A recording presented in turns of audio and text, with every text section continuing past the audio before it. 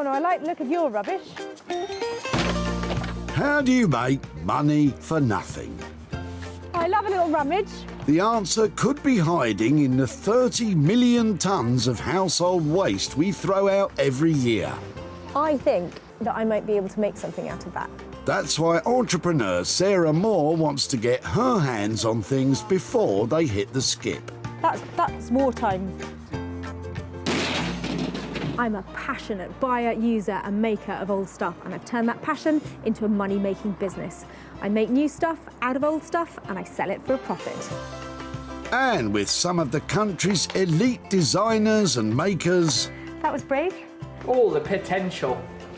No! She can transform her finds into desirable, Work of art. valuable, and hopefully saleable items. Holy moly. If Sarah is successful, then she can hand the profits back to the very people who had no idea there was cash to be made from their trash. Thank you, I'm astonished.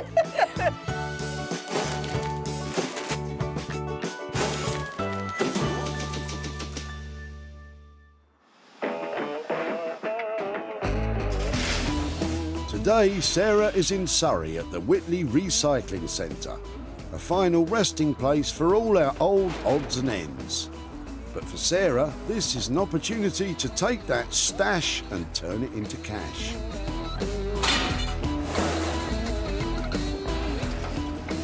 The sun is coming out and the cars are rolling in here, and I'm patrolling this place to try and find the treasures that are being thrown out and make some money for nothing.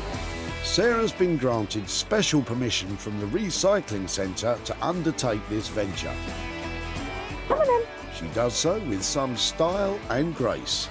And if it's style she's after, perhaps Robert's old sewing machine could add a bit of flair.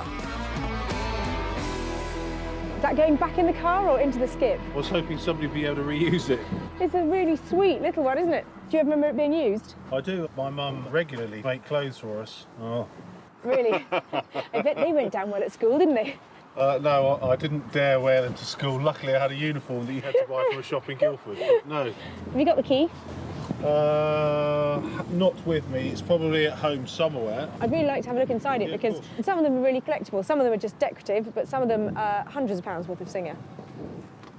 But you need a key. You need a key. Do you want me to have a quick look in my store? If you've got a key or a screwdriver, that would be great. Do you have a second? I'll be back in a moment. Where is Sarah going to find a screwdriver at the dump? Ah, perhaps in the toolbox graveyard you'll find in many recycling centres. I'm just wondering if there's a little screwdriver or anything we can use. You know how to pick a lock too, Sarah. Very talented. That might. So, yeah, give that a go, yeah. Harder than it looks, eh? Right for tight, loose for left. Oh, I really want to see in here now. Oh, good, no, it's stuck. Would you mind if I took it away as the mystery machine? If it is in usable condition or valuable, or I can sell it for you, can I get back in touch and show you what I've done with it? Super, yeah, thank you very much. But thank you ever so much, really nice to have met you here. Oh, the mystery machine. Sarah's taking a gamble on there being something usable under there. From what you can remember, Robert, do you think Sarah will be able to make anything from it? I don't want to say a doorstop because that just wouldn't be appropriate. Maybe a lamp stand. Maybe a beautiful lamp stand, that would be nice. It really is quite exciting what might be under there. I just need to find a key so I can find out. Well, I know a couple of boys with the key and the secret for success.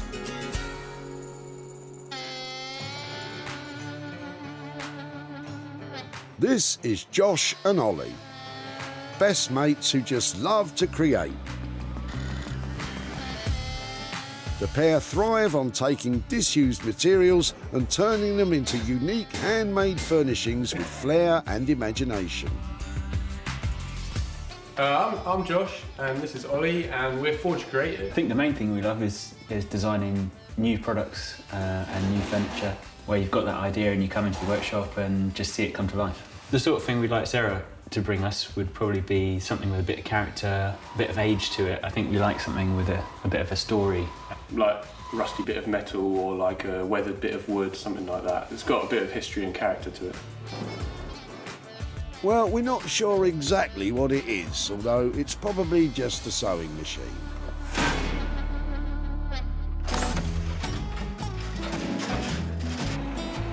We are officially off and running today, and Sarah's back on the march. She's desperately hunting for our next assignment. I'm ready. I'll take anything. If I can cut it up, if I can make something out of it, I'm going to have it. Whoa, Sarah is in the zone. Glad someone is. Is it time for my afternoon nap yet? Luckily, Sarah spots some familiar faces, John and Barbara. We've met them before, and once again, they might have just the thing for Sarah to save. This looks quite interesting. What's that? That was my father's drawing board. Okay. Was he an architect or something?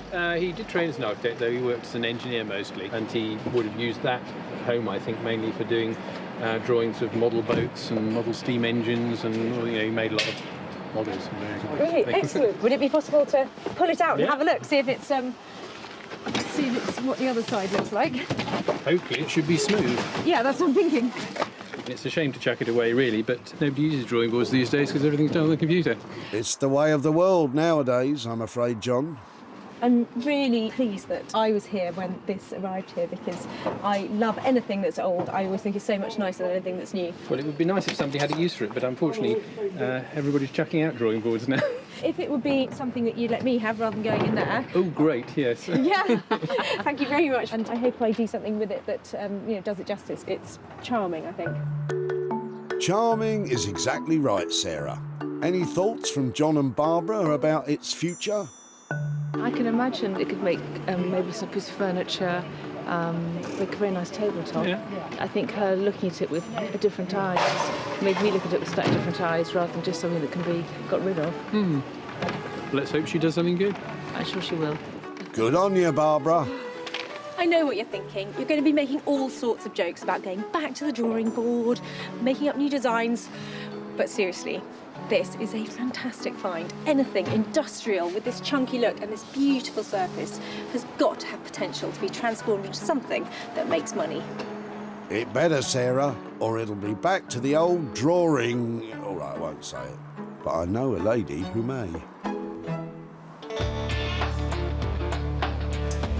Designer Beck Simon is an artisan blacksmith who can manipulate metal into magnificent moneymakers. Blacksmithing as a craft, it hasn't really changed over the hundreds and hundreds of years it's been around. We still use fire as a tool. We've got an anvil and a hammer. There's something very sort of medieval about it. With husband Dave by her side, this team produces high-end furniture and bespoke metal commissions. My passion for the craft is trying to use it in a very contemporary way, still keep it alive and involve it as much as I can with any job that we do. Well, I'm not sure how many blacksmithing techniques you'll be able to use on this wooden table.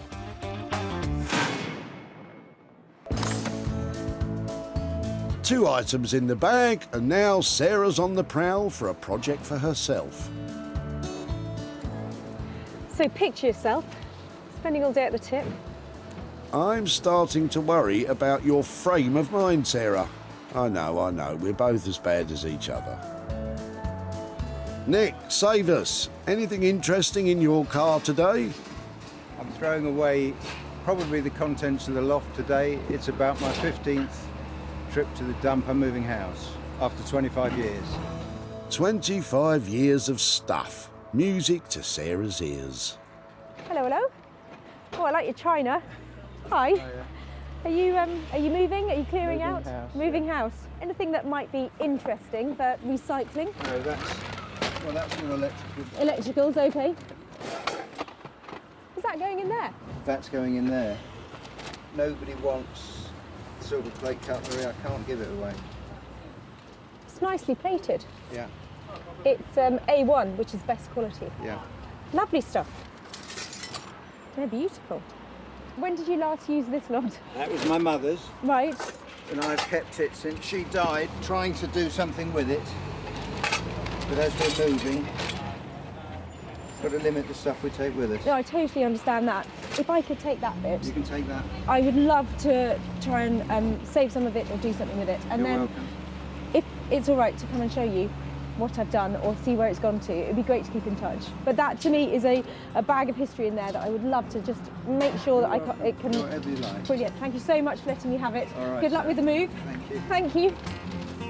Lift with the legs, Sarah. So heavy. Does Nick have any thoughts about Sarah's plans for his mum's old cutlery? I've no idea. I hope she finds a good use for them because it breaks my heart to throw some of it away, but nobody wants them anymore. Well, Sarah certainly does. And she looks very happy about it indeed. I feel like a very proud mother. At the end of a successful day, Sarah has her 3 items. Josh and Ollie will endeavour to open this sewing machine box. Beex will take on the architect's table. And Sarah will sort through Nick's family silver-plated cutlery. I'm confident that I've saved items that are worthy of transformation. It is, after all, at this stage, a game of chance. But as far as I'm concerned, game on.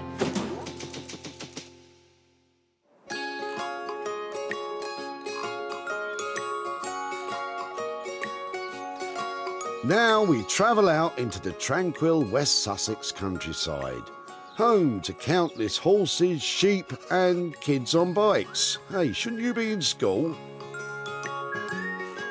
It's also home to master makers Josh and Ollie. Sarah's bringing along the mystery box, but what will they find inside?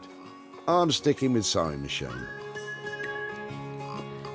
Well, I've bought the vintage sewing machine to Josh and Ollie to see if they can open it up and then transform it into something amazing. But as I haven't actually seen inside it, I'm just hoping I'm not about to stitch them up. Hello. Hello. How are you? Okay. Oh, I've got something for you. Right. But actually, I need a hand with it. This came to the recycling centre and it doesn't have its key with it. Right. So I have never seen inside it. Oh, okay. And I'm hoping it's Maybe just, it's not a sewing machine. could be anything in there. Really, guys, it's just going to be a sewing machine. But if it's a collectible one, some rare models can sell for several £100s, believe it or not. Or it could be just one of the newer electric ones. Ah, it's electric. Ah, I shouldn't have got my hopes up. I mean, there are hundreds of these going into the tips every day. Unwanted Singer sewing machines have become very popular with the upcycling crowd, Little light in there. making everything from lighting to desk fans. Can the boys come up with something original? Can the boys come up with something? Anything? Yes, it's a sewing machine, Ollie. It would almost be cool to take the whole thing into the individual components and then like We could see what we could do with them. lay them out as like a blueprint almost. What can you put it back into that's completely different and that moves in a funny way or something? The only thing I would say, it is really difficult to sell non-functioning things. One other option is to go down the route of using the box. That might be a way that we could make something that would actually be useful and would sell. So if I left you the budget with sort of 250, 300 quid, take it apart, see what We'll happens, see what happens, yeah. and come back and surprise me. Yeah. Okay, cool. Brilliant. Thanks ever so much. Cheers. So, boys, you've got carte blanche to do whatever you want. Hey, not that. Well, they've sown a few ideas about what they might come up with, but that sewing machine is a real challenge. So it's going to be a total surprise to see what they make out of it. They've set a budget of £250 to £300. It's a fair chunk of money, so Sarah's taking a gamble on the boys coming up with something that will be saleable, or coming up with anything at all.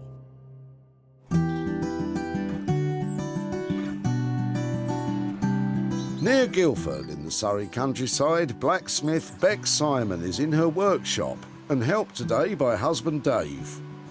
They're waiting on Sarah, who's about to drop off her latest puzzler.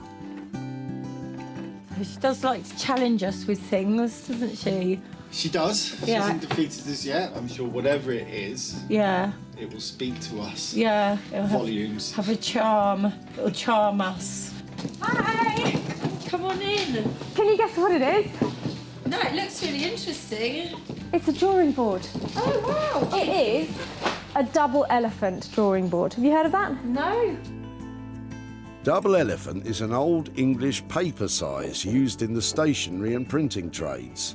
This imperial sizing was replaced by the modern international paper sizes such as A4 in 1959. Oh, look, you've got the weights and things. Yeah, and this lovely slide that would have gone up and down it. I was thinking I could leave you with these lovely bits as components and I could come back and find amazing desk. How about kitchen unit? You know, maybe island in the kitchen. We've got these lovely bits that can be used for hanging pots and pans off it or suspending stuff underneath or knives going through it. Would that work? I think that would be a good plan for it. A freestanding kitchen unit sounds charming. You already have the tabletop, so that means you just have to come up with a base of some kind. And that shouldn't cost an arm and a leg, should it? What are you thinking about cost-wise it's going to be to make one? If we aim for 550, 6. Did you say 550? Great, that's lovely. Aim for 550, try and Yeah, get it that's done on what I that. mean. Go for it. And see you soon. Bye. Bye. That kitchen unit sounds fantastic and I think it'd be really saleable. They're going to give it their own special touch though, aren't they?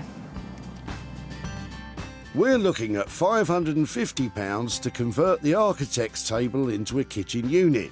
It sounds quite simple, so Bex and Dave will have to use their special touch to make this one a masterpiece.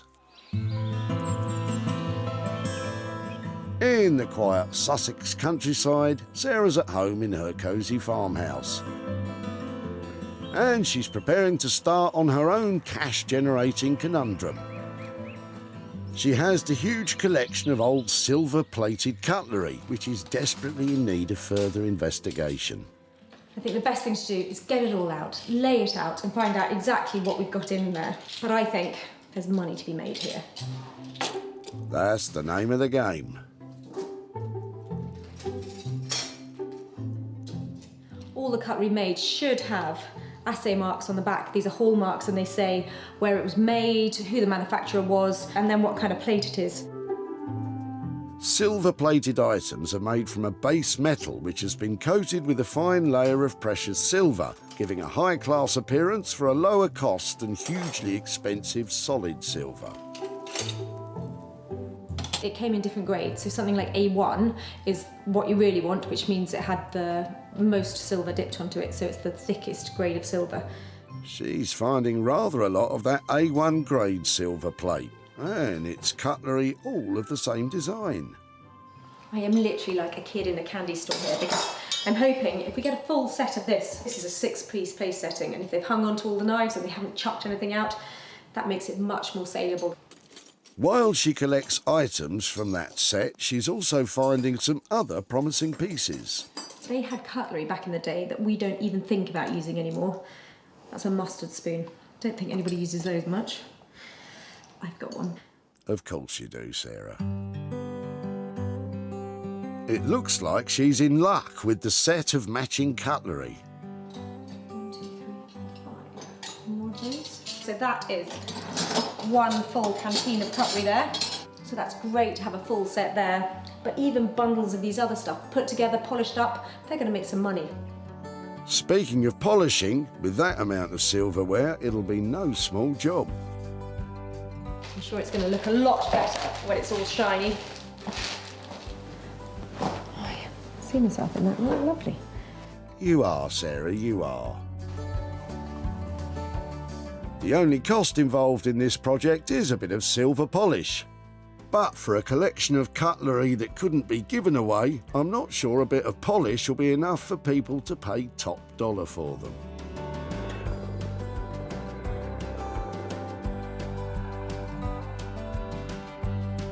Elsewhere in Sussex, let's see if Josh and Ollie have finally come up with a plan for the old sewing machine. So this bit holds your tea bag, and when you start it, it drops it into the mug, and then that Gives it a good old stir. Yeah, you get some real good brittle off that. I take it that's a no then. Let's get this thing apart. Righto.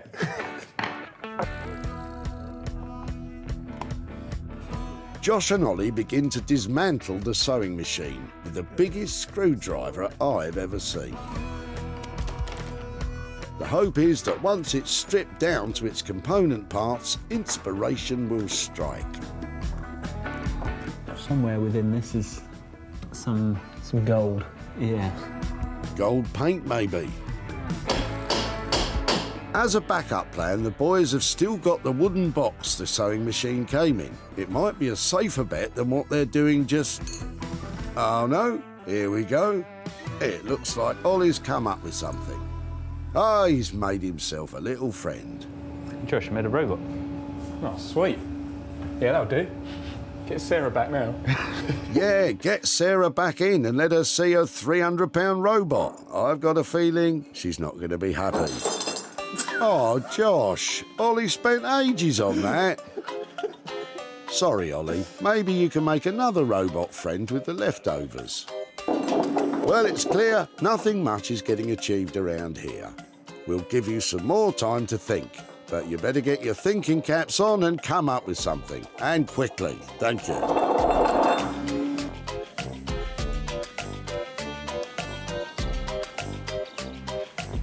Back in Surrey, let's hope that Bex and Dave have a clearer plan drawn up for the architect's table come kitchen unit. Clear as mud. Okay, so this is the, the structure of how it's going to be. It's going to be two-leafed with a centre bit. So we're going to split some steel, so that's sort of your framework, and these will be the swinging leaves out. So that's the plan. Bit confused, Dave? Me too. Okay, so let's get this up. But it sounds as if Bex's plan is to split the tabletop in three to have two drop-leaf extendable sides. How did you work that out? It's super clever. As for the base, Bex has an intricate design in mind that looks like it'll be difficult to bring to life. She starts by picking out lengths of scrap steel to make into legs, cutting them to size using the donkey saw. Otherwise known as a power hacksaw, it drops cutting fluid onto the steel, which helps lubricate and helps protect the saw. Once that's done, Bex plans to use the ancient art of splitting to bend the legs into shape. With blacksmithing, you've got about 5 or 6 sort of basic techniques that are always used, and splitting is one of them. Splitting involves first marking the steel with a chisel. Then the metal is heated, beaten, heated, beaten, and you get the idea, until the once solid metal bends like plasticine, creating a split down the middle. This is just such a wonderful craft, and it's so exciting. It's, watching the chisel, going through that hot metal. It gives it soul. As Bex continues bending, Dave starts to make a frame that will join the wooden top to the metal legs. He welds together steel bars using a filler material that forms a pool of molten metal at the join. This will cool to make a join that is as strong or even stronger than the base material.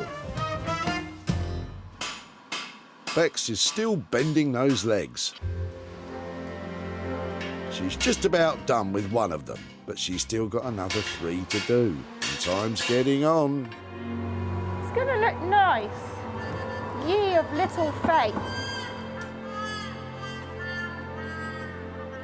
Back in Sussex, would you believe it, Josh and Ollie have a plan. After a lot of head scratching, we've decided to use the wooden box to make a mobile barber shop. So this will be for a barber who wants to go from door to door. They can keep all of their products and scissors in here. A barber's kit. Excellent. Wait, but what's this? I thought it would be a real shame just to let all of these components go to waste, so I'm trying to figure out some kind of little mechanical desk toy. And at first thought, a little turtle comes to mind because of this guy. a little bit lost at the moment. I don't quite know if it's possible and how I'm going to do it.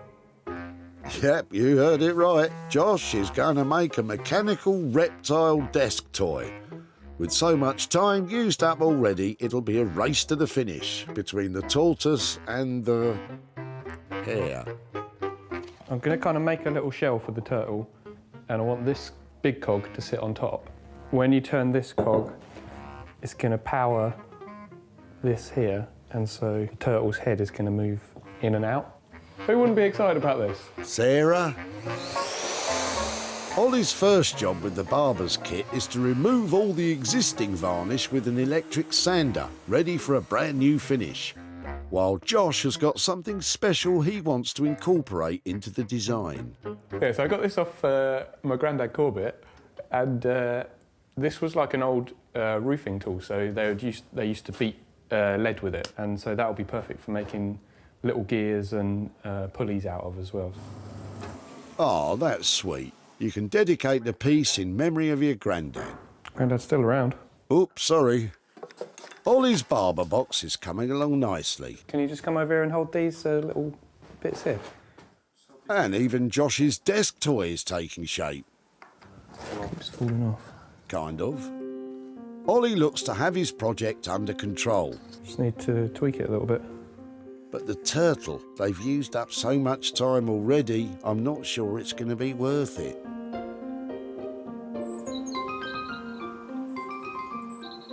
Back home at her farmhouse, Sarah's, yep, still polishing. In amongst the silver plate, Sarah's found a few items that look to be the genuine article. That is an 1840 Georgian silver spoon. In its own right, that's at least 50 quid sitting there.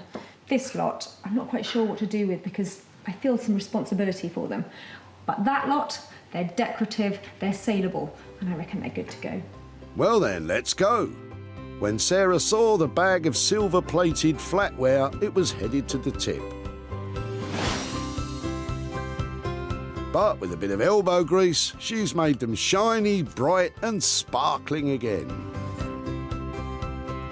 Through tirelessly salting it all, Sarah's discovered, among other things, a full 50-piece silver-plated dining set and a small collection of solid silver pieces too. So, with this lot, Sarah must stand a good chance of making a profit. So loads of different things here that need to get photographed, made to look special, and put online.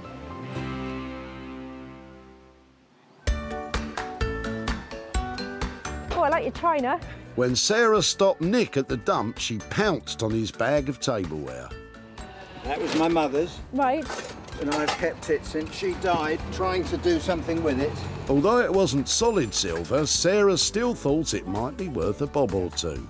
It's A1, which is best quality. And Nick was just happy that it didn't end up in the skip. I hope she finds a good use for them because it breaks my heart to throw some of it away, but nobody wants them anymore. Well, Nick, that might not be the case. Sarah shared pictures on social media to see if any of the flash flatware would sell. And you know what? Some of it did. Sarah's travelled to Pilton in Somerset to catch up with Nick, and she might just have a little surprise for him. Hi, Nick. Hello, Sarah. Hi there. How are you doing? Very well, thank you. When I last saw you, you looked like you were at the end of a very long moving process. Was it a busy time? 25 years of stuff. Okay, well, I know that you dropped off a big bag of old cutlery that you were going to put into reuse, weren't you? Yes. And so I had hoped that I would have a good look through it and find it was, you know, littered with Georgian silver and No, I'd already done that. lovely family stuff. Yeah. Well, you had done it, but you'd missed these bits. Okay. I don't know if you recognise these. I thought I'd saved those knife and fork.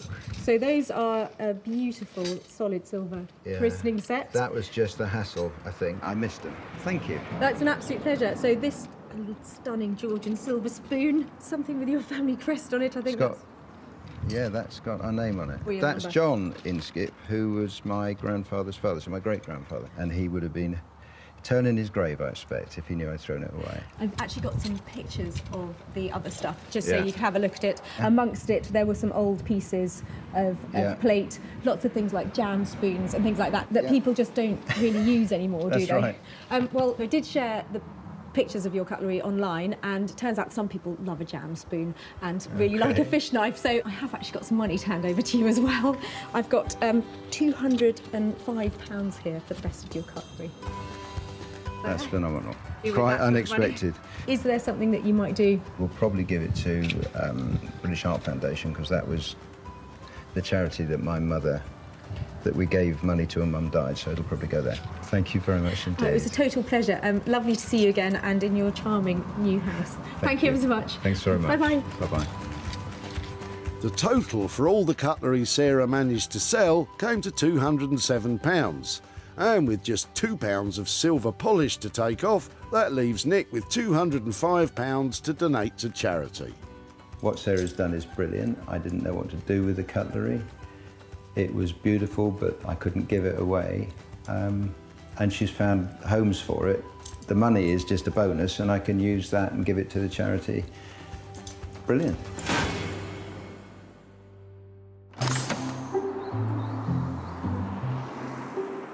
And now we head back to Sussex. When we left them, Ollie was getting on well with his box of barber's bits, and Josh was still tinkering with his toy turtle. It's time for Sarah to find out just what they've been up to. I see vintage sewing machines at the tip all day long. I'm just hoping that Josh and Ollie have done something inspirational with this one to give us all a few more ideas about what to do with them. Well, it took them long enough, but where once there was a sewing machine, now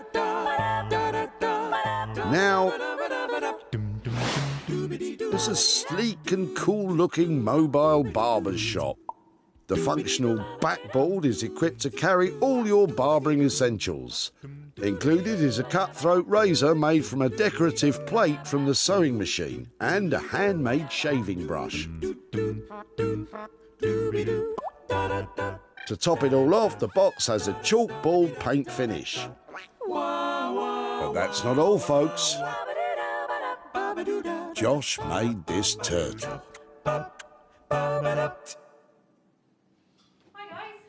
Hey, Sarah. How are you doing? Yeah, good, thanks. All right, how are you? Yeah, really well. What have you been up to? This is what we've made with the sewing machine you gave us. Oh, no way. It looks exciting, but what's inside it? Remember, it didn't have a key. Yeah. So made this key so you can unlock it. It's a mobile barber's kit. It's really beautiful. It's so clever. It's got a little dish for your shaving cream and shaving brush. And we even made a razor. I know what you've... That's from the front of the sewing machine. Fantastic. That is really clever. Lovely. What did you do with all the rest of it?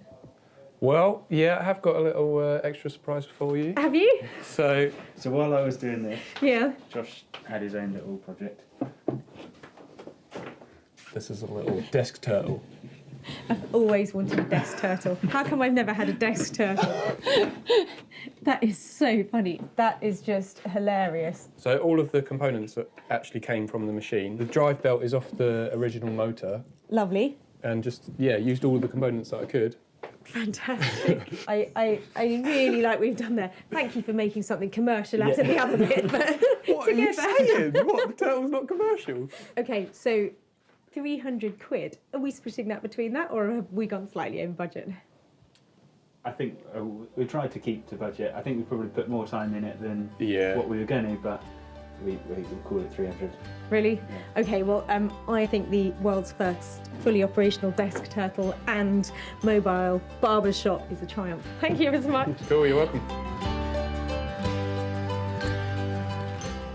Well, I have learned to expect the unexpected every time I come here. Fantastic transformation of the old sewing machine, and I think there's money to be made even from that desktop turtle.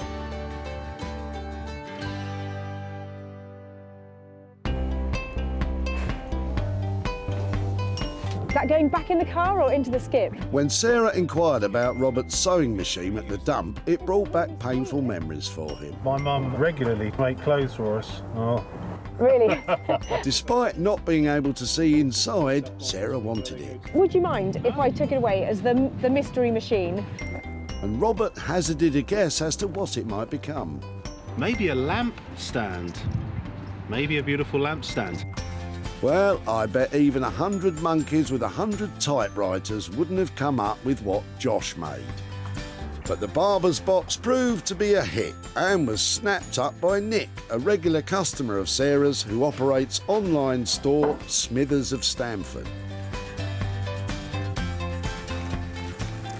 Sarah's travelled to Hascombe in Surrey to hand over the profits from the barber's box to Robert. And she's even got a certain little something for him in that bag. Hi, Robert. Hello. Hi, Sarah. How are you? I'm very well. How are you? Oh, hello. Who are you? I'm Sky. Hi, Sky. Hello. I'm Mia. Mia. Oh, hi there, Mia. When I first met you at the recycling centre, we couldn't open your sewing machine. And it's odd that I've actually found the key since, but I wasn't sure if you were coming back, so I threw it out probably, what, a month ago, Sky, was it? Yeah. Well, that didn't matter because I've actually taken the sewing machine to somebody who knew how to get into it. Have you thought about something that might be done with it? I thought rather uninspiringly that you might make it into a lamp. My wife thought you might use it as a stand for a coffee table, so we're interested or intrigued to see what it might have turned out like. I've got some pictures to show you of what they did with your sewing machine. So here is a mobile barber shop. Wow. I love that colour, don't you? So it's proved really popular and it's sold. Really? How fantastic. Yeah, so I have actually got £25 here to give to you for your old sewing machine. Thank you so much. Great. This money is going to go to a lovely local charity, so thank you. Oh, it's an absolute pleasure. That sounds like a great place for that to go. Oh, and before I go, I've actually got a little something here as a memento for you. Here is the world's first sewing machine desk turtle paperweight. What do you think? Do you want to have a turn? They saved some of the bits of it. They wanted to make something mechanical out of it. I remember this wheel. My mum sitting at the table turning the wheel around. That's really sweet, isn't it? It's a memento from your sewing machine, and just say thank you so much for letting us take it away. Thank you so much. My pleasure. Lovely to have caught up with you. And you too, Thank you. thanks. Nice to meet you girls. Josh and Ollie's labour and materials came in at £300. With the barber's box selling for an impressive £325, £25 can be shared with Robert. Well, that really wasn't about the money, was it? I think Robert liked what we did with his sewing machine, and I think he's going to cherish that turtle. Lovely.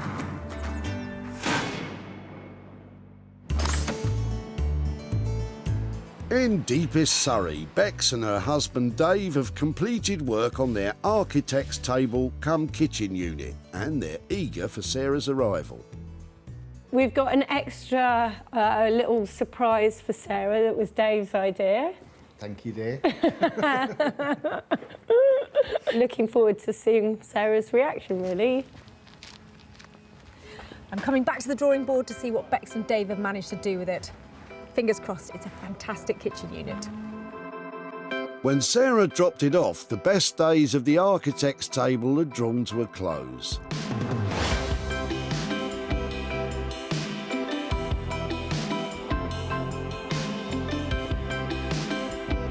Now, Bex and Dave have transformed it into a practical, extendable and attractive freestanding kitchen unit.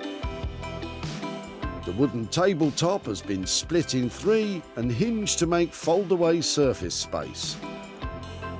All of Bex's hard work crafting the steel base has paid off with a geometric, architectural-inspired structure, which is sturdy as well as beautiful. And leaving nothing to waste, Dave has used old parts of the drawing table to make a quirky and useful cookbook holder. But what will Sarah make of it?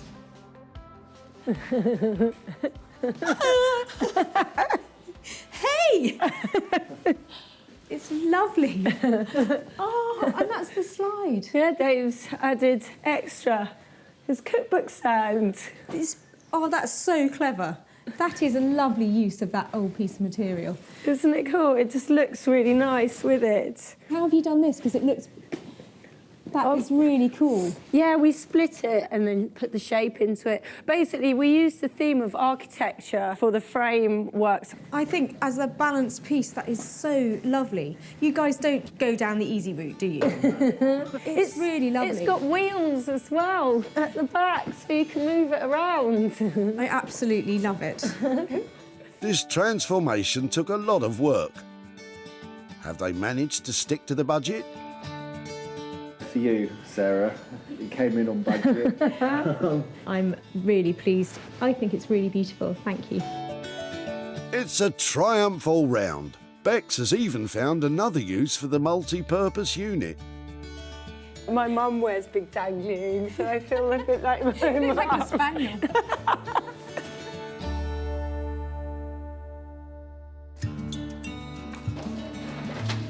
This looks quite interesting. What's that? When Sarah met John and Barbara at the dump, she loved the look of John's dad's architect's table. He would have used that for doing drawings of model boats and model steam engines. John was sad to see it go. Well, it would be nice if somebody had a use for it, but unfortunately, everybody's chucking out drawing boards now.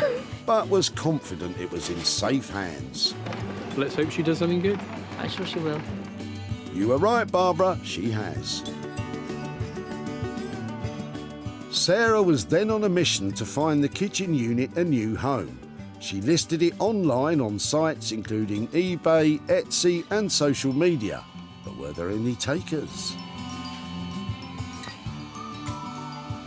Sarah's now meeting up again with Barbara and John to show them what became of their drawing table. Hi there. Hello. How are you? Really nice to see you again. I saw you last coming to and from the tip. I loved the architect's drawing board that you brought along. Did you wonder what we might do with it after we took it away? Yeah, I could see that the piece of wood might be useful, but nobody wants drawing tables anymore, so... I took it to a blacksmith called Beex and her partner Dave, and they really wanted to work on it. So I've actually got some pictures to show you of how it ended up. So they have turned it into a kitchen island. Oh, that's beautiful. Dave has made a cookbook stand to go on top of it. Right, yes, that's very clever. So Marvellous. all together, what do you think of that?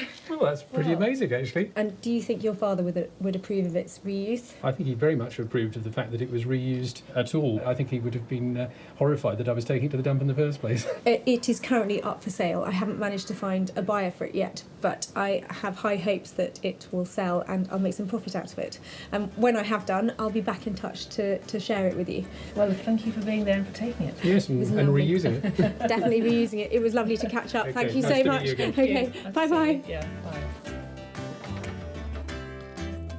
Beex and Dave came in on budget of £550, but as it is yet to find a new home, we might be £550 down.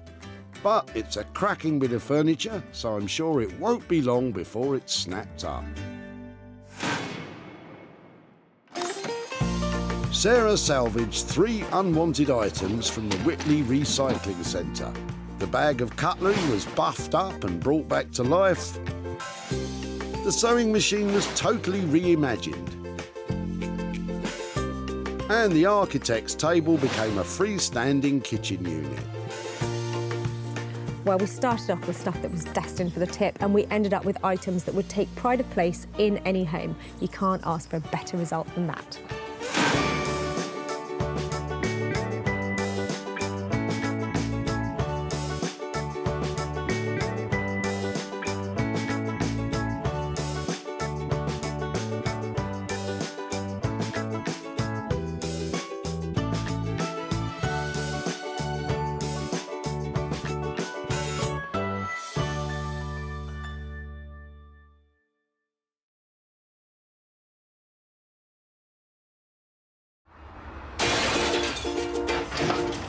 What are you chucking out today then? How do you make money for nothing? Don't throw them, don't throw them. The answer could be hiding in the 30 million tonnes of household waste we throw out every year. Thanks so much for letting me have that. I think that's absolutely made my day. I love it. That's why entrepreneur Sarah Moore wants to get her hands on things before they hit the skip. I'm I'm a passionate buyer, maker and user of old stuff, and I turn that passion into a money-making business. I make new stuff out of old stuff and I sell it for a profit. And with some of the country's elite designers and makers, What do you reckon to that? Quite smart, isn't it? Tell me you love it. I love it. she can transform her finds into desirable, Isn't it amazing? valuable, It's quite a statement piece. and hopefully saleable items. I'll take you down to the till, that's fantastic. If Sarah is successful, then she can hand the profits back to the very people who had no idea there was cash to be made from their trash. Wow, that's amazing.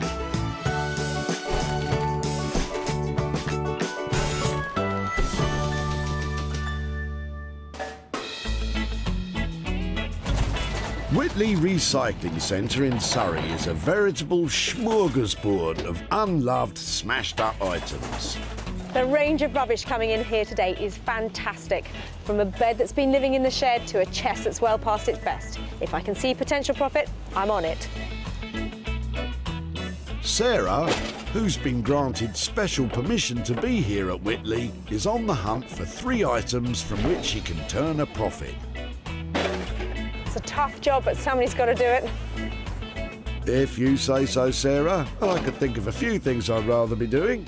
It's not long before Sarah, eagle-eyed as ever, spots Vivian unloading the boot of his car. Hello. Hi. Is it a new heating system? It looks like the remnants of an old one to me. Yes, more or less, yes. I love copper piping. Well, I know copper piping's worth something, so... It's worth something to me because I love all the way that even I can use the compression joints and things to Right. join it together. Would it be okay, instead of tipping it, to let me have it so I can see if I can do something with it? Goes. My wife's Danish, and over there they sort of do all sorts of architectural things in their gardens with all this piping and Yeah, all that yeah. waste stuff, you know. I love the way it ages and how it looks, and you can polish it up or leave it like this. So and it makes great things like lighting and. I'd like to see the finished result then. I would definitely, if it's okay, keep in touch and show you what I've made. I hope I do it justice because it looks like there's a bundle of it here. Jolly good. Okay. Thank you. Fine. There's a lot to live up to with this find, what with Vivian being so familiar with recycled copper cast-offs. He's bound to have some suggestions for what could be done with them.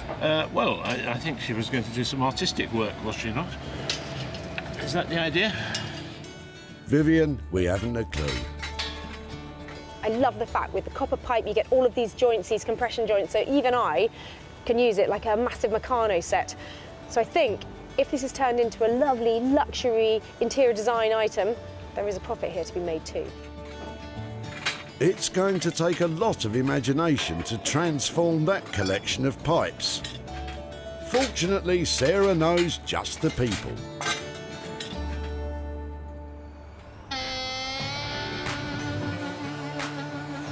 Say hello to Josh and Ollie, designer makers, business partners and best friends. These boys use naturally recycled materials to create handcrafted furnishings and high-end interior pieces. Definitely love what we do. I think we're really lucky in that sense.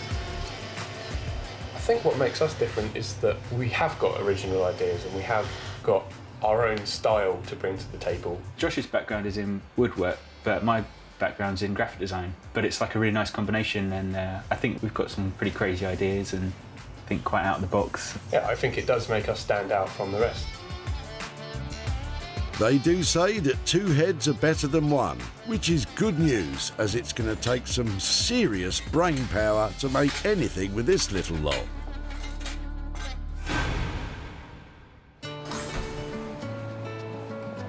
With 1 item already found, Sarah is still on the hunt for 2 more. There's plenty to choose from, and you never can tell what might just turn up next. You guess 1,000 times and you still never get it. Oh, it's a Rissociani. It is a Rissociani, very old one. Oh, look, extra faces. Fantastic. As the search continues, it's not long before Sarah spots something special weighing down the back of another Sarah's car. Hello. Are they your floorboards? They are our floorboards. Wow, you've got loads of them. So what kind of age of house are they coming out of?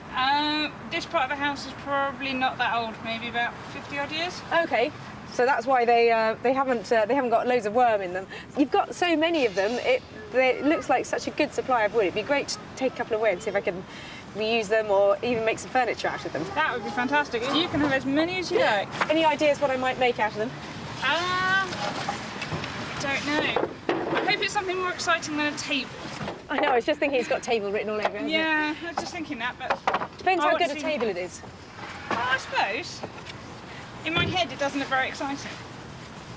Well, I'm really appreciating you letting me have so much of it, and I'll try and think of something more impressive than a table. I'm so pleased I was here just when you were going to throw those away, so I shall wheel them off and take them to my store. Thank you so much. There's so much for Sarah to work with and plenty of potential. But what would the other Sarah really like to see? Something lovely would be fantastic. Talked about tables, but that's not particularly exciting, but anything's better than just being thrown.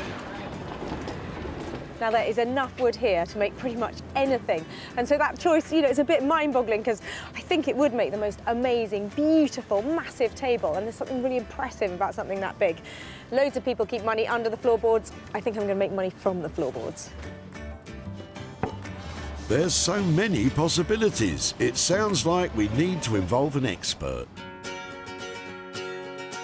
With over 25 years' experience building furniture, if you've got wood, Norman Wilkinson's your man. I love the timber, I love the finishing of it, I love the product. It makes me tick. Yeah, there is a passion for it because there's no point getting up in the morning and not doing something you don't like. Coming in and then picking up the wood and then turning it into something lovely, makes me happy. Norman's passion is creating handmade, bespoke furniture from reclaimed, unwanted materials. And also using second-hand materials. It's a great joy. The old saying, isn't it? Another man's rubbish, another man's... can't think of the saying now. Well, he may also struggle for words when he sees the salvaged floorboards Sarah's secured.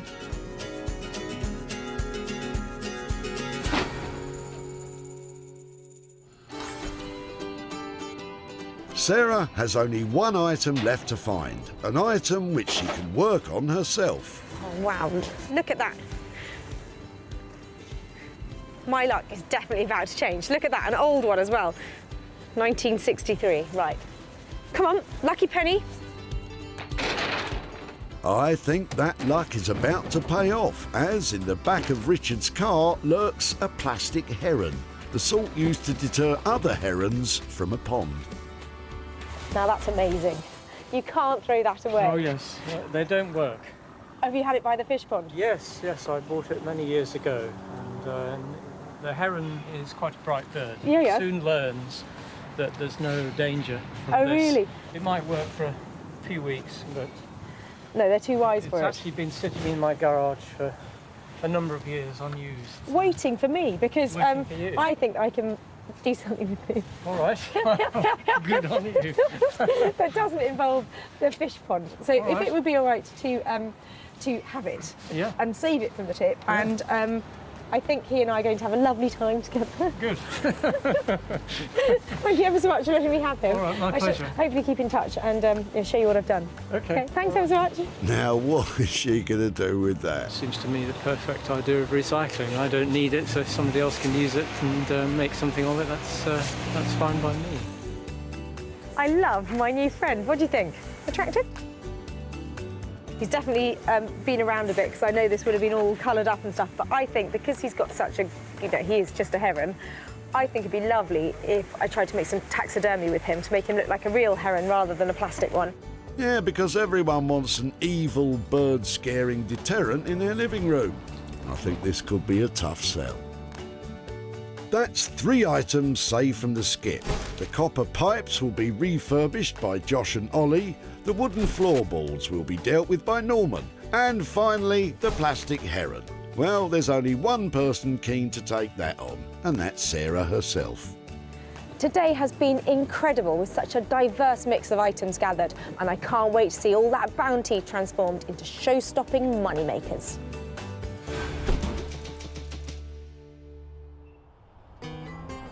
Sarah's first stop is a visit to West Sussex, where, in a slightly unassuming warehouse, Ollie and Josh are nervously awaiting Sarah's arrival.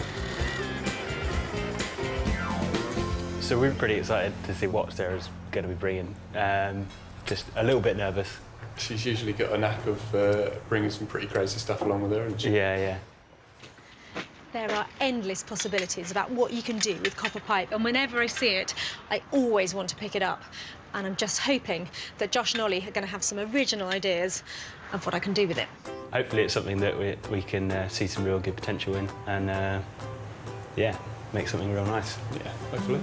Having copped a load of the copper tubing, and with Sarah seeing endless possibilities, the pressure is on to pipe up with some plans to produce a profit. Loads of it. Yeah. Good haul. In this process, it's all about the end product and what you can make and then what I can sell it for. So I'm after really commercial stuff that has got a great high-end value. So I don't know what kind of stuff you've done with copper before. It could be something ornamental, maybe candle holders or something, where we could make quite a collection of them that would have quite a good value to them. That sounds cool.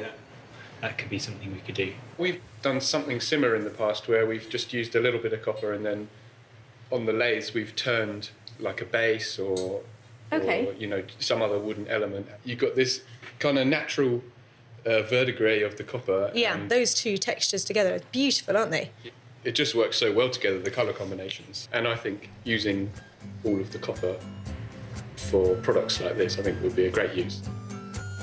So the boys are thinking of candlesticks, using the copper pipe and adding wood-turned bases. With this amount of copper, a whole collection would be possible. But it's important to keep costs under control, as Sarah's all about making a profit. OK, so maybe it's better for me to, like, set you a budget and you just go crazy for the budget and stop when you stop. If yeah? What kind of figure did you have in mind? If I left you with kind of like 300 quid. I think that gives us more freedom to kind of experiment and, you know, see what comes out at the end and just kind of, yeah, go crazy with it all, so. Crazy sounds great. Great. Give me a shout if you've got any problems, if you have any more mad ideas, you know, just go for your lives, OK? All right. Thanks ever so much. Cheers, Sarah.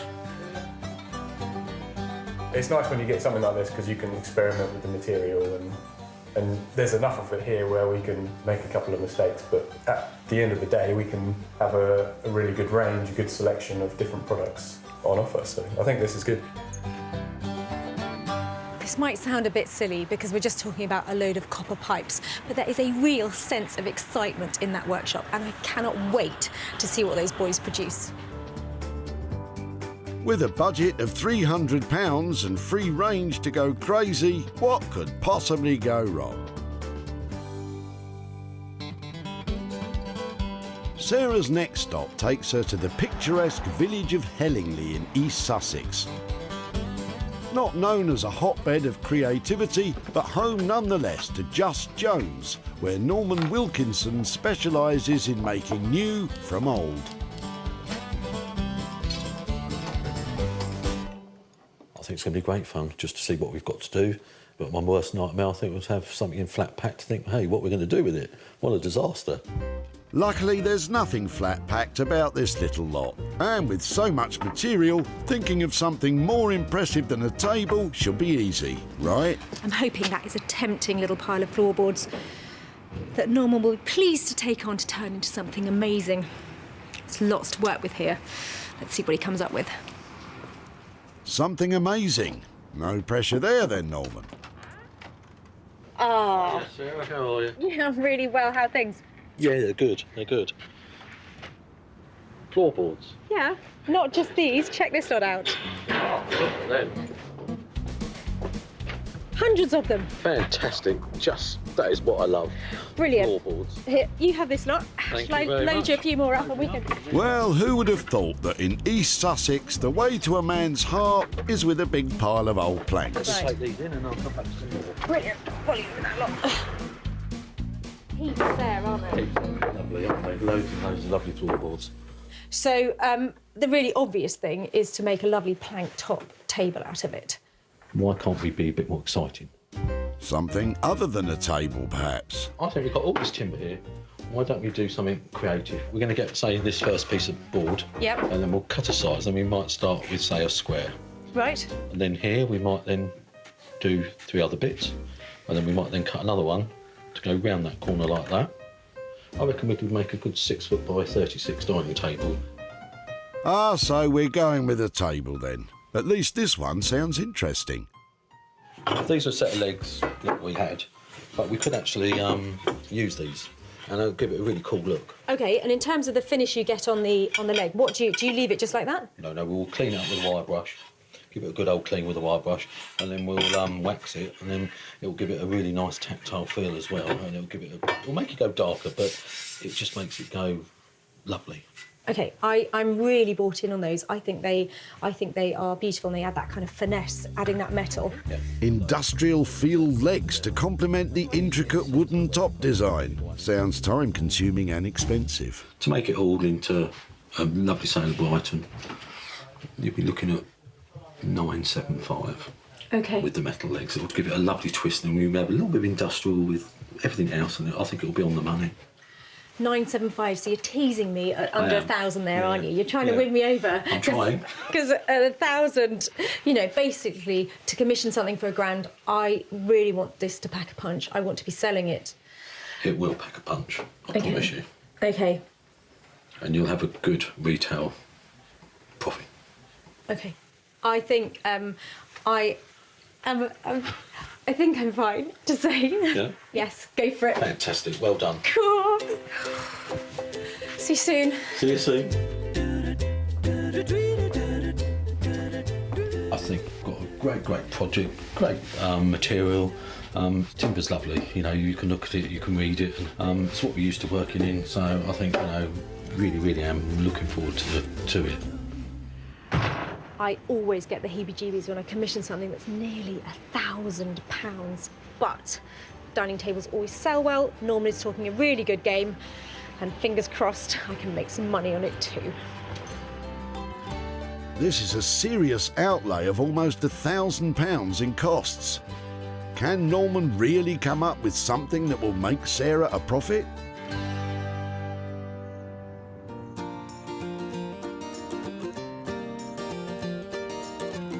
Back home in idyllic West Sussex, where wildlife is in abundance, Sarah has been inspired with her very own project. They say that a bird in the hand is worth 2 in a bush. Perhaps that's where this bird should have been left, in a bush.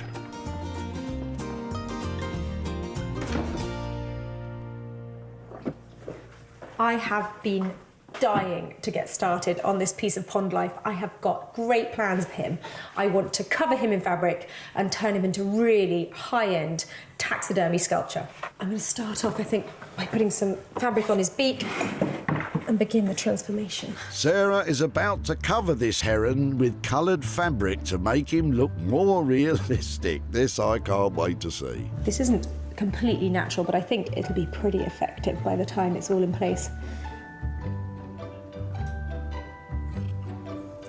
I'm cutting out some little grey feather-shaped pieces so I can start building up the pattern that the feathers make all along this head section and down here. I've put layers and layers of little trimmings of linen across this top bit here to try and make it look like that fluffy Mohican that the heron has. I've cut little strips of it like this, and if I just lay them on and layer them up, hopefully he's beginning to get that really menacing heron look again. Herons are unmistakable in their natural appearance and can be found in all areas of the UK all year round, as they are birds which do not migrate. Interesting. Looks more like an emu. Oh no, where do I take these things on? Unlike emus, herons eat lots of fish, but they're also partial to other small birds, small mammals and even rodents. Interesting. You can buy a little plastic heron like this for about 35 quid in a pet shop to keep the herons away from your goldfish. I'm hoping I'm going to make 3 times that at least, if we can make it look really good. That's certainly the challenge here, Sarah. And you still have some way to go. With the offcuts of material sourced for free, the only costs so far have been just £7. The question is, will somebody actually want it when it's finished?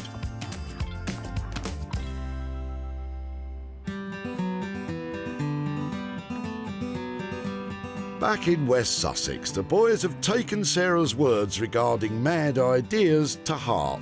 And if their plans are anything to go by, things are about to hot up around here.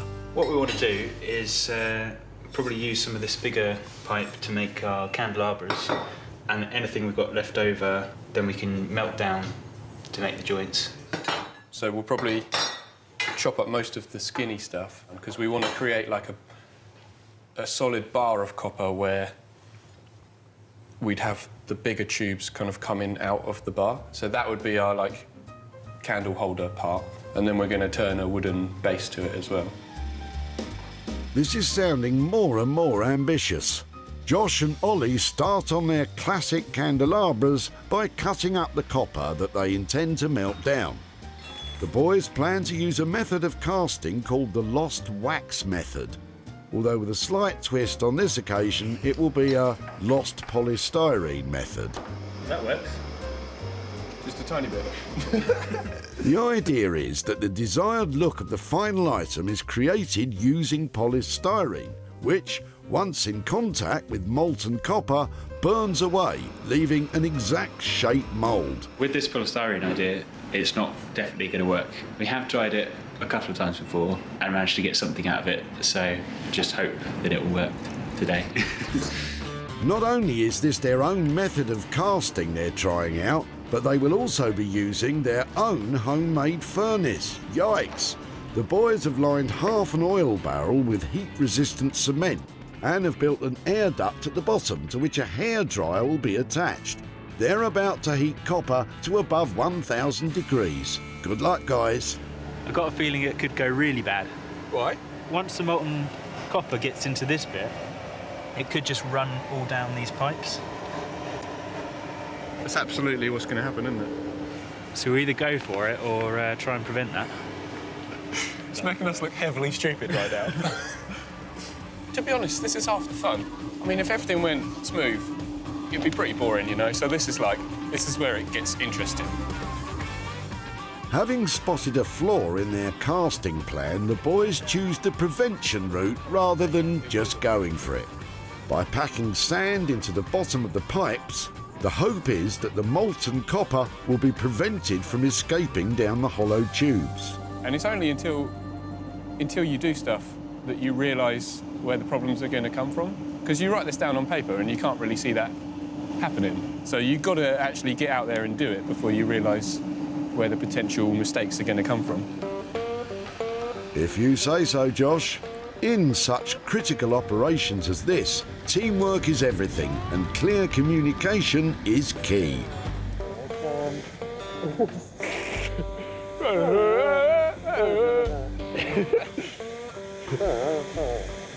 Yeah, I think it's going all right, isn't it? It's heated up pretty quick, and pipes just disappear into nothing. I know. Yeah, they don't add up to too much. Once the pipes have melted down, Josh pours the molten copper into the mould. Hopefully this polystyrene mould works. The moment of truth, guys. Wow, look at that. That's cool. Sweet. I like the green bits around there. Yeah, hopefully that'll keep some of that colour. It's pretty rough. Well, no, it's smooth, but like, you got like the pipes kind of half showing. Yeah, come on. The homemade furnace has worked like a dream, melting the copper down. The casting, however, has not gone quite to plan, leaving the boys with some work to do if a profit is still to be in the pipeline.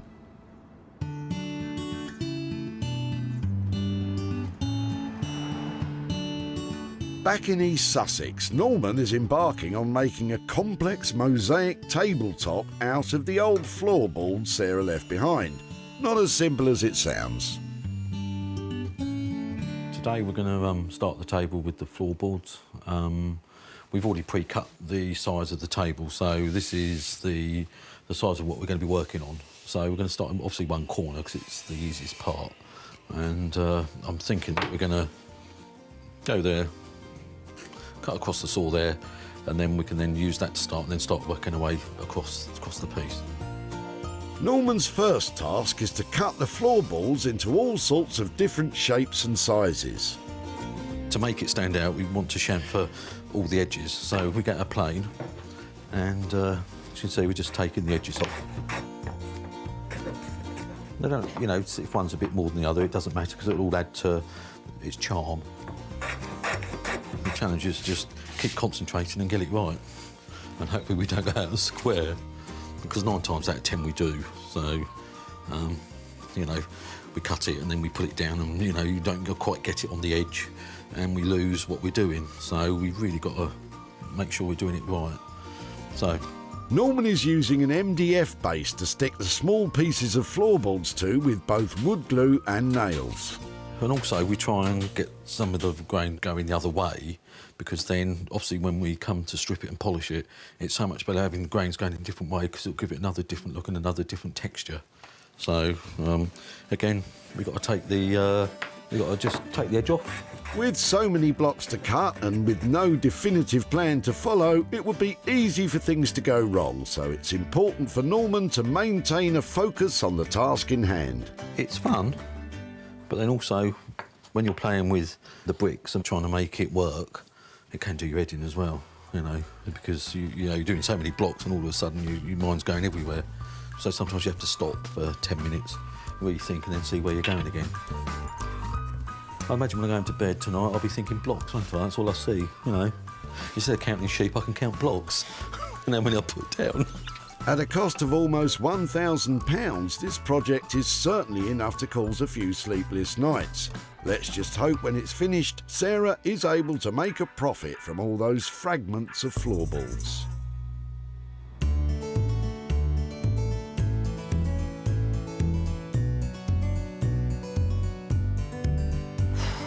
I've made a real mess here, but I have got some lovely green velvet. I'm going to cover this base with some green velvet, so he looks like he's standing on a beautiful mossy riverbank. Finish up here, and then he should look fantastic. You certainly can't fault Sarah for effort with this one. She's managed to turn what was an unremarkable bird scarer into a remarkably scary bird. When Sarah collected him, this heron was destined for the dump. With a little fabric, pots and pots of glue, and what looks like a bandage, he now stands proud, clothed in his plumage of many colours. So hopefully Heron has made a transformation from pond-side predator to a top-end taxidermy. With the heron all ready to fly the nest, Sarah takes photos to show its splendour. So, who would want a 2-foot plastic heron? Well, they did. Perhaps for obvious reasons. Surprisingly, this little pub in Havant didn't have its own heron. It does now. Sarah met Richard holding a heron at the Whitley Recycling Center. You can't throw that away. Oh yes, they don't work. An ineffectual bird scarer certainly wasn't about to scare Sarah. I think I can do something with this. All right. Good on you. Sarah set about styling the bird and luckily knew of a heronless pub who were keen to take it off her hands.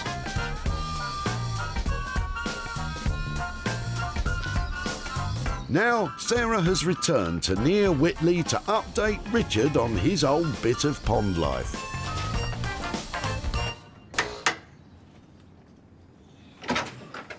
Hi, Richard. Hello. Lovely to See see you you again. Yeah, you're not in your tip kit, are you? No, definitely not. I've just come back to catch up with you with your heron. Right. Well, he's taken flight again. He has been transformed, and I've got a few Okay. pictures here to show you of what happened to him. Let's see. So he was given a new set of feathers, and he's been completely covered in a linen plumage. Goodness.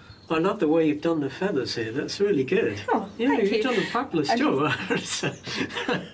He is being used as a decoration for a pub, and I have £50 here for you. Cool, that's marvellous. But I shall give this to charity. Okay. Probably R&ID, which is one of the charities I support. Oh, fantastic. Oh, well, I think that's good news that that heron has been transformed. He's come out of hibernation, and now to support something like that, that's lovely. Thank you so much for letting me have your heron. Lovely to see you again. Pleasure. Thank you for letting me see the end result. My pleasure. My pleasure. Okay. Take care. Okay, Bye-bye.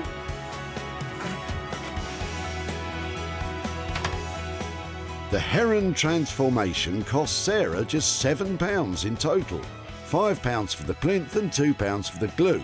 And with the new feathered friend selling for £57, that left a profit of £50 to be handed back to Richard. Well, I love it when the projects are a little bit of a surprise, and I think Richard was really pleased to see what had happened to his heron, and I'm pleased that it's got a new home and I've handed over some money for nothing.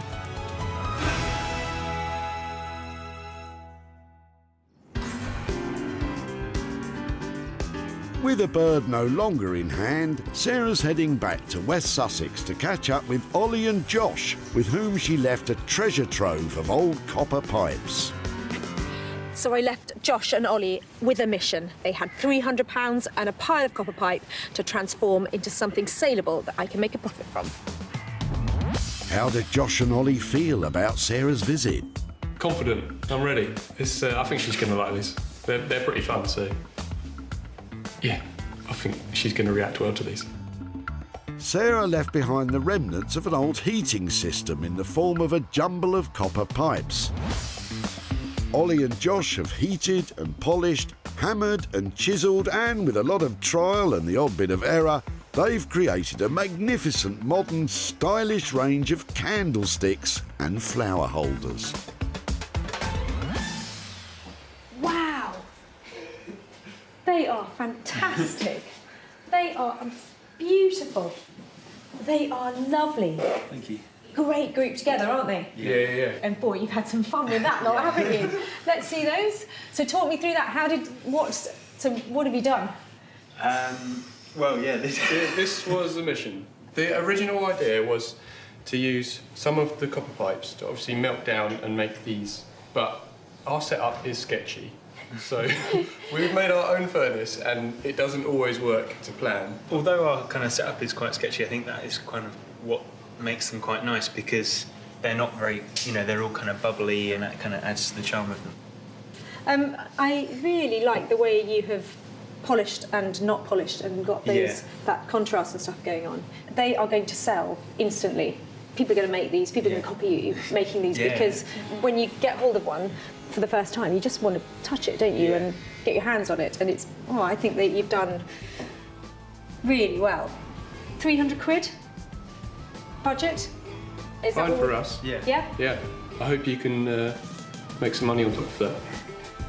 I'd say that's £300 well invested. With so little to work with, the boys have created a range that will hopefully provide a copper-bottomed return. Well, never mind molten metal, those boys are on fire, aren't they? I absolutely love their copper collection, and I think there's cash to be made here.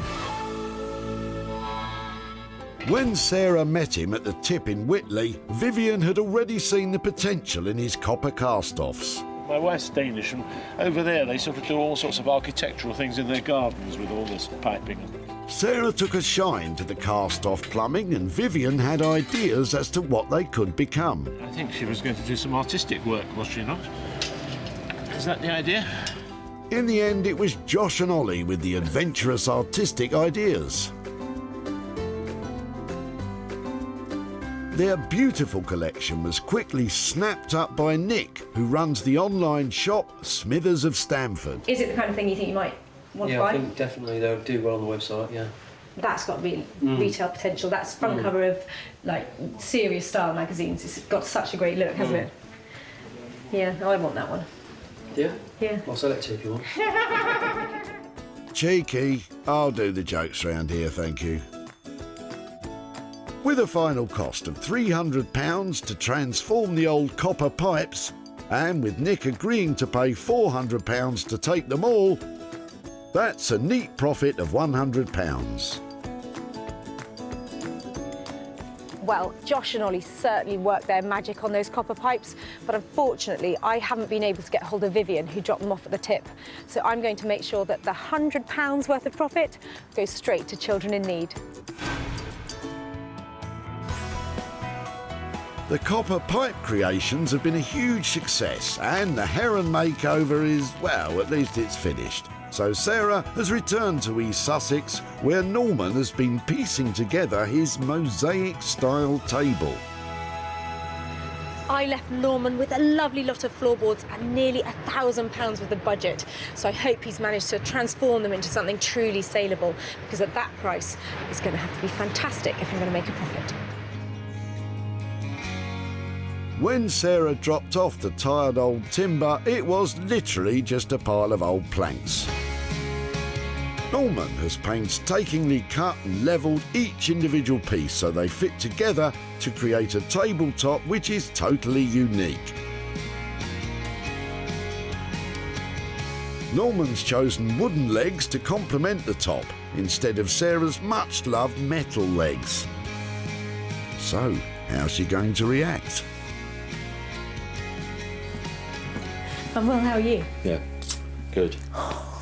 Wow. How on earth did you do that? It must have taken hours. Too many. Too many hours. Yeah. That doesn't sound good for budget. No. We didn't use the metal legs. I said, where are my legs gone? Yes, we looked at them and we didn't feel it worked, so we've done the whole painted base. But we think it actually works and picks the top out and really shows it off. It's a big old chunk, isn't it? It's lovely. Yeah, it's definitely got a surface on it that you want to touch. There's not a lot of the black and the stuff left on it. No, obviously we've stripped it because you have to strip it and then even up, the cuts and everything. So that's what we do. But obviously there are different shades of timber and everything. Yeah. Well, it certainly looks like hours and hours of work. It's an intricate top, isn't it? Yeah, I mean, it took longer than we thought because we've used obviously smaller blocks than we maybe would. I know you said before it's like it depends on your mood. Oh, so definitely. Was it all right? Did it get you in trouble, or was it okay? No. I mean, obviously sometimes it takes you half an hour or something to get into it, and you scratch it and you can't think where you're going. Then all of a sudden you get into it and you just lose yourself. And then you go into a different direction. I can see you got lost around here. There's some really little bits. Yeah, that's the M25. Yeah. I don't think perfection means things have to be perfect. I think this is, yeah. You're work in progress, aren't you? Yeah, precisely, yeah. Excellent. I don't think we'll ever get there. The original budget was £975 using the reclaimed metal legs. With a change of plan to much cheaper, although no less classy, pine legs, what difference will that make to the final cost? So what are you saying, £850? £850. £850. Well, I really appreciate that. Nobody is ever going to have one just like this. I know, but when I say it, I just want to cry. I'm sending a courier. Make sure you wrap it up, all right? Yeah, I'll do the cheese. I'll mop them up. Thanks, Norman. Bye. Wow, that's a whopping reduction of £125. No wonder Sarah has a spring in her step. Sometimes it's not always about the money, it's about making the piece work. Someone's going to love it one day. That's the best thing about it. Some family, whoever it is, are going to enjoy it and love it and cherish it. Well, if you're going to have a table that's got crazy paving all over the top of it, that's a very good example of it. I'm glad the budget has gone down a bit because I'm going to have to find somebody who really likes that look in order to buy it and make a good profit.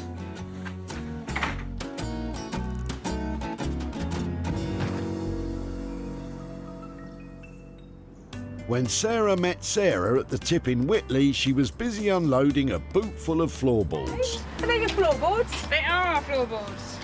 Wow, you've got loads of them. Sarah had hopes as to what the boards might become. Hope it's something more exciting than a table. I'll try and think of something more impressive than a table.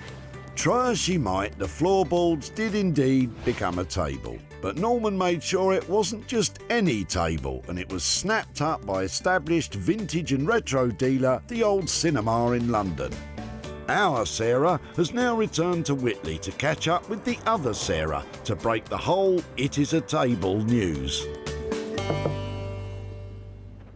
Hiya. Hello. So nice to see you again. And you? How are you? Good, thank you. I was hoping to catch up with you because I took your floorboards at the tip, and I remember you saying that you've been renovating your back bedroom. Is that right? Yes, we have been. Has that all happened now? I wish it had, but unfortunately it's a bit slow in the progress, but it's getting there, it's getting there. Oh, fantastic.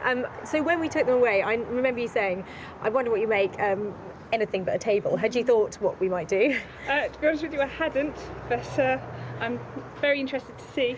Well, I work with this fantastic guy called Norman, who is a real old school maker, and I took the floorboards to him, and he loved all the textures on them, and he said, I must make a table out of them. And I went, oh no, and he said, well, no, it's a really great one, I've got lovely ideas. So I brought you some pictures to have a look at.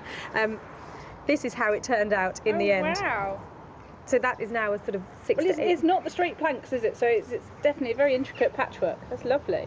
Yeah, so it was snapped up by a London buyer who has a big shop in town, and I have £100 profit from your floorboards, and for you. That will help go towards making our back bedroom better. Oh, fantastic. That's a really lovely feeling that's going to go right back to where it came from. Yeah. Well, they were great to work with, and I'm sorry we didn't come up with something more interesting. But it was lovely. Thank you very much. Oh, it's a pleasure. Lovely to see you again. Thank you. Okay, bye-bye.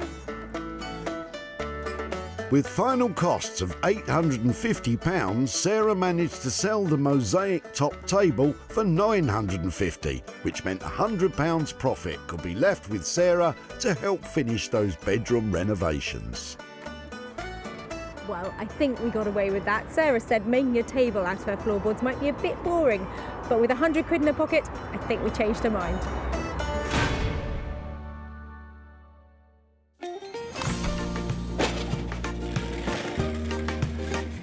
Sarah has salvaged 3 unwanted items from the Whitley Recycling Center. Vivian's old copper pipes were turned into candelabras and candlesticks. Sarah's floorboards were made into a mosaic-style table. And the plastic heron has been adorned with a new coat of feathers. So that's 3 more things saved that were destined to be dumped. And we met some fantastic people, created some amazing items, and we turned a pretty decent profit too.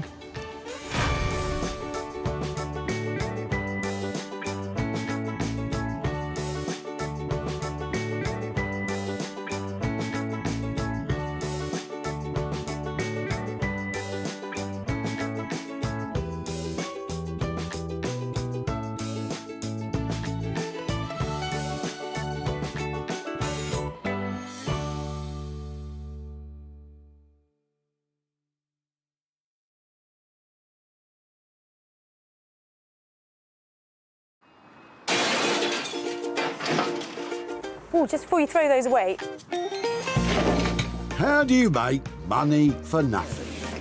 Can I have it? You can have it, yeah. The answer could be hiding in the 30 million tonnes of household waste we throw out every year. Now this is one seriously unusual tip find. That's why entrepreneur Sarah Moore wants to get her hands on things before they hit the skip. I'm a passionate user, maker and buyer of old stuff, and I've turned my passion into a money-making business.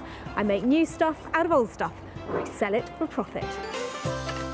And with some of the country's elite designers and makers... These were going to be thrown away? Seriously? I love it, love it, love it.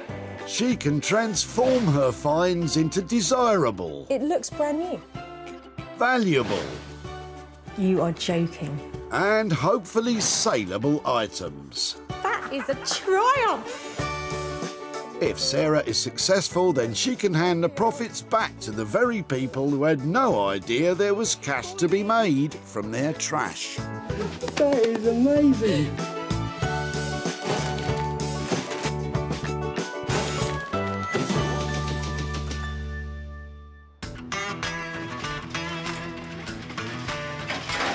Sarah's in Surrey today at the Whitley Recycling Center, searching out 3 items that she can take, transform and trade, making cash from old trash.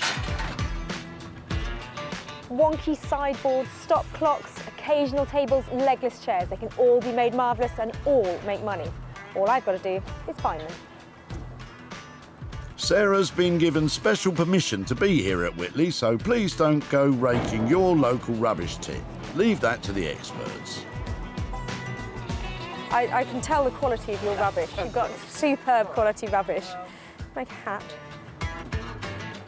Oh yes, there's all manner of things at the tip today, and it's not long before Sarah spots Jason with a boot full of potential profit. You've got some nice pieces of wood and bits. What is it? A new kitchen? This is an old part of the sink that we took out. We put a new sink in. I like that. And I've just had no use for it, so I'd be really happy if somebody used it. Let's have a look. Yeah, okay. Sarah's eye has been caught by a fresh piece of untreated oak that's been left over while making new kitchen cabinets. That, I think, rudely so. I don't know that. Okay, but yeah. that looks lovely. That's a coffee table in the waiting, isn't it? Could be. There you go. Anyway. Thank you very much for letting me have this bit. I'm loving the fact that it feels so chunky, and Yeah. I've got lots of people who really make lovely things out of natural wood, and they'll be really pleased to see this. Yeah, fantastic. So hopefully I'll come back and show you what I've done, and maybe even turn up with some profit. Yeah. Thank you ever so much. Come on then, Jason. What do you think will become of that large chunk of oak? I looked at that and I thought I could possibly make a coffee table out of it, but my hands are hurting after all of this work, so I just ran out of steam on it. So it's really great that somebody else could do something with it. So this lovely chunk of oak has got everything about it that needs to be recycled. It's solid, it's in one piece, it's new, it's untreated. So given all its great qualities, I know exactly where this is going, and I think there's some potential profit in this because it's a big, solid piece of English oak. It is indeed. Sarah knows where she's taking that, but it's not perhaps where you'd think. Artist blacksmith Beck Simon is an expert in manipulating metal into high-end furniture and bespoke metalwork commissions. Together with husband Dave, this formidable team has the skill and imagination to create something special from any old iron. I seem to find inspiration in pretty much anything and everything. And then the passion is to create and build and design, which I just love. It's incredibly satisfying. It's really nice. The love of bending and shaping metal is understandable, but what exactly will a blacksmith do with a huge chunk of wood?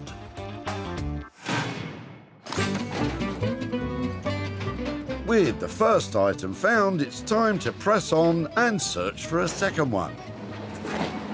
Bonkers around here. Look at them flooding in.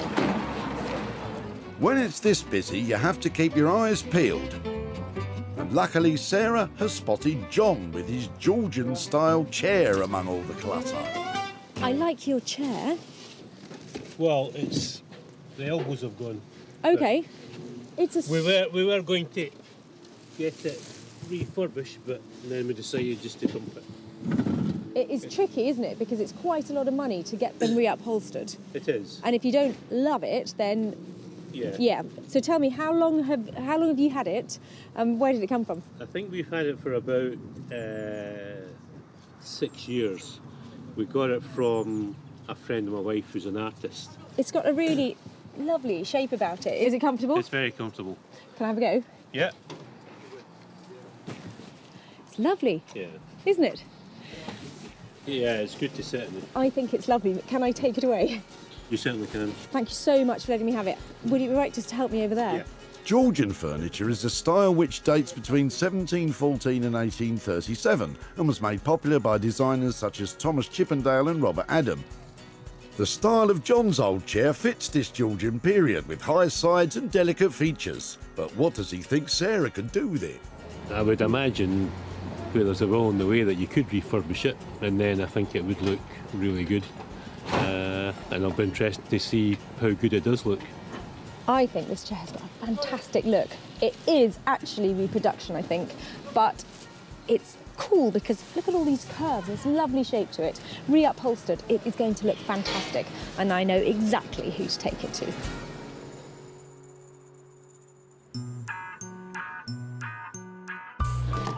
Introducing Anthony Devine. Anthony's unique and quirky upholstery has earned him the reputation as one of the most imaginative craftspeople around.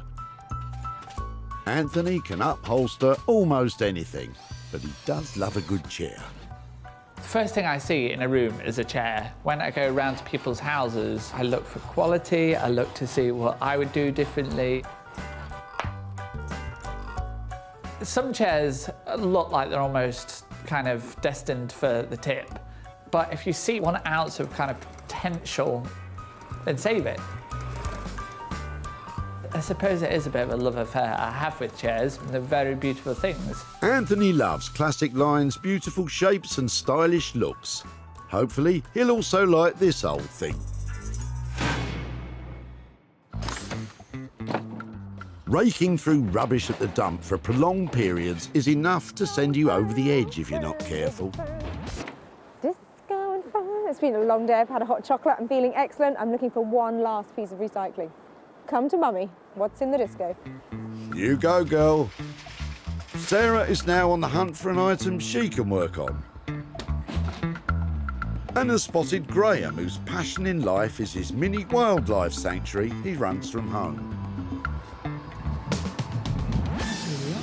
What are you throwing out today? What are you clearing out? Well, we've got our bazaar on Sunday, and people do bring in bits and pieces. Yeah, some which are suitable and some which aren't. Is that what we're saying? No, I understand that. You know, when you're donating things, you bundle it all. Fairy wings in there, you know, and I thought, no. It's a great temptation for me to... No, me too. Would it be all right to have a little rummage in your rubbish to see if there's anything we might be able to make some money out of? Graham takes in sick and injured wild animals, something that Sarah's very familiar with herself. Thank you. I had 3 pet foxes when I was growing up. Good. I used to look after them. 2 owls and a kestrel I had when I was growing up. Most people are happy with a goldfish. Graham has already dropped off plenty of picture frames for Sarah to rummage through. Yeah, I'd really like to try and make some money for you. I like these little ones. There's one, that's quite sweet. Look, it's a silver plate or something. So I'll have a look at that one. There's a little bundle of vintage and retro ones. Maybe if put a postcard or something in there, I could sell them and raise a bit of money. Bit of embroidery? Maybe. Right. These frames weren't promising enough to make it into Graham's own jumble sale, so Sarah is going to have her work cut out with this lot. Lovely to meet you today. And you. Thanks ever so much. Okay, bye-bye. That's 3 items carefully collected with profit in mind. The solid oak offcut will be tackled by blacksmith Beex. The Georgian-style chair will be a challenge for Anthony. And Sarah will put herself in the picture by working on the frames. Today has been incredible with such a diverse mixture of items found. I can't wait to see them turned into show-stopping moneymakers.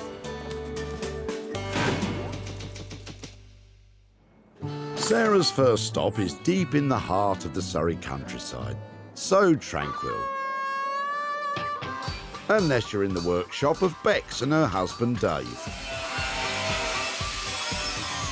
So I used to feel quite nervous about what Sarah was going to bring round for us to, work with, but now I've sort of become a bit more to expect the unexpected. I'm glad she feels that way, as Sarah's about to drop off a lump of wood to a specialist metal worker. So you find a big chunk of oak and you immediately think, well, I did, let's take it to the blacksmiths. I really need some help with this piece. I know that Bex and Dave come up with all sorts of ideas all the time. I just need one of their really good ones to turn this big chunk of English oak into something really saleable. I'm looking forward to seeing what she'll bring today. In fact, we'll probably go and find some other junk to help try and upcycle these bits with. How are you doing? Look what I've got. It's wood. You got wood. Are you all right? I'm really well. How are you doing? Come put it down here. It's quite heavy. It's got a nice piece of wood. Yeah, I think it's that way up. I thought because it's so beautiful, I love the kind of matte quality of the wood. Yeah. I was just thinking with some of your beautiful shaped legs on it, I was wondering about having something, you know, quite industrial looking like nuts and bolts or something, maybe like coming through it or... So say if it's round, you could have like just 3 and it's sort of self-balanced. So they're piercing the top, sort of that. Piercing sounds great, doesn't it? Yeah, you want that. It's either kind of a javelin shape, so they're getting sort of thinner. Maybe you could do that. If it's piercing it, maybe it sort of gets slightly thinner at the bottom and then a big chunky bolty thing at the top. Yeah, because you'll have a flat bit with the bit coming through and it's sort of balancing on three legs. Industrial-looking legs. I've got a pair of them myself. But this table will need 3, so how much will it cost for each leg? Say 60, and then we can sort of fiddle about and, you know, make something really nice and it would look like a really good interiors piece, you know. That's £180 in total for the 3 legs. Now, what's the plan for the wood? I'm wondering, are you okay to cut wood or do you want me to get this delivered to you in a certain shape? What would be easier? We worked out between us what shape. And then, yeah, that would be good. I could make a template, so that would be fine. Love your enthusiasm. I love yours. Let's make a plan for the shape then, and okay. I reckon we're fairly simple solution to that. Brilliant, well done. Yeah, no, marvellous. Once the shape is agreed, Sarah's going to organise getting the wood cut, while Bex takes care of the javelin-shaped legs. Brilliant, you have that. That and that, right. And I'll take the wood. All right. Okay, keep in touch, yeah? See you later. Bye. I think it's going to turn out a really, really nice, sort of quite classic little piece. So looking forward to making that. So get the fire started. Bex has got her work cut out with the legs, and I've got my wood to cut out. I think this table is going to be sweet, saleable, and I think we'll make a profit. With £180 already dedicated to the legs and the cost of preparing the wood still unknown, can this adventurous table live up to its price tag?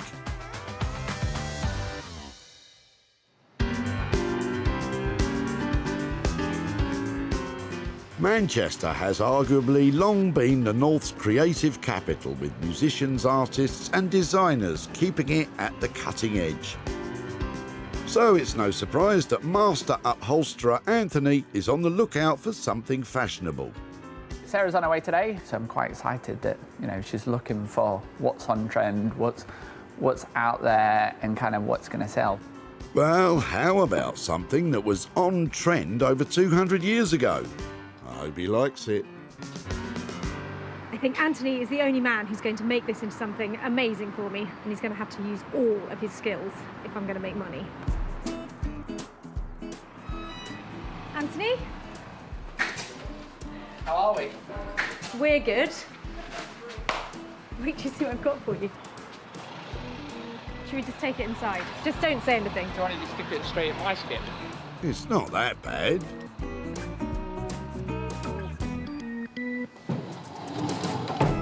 It's not a little gem, is it? It's a big something, not a gem. Anthony really isn't sold on it, but I'm sure that Sarah can talk him round. It has potential. I've got a really good idea for it. Okay, just bear with me on this and see if you think it will work. How about cut it in half, stretch it out, make a fantastic Georgian sofa out of it? Brilliant. Let's do it. Really? Is that possible? It's not just quite as simple as cut it in the middle. What would the process be? Well, do away with everything between this gap. So, by chopping the chair in half, retaining the Georgian-style sides and building a new middle section, the small seat will become a large couch. I like the stretch part of it, I have to say. That sounds fun. Like, not just little, but big. Stretch big. Okay, big would be great. Maybe a couple of new legs in the middle, you know, 5-person, something that goes in the hallway of a Georgian stately home, you know, that kind of... With a modernish look to it. Okay, I can see you buying in already. Yes, A little bit of enthusiasm for it, you can do it. I am almost overwhelmed with the enthusiasm, but how do they intend to cover this monster of a sofa? Colour-wise, I don't know, it's either beautiful light linen or it's very dark. I would go dark. Yeah, dark velvet. But then, you know, maybe we should just have like a nice chic fabric on it. A country cottage sofa. No. A 5-seater sofa in dark velvet sounds expensive. Is it, Anthony? It's going to hit just under £1,000, realistically. But then it's going to be a whopper. I mean, it might even take a few people to carry this bad boy out. I mean, it really is going to be a substantial size chair. I'm happy to leave it like that. I can't wait to see it. Sarah seems happy her radical idea is underway. Well, I think that is an excellent plan for that old chair, and between us, I think we're going to create something that looks absolutely amazing. But at a shade under £1,000, that budget is quite punchy. It better look fabulous. It's never just simple. It's never like, oh, Anthony, I've got this perfect chair for you. It's nice and light. Just a bit of fabric on it, please. And we won't argue about the budget. Everything's good. Do me proud. I'll come back for it. Not tomorrow. I'll give you at least a week or two to do it. Run over. Glad you got that off your chest. Anthony is working with a budget in the region of £1,000 to turn this seat into a stretched out sofa.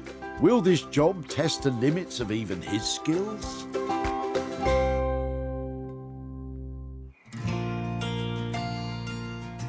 With both the block of solid oak and the Georgian-style chair in good hands, it's Sarah's turn to take on the jumble sale cast-offs. Oh, listen to this. My mum and me on front donkey, Fred in rear. I think I was about 3 years old, perhaps younger. Uncle Joe in boater, my father taking photo. I would love to have seen who Uncle Joe was and what the boater looked like and who Mum was. But I'm afraid we're just going to have to imagine that. They're such sweet things, all with their little notes on the back. It's a real pocket history of somebody's family here. These may look like a collection of simple, ordinary frames, but you never know what you might find, and Sarah's onto something. No way, look. Can you see them? Can you see the one in the middle? That's a lion. So solid silver, sterling silver. This is British Art Deco silver frame. That is a little gem in this bundle. I've got a silver cloth. I'm hoping if I give this a polish, some of it's, oh look, that is going to be amazing. We're looking at a frame probably 100 years old, and it's got this pattern on it. It's called engine turning. Great spot, Sarah. Engine turning is the decoration of metal or ceramic objects with fine geometric patterns, similar to the patterns found on banknotes. Well, that is looking a lot better. It is made of solid silver, but there's not heaps of silver there because it's quite fine. But as a design piece, I think that's where the value is because it looks beautiful. I'll put the surround back into it and the back on it, and then probably have a look and see what I can find online, see what kind of examples and what they're selling for. Finding that gem of a silver frame is not enough to stop Sarah attempting to maximise profits from her haul. And all it takes is a spruce up and a splash of colourful wallpaper to prepare the remaining frames. Let's hope that looks all right on that side. Yeah, no. Look at the bottom. Not annoying or anything. Now, what about that solid silver frame? All right, let's have a look. Art Deco frame. This one. Art Deco, sterling silver, engine turned frame. Do you know something? They are expensive. Look, even this one, £275. Oh yeah, I really like you. These frames have cost Sarah nothing so far, but can that silver frame live up to its potential worth when Sarah tries to sell it? In Manchester, Anthony is about to start work on the Georgian-style chair, and today he is assisted by fellow master upholsterer Dennis. Dennis, to cut a long story short, has been an upholsterer for many, many, many years. Dennis has been in the business an incredible 70 years to be exact, so Anthony is really bringing out the big guns on this project. It's going to be a bit of a two-man job. Right, do you want to crack on then? Yes. Crikey, Dennis, you're keen. So the plan, we're going to cut this open and then we should start to see the wooden frame, and then we're going to simply take a saw and chop half of this off and hopefully glue it, screw it, dowel it, drill it into a sofa. Let me know if you find any money. Share it. We'll share it. We'll buy some biscuits for tea time. Hey! Hey! Oh. I declare this chair open.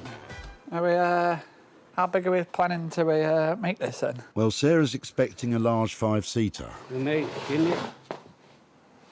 Something similar like that. What I was thinking was more like... You're going a bit too far now. It's too long. With the size of families nowadays and the size of TVs, you know, you probably want a big sofa. Anthony has gone a bit off-piste in the past, and it looks like he's thinking of deviating from the agreed plan with Sarah. Not sure how she'll feel about that. Yeah, that's not going to be far off 40 inches of that. Oh, and they still need to build the thing. We'll have a cup of tea first, yeah? Back in Surrey, blacksmith Beex is getting started on the spear-like legs and chunky bolt fittings that will hold up the oak tabletop Sarah is having cut into shape. It's basically making it so it's got this nice slow, you know, not to a point, but looks nice and slick rather than just a straight bar. Before the legs can be tapered, first they have to be cut. Fancy a cup of tea? Beex is using mild steel to form the legs. It's a malleable alloy that can be shaped when heated above 1,000 degrees Celsius. It's more often used in a building context, and so will provide this coffee table with an industrial feel. Shall I make the bolt, just use that material, make the bolt so it's like quite slick and small, or go nuts and do a big fat bolt, but then it's a coffee table, it might get in the way. It's a tough decision to make. Yeah, doing the smaller, neater, using that material. So, small and elegant is the way forward, and she can check out her design against the tabletop as Sarah has now returned the chunk of oak all shaped and finished. Oh wow, it's like a giant kidney bean. Oh, it's really nice, look, with her dirty hands. No, it's got a really nice shape. It'll go well with the legs. We haven't told her that we're going to countersink, you know, the nuts and stuff, so, you know, rather than it looks like they're sort of plonked on, they're going to be, you know, set in nicely with a little top, so it's a really nice detail. With the top ready to go, Beex concentrates on putting the finishing touches to the metal legs, with a bit of help from Dave's pants. Quite a few. Actually, there's a new pair that I've been planning to bring in. So when they start to look a bit like a skirt. Perfectly good underpants, then. I don't know what she's doing with them in here. 4 or 5 years in them. Very unflattering, dear. Very unflattering. Poor Dave. Now all that's left to do is drill and stain the wood, fix it together, and then show Sarah. I can't wait to see this one. Hope she likes my nuts. Anyway, so mature. Right. Back in Manchester, there's been a small change of plan at Anthony's place. So originally we talked about doing it in an indigo kind of deep blue colour, but now we choose this kind of tulipy colour. But I'm not sure it's going to be one of Sarah's favourite colours, I've been told. Brave man, Anthony. Also, that sofa looks a lot smaller than the 5-seater you promised Sarah. How big is it? We cut it in half and then we've now rebuilt it all. So we've kind of gone for, I think it's just under 54 inches wide in total. There was no scientific way of doing this. We basically clamped a bit of wood down and we stepped back and went, and then we had a position, can 2 people get on there? That's it, that's how we did it. And it's basically a chair, but just wider. Yeah, but that's very different from a large sofa. It's all about the sound. They're getting the right tension. So we're going to put another probably half a dozen this side, another half a dozen that side, and then we're going to weave them across. I can't stop twanging. Weave them across, and then opposites, and then individually, they're quite weak, but collectively, when they're all woven, they become nice and strong. Oh. The one pressure that we are under is just make sure we get it finished in time for her ladyship arriving. But it's so addictive. It's the wrong size, the wrong colour and potentially unfinished. But at least you'll be able to play Sarah a tune, Anthony.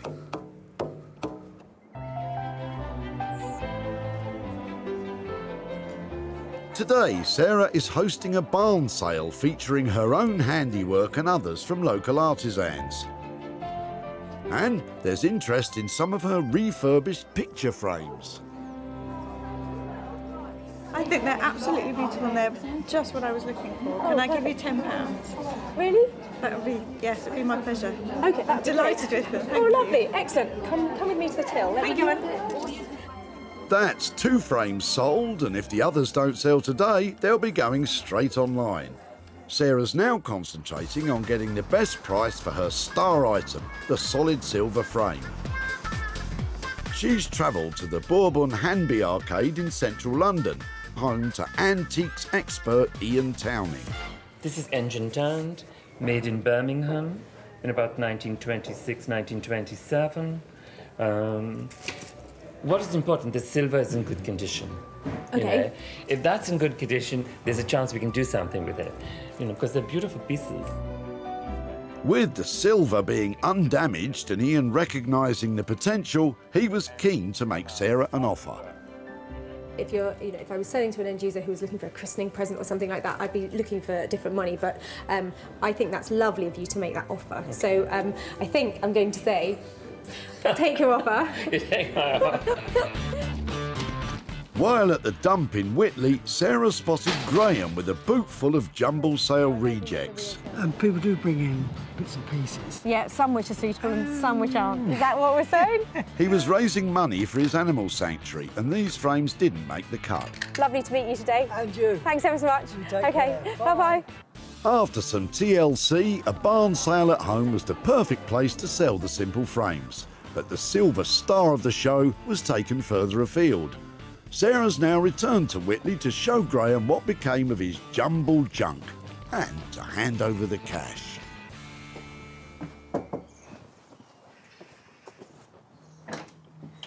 Hi, Graham. Hello, Sarah. Lovely to see you again. And you. Looks like you're busy. How many of these people have you got around here? Don't ask me to count.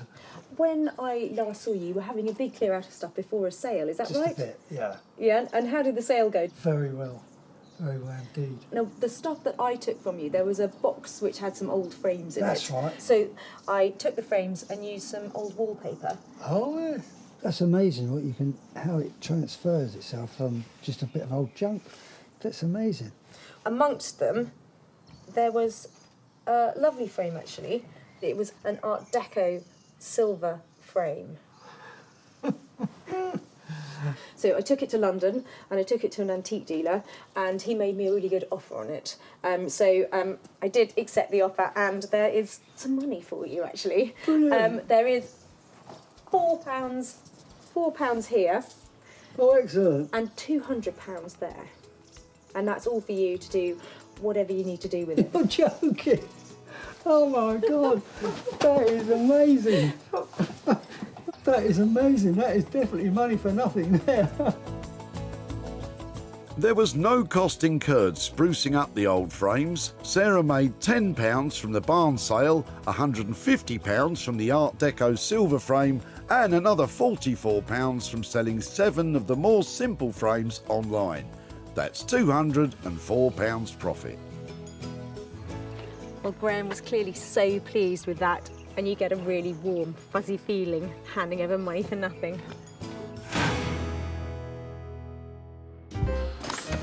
Buoyed by the success of the sale of the frames, Sarah's back at the workshop of Beex and Dave to see the fruits of their hard labour. Did you spit on it? Yeah. I think she'll be pleased, don't you? Yeah, no, I think she'll like this one. There's not much to not like about it. It's been in our house for a little bit for the wood to dry. And it looked quite nice in there. I've been really looking forward to see what Beex has managed to do with that old piece of worktop, because although it was only quite a small item, it's potentially a really big transformation. When Sarah dropped off the chunk of untreated oak, it was unremarkable and unwanted. In collaboration with Sarah, Beex and Dave have created an elegant kidney-shaped coffee table. Hand-forged steel legs, complete with chunky fittings, are countersunk into the tabletop, which has been stained black to match the legs. Oh, hello, hello. Hello. Is that it? Might be. So let's have a look then. There you go. Oh my word, are they metal? Yeah. How cool are they? Oh, it looks really good, doesn't it? Yeah, it's worked out nicely. I thought it was going to be sort of less polished, a bit, you know, like metally, kind of rough. It's really fine. So tell me, was it a good thing to do? Was it a nice make? Yeah, no, definitely, because we got to do a bit of forging on it. So we made the nuts and we made taped the legs down just to have that nice sort of, you know, clean shape going down. These are great, aren't they? Because you can't get those off the shelf, can you? They look amazing. I think I cunningly chose a 3-legged table because we were paying by the leg, weren't we? Yeah. Like 60 quid a leg. Yeah. Anywhere near that? Yeah. It's about right. By the time, you know, you've messed about with the wood, you know, got it all working and nice, it's about right. It's very cool. I'm glad you like it. I think it's a charming thing made out of something that was, you know, scrub top utility piece of wood. So I'm really pleased with that. Thanks so much. Thank you. Always lovely to see you. Yeah, how heavy is it? It's not too bad. Not too bad. You'll be okay. That's what we always say. Take care. See you later. Bye. There's always the question of what other people will think of your work. Yeah. Yeah, no, it's really good, and she was really pleased, so that makes us really pleased. You're wearing my hat. Yeah, all right. My hat now. Those guys just pull it out of the bag every time. Look at the finish on that. It's fantastic.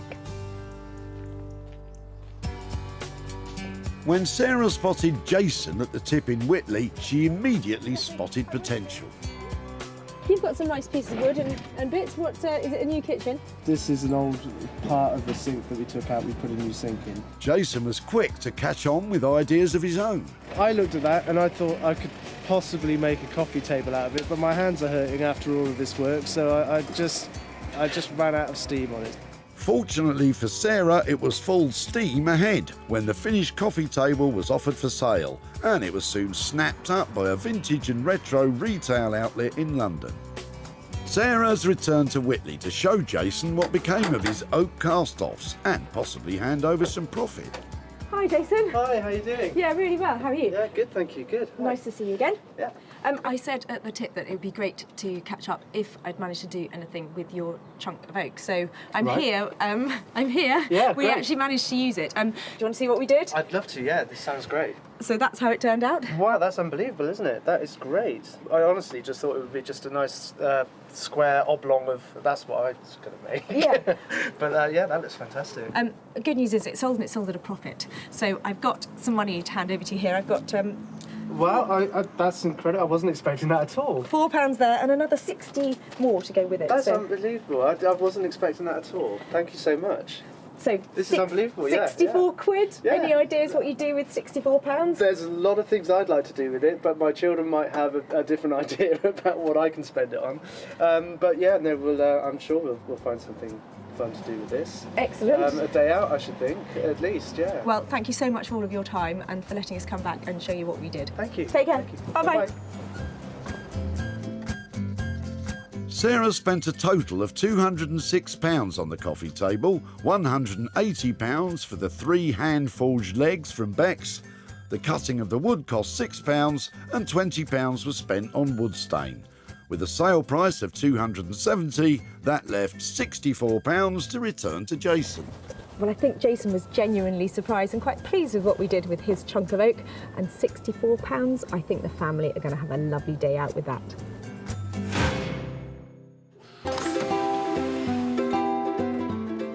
In Manchester, Anthony's been in a race against time to complete the Georgian-style chair he was tasked with converting into a modern 5-seater sofa.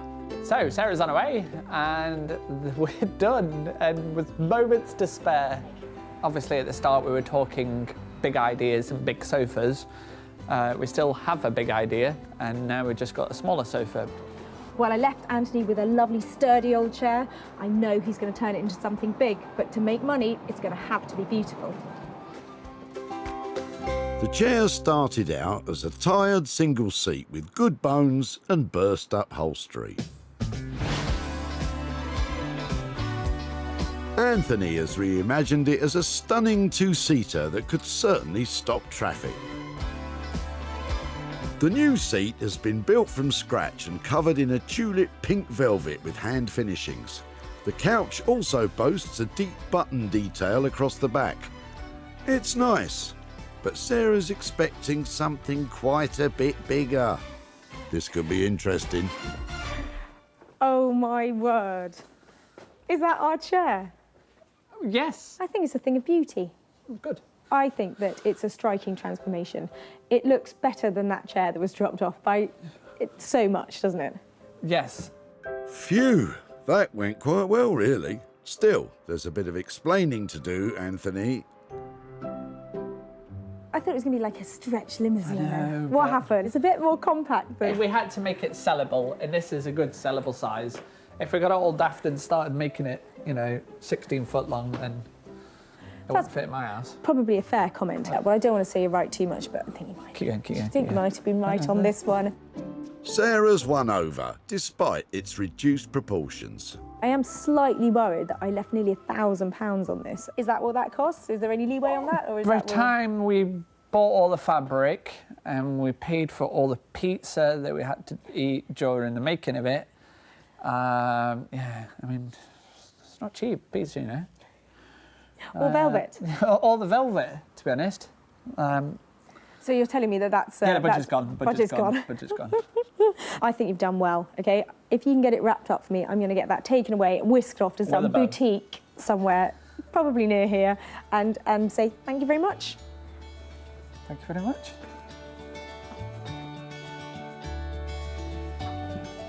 She brought a tatty old chair, we chopped it up, we made it into a sofa, she can sell it, she can make money and give it back to the peeps. Well, it's not quite as big as I expected, but I think it is quite beautiful, but I'm worried I might have my work cut out if I'm going to make a really big profit on it. As a transformation, that's a fantastic piece. When Sarah met John at the tip in Whitley, he was just about to chuck out his chintz. We were going to get it refurbished, but then we decided just to dump it. The chair badly needed an overhaul. It is tricky, isn't it? Because it's quite a lot of money to get them reupholstered. It is. But that suited Sarah down to a T. Are you a golfing man? Is that yours? That's mine. After a lot of hard work, that humble armchair has become a glamorous, hot, pink 2-seater sofa. It didn't take long before this distinctive piece was catching the eye of Augustus Brandt Antiques in Petworth, who promptly snapped it up. Sarah's now returned to Whitley to show John what became of his old chair. But will there be a profit to hand over too? Hi there. Hello. Nice to see you again. Nice to see you again. How are you? I'm good, I'm good. I took your chair from the tip. Is this where it came from? Yeah, it was in the main room. We used it quite a lot, and then the arms went. So there's good news and bad news. Because it was so sturdy, it actually got cut in half. You cut it in half? Do you want to see what we did with it? Yeah, brace. Okay. Here is your chair in its new incarnation. I never imagined for a second that, I thought they would recover it and it would look something like we had before, but you would never have known by looking at that. It was the same chair. Well, there was a reason why we did that to it, because as a chair, as a process to recovering it, it is it's an investment to have a piece recovered. And what we want to do is try and stretch it a bit and hopefully get some more money for it. And so we sold it at a profit. I have got £215 here for your old chair. Thanks very much. Absolute pleasure. I am now not taking things to the dump. I'm now thinking, where can I take them to get them fixed? So it's £215. What are you going to do with that? Well, I'd like to think I'm going to get more golf lessons, but my wife will probably say she's going to have it for the house. Oh, really? Yeah. Oh, well, something towards a new chair, maybe? Something towards a new chair. Thank you so much. Bye-bye. Bye-bye.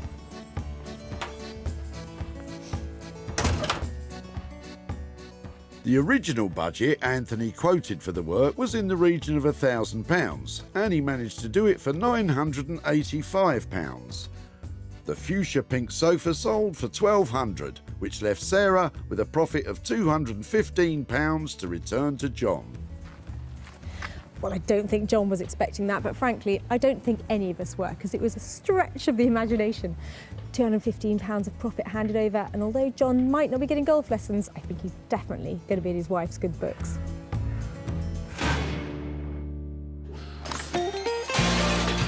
Sarah salvaged 3 unwanted items from the Whitley Recycling Center. The chunk of oak was turned into a classy industrial coffee table. The tired old Georgian-style chair is now a magenta marvel. And a collection of old frames with a silver hidden gem. So who knew that a few bits of old rubbish could generate so much enthusiasm, creativity, and hard cash?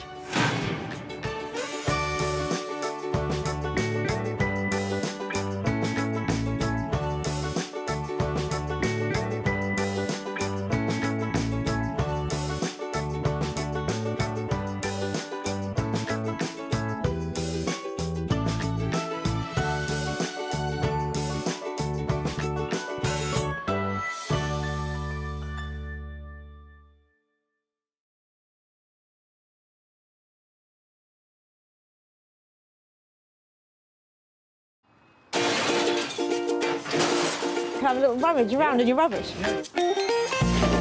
How do you make money for nothing? I love that. The answer could be hiding in the 30 million tonnes of household waste we throw out every year. So heavy, they don't make them like this anymore. Look at that. That's why entrepreneur Sarah Moore wants to get her hands on things before they hit the skip. I'm a passionate maker, buyer and user of old stuff, and I've turned that passion into a money-making business. I make new stuff out of old stuff and I sell it for a profit. And with some of the country's elite designers and makers... Say something nice about it. My juices are flowing in this one. They are going to be wow. She can transform her finds into desirable... Isn't that stunning? ...valuable... Oh, wow! ...and hopefully saleable items. That is bonkers. If Sarah is successful, then she can hand the profits back to the very people who had no idea there was cash to be made from their trash. Got £350. Whoa!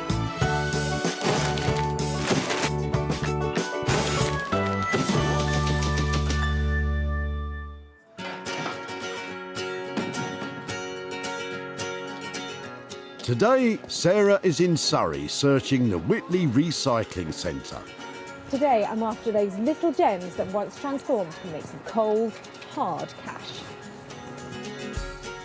The goal for Sarah is to find 3 items that can go from unwanted and unloved to polished and profitable.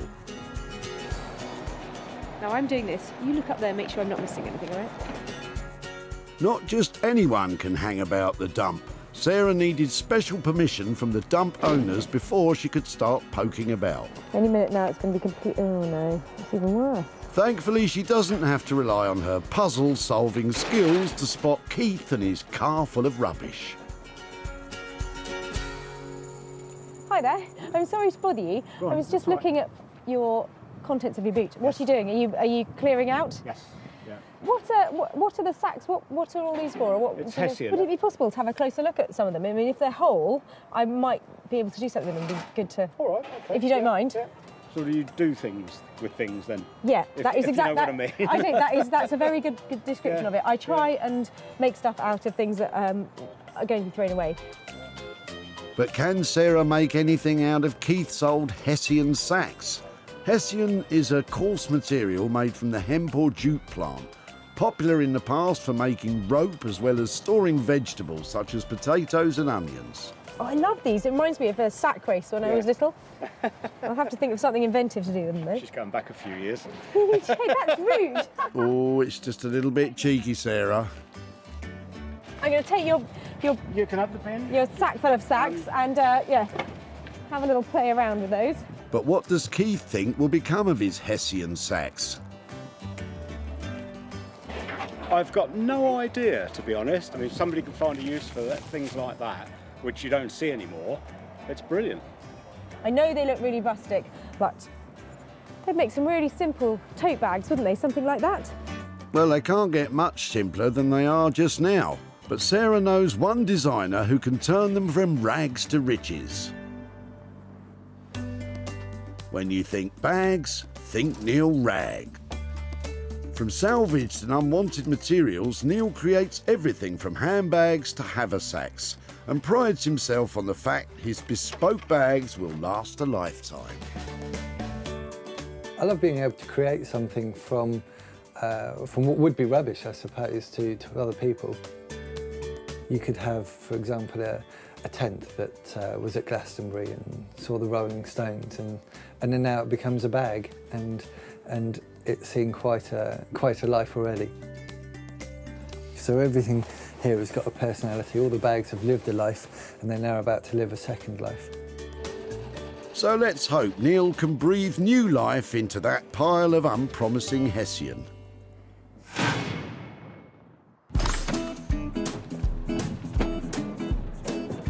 One down and 2 to go, and Sarah, as ever, is discovering some gems. A rubber swan?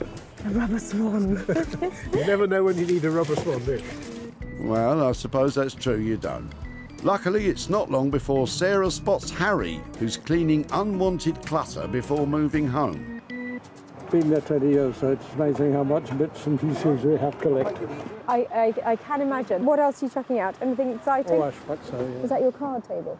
Are you throwing it? Yeah. It's not in very good shape. It's about 80 years old. Really? Yeah. Any chance I could have a look at it? Yeah, sure. Bingo! Or should I say Yahtzee or pontoon? Anyway, let's take a look. I think it's lovely. Does it still spring when you open? Will it still open up? So you just... Each leg just pulls out, clicks, when you want to shut it. I think that I might be able to make something out of that. Shall I take it away and show you what I've done if I manage to? Yep. Where are you moving to? Are you moving far? Eastbourne. Okay, well, maybe I'll take a little trip down the coast and show you what I've done with it. With his card shark days behind him, what does Harry think Sarah will do with his table? Well, if anything can be made of it and sold on to somebody for benefit, that's fine. It's an old card table, 80 years old, still in very good condition. Is it? Definitely be able to turn a profit on that. Looks like a bit of a gamble on the card table to me. She's going to need a little help to turn it into a winning hand.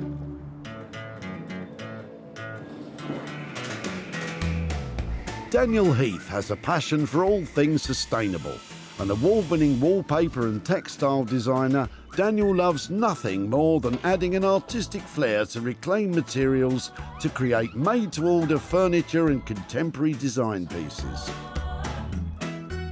My imagery that I develop for my prints is usually quite illustrative. I really enjoy drawing, and then I have to draw and develop it into something that can be used for a textile or for a wallpaper. Screen printing onto salvage materials such as wood, slate and leather as well sometimes.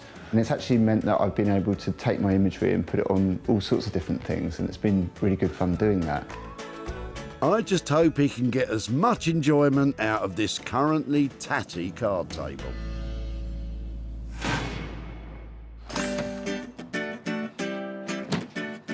We're 2 down and 1 to go. This time Sarah's searching for her own money-making magic. It's fantastic what they do these days, isn't it? They even recycle pets. Maybe stick to the searching, Sarah. Soon enough, Pauline and daughter Samantha have appeared with a bootload of old apples. I wasn't expecting that. Hi, I'm Sarah. Hello. Hello. Don't throw them. Don't throw them. No, sure. Pop them back in the car a second. Got quite a few there. Made about 30 apple pies so far. This crumble My coming father out. can't take any more anymore.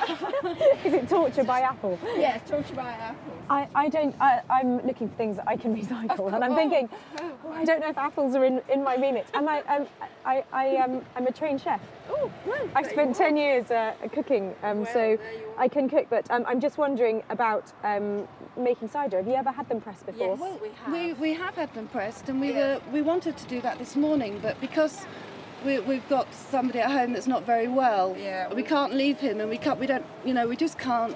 We need some help. Okay, well, I'll go and get a trolley, and these would be one of my more unusual items of the day.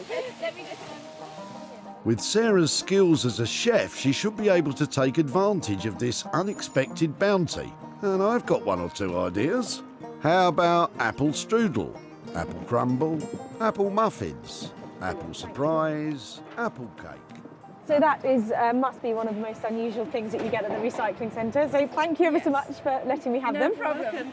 Thank you so much. Have a good day, and I hope your car gets better. Yeah, thank you. It might be more than one. Apple sauce, apple fritters, apple chutney, apple turnovers. I could go on, but it's not all about me. What do Pauline and Samantha think Sarah could do with their boot full of fruit? To make some cider out of them would be fantastic. They're not in great nick, so I'm thinking that pressing them either for juice, possibly cider, or maybe even cutting them up and making apple chutney out of them. Who knows, but whatever it is, there's heaps of apples here, and that can mean heaps of money. Heaps of money from a heap of rotting apples. Well, good luck with that one. And that makes up her 3 items. Neil Ragg will work on Keith's raggedy pile of sacks. Daniel Heath will turn his hand to Harry's card table. And Sarah will press as much profit as possible from Pauline and Samantha's apples. Today's eclectic collection of items provide just the kind of challenge I love, but there's going to have to be some really radical changes to make some real cha-ching.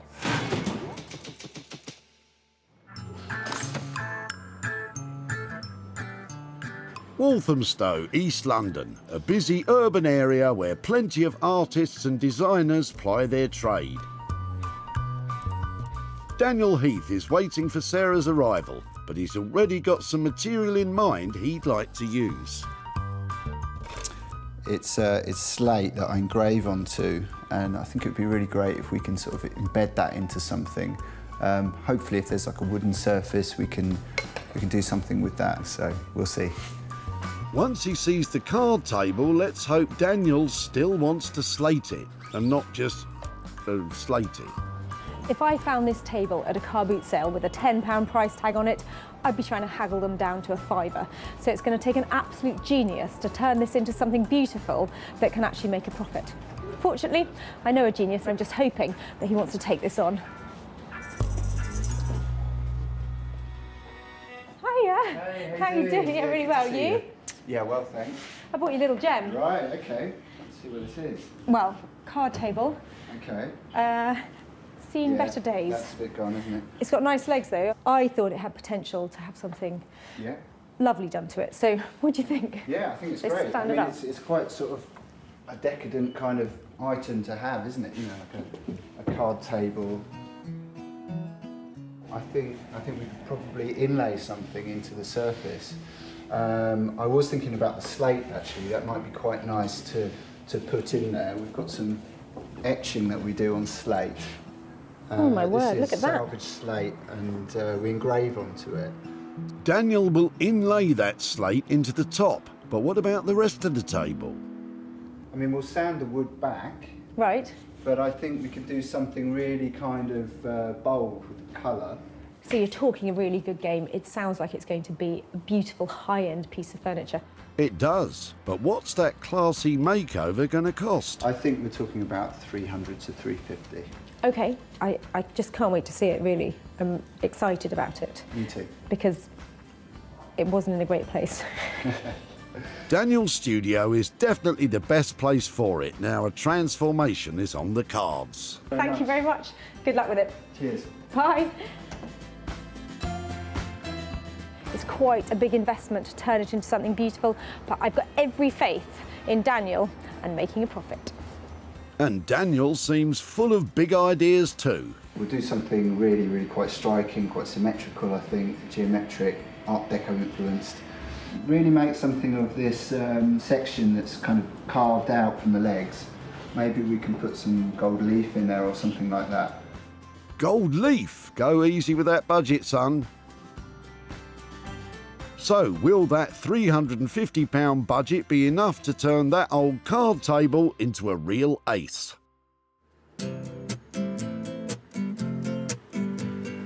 Set on the banks of old Father Thames, the pretty Buckinghamshire town of Marlow has long been the home to creative salts.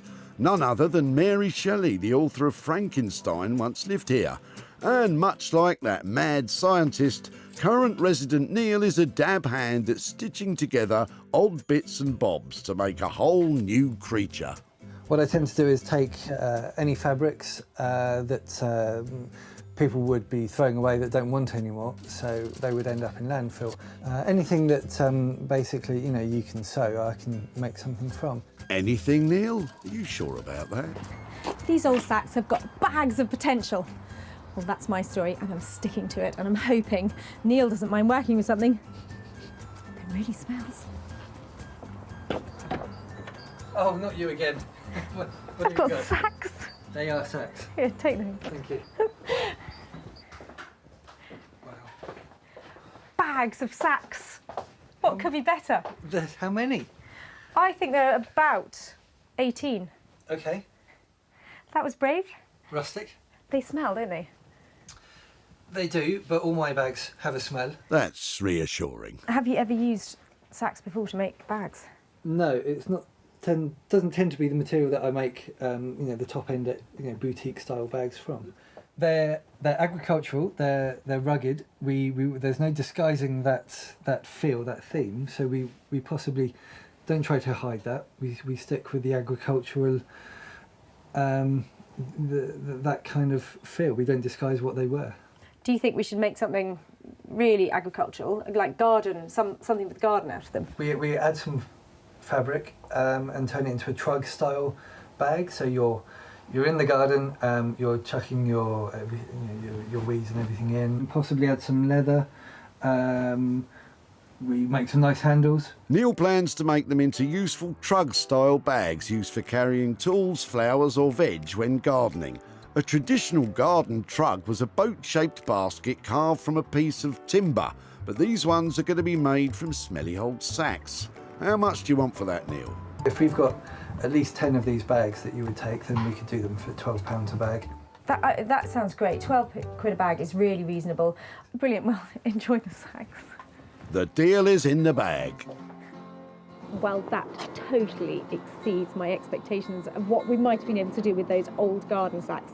It looks like I've just commissioned my first range of saleable, desirable garden trucks. It's nice and agricultural. I haven't seen anything that we're going to make out there on the street, so I think this will be something very unique. A unique agricultural order it is then, but at a budget of only £12 each, can he really turn these unwanted sacks into attractive trug-style bags?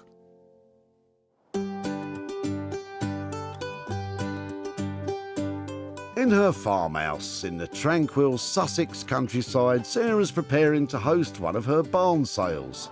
Things are already being set up, but Sarah's got a unique challenge of her own this morning. Come on. She's got to turn a profit from a load of old apples. The plan is to make apple crumble to sell to the visitors. Right, crumble time. Sarah's daughter Libby is lending a hand today. Let's get started. And Sarah will need all the help she can get if she's going to turn the rotting fruit into a saleable treat. I'm hoping that these apples are going to be lovely inside, but I have a feeling they're all going to be quite brown. Not that one. That's fine. So what I'm doing now is just going to make a puree out of them, peel them up, make sure there's no little bits of core left in them, and then cook them with some sugar and a little bit of cinnamon. Thank you, Nigella. What programme is this again? I'm going to have my work cut out getting lots of good apple out of them, because I think a lot might be a bit rotten. If you're thinking of starting your own apple crumble business, there are many food hygiene regulations to comply with. You washed your paws yet? Yeah. But with 10 years of experience as a chef, our Sarah certainly knows her stuff. I have to say I'm not paying a huge amount of attention here. I've got way more apple than I'm going to need, so I'm just going to cherry pick the best bits. And I always use a knife because it's just a lot quicker, and then when you get to a bit that isn't quite perfect, you can just whip it off really quickly.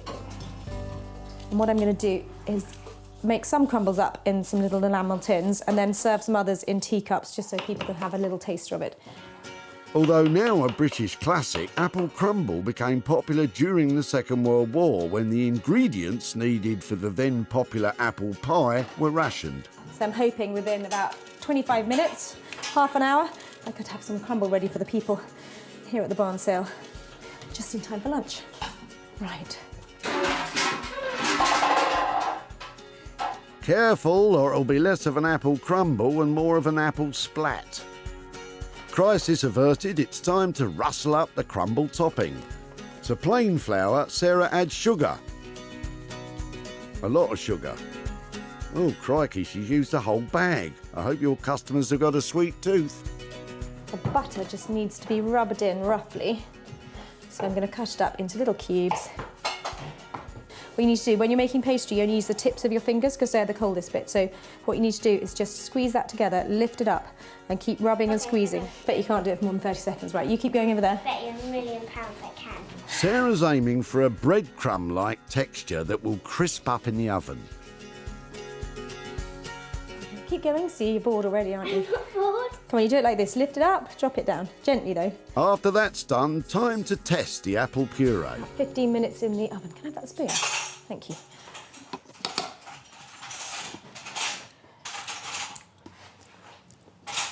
Because they're such lovely ripe apples, they're windfalls. That nearly tastes right already. It's really hot, be careful. What do you think? Sugar. Even more? You sure? Better? Yeah. Not bad.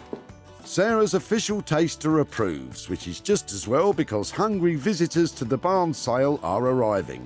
Better get those crumbles in the oven. So far, Sarah's spent £4 on ingredients for those crumbles. Let's just hope the punters at the sale get a taste for them.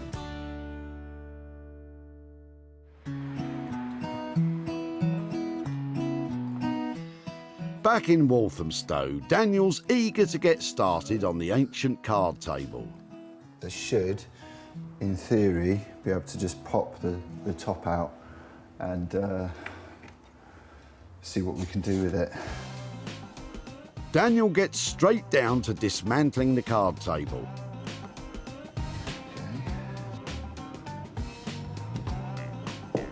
He starts by stripping the old wool coverings off the tabletop.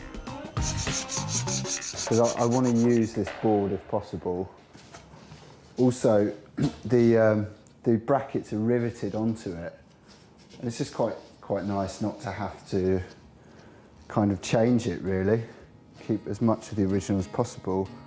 Daniel's now painstakingly sanding the wood top to give him a stable base to work with. But it just needs a little bit of work. Nearly there. Go on, son. Once that laborious process is finished, Daniel's attention turns to covering the tabletop with salvaged slate.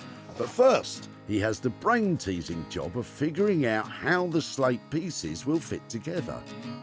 This is a dimension that we've got to work with. I'm going to draw a pattern. I want it to be very symmetrical and made up of different sized pieces of slate. So yeah, I've just got to work that out. Creating a template for the slate pieces is a mathematical and time-consuming job. Having worked out the angles, it's time for the next stage. So you cut the slate by hand. This is the tool. Which, oddly enough, is called a slate cutter. I use the corner here to score where I'm going to cut. And then I basically chomp along the line, snapping off the bit of slate that I don't want, hopefully. Slate is a tricky material, prone to crumbling and splitting, so Daniel's really got his work cut out if he's going to achieve the crisp, sophisticated tabletop Sarah will want.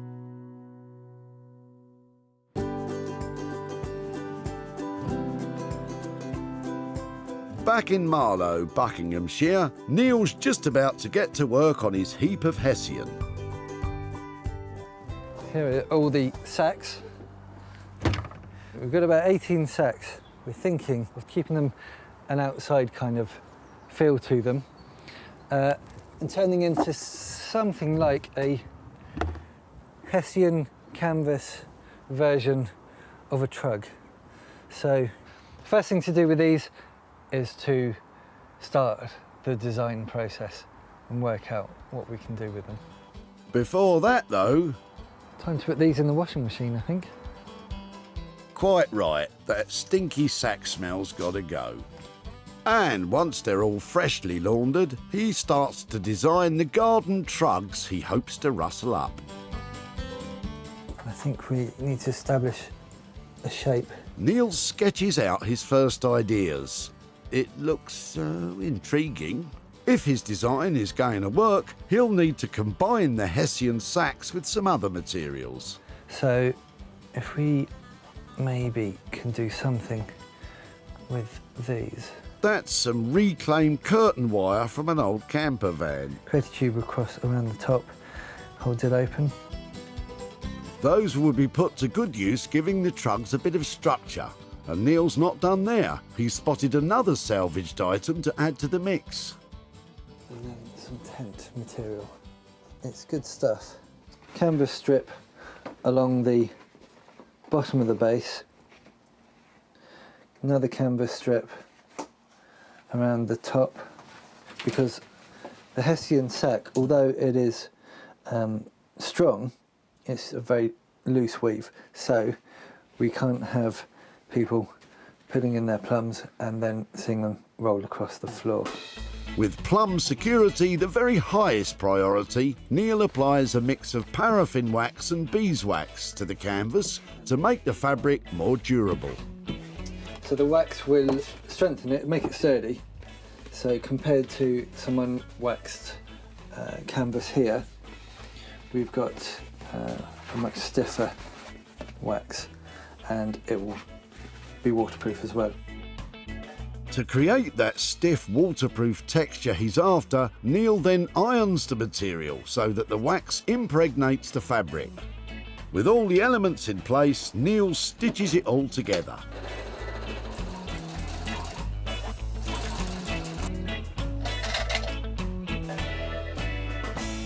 Well, bag number one, I think this is, the concept is right, the design is right, the look is right. It's, yeah, it's about there, so that's good. It's great, but that was just a prototype. He's still got a pile of sacks to start work on.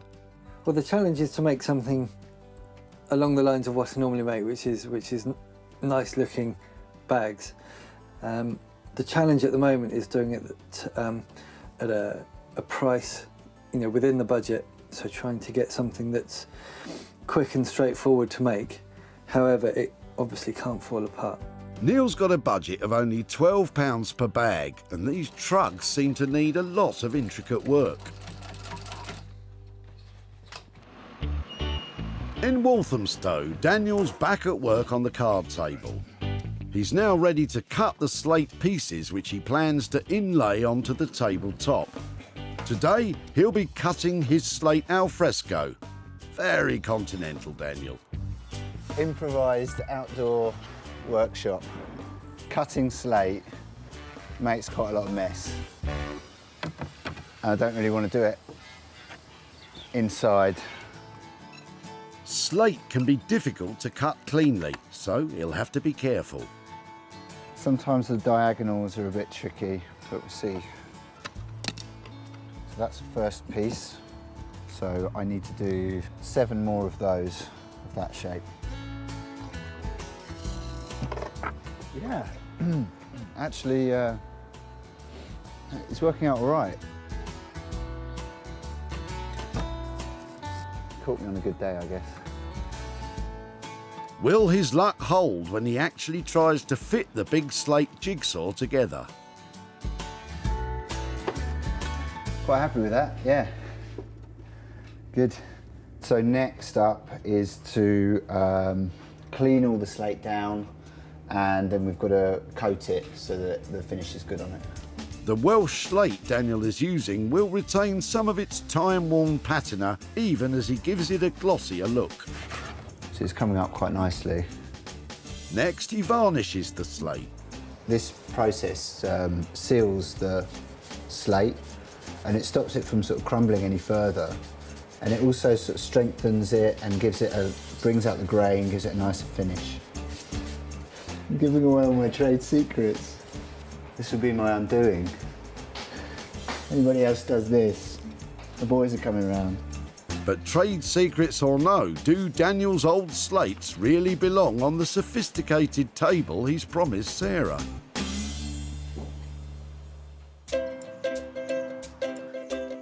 Back in Sussex, the barn sale is now in full swing, so it's time for Sarah to take the first batch of apple crumbles out the oven. I reckon they're about done.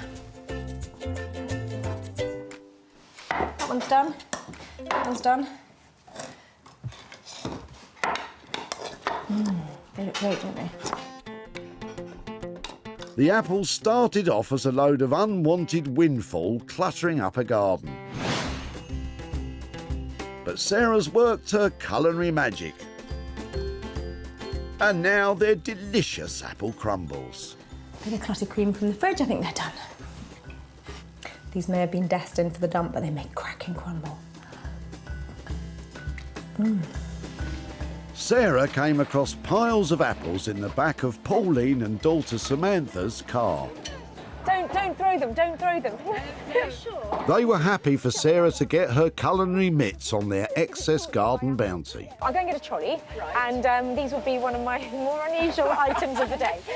At the barn sale, Sarah's crumbles are on their way to meet the hungry punters. Crumble time. And soon they're selling like hot crumbles. Going to charge £3 each for the crumble like this, and maybe put some in teacups later for a couple of quid. Sarah and daughter Libby managed to make 8 apple crumbles and 7 teacup versions. Good work, ladies. Now Sarah's near Hambledon in Surrey to fill Pauline in on what became of her surplus fallen fruits. Hi there. Hello, Sarah. Lovely to see you again. You too. Beautiful day, isn't it? Oh, absolutely lovely, yes. I had so much fun with your apples. We made apple crumbles. Oh, well, I'm sure that's wonderful. They were really tasty apples, and they were made a lovely pulp, so they were great to work with. And I took some pictures of it. I'm sure you've made a lot of apple crumble in your time. Well, yes, I have, but it's lovely to see someone else making them. Well, I thought we would make, we made little ones, and we served them in teacups, so that we made a few bigger ones as well, some little enamel ones. Oh, right. Yes. So we did have a bit of fun with them. I haven't made a fortune out of them for you, but I have got £25 here. I don't believe it. For you. It was great to have them. Oh, thank you so much. Any idea what you might do with £25? Well, it's my grandson's birthday on Friday, so maybe I'll give it to him. Oh, that's lovely. Well, that's really good. Thank you so much for letting me have them. And thank you. Yes, do tell your daughter as well, because I know she was highly involved in this. Oh yes, in she this phoned me staffing. last night and she said, "Oh, yeah, you must let me know what happens." Yes, well, it's apples, and thank you so much. They were thank great fun to you. work with and very tasty. So Thank I hope you. he has a good present out of I'm that. sure he will. Yes. Brilliant. Take care. Thank you ever so much. Thank you. Okay, Bye. bye-bye. Bye. Well, it was great to catch up with Pauline again, and it sounds like her grandson's going to be pleased with that little windfall. Sarah spent £4 on the ingredients for her crumbles. She sold them for a total of £29, giving her a tasty £25 profit to hand over to Pauline.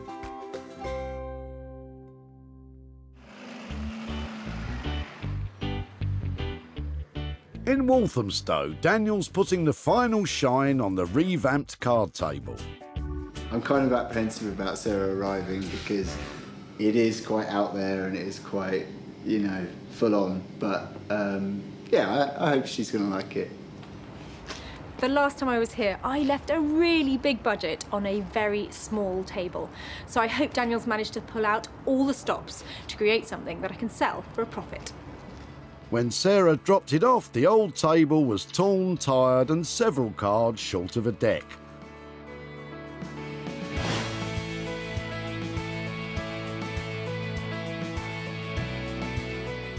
Now Daniel's worked his magic. Its fortunes have changed entirely.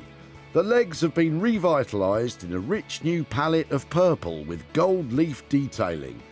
And the pièce de résistance, the salvage slate inlaid in the tabletop, has been engraved with one of Daniel's signature prints. It's a striking makeover, but will Sarah think it's saleable? Daniel? Hello, Hey. Sarah. How you doing? Yeah, Good to really see you. well. It's quite a statement piece. It's a man table. Yeah, it's quite quirky. It's quite fun. It's beautiful what you've done on the top, and Thank these you. little catches have come up. They look sparkly and really classy, don't they? Yeah, they did come up nicely. I think it's beautiful. You've really feels like you've really crafted it. I sense a lot of effort in making all these pieces fit and bringing all the pattern together. Yes, I took some drawings that I had and adapted them to the shape of the top. It looks so handmade, and that is a charming thing to see in a piece of furniture. Yeah. Fantastic. And in terms of usability, is it all right? I mean, if you put a cup of tea down on this, is this usable? Yes, it'll be fine, yeah. The slate is salvage slate, so it's come from a rooftop.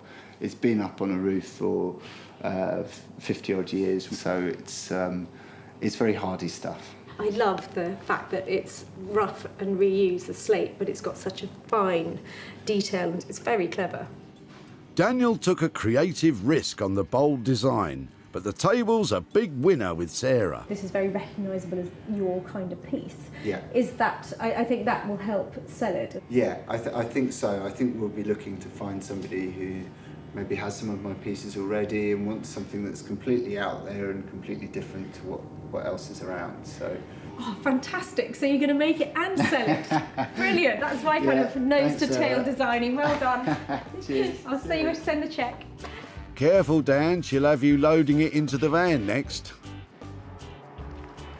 Wow, that is now a work of art, a totally unique piece created from something that should have ended up in a skip.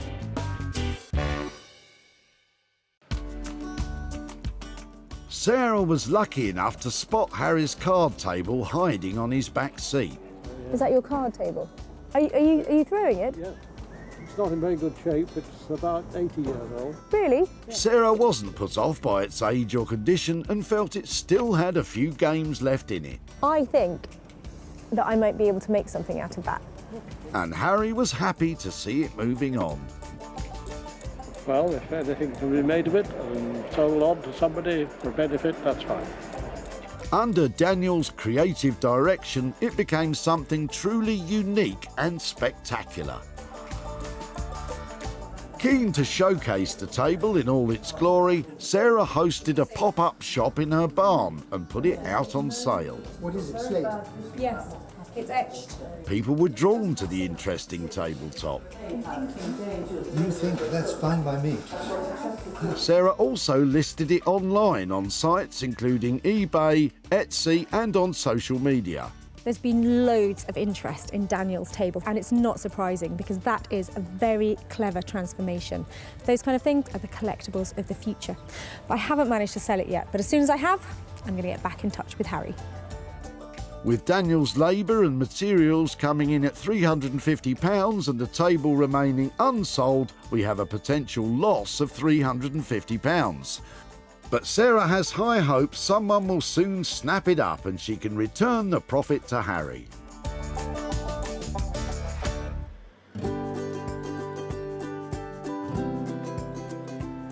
Back in Marlow, Buckinghamshire, Neil's finishing the unenviable task of turning Hessian rags into what Sarah's hoping will be riches. Sarah's about to arrive and see the transformation of these Hessian sacks. They were a real challenge. The mess was incredible. I've had a workshop full of Hessian. I became Hessian man by the end of the day. So they've been a challenge, definitely. Now this could be a little bit embarrassing because all of the sacks that I left Neil with were in terrible shape. They had moths flying out of them. If he's managed to make something saleable out of them, I'll be really surprised. The sacks started off as smelly, dusty and moth-bitten with little or no sax appeal.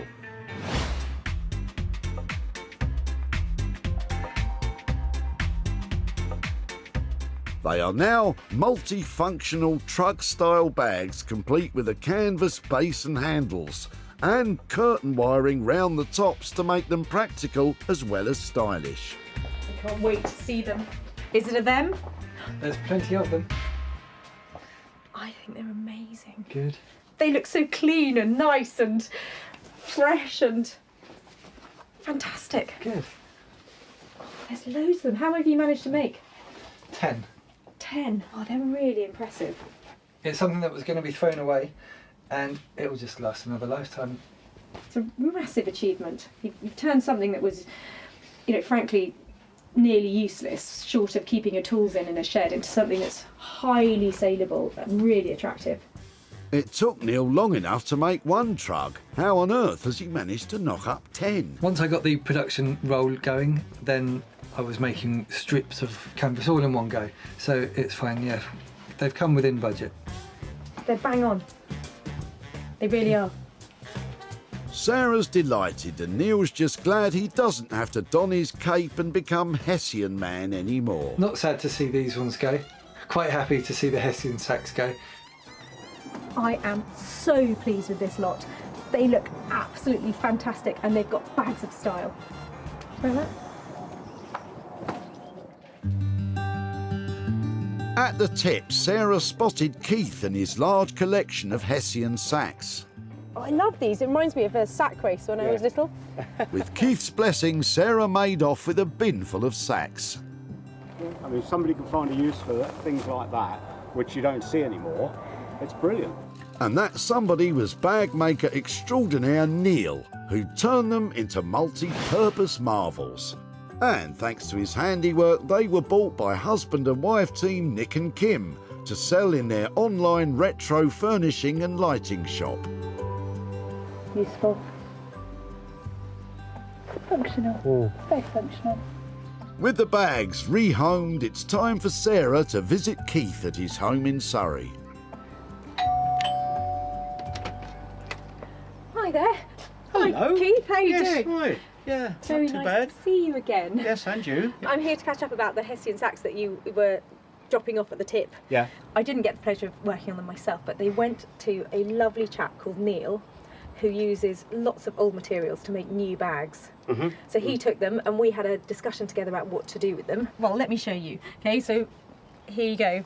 So that might be the way you remember them. Right, okay, yeah. And this is how they ended up. Well, God, they're good, aren't they? No, sort of, what are they, gardening bags or shopping bags or... Yeah, well, they That's were good. whatever anybody wanted to be with them. Lovely Neil Yeah. made 10 of them for us. after his money, we actually managed to sell them at a profit. Right. So okay. we have £50 here to hand over. Oh, all that's for good. you. Oh, grand. Oh, thank you. Oh, that's most unexpected. Any ideas what you might do with it? Yeah, several things, but I think it would be nice to take mother-in-law out for a bite to eat. Something like, or a glass of wine, or 2 glasses of wine, you know, something like that. You know. Fantastic. Thank you very much for dropping off. That's and nice. thank you for Great. letting me have them. Great, and thank you. Yeah, absolute thanks pleasure. very much. Yeah. Nice to see you. Okay, thank you. Bye-bye. Okay, bye. Well, I was really impressed with what Neil managed to do with those old Hessian sacks, and I think Keith was quite impressed too. And he's taking his mother-in-law out with the 50 quid. There are brownie points to be had there. Neil stuck to his budget of £12 per bag and produced 10 at a total cost of £120. The job lot of bags sold for £170, giving Sarah £50 to hand back to Keith.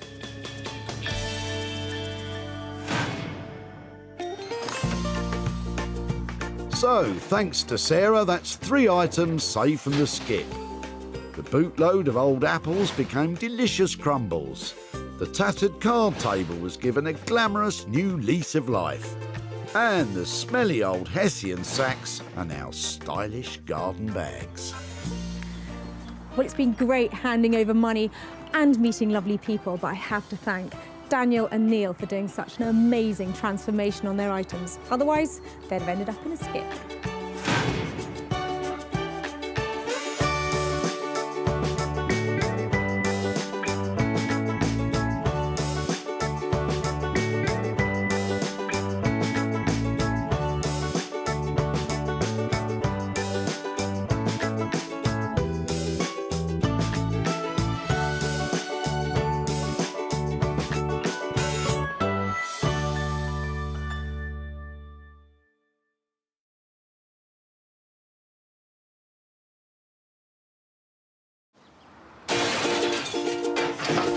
Got to be able to do something with that, haven't I? How do you make money for nothing? I'm going to take one and be back for the other. The answer could be hiding in the 30 million tonnes of household waste we throw out every year. They're beautiful. That's why entrepreneur Sarah Moore wants to get her hands on things before they hit the skip. I'm a passionate user, maker and buyer of old stuff, and I've turned my passion into a money-making business. I make new stuff out of old stuff. I sell it for profit. And with some of the country's elite designers and makers... You like to set a challenge for me, didn't you? Nice. She can transform her finds into desirable... Isn't that clever? Valuable... What an original piece of design. And hopefully saleable items. Oh, no way. If Sarah is successful, then she can hand the profits back to the very people who had no idea there was cash to be made from their trash. Oh my God, that is amazing.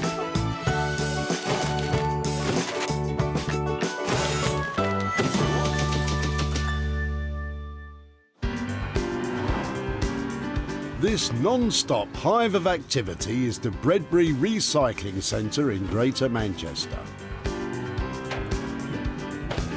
With the nation becoming more aware of the benefits of regenerating unwanted possessions, one woman is on a mission to turn your trash into hard cash. Unloved bedside cabinets, bashed up blanket boxes and cracked vanity units, all destined for the tip, can be made desirable and hip and turn a profit. But before you make a beeline for your local tip, Sarah's been given special permission to seek out 3 items Anything exciting in here? that she can rejuvenate, repurpose and sell on for a profit. Does Nicola have anything to offer Sarah? No strings attached. Oh, hello. What are you chucking out? Rope. Rope? Yeah. What have you been using this for? It's been in somebody's garage a very long time. We've got new rope now, which is a bit cleaner. Okay. What else are you throwing away? Because this looks like it could be part of an interesting lot. I think there might be a few pegs, but it's mainly rope. Okay.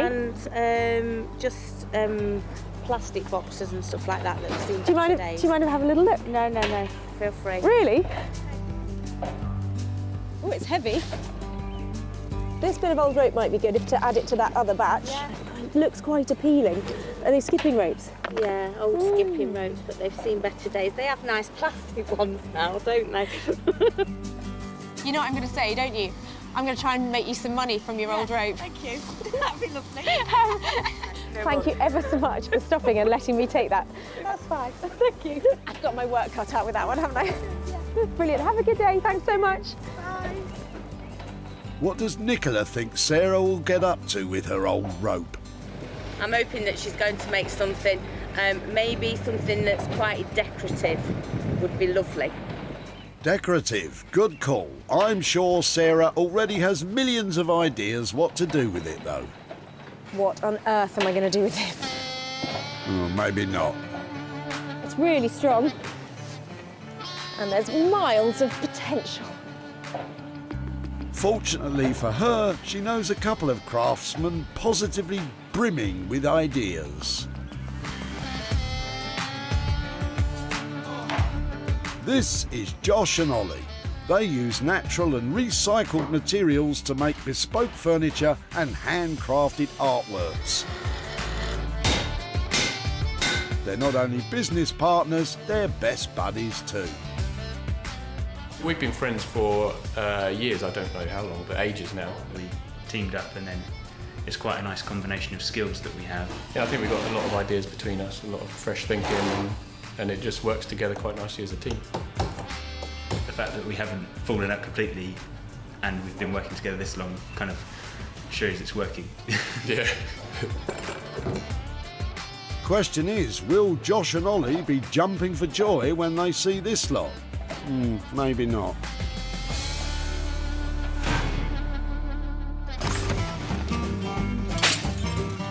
That's one item found, 2 still to go. And Sarah can't hang about. Some items from Ian's winemaking days have caught her eye. You look like you're setting up a stall here. Yeah.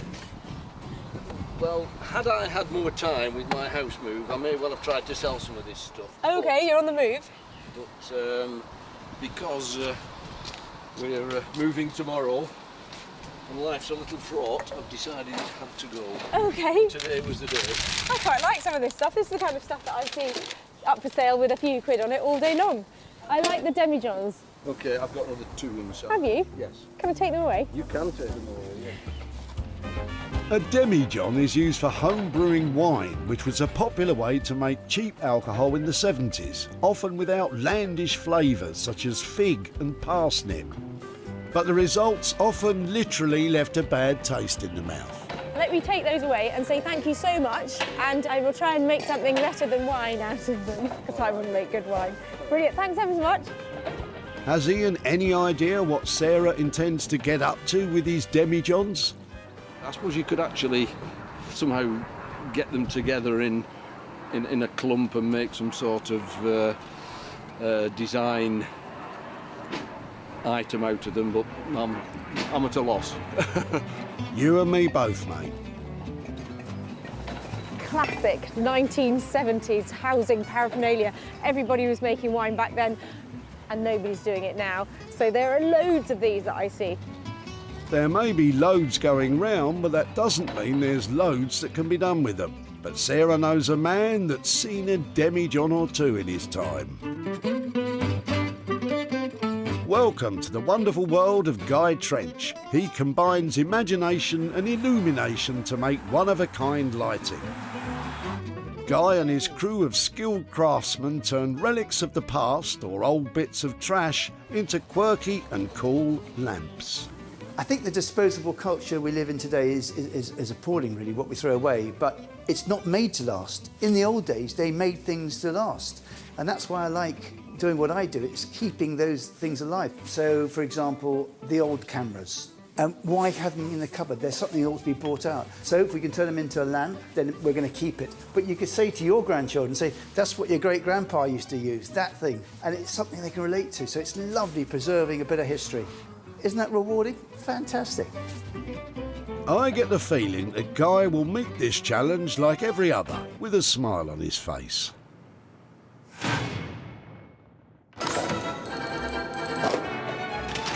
Sarah's saved items for her artisans, but now she has to unearth a hidden gem for herself. Is there a once prized possession waiting to be cherished again in Amy's boot? Hiya, do you need a hand? Oh, yes, please. Oh, they're nice. Oh, thank you. So, are these coming out of your house? Not mine. I got them. I was going to make some headboards with them, but... Oh, so these are the DIY project you haven't done? Yeah, something. Is that because you're busy? Yeah, busy. Yeah, you're expecting something there? Yeah.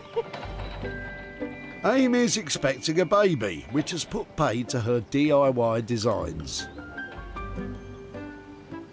How were you going to make them into a headboard? Were you just going to stand the pair up behind the bed? Yeah, I was going to sand them down and then repaint them and then put them as headboards at the back of the bed. But yeah, so the little one on the way, it's not happening. The spare room's been taken now, so. I mean, oh, well, it's my lucky day then, is it? It well, is. I will definitely try and do something, and I like that the headboard idea is really cool. So I'll just see if I can wrestle this one out of the way. The door's wide open here for Sarah to work her magic. But what does Amy think she should do? I liked my headboard idea, but I don't know, anything really.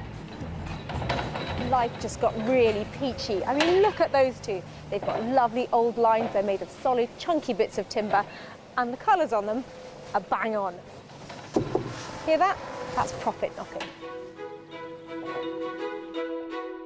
Success! Sarah has saved her 3 items. Josh and Ollie are bound to love the box of ropes. Guy will surely do justice to the Demijohns, and Sarah is 2 doors up in the upcycling stakes. It's heartwarming that so many people would rather give me their unwanted items than let them end up in here. All I have to do is make sure the transformations are magnificent, and I bring home some money for nothing.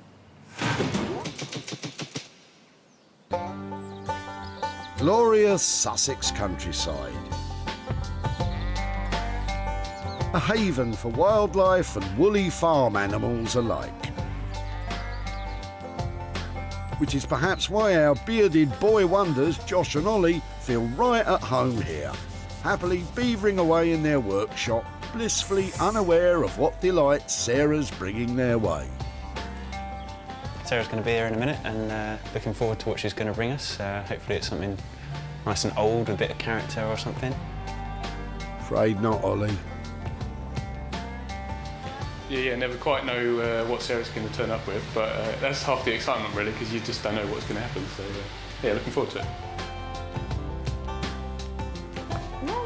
Hello. Hi guys, how are you doing? Hey, lovely to see you. Really well, how are you? Good.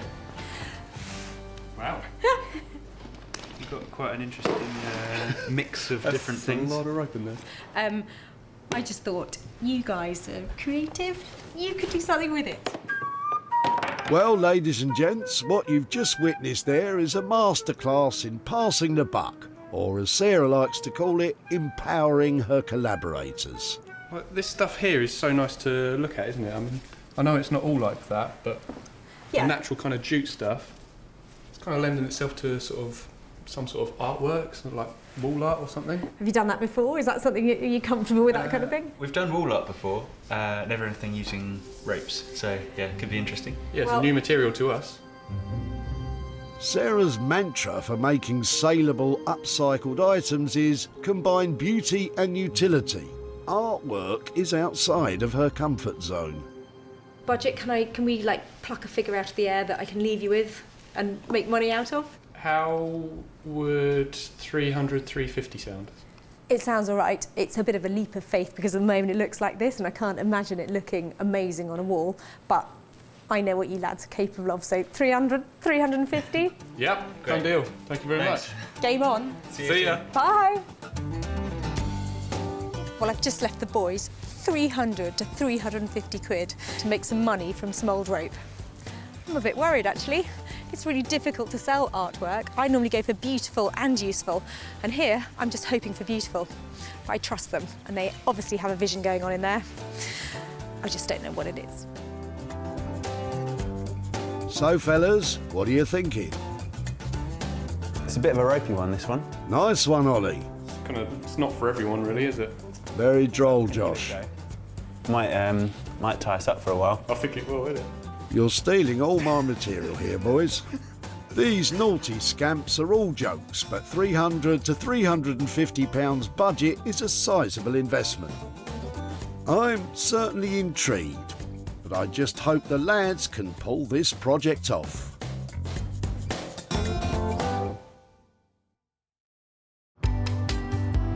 Welcome to the harbour town of Malden in the county of Essex. It has a long and proud history, including fighting against Viking invaders in the 10th century.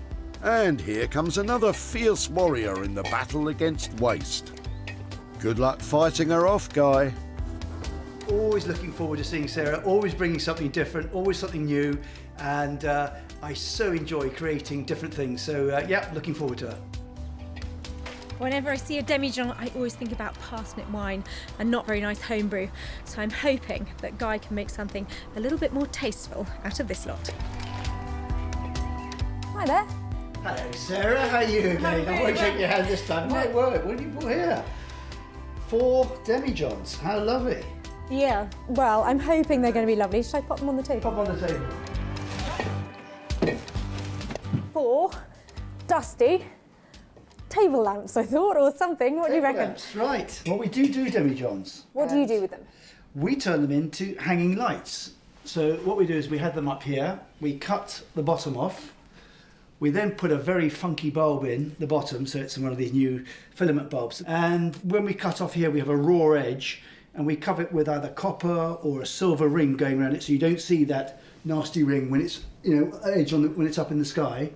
That, as a hanging light, looks fantastic. Okay, well, I mean, you've got 4 here to work with. Well, we might break some while we're cutting them. So not all the time that we can get good ones out. We may get 2, we may get 3, we may get all 4. Never know. Do you want to give me a price for one hanging light and then work out how successful you are? We're going to ring it. Going to put the electrics up the side of it. I would think about £90 to do one, and if we break the others, well, we shouldn't break them. We're quite good at it now. Okay, well that's great. So if there's one, I'm going to make at least 50 quid profit on that, and potentially there's 4 there, and I look forward to seeing as many of these intact and turned into lighting as possible. No problem at all. That's great. Lovely. Thank you, Sarah. Lovely to see you, Guy. Take care.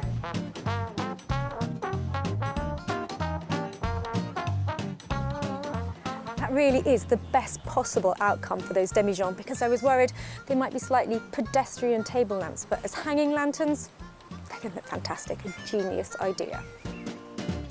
This hanging up, bottom cut off, funky bulb in there, lovely old wiring, is really different. And you go into people's houses and it's straight away, it's different. I think they're going to look really good. Guy's planning to turn the 4 Demijohns into 4 hanging lights. Sarah could turn a great profit, as long as he doesn't smash any, of course.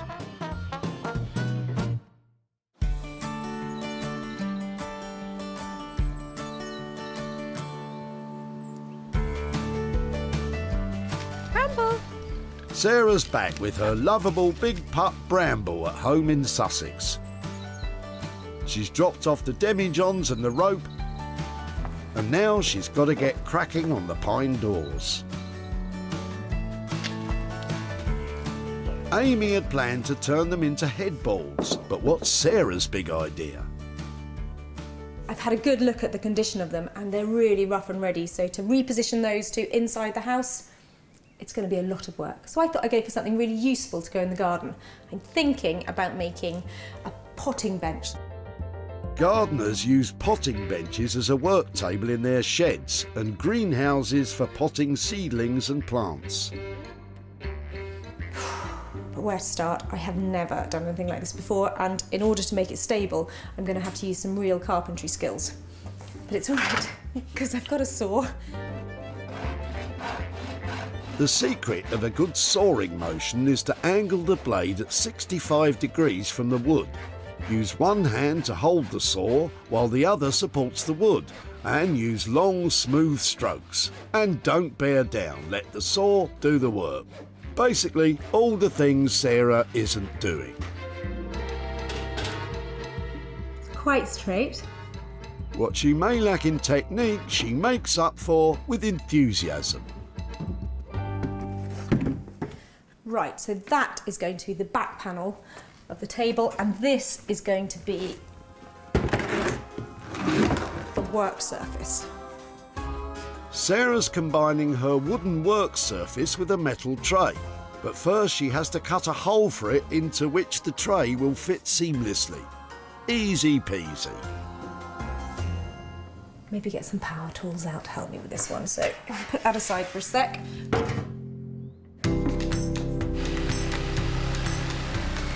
There's an age-old rule of carpentry. Measure twice, cut once.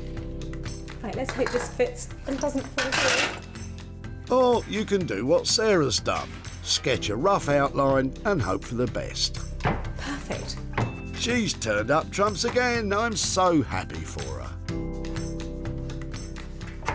Great, so that's nice and snug in there, and this is where the plants go.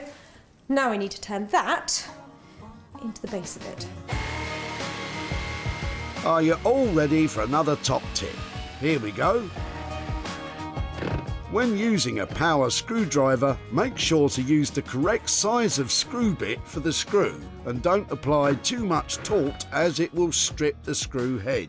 Yet again, not exactly what Sarah's doing. Well, that bit works really well. Got to do something about the rest of it. Trying to pack some style into this.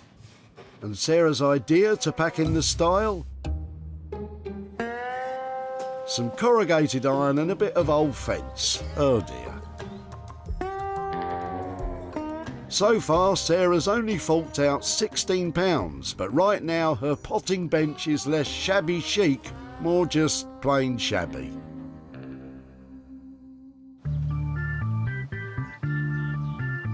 Josh and Ollie are pondering exactly what Sarah's roped them into. And that, I promise, is the last pun. Well, we certainly haven't done any projects with rope before. I think once we get going, then it should be fine, but yeah, it's a bit of a new one at the moment. Their idea is to transform the old rope into wall art. After a fair amount of beard scratching, their plan is beginning to take shape. We both want to go for a hexagonal frame and then string the ropes in between in a nice kind of interesting way. And Josh is clearly going for a bit more of a kind of rigid line type thing, whereas mine are a bit more of a mess. You said it. But hopefully a good mess.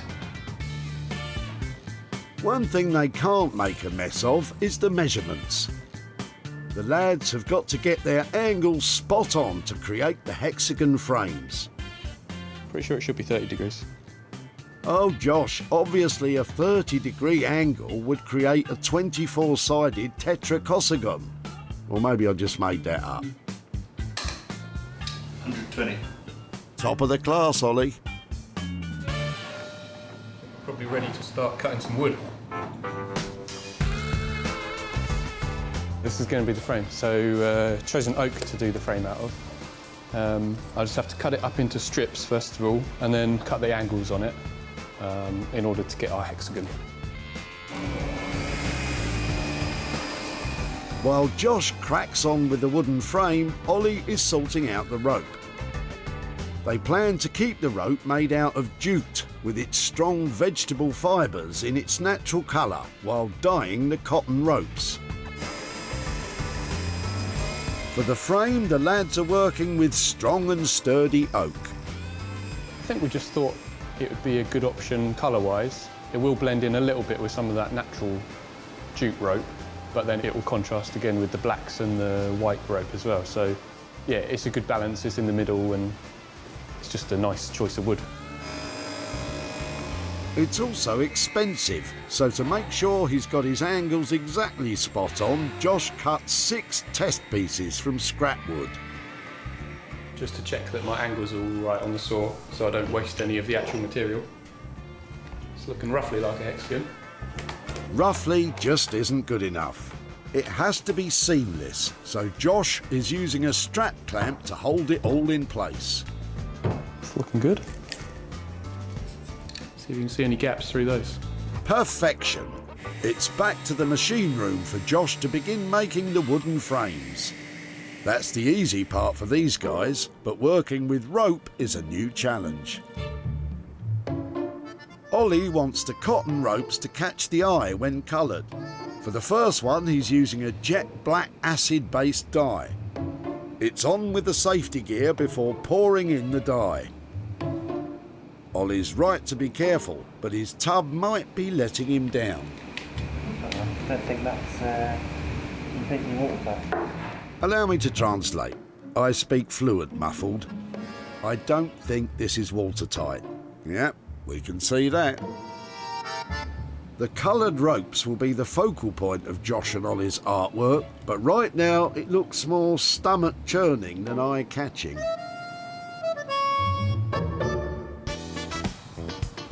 In Essex, Guy's got a gift from his glass man.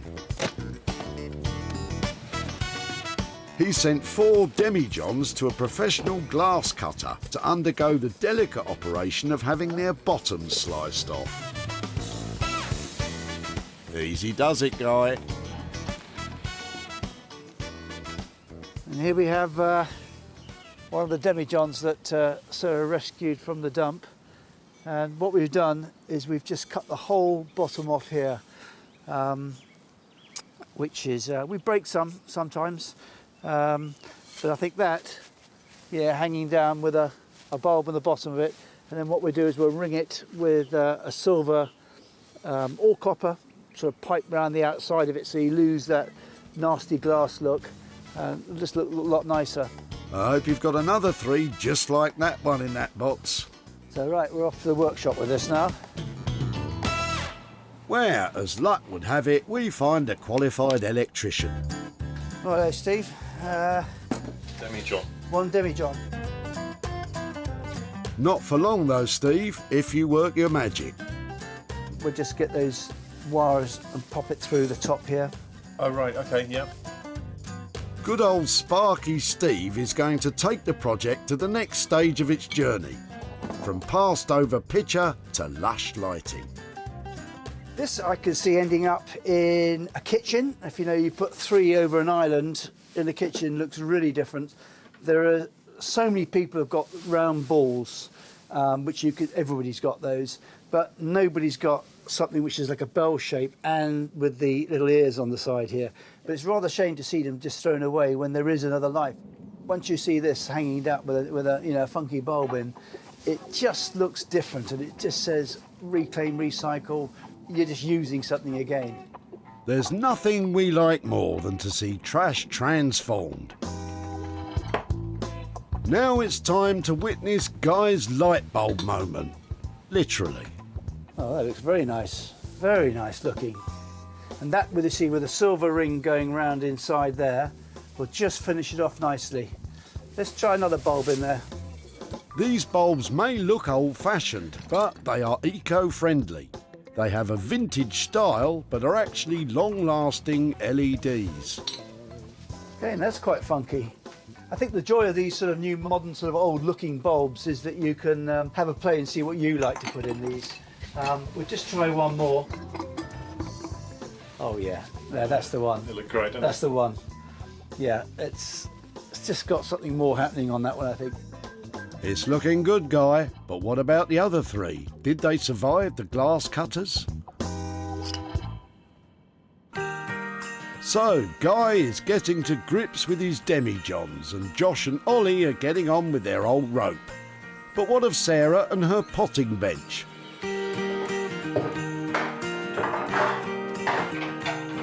Well, she's struggling with the corrugated iron she hoped would add rustic charm. Looks more rusty than rustic to me. Perhaps her daughter Libby might lend a hand. Hi. Hi. Do you like it? Clean. I'm going to tidy it up before I use it. Do you think it's going to add to it or not? Yeah. You're lying. You're so lying, I can tell. Sarah's flattening the iron to use as the surface of a shelf. Kudos where kudos is due. Sarah's put in the hard graft on this one. Has transforming these old doors into a potting bench turned out to be a potty idea?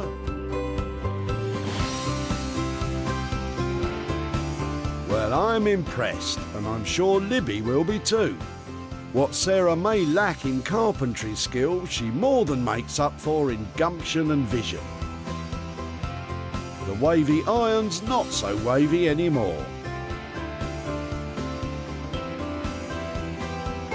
Sarah has brought together the doors, fence, the corrugated iron, the metal tray and the potato crate into a cohesive whole. Each individual part is distinct, but sits in harmony with the others, and proportionally, they all fit like a glove. Her potting bench has a ramshackle homespun charm, but it's strong and sturdy. You can make all sorts of things out of these old doors, but I loved making this potting table. And I think it's going to be useful for somebody, and hopefully they'll buy it at a fair price. Amy was chucking out a pair of doors that she had planned to use to make headboards. Is that because you're busy? Yeah, busy. Yeah, you're expecting something there? Yeah. The imminent arrival of her child had put her upcycling plans on hold. But what did she think Sarah would make of the doors? I liked my headboard idea, but I don't know. Sorry, Amy, the headboard idea didn't make the cut. The potting bench turned out a treat, and Sarah sold it to Wreckage at Home, a shop in Doncaster that specialises in vintage and rustic furniture. Now Sarah's on her way to show Amy what became of the doors. But is there to be any profit to hand over?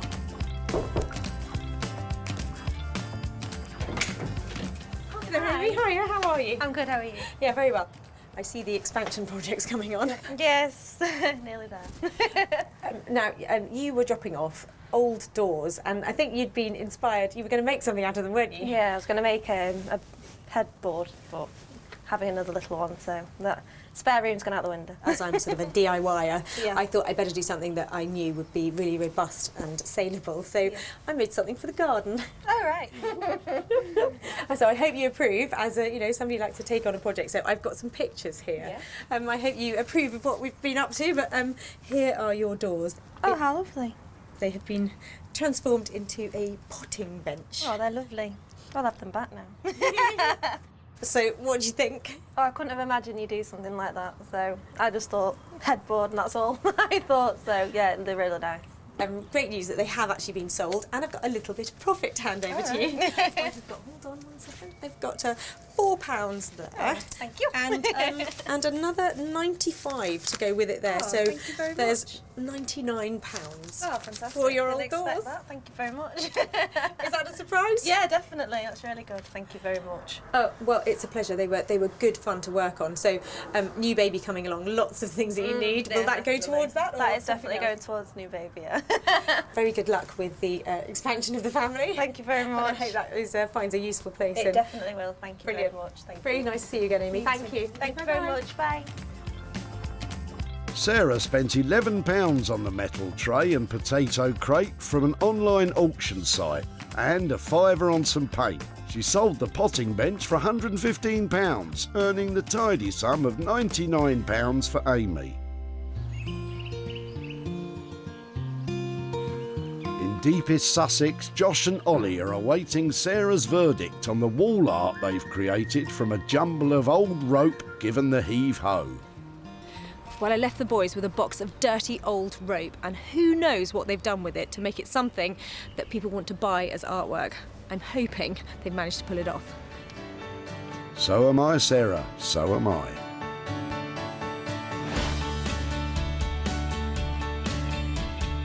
I'm no art expert, but I'd have them hanging on my wall. The geometric shape of the hexagonal oak frames look great, and they set the ropes off perfectly.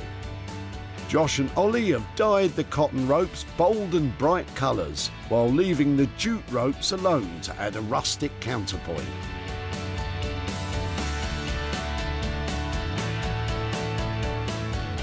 It It works for me, but it's Sarah the boys have really got to please. Hiya. Hello. Hey. Oh, really? You doing all right? You boys are geniuses. I cannot believe it. Guys, they're really beautiful. Thank you very much. Yeah, we're pretty chuffed with this. Beautiful. How did you do it? So this is Ollie's. I designed the one on the end, and then we kind of collaborated on this one in the middle. Great, and that works really well, doesn't it? Because they need to, I don't want to say knit together, but you know what I mean? They need to Yeah. fold together, don't they, Yeah. to make a cohesive piece. They're really lovely. Oh, thanks. Is it something that you'd want to do again? Yeah, I think we will actually. Yeah, like the finished product we're really happy with, and it was like quite a fun process and like nice creative process as well. So I think we probably will end up doing these again. There was a bit of flexibility on budget. We were around the 300 mark. Yeah, is that where it's come out, or is it? Yeah, that's what we were thinking. We're happy with that. With £100 each for these, I think there's definitely money to be made. And I always get a little bit worried about art and installation and that kind of thing. Yeah. But these have masses of appeal. They're really beautiful, and all together, I think they're a real credit. Lovely.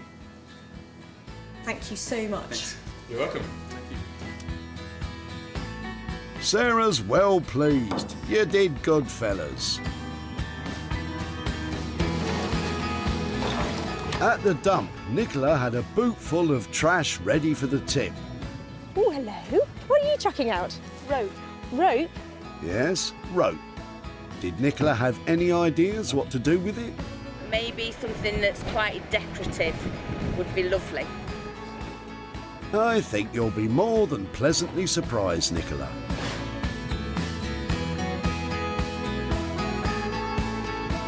Sarah made it her mission to get them sold. She showcased them at her barn sales to see if anyone liked the look of them. And took to the internet, where she listed them on online marketplaces such as eBay, Etsy and social media. But were there any takers? Sarah's popped along to Hyde in Cheshire to let Nicola know how she got on.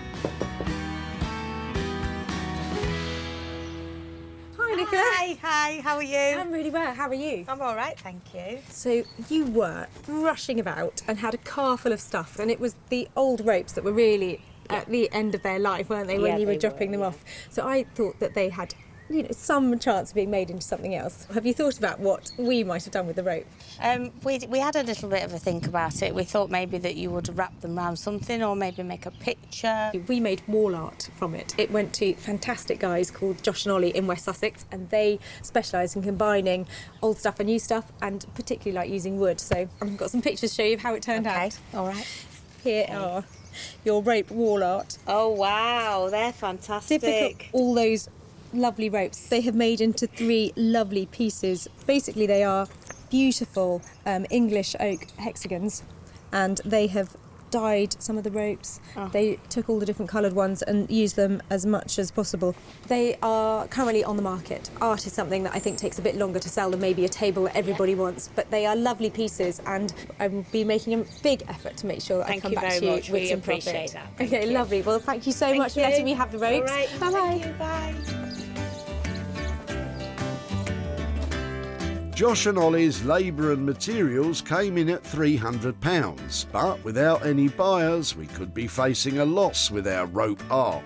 Given a bit more time, I'm sure they'll all be snapped up and we can surprise Nicola with a bit of profit. Back in Essex, Sarah's popping in to pass judgment on Guy's transformation of 4 dumped Demijohns. I am genuinely excited to see how the Demijohn have turned out, because stylistically they should be really cool. Let's just hope there's more than one of them. Guy is a master of illumination. I'm looking forward to being dazzled.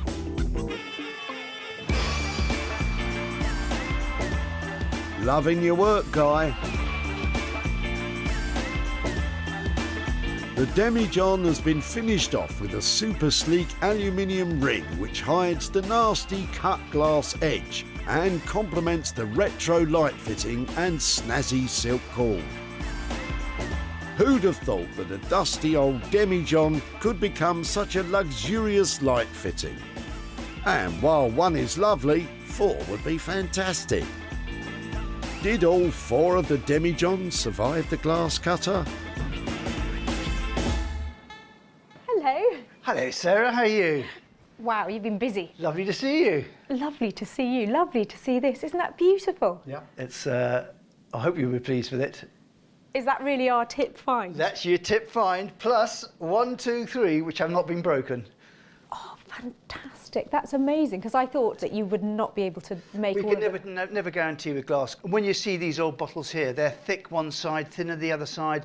They're not quite perfect anyhow, which is what I like about the whole thing. So when you're cutting them off, you could easily just bing, and that's it goes. I think it's stunning. I love its simplicity, and I think it's just beautiful, really so pleasing. And with all this lovely bright stuff going on, this is really looking so strong on the bottom, isn't it? Yeah, these are the little silver units that we put on around the bottom. It takes away that horrible sharpness of the glass. It's a really saleable, high-priced, luxury-looking item. Yeah. So how did we do on budget? I think it was £90 for each one. Yep, dead on budget for each one of them. We've managed to do that. It doesn't include the bulb, only because I think people want to put whatever bulbs they want in. You can find out, the customer can put what they like into it. Brilliant. Well, I think there's money to be made here, because they are just so special. Well, I think there's very good money to be made out of these. Fantastic. Well, let's get them packed up and see what we can do with them. I'm really upset about these Demijohn. Upset that I can't keep them myself, but they're going to sell really well, and I think I'm going to make money here. Sarah saved the glass jars just as Ian was about to sling them in the skip. I like the Demijohns. Can I take them away? You can take them away, yeah. Did Ian have any ideas what she'd do with them? I suppose you could actually make some sort of design item out of them, but I'm at a loss. Fortunately, Guy was not.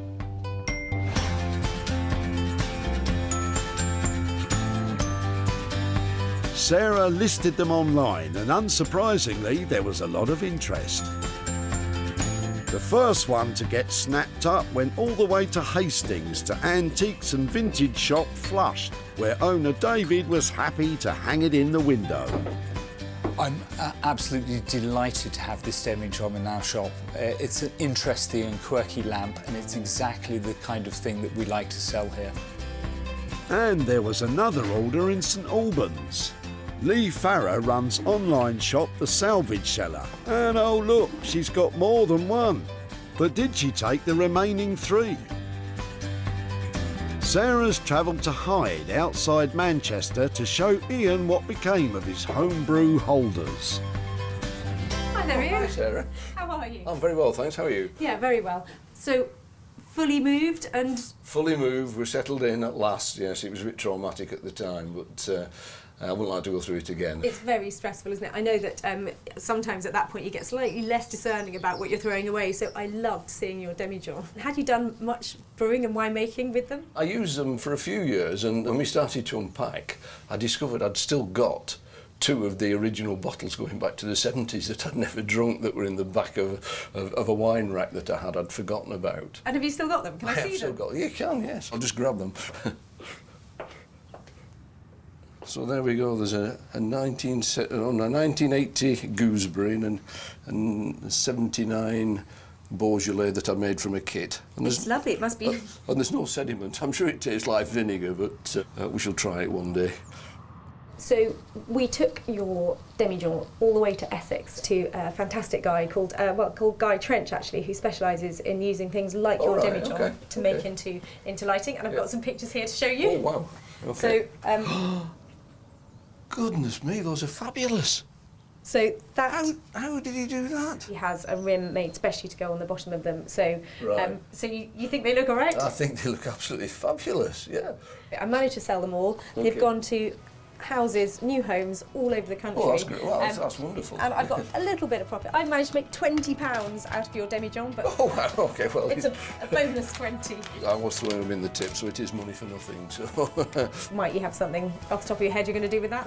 I've got a couple of charities that I support, so I'll be making a donation to either both or one of those. Oh, fantastic. It was lovely to catch up here. Yeah, thanks. Bye-bye. Bye. To make the lights, the labour and material costs came to £360. With sales totalling £380 for all four, Ian has £20 to give to a charity of his choice.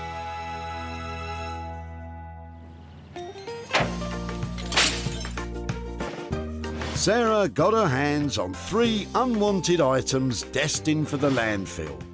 And now they all have a new lease of life. Well, we've handed over a little bit of money along the way, but what's really special is just seeing what people can make from things that were going to the tip. Fantastic.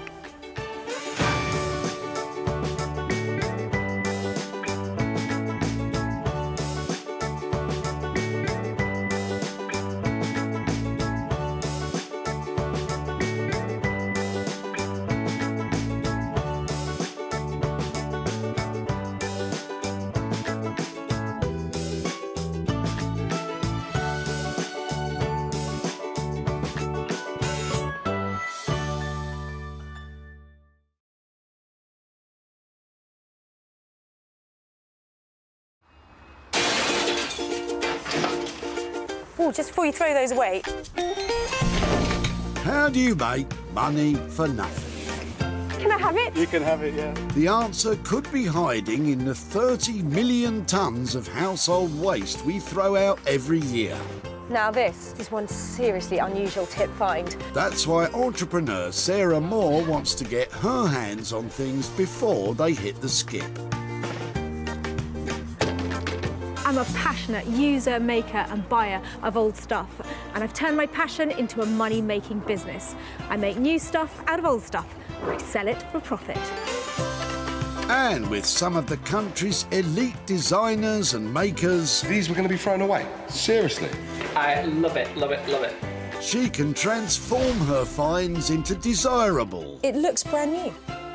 Valuable... You are joking. And hopefully saleable items. That is a triumph! If Sarah is successful, then she can hand the profits back to the very people who had no idea there was cash to be made from their trash. That is amazing!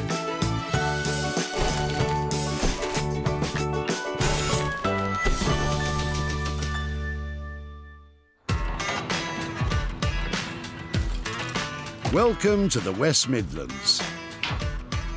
Sarah's at the Walsall Recycling Center. She's on the hunt for a hunk of junk that can be transformed into a chunk of change. I love turning a profit where others see trash. Making old stuff that's drab into desirable and fab is just so satisfying. Sarah's been given special permission by the recycling centre to rummage about today. Come on, Walsall, let's see what you've got. She's on the lookout for 3 items she can bring back to life and sell on for a profit. Sarah is casting admiring glances at the junk in Keith's trunk. Are you chucking the chair? You are, aren't you? Yeah. You can't. You've got to let me have it. Have it if you want. Keith's clearing out the flat he rented to a loyal lodger who has now moved on to a nursing home. She was 90 how old? It's 91. 91, lovely, and last local. October, and she'd been my tenant for 22 years. Fantastic. So you don't think she'd mind us having her No, own not chair? at all. No. Can I have a sit? Yeah. Is it comfy? I've no idea. I've never sat in it. It's great. It's lovely. And do you think I'll be able to do anything with it or make any money out of it? Yeah. How much do you reckon? £5. £5. £5. I'm definitely going to make you £5. Right. Thanks ever so much. Okay, then.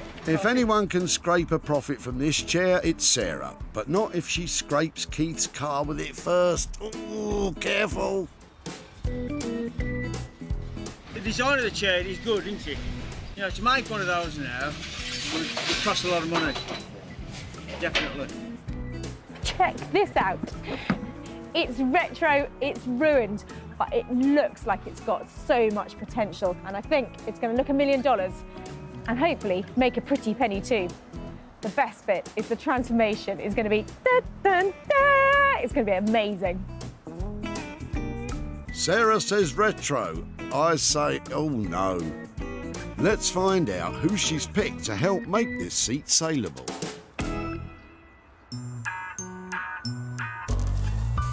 Welcome to Anthony Devine's world. Anthony's unique and quirky upholstery has earned him the reputation as one of the most imaginative craftspeople around. Anthony can upholster almost anything, but he does love a good chair. Some chairs you just know that this is the one, and you just know you're onto a winner.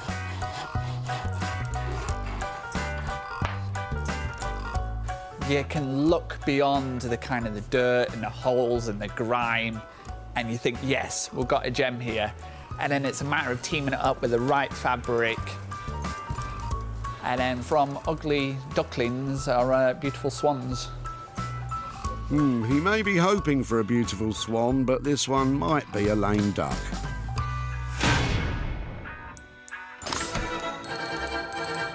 One item down, 2 to go, and Sarah's loving every second. Time flies when you're having fun. Bringing new life to cast aside odds and ends is Sarah's passion, but she also loves selling it on for a tidy sum. Can she surprise Brian by turning his clutter into cash? Oh no, I like the look of your rubbish. What's that? What's that before you throw it away? It was oil.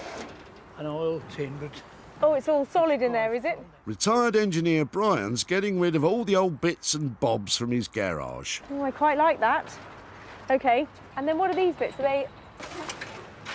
I love these. Oh, I love them too. But what is it? A heater? A light? I think it's a heater. It's these bits I'm wondering if I could do anything. These and that... These don't go together, do they? Ah, rusty metal shelving. That's more like it. I think I quite like to take these bits and these bits and see if there's anything I can do with them. On top of the rusty shelves, Sarah's also nabbed some rusty metal poles. So I think we might leave the other bits, but just take this lovely rusty little bundle here and see if I can do something with that. And I'll help you put the rest in the recycling. Oh, hold on. How can you chuck the thingy-me-bob? We love that. Oof, mind me lug holes. So, Brian, do you have any ideas what Sarah's going to do with all that? Well, throw in the scrapping. Well, ask a stupid question. They all think I'm bonkers. And they're probably right. What do you mean, probably? Let's find out who Sarah's lined up to rejuvenate this rusty old rubbish.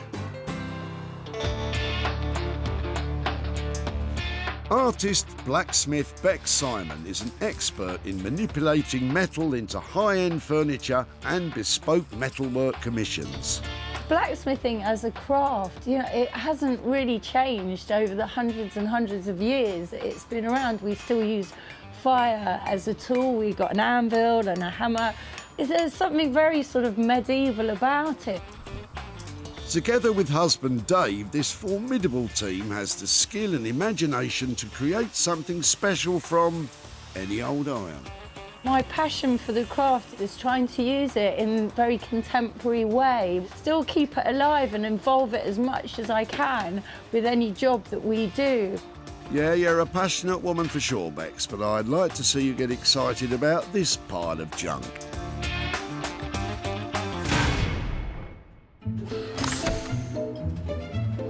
Back at the dump, Sarah's now searching for an item she can transform from people's cast-offs. Sometimes it can be hard to say goodbye to sentimental items.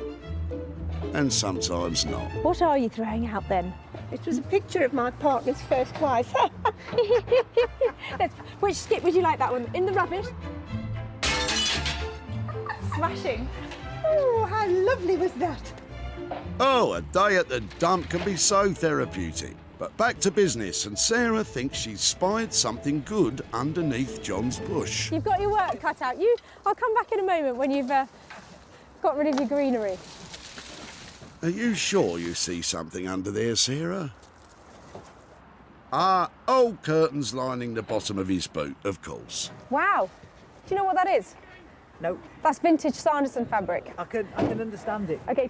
From a very, very expensive house. Is it? Yes. Somewhere where you live? Somewhere that I bought. Really? Have you got any more of them? Founded in 1860, Sanderson is an internationally renowned brand of quintessentially English fabrics. They're a slightly different look. I can't tell if they're... That's it, Sarah. Give them a good sniff. For those of you not watching in Aroma Vision, they're a bit stinky. They don't make them like this anymore, do they? I think that this is what I'm looking for. The floral stuff is definitely appealing. Thank you so much. This could be a real rags to riches story for John. What does he think Sarah can conjure up with these cast-off curtains? Make some curtains, I don't know. Oh, John, it's curtains for you, mate. Definitely worth rescuing. Probably 1950s stuff. And I know this is a personal passion. I love old floral fabrics, but there are lots of other people who like it too. Sarah's excited. You can tell when I like something, can't you? I want to take it home. In fact, I probably want to wear it. What do you think? Wedding dress? Oh, it was love at first sight. Dump site, that is. Sarah has salvaged her 3 items. Anthony will transform the chair from well-worn to wonderful. Beex will get to grips with the heavy metal, and Sarah will bring back flower power with the curtains. Today has been terrific. Now just a small matter of turning tip trash into treasured possessions. No pressure then.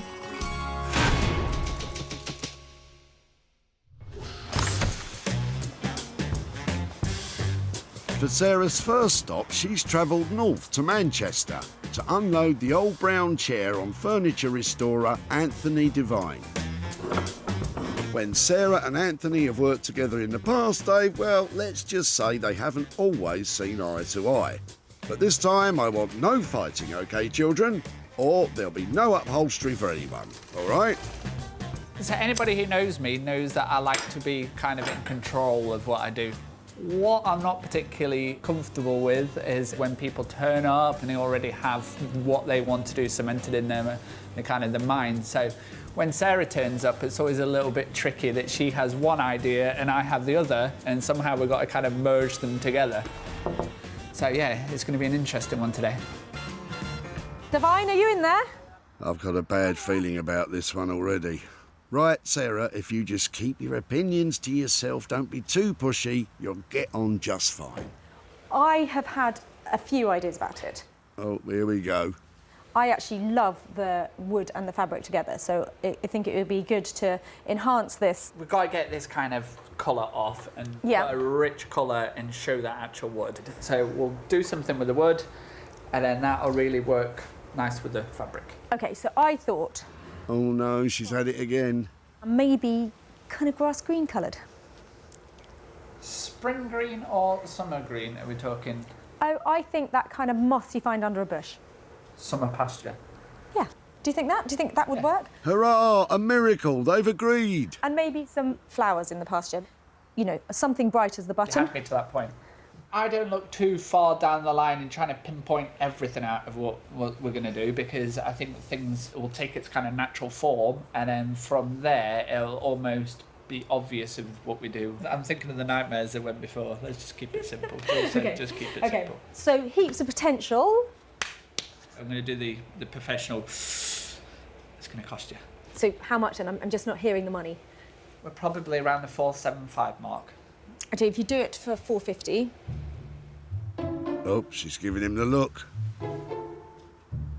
Don't be afraid of her, Anthony. Stay strong. I'm going to leave before you change your mind. Thank you very much. Works every time. Well, after a slightly tense negotiation, I think we've got where we need to be with that chair. It's going to look amazing. Grass green, brilliant. With the chair coming in at £450, the plan is simple, grassy and mossy. But is Sarah going to like it when Anthony inevitably does whatever he's going to do to it?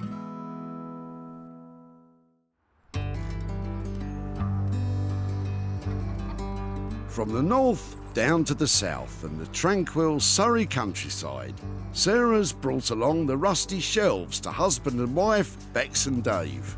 Health and safety, dear. Right, those can go on there. Let's hope they can make something marvellous from them, although they look more at home in the garden. Sarah does seem to find the most unusual things, but I do actually like that because she has some really good ideas, and together with her ideas and us sort of fiddling around in a workshop, we do manage to make some all right things. And if the shelves weren't enough, some rusty bars complete the set. Lucky them. Bex, Dave. No, I was just saying that I don't get embarrassed when I bring you piles of rusty stuff, and then I walk in here and I feel really embarrassed. Oh, come and see my rusty stuff. We got... Oh, look, shelves. This is high-end interiors cabinet. It just looks like shelves at the moment. I thought what we could do is make a frame out of that and some sort of finishing out of this to make a lovely cabinet. Oh dear, I'm not sure I like that. Don't get all excited at once. Why don't you draw down? So we can... it in. I've got a feeling they're not totally convinced. Is this where Dave normally stands? Yeah. Well, they don't call him Buns of Steel for nothing, you know. Maybe the front of the cabinet could be made up of a couple of the panels, and maybe just one panel deep, and then lovely legs, Bex's lovely legs. So how does that sound? Is that, you know, can you imagine that? I can see it. Yeah. I think just for finishing, I think, you know, if we're painting over that, it's going to look like a really nice paint job on a battered piece of furniture. What do you use to clean them up? What will you go for? Well, we're just going to give it a quick wild brush and see if we put some... I love this. Right, girls with power tools. Here we go, Bex. We can do this. Bex is giving the metal a quick test rub with the metal sander to see if anything still shines beneath all that rust. I love that. Really? If this comes out to be this beautiful cabinet, realistically, what kind of price do you think it's going to take to get this with that high-end luxury feeling to it? If we could stretch it to, say, 700-800. Okay. Which would be... I'll go 750. 750, yeah. Fab. It's a done deal. Everybody happy? Dave, what's that worried face for? My concerns are, it looks like a bunch of workshop shelves that welded together in a kind of, and it's rattly, flimsy and yeah, just... but we'll make it look good. Jazzy shelves. It's a fairly steep £750 to transform the shelves. I tell you, they're going to have to turn out pretty jazzy for someone to pay more than that for them.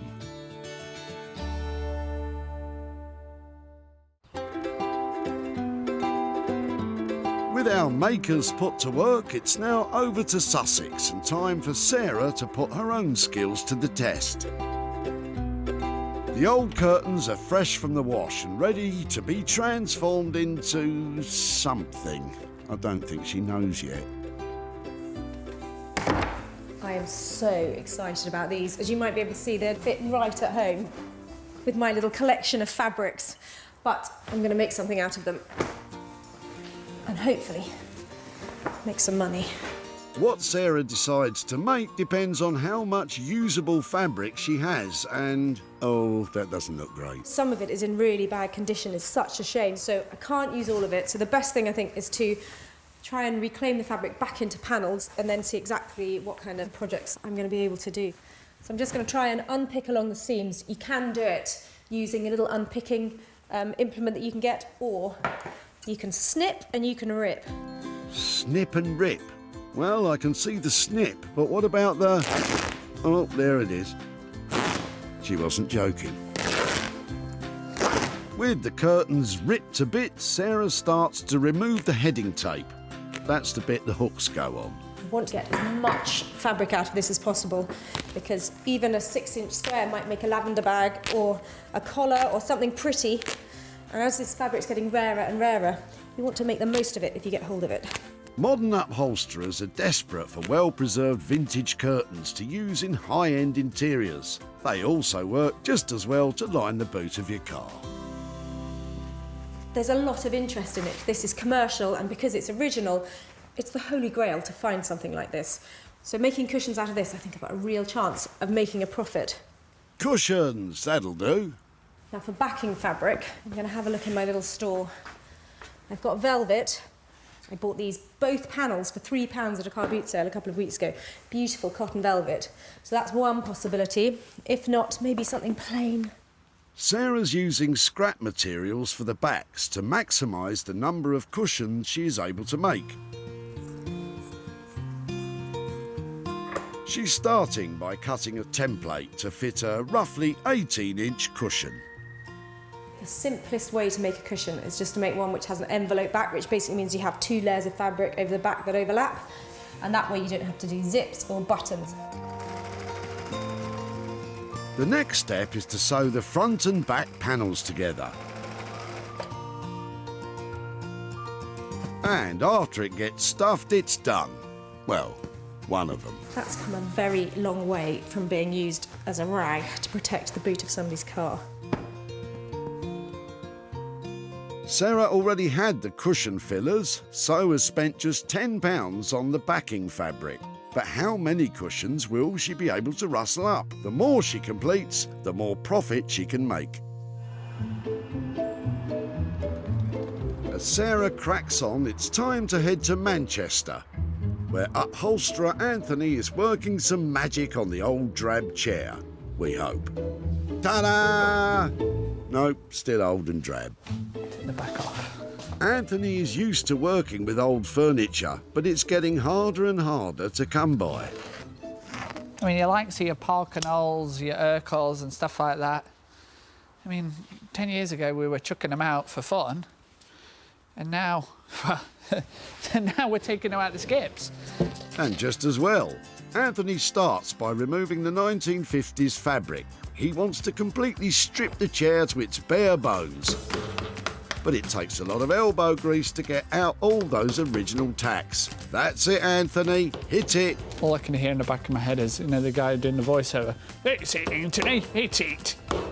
Oi, this is weird. Better watch what I say.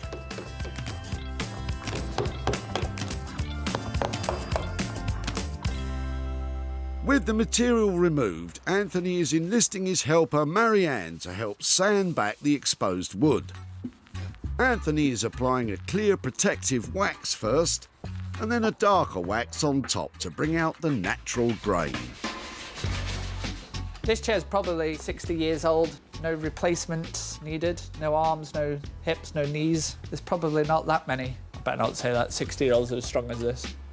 My mum and dad are over 60 and they're pretty strong. Well, they could do with a bit of re-waxing, that's for sure. Oi, watch it, sunshine.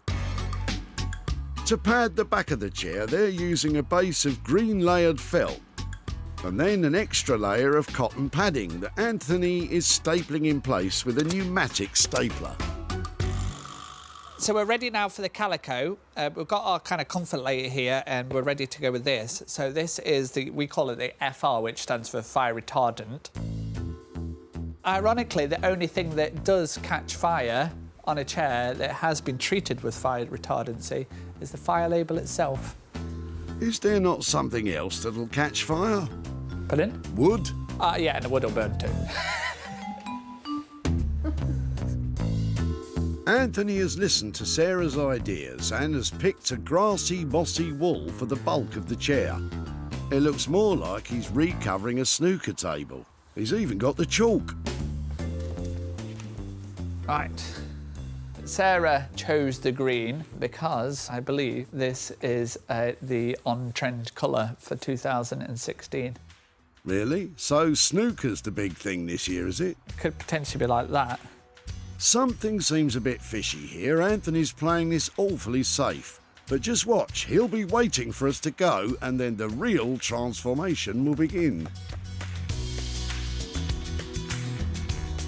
So, from Manchester to Surrey and time to check in on Bex and Dave and those rusty shelves. Bex is drawing out the blueprint for the new cabinet. That's another door. So you've got 2 of the shelves. But I think Dave has spotted a small flaw in Bex's plan. You've got 5 doors. It's just testing to see if you're awake. Well, that's an encouraging start then. Dave's first job is to weld together a steel frame that will form the body of the cabinet before the shelves are attached.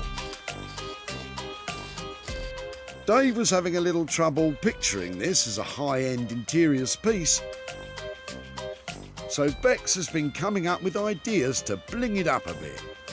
And we could either paint the inside, you know, like gold or something like... Or not. I think it's back to the drawing board. As Dave assembles the base, Bex starts to make the legs out of the steel bars Sarah salvaged along with the shelves. Bex is cutting them to size with an electric saw. Positive thinking. But... Houston, we have a problem. Look. one of the legs has ended up a little shorter than the others. You'll have to cut them again.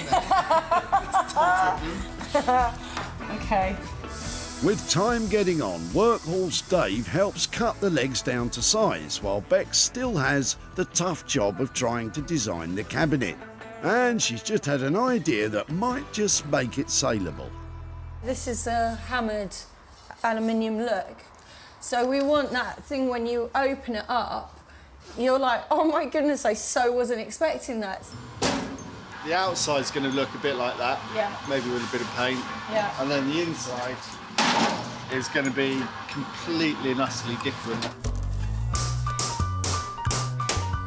To achieve a hammered aluminium finish requires the very technical process of first taking some aluminium and then bashing it with a hammer. This will create a lovely dimpled effect that Bex and Dave are hoping will draw the eye away from the rusty metal. But back up the other end, Dave doesn't look happy again. I can't remember from the discussion with Sarah what she wanted. Fear not, Dave, you've done exactly what Sarah wanted. This one's putting them into a spin. It's probably too thin to be one deep, isn't it? I think if it was twice the depth, it would look just too bulky. I think you might be right there, Dave, and you two need to crack on. To be honest, I'd say the bigger problem is that at the moment it's a million miles away from anything anyone would pay over £750 for. With her makers still having a fair bit to do, it's back to Sussex to see how many cushions Sarah's managed to salvage out of the old curtains. You want to make nice, neat corners, so you can either trim them off or just tuck them in like that. And with a few finishing touches, You want a lovely crispy edge to them. she's done. Before, the old curtains were destined to live out their life in the back of a boot. But now, they're plump, pillowy and pouring with charm. Sarah managed, wait for it, 7 cushions. Along with 2 in pastel-y pink, she made 5 in rich green velvet. She had to get a bit of outside help to sew because the velvet is quite a tricky material to work with. But they now look like they could be worth a bob or two. I am so pleased with how these have turned out. I'm a big floral fan, so for me, these are right up my street, but I know there are heaps of people out there who really like this kind of thing. So selling these should be a walk in the park.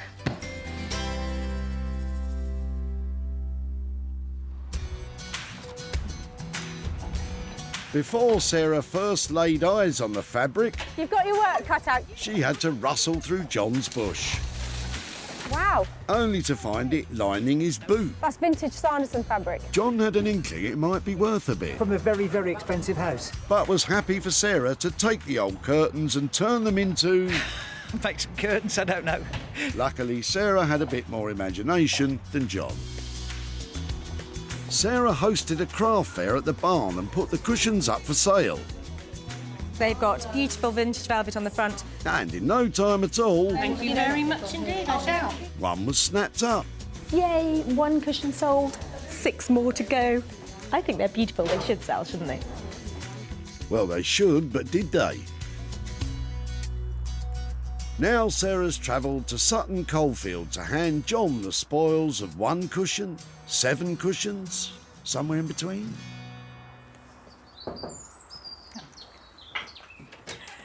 Hi, John. Hello, Sarah. Nice to see you again. How are you? Yeah, I'm very well. I'm very well. So when I saw you, you had got some material and a lot of bushes on top of it. Talk me through Yes. what was going on there. Yeah, I cut some bushes down and I didn't want to wreck the car, so I'd lined the car with an old pair of curtains. Now, I might have read you wrong, but from the fact that you're using them as a dust sheet, I'm thinking that big flowery curtains weren't your cup of tea. Not necessarily. No. They'd come from an old house in Walsall. Did you think after I left what we might do with them? Other than more curtains or cushion covers or something like that, but I don't really more It was cushion covers, and it was a project that I worked on myself. So that's your fabric, and this is how they ended up. Didn't they clean up well? They did, and so I made some cushions out of them. Wow, just from that one curtain? Yep. Now that's amazing. I made 7 cushions, and they all sold. Oh, wonderful. So good news is there's a little bit of profit here for you. There is, in fact, £189 there for your cushion. Wow, that's amazing. 180, I thought you might say 20 or 30 pounds, not 189 pounds. What sort of thing do you think you might do with the money? My mother-in-law suffers from dementia. OK, I'm sorry to hear that. So something for an Alzheimer's charity would be very, very good. So that's brilliant, and the whole lot would go to that, so it would do a lot of good. I'm so glad that's going to a great cause. Thank you very much. Thank you. Thanks a lot. OK, take care. Cheerio, bye-bye. bye-bye. Sarah spent £40 making the cushions, which includes the help she got with the sewing. With 1 selling at her barn and the rest on social media, adding up to a total of £229, John has £189 to donate to an Alzheimer's charity. That's 1 successful transformation. Now it's time to head to Manchester to see what Anthony's made of the old 50s chair. In the past, Sarah's asked Anthony for nice, simple upholstery jobs, and he's chosen this kind of fabric. And who could forget this one? Oof, mind you, Anthony's stuff always sells, but sometimes it's not what Sarah asked for. I'm here hoping that Anthony has taken that brown, tired old chair and turned it into something fabulous. It has great bone structure, so it could look good. But knowing Anthony, he could have done anything to it. When Sarah dropped it off, it was old, brown and a bit down. But now, brace yourselves. Wow, it's just lovely. Anthony's produced a simple, elegant, beautifully refitted piece of furniture. The apparently on-trend green wool is complemented by lighter green side panels that bring out the natural colour of the wood. All in all, I think I want to buy it. Hello. Hello. How are you? Behold. Is that the same chair? I don't recognise it. It's completely different. What have you done to it? This is just a good, solid piece of furniture. We could have been all a bit crazy with it. I just think it is what it is, and I think it's just a very nice chair. But as it stands, there's something here that can be sold to everybody. Oh, I know. I mean, I would love this in my house. I mean, I absolutely love the chair. Yeah. Just a bit too safe for you. Well, boring. No, I don't think it's any of those. I don't think it's any of those things. It's like just having a friend that's like, do you want to go to the pub? And he's always the one who goes to the pub. He's never going to like throw anything out there and like be crazy. He's just like, I'll get you fine. Yeah, but do you know something? Everybody needs a friend like that. Are they still talking about the chair? I'm going to call him Brian. Brian, I love Brian's dependable. He'll get me out of trouble. Sees you right at the end of the night. I'll take Brian. Wrap him up for me. I'll send the couriers. He's all yours. I've got no idea what they're going on about, but I think Sarah's happy. I really didn't recognise that chair as the depressing brown thing that I dropped off. It's now a dapper little chap that's going to turn a profit. It's you and me, Brian. It's just you and me. Don't leave him hanging, Brian. Ah, BFFs. But sadly, Brian has to be sold, and coming in on budget of £450, Sarah will have to slap on a high price tag to make a good profit. Well, before Brian was Brian, it was just Keith's old chair. You've got to let me have it. Have it if you want. Lovingly cared for by his lodger for decades. 91. 91. She's been my tenant for 22 years. Keith knew it was a quality You know, piece, to make one of those now would cost a lot of money. but was sceptical of any cash value. How much do you reckon? £5. £5. £5. The challenge was on to make Keith more than a £5. Sarah invited round Nick from Smithers of Stamford to see if he fancied it for his online shop. So do you think it would ship out of your website? Yeah, or I can ship it to the States. Really? Are they liking this kind of thing? Yeah, definitely. In America, yeah. Confident it would find a new home abroad, Nick bought it. Yeah? That's great news. Sarah's travelled to Aldridge in the West Midlands to show Keith what was done to his chair and hopefully hand over more than a £5. Keith? Hello, Sarah. How'd you do? How are you? Nice to see you again.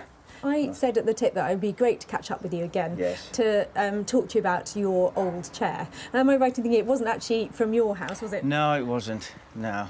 It was, it's a house which I'd rented out. And the old lady left and just left everything to go up the tip. I think at the time I said probably a £5. Yeah. I remember. Really, a £5? Well, let me show you what yeah. we managed to do to it. When it was restored, it actually ended up looking like that. Wow. Oh, it's amazing, really. It looks completely different, doesn't it?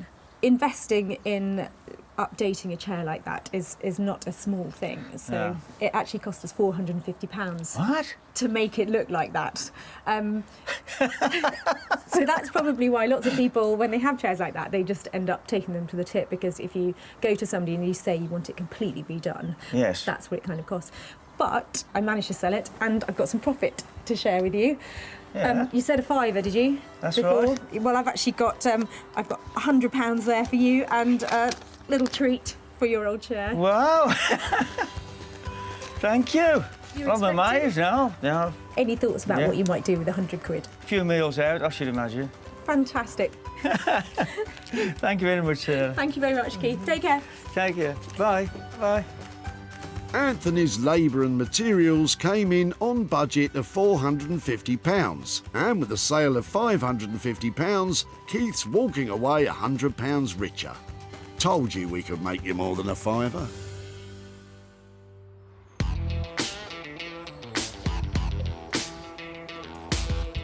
And so to Surrey, and it's the moment of truth for Bex and Dave. Sarah's arrived to see what's been done with that metal cabinet. When we left them, they were struggling to add a bit of glamour to the rusty shelves. But from the looks on their cheeky faces, I think they've been busy. We just really went to town on this one because it's so big. It needed something more, didn't it? And so, yeah, the inside is quite exciting. Yeah, I think we can be proud of this one. Look at that cheeky face. Right, let's find out what you've been up to. Before, it was just a bunch of rusty bits and bobs. But now...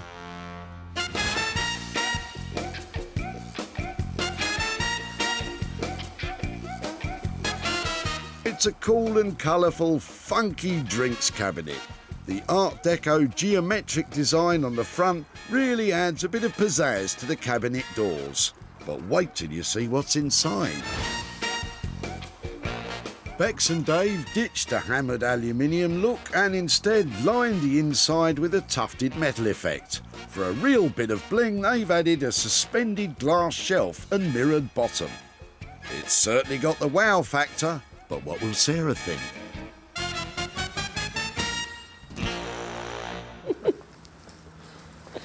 I feel a group hug coming on.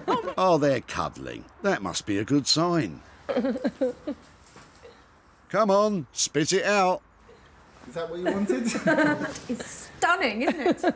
It's lovely. It is so cool. It is quite a wow piece, isn't it? It's completely wow. And what's inside? Is it all rusty and?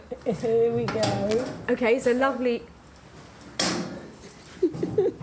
Holy moly! Look at that. It's a James Bond drinks cabinet.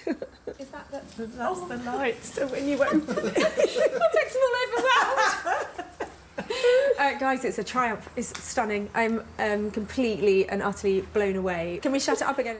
Bex and Dave have really outdone themselves with this one, but what with the mirror and glass shelf, Oh wow! have they come in on budget? So 750 quid was left on the table.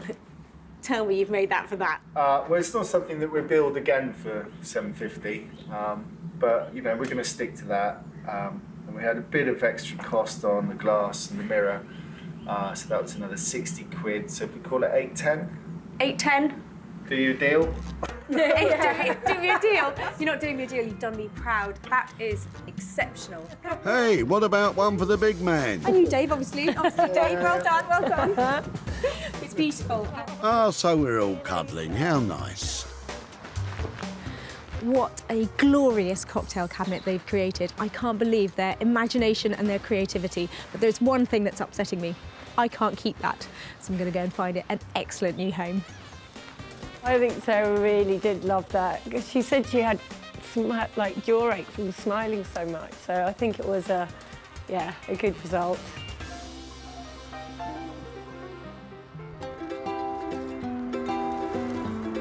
Oh no, I like the look of your rubbish. When Sarah pounced on Brian back at the dump, she had to wade through a load of bits and bobs from his garage. Oh, I quite like that.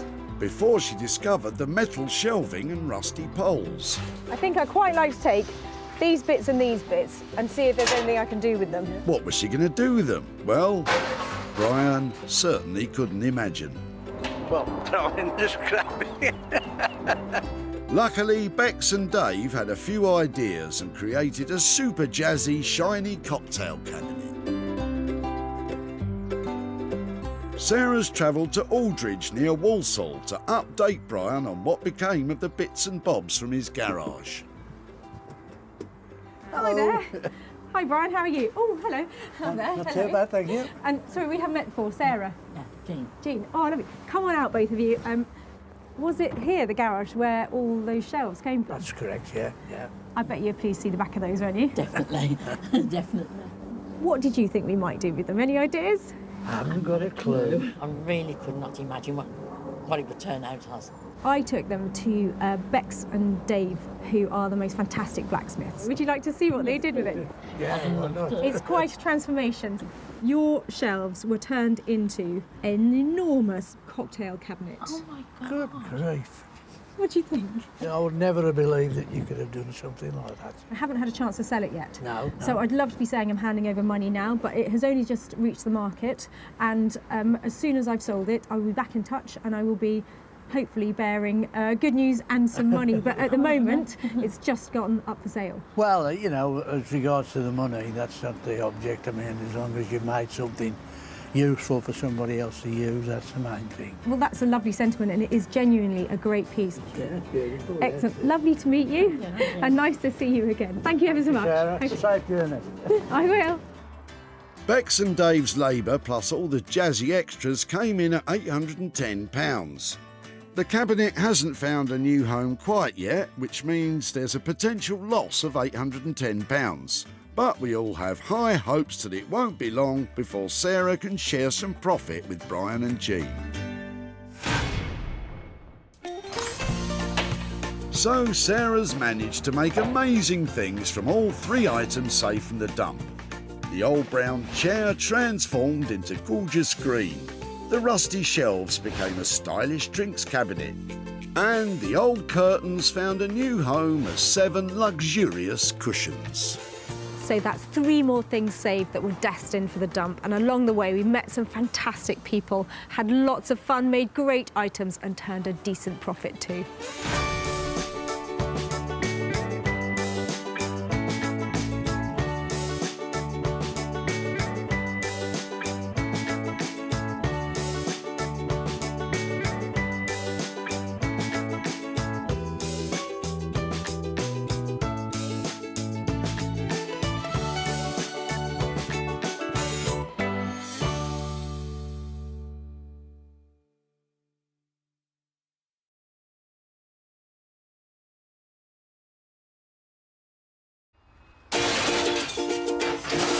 Can I have a little rummage around in your rubbish?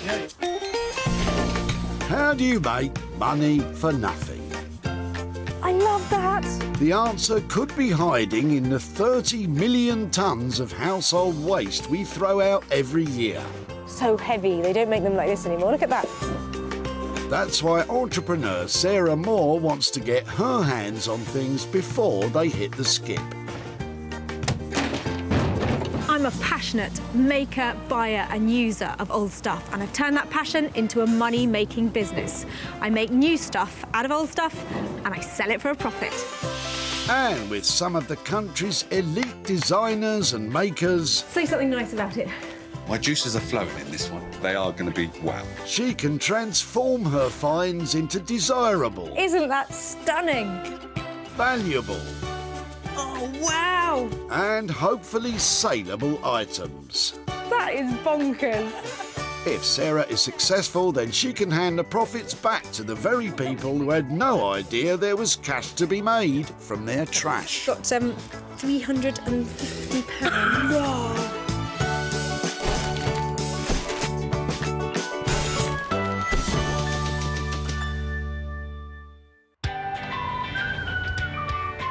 Today we're at the Recycling Center in Walsall, where Sarah is searching for those ever-elusive hidden gems.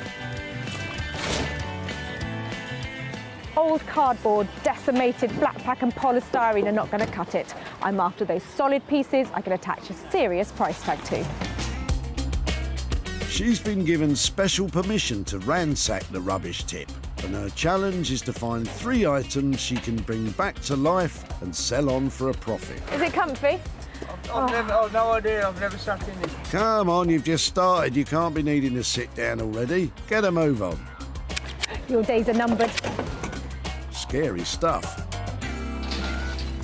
Now she's back on her feet, she's spotted a vision in red leather in Zia's car. Hiya. Hi. Getting rid of the sofa? Yes, we are, yeah. Oh, it's a chair. I thought it was a sofa. It's yours? You're just chucking it out? It looks in really good condition. It is, but the springs have gone. Okay. So...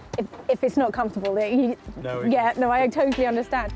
The chair is a red herring. It's the red leather that's caught Sarah's eye. I really like the idea of using the leather from something like this. So, yeah, definitely it'd be great to have a look at it. Should we get it out and have a Yes, absolutely. So I can have a closer look?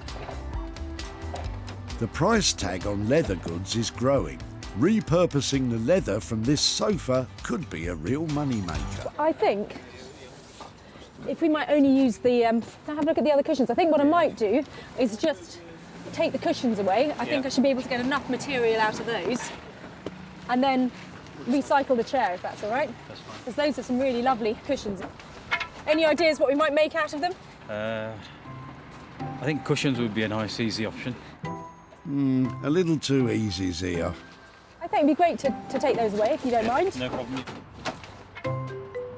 What does Zia think of Sarah scarpering with his cushions? Hopefully somebody can get some use out of that rather than just throw it in their rubbish bin and go to landfill. Sarah's going hell for leather to make over this item, but could she be on a hiding to nothing? Now there, it's just heaps of leather in these cushions.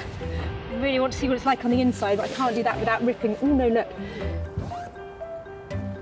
Okay, so it's a sort of pink suede on the inside, I'm thinking maybe this would make, you know, loads of handbags out of this, or maybe even a coat. Really good find, because there's just heaps of potential with what we've got here. And Sarah knows just the man to turn all that potential into profit. When you think bags, think Neil Ragg.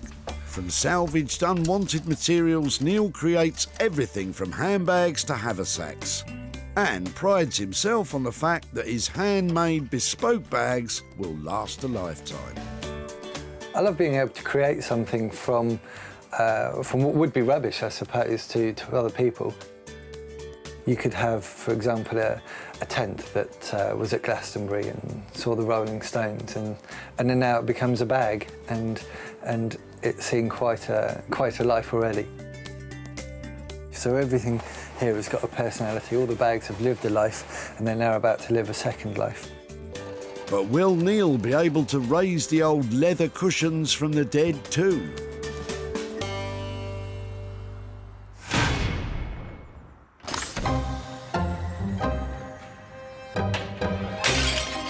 One item down, 2 to go. The weather's taken a turn for the worse, but I'm not going to let a little rain dampen my naturally sunny disposition. Will Jamie and his dad Jeff rain on Sarah's parade? Oh, wow. Hiya. Whose is that then? My nan's, it was. Oh, really? That is a fantastic sofa. So you just... In the skip. Really? Yeah. I think it looks amazing. I like everything about it, the style of it, the fabric's really retro. This is your mother's. Okay, do you remember growing up with it? Do you know when she got it, or? Oh yeah, I do. And did she buy it new? I think she did, yeah. So was that something like in the 1950s, 60s, wasn't it? 60s. It's a good size, not too big, and it's got that kind of retro look that people are stuffing into their houses again. So if you let me have it, that would make my day. Yeah. Absolutely love it. It looks to me like Sarah might be putting passion before profit on this one. Jamie, thanks so much for letting me have that. I think that's absolutely made my day. I love it. Wow, that's going to take some work. I have got the most amazing upholsterer lined up.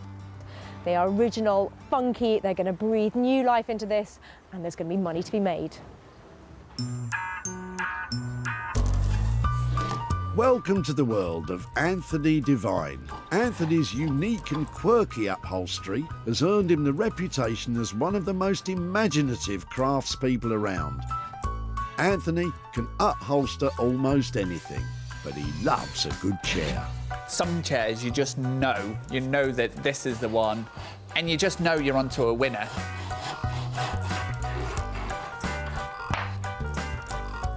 You can look beyond the kind of the dirt and the holes and the grime, and you think, yes, we've got a gem here.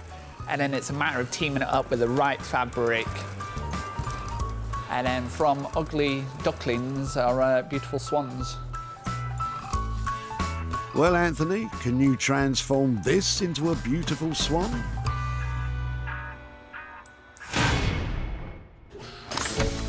Two items found for Neil and Anthony. Now, Sarah has to find an item that she can get to grips with. There's all sorts flying about, but will Sarah like the look of what's in Frank's boot? Excuse me, are you chucking them all? Yeah, you can have those if you want, yeah. Wait, are they all broken, or are they... No, they all work, yeah. It's Really? Just that nobody wants them anymore. So where are they from? They're from out of the cigarette machines, so all these were taken out and we're just dumping them. I've no idea if I can do something with them, but they just look amazing. It'll be a very special thing if I can make something. Yeah. Thanks so much. Sarah's face has lit up now she's got a little bundle of joy. What does Frank think she'll do with his old fluorescent tubes?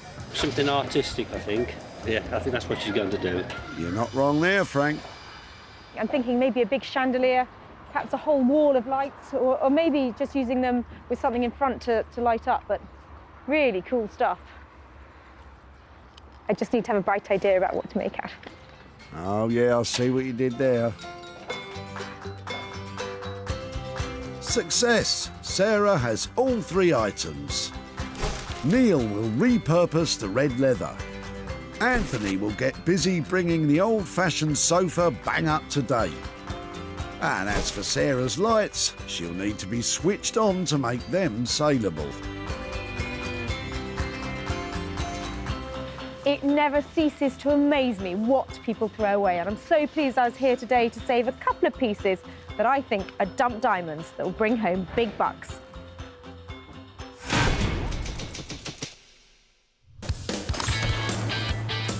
Nestled between Salford and Manchester is master upholsterer Anthony Devine's workshop, which he runs with his partner Susie Milner. He's got an amazing track record of transforming crumpled couches into sexy sofas. Hopefully, he'll appreciate what Sarah's dragging in. When the doors are open and you get the first glimpse, you see one and you just know you're onto a winner. Some things just kind of click. Auntie! You've brought a sofa. Tell me you love it. I love it. Come on, yes. Let's get it in. Let's do the business. Yes, now you're listening to what I want. Anthony clearly wants very strange things. It's not too heavy. Oh, it's perfect. Up we go. This is one of my favourite finds. I could hug you. I love it. I love it, love it, love it. This needs to be sharp and crisp. Oh, the potential. Huge, isn't it? Yeah, we could do a bit of chintz on here, some flowers, a patchwork on it. Just taking the mickey now. There is just something about it. The 70s-ness of it is oozing out of it. It's like the Star Wars sofa. I'm not sure oozing is a desirable trait in a discarded sofa, unless Jabba the Hutt's the target market. It's going to be a nice one to do. We are at the absolute top end. Everything has to be thread perfect on it if we're looking at the penthouse. OK, so this is now going to be called the penthouse sofa. Yeah, just don't tell its glamorous new owners that it was nearly the skip sofa when they buy it. Now, colours, design. Bear with me on this. Go on. I was thinking, you're going to love this. OK, pink. Right. I'm thinking quartz pink, rose quartz. It's bang on trend. It works beautifully with gold. I think it would look beautiful in it. What do you think?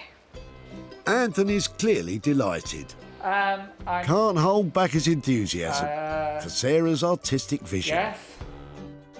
Don't worry, Anthony. Sarah knows exactly what she's doing. But can she afford it? I'm thinking around the £12.50 mark. We'd give enough good fabric, and it gives me enough to be able to put everything back and make a little bit for me. Wow. With that huge budget, the pressure's going to be on for Anthony to deliver, and deliver big. I would see a very strong profit in this. I hope so. That's more than a new sofa. Hopefully I'll be able to sell it and hand over a good wad of cash to the people who dropped it off. This is where we're aiming at. We're up there. Nothing like aiming for the stars. It'll be quite a transformation. Loving your work. Oh, I've done it again.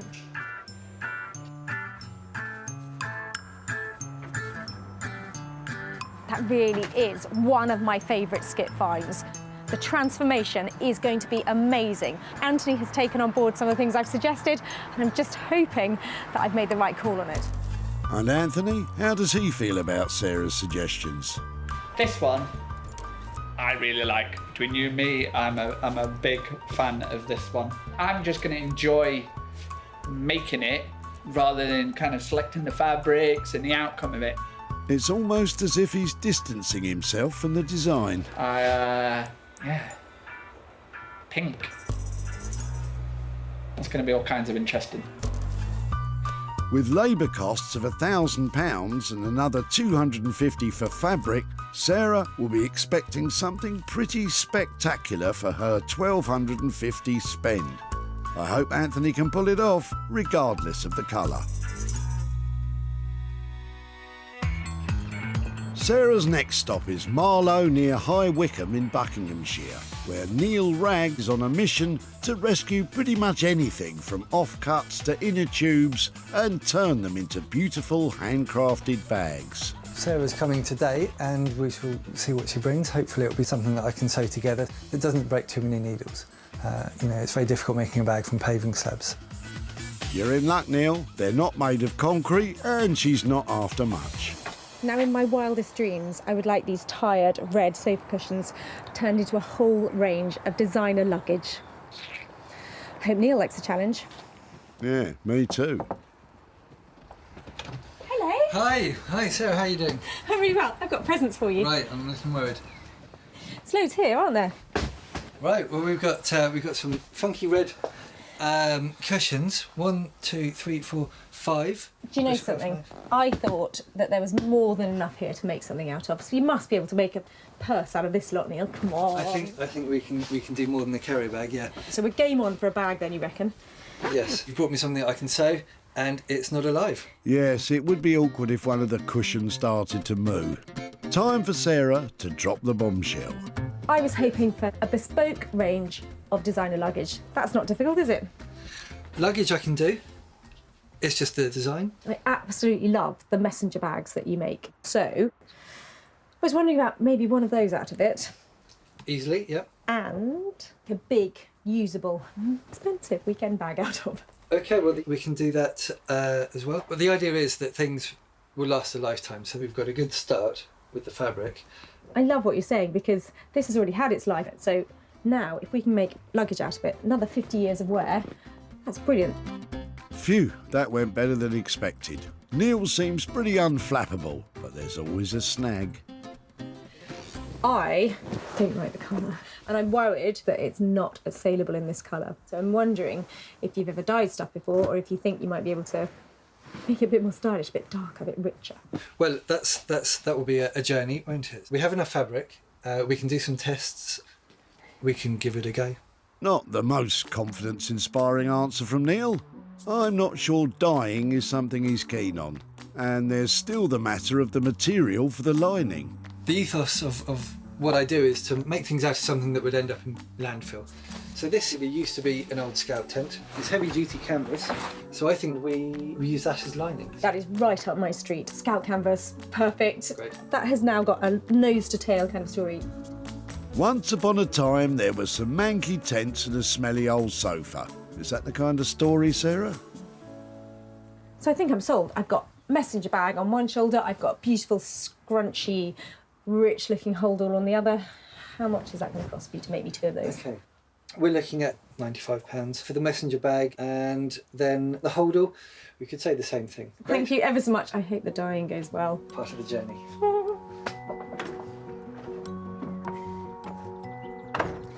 Well, that is another load of old rubbish off my mind and into Neil's. And if he gets it right, I should be making bags of money. It wouldn't be Sarah if there wasn't something awkward. She wants me to recolour it, so that's going to be the challenge. So we'll see.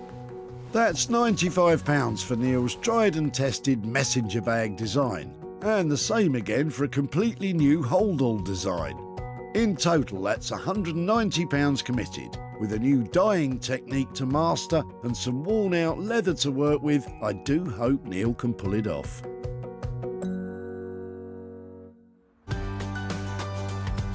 With the knackered old blue sofa and those red leather cushions in safe hands, Sarah has travelled back home to Sussex to turn those lighting tubes into treasure. Sometimes I pick things up at the recycling centre and then I start to work on them and I think, why did I choose these? We're all in the dark here. Illuminate us, Sarah. I've decided that I can use them as droplets for a chandelier and managed to scavenge one of these for 20 quid, which is nothing, to hang them all on. OK, and then they all light up, right? I'm going to take each one and then wrap it in fabric. I see. So she's planning to use them as very fragile decorative poles. Typically, Sarah's getting floral. First, Sarah grabs some vintage offcuts from her fabric store. Then she rips them into strips and glues them directly onto the tubes. This is just PVA glue, the kind of stuff you get for doing craft with children. But with delicate glass like this, I'd recommend keeping the kids well away. I like this because if the fragile tubes ever were broken, they'd be completely contained inside this fabric. That's the first one done. Just another 30 to go. You've only got yourself to blame, Sarah. You could have found something else, anything else. But she seems to be getting into the swing of things. I love this purple because it works really well with the gold. I think I'll probably end up using all the same material. It's actually really old, it's probably from 1940, something like that. I think it's going to look good. It's going to be huge, isn't it? Well, put it this way, I don't think it'll fit into my house. At the moment, I'm not sure I'd want it in my house.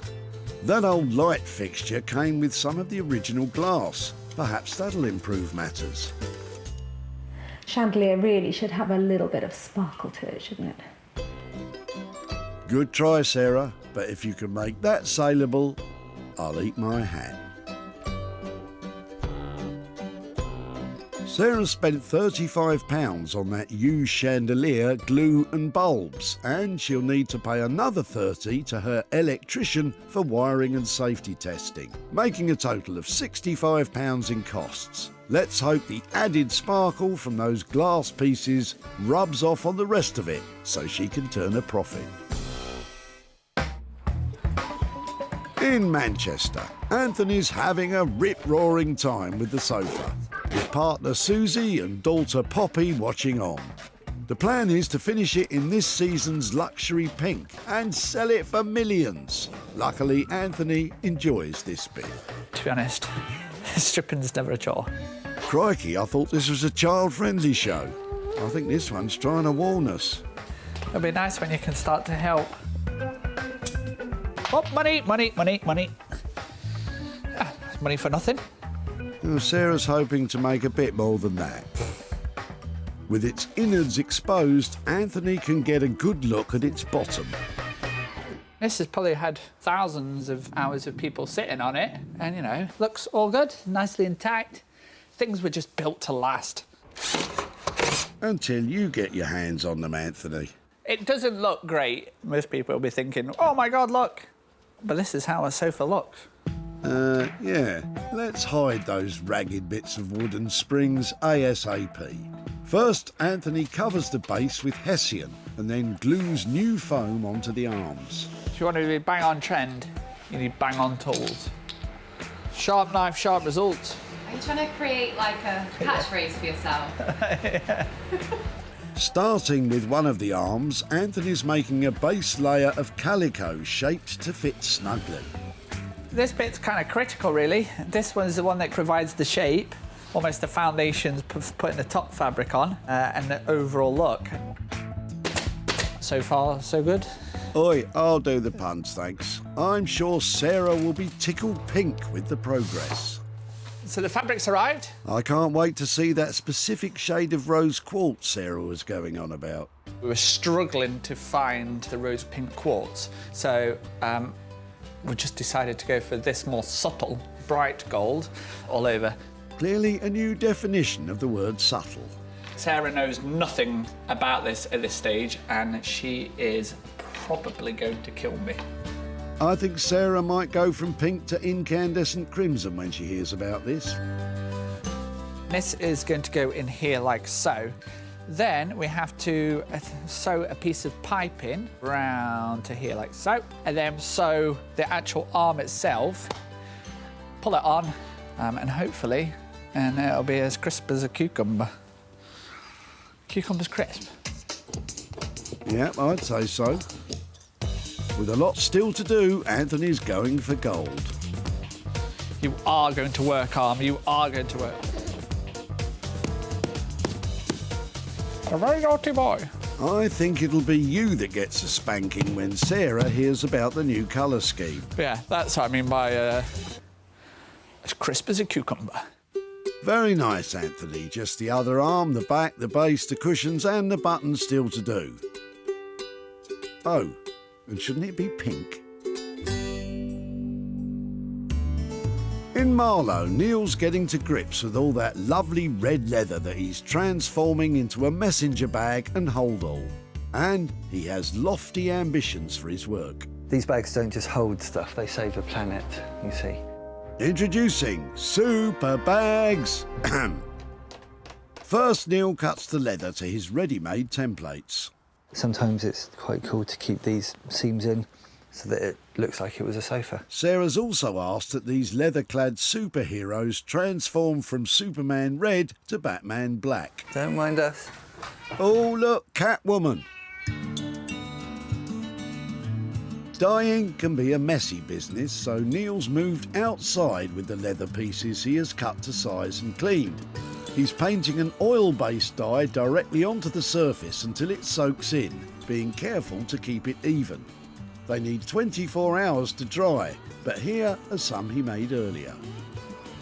Get a few coats, buff it up and finish it off with some cream. Despite all that fuss, it looks like this dyeing malarkey is not so scary after all. With the leather now ready, Neil's choosing and cutting parts of the Scout tent canvas he's using for lining. You don't know where it's already been. It could have been a tent that saw the stones at Glastonbury. It could have been a tent that has done a trek to the Himalayas. Or perhaps more likely, it housed loads of freezing children. You don't want to lose their personality, so we might keep in some of the old writing or labels. We can keep some of these in, which makes it look very tent-like.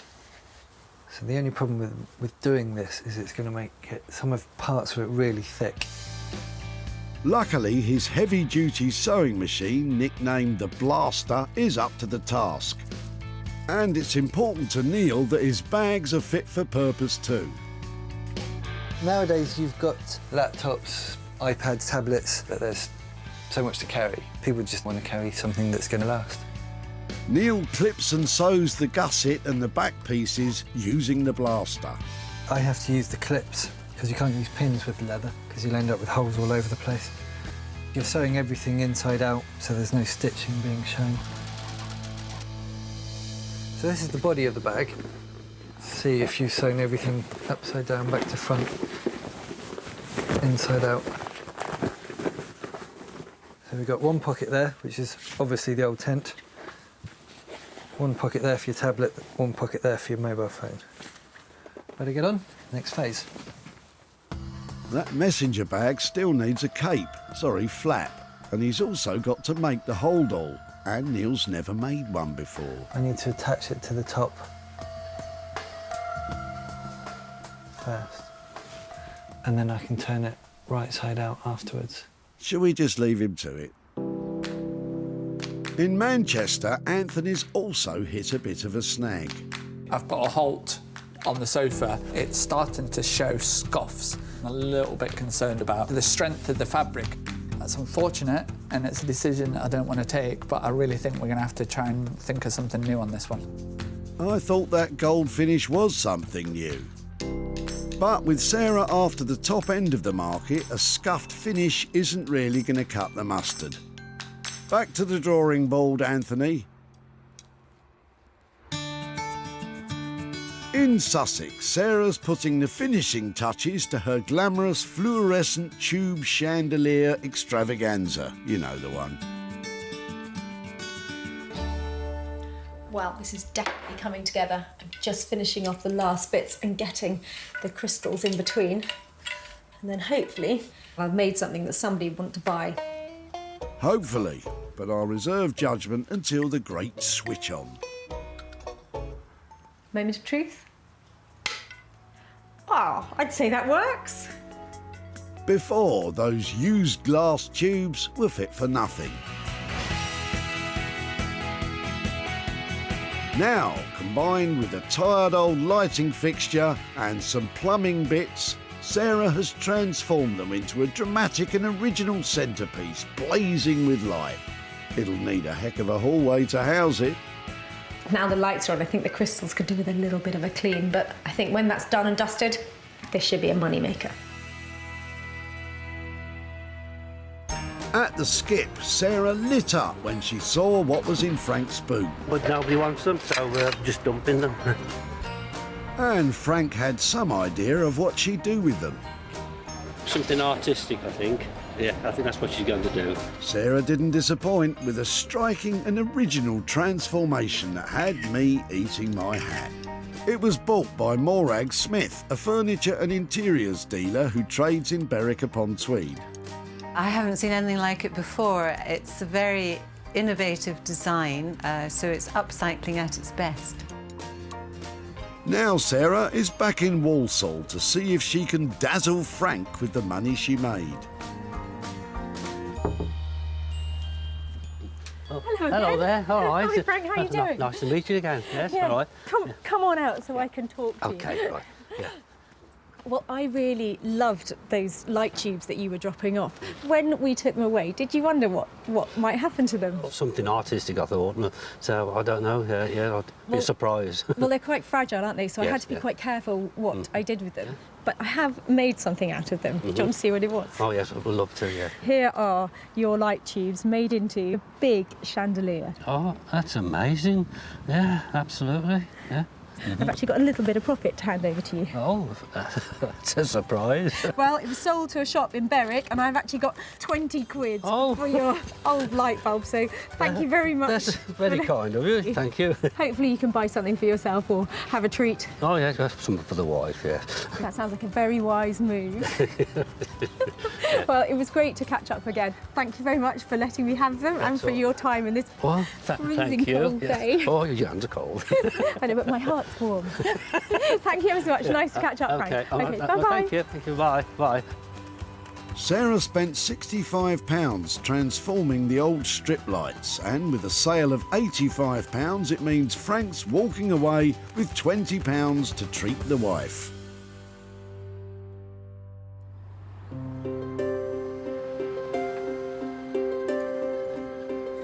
In Manchester, Anthony's had a very long night putting the final touches onto what was an old blue sofa and then went gold for a bit. It's anyone's guess what colour it is now. I think Sarah's going to love it. And you know, on this one, I might have even pleased her because it'll be exactly what she's asked for. And that's just not like me at all. Sarah's invested heavily in this one, Anthony. I hope you've done the right thing. I am so excited to see what Anthony has done with that sad 70s sofa. If he's realised its potential, it should be a fantastic interior design piece by now. Sarah asked Anthony to transform a dilapidated old settee from the 60s into a bang-on trend penthouse sofa. It's now a delicious rose quartz vision. Anthony has given it clean lines and improved its proportions with a single raised cushion. He's added sumptuous piping detailing on the arms, and with flashes of gold on the buttons, he's created exactly the penthouse sofa Sarah was looking for. Hi. Hello. Oh my word. We're liking it? It's front cover, isn't it? It's really cool. I can't believe it's the same thing. Isn't it amazing? Where's the enthusiasm? Look at it. Sorry, I've been up all night. Look at it. I think Anthony's got some owning up to do. Beautiful. I love the little gold Just a touches. little hint. Little bit. A hint, Anthony? Anything to confess? There was going to be a lot more gold. We were going to have this all over. We got the arm on, we got all the front done, and then we had to call a halt because it just wasn't stable enough. And Sarah breathes a huge sigh of relief. Whatever trauma you've been through, I think it's worth it. This is stunning. You wouldn't say that. And just as a little reminder, we also have a... Oh. But the problem is, you'd have just slipped off it. Wouldn't that have been the same though if the sofa had been in gold? Oh, it looked amazing. I know you're tired, okay? I know this is a lot of hard work, but that is stylish. It's got it. You know that thing? That's got it. Despite the whole experiment in gold, Anthony has also managed to bring the sofa in on budget too. I'm really pleased that I've come here and it is pink and it worked out. And I'm going to shake your hand and I would like you to properly say, well done. I'm so pleased. Thank you so much. Thank you, Sarah. Thank you. It was all worth it in the end, Anthony. Wow, that kind of transformation makes a long wet day at the tip really worthwhile. And I know Anthony is not pleased that it's not covered in lame, but as far as I'm concerned, rose quartz means I'm going to be sitting on a gold mine. I just can't believe it's gone from the back of a car to looking like it should be on the front page of a magazine. To be honest, what I'm going to do from now on is just please people, because that was easy. She fell in love with it. I'm happy. Jobs are good. But it's just not in my nature to do that. Sarah swooped in on Jamie and his dad Hiya. to rescue a threadbare sofa. Jamie, thanks so much for letting me have that. She suggested Anthony turn it pink. And after just a little dithering, yes, he did exactly that. Now, Sarah's back in Walsall to update Jamie and Jeff on what became of the dilapidated sofa. How are you both? Fine, thanks, I'm fine. Yeah. So you were clearing out things from your mother's house, is that right? That's right, yeah. She had an accident, she had a bad fall and she suffered brain damage. She's been in the nursing home now for several months.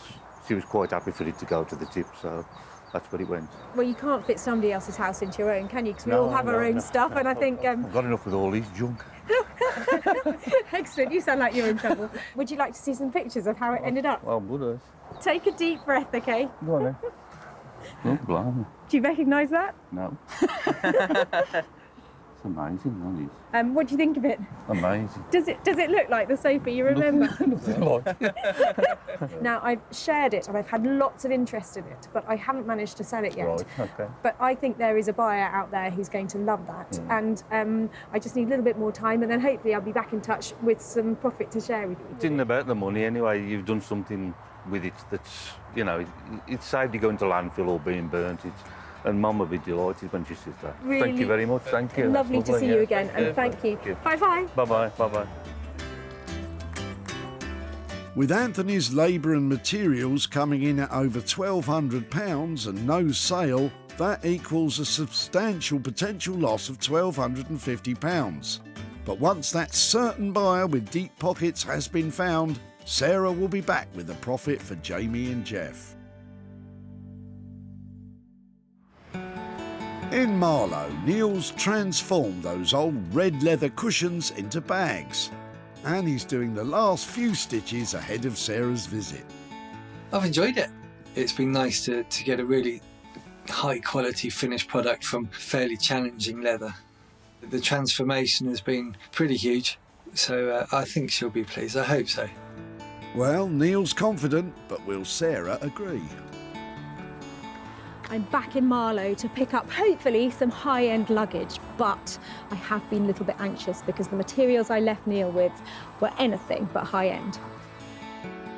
Sarah left Neil with some unsightly and worn red cushions, hoping he could make some luggage.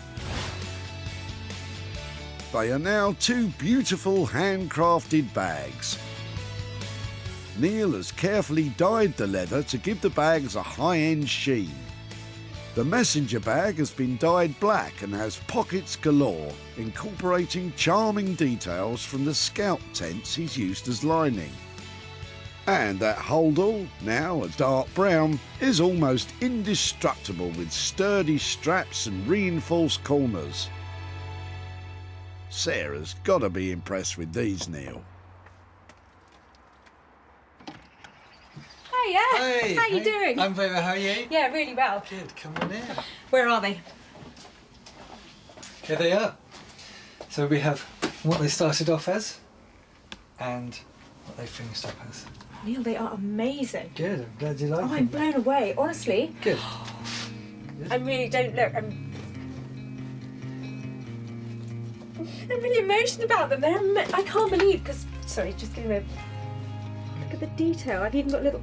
Yeah, so you can lock the cry. zips. Stop doing Honestly, I don't often get moved to tears by bits of leather from the tip. It was fun. the transformation, the dyeing, the changing of the colour. The leather's good enough quality, so it's made a decent bag. It's actually a work of art. I'm crying, don't look at me. Oh dear. So, and then messenger bag as well. Yes, so again, slightly different colour. We've gone for black, as much leather as I could use, and we've got the old toggles from the tent. That was a window, which is now magnetic. It's a big journey from the old burgundy sofa. It's fantastic. Yeah, great. Sarah's delighted with Neil's craftsmanship, but has he blown the budget? I don't even want to talk about money, but I know, I think I left you with £95 per item. Even though there was some extra designing and some extra dyeing to do, it was straightforward, so they've come within budget. I should have no problem selling those. Brilliant. Thank you so much. They are just brilliant. It was a pleasure.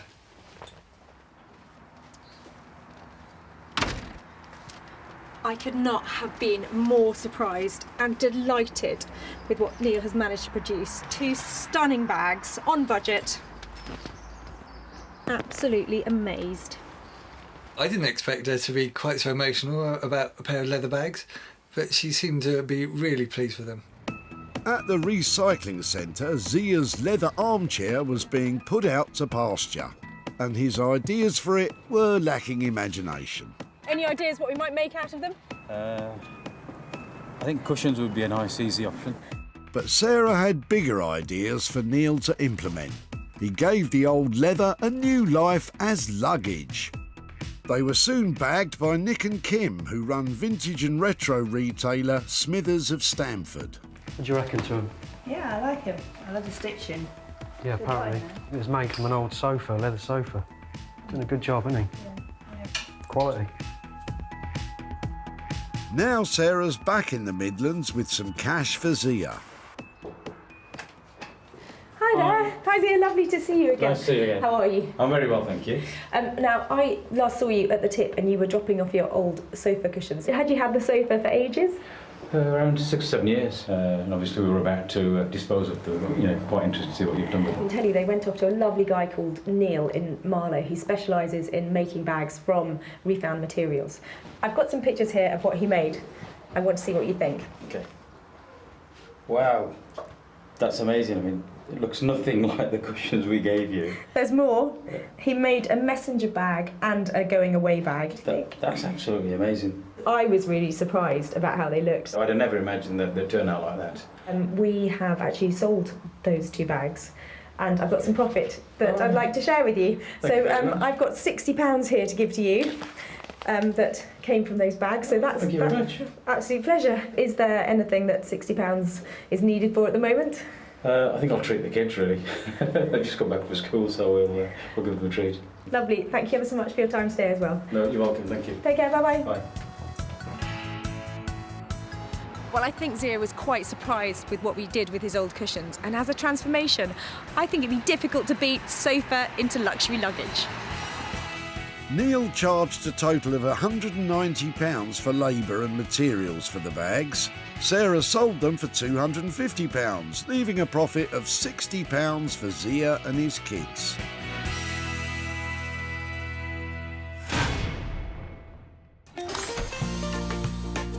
Sarah took 3 tawdry treasures from the tip in Walsall.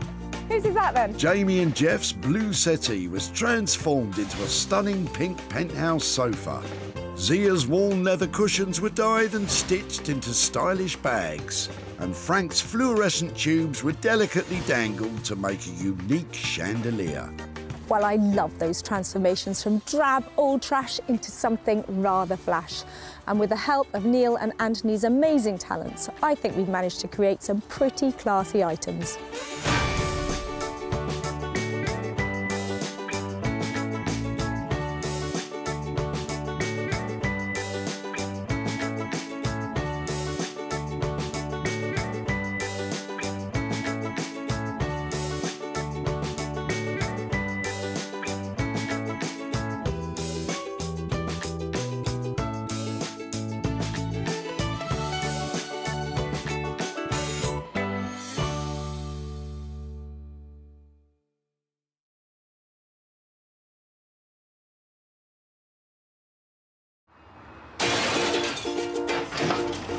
What are you chucking out today then?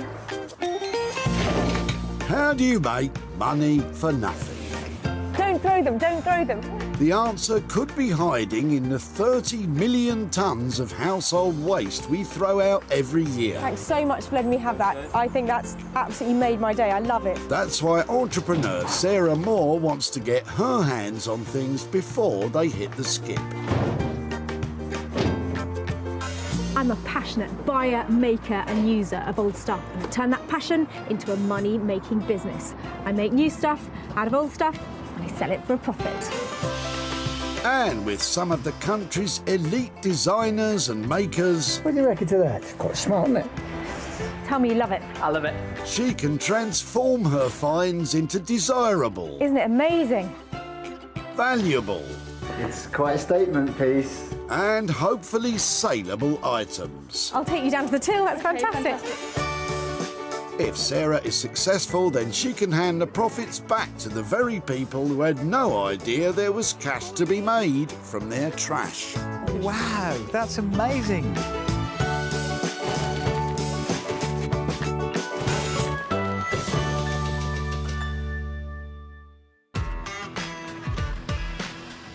Today, Sarah's at the Whitley Recycling Center in Surrey, and like all parts of the country, it processes tons of rubbish. I think today is going to be a great dump day. There are people flooding in here as fast as they can. Somebody is going to have some treasure in their trash. Sarah, who has been granted special permission to be here, by the way, is searching for 3 items which have the potential to be transformed from trash to cash. I've got a fish tank in there. Fish tank, is that? Oh, that's what it is. Yeah, he died yesterday. Let's go. Oh in no, there. that was quick. And talking of water tanks, Sarah has spotted something of interest in the back of Neil's car. What are you clearing up? Well, we're clearing out an old attic. Yeah. And we've had a chimney taken down, so there was an aerial up on there that's no longer used. Okay, and what's that? Is that the water tank? That's the old Galvanized water tank. Great for planting things in the garden. I understand that. We've got toilets at home. What, planted? OWC, I'm a plumber. Okay. So, we've got toilets at home that are covered with, got plants and things in them. Excellent. But Gavin, they're so bulky. They are, but they're people very love heavy. them. People love them. Let's have a. Can I have a quick rootle around with it? So I'm hoping the bottom of this has got a bit of patina, decorative, a few rivets. There you go. A few rivets. It's fab. Good. You like Brilliant. it? Yeah, I absolutely Good. love it. Pop that there. Neil's old water tank is made from galvanized metal, which means it's got a corrosion-resistant zinc coating to prevent rusting. Perfect for water tanks, but it's a tricky material to repurpose and could cause problems further down the line. I'd love to take that away, and I'd love to keep in touch, and hopefully have made something amazing out of So it. you can have my email address, you can have whatever you like on it. So, you know, feel free. Trading email addresses, let's keep things professional, eh, Sarah? So, Neil, what do you think she's going to do with your old water tank? Can't think of what you could use it for, unless it's to hold something up, supportive, because it's quite strong. Can't think of what else she could actually use it for, so be intrigued to find out. Now it's cut up, I know just who to take this to, and I think we're going to make some money on it.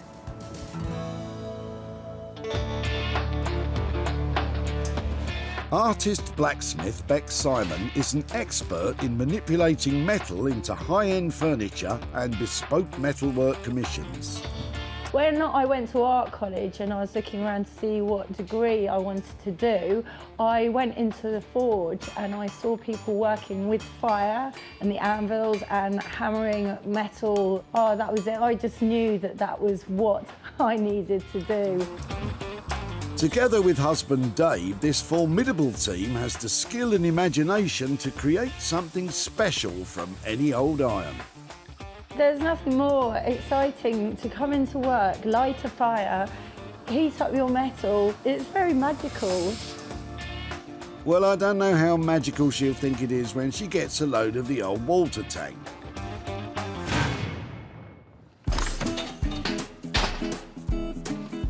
With one item found, the search goes on for other odds and ends that could prompt a profit. Oh, this guy was working here. That's why I asked him for a hat. No, he hardly ever works. Well, while you're all standing about chatting, you're about to miss something very unusual coming out of Dick's boot. Wow, that looks interesting. What are you throwing out? It's an old post office truck. Yeah. They used to put the parcels in. Okay. And It's coach built. I mean, that's... the coach built, there's the crankshaft for the wheels. So it was used for... In the sorting office, they Yeah. would use these to move the parcels around. And they probably used that from about the 1930s, 40s onwards. Lovely, it's amazing.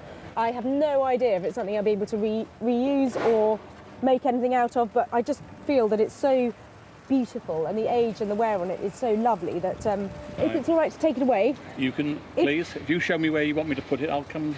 That's really kind of you. And if I do manage to do something, it'd be really good to maybe get back in touch and show you what I've done, or all right. I'll start with these. That's lovely. Okay. Thank you so much.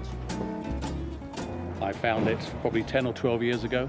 I refurbished it, the wooden part of it, painted it, and used it as a decorative area for plants for many, many years. I brought it along here, but luckily seem to have met somebody who may be giving it a new home. I wish her luck. Now this is one seriously unusual tip find. It's absolutely beautiful. It's a coach-built, enormous platform wheels that had a basket on it that was used at a post office. It looks like it'll clean up really well.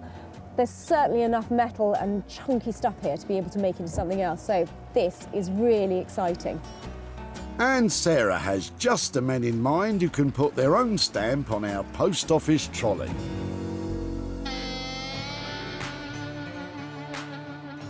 Say hello to Josh and Ollie, designer makers, business partners and best friends.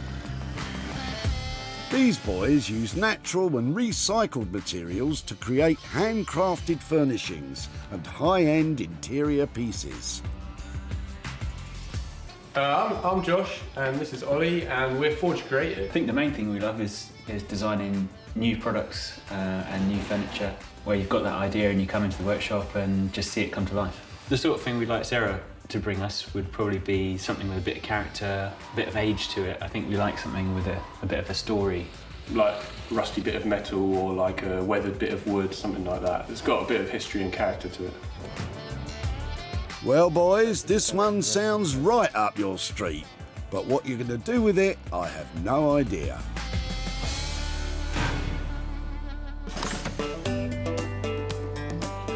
So that's 2 items found and 1 still to go. Whatever Sarah picks up next will be her own personal project, so it'll have to be good. Love a bunny. You can't throw that out. Oh, yes, he can. Blancmange. Love blancmange. So you're going with the bunny, or would you be more interested in what's coming out of Grant's boot? Hi there. Hi. I was just looking at this. Yeah. Have you had it long? 15 years or so. So that wasn't, yeah, it's a lot older than that, isn't it? It is indeed. Yeah. Grant's brought along his old ottoman, and it looks to be in good nick. Oh no, it's horrible. Where did you get it from before? Came from Kidderminster, from an antique shop in Kidderminster. They're quite useful, aren't they? I can see it's seen better days. I know why you're chucking it out, but I quite like it. Can I have it? You can have it, yes. I think it's in good enough shape that I might be able to breathe some new life into Do it. as you wish with. Right, you're coming with me. Thank you very much. So it's a simple upholstery job, but what does Grant think it'll be worth after Sarah works her magic on it? If she redoes it, I'm sure she'll get 100 for it, maybe a little bit more, something like that. So a lot more than we paid for it. It's really in bad shape. It might be worth just pushing it over into the tip, but with some nice fabric on it, a refresh of the paintwork, there's a chance I might be able to make a few quid on it, and it's something I think I'm definitely going to have to do it myself because this could go either way, this one. With Sarah's search over for another day, she's saved 3 items from certain doom. The galvanised steel water tank will now be worked on by Beex.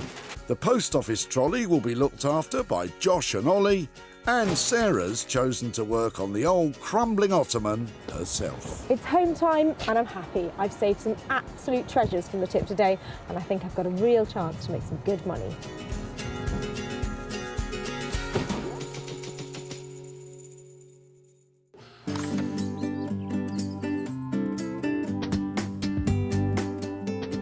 Sarah's first stop is deep in the heart of the picturesque Surrey countryside, where she can wave goodbye to the rust and dust of the dump and step into, Blacksmith Beck Simon is standing by with husband Dave, and they're sure to get a surprise when they see the old water tank. So I used to feel quite nervous about what Sarah was going to, bring round for us to, work with. But now I've sort of become a bit more to expect the unexpected. So I'm looking forward to seeing what she'll bring today. It's rusty, it's riveted, and it's cut up into little pieces.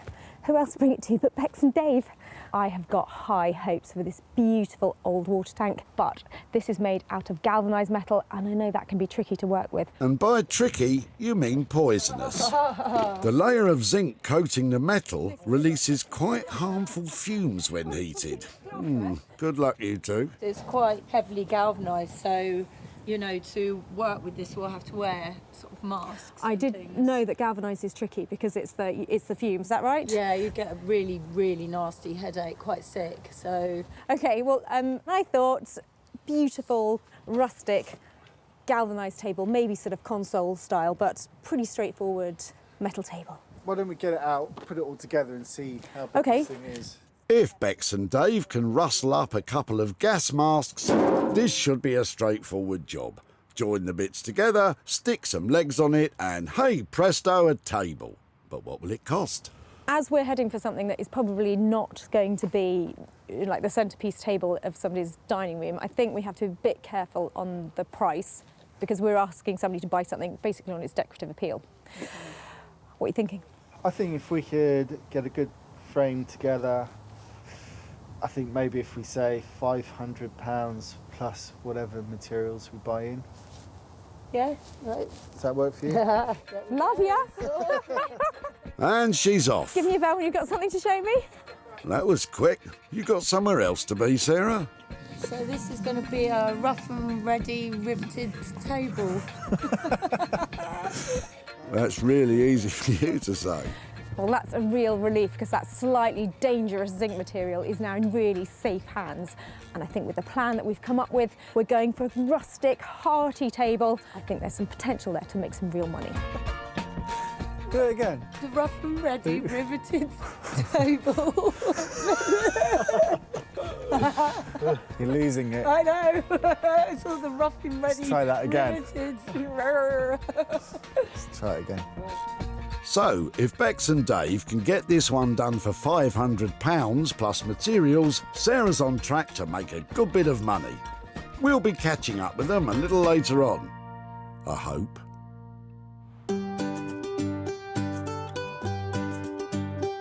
So, from Surrey to Sussex, and yet another quaint little workshop tucked away in the lovely countryside.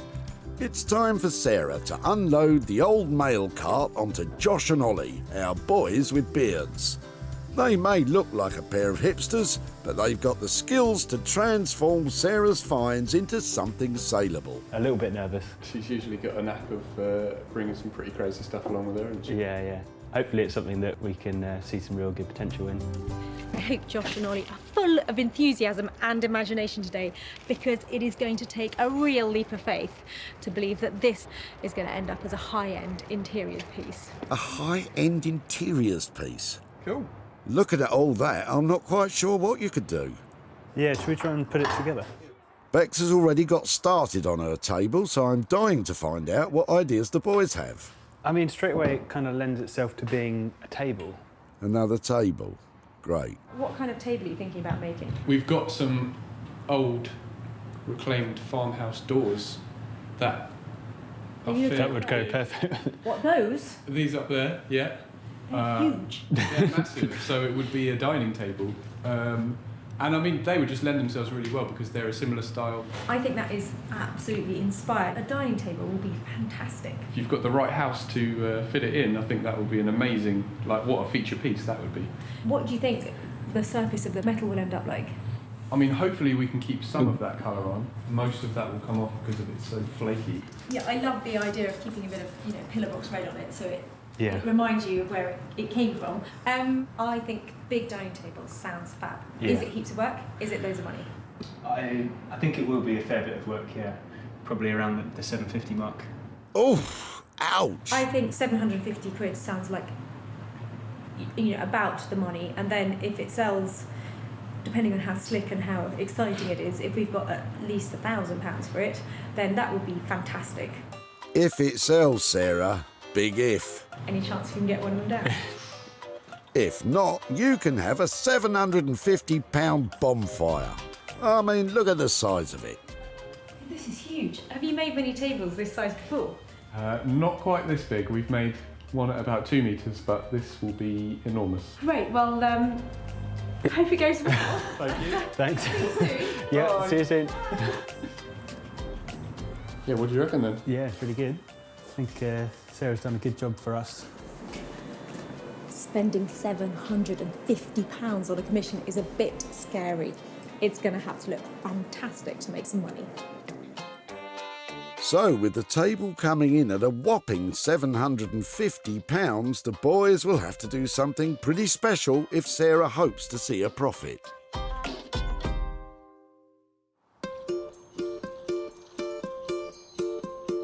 So, with the makers battling it out in the war of the tables, Sarah has travelled back home and is about to turn the tables on the ottoman. You see, Bramble?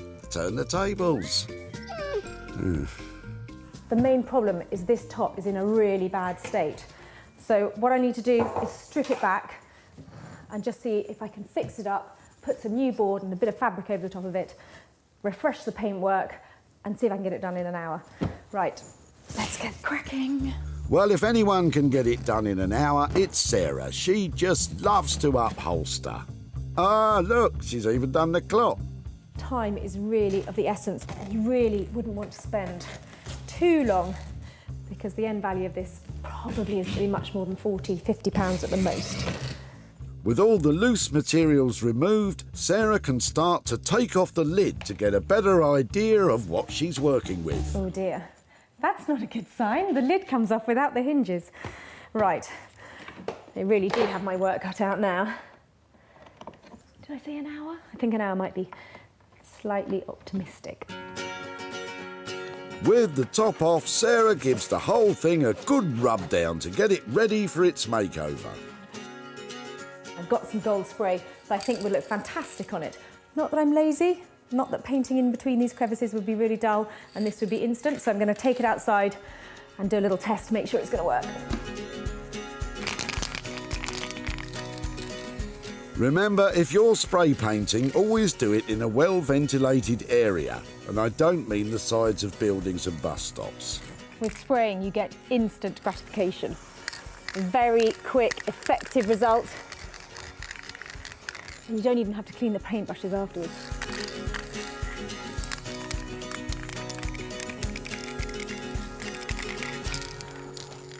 Wow, that is 5 minutes work, and I think that looks fantastic. Leave that to dry. Let's go and get the top done. With 15 minutes gone already, Sarah's really going to have to step it up a gear. She's cutting out some high-density fibreboard with a jigsaw, which will add support to the crumbling lid. So it's pretty rustic, but that can go onto there, and then I can get this covered in beautiful fabric, bit of padding over the top of it, and I think I might make the time. Wow, look at her go! Sarah's attaching the hardboard to the lid with a staple gun before she can start her upholstering. What I need to do now is just pad the top. I'm going to use an old blanket because I don't want to pay for the material to do it. I'm on Thrifty Makeover with this one. If you're doing this at home, you can use any old blanket you have lying around, even a dog blanket. Oh, sorry, Bramble. So, as Sarah attaches it to the lid with her trusty staple gun, all that's left to do is cover it with material and she's done. And with just £5 worth of gold paint to factor into costs, it's not going to take much to generate a good profit. So, as Sarah cracks on, it's time for our makers to battle it out in Table Wars.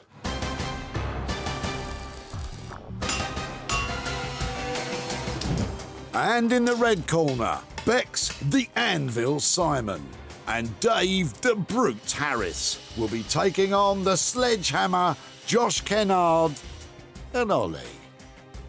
First up, it's Bex and Dave's table, so let's get ready to rivet. So, what do you want to do? At the moment, it looks like a cut-up water tank, so it's down to us to try and make it, you know, look presentable and nice. Yeah, and worth lots of money. That's the fighting spirit. Bex begins by cutting lengths of metal that will form the legs, while Dave gets cooking on the tabletop. He's trimming off the edges with an electric saw, and the all-important gas mask will protect him from the toxic zinc fumes that are released when the metal is heated. Bex is heating her table legs in the charcoal forge, a blacksmith's best friend for centuries. The basic tools of the trade have pretty much stayed exactly the same. When you're working with the fire, a hammer and the anvil, it's really lovely. And if you go to the British Museum, you know, there's some old tools that they've dug up, and they are pretty much exactly the same as ours. Maybe a little bit smaller, because people were smaller then. Is that true? Or did we just have tiny blacksmiths? Bex's legs are now hot enough that she is able to bend them by hand. It's now probably about 700 degrees C, or no, actually it's probably a bit hotter, about 800. Remember, working around this kind of heat is very dangerous, and you could end up with nasty burns. Don't show my mum. Just like Bex. It's going, hello. Hello, how are you today? While Bex talks to her finger, Dave is welding a steel frame together which the water tank sections can then be riveted to. So we're going to put copper rivets in because copper's soft. With steel rivets, you have to get it red hot. Because this is galvanized steel, we don't want to get too much heat to burn the zinc. Dave's able to bash the copper rivets in cold with a hammer and a snap tool and leave Bex to drill holes in the legs.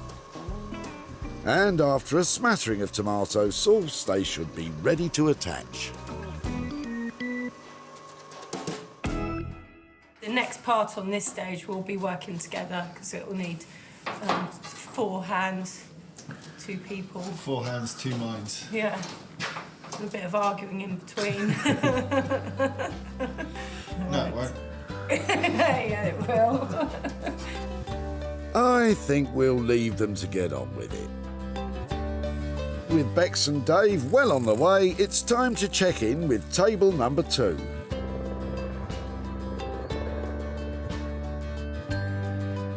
Over in Sussex... Josh, look. The original Segway. Yes, please. Josh and Ollie are clearly taking this challenge very seriously. Come on, boys, get to work. So this is going to be one end support of the dining table. So the 2 halves of the tabletop will sit on here. Should we get rid of that block and see what clearance we've got on that wheel then? Yeah. The boys plan to attach the bendy bit to the wheelie bit by first removing the wooden block and then welding in place. But there seems to be a little bolt in the way, so it's time to get drilling. Oh, are you sure you shouldn't be wearing goggles doing that, Josh? Naughty boy. So Josh is just trying to make a little hole in the axle so that this bolt, this nut here, will just kind of sit in there. But we've just realised that the axle is solid, so Josh is having a bit of a hard time of getting through it. Oh, look at the size of that thing.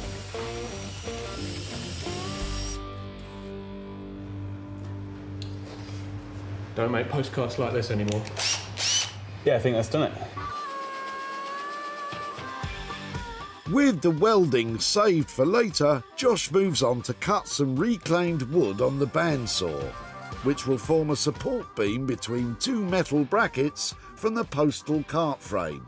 And with another one of those bendy bits on top, it makes another set of legs. Kind of. Okay, so I think we know that this is all kind of looking all right. We need to fiddle around with it a little bit. Should we put this to one side and then we can work on the tabletop? Let's crack on. Cool. So this is one of about 5 doors that we got from a friend from an old barn, and they're supposed to be about 150 years old. You don't say. It looks like Josh has upcycled his mum's old tumble dryer hose to clear away the 100-year-old dust, while Ollie works to get the hinges off the door with a socket wrench. But it's no match for the 100-year-old rust. Doesn't want to come, does it? But when in doubt, smash it with a hammer. But what they're left with underneath might be a problem. What do you think, Josh? Yeah, that's nice where the rust is soaked into the wood. Really? That'll make quite a nice feature. I don't fancy eating my dinner off it. So we have to incorporate these in some way, don't we? Josh and Ollie are firm believers in using absolutely every part of an item so nothing goes to waste. Using them somehow as a brace in between the 2 doors, or... But how to get the rusty hinges onto a table? Why don't we try and flatten them out and see how well that works? They might crack or something might go wrong. Yeah. Cool. Okay. Josh is heating the steel with a blowtorch so it'll be bendy enough to flatten out straight. Ollie can then bash it with a hammer to remove the kinks, and what they're left with is a perfectly flat piece of metal that as yet has no use at all. But much like everything else today, they'll just put it to one side and worry about it later. Josh and Ollie seem to have an awful lot of bits being worked on individually. They've still got a huge amount to do if they hope to assemble it all into a dining table. With the table challenge well underway, it's time to see how Sarah's doing with her own 1-hour Ottoman makeover challenge. Time's nearly up. I'm not quite there. I'm not far off. When Sarah rescued it from the dump, the Ottoman was pinky, but certainly not perky. But now it's a golden treasure chest. Sarah lined the lid with floral cream fabric to complement the shiny gold base. The top is now padded and comfortable, and secure enough to support the largest of bottoms. So I failed the challenge. Quarter of an hour too long, but I think I've done the right thing by the Ottoman. It was well worth just taking that little bit extra to make this lovely. It's got a brand new lining. And I think I've got a good chance now of making some money on it. What do you think, Rebel? I think she's thinking, can I get my blanket back? So, with the transformation complete, all Sarah has to do now is turn it from gold to sold. Before its transformation, Hi there. It was just Grant's old Ottoman destined for the dump. Came from Kidderminster, from an antique shop in Kidderminster. Sarah could see the cash potential. Can I have it? You can have it, yeah. And so could Grant. If she redoes it, I'm sure she'll get 100 for it, maybe a little bit more, something like that. So a lot more than we paid for it. Well, 100 might be a bit optimistic, Grant. Sarah showcased the Ottoman at her barn sale, and after a slow start, I think there's somebody interested in the Ottoman. she hooked a buyer. It's beautiful. I think the fabric on the top is so lovely. I'll take you down to the till. That's Okay, fantastic. Thanks, Sarah. And it's sold. This is usually the bit when Sarah gives Grant the money and you get to see his big smiley face. But Well, since I sold the Ottoman, I haven't been able to get in contact with Grant. But all is not lost, because I did manage to turn a quick profit of £25, and I'm going to hand that over to children in need. at least it's going to a good cause. Sarah spent just a fiver on materials, and with a sale of £30, it's £25 profit for the ottoman.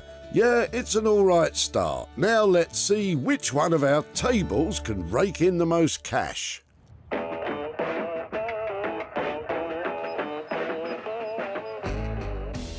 And first up, it's the water tank table. Sarah's back in Surrey to see how Bex and Dave have got on. Bex is putting some finishing touches to the tabletop, while Dave has a cup of tea and a biscuit. I dropped off 3 chunks of battered old water tank, a material that's really difficult to work with because it's galvanized. I'm hoping for a table because it's really saleable. I know whatever they have done, it's going to look lovely, but seeing is believing. I'm really excited. I think she's going to like it. I think this is Sarah's bag, yeah. I think she'll like it. Well, only one way to find out. Before, the old water tank had nowhere left to go but the bottom of a skip. Now it's been totally transformed. Bex's lovely legs are supported with a steel bar running along the middle, and separate straps attached to the frame means the rickety water tank top is strong and secure. Bex supplied a simple acrylic lacquer to the top to retain the industrial feel. All in all, their rough and ready riveted table is a cracker. But is it going to make Sarah jump for joy? Oh, there she goes. How cool is that? You made it work. Well done. That's amazing. How are you doing? Yeah, really well. I completely love it. Look at those. I can't believe it. I thought it would be a lot rougher than that. But this is gem. Well, I think because it's riveted all the way round, you know, we just use some nice solid sort of sections, keep it quite simple, like the nuts at the end there, forged nuts, handmade ones. I think you managed to finesse something that should never have been finessed like this. It's genuinely really beautiful. Handmade, stunning. Did it cost a fortune? We pretty much worked a budget on this one, didn't we? Well, I think you've created something fabulous, genuinely. That's going to walk away. And so are you. Bye.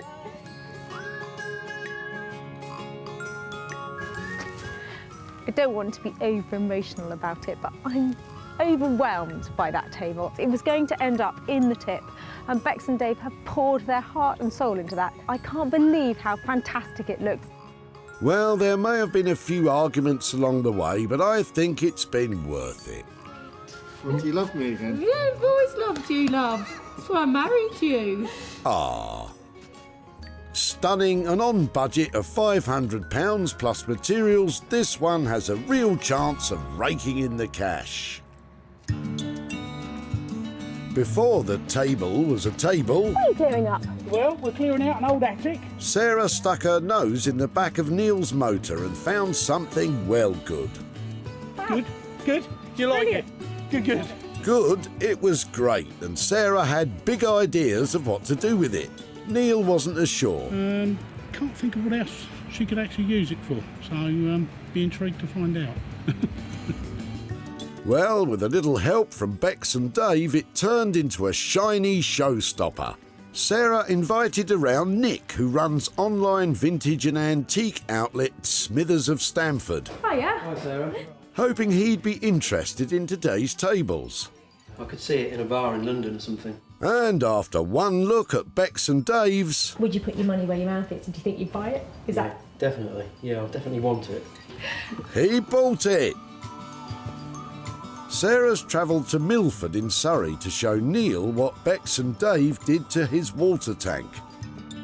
Hope she phoned ahead. Hello, Neil. How are you? I'm fine, thank you. You? Yeah, I've never seen Beware of the Chicken before. How are you doing? No, you have to watch the chicken and watch where you're walking. Okay. Animals at loose. Okay, so this is the house the tank came out of. This is the house right. that the tank came from. So it's been up in the loft for many years. It was you who cut it up, wasn't it? Yeah, it was. I cut it up. and cut it up. We had it outside the gate for a month, and then it was time to go to the dump. And that's when I met you, That's wasn't where it? we met you. Yeah. That's where Have you thought about what we might have done or not? No, I just couldn't think what you were going to use it for. I really couldn't. I Okay. mean, to turn it into anything, there'd have to be a lot more cutting, and of course it's a galvanised tank, so lots of smoke. Yep. So yeah, I was just intrigued to find out what you could do with it. Well, we did manage to do something, and I've got some pictures. Wow. So, let me show you. What have we got? Yeah, that looks like just as I left it. Okay. At the dump, And leaned against the fence. This is what it was turned into. Oh, wow. Into a table. Fantastic. Absolutely wonderful. We had somebody come to my barn where I live to have a look at it, and we hoped to sell it. He took one look at it and he said he's got to have it. Really? Yes. Oh, that's amazing. So would you be surprised to learn that we made a profit of over £100 on your table? I'd be flabbergasted. That's amazing. Well, actually quite a lot over £100. I've actually got £500 here for your water tank table. No, that is unbelievable. Wonderful. Thank you. It's amazing. How on earth do you get £500 for that bit of old galvanised tank? That's incredible. Is there anything you'd think about immediately you might spend that on? I'm sure the wife will find something to spend it on. So yeah, well, that's absolutely amazing. That's tremendous. Something for nothing. Thank you Thanks, ever so Neil. much. Take Thank care. you, Sarah. Bye-bye. Thank you. I think you should spend it on the chickens. With the extra material costs, Bex and Dave's total spend was £650. Nick paid £1,150 for it, so Neil's walking away with a cool 500 quid.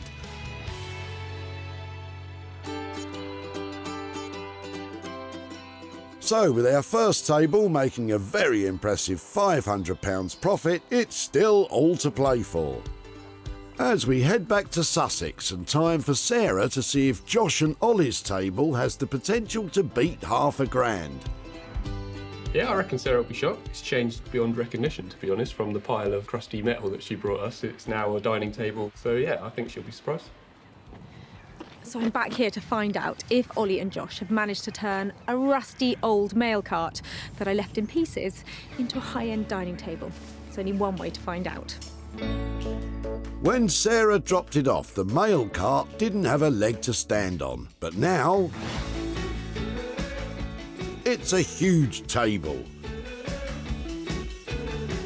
The boys ditched a flaky red paint job, choosing instead to sandblast the metal and paint with a matte black finish. They treated the old wood with a simple sealant and a top oil to keep the wood's age and natural patterns shining through. Oh, this is a tough one. I think I like this table more than the other one, but what will Sarah think?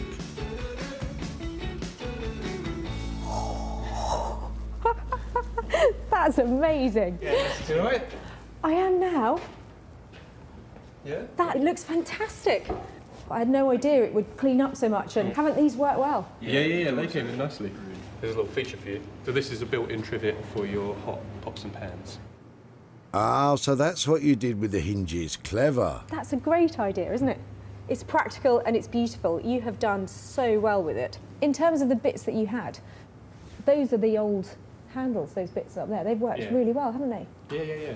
I'm really surprised how tidy and neat and good looking it is. Because it battered old doors, rusty old frame. Yeah. Was never going to look like that. No, it did come in well. So in terms of budget, there was 750 quid on the table, like what did Oh, that? very good, very good. In order to transform it, did it work? Have you done it anywhere near budget? Yeah, I think we're pretty close, yeah. I mean, it turned into a bit of a labour of love, but I think, yeah, we're happy with 750. Well, hasn't this turned into a tight race? The boys are most definitely still in the running with this one. Those lads have completely come up trumps. That table is immense. It's got charm, character, and I'm going to make loads of money out of it. Well, it will have to have a high price tag attached to beat Bex's, so let the bidding commence.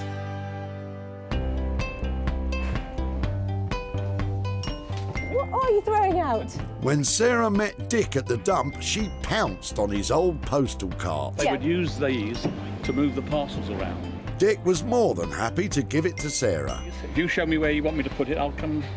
And Sarah politely took them away. I wish her luck. And with the help of Josh and Ollie, it became our second tip-top table. Sarah invited Nick back to see if he fancied 2 tables, but having already forked out over £1,000 on Beex's, Sarah's chances weren't great. Do you feel it when you see it? Is it? Yeah, it's very unique. Yeah, I think we're going to go for it. Yeah? But he bought it as well. I'm going to make you a seriously good offer on this one, Nick. Sarah's travelled to Shackleford in Surrey to hand Dick some cash. But will it be more than £500? I can hardly wait. Hello there. Hi, hello. Nice to see you. Lovely to see you again. How are you? All right? Yeah, very well, Good. very well. I have come to catch up with you about what we did with your old mail card. Yes, indeed. I know that you said that it had come to you and you'd found it and you'd had it for quite a few years. Up 200 yards up the road here is Yep. a crossroads, and it sat there for 2 days, so I walked it down here. Possibly in the 90s is when I acquired it, because that's also probably the time that the post office stopped using them, I would think. They certainly used them when I did the post when I was 18. So were you a postie? No. Christmas job. Christmas job. Oh, Christmas Christmas postie. Oh, especially Yes. they're more lucrative at Christmas. Yes, that's right. When I took it away, did you have any thoughts about what we might be able to do with it, or? No, I didn't. I mean, I didn't know whether you would do research and take it back to what it was, or do something exciting. Okay, well, we went down the exciting route. We took it to fantastic young guys who are down near Goodwood, and they have managed to create that. Oh, wow. But is that a door or something? It's a pair of doors in there, and Yes. actually you can see on the detail where they have used the hinges for the doors to make a trivet to go in the middle of it. Yes, tremendous. That's fantastic. I really do I like that. I think that's a clever idea. I wish I'd have thought of that. So it turns out that people love investing in a dining table, and I have a dealer who I deal with a lot, and he took one look at it and snapped it up. I have got some profit to share with you, actually. I have got for you, I've got £500 here to give to you to do whatever you like with. So I'm staggered. £500, what do you think? No, I am overwhelmed. I did not expect anything like that. I think my daughters and my grandchildren might have a fairly good idea what I do with it. But yes, I have my own ideas, but that may involve a charity. But that is tremendous, and thank you very much for that. That's wonderful. Thank you. Okay, when are you going to the tip again? Can you believe it? It's a draw. Coming in on budget of £750 and selling for a mighty £1,250 means Josh and Ollie's table has made exactly the same as Bex and Dave's. I'm glad it worked out like that. I really couldn't choose between them. So Sarah's managed to make money from all 3 items saved from the dump. The water tank transformed into our first fabulous table. And the postal cart made it too. And of course Sarah brought the bling to the crumbling old ottoman. Well, those were 3 great items. Both sets of artisans managed to produce winning tables, and I'm pleased with my little ottoman makeover. And all 3 things are going on to have a new lease of life, and the best bit of all, they all sold for a profit.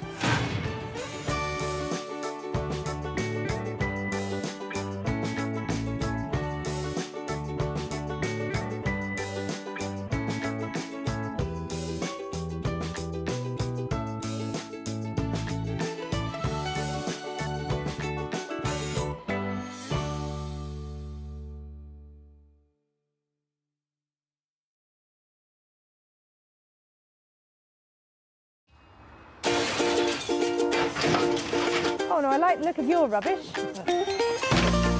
How do you make money for nothing? I love a little rummage. The answer could be hiding in the 30 million tonnes of household waste we throw out every year. I think that I might be able to make something out of that. That's why entrepreneur Sarah Moore wants to get her hands on things before they hit the skip. That's wartime. I'm a passionate buyer, user and maker of old stuff, and I've turned that passion into a money-making business. I make new stuff out of old stuff and I sell it for a profit. And with some of the country's elite designers and makers, That was brave. All the potential. No! she can transform her finds into desirable, work of art. Valuable. And hopefully saleable items. Holy moly. If Sarah is successful, then she can hand the profits back to the very people who had no idea there was cash to be made from their trash. Thank you, I'm astonished.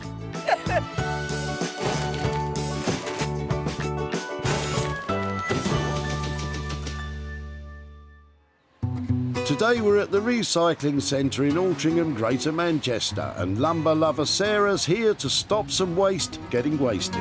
Looking round here, you might see lame chairs, battered bureaus and broken sofas, but I see nothing but potential. I'm here to rescue, resuscitate and revive tired things and make some money for nothing along the way. Unfortunately, we can't all haunt our local recycling centres. Sarah's got special permission for her mission. What else have you got in there then? Shall I have a quick rummage?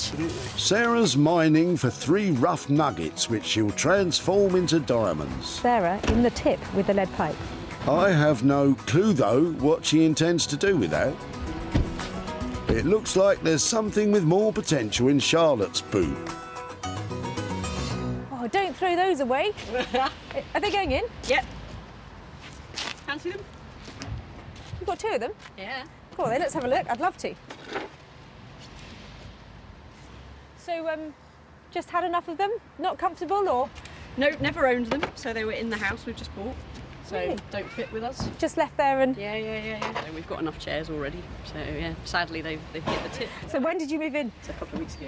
Is it going all right? Yeah, hard work. Yeah, well, you know, it makes you love it even more if you have to do something to it. Exactly. I'd quite like to go and try and do something with these. So. Yeah, very welcome. Excellent. I think they're quite interesting. You can have them. I think they'll only ever be a pair of chairs, but hopefully we can make them into something that you really want to own. And it's really nice to not have to chuck it in the bin. Yeah, hopefully I'll be in touch with some progress on them. Yeah, absolutely. Make us jealous. Thanks very much. All right, cheers, bye. Sarah looks pleased with these finds, but what does Charlotte think she'll do with them? I don't know, but I'll be excited to see. It'll be interesting. Yeah, and I hope she makes us upset that we've thrown them away. From the look of these rickety old things, she might struggle. What's the plan, Sarah? The bad news is they're brown, they're looking a bit boring, especially with this maroon flock material on them. But the good news is a pair always sells well. They've got some detailing here that I think could be picked out and made marvellous, and that will really help. Sarah knows exactly the right person to transform those chairs. Award-winning textile and wallpaper designer Daniel Heath is a sustainability guru who relishes the chance to give reclaimed material a new lease of life. He adds his sought-after signature style to create one-off furniture and contemporary design pieces. I love what I do because of the challenges that come from every project. There's never really 2 projects that are the same. Every brief is different and every client is different and wants me to produce something unique for them. So that obviously has an array of challenges that I have to face every day. Each one that comes along is different, and that's the joy of it. Daniel says he is a fan of reclaimed rubbish, but he might be put off by the state of those chairs.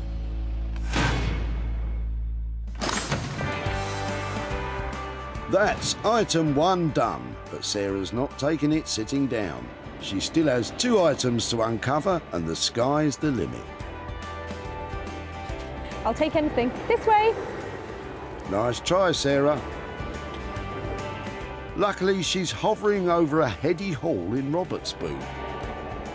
What are you chucking out? All sorts of clearance from a cellar.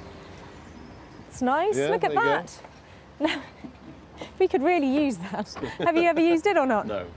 No, it's just slightly too large. No, I think that has potential. This could be a good haul. Keep going. Do you mind me looking in your boot? No, carry on. That could be a slippery slope. I think that needs to go back into the metal, but... Quite right, Sarah. That's one vice you really don't need. But hang on, it looks like there's a more acceptable vice in there too. Just, that's really nice. Would you like it? I might. Be careful. Worn-out old vices are well known for falling apart on people's toes. It's really heavy. I've got to be able to do something with that, haven't I? Ouch! So was this yours? Have you ever used it, or? I think it was a friend of my son's, and there's a bigger one, there's a massive one as well that I've kept. It is spare. I'm not sure what I'm going to do with this, but I'd really like to take it away and see if I can make anything out of it. So would you mind if I took your advice? Yeah, I've got another one if you want to make earrings. If I do manage to make anything, can I show you what I've done? Yeah, definitely. Yeah. Excellent. Okay, well, I'll keep in touch, and I'm going to take that and ponder on what to do with it, but must be able to do something decorative with it. Thank you ever so much. You're very welcome. Have a good day. Well, Sarah will need an iron will to make something saleable out of that thing. What would Robert do with it, apart from earrings, of course? Use it as a vise, I would imagine. I think it'd be too heavy for a paperweight, doorstop, all sorts of things, but I wouldn't recommend it as jewellery. Why have I just taken that? I know why. It's old, it's solid, it's got lovely writing on the side of it, and it moves around. I know who likes working with this kind of industrial material, and there's money to be made here.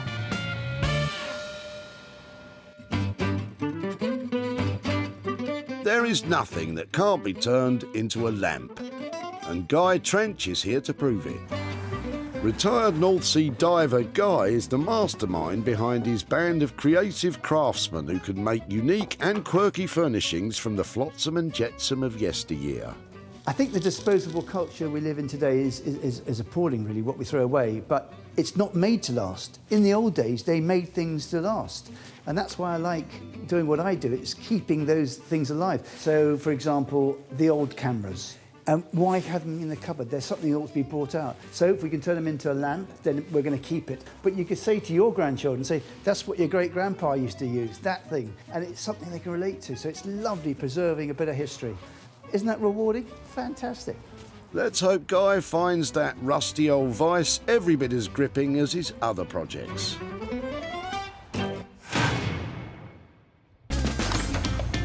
That's 2 items filed under found. Sarah will take on the third and final item herself, if she can find something. What are you chucking out? Cardboard. Oh, that's no good. She's being unusually choosy. You coming back with any furniture later then? No. Well, no time for small talk. No furniture? If it's furniture you're after, Sarah, take a look in Adrian's boot. It's got a lovely pair of legs on it, hasn't it? More than a pair. I was going to say 2 pairs. 2 pairs of legs. I see you've got a sweet little piano stool or something at a dressing table. It was something that was up in the loft for a long time, and it's really just clearing it out. We have grandchildren and they like to play up there. This makes a little bit of room for them. You're throwing stuff out of a certain era here that is appealing to people today. You know, lots of people like it's a vintage look, I have to say. I think vintage is now over 25 years old, so... What should I be doing with it then, do you But think? bringing it here and letting me have a look at it. Ray Miller, Liverpool. Lovely, so it's not far from home, is it? They say brown furniture's making a massive comeback. Oh, right. And it's no surprise. Furniture from this era is often beautifully made with bags of character, and it'll last much longer than the average pine flat pack nonsense.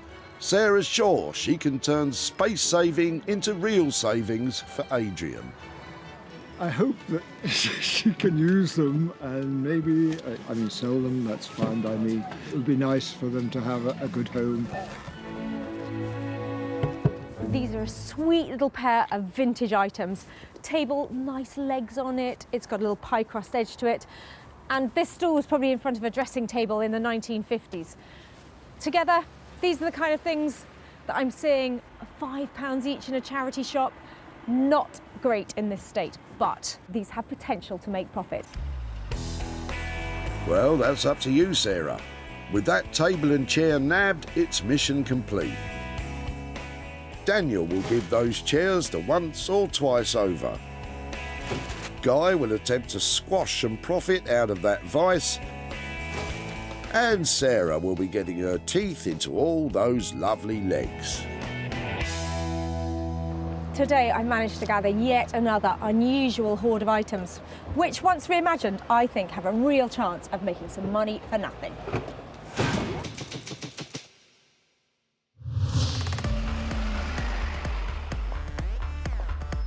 Bustling Walthamstow in north-east London is home to textile and printing aficionado Daniel Heath, who is nervously awaiting Sarah's latest offering. It seems like she's got something that I'm going to be a bit unsure about, so I'm a little bit more anxious than normal. But I guess we'll have to, as ever, see what comes when it gets here. Poor little chairs, abandoned at the tip. Somebody's got to show them some love, because currently they're covered in maroon. Daniel, he's the one. Hi. Hello, how you doing? Really well, how are things? Yeah, good to see you. It's all hugs now, but he hasn't seen what Sarah's brought him yet. Cheers. Right, okay, so fairly straightforward, seemingly. Yeah, let's go and have a look. So far, so good. Dan seems pretty confident. Okay, right. Some nice detail to it.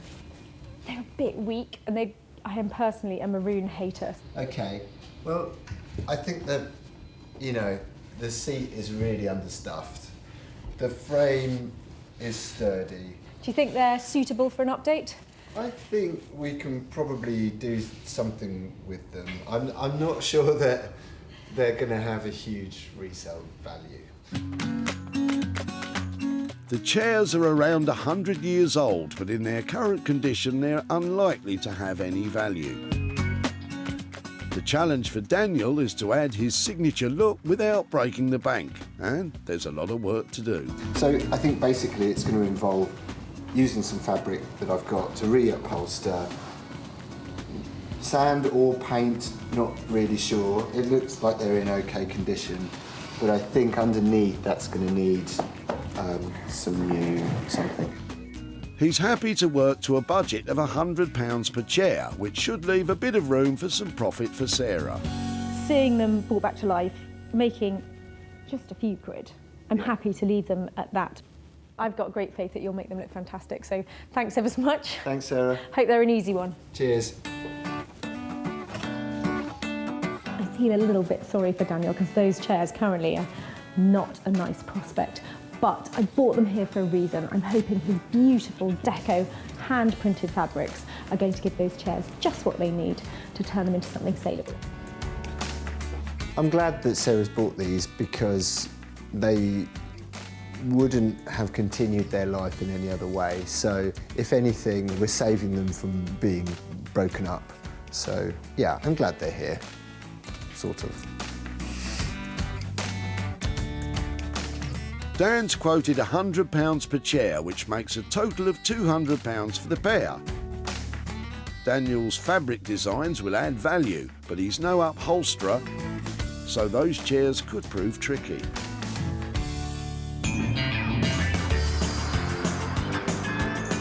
Near the historic town of Malden in Essex is the workshop of lighting supremo Guy Trench, aided as ever by his indispensable sidekick Keith. And Sarah's got a treat for them today. I'm hoping she brings something of sort of a bit of history, something a bit old along, a bit rusty. We can change it a bit and we can make it look fantastic. Let's hope Guy doesn't buckle under the pressure of that vice. I tell you what, it's really lucky that I've got a black book full of contacts, because it's going to take somebody really skilled to turn that into something that's saleable and can make a profit. But it's all right, because I'm here to see Guy. Hello. Hello, lovely to see you again. Good to see you. And you. Hi, Keith, how you doing? All right. Help. Ooh, a record vice. I saw it at the recycling centre and I just thought there was something about it, because it was lovely and chunky and it has all that wear on it, that it just couldn't go in the metal skip. And they're old and they're still made today, which is brilliant. I mean, I thought, because it's got that lovely ability to sit on a desk and be chunky, that it could potentially be made into lighting. I think you're definitely right. It definitely could be made into lighting. There's some nice colours we can wear back here. Yeah. With wire wool and a bit of furniture remover. Just have a look. Could it be a wall light? Let's have a look. Could that go on the wall and have a... Yeah, like that. I think it is... as a wall light. Yeah, lovely. Need okay. a good fixing and a good beam to put it onto. But, yeah, I've been carrying it. It's not light, is it? No. Sounds like Sarah's come to the right place for vice advice. But what about the price? Let's hope it's nice. That's a lovely idea. It looks charming, because before I thought, you know, maybe it just go onto a man's desk, but you're putting that into interiors, into restaurants or something like that, aren't you, with that kind of look? They could have the menu hanging from it and wind it up, you know, whatever they like, you know. Obviously, that's quite a heavy-duty thing to work with, but what kind of costs are we looking at to get it the right kind of electrics in there, you know, the right safety? Because I know that there's loads of people making lighting, but it's very specific stuff that has to go into something like this, isn't it? Yeah. I think we're looking at probably about £95 to do that, turn that into a wall light. That leaves a nice bit of margin to make on. So Yeah. that's great price. I'm really pleased with that. I just can't wait to see what it looks like. It'll look great. Really good to see you. Give us a shout when it's Thank ready, you, Sarah. and Lovely. yeah, I'll come back and can't wait. Okay. Take care. Brilliant. Bye. Cheers. Bye-bye. You can tell when you're in the hands of an expert because they just make everything look so simple. That vice as a wall light, genius idea. It's very different, and I don't think anybody in the world will have a vice as a wall light. So this will be a first off and a one-off.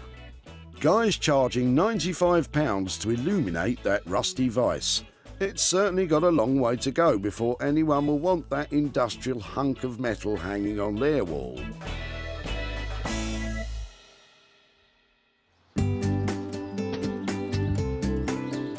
At home in Sussex, Sarah's about to start work on her own finds, and she needs some raw material from yet another dump. You stay there, back in a minute. As a huge fan of all things discarded, Sarah knows exactly where to find her nearest one, in her own garden. I'm looking for buried treasure. If you live in the middle of the country 100 years ago, nobody collected your rubbish, so you had to put it somewhere. Many old and rural properties have a historic rubbish heap similar to this one hidden away. And you'll just find little pits with bottles and old batteries and broken up old enamel all over the place. Sarah's been attacking hers for years. It's probably her favourite place. She's already got quite the collection of Edwardian and Victorian bottles and jars, but she's just a few short. These are the inspiration for my next item. Wait and see. Gloves might have been a good idea, Sarah. She's clearly got a plan for those, and she set aside that old white chair so that she can concentrate on the table. This sweet little table I found at the tip, in its own right, it probably isn't worth very much. So I'm going to use my dug-up treasure to turn our table into a posy table. The Victorians had a habit of covering any available surface with interesting objects. In the spring and summer months, stately homes would proudly display floral blooms as posies from their walled gardens. We're going to bring the posy table right back in fashion. Everybody is going to want one of these. I certainly do. Oh yes, me too, for my stately block of flats. But as usual, Sarah's taking things one step further. She's marking the position of the jars she's dug up, and she's going to embed them in the table. And all I've got to do now is make some little holes in the top of the table for them to go in. I'm going to use this. That terrifying looking drill is fitted with a hole cutter that you can get in any decent DIY store. That's scary. Make sure you're a seasoned driller before attempting this.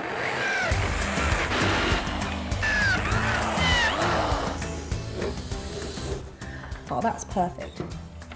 That will definitely do. They look really cool. Next, Sarah tidies up the holes and lightly sands the surface for painting.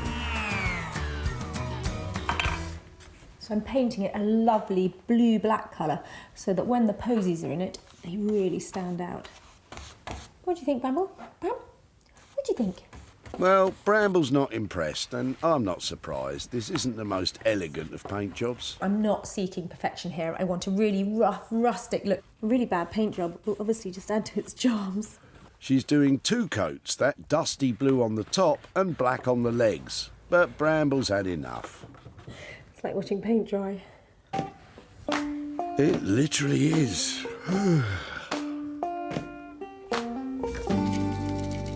It's What I'm going to do now is just take off all these crispy edges to make it look like I haven't just made it. First she paints it, then she rubs it off again. It's hard work, this. I could do with a bit of a lie down myself. What I'm trying to do is imagine how it would have been worn out if somebody had been using it all the time, like putting all the pots in these holes and where they picked up on the edges. For Sarah's final trick, adding a layer of dark wax to complete that vintage feel. So you can buy these waxes in all sorts of different colours, or you can even stir paint into clear wax and make your own bespoke coloured finish. Good board, Bramble. Bramble, sausages. I knew she could hear me. Sarah's well on her way with her take on Victorian extravagance. And with just £5 spent on wax and paint, it may even make a healthy profit. But will she actually be able to sell such an unusual item?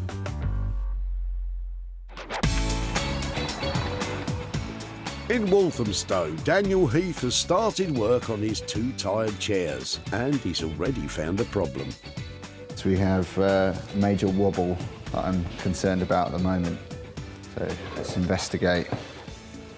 At last, that red flock material is removed and there are some unwelcome surprises underneath. Oh wow, I think it was just the fabric holding the thing together. With the chair so fragile, Daniel decides to take the riskier approach of drilling through the frame into the leg. I'm going to try and get this straight, because if it goes off at an angle, it's going to come out through some of the detailing on the leg. Here we go. Even the sawdust smells old. Next, Daniel adds a long screw to hold it all together. Very, very carefully, because if this wood splits, Sarah may return to only 1 chair. I'm going to do the ultimate test now, and I'm going to sit on it, which might make some very entertaining footage.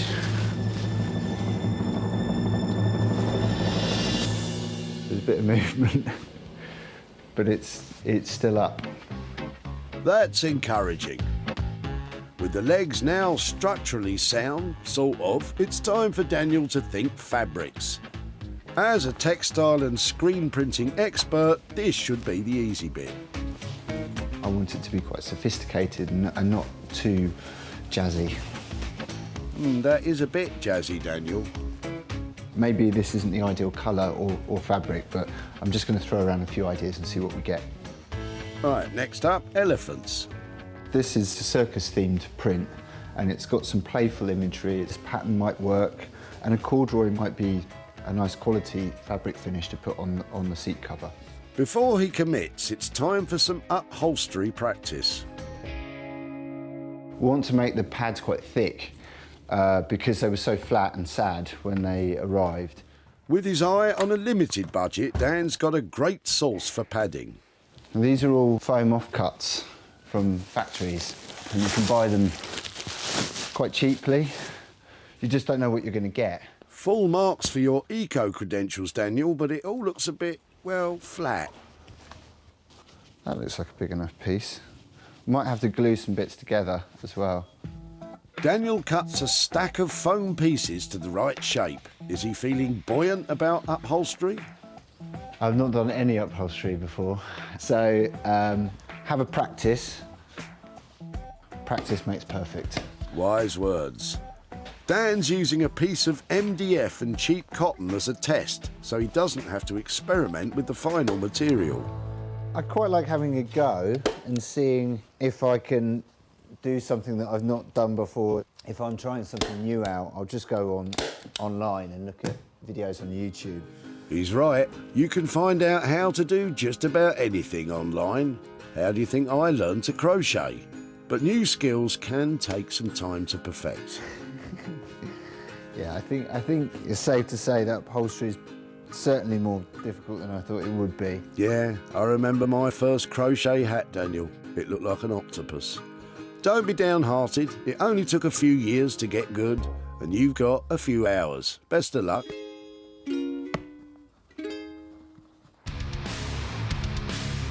Near Malden, Guy and Keith are enjoying their heavy metal.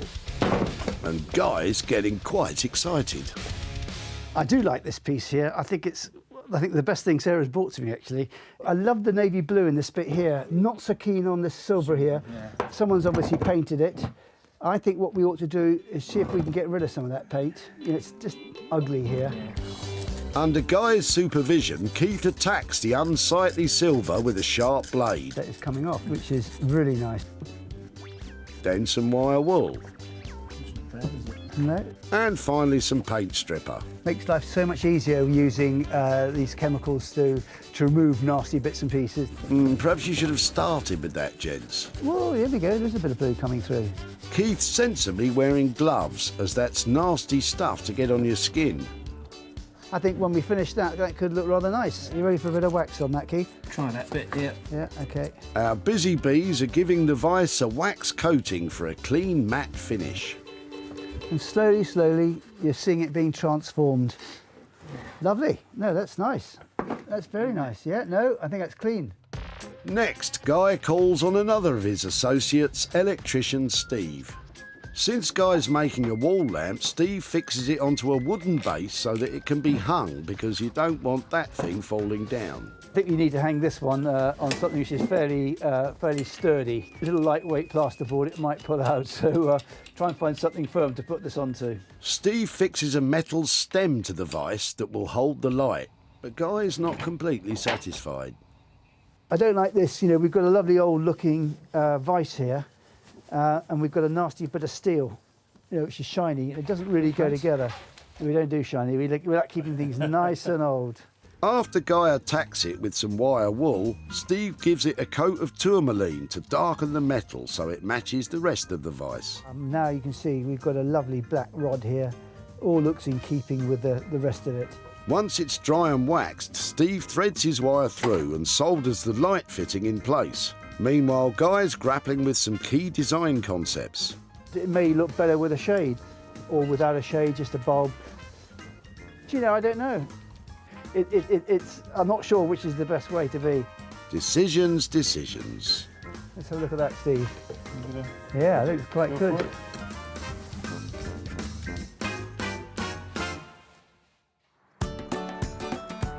In Sussex, Sarah's posy table needs a final flourish. As pretty much nobody's heard of a posy table, we really need to get these things in context to take pictures to sell them.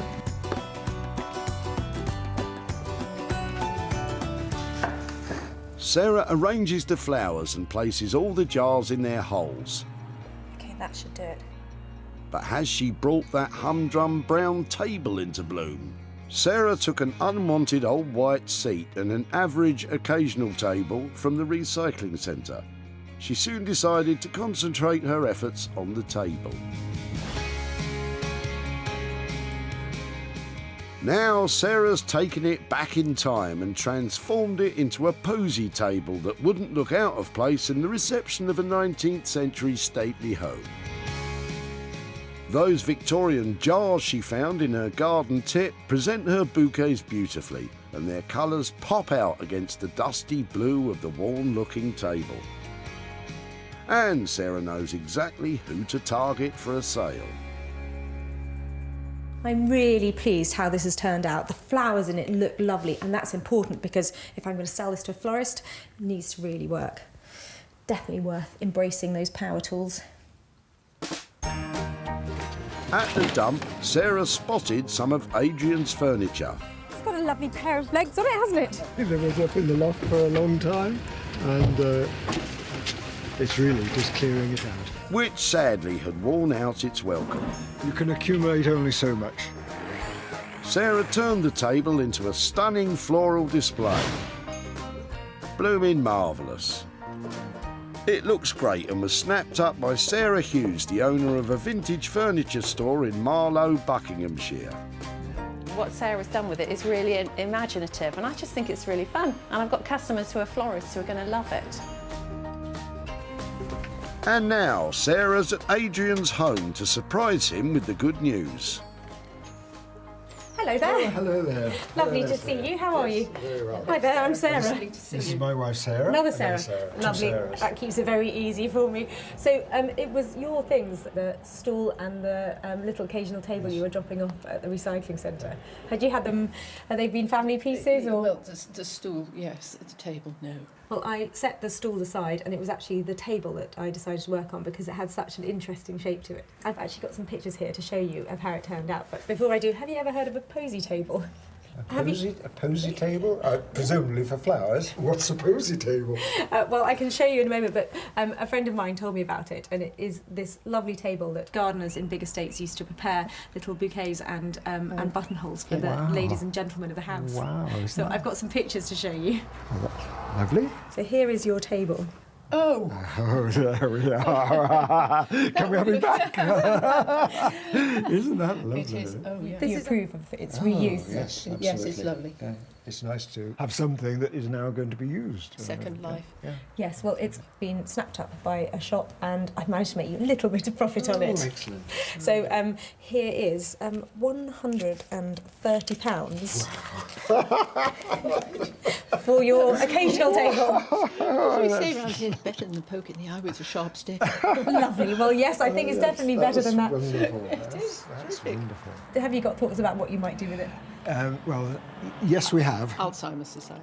My mother died about 10 years ago, and Dad looked after her for a number of years, well supported by the Alzheimer Society. Well, I think that is absolutely lovely, and I was really inspired by your old table, and that's a great place for that to go. Splendid. Thank you very much. A total pleasure. Lovely to have met you and to catch up with you, Adrian. Thank you very much. Thank you. Bye-bye. Thank you.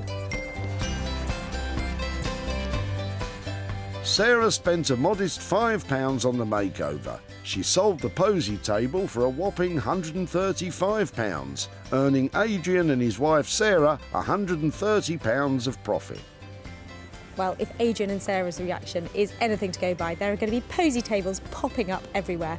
I'm delighted that they like what I did with it, and I'm so pleased that that money is going to such a worthy cause.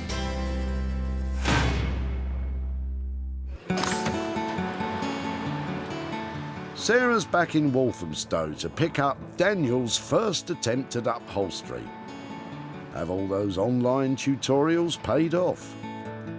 It's been quite nice to work on the chairs. It's been challenging because I haven't done upholstery at all before, but it's nice to have them finished and looking good. I'm here to pick up those two little chairs.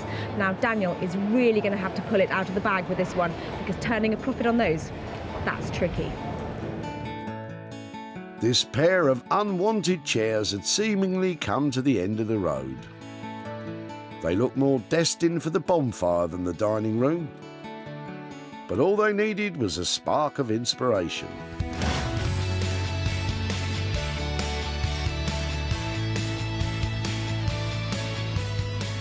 The chairs are now contemporary and unique. With newfound skills, Daniel has made the chairs solid and sturdy, whilst using his old skills to screen print one of his designs onto the cord covering. With a vibrant lick of blue paint offsetting the raised yellow seats, these chairs would make a bold statement in any room. Daniel's dug deep with this one. Let's just hope Sarah's happy with the results. Hello. Hello, how you doing? Are they them? They are a bit of a transformation. They look completely different, don't they? Yeah, Like, they do, yeah. comfortable, and they look like they would fall apart before, didn't they? Yeah, This is beautiful what you've done with the... I've never seen corduroy printed like that. thank you, yeah. We thought it'd be a nice sort of accent piece for somebody's front room. And before they didn't look like that. I mean, they look like the ones you'd hide away and get out if you had to. Yeah. And now, I think it's because you've luxed up the base bit here, you know, the seat pad to make it look generous, and they just have a completely different, like, warm, comforting look to them, don't they? Because they just didn't look like that before. No. Yeah, they're quite comfortable. I can attest to that. Well, that's great. But will Sarah be comfortable with how much they've cost? I think you've done wonders with them. There was £100 each budget for them. Is that all right? Did you come in on budget? Yeah, that's fine. They will sell instantly, won't they? Great. Yeah, especially with a bit of Daniel Heath action going on the seat. That's fantastic. So I think if we get them packed up I shall ship them out and see if I can make some money out of them. Wonderful. Thanks, they're great. Cheers. Thank you. Sarah's as puffed up as those seat bases. Does Daniel feel his first attempt at upholstery has been a success? That went really, really well. I'm really pleased that Sarah liked the chairs so much. So, yeah, very happy. Well, if there was one person who was going to make a profit on those chairs, it was Daniel Heath. Can't wait to get them sold. At the recycling centre, Sarah came to the rescue of Charlotte's unwanted chairs. Don't throw those away. Are they going in? Yep. Can't see them? And Charlotte wished them well. I hope she makes us upset that we've thrown them away. Daniel repaired them and gave them a bang-on trend makeover. At home, Sarah uploaded pictures of them onto the internet, on sites including social media, Etsy and eBay. People looked at the chairs and then decided whether to buy the chairs. Well, I love Daniel's luxury update of those two little chairs. They didn't have much potential at the beginning, but now they have. And I'm hoping they're going to be snapped up soon, and when I've made some profit, I'll be back in touch with Charlotte and giving her the good news. Daniel's labour and materials came to £200. With no buyer as yet, we could be facing a potential loss. But with a bit more time, we should hopefully find the chairs a new home and we can hand over some profit.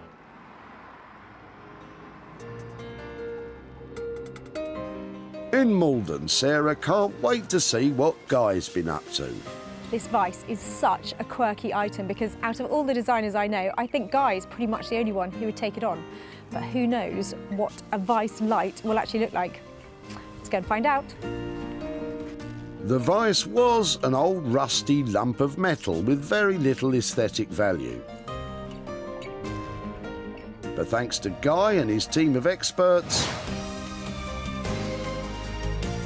it's now been reimagined into a conversation piece wall light with bags of character. It's been carefully stripped back to its original paintwork and waxed for a soft matte look, giving it the perfect blend of historic and desirable. The brand new light fitting has been expertly aged, so it feels as though it's always been there. And the team have topped it off with an optional lampshade to give it a sophisticated finish. They've managed to create a lamp which is undoubtedly one of a kind.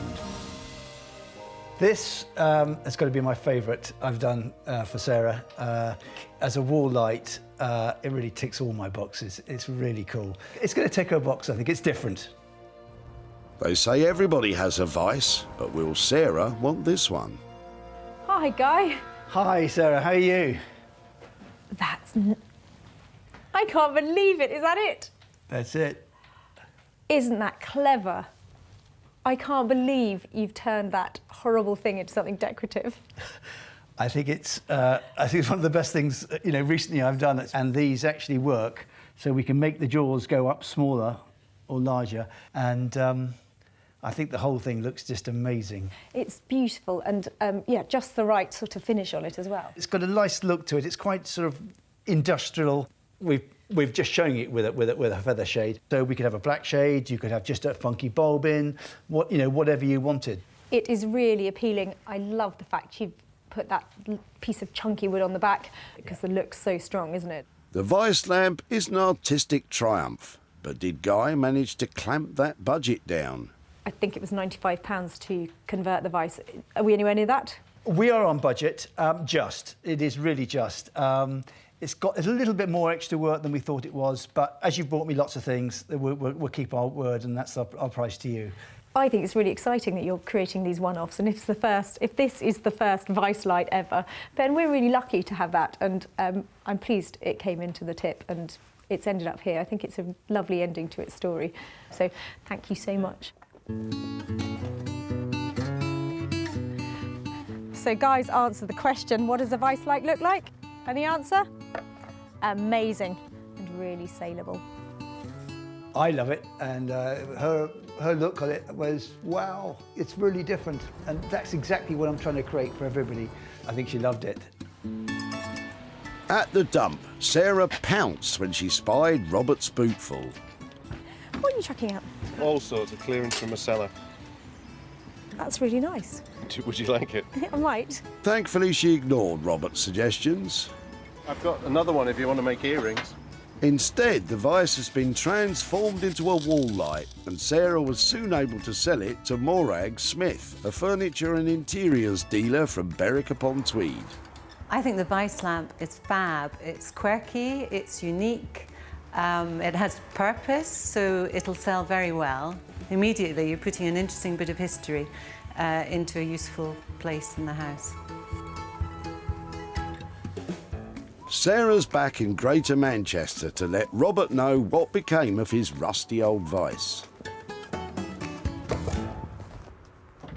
Hi there. Hi Sarah, how are you? I'm really well. Nice to good. see you again. Nice to see you. When I saw you at the recycling centre, I thought you were reluctantly throwing out some stuff, but were you having a clear out? Yeah, I was having a clear out of the cellar. I guess the only thing that was of any value there was the vice. And did you think what we might do with it? You could either use it as a bench vice again or a doorstop. I couldn't really imagine anything more artful to do with it. We took it to a fantastic chap called Guy Trench, and he specialises in making old stuff into lighting. So do you want to have a look what he did? Yeah, I'd love to. Here is your vice in all Can't wait to see it. all its new glory. Whoa. Oh, that's amazing. He cleaned it all up and did that. That's incredible. I didn't think it would be made into a light. I was thinking, I don't know, some art feature or something, if at all. It was lovely and it has real appeal. So your light has sold. It takes quite a lot of investment to turn something like that into a light. So I've got a little bit of profit for you. Oh, lovely. I've just got 20 quid. Oh, brilliant. Well, I was expecting nothing for it, so that's great. That's really good. I'm going to give that to charity. Yeah, definitely. Oh, well, that's fantastic. I'm glad that's going to a good cause. So thank you ever so much. All right, thank you, sir. Lovely really to catch nice up to again. meet you. Thank you. Guy charged £95 for labour and materials. The lamp sold for £115, leaving a profit of £20 for Robert. Sarah found 3 waste wonders at the recycling centre in Altrincham. Charlotte's suspect seats were given a stand-up makeover. Robert's old vice was given a new twist as a lamp. And Adrian's table took a trip back in time. Well, it might not always be straightforward, but I'm really proud of those 3 great transformations. And it's really good to know that all those things that we saved from the tip are off to brand new homes.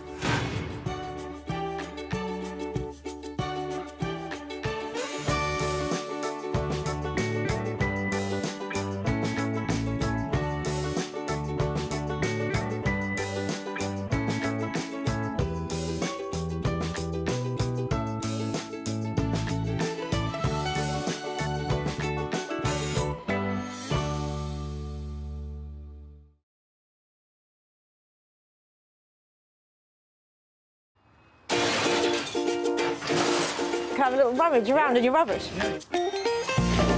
How do you make money for nothing? I love that. The answer could be hiding in the 30 million tonnes of household waste we throw out every year. So heavy, they don't make them like this anymore. Look at that. That's why entrepreneur Sarah Moore wants to get her hands on things before they hit the skip. I'm a passionate maker, buyer and user of old stuff, and I've turned that passion into a money-making business. I make new stuff out of old stuff and I sell it for a profit. And with some of the country's elite designers and makers, Say something nice about it. My juices are flowing in this one. They are going to be wow. she can transform her finds into desirable, Isn't that stunning? valuable, Oh, wow! and hopefully saleable items. That is bonkers. If Sarah is successful, then she can hand the profits back to the very people who had no idea there was cash to be made from their trash. Got £350. Whoa.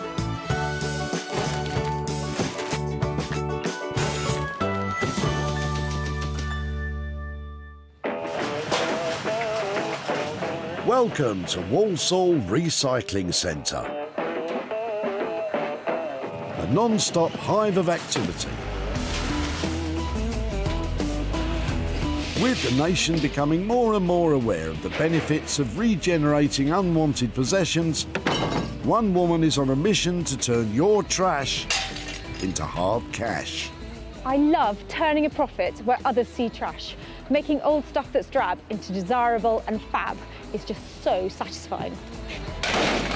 But before you make a beeline for your local tip, take note. Sarah's been given special permission to seek out 3 items that she can rejuvenate, repurpose and sell on for a profit.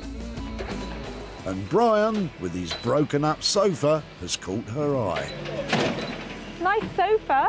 It was a nice sofa. What's happened to it? We broke it up because it's not very good now, so we just got rid of it. Have you got the bits or not? Little bits in there, but they're broken. Come on, let's see. I like the back of it. I've jumped on it. Have you? Yes. You boys have all the fun, don't you? I know. Let's have a look. For all the rest of it's broken. Have you got the arm bit? Have you got the other bit? There somewhere. Are those its legs? That's it, those are the legs. I'm loving it more by the minute. So that goes on there. Come on, Sarah, you must be well used to the game of furniture jigsaw by now. Oh yeah, that bit goes there. Great. All the cushions are in the back of your car. Brilliant. So that's 1970, that sofa. Check out the expert eye. I'm impressed. It's written all over it. It's got a date on it. Oh, right. Expert, you see. That's cheating. Now I've got all those bits that you've smashed up. Do you think I could take them away, put them back together and see if I can make it back into a lovely sofa again? Well, I don't know, because part of it's broken. You could try. I shall definitely be able to get that fixed. Fine, that's great. The question is, what will become of Brian's old sofa? I don't know, to be honest. I don't know. It'd be good to find out. I know what you're thinking. She's bonkers. Correct. But this is going to be brilliant. I know it's in pieces, but it is going to look fantastic when it's finished. Trust me. Watch. Oh, we will, Sarah, we will. But who's Sarah picked to help her transform this item?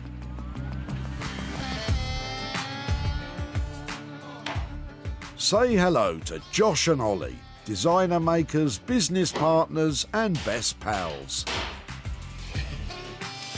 These lads use natural and recycled materials to create bespoke, handcrafted and high-end furnishings.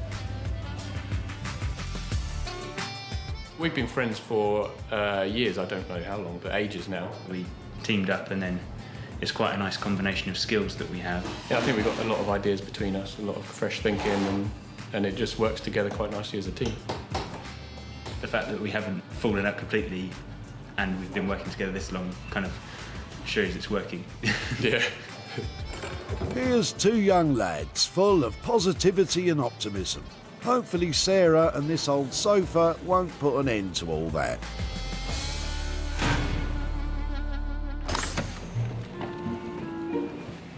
One down, 2 to go. 2 speakers. They look a bit modern for me. Come on, Sarah, you're not that old. There's nothing like a trailer full of potential to get Sarah excited, which is exactly what Derek has to offer. Because we're moving house, but because we sold so quickly, we haven't got a house to go to. Well, sometimes you've just got to take the money, haven't you? Really? And we're moving into our caravan for 4 months because we're going to Spain. Get away from the winter. But before Derek jets away to Spain, there's clearing out to be done, and Sarah dives right in. That's quite cool. It feels to me like you might have something good in here. No? Golf, putting, no. That's why you can look beautiful with it. Thank you. Oh, you charmer, Derek. I think there might be something in here. I've just got to make sure it doesn't go in there before I spotted it. I love a little rummage. Really, Sarah? You'd never guess. That's teetering on the retro, isn't it? It's all very retro, this is. How long have you had that? Yeah, about 30 years. to take that one. Would you mind if I took that? If you sell it for 50 quid, you've got to give a donation to charity. I tell you what, if I sell it for 50 quid, I'm coming back to you and I'll show you what I've done and you can choose a charity. Item found. A little stool that's been around a long time and will now hopefully be around a lot longer. Something we bought in the 60s and then got relegated to the garage, and I used to use it to rest things on, spray things on, as you do. I think I've only saved this because I wanted to sit down, but the appeal comes with these tapering legs. There's something about them that just makes it look a bit finer than the usual bar stool, and I'm hoping, even though there's only one, it might be quite commercial. So who will be tasked with transforming potential into profit?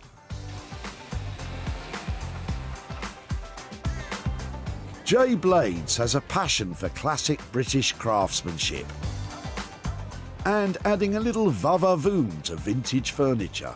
I take a risk every day with design. A lot of people, I've taken a lot of flack for the work that I've done to some furniture. People say, you shouldn't paint that. Jay loves reworking furniture from a bygone age to bring it bang up to date, pushing the boundaries of contemporary furniture design. I love a challenge. Even when I'm making mistakes, I enjoy making the mistakes because it teaches me about a process that I never knew. A mistake for me is always about learning. You like a challenge, do you, Jay? Well, Sarah's got one coming your way.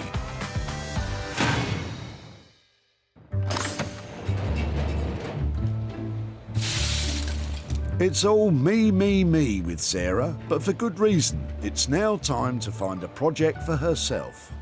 I would say if it's made out of chipboard, I can't do much with it.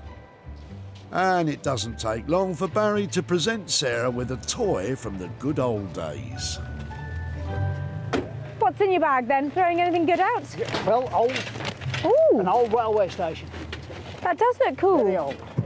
Can I have a look at it? Yes, you can. So this was yours, was it?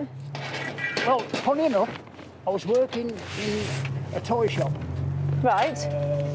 In the late 50s. Right. And all through this year I've kept them. My children have played with them. Yeah? The grandchildren have played with them. It was a well-loved toy, but for the past few years it's been gathering dust in Barry's attic. So age-wise, it looks kind of Art Deco or... It is old, fella. So it's... I don't know what... It's the Tricks Many Ways station set, made in England, number 22. Beautiful cast aluminium, it's lovely. So I definitely don't think that this can go into the metal. No, I would really like to do some research on it and find out if it's collectible, if it's the kind of thing that people are still buying. Yeah, it's lovely. Look at that bit. Yeah. That must be the middle of the roof somewhere or something, mustn't it? Yes. It's got such lovely styling. Somebody's going to want to buy this. Yeah. Somebody will have all the other bits. I love it. For Barry, the idea of Sarah breathing new life into a toy so close to his heart is one which he's clearly happy about. The whole family's played with them. They've enjoyed them. We've fixed them up together. So nice. How cool is this? I really don't know what I found here. It looks like the kind of thing that might have been made in mass production early in the sort of 30s, but I love the styling on it. I'm loving the aluminium and the fact that it has such great colour on it. I'll have to have a really good think about this because this could go in all sorts of different directions. Quite cool though, isn't it? Very cool, Sarah. It's been a good day at the dump and Sarah has 3 very different items. Josh and Ollie will be dealing with the broken up sofa, Jay will transform the slinky stool, and Sarah will get creative with the toy railway station set. Transforming today's eclectic selection of items is going to be just the challenge we love, but there's going to have to be some radical transformation if we're going to really bring the money home.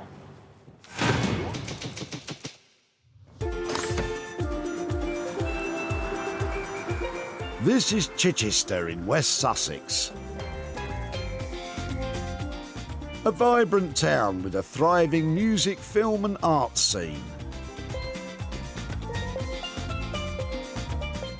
While it may be forward-thinking, it's hard not to be impressed by the town's illustrious history. Its medieval architecture is striking. This dynamic link between the past and present inspires designers Josh and Ollie to create contemporary bespoke furniture with traditional materials. And if that happens to involve a blowtorch, they're a couple of happy chappies. I wonder what they'll make of the 70s sofa Sarah's wheeling their way. We love what Sarah does because we're into like restoring old items and keeping things going. So yeah, always interested to see what she's going to bring us. Yeah, we're kind of on the same page in that respect, aren't we? Yeah. So looking forward to seeing what she's going to bring us today. Hello. Hiya. Come and see my flat pack. Okay. Wow. It's not supposed to be flat pack. Cool. Yeah? What is it?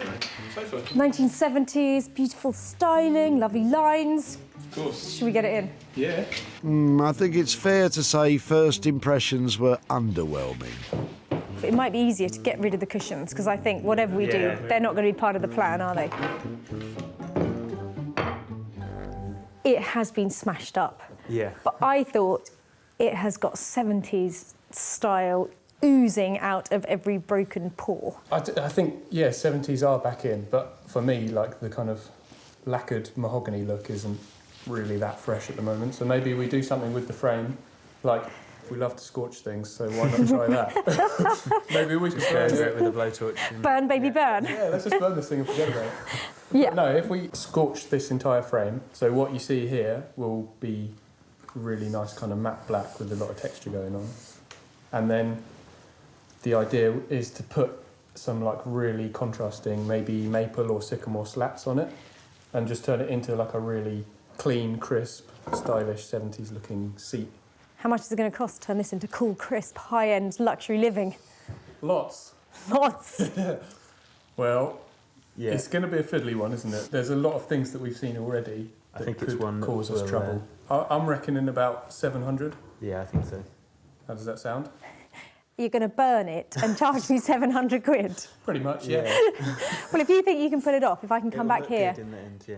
I'm going to make profit. Best of luck. Thank you. I'm getting a scorched sofa and a 700 quid bill. Let's hope that's the right decision. I think we're quite excited about this one, actually. Like, Yeah, there's a I- lot of work to be done. I think it could look really cool at the end. Yeah, after we've put our touch on it, I think it will be a nice, sleek-looking seat. Done a bit of scorching, put a bit of fresh wood on there, bish bash bosh, done. Josh and Ollie have a whopping £700 to spend on this sofa. Let's hope that budget won't go up in smoke.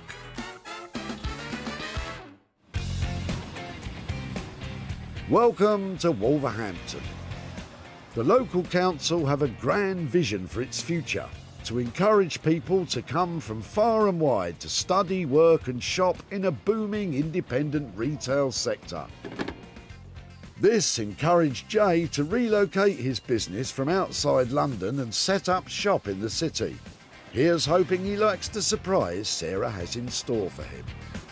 I'm hoping it's something timber-wise, real timber. Nope. Sorry about that, Jay. But knowing Sarah, she loves to set me a challenge and tries to trip me up every now and again by bringing me something that I've never worked on before and just say, like, have a go at that, Jay. I thought you would like that. Hello, how we doing? Hey, I'm good. How are you? I'm very, very good. Very, very good.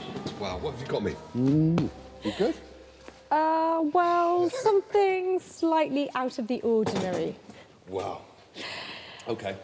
I know it's not wood. Shall I tell you what I'd do with it? Okay, yeah. Wow. If this was mine, I think I would probably try and make the legs into like amazing, long, gold, beautiful legs, and then I'd cover the top and the back in a powder puff of Mongolian sheepskin covered in kind of pink tinge. Wow. but I thought I'd bring it to you and hear what you do with it. Because I don't think you're the powder puff type, really, are you? No, I'm not. I like your ideas, though. I do, and I'm holding pink as well. But I do like your idea. It is nice, but not. He doesn't. He's being polite. No, he hates it. I do like our idea, but I wouldn't do pink fluffy stuff, even though I have a pink duster. I'm not going to do the pink. I'm going to do something different. I'm going to do something interesting. I am going to recover these bits and make that a real focal point. Yeah, we're going to make this one look really, really special. It's going to look the business. Okay. Does the business cost the fortune? If I was using pink fluffy stuff, it would cost a fortune. But I could probably, I would say I could do this one for about, it's just a simple recovering, polishing up. I'll do this as a cheap one, to tell the truth, so that'll be about £30 I'll do that one for. Okay, well, use your 30 quid wisely. I will do. And I'll leave it with you. Okay. Take care. Take care.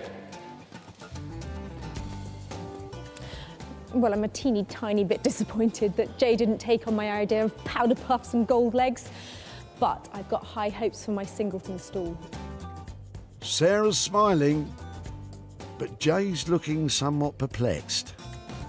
She loves to set a challenge, and there it is. I think the style of the stall and the shape and the form is really, really nice. So hopefully I should be able to do something with the fabric. It's a really simple idea, just recover.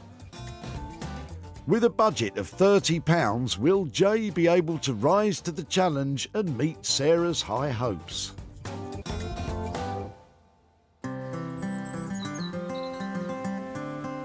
Sarah's back home in Sussex after dropping off the sofa and the stall. Once Bramble's been for walkies, Sarah can get started on her item. She picked out the Art Deco style train station set. Definitely cool. That deco styling is so strong in these pieces. All together now, finally. It's got bags of style. Sarah had hoped she could sell the well-loved station set as is to a collector, but it's too scuffed and scratched, so she's had a bright idea. Sarah's going to make 5 desk lights. She's already had perspex, which will make up the light housing, made to order, and she'll combine them with pieces from the train set and her LEDs to make lovely little lamps. So these are the bits back from the fabricators, and these are the windows, the roof and the side sections, and I'm hoping they all fit together with our train set to make a lovely little desk light. But it's not looking very impressive at the moment. Each perspex light box is made up of 8 separate pieces, which Sarah will have the oh-so-fiddly job of gluing together. There's one set's worth there. I've got some 2-pack glue with quite a long working time, so I don't have to hurry too much with it. So you just mix these equal quantities together, give it a stir, and then it makes this really strong bond when it's all mixed up. Let's hope the measurements Sarah supplied to the perspex cutter were right. If not, disaster. That's a great fit. I never doubted her for a second. That's beginning to look quite cool, isn't it? Here comes the hard bit though. Not quite sure how to do this. She's now got to glue the roof and side sections together. Those fix together, and then that goes on there. I get the feeling this is all a little bit more complicated than Sarah imagined. This requires precision, dexterity, patience. I don't have any of those, it's a nightmare. This is so fiddly. Next time I go to make something, can you remind me to go the simplest route? Doesn't have to be surprising. Just make a few pounds, that's all I'm after. Come on now, Sarah, stay positive. This is easy. This is a walk in the park. This is a great thing to do. That's more like it. Uh-oh. Sarah has spent £70 on the perspex and LEDs. Let's hope it's money well spent and she actually manages to finish all 5 lights. Near Chichester in Sussex, Josh and Ollie are getting started on the sofa. All right, should we start with getting these old straps off then? Yeah, okay. The lads made their reputation creating bespoke furniture. Transforming the likes of this is a brave new world for them. I've never done anything like this before. Yeah, once we've worked out how the slats are going to go across, and probably once we've worked out what we're going to do with the legs, I think they're really the two most difficult parts. The rest of it should be all right. So, aside from the seat part and the legs part, everything else is fine. That's comforting. The sofa frame was constructed using the traditional mortise and tenon method, a technique which has been used for thousands of years, but the mortise holes and tenon tongues are badly damaged. It's all feeling a little bit rickety, so we've just got to try and work out the best way of getting it back to a state where you can sit on it again. The only option is to repair the joints. I was a bit cheeky about these boys earlier, but their expertise is beyond reproach. The traditional craftsmanship they use to mend the joints is second to none. It's nice when you get to the end of it and it's kind of looking fresh again, and you've just got like a nice match and a nice fill in there. So then we can put the tenon back in and glue it just as it was. It should be as strong as it was brand new then. When the repaired tenon is slotted back into the mended mortise, it's a perfect fit. The lads use strap clamps to hold the sofa in position while the glue dries.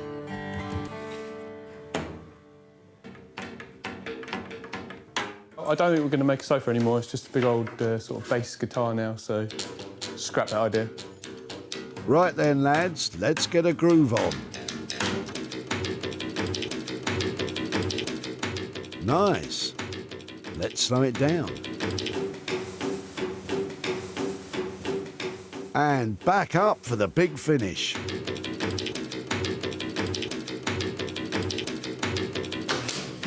Yeah, man. But it's back to business, and there's some blowtorching to be done.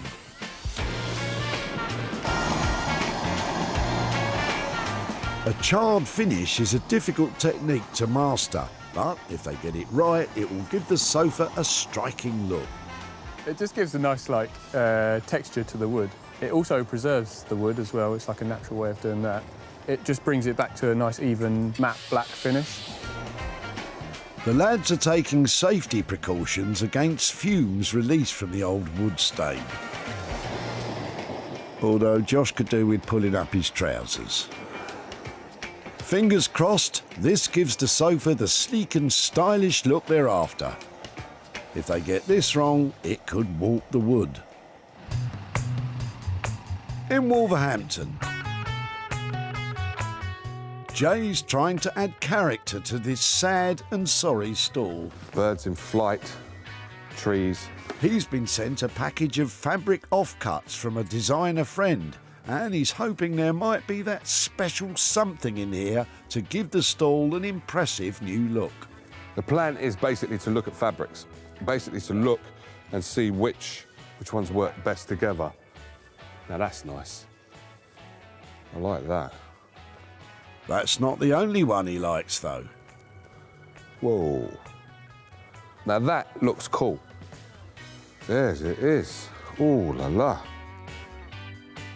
Already, it just looks really cool. See, now to me, that looks really, really gorgeous. I would have the back a little bit darker. If I can get a darker fabric, it might shine it out a bit better. Decisions, decisions. Jay's spoiled for choice. See, now that works. I really like that. So it's almost as if you've got the birds above the tree, down at the bottom. When selecting patterns, it's essential to achieve harmony. This doesn't mean they have to match, but they should have some aspects in common, such as colour palette, scale or style. Seems like Jay's made his choice. Now that does look nice. There was a pink one I had on there before. There's two fabrics. There's one which has got more pink and one that's more white. And it's a toss-up between those two. So I think I preferred the fabric I put on before. Well, at least we've narrowed it down to 2. But I ain't got another. Oh, man. Oh, 3. I need to stop. That is gorgeous as well. It's only a £30 job. A really simple thing to do, but it has to look right. It's giving me a bit of a headache. OK, Jay, let's put the fabric to one side for now and concentrate on the legs. Jay was thinking about leaving the scuffs and scrapes, but has decided to bring back the shine, using metal polish, fine wire wool and a whole load of elbow grease. I must admit, it's really, really satisfying to see something just change right in front of your eyes. It's almost like magic. It makes you think like, wow, look what this stuff's doing. I'm still waiting for that magic, Jay. Remember when this was supposed to be a quick and easy job?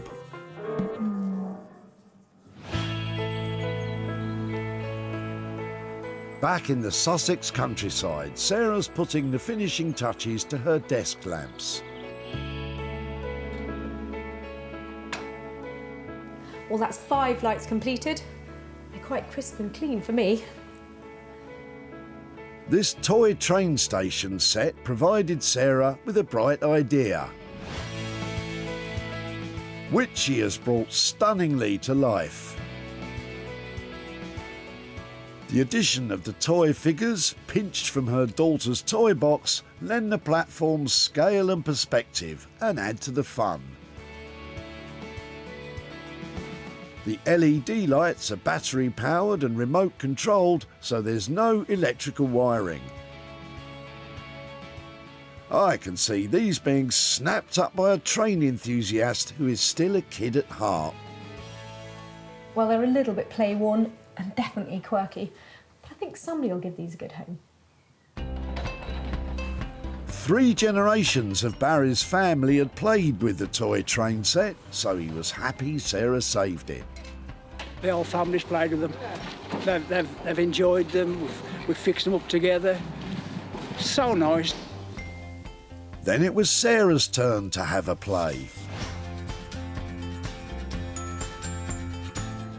Makeover complete, all 5 desk lights were snapped up by Mark from Keswick Collectibles, an antique shop in the Lake District.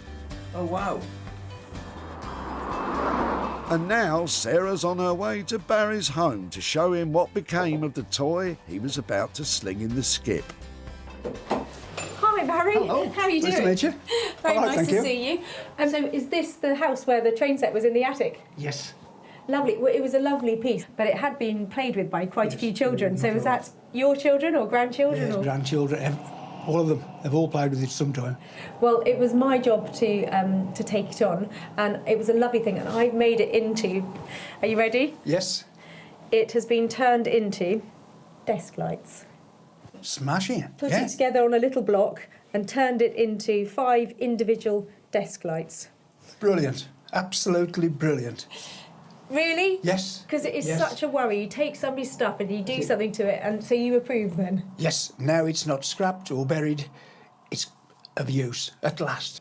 They were lovely to work on. And actually somebody has bought them, a collectibles shop. So I've got a little bit of money to give back to you for your old train set. So there, I've got £50 for you. So what might you do with £50? Well, could I please give it to children in need?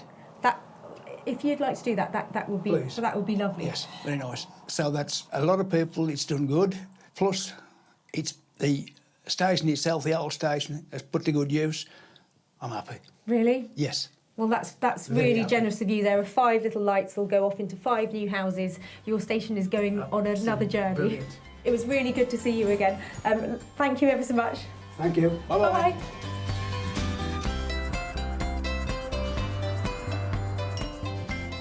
Well, that was really lovely to see Barry's reaction to his old train set, because he and his family had obviously had so much fun using it, and I really enjoyed making it into something else.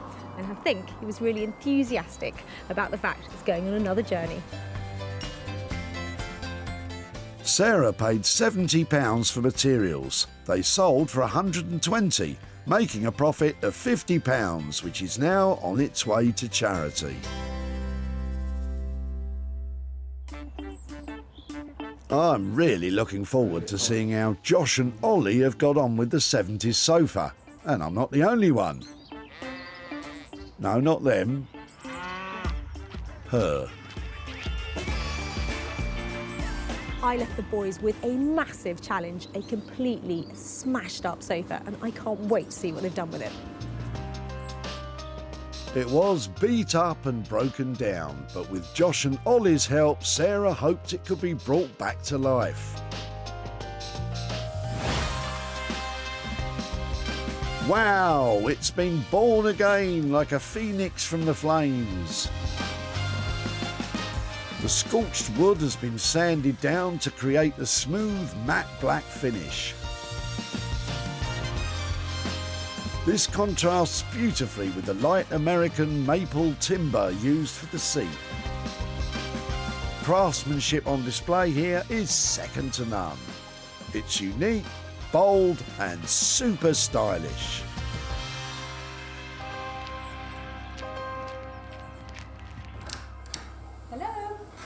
Oh, hello. Lads!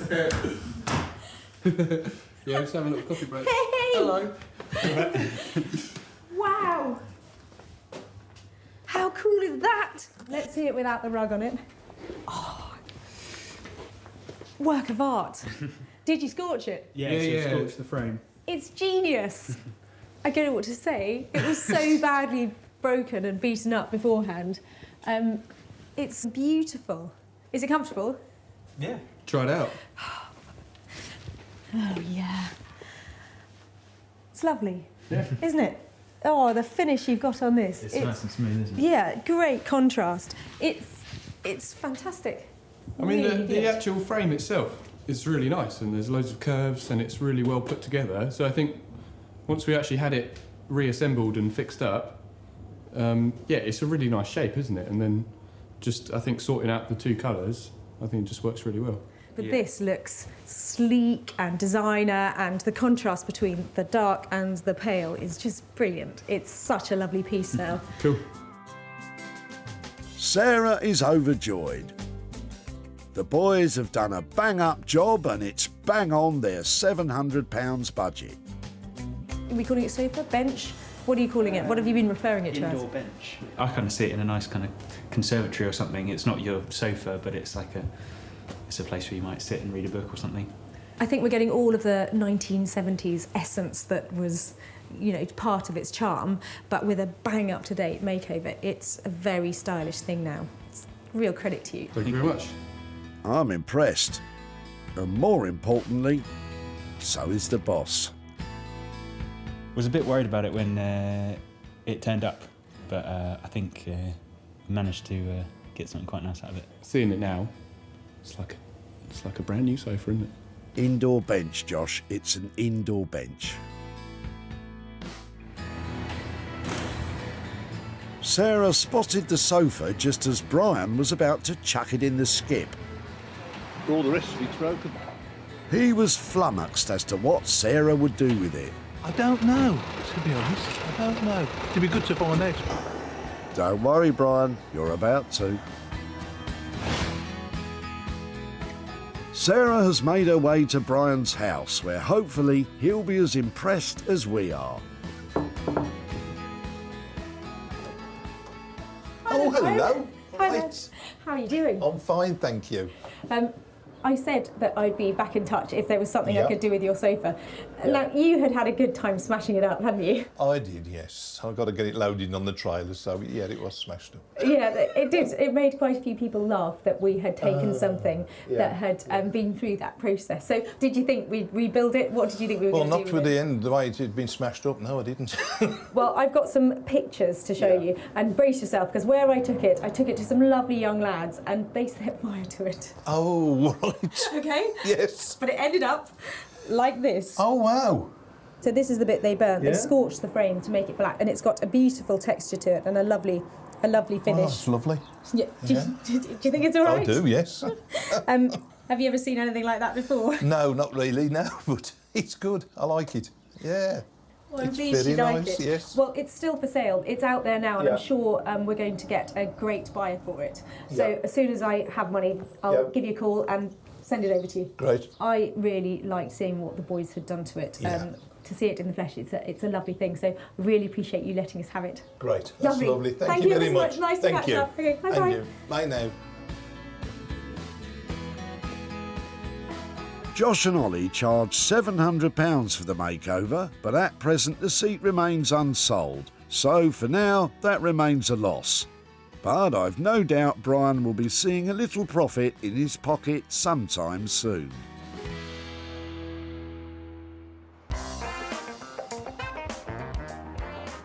In Jay's workshop in Wolverhampton, he's getting prepped for Sarah's arrival.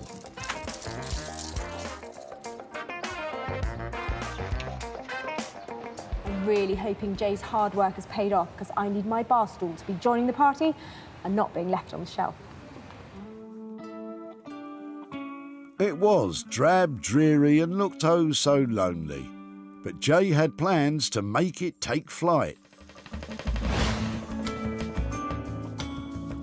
Jay's choice of fabric has allowed the stall to soar to new heights. The nature-inspired design lifts the chair. It's now light and airy rather than lifeless and leaden. Jay put in some hard graft, rubbing the rust off the chrome legs and applying metal polish. The stall is now shining bright. Before, it looked rather sad all on its own. Now it's full of character and life. Sarah had high hopes for this stall. Has Jay met them? Have you been busy? I've been a little bit busy, just a wee bit. You've done well there. You've I have done well. I have done well. It looks punchy. It does look punchy, and I was going to leave the legs rusty, but then, it just didn't work. It didn't work with the fabric. I'm amazed how well that's come up. Well, I'm not amazed, but I'm really pleased, because good old chrome comes up well, doesn't it? A lot of elbow grease, but it does work. It looks smart and shiny and cool, and it's got a bird on it. And then we've got a little surprise on the back as well. Let's have a look at the back. More birds. You like it? Yeah, it's really cool. Jay's come up trumps again, adding some quirky character to this stall. I think it would look brilliant at a breakfast bar in the kitchen. But has he kept a budget? Budget-wise, walk in the park, or are we over? The walk in the park, if I remember rightly, the budget for this was £30. Yeah. Yeah, so walk in the park, yeah, it's not over. It's £30. It's just elbow grease that you've paid me for, to tell the truth. That's great. That is a good, solid makeover, and for 30 quid, I couldn't be happier. You happy, yeah? OK, that's good. You wrote something really quirky. Look at it. I think the chair came out a lot better than I anticipated it coming out, to tell the honest truth. I'm really, really happy with the way it looks. Well, this stall has had just the update it needs. All I've got to do is get this bird a new home. The sad and solitary stall was almost in the skip. That's teetering on the retro, isn't it? It's all very retro. Derek had sold his home and was having a big clear out in preparation for the big move. We're moving house, but because we sold so quickly, we haven't got a house to go to. Really? And we're moving into our caravan for 4 months because we're going to Spain. Spain, eh? It's all right for some. And it was all right for the stall too. Jay worked wonders with his nature-inspired design. The stall was snapped up by one of Sarah's regular buyers, Nick, who runs an online shop specialising in retro and recycled furniture.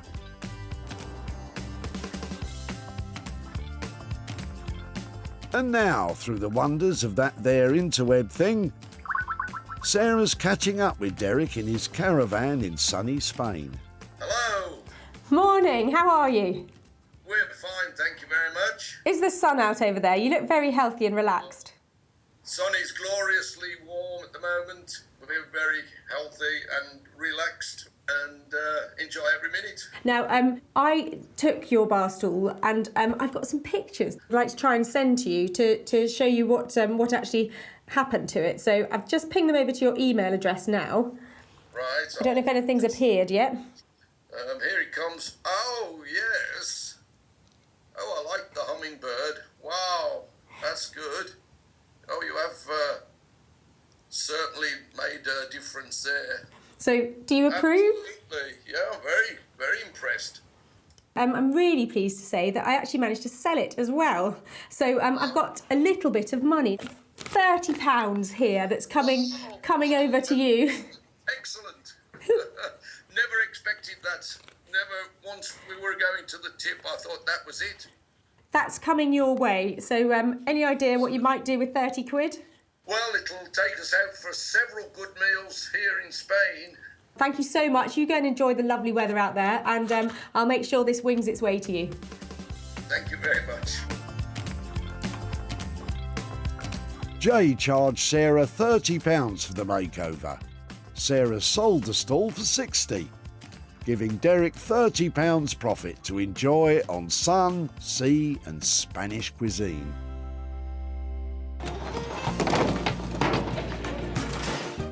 Sarah saved 3 unwanted items from the skip. And now, rather than being chucked in the landfill, they've been given a new lease of life. Whilst it's nice to turn a profit, it's not all about the money. I mean, I literally dumped rubbish onto the doorsteps of our artisans and they picked up the challenge and transformed it into fantastic items. Now that is an achievement.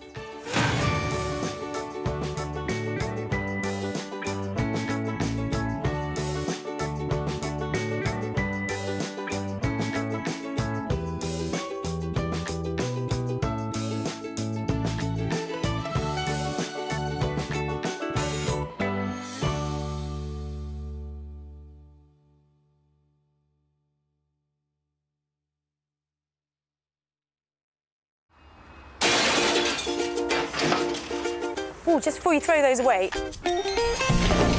How do you make money for nothing? Can I have it? You can have it, yeah. The answer could be hiding in the 30 million tonnes of household waste we throw out every year. Now this is one seriously unusual tip find. That's why entrepreneur Sarah Moore wants to get her hands on things before they hit the skip. I'm a passionate user, maker and buyer of old stuff, and I've turned my passion into a money-making business. I make new stuff out of old stuff, and I sell it for profit. And with some of the country's elite designers and makers... These were going to be thrown away? Seriously? I love it, love it, love it. She can transform her finds into desirable... It looks brand new. Valuable... You are joking. And hopefully saleable items. That is a triumph! If Sarah is successful, then she can hand the profits back to the very people who had no idea there was cash to be made from their trash. That is amazing!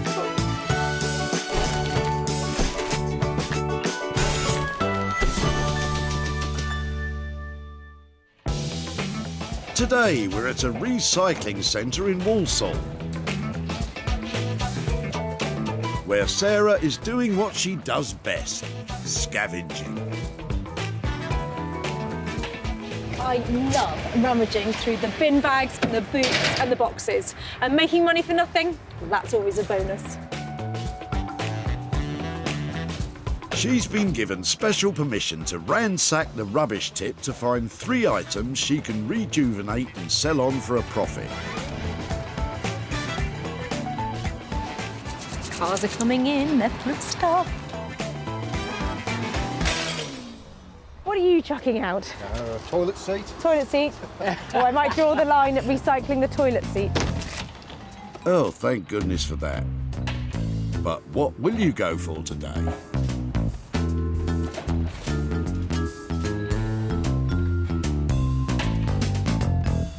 Let's take a look at Michelle's drawers. That looks nice and shiny to be dropped off at the tip. This piece of furniture had pride of place in Michelle and her husband Paul's hall for many years. Did you buy it? No, it was Mum and Dad's, and they've gave it us, and then we've finished with it. So this is really quite sweet. I think it's reproduction rather than old, really old, isn't it? Yeah. When do you think your parents bought that? Your mum had that? Late 80s. It's got that sort of look to it, hasn't it? Yeah. But it's a good, solid, sweet little bit of furniture. You never know. If I could do something with it, I'd love to be able to maybe keep in touch and show you what I've done. Yeah, lovely. This was a case of out with the old and in with the new for the chest of drawers. We've brought it from the hall at home. We've just all redecorated and bought new furniture for there, so finished with it. It may look antique, but it was built in the 80s, not the 1800s. I don't know if I'm going to be able to do anything with it. It's not the best quality because it's reproduction. Really prefer original pieces, and there's something about the reproduction that just looks not quite right, and it's difficult to know if I'll ever be able to make something that has got the right bone structure so it looks really classy, but there must be something we can do to it. Chin up, Sarah. You always think of something. And she knows just the fella to help perk up this item. With over 25 years' experience building furniture, if you've got wood, Norman Wilkinson's your man. I love the timber, I love the finishing of it, I love the product. It makes me tick.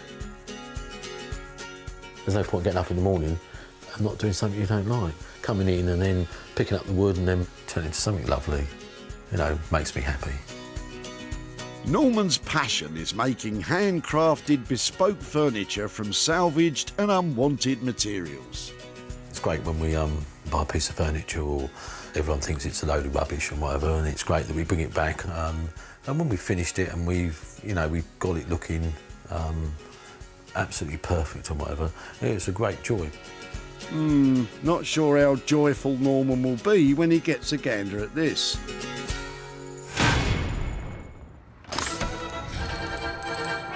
One item in the bag, 2 to go. Fortunately for Sarah, the convoy of cars shows no sign of slowing down. They come in all shapes and sizes.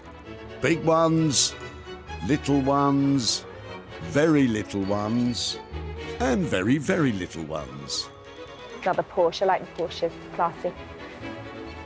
Things like this are only going up in value and they're going down in the skip all day long. Can Sarah turn Don's jumble of junk into a tidy sum? Oh, I like the look of your chair. Are you chucking the chair out? Huh? Are you chucking your chair out? Yeah. So heavy, they don't make them like this anymore. Look at that. I think it's the same sort of era of the kind of classic Urkel, but it's just a bit too clunky. This chair is similar in style to Urkel furniture, famed for the sleek lines and smooth curves of their classic designs. It's really heavy, isn't it? Yeah, it's a great pity, but When you're done, you're done. I don't think you have to feel guilty about it. you've got more up-to-date stuff to see, so... Yeah. And do you know who made it, or do you remember where you bought it from? No idea. Yeah, No idea. because it looks a bit like sort of Urkel furniture. Late 60s, 70s. Yeah, it's got a good look. I do feel guilty about throwing this away. Okay, I understand, but sometimes you know when you've just had enough of something, don't you? Yeah. And yeah, no, I don't think you have to worry about that, especially as I'm here to take it away and hopefully do something exciting with it. Sure. Sarah's got her hands on her second item and Don's happy it's been rescued from the rubbish tip. If it could be repainted and reused, far better than throwing it away. I think this is the poor relative of the Urkels, but it does mean I'm not destroying a classic British design. I think I'm updating something that was just going to go in the tip. So in one way, I'm sad that it's not an established maker that I recognise, but then in another, I can do what I like with it.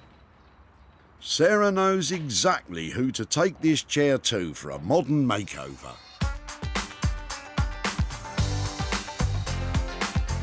Jay Blades is a builder turned philosophy graduate turned furniture designer. What I love about furniture is the playfulness. It reminds me of my childhood where I used to make Meccano sets and just making stuff. Now with furniture, I'm allowed to take things apart, add some paint, add some fabric, and just basically add a bit of me. Jay has his finger on the pulse of contemporary interior design, reworking the very best of British craftsmanship and bringing it bang up to date. Personally speaking, I think adding colour is very important. Give me the most ridiculous piece of furniture and I will turn it to something beautiful. That's my claim to fame. I know I can do it. He's confident, but will he be able to give this chair a style of its own?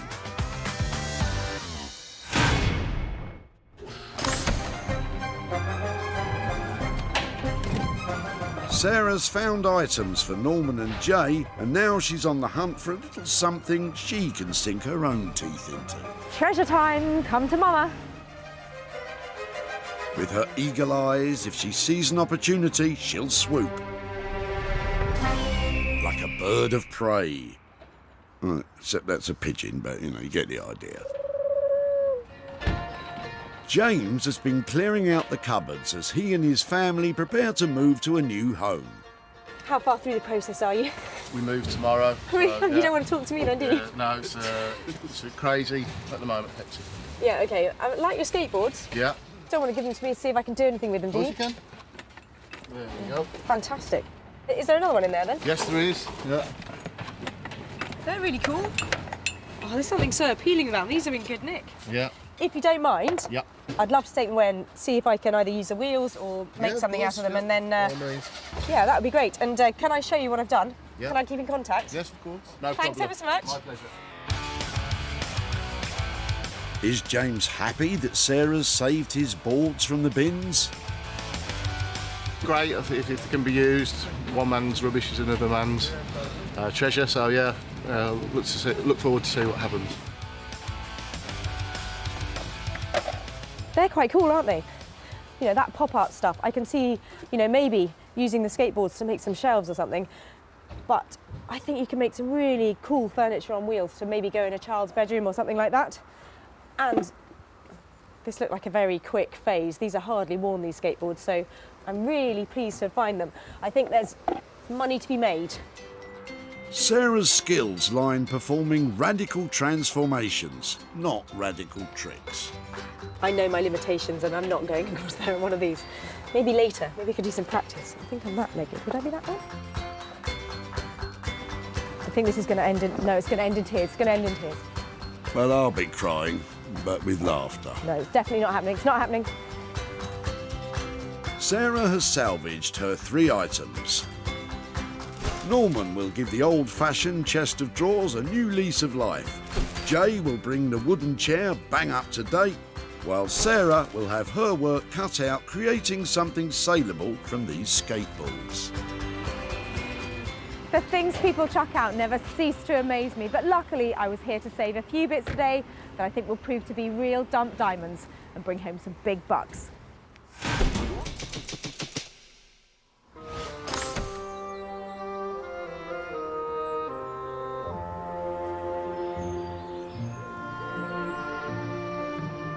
Welcome to Hellingley, a picturesque village in East Sussex. It's so peaceful. The soothing sound of the gently babbling brook,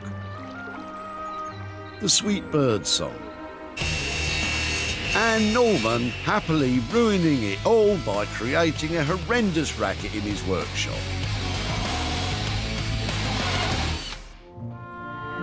He's blissfully unaware of what delight Sarah is wheeling his way. It could be something great, it could be something useless, but I'm sure what she'll bring will be fun and games. So, and what weird and wonderful ideas she might have today to do what we're going to do. So, yeah, let's rock and roll and see what happens. You'll be rocking back on your heels when you see what Sarah's rolling towards you. This little chest of drawers is about to undergo a massive transformation. Dr. Norman is going to be performing all sorts of operations in the hope that this is going to become saleable and desirable. Norman? Sarah. I found your trolley outside. Look what I've got for you. You found... Oh, this is what we're working on today, the trolley. Pop it up here then, let's have a look. OK, let's go for it. Excellent. Go on, say something nice about it. We're waiting, Norman. Nothing? No? All right, let's just move on. What are we going to do today? I think what we should do is use the drawers. Use the drawers. I've got an idea. How about we put all the big drawers in a line? Like that. How about turning it into a kind of console serving side table with those drawers in it? Lovely, long. I want to see it when I walk into my Georgian house through the front door. I want to see it in front of me there. Make me something that I can sell into that house. Right, legs. And I think we should use a tapered leg one. Nice, sort of fine, elegant. Elegant, eh? Sarah's liking the sound of that. Any other elegant suggestions? Then we've got to decide on what material we're going to use on the top. And I think we should use floorboards. Not so elegant. Okay, So that's where we should go. I see some. What are those for? What, them ones? Yeah, let's have a look at those. Let's have a look. Drop them on the top and so I can get a feeling of kind of what we're looking at. Yeah, let's try this one. So, obviously before we get too excited, it's the long size for the table. Yeah, but I'm just imagining, what will you do to that to clean that up? Maybe if we just get a bit of fine wire wool and then just keep it nice, simple, and keep it fresh. I'm not sure Sarah is sold on the floorboard tabletop. It's time to talk budget. How much is it going to cost me? Right, I'll tell you what, I'm going to look after you today. We are going to do it for the price of $225. Perfect. See you soon. Not too quick. I'm so excited. That repro chest of drawers is getting a whole new look. It's going to be a console table and that is fabulous. I'm so pleased that Norman's bought into that idea. I think it's going to be stunning.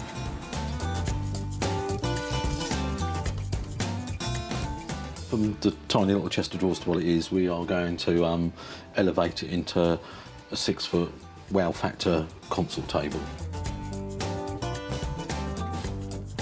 Norman's all-in price is £225, but will that budget really be able to achieve the wow factor?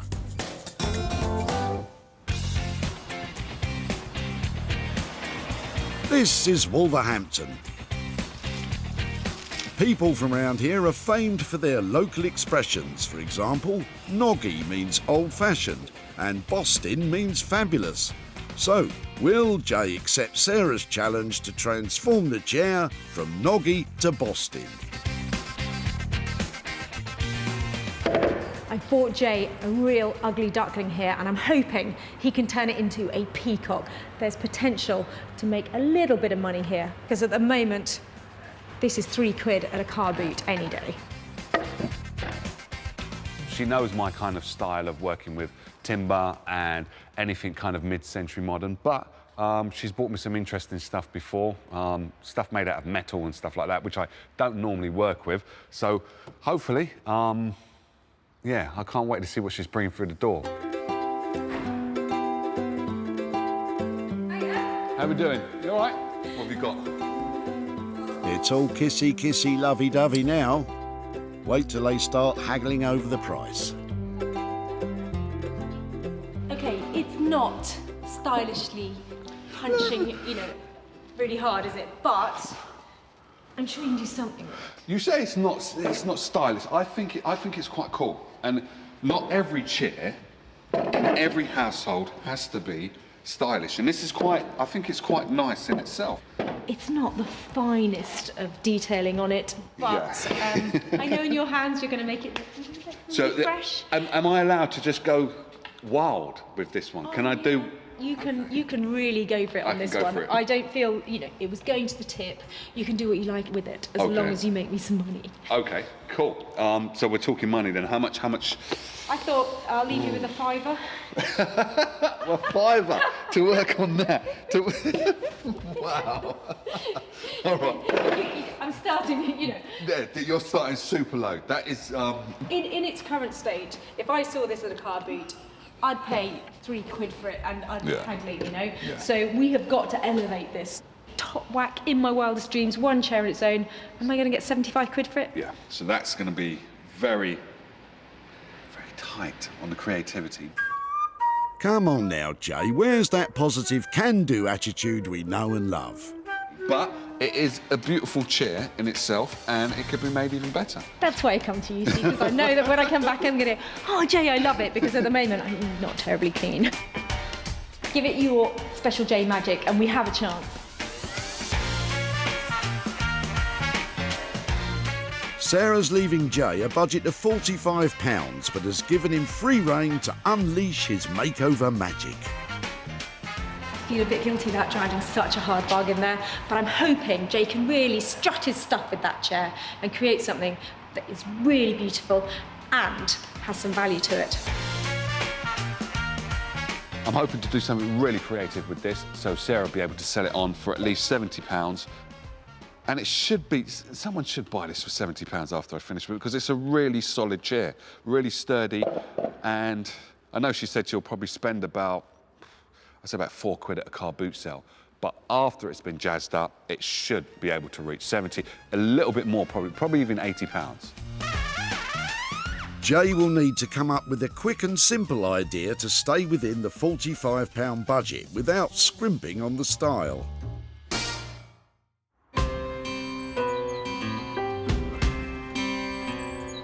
Sarah's dropped off the chest of drawers and the chair. Now, back at home in Sussex, she has to get her thinking cap on and transform these skateboards from trash to cash. And how's she going to do that? I'll tell you, by combining these with this lot. I had these lying around, and these are perfect. There used to be a couple of old side tables, but they've got lovely beech legs and the fittings that I can use to go straight on here to make a pair of fantastic side tables. How hard could it be? Very. Oh, I love it. I think this will be one of those believe it when I see it jobs. Because I'm a hoarder. I will keep those. You never know when you might need them. This one is sheared off.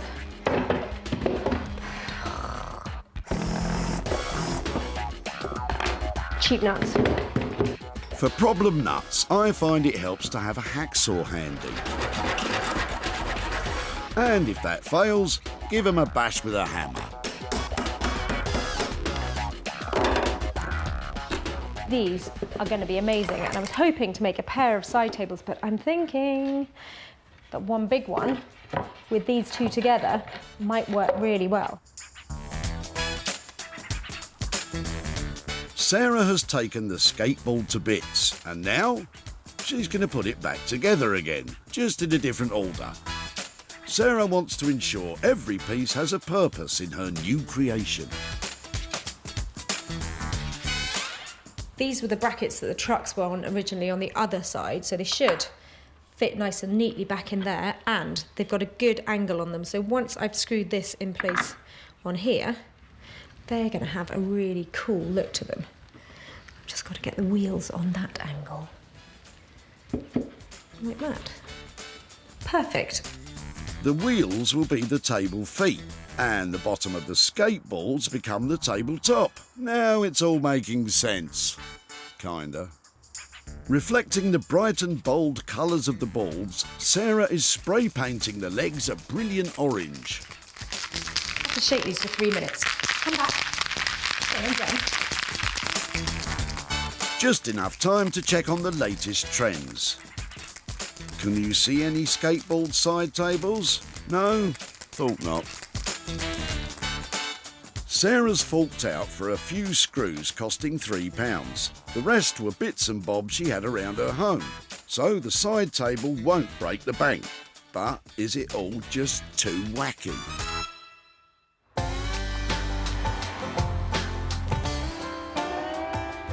In East Sussex, Norman is still thinking about the budget he agreed with Sarah to transform the chest of drawers. I've been very kind to her, and we've quoted 225. You know, making a console table just over 6 foot long and everything. That's a great price. Sarah challenged Norman to create a table that would look at home in a grand Georgian house. He's crafting elegantly tapered legs from fresh timber that he hopes will add a dash of panache. And how does he ensure that each taper is identical? He made himself a little gizmo, look. I think that should be just about spot on. So make sure the blade's start hot again, and then we can whop it through, and then you can see how we make the legs. Low tech, but effective. He knows what he's doing, does Norman.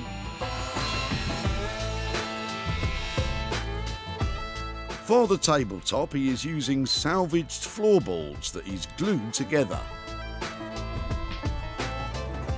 We've got the top already glued up. We obviously cleaned the edges up, squirted the glue down, and then cramped it up and left it to dry. So the next stage is we've got to take the glue off. So then we'll start with that first. Just got to carefully just take it off and not try and chip the wood. I like working with the old timber because it's got character in it and it's got life in it, so yeah, it's the best part of it.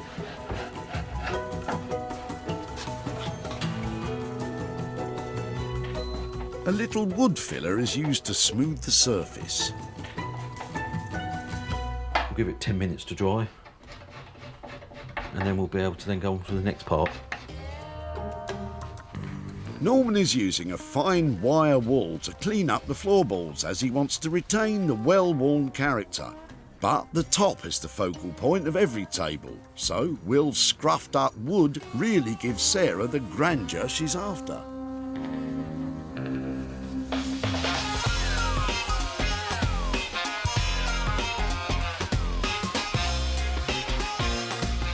In Wolverhampton, Jay is pondering his creative options.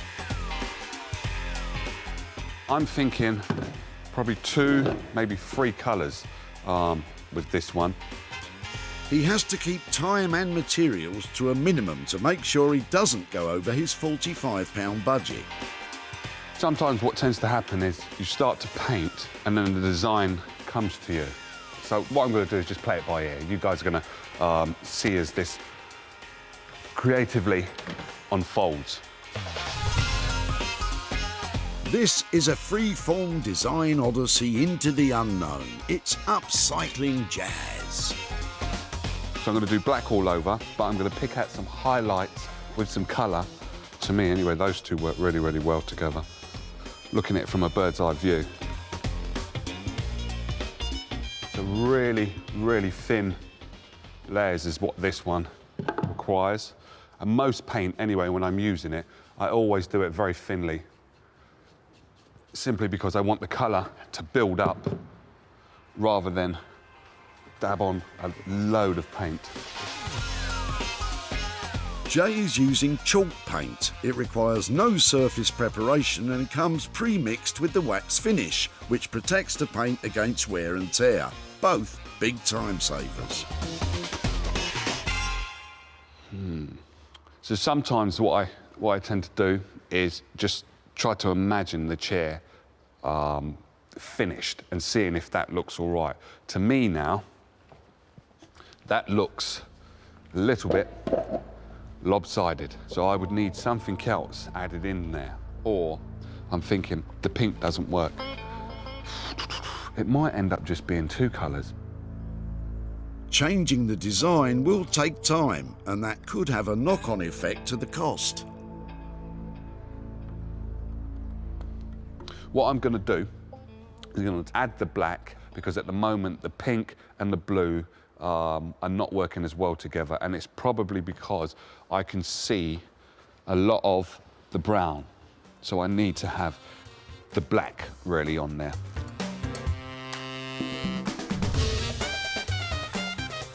We could be witnessing creative genius at work. Or a project spiralling out of time and over budget.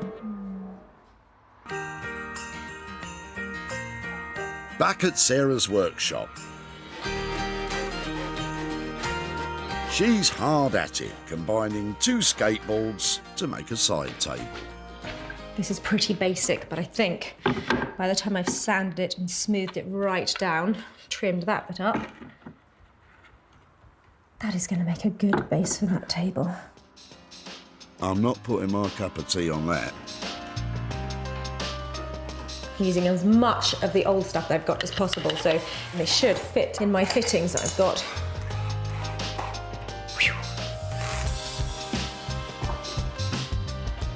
I'm going to have a lovely pair of angled legs using all the fittings from the skateboards. Every screw, bolt and nut has been reused, apart from the one she hacked off with a saw, so these skateboards can have a new purpose in life.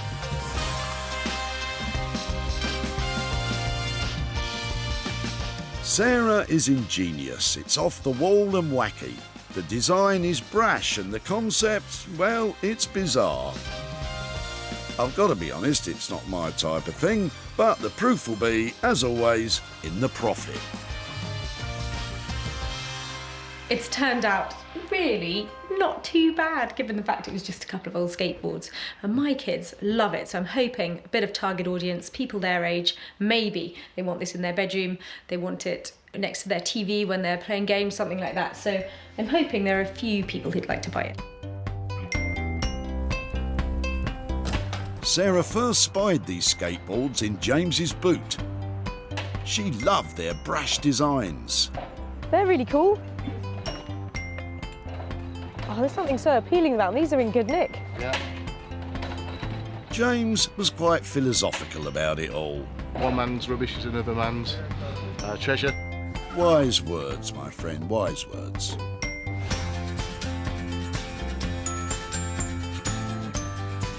And in complete agreement is Nick from online retailers Smithers of Stamford, specialists in retro and recycled furniture.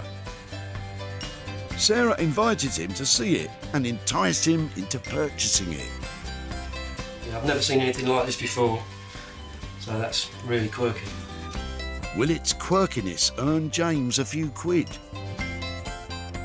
Despite best effort, I haven't been able to contact James, who gave me the skateboards at the tip. But I can say I'm really pleased with a £50 profit from the sale of the little table, and that is going to go straight to children in need.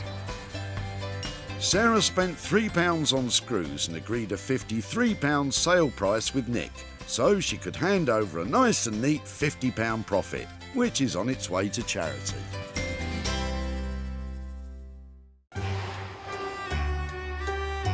We're back in Hellingley, East Sussex, in Norman's workshop. He's preparing for the grand unveiling of what was a chest of drawers and is now, hopefully, an elegant console table.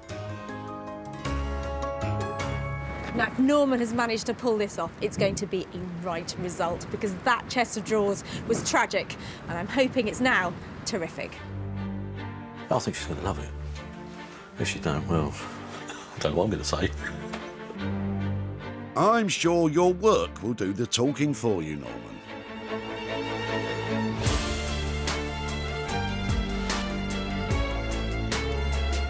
Wow, the drawers inspired Sarah's big idea, which Norman has brought stunningly to life. The floorboards have been finished with a clear varnish, which brings up the grain exposed by the wire wool and the natural patina of the well-worn wood.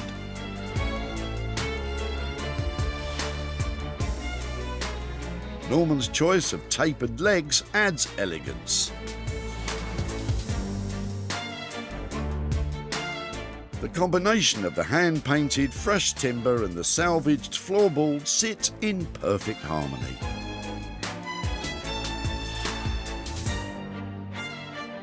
I'm impressed, but what about the boss? Hiya. How are you? Yeah, I'm good. You? Really well. How are things? Fantastic. Yeah, good. What have you been up to then? Making this chest of drawers into your console table. You are joking. Is that really it? That is the one. Yeah. How exciting. That is beautiful. Lovely tapering on the legs, really fine look underneath. Yeah. Nice colour. The colour's great. Obviously, we picked the top. Nice reclaimed timbers. We've left the wear in it and everything, and it looks really, really good. I absolutely love it. Fantastic. That's what I wanted to say. It's stunning. Excellent. It's sympathetic, it's clever, and it's Proportions reusing. look good as well. Beautiful. Perfect. Budget-wise, Well, we've given you a really good trade price, and we've done it for $225, like we said. We haven't gone over budget, nothing. that's fantastic. Yeah. I mean, that's good. I really appreciate you keeping it in budget because you've created something amazing. Those boards just bring it to life, don't they? Oh, they sing, yeah. I cannot believe you've made that out of that chest of drawers. Yeah. It's got a lovely Georgian appeal, and that is going to sell beautifully. It will do. Thank you so much. I'm really, really pleased with the way it looks and everything. The proportions are great. We've picked the right top for it, and it's just all pulled together really, really well. It really does look the business. Really, really does. I love Norman because he's old school, isn't he? And he has created something fantastic out of that old chest of drawers. And with that kind of budget, I'm going to sell that at a profit for sure. They were destined for the dump when Sarah first caught a glimpse of Michelle's drawers. That looks nice and shiny to be dropped off at the tip. They may have looked antique, but they were built in the 1980s. And for Michelle, their time had passed. We've brought it from the hall at home. We've just all redecorated and brought new furniture for there, so finished with it.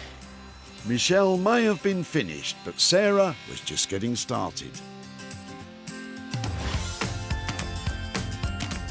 With the makeover complete, it was an easy sell to specialist antique and upcycling shop The Old Cinema in London. Now, Sarah's on her way to Michelle's home to tell her the good news.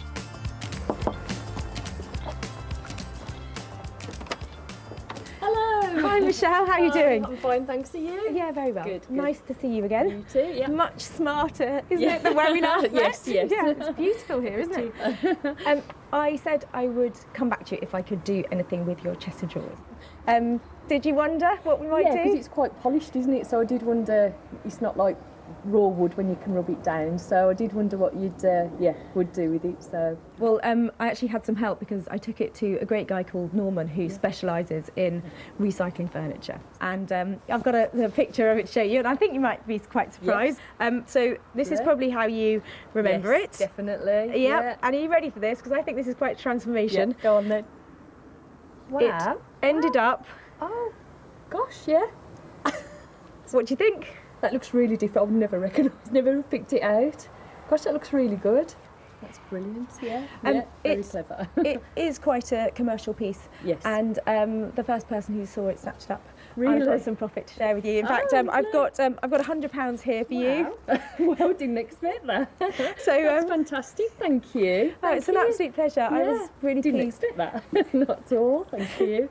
Go on, tell me, what will you do with £100? Well, we're still busy trying, because we had a flood just before Christmas. Oh, no. And so we're still trying to get everything back to normal from then. So I think we'll probably put it towards some of the things that we've been doing there. Or we've been married 20 years next month. We may use it to go out for a meal or something. So, yeah. Oh, yeah. great. It'll come in handy. Excellent. Oh, well, I'm sorry to hear about the flood. Yeah. They're very unsettling, aren't they? Yeah, Maybe go for, some sort of champagne night out to forget about it all. Yes. Well, it was great to catch up again, and thank you so much for letting me have your old chest of drawers. Thank you, and thanks for this. Thank you. Oh, it's a pleasure. Nice to see you again. Yes, thank you. Bye-bye. Thanks then. Bye.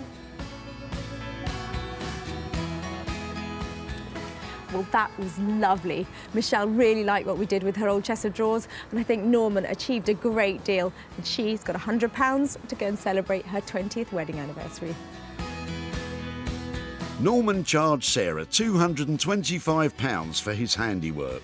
Sarah sold it for £325, putting £100 profit in Michelle's pocket.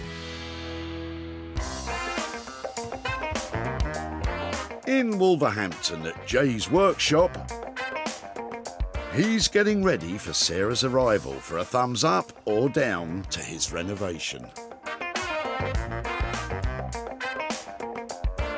I'm really pleased I managed to save the Urkel style chair because after years of being well used and well loved, it was being thrown away reluctantly. But I'm hoping that Jay and his fantastic style has recreated something that will be welcomed back into anybody's home.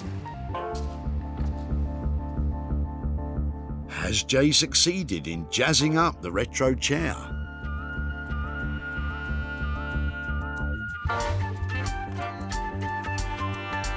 Jay's creative instincts have served him well. He kept to his original concept. The soft pastel shades give this chair a cosy feel, but the sky blue and pale pink detailing pop and catch the eye.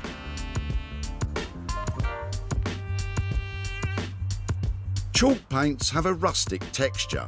Jay has used this to give the chair a subtly distressed finish. It feels vintage, in keeping with the original styling. I think Jay's come up trumps again. But what about Sarah? Hello! How you doing? You all right? You like it? It's neat. I think that really looks really nice. You've got the chalk paint out. Yeah, I'm not a brilliant chalk paint expert, I must admit. There are people that can probably do a far better job than me, but I love working with chalk paint because there's no rubbing down. It's just straightforward, slap it on, and there you go. You've got some candy colours in there, and they're working really well with the grey. You like it, yeah? Yeah, I think you've done well. Thank you. Jay's got the thumbs up for the style, but has he kept to the £45 budget they agreed? A quick and easy job with chalk paint, £45, can't go wrong. I think it looks quite cool, actually.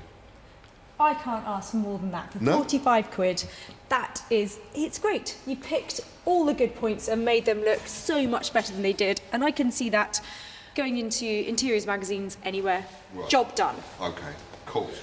I'm happy, you're happy, and then hopefully the person who it goes to, they'll be happy as well, so happy all around. Brilliant. Well, let me take that away and try and get it sold, and I'll pass on the happiness when I find out how it takes. All right, no problem. Thanks again. You take care now.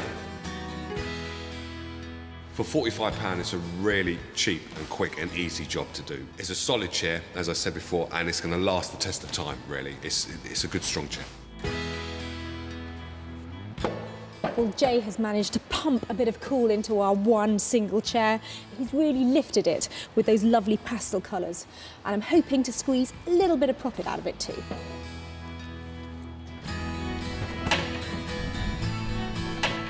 Sarah first came across the chair just as owner Don was about to sling it in the skip. It's really heavy, isn't it? Yeah. It's got a good look. I do feel guilty about throwing this away. So he was happy Sarah saved it. And with its colourful redesign, Sarah was able to sell it to Nick, who also bought the skateboard side table. It's time to bring Don up to date with his chair's upcycling odyssey. Hello again, Don. Hello, Sarah. How are you doing? Very well, thank you.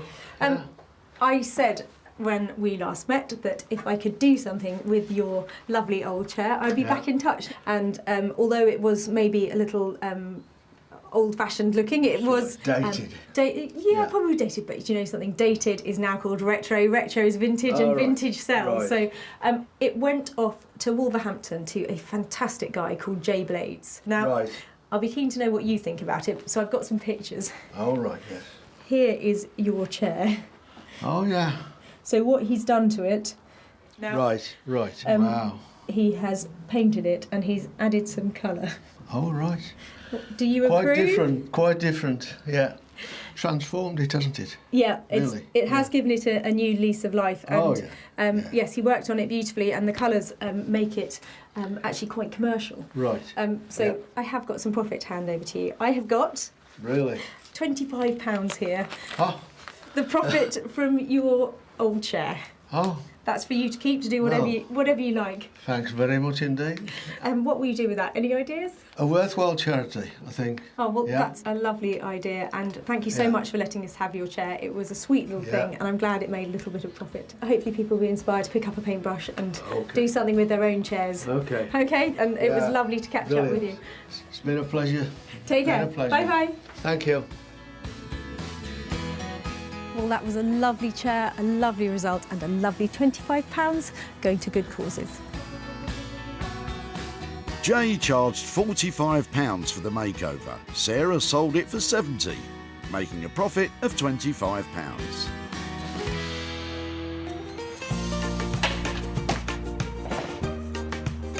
Sarah rescued a variety of eclectic items that have now been transformed, handing money over to their owners and charity. That's a job well and truly done. Well, that's 3 things saved from the tip, and handing over wedges of cash is just the icing on the cake.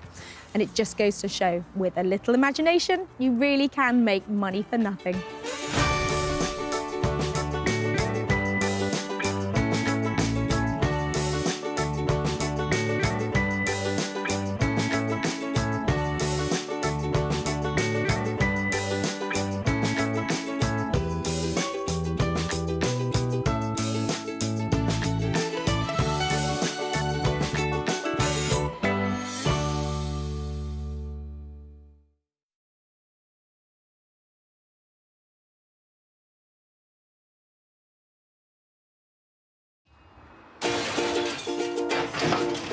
Oh no, I like the look of your rubbish. How do you make money for nothing? I love a little rummage. The answer could be hiding in the 30 million tonnes of household waste we throw out every year. I think that I might be able to make something out of that. That's why entrepreneur Sarah Moore wants to get her hands on things before they hit the skip. That's wartime. I'm a passionate buyer, user and maker of old stuff, and I've turned that passion into a money-making business. I make new stuff out of old stuff and I sell it for a profit. And with some of the country's elite designers and makers, That was brave. All the potential. No! she can transform her finds into desirable, Work of art. valuable, and hopefully saleable items. Holy moly. If Sarah is successful, then she can hand the profits back to the very people who had no idea there was cash to be made from their trash. Thank you, I'm astonished.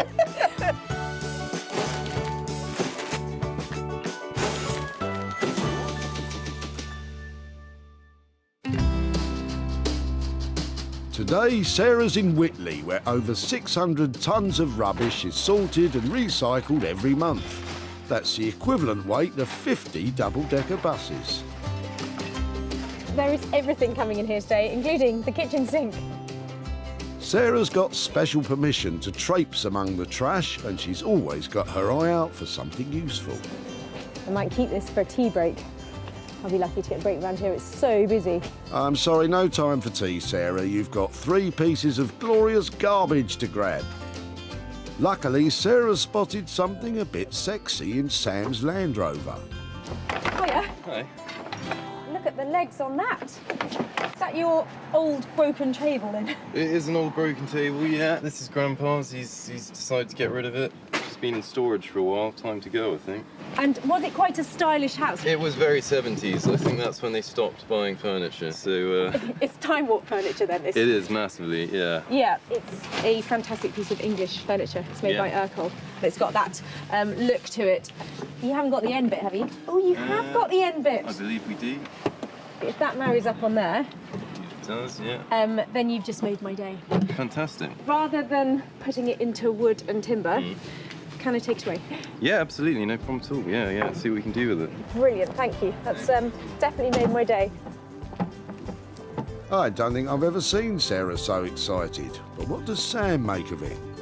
Not sure what Sarah can do with that. It's been sitting around the house for quite a while. It's in a bit of disrepair. It's quite old, but I'm sure someone out there will find something in it. If somebody had asked me what I really wanted to find today, it would have been a piece of Urkel furniture.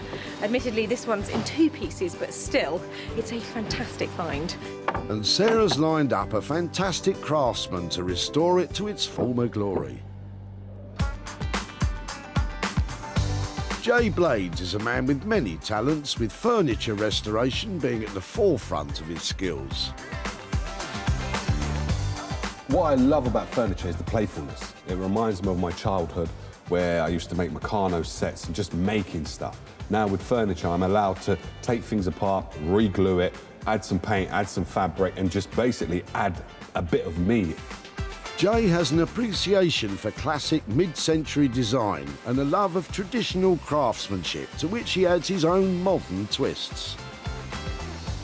Personally speaking, I think adding colour is very important. Give me the most ridiculous piece of furniture and I will turn it to something beautiful. That's my claim to fame. I know I can do it. Well, Jay, that confidence is certainly going to be put to the test when Sarah arrives with this broken table. 1 down, 2 to go, and Sarah's wandering into some choppy waters. What do you think? Does it float your boat? Maybe keep looking. Oh, land ahoy! Sarah spied a couple of chairs belonging to Claire. Are they yours? They are. How long have you had them, and why have they got to this stage that they're going? From pillar to post. They've come to us from another friend, who got them from another friend, and they're not comfortable at all. I sat on them for a while. I'm going to have a go now you said that. Well, they're not too bad. After a while. Okay, and you actually feel a little bit. It's all right for a 5-minute conversation, but try and watch 20 minutes worth of. They are slightly. I can feel it curling over. And that one's got wobbly legs, so. Right, so, okay, you totally convinced me why you're chucking them out. What I need to know now is, can I have them and play with them and see if I can do something with them? If you can do something with them, that'd be wonderful. They are absolutely charming. You've made my day, so thank you so much for letting me have them. Enjoy. I'm going to take one, I'll be back for the other. While Sarah gets to grips with furniture removal, let's find out what Claire thinks will become of her pair of chairs. I think she'll probably reupholster them, put lots of padding in them, sort out the legs, maybe paint the legs, and she'll probably make them look absolutely beautiful, and I'll probably really regret giving them away today. I don't know why they're being thrown away, other than the fact that they're looking a bit drab at the moment. But in the hands of the upholsterer that I've got in mind, they're going to end up looking fantastic, and we're going to make money here.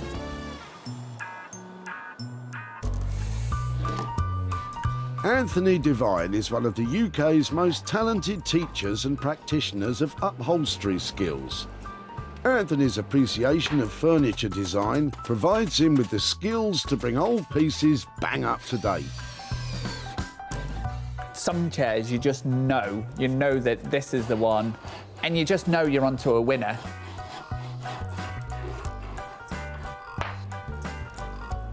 You can look beyond the kind of the dirt and the holes and the grime, and you think, yes, we've got a gem here. And then it's a matter of teaming it up with the right fabric. And then from ugly ducklings are beautiful swans. It's going to need all of Anthony's creative skills if the beauty of this pair of old chairs is to shine through. Having carved out 2 of her 3 items, Sarah's on a roll. She's got to renovate the 3rd item herself, and it looks like there's something she can settle on in Barbara and John's estate. That looks quite cool. They don't make them like that anymore, do they? Look at that. So what's the story behind this one? It was one of 2 sun loungers camp beds that my parents had at a holiday home they had down in Devon. Is it just me, or does it look sort of quite cool? Well, I suppose perhaps somebody younger than me might think that it was cool. I think I've probably seen too much of it in my time. It might be something that could have another lease of life, and it would be great to kind of take it away and see if there's one last gasp for the lounger. By all means. Yeah, that would be lovely, thank you. Well, it'd be nice if it had some other use again. Either Sarah's expecting some sun, or she's got a clever idea up her sleeve. What do Barbara and John think that might be? Chair, not much you can do with the chair except lounge in it. I hope she finds somewhere nice in the sun. It's a very nifty piece of kit, isn't it? I think she'll have a great time on it. Relaxing away. You're probably wondering what I want to do with the retro camp bed, but it's got style, it's got class. You can't let things like that go in the tip. And I think with a bit of funking up, that thing is going to make some money. That third item means her trash tasks are all taken care of. And with her other 2 items stashed, it's game over in Whitley. I might be here sometime. You might want to go away.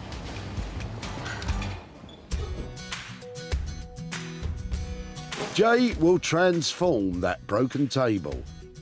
Anthony will primp and preen the pair of chairs. And Sarah will sort out that sun lounger. I have been stalking, salvaging and squirreling away my favourite bits of rubbish all day. Now, I've got to go and turn that trash into cash.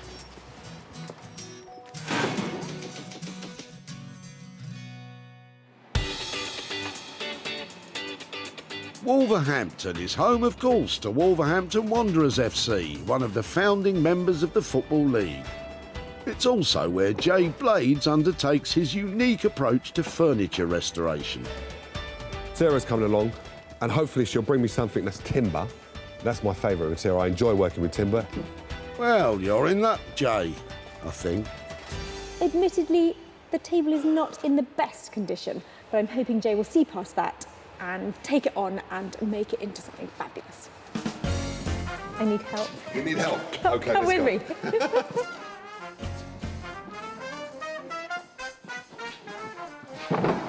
So this is the manufacturer that I enjoy the most working on. This is Urquhart. Other furniture manufacturers are available, but this particular brand has been turning out quality British pieces since 1920. Their sleek mid-century designs are particularly en vogue, but this one's more en bits, really, isn't it? He has seen a bit of water, I would say, and that's what opens up these joints and then allows that piece to come off of there. But brilliant finds. These tables, as far as I'm concerned, are timeless. Even though you've got all of these marks and stuff like that on there, when this is sanded, the beauty of what this will come back like is just phenomenal. I know exactly what I'm going to do with this, and I know exactly how to fix this and make this worth every penny. Yeah. Have you got a rough figure in mind about what I'm going to leave you with? The figure that I believe I would need to do this is 150 to start off with, and with probably 175, maybe 200 maximum. It depends on the gluing and how long that's going to take. OK, if I can leave you 175 quid if you can, you know, that'd be great to bring it in on that. See how you get on with the cracks. Obviously, if it's a lot of work and it pushes up to 200, that's fine. I'm going to pull all of my creativity from everywhere to work on this. So when you come back, hopefully you will be totally impressed with it. I hope it doesn't cause too many problems. Thank you. Lovely all right. to see you. Likewise. Take care, Jay. Well, that is just the reaction I was hoping for from Jay. Yeah, I can't wait to start working on this one. She's had a good find. And I'm really pleased about that price, £175 roughly. I should be able to make money out of that. I'm talking about big money. Oh, not too much pressure then, Jay. With a maximum spend of £200 on materials and labour, fingers crossed Sarah won't be disappointed. Manchester, one of the great cultural centres of Britain, famous for music, industry and, of course, the no-nonsense Mancunian attitude, which upholstery star Anthony has in spades. So Sarah's on her way. Over the years, and we've been doing this, we haven't exactly seen eye to eye on everything, but that's good, because that means always a challenge, always something I'll look forward to, but don't tell her I said that. Psst, Sarah, Anthony's looking forward to seeing your chairs. I'm optimistically describing these as cocktail chairs. I think they're 1950s, and I'm hoping that I can create something really sophisticated for Anthony to latch onto, but they've got to look expensive. Anthony? Hey. Hello, how are you? You all right? I'm very well. How you doing? Very well. Good to see you. And you? I've got some gems for you. Check out these. Hopefully Anthony will be feeling a lot more stirred than shaken by Sarah's so-called cocktail chairs. Aren't they amazing? They are. They are really uncomfortable to sit in, apparently, and they need a really fresh update. And I was thinking, you could sort of loosely describe them as cocktail chairs, couldn't you? You could sit and have a cocktail on it. Yeah, well, I could sit and have a cocktail on a rock, Anthony. Doesn't make it a cocktail chair, though. So I'm kind of channeling Riviera. There's something gold going on. I can't help myself. Yes, it's all lipstick and glamour. Yeah, I know what you mean. Wow, they seem to be agreeing. So I'm thinking fluffy, feathery, flouncy. I'll make a pair of flouncy chairs for you. Well, if anyone can, Anthony can, and he'll have £300 for the makeover. I think I stand a fair chance of making a few quid, don't I? Yeah, I mean, I think it's just capturing the right thing with this. The right level of flounciness. Okay. So, flouncer meters at the ready. I, for one, have no idea what we'll be coming back to. Anthony has got such an amazing skill set that he can pretty much work with anything. So I've left him with a brief to get on with those chairs and make them fabulous. Who knows what he's going to produce?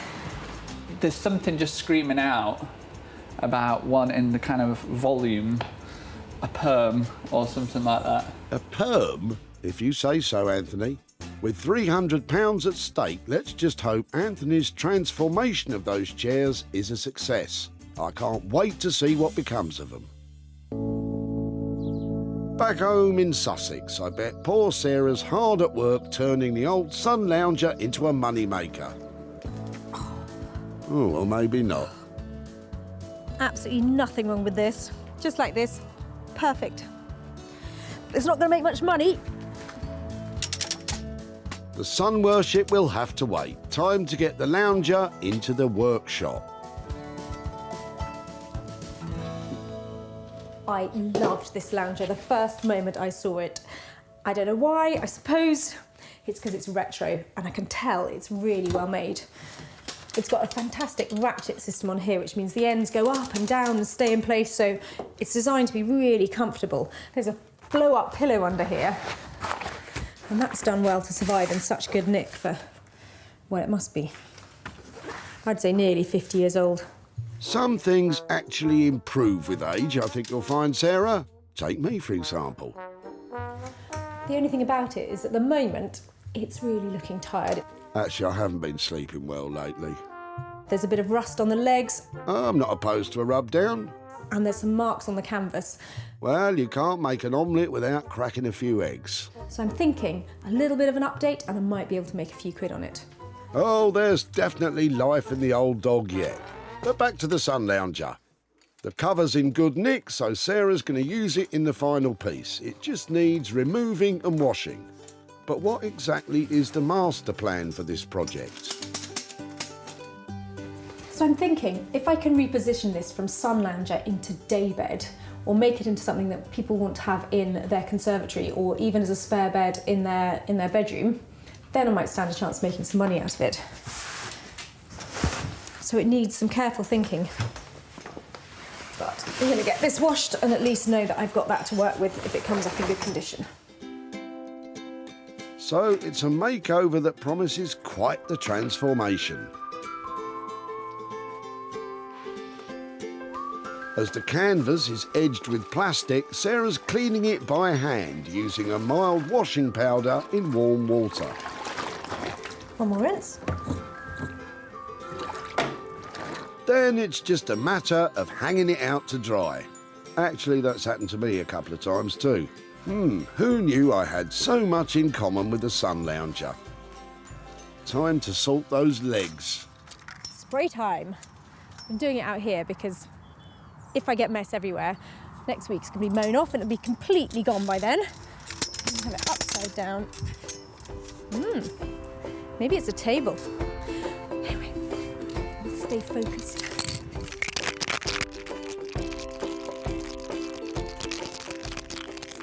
Oh yes. It's definitely called shocking yellow for a reason. OK, the similarities between me and the lounger end right here. I wouldn't be seen dead in that. I hope you know what you're doing, Sarah. Hold back. When you're spray painting, it dries so quickly, it's better just to do very fine layers and then you don't get all these dribbling marks on it. and you want to go past the object every time, and then you don't get overspray, which is this kind of film of little bits on the surface. So dries very quickly, do it quickly, move on, come back and give it another layer. The legs may need a couple of coats, but there won't be any need to lacquer it, as the spray paint should prevent any further rust. But of course, yellow legs and a clean canvas isn't enough for Sarah. Well, I've managed to get the first coat onto the frame, and that looks great, and the cover's washed up really well. So now I want to add some 1950s inspired floral design to the cover, and I'm hoping that my potatoes are going to help me out. Now, I'm not going mad. These work really well as an instant printer. They carve really well, and they're slightly porous, so that when you pick up the paint on it, you get enough to do a few good prints before you have to dip again. If you've never used them, you need to try. A potato stamp. Now there's a thrifty thought. First, Sarah needs to carve her design into the cut spud. You can draw an outline with a pencil or freestyle it as Sarah's doing. Well, I'm happy with that, but time to give it a quick test.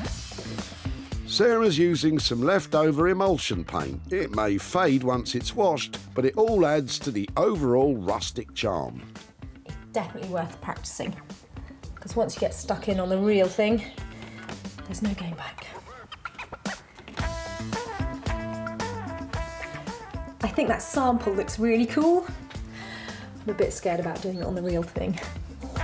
Don't worry, Sarah. If you mess it up, there's only your reputation on the line. Ooh, the pressure.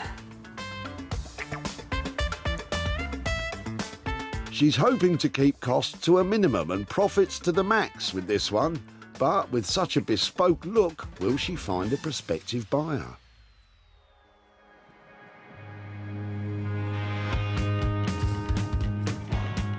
At his studio in Wolverhampton, Jay's about to make a start on the table Sarah left in his very capable hands. It's only until you've taken it all apart that you can actually see what you're working with. Originally constructed in panels, a lot of them are starting to split, and one of the drop leaves has completely broken off. It's just a simple classic design that just is timeless and it works well. So it's kind of like the Meccano of furniture. So it's really, really simple. We all know that this part is never straightforward.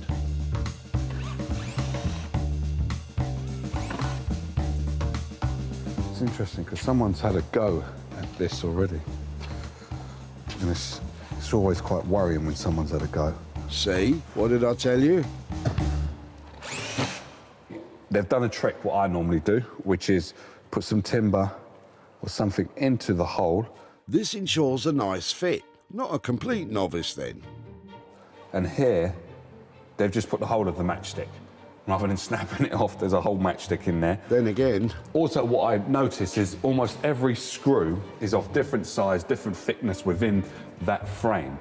Now, as it's different, Urkel does not do that. All of them will be uniformed and stuff like that. But surely a screw's a screw, isn't it? Look at the size of that one compared to the size of that. And they're completely different screws, completely different. And it's done some serious GBH to the tabletop. So what has happened by using a really long screw here, so you've got 1 and 2, they've come straight through. So basically, when I want to have this top as a showpiece, I have to make sure that those holes are filled up. If you're fixing furniture from a popular manufacturer, the best thing to do would be to contact them for advice on the right screws to use. Now, onto the main part of the restoration. With gluing, I've always been taught that more is more. I normally say less is more, but more is more. It's better to have more glue than less glue. That's cool.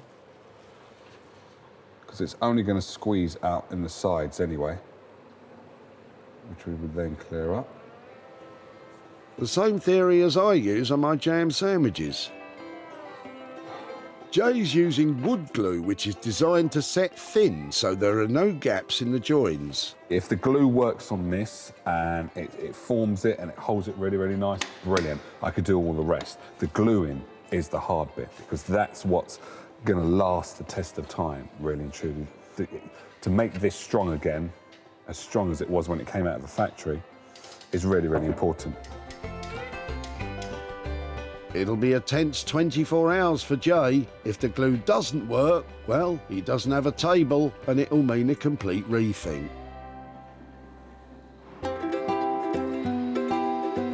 In Manchester, Anthony's hard at work on the pair of chairs he's promised to transform into flouncy, glamorous beauties. So since Sarah's dropped these off, we're up to kind of this stage. This one's all got prepped, so we've done the webbing and the kind of the hessian's all on. Re-upholstering the chairs will be a multi-stage process using materials including foam, recycled felt and the all-important fire-retardant calico.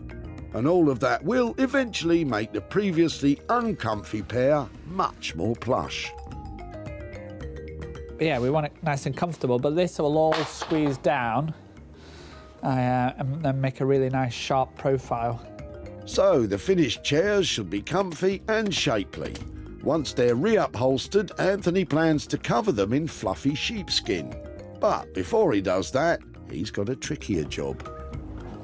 So we're going to try dyeing these skins. We're not entirely sure how we're going to do it. This is a complete unknown science. This could go brilliant and stumble across something great, or we could be thinking of a plan B. Happily, Anthony's going to be assisted in this endeavour by his partner Susie. Well, we've dyed fabric before, haven't we? We haven't dyed sheepskin rugs before, because we need to get a specific colour. We want to try and make rose quartz because it's bang on trend. Marvellous. To dye them, they'll use a highly pigmented furniture paint diluted with water. We have this colour here, this pink here, which isn't quite the right colour. We're going to try and put a little bit of this colour in to darken it. Not only do we have to try and get this shade, we have to try and get the right quantity and the right amount of water so that we can get this the right colour. They need all the sheepskins to dye exactly the same colour, which might be a big ask, as is agreeing on the shade in the first place. Like anything in life, I prefer it being a bit more intense. But just because of the volume of water we're now going to have to mix with it to dye the fabric, it will almost lose some of the intensities. I think it's the right kind of tone. Should we do that? Do you think that's enough? With the colour agreed, Susie adds enough water to dilute it. Not too of this dyeing process, is it? It's quite easy. It is for you, Anthony, because Susie's doing all the work. I'm saying nothing. Come on, love. He might have to get his hands dirty during the al fresco dipping, though. This is the important bit. Right, go on then. You ready? And still looking work shy. That's not helping. Oh, that's quite pink. You wanted it quite pink. Seriously, is this how companies dye their fabrics? Not exactly. They tend to use state-of-the-art techniques and equipment, not a rubbish bin. At the moment, I'm a little bit like, oh, is it going to go? Which way is it going to go? Me too. It's not an exact science, so we'll just, we just have to hope that it's going to work out okay in the end. They've got a lot more careful work to ensure those sheepskins all end up in the pink. The same shade of pink, that is. Stop it! Come on, down. Stop it! I think we'll leave them to it. Back in Sussex, Sarah's putting the final touches to the retro sun lounger. Oh, fancy. When Sarah rescued it from certain death at the tip, it was a tad tired, but still functional. Now the sun lounger screams of 1950s glamour. Sarah has embellished the canvas with potato print leaves and hand-cut fabric flowers.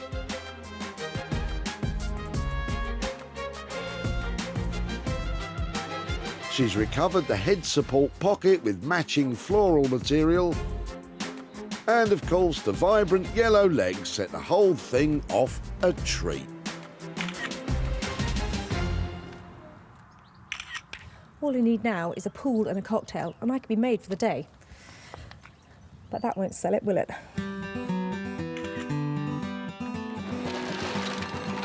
Sarah first discovered the sun lounger in the back of Barbara and John's car. It was one of two sun loungers, camp beds that my parents had at a holiday home they had down in Devon.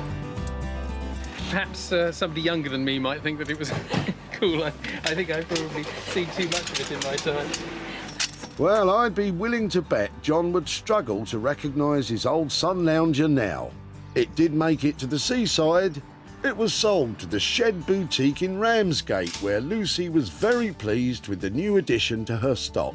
We're a seaside shop, and this sort of mix of retro and arts and crafts really go together nicely for us and suit what we sell in the shop. Sarah has returned to show Barbara and John what became of their old sun lounger, but will she be handing over any profit? Hi, Barbara. Hello. How do you do? Hello, John. Lovely to see you again. Now, it was down in Whitley where I first saw your sun lounger. In fact, it wasn't yours, was it? Was it your parents'? My parents, yes. And in fact, I can remember it since my childhood. It's one of those things. It was one of two that's been around for a long time. Well, it had a certain look, and it was that thing that first drew me to it. But did you wonder why I took it away? Well, certainly, because I've always found it incredibly uncomfortable. Well, for 10 minutes in the sun, I'm sure it would be lovely to lie on. I've actually got some pictures to show you. So here is your sun lounger after a makeover. Oh my God. It's beautiful, actually. My mother would have loved that because she was a great one for making all sorts of weird artworks and things, and I think she would particularly have appreciated what you've done with that from an unpromising start. I really enjoyed working on it. It was a sweet thing, and it turns out that other people like the look of it, and I've actually managed to sell it at a profit. So I have some money to share with you here. I have got £33 here that I managed to garner as a profit for you. So there you go. There is a small windfall from the sun lounger. That is probably about 10 times what it cost originally. Thank you very much. What might you do with that? Well, I think I'd like to spend it on the garden, actually. Yes, I think that would be appropriate, wouldn't it? June would have appreciated that, actually, as well, being a great gardener as well. I think she'd have been amazed. She would. She'd have been absolutely gobsmacked. Well, it was a really, I loved working on it. It was a bit of fun, made a bit of money, and if you're going to buy something in the garden, I'm really pleased because I think that puts it very nicely back where it came from, doesn't it? Yeah, yeah. Lovely. Thank you so much. Oh, and thank I look forward to seeing you and your excellent rubbish at the tip sometime soon. Thanks ever so much. Okay. Bye-bye. Bye. The old lounger cost Sarah £12 to transform. She was able to sell it for £45, which meant there was a profit of £33 to return to Barbara and John. Well, the sun lounger might have been a bit of a laid-back project, but I loved working on it, and I'm pleased that £33 is going to buy something lovely for John and Barbara's garden.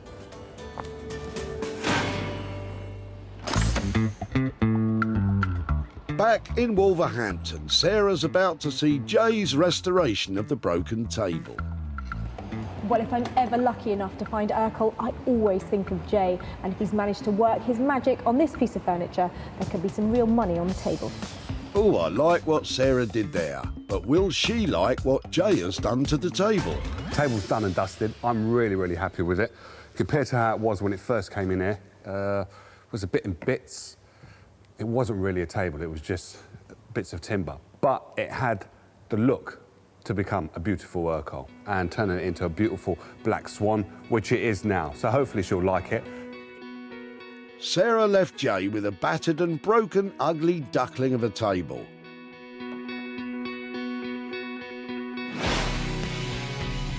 But left in the hands of a master craftsman, a beautiful black swan has indeed emerged. The tabletop is now a complete piece. The legs Jay so admired are dressed in black lacquer paint with little colour splashes, giving it a contemporary, modern twist. But will it be to Sarah's taste? Oh my word! Look at that! He is done and dusted. It's a whole table again. It is a whole table. And hold on.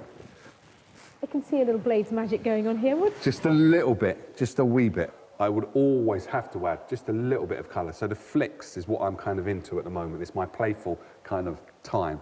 And it's all due to my daughter, basically. She likes flicking paint and just having a great time. So that's why I did that. Fantastic. And which end was the broken end? That end? This end was broken. This was broken as well, coming apart. This, I glued it as much as I can. And this one had a little bit. So all of them were coming apart, basically. But this was the fully broken one. It feels lovely. Yeah, it should be. It's had a really beautiful rub down and oil in. And yeah, now it's just allowed to sing. It's really, really gorgeous, I think. Well, it's really cool. Did it give you any problems? There was a load of different screws, different sizes. They'd used screws from beds, from different tables, from a whole load of stuff. So I contacted Urco and they gave me the right measurements for the screws that I needed to then put them in there, which was absolutely easy. It's nice to have a bit of authenticity, isn't it? Yes. It looks great. Yeah. Budget? Budget, £200, bang on. Well, that's great news for me, isn't it? Because with a £200 investment, I really stand to make some money out of this one, don't I? Yes, definitely. Well, they both seem very sure of themselves, don't they? I believe this would just fly off the shelf. This is something that's quite sought after. A lot of people are wanting these because of the dimensions. Once you've dropped the leaves, they're easy to just put in a small space, a small kitchen. So they're ideal, and they're a classic. Little did Sam know when he was set to chuck it in the tip. You might not like this, but there are people hammering to get their hands on this stuff. It's in a bit of disrepair, it's quite old, but I'm sure someone out there will find something in it. You're not wrong, Sam. Jay has made sure that this iconic piece has at least another 25 years of use. And Nick Smith, a regular client of Sarah's, snapped up the table to sell through his vintage and retro company, Smithers of Stamford. Sarah's now returned to Whitley to show Sam what became of his grandfather's table and possibly hand over some cash. Hi there, Sam. Hi there. Hi, how are you? Yeah, really well. Nice to see you. Good. Got the hound of the Baskervilles. We do, unfortunately, we've got a Jack Russell. I'm very sorry. Oh, no, they're lovely, aren't they? Well, depends. Now, when I last saw you, you were being a very good grandson, weren't you? I was, yes, helping with the dump run. Yeah, so your grandfather was clearing out some... I thought the quality of his rubbish was excellent, actually. Really? Yeah. Okay, good. I loved the look of his table. Now, did you know anything about that? No, I was utterly clueless. I just thought it was a regular old table he was chucking out. Well, it was broken, but did you think we might be able to mend it? Yeah, I wasn't sure, actually. I thought, considering the damage to it, I thought it was pretty much a write-off. But... Yeah, it wasn't working as it should as a table. No. But if they do break, they're reasonably easy to mend. So Yeah. your table went to a guy called Jay Blades. Okay. He works up in Wolverhampton, and he was delighted to see it, and even in the state that it was in, was very enthusiastic about it. And I've got some pictures to show you Oh, brilliant. of what he did. Yeah. So your table now looks like that. Oh, wow. That's like a proper table all fixed up. Yeah, no, that's looking lovely now, actually, yeah.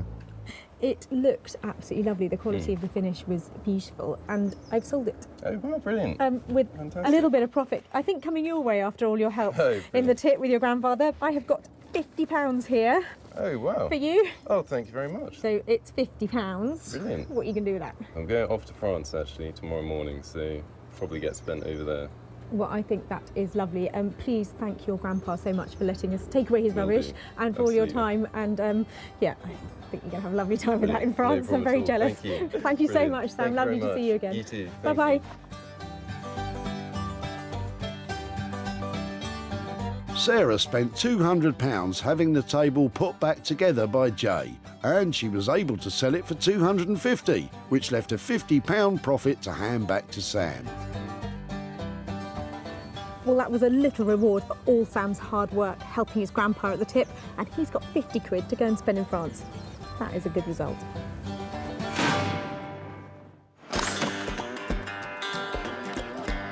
It's back to Manchester now. And Sarah's heading to Anthony's workshop to find out how he's got on with the two mid-century chairs she brought him.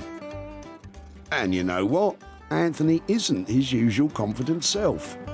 I have to say I'm a little bit apprehensive this time because it's far removed from my normal kind of modern urban kind of styles that I'm used to into something that, to be honest, I don't think I've even named or could name, so yeah, I have to see how this one goes down. Well, I optimistically called my pair of tip-vine chairs cocktail seating. Well, if Anthony's managed to transform them into moneymakers, it's drinks on me. These mid-century chairs were more stale beer down the pub than cocktails on the beach when they first came to Anthony.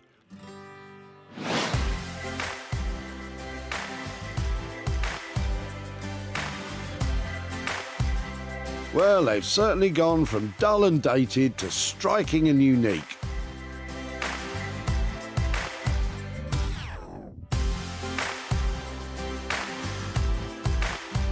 The sheepskin is a lovely rose quartz colour and gives the chairs a real wow factor.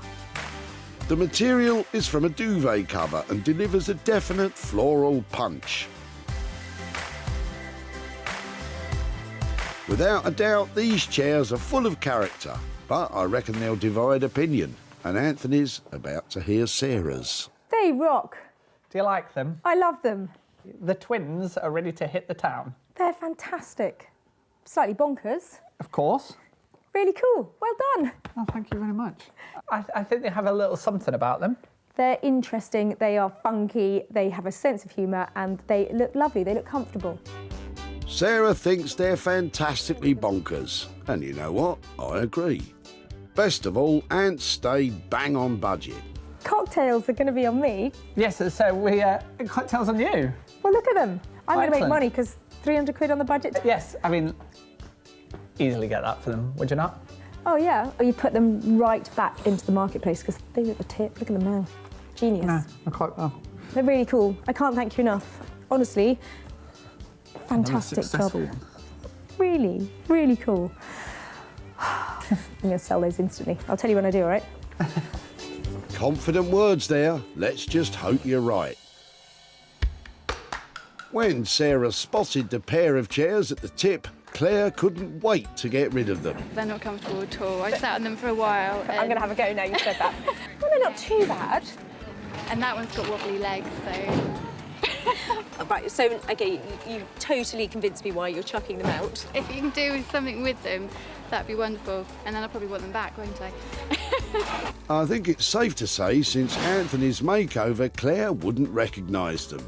But she won't have the chance to stake her claim, as the sophisticated chairs also caught the eye of retailer Nick. They're absolutely lovely. Love them. Yeah. I think the wife's going to want to keep them, though. That's the only problem. Everyone's a winner, and no more so than Claire. Sarah's come to her home in North Chapel, West Sussex, to show her what happened to the tip-bound chairs. Hi, Claire. Hi. There. How are you doing? It's nice to see you again. Now, when I last saw you, you were dropping off a pair of chairs. So explain why they were ending up at the tip. Well, they ended up at the tip because they were literally so uncomfortable. And try as we might, they just weren't going to work. Yeah, so we took them away, but did you think, I wonder what they'll do with them? I did, yeah. I didn't know whether you'd put arms on them, whether you just keep them plain, whether it would be a re-upholster or... So, yeah, I'm really intrigued to see what you've done. Well, I think that they turned out really, really well. Oh, but my goodness, wow. They have been given a proper new look.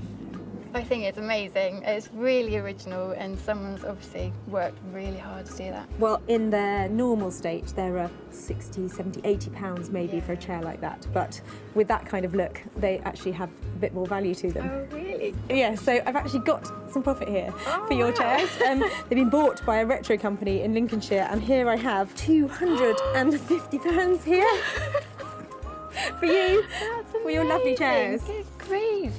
That's incredible, considering we were just about to launch them into a skip. Oh, well, that's fantastic. We loved working on them. They were really inspiring, and everybody who was involved with them really sort of enjoyed the whole process. Good. So Thank you very much. It's a pleasure. Lovely to see you. And you. Bye-bye. Thanks to the amazing talents of Anthony, the chairs cost £300 to transform and sold for £550, giving Claire a sizable £250 profit. Well, Claire's chairs could have ended up in the skip, but they're now comfortable, beautiful, and profitable. Sarah saved 3 items from the Whitley Recycling Center. Sam's grandfather's table was rejuvenated by Jay. Claire's chairs were given a woolly treatment by Anthony, and Sarah stamped her mark on Barbara and John's sun lounger. Who'd have thought it was possible to do all of that with a load of old rubbish? We made lovely things that have gone to new homes and made some money along the way.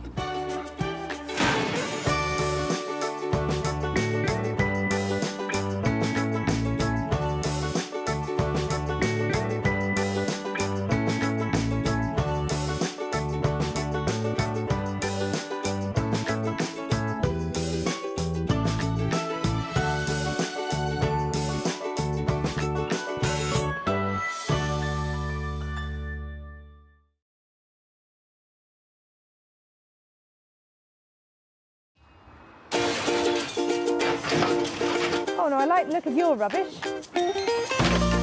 How do you make money for nothing? I love a little rummage. The answer could be hiding in the 30 million tonnes of household waste we throw out every year. I think that I might be able to make something out of that. That's why entrepreneur Sarah Moore wants to get her hands on things before they hit the skip. That's wartime. I'm a passionate buyer, user and maker of old stuff, and I've turned that passion into a money-making business. I make new stuff out of old stuff and I sell it for a profit. And with some of the country's elite designers and makers... That was brave. All the potential. No! She can transform her finds into desirable, Work of art. valuable and hopefully saleable items. Holy moly. If Sarah is successful, then she can hand the profits back to the very people who had no idea there was cash to be made from their trash. Thank you, I'm astonished.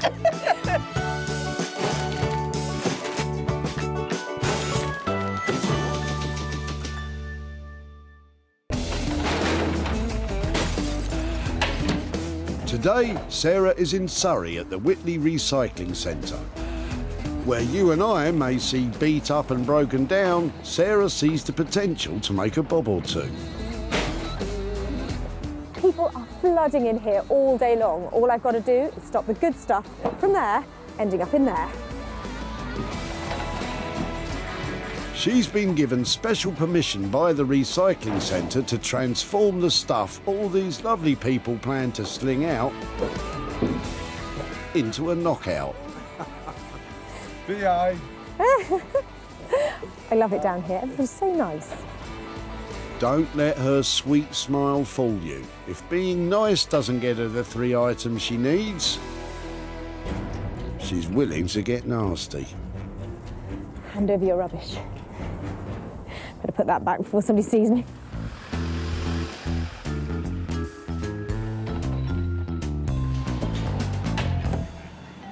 Can Sarah turn the clutter in Zaina and her husband Tim's boot into cash? What are you doing then? You clearing out? Or Yes. are you moving? Or We've just... moved and we've still got a lot of stuff to get rid of. So. Really? So that... I quite like your enamelware, but I'm interested in your chairs. Right, yes. Have you had them long? A long time. I've had them years and years and years and nobody's ever liked them. And we've tried to eBay them and still nobody wants them. I think they've got that retro look that people quite like. And I think those would... Maybe we should keep them then. Actually, I think you should give them to me and you should see if I can make something exciting out of them for you. You're welcome to have them. Zaina may have failed to flog the chairs, but that adds to the challenge for Sarah. How she intends to make them over, though, I've no idea. I'm bamboozled. Thank you so much for letting me have those. I shall go and take them away and cherish them. Look forward to seeing them. Yeah, lovely. I'll keep in touch. All right. Bye-bye. Thank you ever so much. Is Zaina happy her chairs skipped the skip? I think that's brilliant. It's much better to recycle and did feel a bit guilty bringing them. And maybe if they can be refreshed, they'll have a new life. Ta-da! No? Not your cup of tea?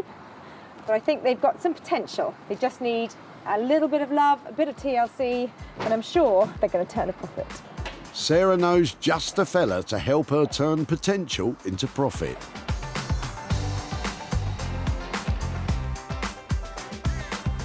Jay Blades is a builder turned philosophy graduate turned furniture designer. If you want to have a go at what I do, your best bet is to find a piece of furniture that isn't really worth that much money. You might have bought it down a charity shop or a car boot sale for about £5 and just play around with it.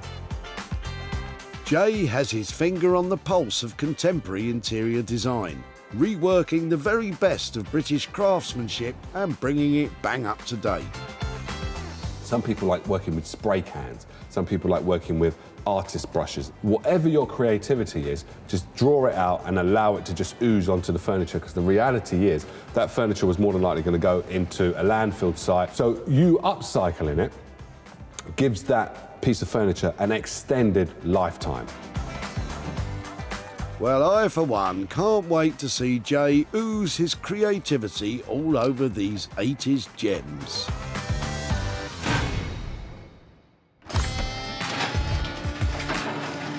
One item down, 2 to go. Sarah will leave no boot or box unrummaged, no nook or cranny undisturbed. It's hard work, but she's loving every second of it. I never get tired of being at the dump. See, tyres. Oh dear. Let's all just forget that ever happened and move on. This is Julie. She's helping a friend clear out her garage. Julie, meet Sarah. Hello. That's really sweet, isn't it? It's very old and tatty now and no use. I mean, I can see it's been well used. It was in the garage. It's just the right sort of size, and it's got that retro charm that people are looking to put back into their houses at the moment. So, and everything was movable, it's all wasn't it? made properly too, isn't it? You know, Yes. all the joints and everything, all well. Yeah. But it's put together to last, and it obviously has. This kitchen cabinet has been in Julie's friend's family since the 1950s. Would it be okay, instead of putting it in the tip, to let me have it to take away and see if I can do something with it? Certainly. I think that... Certainly, please do. And it's on wheels, isn't it? Yes. Yeah, It makes life easier. Lovely. Thank you so much for letting me have that, and I'll keep in contact.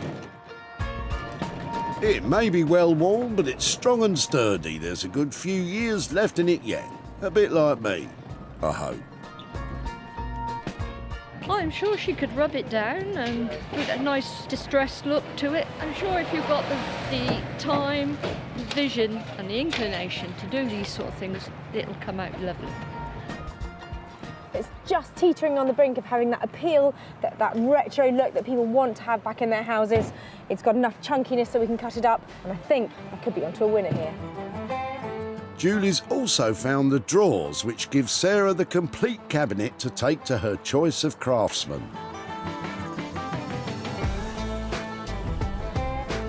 Furniture restorers Johnny and Tom just love to breathe new life into old furniture. These young hotshots have only been working together for a year, but have already made a name for themselves with their imaginative designs and restoration techniques. What I like about what we do is working with friends. That's always a good point, but is having something to start from and having an end result. The actual craft and figuring out the problem and solving the problem is what's enjoyable about it. As well, it's kind of like a puzzle. You know, it comes in not in a very great condition, and then you get to see the person's reaction when you get it back, and that's what I enjoy the most. Ah, Tom and Johnny, 2 young lads full of positivity and optimism. Hopefully this item won't put an end to all that.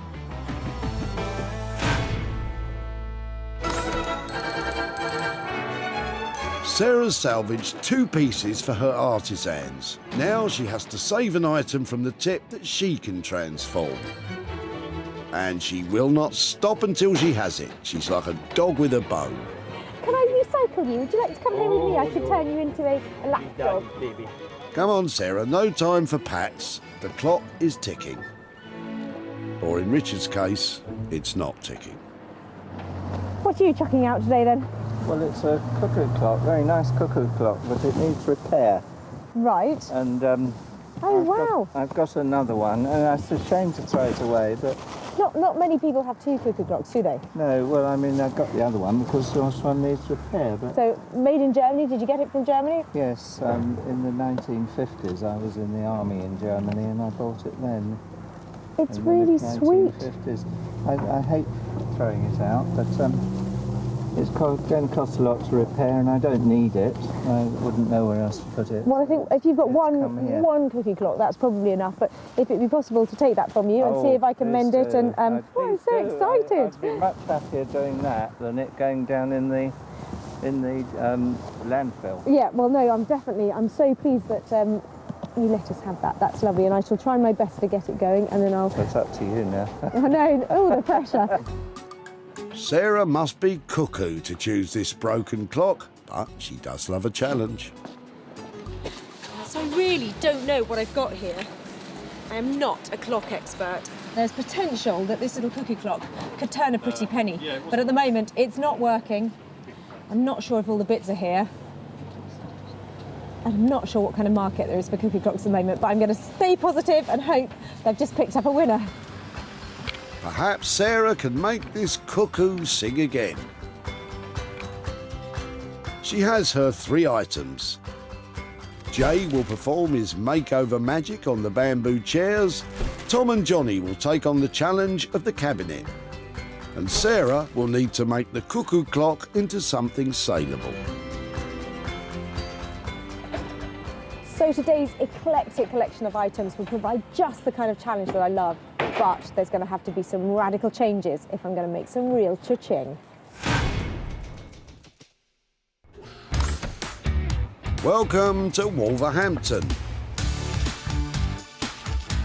the hometown of heartthrob Liam Payne from boy band One Direction. Their mega hit, What Makes You Beautiful, is a tale of seeing beauty where others may not.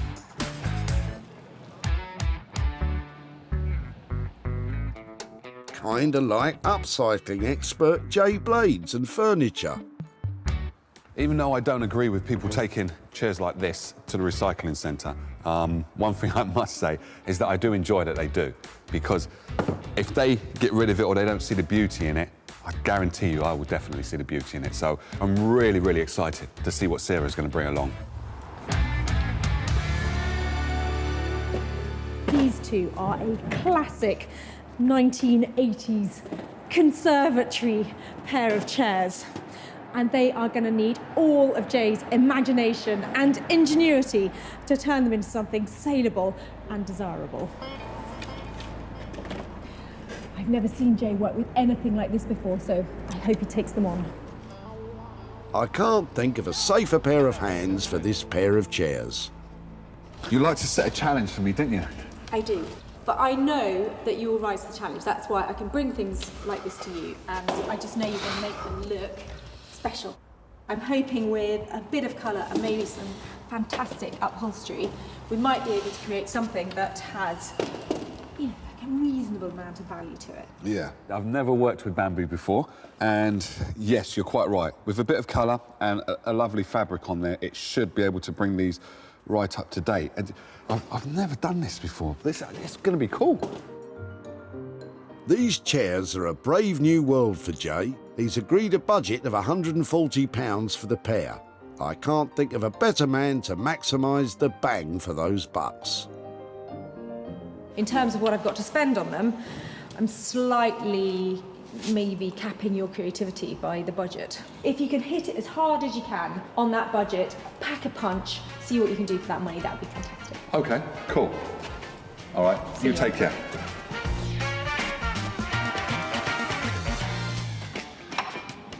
Well, I think I was right in thinking that those chairs are not right up Jay's street, but he's going to take them on, and if anybody can make a couple of duds into something desirable, it's Mr. Blades.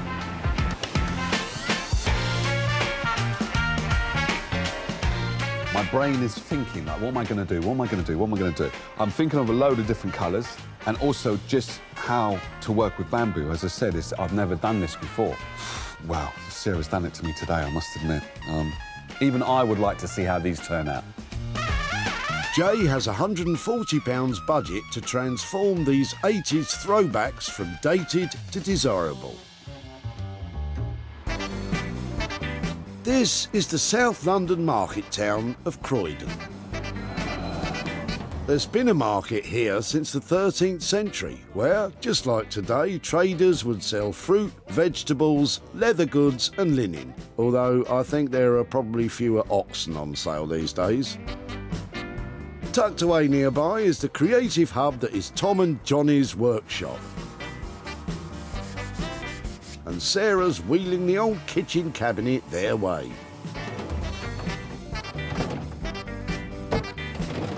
One hard-earned inch at a time.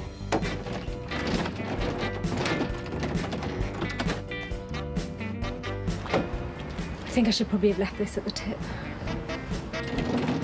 A few times she's brought stuff which is really unexpected and kind of a bit shocking, so hopefully nothing too outlandish.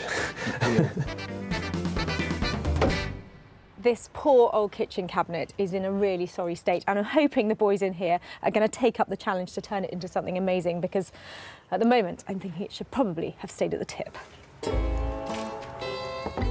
Well, perhaps the boys can help you see the positive side of this item again, Sarah. Give us a hand with this. Oh, wow.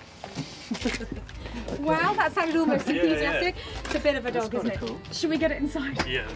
Well, I think underwhelmed adequately describes that reaction. It's not in fantastic condition, is it? No. But I'm hoping that there is just enough left in it that you can actually make it into something, because it has got quite solid jaws to it. I'm having a look here and I'm thinking it might even be beach fronted to the door and the drawers. So any ideas what you might be able to do with it? Yeah, definitely. I mean, the handles themselves are really nice, actually. They just need a lot of cleaning up to kind of get them back to sort of a nice kind of look. Yeah, if we take this paint off and see what's underneath here, this could be really nice, this wood. So perhaps the whole carcass strip might be nice and then finished in oil or some other kind of finish. If it was kind of pale and interesting with those sweet little handles on it, it could look quite nice. This is a bit of a shocker on the top, though. Yeah, we're going to have to do something with that. Possibly painted, probably with an oil finish.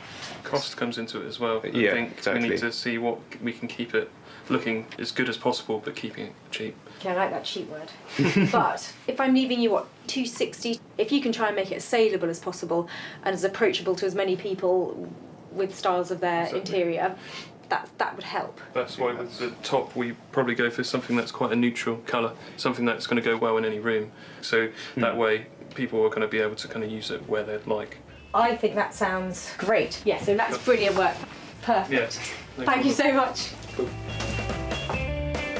Good lads taking up that challenge, because that old kitchen unit, it's definitely seen better days. The only place that is going is up. It's going to be a challenge for us to get it back up and running, hopefully as a useful piece for someone, whether or not it's used in the kitchen or, you know, in their hallway, you know. Yeah. It's going to be a challenge, but I think it's going to be a nice piece at the end of it. The boys have a plan, a stripped wood cabinet with a painted worktop, and they have a price, £260 all in. From the suburban streets of South London to the quiet countryside of Sarah's home in Sussex. She's dropped off the bamboo chairs and the cabinet. And now, having enjoyed a morning walk with Bramble, she's going to get started on the cuckoo clock.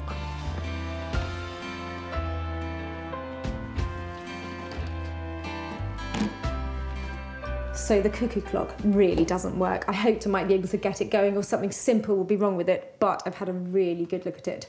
And I've also spoken to a horologist. A what? Excuse me a sec. One quick interweb search later, I can tell you a horologist is a clockmaker. You learn something new every day. It's 150 quid at least to get it repaired, and a very long waiting list, so I'm afraid I don't think this is going to tick again. This cuckoo will cuckoo no more. But don't fret, Sarah has a plan. She intends to transform this clock into a smart phone charging station. You know when a cuckoo clock is broken, it starts to sound like a pigeon.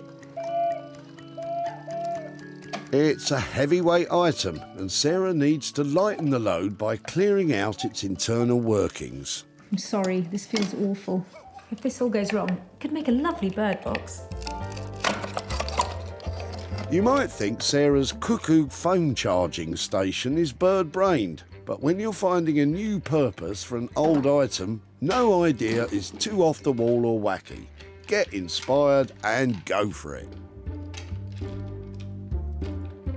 So that is pretty much stripped now. So if that's all one colour, I think that's going to look really cool.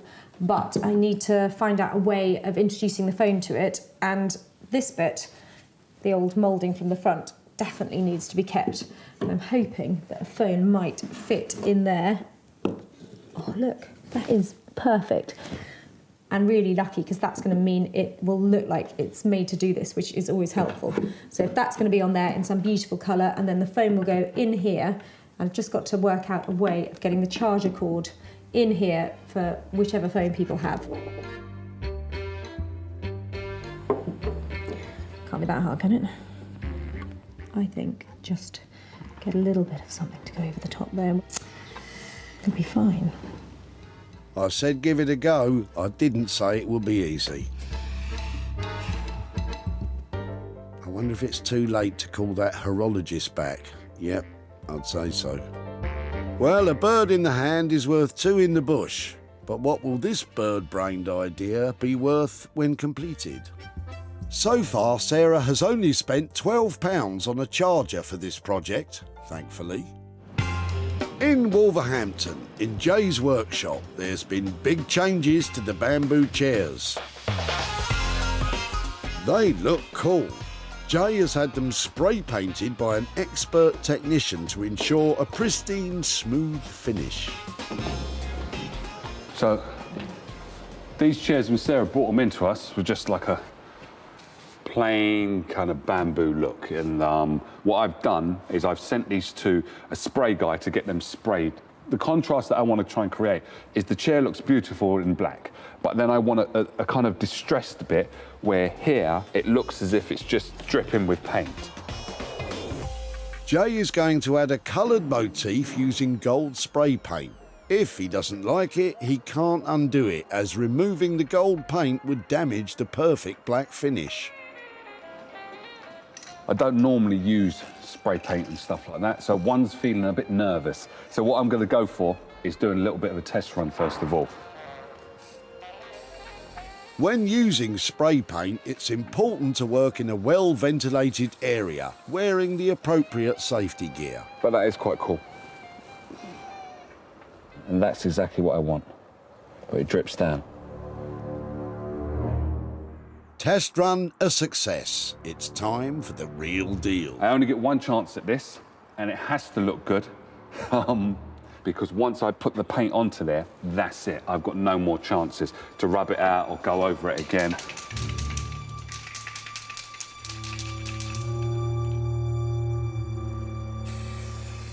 I'm nervous just watching. It's a one-shot deal, so here's hoping Jay achieves the element of distressed grandeur he's after.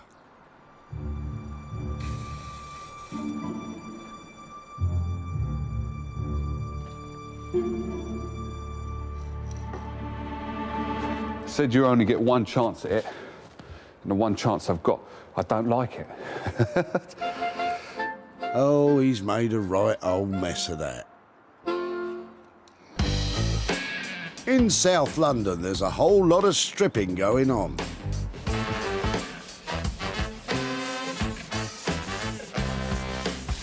Tom and Johnny have been hard at it for over 3 hours, stripping the paint from the cabinet.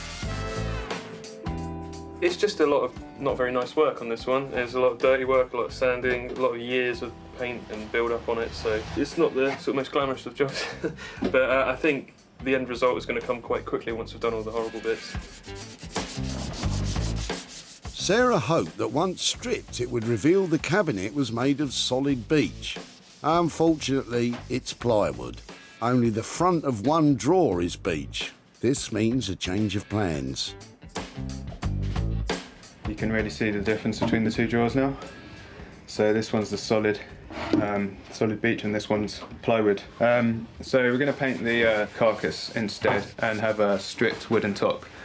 So it's basically kind of flipping the idea, really. It was going to be a painted top and a bare bottom. He said bare bottom. Oh, just me, okay.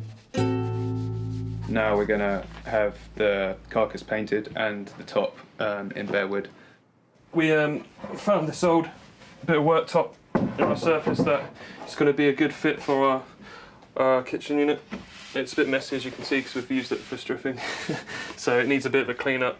But we know there's nice solid wood underneath, so we just got to get to it. While Johnny takes care of the worktop, Tom is preparing to paint the undercoat of the cabinet. If you use a dark colour paint, then it's quite good to use a darker undercoat. I'm going to thin it with a little bit of water as well. Just helps it go on smoothly, so you get nice thin coats. You can build up gradually and it will sink into the pores of the wood a bit more. Obviously make sure that it's a water-based paint if you're going to do that. If it's an oil-based paint, then it won't work so well. Top tip from Tom. The cabinet will be finished in olive green, a deep earthy natural colour which should sit in harmony with the natural finish of the stripped wood worktop.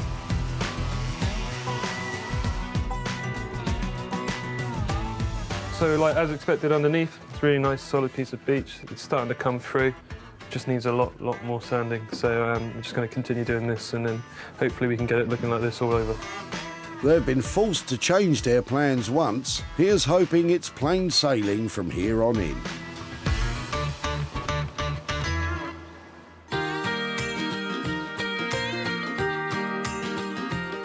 In Sussex, there's been some big changes to Sarah's charging station. It's just arrived back from a specialist technician, and if you didn't think she was cuckoo before, wait till you see a load of this. Well, I've had a really fun idea for the cuckoo clock, so I just thought I'm going to throw caution to the wind and turn it into something really kitchen cool. So the cuckoo clock has been flocked. Flocking is the process of adding thousands of tiny particles of fluff to an object covered in a fine coat of glue. It gives the item a velvety feel. It was very popular in the 1970s on wallpapers, but truth be told, you can flock almost anything. It's flocking marvellous. Look at these two. Aren't they amazing? Look at that really vibrant, lovely pink. I've mixed it up a bit and I've got a few different tones of pink here. So when I put it all together, it should kind of layer up so it looks really pretty. But this stuff, stunning, isn't it? So all I've got to do now is put it together and hopefully we'll end up with something that is truly unique. When Sarah saved this cuckoo clock from the scrap heap, it was beyond repair. But now, its time has come to be born again as a retro chic and completely unique smartphone charging station. It's functional and eye-catching, a classic cuckoo clock design given a bold and brash spin. The vibrant shades of playful pink give it a pop art feel. It's one of a kind, uber cool and utterly brilliant.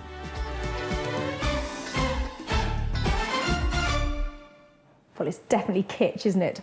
And I think it's beautiful, it's definitely useful, and I'm just hoping it's saleable.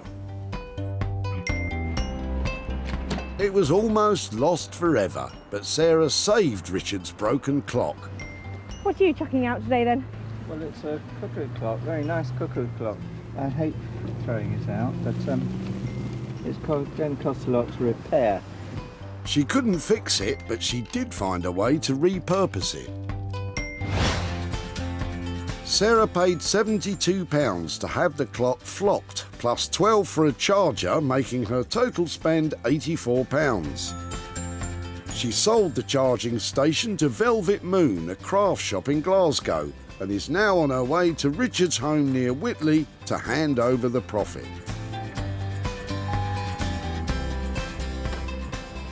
Hi there, hello. Richard, hi, it's Sarah. Sarah. Hi there, nice to see you again. see you. Oh, This is hello there, hi, I'm Sarah. Hello, I'm Anne. Anne, hi there, how do you do? Now, I actually took your cuckoo clock to, I think it's a horologist, isn't it? Yes. And to see, and it was at least £150 just to get somebody to look at it. So I know why you That's were why I taking went it to to the the tip. That's right, yes. Yes. So having not been able to get it going, I had to think of something else to do with it. So I've got some pictures to show you how it ended up. Hopefully you'll be pleasantly surprised. Here is... Oh, no. Oh, yeah. I knew I was going to get that reaction. Wow. That's lovely. Gosh, it's gone pink. Fantastic. Oh, isn't that fantastic? So it is now a phone charger. So it's how clever. Charger. And it was flocked. Oh. Lovely. So it has had a new lease of life. That is It is definitely amazing. in the pink, and it has been bought by a shop who specialises in that kind of thing.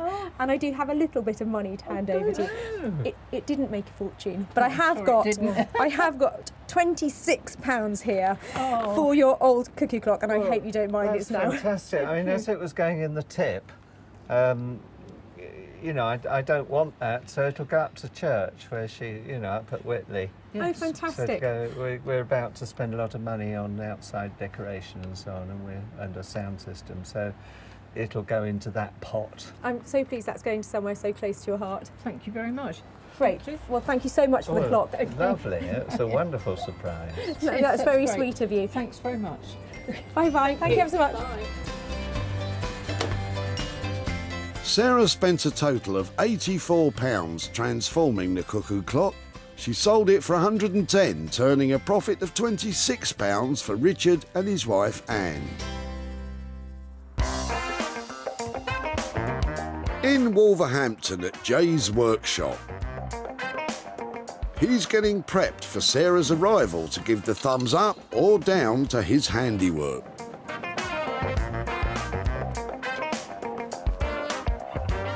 It is perhaps no surprise that those two bamboo chairs were destined to the tip. They're short on style, and even though there is a little bit of bamboo and wicker creeping back into fashion, they just didn't have the look. But I'm hoping with all Jay's skills, he's managed to make them look desirable and saleable. Has Jay succeeded in transforming these 80s chairs? He's added a dash of contemporary panache. The addition of the floral fabric adds a timeless classic quality.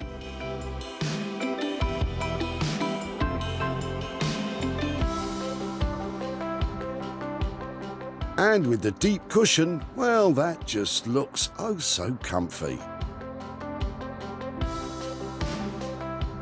And as for that drippy, distressed motif, it's now a golden glint down one side, a stylish touch. For Sarah's viewing, Jay's hiding the floral design. He's such a tease. How are things? Very good, very good. You good? They're different. They're different. They are different. Uh-oh, is that different good or different bad? That's just, this is the bottom fabric, if that makes sense. Okay, are you saying there's another dimension? Oh yeah, there's another dimension. There's So something underneath. we've got to turn them over.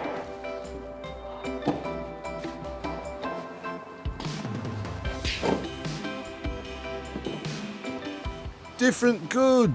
Excellent. Great, thanks, lovely. I'll take those. They're cool. You like them, yeah? Yeah, they're good. They're really good. They're strong and they were weak, and that is amazing to achieve that. And you've got a real chunk of comfort Chunk in of there. a cushion there. Chunk of a cushion. Because the problem I had before is when you sit on them, the bamboo's really, it comes through, the thin cushion. And personally, I really like the fabric, I must say. It's really, really nice. I haven't gone for this print right in the centre because there's so much going on here that I thought do it a little bit off-centre, similar with that one as well. Rather than use the fabric in exactly the same way that everybody would, it's just doing it a little bit off-centre, which makes it look really, really cool, I think. They look classy, they look designer, and they look expensive. They do look expensive, I must admit. 70 quid each we left on them. Did they come in on budget? Bang on budget, £70 each, yeah. It looks really, really expensive. I really do like them. I never really liked them when you brought them in. I thought they were horrible. You think they were horrible? Yeah, I Just dissing my skip finds again. I don't shop for my stuff. I know okay? you don't. I have to drag it, kicking and screaming off a recycling centre. So I love what you've done to them. I think you've given them every chance of going back into somebody's house and being loved again. Thank you. Nailed it again, Blades. Right, thanks for that. That's a job well done, Jay. These chairs are as exciting as I could possibly have hoped for. They have got heaps of character now.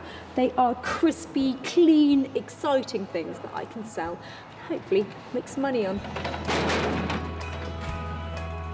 Zaina was moving home and clearing out when Sarah spied this pair.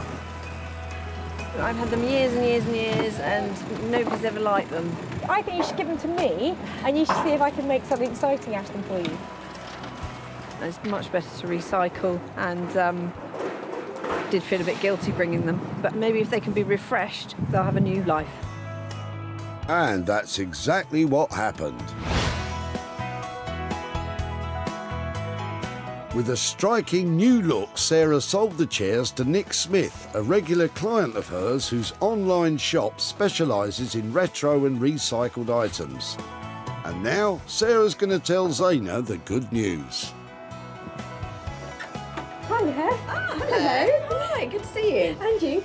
So this is where you were moving to when I saw you at the tip? Yeah. This is it. How did it go? Because you said you had loads of bits that you were clearing out. We did. We've spent all summer whittling it down, and finally we're all sorted now. Your chairs went all the way to Wolverhampton to a fantastic guy called Jay Blades, who specialises in taking furniture like yours and giving it a whole new lease of life. And I've got some pictures to show you. I'd love to see it. How about that? Wow, that looks amazing. Oh gosh, they're so different. They're lovely. For some reason I thought they were going to be a sort of khaki colour. I don't know why I didn't expect them to be black. The cushion pads are absolutely beautiful, really lovely fabric. They're really comfortable as well. They've got that big squashy because seat pad on them. they were really, I had quite thin pads, and after a while they were a bit sort of... Yeah, that 10-minute chair where you want to stand up again. They're not like that now, and they're lovely. And they have been bought by a retro shop. And I've got a little bit of profit to hand over. You're joking, that's so good. There is £25. There's £5 there. Wow, and thank you. 20 quid Well, there. that's not bad for some old junk. Thank you very much. And what might you do with that little... Well, I don't think we'll need to buy any more chairs, but it'll probably go towards something else that we need here, so that's very helpful. Lovely. Okay, well, really great to catch up. Thank you very much for letting me have your chairs. You're welcome. Bye-bye. Bye-bye. Jay charged Sarah £140. She sold them for £165, giving £25 profit to Zaina.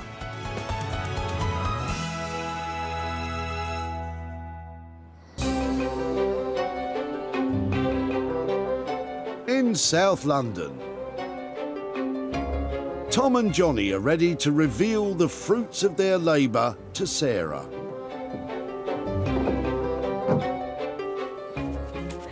Ever since I dropped it off, I have been wondering if Tom and Johnny have been able to find any redeeming features to transform that old kitchen cabinet into something that you'd want to have in your house and that I can sell for a profit. Have the lads achieved the perfect combo of style and practicality? They've done a marvellous job.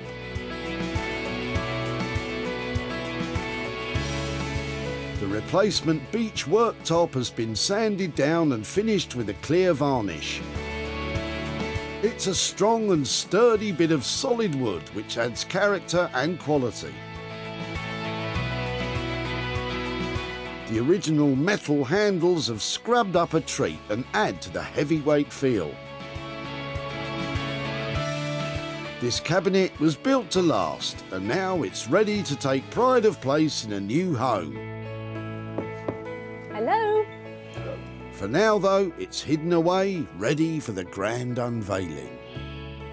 How are you? Good. Really nice to see you. You too. It's under wraps. Is that a good thing or not? We'll see you in a second. Guys, that's amazing. I cannot believe that. It's Yeah. great. It looks fresh and modern and really cool, doesn't it? The finish is fantastic. It looks brand new. Yep. Retro style, Yep. but brand new. We used all the original fittings. They cleaned up really nice, so we didn't even have to change them. So, yeah. Look at you. That's so clever. I did not think that it would have that much style and that much distinction about it, because it was awful when you chopped it off, wasn't it? Yeah, it didn't look great. You had a great chunk of timber on the top that adds gravitas to it. And it's much thicker, which is nice because it gives it a bit more kind of weight to it. Before it looked quite flimsy, whereas now it looks really solid. There's nothing lightweight about this piece of furniture, but have the boys kept within their £260 budget? How did you come out on cost for it? Yeah, we went a bit over. Not too much, about £35 over. Mainly on materials, because it took so long to clean it and strip it, and you know, lots of sandpaper, lots of wire wool and stripper. Yeah, and we decided to go for a better quality paint, which was definitely worth it. No, well, it's got a lovely sort of matte look to it, hasn't it? It's a good choice, and you've done well to match that up. So I think to make that out of what I left with you is great job, really. Very cool. So thank you so much. Cheers. Oh, no problem. Brilliant. Cheers. Tom and Johnny have worked wonders. This cabinet combines utility and beauty. Sarah met Julie when she brought the cabinet to the Teak for a friend. Hello. That's really sweet, isn't it? It's very old and tatty now and no use. I'm sure if you've got the time, the vision and the inclination to do these sort of things, it'll come out lovely. And we knew a couple of craftsmen who had all three. And then it was time to sell.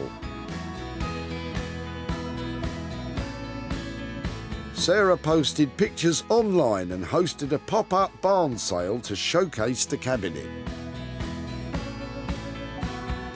Now she's off to meet Julie once again, along with her friend, also called Sarah, who originally owned the cabinet, to show them its new look. Hello. Hi there. Oh, I'm Sarah. Hi there. How are you doing? Hello. Nice to see you. Oh, are you in the wars? No. Broken hand. Oh dear, oh dear. So you were helping out and being diligently dropping off the old kitchen Yes, cabinet that's when right. I last saw you. Yes. Did you think what we might do with it when we took it away? Not really, no, I couldn't see any sort of improvement to it, do you know what I mean? Yeah.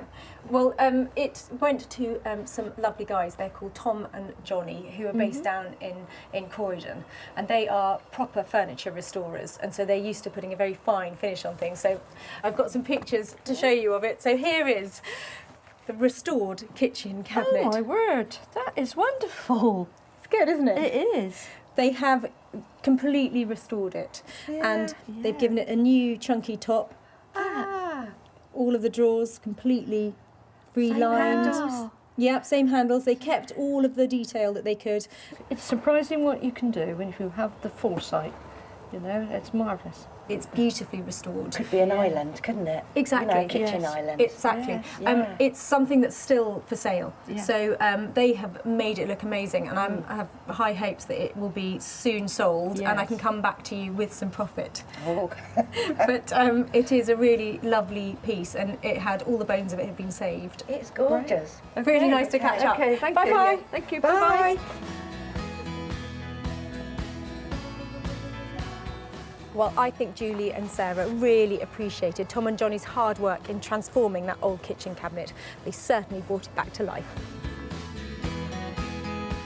Tom and Johnny charged almost £300 for the restoration. The cabinet is still to sell, so that might mean a loss of £295. But I'm sure it won't be long before the cabinet is taking pride of place in a new home. Sarah saved 3 unwanted items from the skip, and now, rather than being chucked in the landfill, they've been given a new lease of life. Well, we've made a little bit of money along the way, but what's been really special is that I've met some great people, and we've seen 3 tip finds transformed into amazing new items.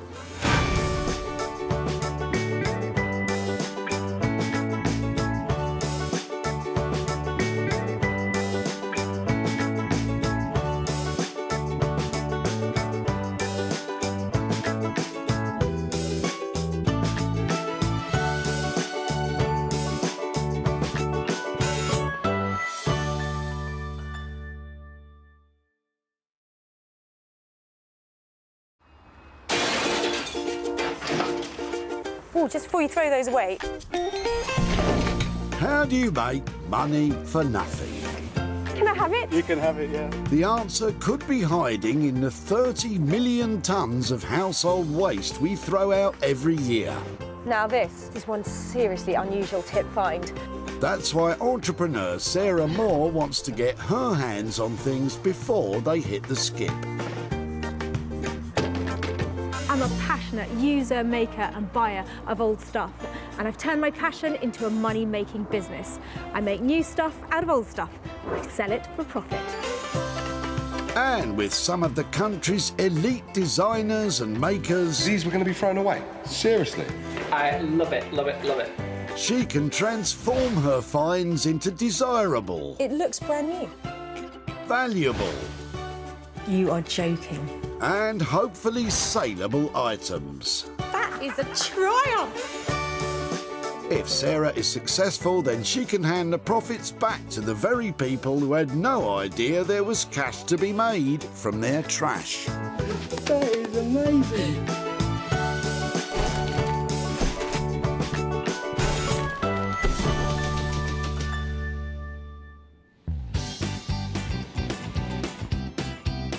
Today, Sarah finds herself in Altrincham near Manchester, home to this delightful recycling centre. A stall that's not cool, a three-piece suite that is anything but, or a cabinet that's just had it, can all be transformed into stunning items with that wow factor to make some money for nothing. Yes, it's Sarah's mission to seek out 3 items that can go from unwanted and tired to sought after and desired. Sarah, queen of tips. Her Majesty has special permission to rummage here, and it's not long before she's sniffed out her first curio in Luther's boot. Hello, hello. Oh, hello.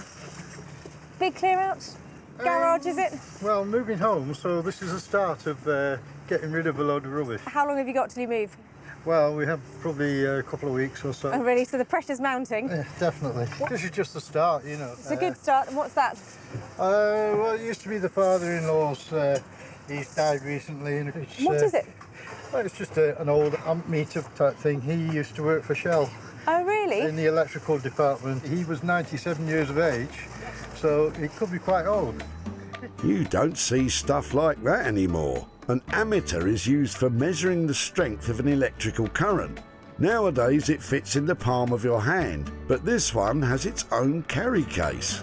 No, it was destined for the tip, but you know, if you can make use of it, make use of it. Oh, do you know something? I would love to have that. Okay. Brilliant. Thank you so much. Okay. It's like a handbag, look. Oh, that is a shocking idea. Get it? Vaulted? Shocking? All right, I'll give up. But Luther's pleased to see the back of it. To me, I've got enough old stuff at home and don't need any more. Thank you very much. I love my new amp meter. Have you seen it? Look at it. It's a stunning little piece of industrial equipment. I know exactly who to take this to make this into something fantastic. If you like lamps made from all sorts of crazy stuff, Guy Trench is your man. Handyman Guy works tirelessly with his band of happy helpers to make one-of-a-kind furnishings from, well, anything really. I used to be a North Sea diver, and I spent 10 years doing that. My grandmother was an antiques dealer, so I thought I'd try antiques. My wife said to me, Guy, you're good with your hands. Why don't you cobble together something old? And so I got some old bowling balls and turned those into table lamps. And if I can do bowling balls, why can't I do cricket balls? And I thought, why don't I do a cricket ball? Just try a cricket bat. And did a cricket bat, and then I was really on my way. Love using reclaimed material. Can't beat it. With Guy and his gang lined up, it looks like their old ammeter will be electrified once again.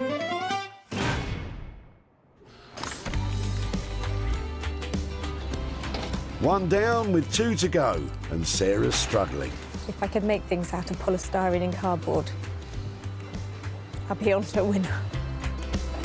Luckily, it looks like Andrew's boot is going to offer a better bounty. What else have you got in there then? Got the kitchen sink. You chucking those out? I was going to weigh them in. What does weighing mean? Weighing mean? I'll take them to the local recyclers, Yeah. and they'll give me money for them as scrap metal. Andrew's well aware that scrap metal merchants locally will only offer around 5p a kilo. So with that lot of old school science lab stalls, he could make, 50p. I love them. So he might just be better off taking a gamble on Sarah and her money-making plans. Where are these from then? I used to work at a school. They were the original lab seats, I think they were. What are they saying? They're just rusty. You don't mind a bit of rust? No. No, they're lovely. So what will you do with these? I'm not going to tell you, but I'm going to come back and show you. Brilliant. I shall take those away. I am really chuffed with those. Thanks ever so much. All right. Bye-bye. Bye. I'm pretty sure Andrew won't regret giving those stalls to Sarah rather than selling them for scrap. But does he think Sarah and the stall will have a good chemistry? Of course, you can use the tube of the steel in those shapes and weld them together to make all sorts of endless possibilities.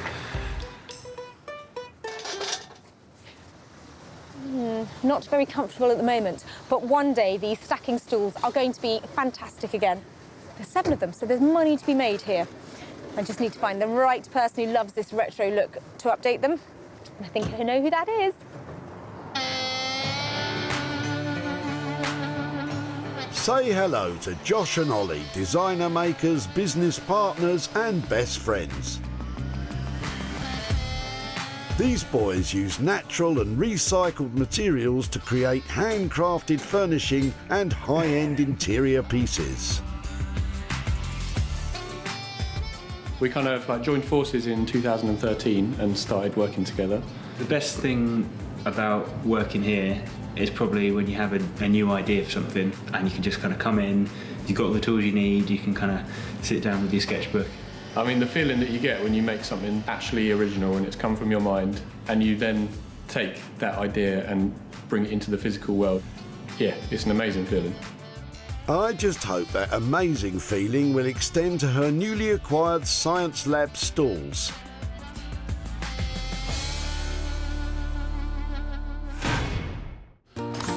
We're 2 down and 3 is the magic number for Sarah, as the next item she finds will be all hers. What people throw away drives me nuts. See? Wing nut. Get it? Will you get on with it? Sure enough, she soon spots Les, whose boot full of bags is like a lucky dip to our Sarah. So talk me through what's in here. Anything I might be interested in? What's in there? I haven't got a clue. Yeah, just take it out and have a look. I might like some of this stuff. Well, it's up to you, love. You take what you want. But these are quite sweet. What's that? All the coat hangers. Only Sarah could get so excited about a load of old hangers. Hopefully she can find something just a bit more interesting. There seems to be a coat hanger theme going on here. Well, it looks that way, doesn't it? Oh my word, more? I know. Ridiculous. Les is sorting through his recently departed uncle's belongings. How old was he? He was 90 odd. And he just loved hoarding things, did he? Well, that's what people do, isn't it? I do. Les isn't one for standing round chatting, so it's up to Sarah to see if she can dig out anything other than hangers. Oh, there goes Les. It's like being underneath a Christmas tree in here. There you go, kids. Bags of hangers. Merry Christmas. Lovely. Well, thank you very much for letting me have a little rummage. If I find anything interesting, can I keep in touch? You do what you want. Oh, lovely. Les clearly has a lot to get through, so Sarah's grabbed a few choice bags for a longer rummage on her own. Oh, wow. Look in here. Let me guess, more hangers?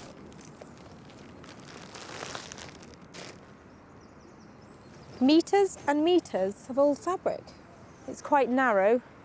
That means it's old. Anything that's 30 inches wide, old fabric, is sort of 1940s from when they made things on a narrow loom. But I think there's huge potential here to turn a profit. And I'd love to have a go at making some projects out of this. And with that, Sarah has her 3 items. Guy and his team will jump to it with Luther's ammeter. Josh and Ollie will experiment with Andrew's science stalls. And Sarah will go the extra yard with the meters and meters of Les's fabric. Today I managed to gather yet another unusual hoard of items, which I think, once reimagined, stand a real chance of making some money for nothing.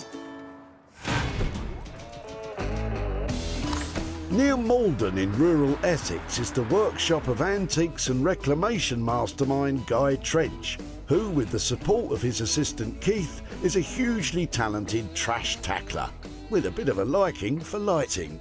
Always looking forward to seeing Sarah. She brings quite interesting things to me. I love things that come out of skips. Totally worth nothing. And when I get hold of it, hopefully I can make it worth something to somebody else. He might get a shock when he sees what she's charged with this time. Well, I have to say, this is one of the quirky items that I've saved. Who knows what Guy might be able to make out of it. Hello, hello. Hi, Sarah. Lovely to see you. How are you, my dear? I've got a little something and I don't know if you can do anything with it, but have you ever seen anything like that before? I don't know what you brought me this time. Ah, it's altimeter, meter. Keith? Hello. Come have a look at this. Hi, Keith. Sarah, how you doing? Yeah, really well. How are you? Good, thanks. What do you reckon to that? It's quite smart, isn't it? Isn't it? Whether it can actually be put to any good use is, well, is a problem I might like to leave to you. That's right, Sarah, pass the buck. I think this polished up look really good, don't you think, Keith? You know, this out here is old patina, it's lovely, and I think we just work the lovely waxes into this and you'll get a lovely colour there. Round the outsides, bit of leather polish on there, that'll look good, won't it? Yes, yes, it'll look nice, but what could it be? And make it into lighting? Make it into lighting, of course, yeah. Definitely a lamp. A lab, of course. Why aren't I surprised? In terms of converting it, I mean, are you thinking that it would stand on something? What about a wall light? Yeah. I don't know. Once that's cleaned up, half shade on it, could that's then in your eye when you walk into a place, it's boof. Boof indeed. But there's a spark of inspiration from Keith too. I'm wondering whether you get a little LED or something in there to light that up. That's a nice idea. Yeah. Might be able to do it. What kind of money am I looking at? I think about £125. Okay. I'm really happy to leave it with you to just do what you can, turn it into something functional and saleable. Then, you know, I'm not going to be able to go wrong on that. That would be great. Lovely. Always a pleasure. Lovely to see you again. Take care, Keith. Nice to see you. Bye-bye. Well, that amp meter is going to look amazing when Guy has finished with it. He's certainly the man to put a bit more energy back into that amp meter. And Sarah's empowered Guy to get creative. If we can get maybe an LED or light inside it, I think you've got a great wall light. She's done well on her skipping this time. Sarah's probably not in the mood for skipping, having committed a hefty £125 to the project for Guy and his team's labour and materials. They're going to have to give it quite a finish if Sarah's going to sell it on for a profit. In the West Sussex countryside near the small village of Hanica, designers Josh and Ollie are anticipating Sarah's arrival. Just a little bit nervous. We could have a situation where we just don't know what we're doing. She's usually got a knack of bringing some pretty crazy stuff along with her, hasn't she? Yeah. I don't know what you mean. I know loads of different people who might be able to take on these stalls, but I'm after a really handmade quality to them and some emphasis on craftsmanship. Hello. Hiya. Look what I've got. Wow. There's good news. There's more. Hold on. Okay, cool. Nice. I've got 7. Okay, nice. Are you bragging or complaining, Sarah? What do you think of them? I think they're great, yeah. Yeah? First impressions all right? Yeah. It's really nice. I mean, all they need is just a brushing up and some nice wooden tops to them or something. I think that's the key. Nice wooden tops. Yeah. I was thinking that you might just put a bit of recycled, old plank or something, Charming. To be fair, Sarah, you did bring recycled old ironmongery. So I was sort of hoping that they would look really lovely and high-end and somebody wants to buy them to go around their breakfast bar or something like that. Well, she's ambitious, I'll give her that. I think the contrast between the old flaky paint and rusty metal and a new sort of polished hardwood top, I think that would look really smart. I mean, I would probably have one of those in my kitchen diner or whatever. Well, funny you should say that. You may be able to, because there are 7 here, and from my experience, things normally sell better in pairs. So I was thinking maybe we should just do 6 of them. Hear that, Josh? Just doing 6 out of the 7 stalls leaves a set of spare, dirty, rusty legs for you lucky fella.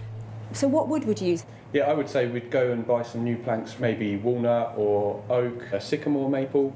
I don't know, yew, that's pretty crazy. Easy, Tiger. You're not on Name That Tree. I'm really happy for you to get to the woodyard, see what looks best, and just go for it. So that'll be the stall tops looking lovely with carefully selected hardwoods, but surely those rusted legs will need a lot of work. Whenever you put new stuff and old stuff together, if you keep it quite smart, then you can get away with having a bit of rust. It's going to be cheaper than if you have to spend hours polishing each frame, isn't it? She's always got her eye on the bottom line. Speaking of which... Money though, how much is it going to cost? I would say we could probably get the tops for £15 per top. And I mean, if we don't spend too long on the frames, just maybe a coat of lacquer or wax or something, 45 a stall then.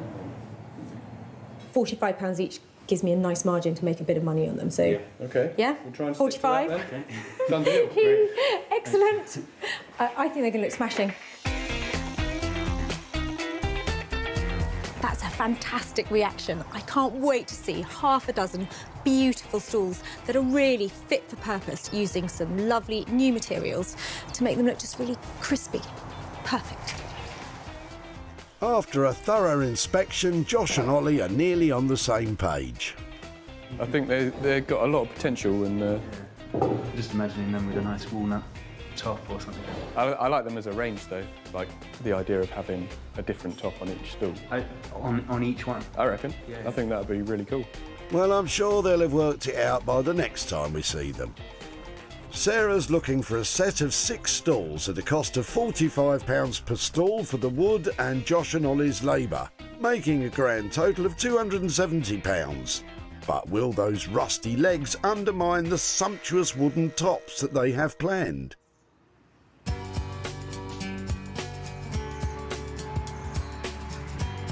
At her home in Sussex, our material girl Sarah's itching to get started on that bundle of old cloth she unravelled earlier. Having a whole bundle like this is really exciting, and it's really lovely stuff. So I'm planning to turn this lot into fantastic scarves, those big wraparound ones that are really commercial at the moment. First, she carefully measures the... I'm just going to make up the size. There's so much fabric here. Oh no, my mistake. First she grabs some scissors, makes an educated guess and starts cutting. Perfect. Oof, lucky guess. And after another hour or so, she's very accurately chopped up the lot. Right, so there's 15 scarves here. So I'm going to go and get these through the washing machine and then get them dyed.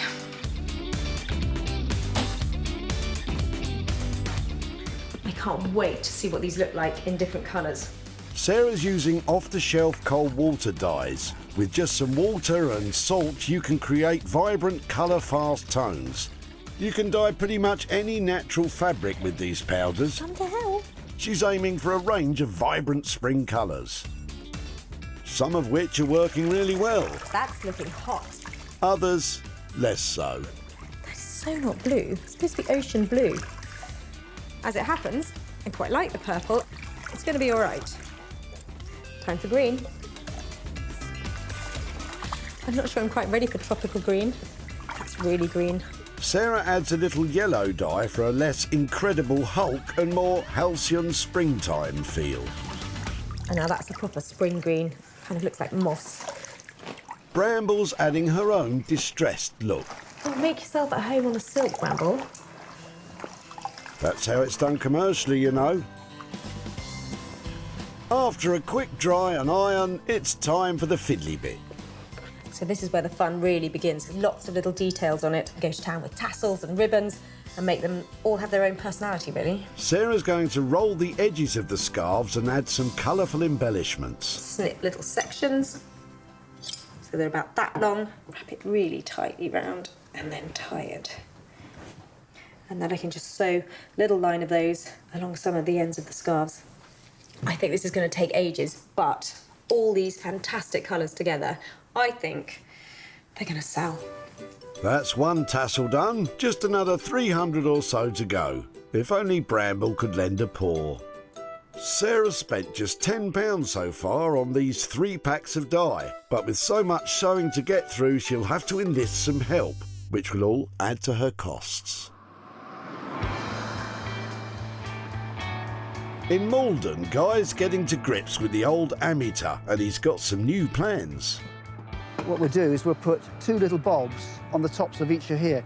I think that would look quite quirky and cool. But before he gets stuck into the electrics, Guy still has that scruffy wooden box to restore. Keith? He's a great delegator. On this one here, we need your expertise on cleaning here. And he's calling in expert number 1.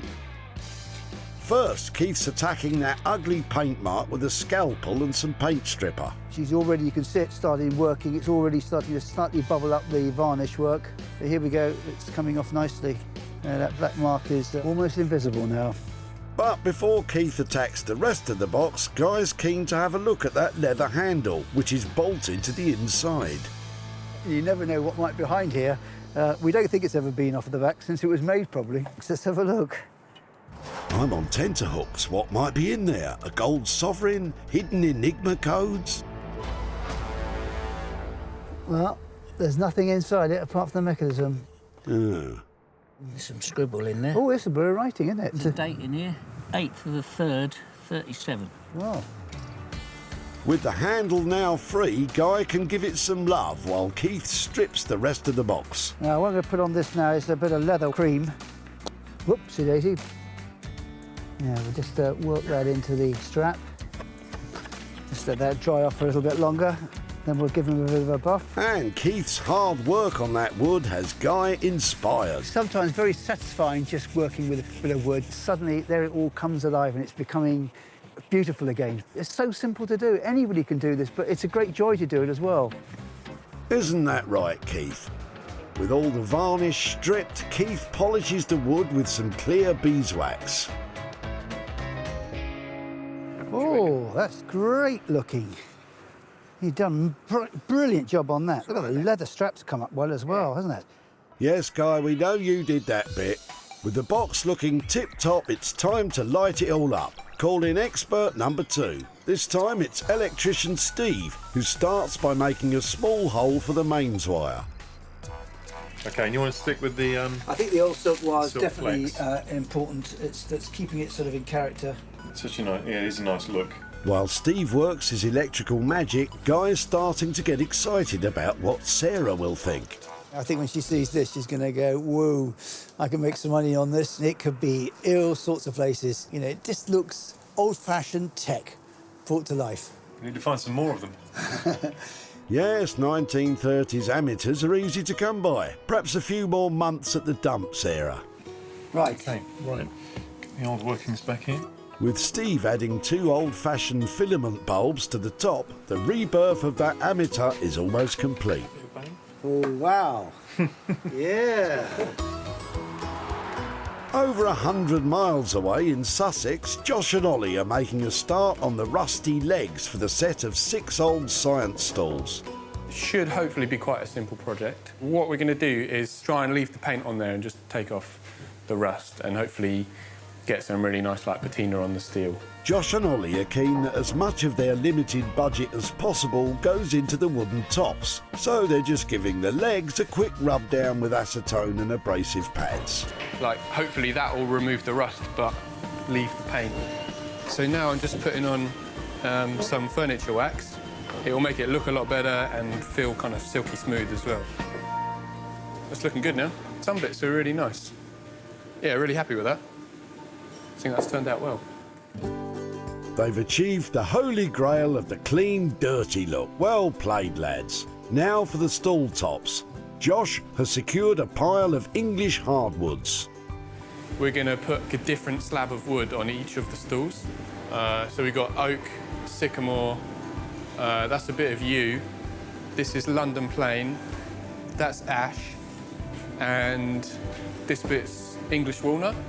And we're slightly worried about the English walnut because it's got a bit damp. Hopefully, that's all good inside. Let's have a look, shall we? Josh cuts a likely-looking section from the main piece, and it promptly splits. Obviously, we lost quite a big chunk there. It's just a case of trying to get a big enough piece in order to make a stool top out of it. Happily, there's just enough left. Josh gets the wood down to the right thickness, still hoping that it holds together. It's a beautiful bit of wood. It is full of character, as you can see. If by character you mean it's got large cracks in it, Josh. We'll be able to make a feature out of the splits and stuff like that. Right. While Josh finishes that piece of troublesome walnut, Ollie makes a start on the next piece. This is you wood. Me wood? And everyone goes, me wood. Would I? I would. It's not you wood. It's you wood. I would work with you would you? Enough, it's just a type of tree. While Ollie tackles that yew, Josh puts the first stool together using that filled and polished up English walnut.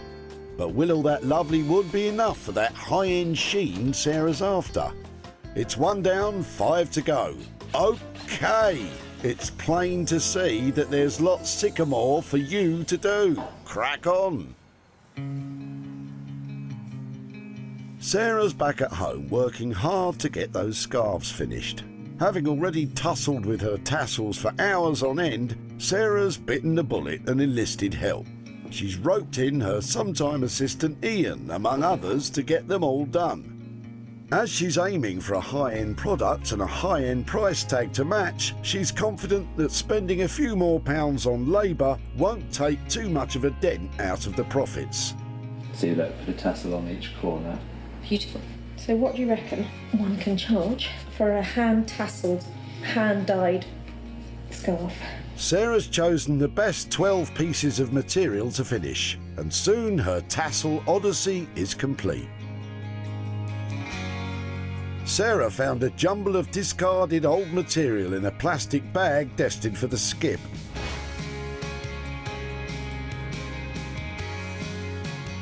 Now they're sumptuous and vibrant scarves that wouldn't look out of place on a catwalk.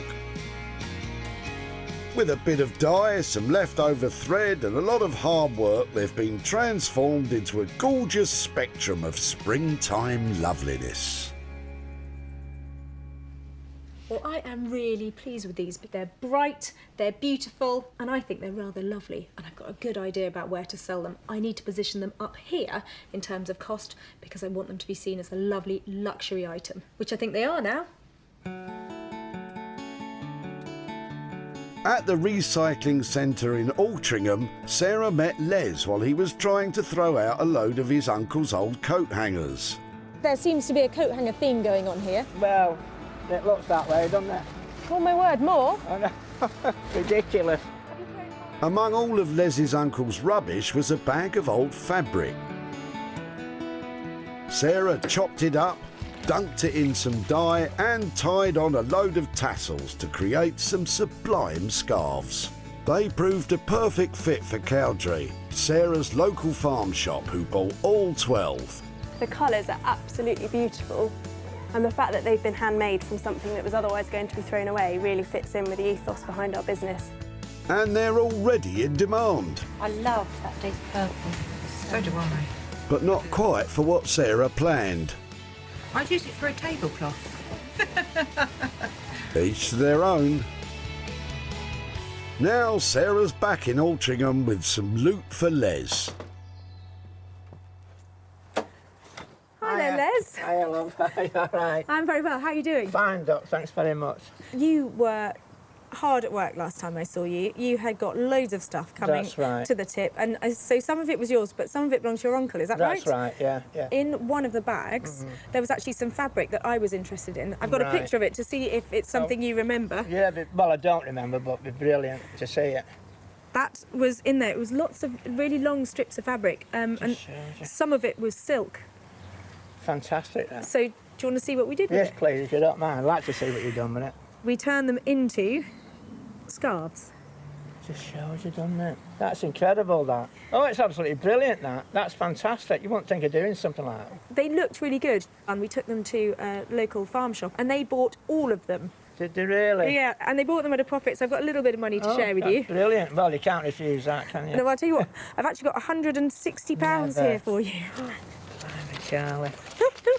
Is that unexpected? No, that is unexpected, that. I mean, just imagine how much more stuff just goes in that skip, in them skips every day.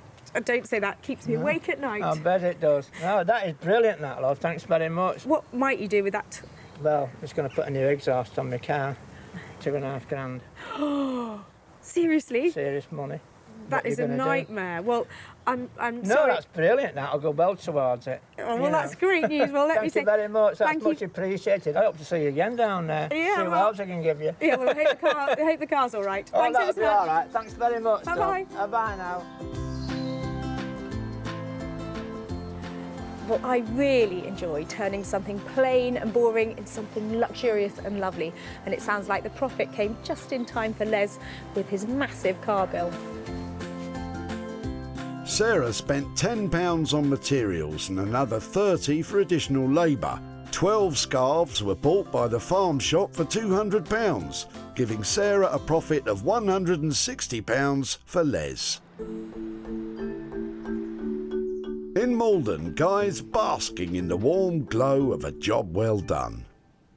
I am looking forward to Sarah seeing this piece. I think she's sort of a bit of a techie girl. You know, it just looks really different. I think she's going to really love it. When Sarah saw the amateur at the tip, it was a broken old electrical curio on its way to a landfill grave. Now it's been resurrected as a unique piece of lighting which would suit anyone with a love of vintage tech. The old-style filament bulbs on top emit a gentle, cosy glow which is complemented by the LED backlighting behind the old dial. Guy's team has perfectly trodden that fine line between authentic and modernised to give it a quirky, steampunk charm. Both Guy and I were really enthusiastic about this piece. I can't wait to see what he's managed to do with it. Oh, Guy. Hello, Sarah. Lovely to see you again. Isn't that stunning? Do you like it, do you? Oh, that's a gem, isn't it? I'm really pleased with it. It really has come up much better than I thought it would do. It's a special one-off. Those are fantastic. Yeah, they're quite funky little bulbs. Pick it up, have a look. That is really lovely to get that light inside. That is a triumph. Every part of it that was looking a bit old, a bit distressed, a bit worn, now is a charming feature, isn't it? I like the wear on it. It sort of shows that it's definitely old.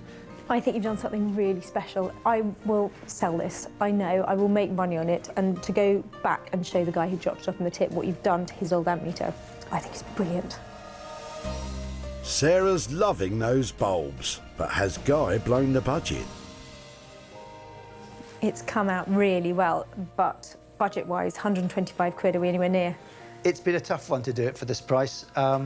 It's not a lot of money in it for us, to be honest, but I think we're keeping on budget. I think you're being generous there. It's beautiful. Thank you for doing such a lovely thing to it. Lovely. Thank you, Sarah, very much. I think this is a really great outcome for this little amp meter. Guy has made something really special, and I'm going to make some money. You're never sure how people like it, but I think she really liked it, and I hope the person that buys it likes it. It's a great one-off piece again. At the tip, Sarah was switched on enough to see the potential in Luther's father-in-law's ammeter. Unlike Luther, I've got enough old stuff at home and don't need any more. Thank you very much. Guy and his team gave it a new life as a quirky table lamp.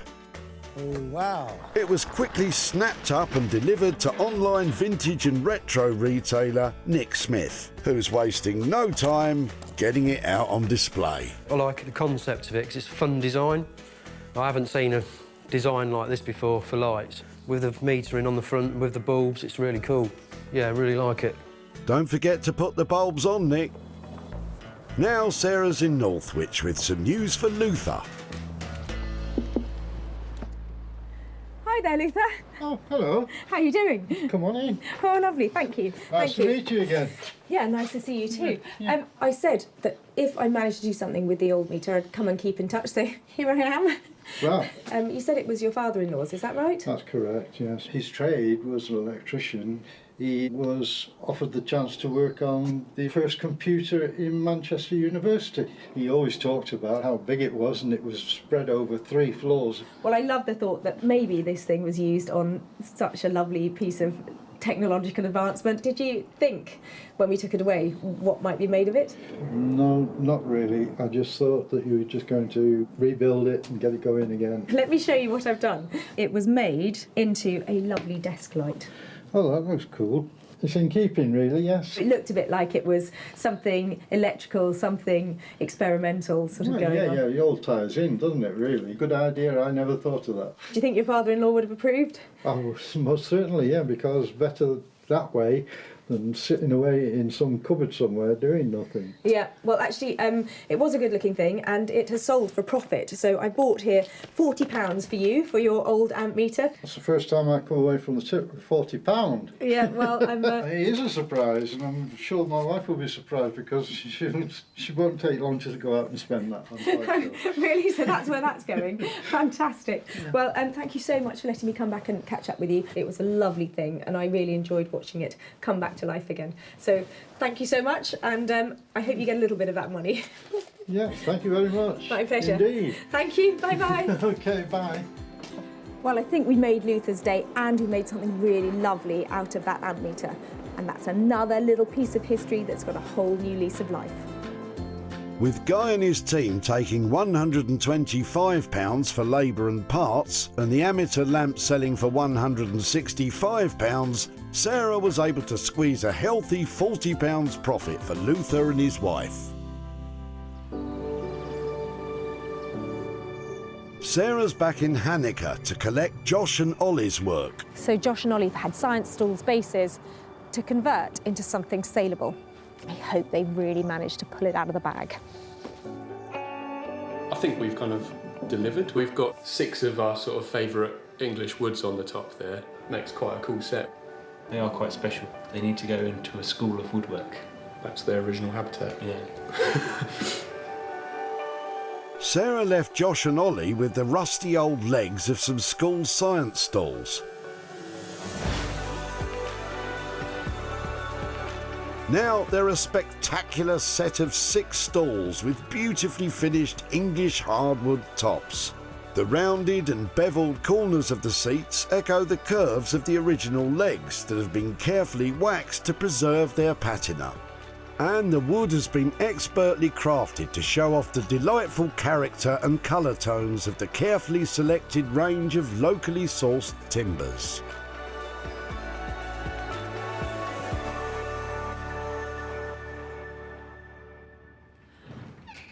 Boys, you've been busy. Look at that lot. Don't they look smart?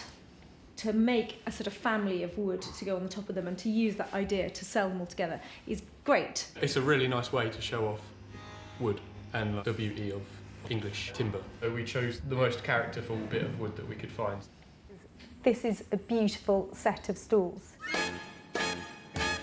And now, another episode of Name That Tree. Go on then, let me guess. What's, is that walnut? Yeah. Yeah. Okay. Some kind of burry thing. So, oak? Yeah. Yeah. Sycamore? Yes. Nice. Yew? Yeah. No idea. Ash? Ash. Ash? Yeah. And that one must be... I don't know what that is. Capital city. London Plain? Yeah. Perfect. Sarah's surprisingly good at that. Show off. I left, I think, £45 per stall on them. Did that come out on budget? Yeah, we kept that in mind and we put that kind of into the tops and decided to leave the bases pretty much as they were. I really like the bases. These colours with the wood are lovely. Together, they work really well. I'm going to get more than £45 for that, aren't I? I mean, look at it. Yeah, I reckon you will, yeah. And Definitely. especially if somebody wants to buy the whole collection. What do you say, 45 times 6, so that is £270 for this lot. Yeah. What you've done to them is a lovely thing, so thank you. Thank you very much. It's a stunning achievement by Josh and Ollie. It's now up to Sarah to get them sold. Well, I'm really pleased with the stools. They're a lovely, simple, chunky design and they're really saleable. You can't ask for more than that. At the recycling centre, Richard had a boot full of rusty school stools which were headed for the scrapyard. And he had ambitious ideas for Sarah. So you can use the tubular steel in those shapes and weld them together to make all sorts of endless possibilities. But Sarah kept it simple and gave Josh and Ollie the task of topping them with some beautiful timber. And they also caught the eye of online retailer Nick. Quite like them because they're very minimal. Does that mean you're going to buy them? I'll take all 6. Really? Yeah. Fantastic news, well done.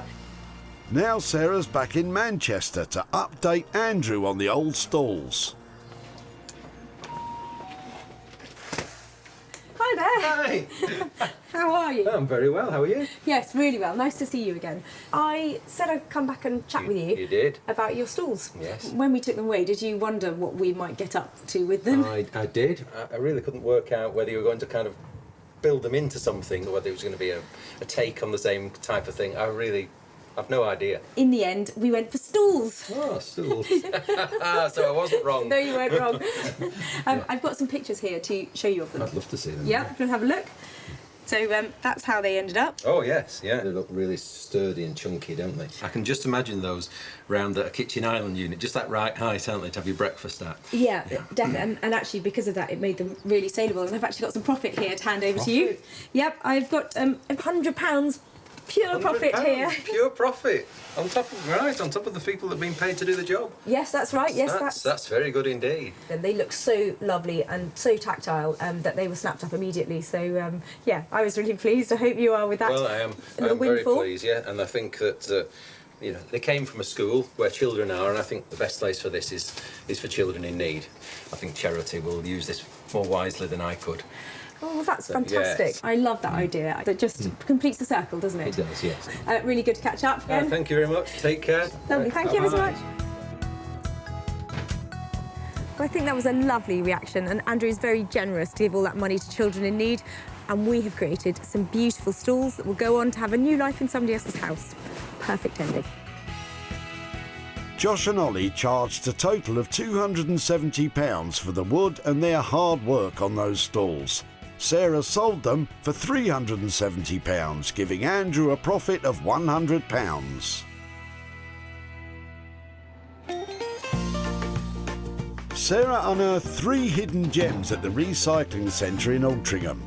Luther's old Amateur was transformed into a quirky table lamp. Andrew's rusty stool bases were revamped with new hardwood tops. And Les's bundle of vintage material has found its mojo as a set of scarves. Well, Josh and Ollie's hard work really paid off, and it's Guy's imagination that gave a whole new lease of life to another tip find. And me, I got to have fun with some scarves. And it's those 3 transformations that all gave me the opportunity to hand over hundreds of pounds of money for nothing.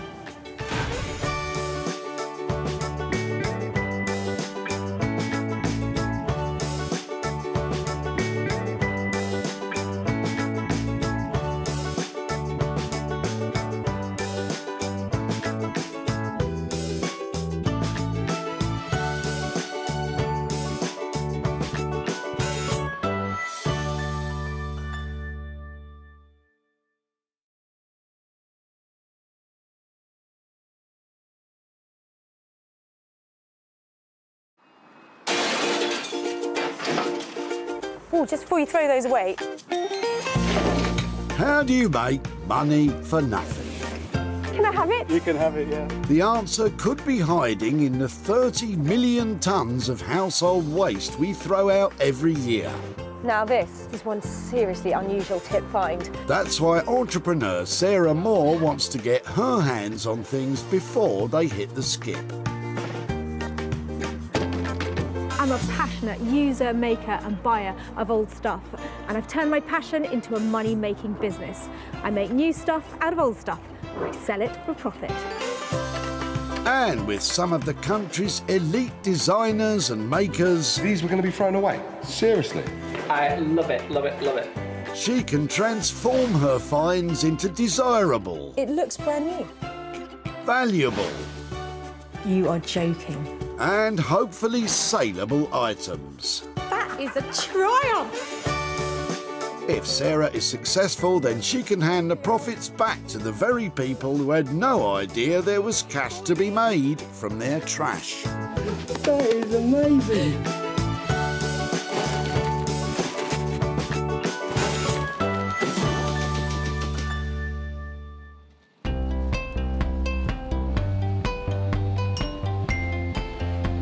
Today, Sarah's on the hunt for all the hidden treasure the tip can offer.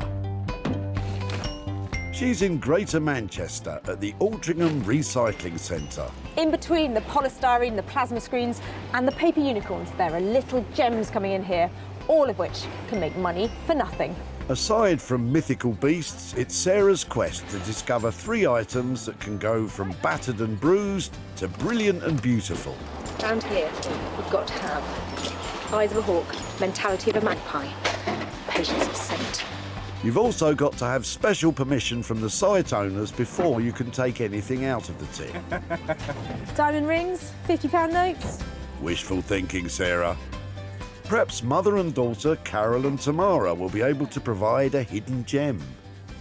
Where's all this stuff coming from then? I've had it donated off friends and a charity because I had a house fire and I ended up with nothing, and everybody has just been so great and like donated everything. How traumatic. Furniture, curtains, bedding, a lot. So what happened? Clothes for the kids. Everybody was safe though? Everybody's safe.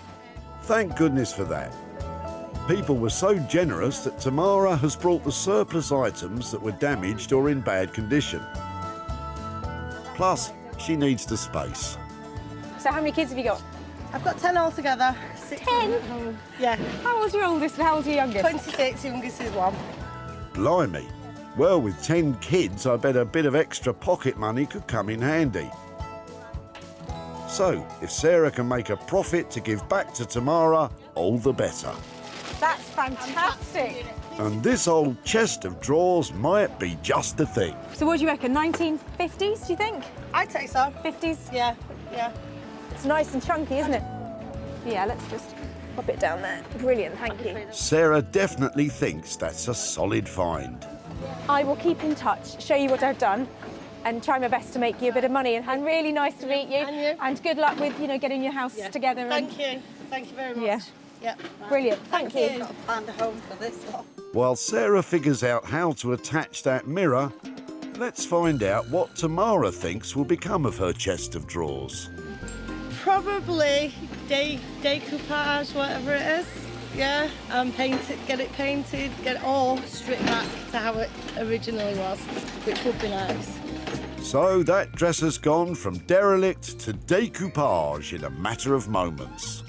It's well made, it's got great proportions, there is lots of money to be made here, and I know just the person who's going to make it.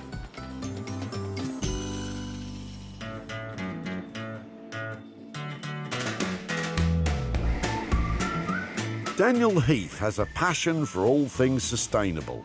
An award-winning wallpaper and textile designer, Daniel loves adding an artistic flair to reclaimed materials, creating made-to-order furniture and contemporary design pieces.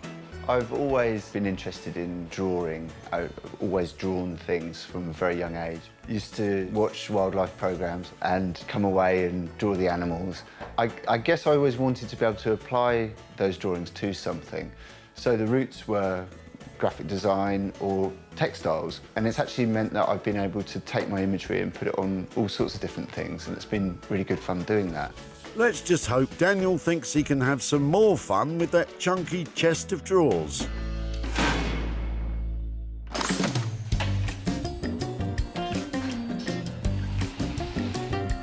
That's one off the list with 2 to go, and Sarah, as ever, is full of excellent advice.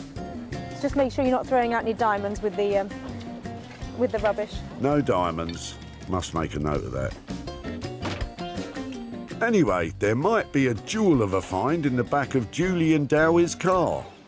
Oh, you've got a lovely boot full there. There's all sorts. Where's all this coming from? This is my son's house. He's moving house. Okay, and you're helping out. He's moving to London? Yes. He's leaving you, is he? Yes, at last. At last. I've heard of the bank of Mum and Dad, but the moving company of Mum and Dad? Who'd have children, hey? Well, I wouldn't mind, but it's I was 33. Never get rid of them, really. Don't say that. Well, it does mean you've got the pick of his old stuff, Sarah. What do you think of those chairs? I think these good solid chairs, aren't they? They're yeah, handmade. Nice shape base to them. Nice and sturdy. Normally they really wobble. Don't sit down, I might not get up. Yeah, comfortable. Have to be comfortable, don't they? If it would be okay to take away these chairs. Yeah, that would be nice, yeah. I really appreciate those. I'm going to take those away. Sarah's legged it with the chairs, but what do Julie and Dowie think will become of them? Yes, you can do something if they were sanded down and just that natural wood brought back up again. Here's hoping the chairs will still have legs in the sales market. Sarah certainly thinks so. Charming, solid, bit of 50s styling on here, and potential to give them a really charming makeover. And we know who likes doing that, don't we?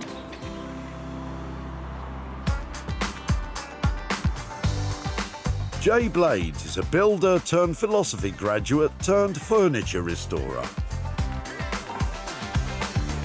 A couple of people have asked me, how do I describe my style? And personally, I don't know. I call myself a modern restorer, which basically means I restore furniture for a modern market. Jay has his finger on the pulse of modern design interiors, reworking the very best of British craftsmanship and bringing it to the 21st century. Someone did say to me once that your furniture makes me feel happy. So I used to call my furniture happy furniture because it makes you smile and adds a little bit of humour to your house. My style is definitely not boring. My style is definitely not run-of-the-mill. At the moment, those chairs aren't exactly avant-garde, so Jay might have his work cut out making them his own.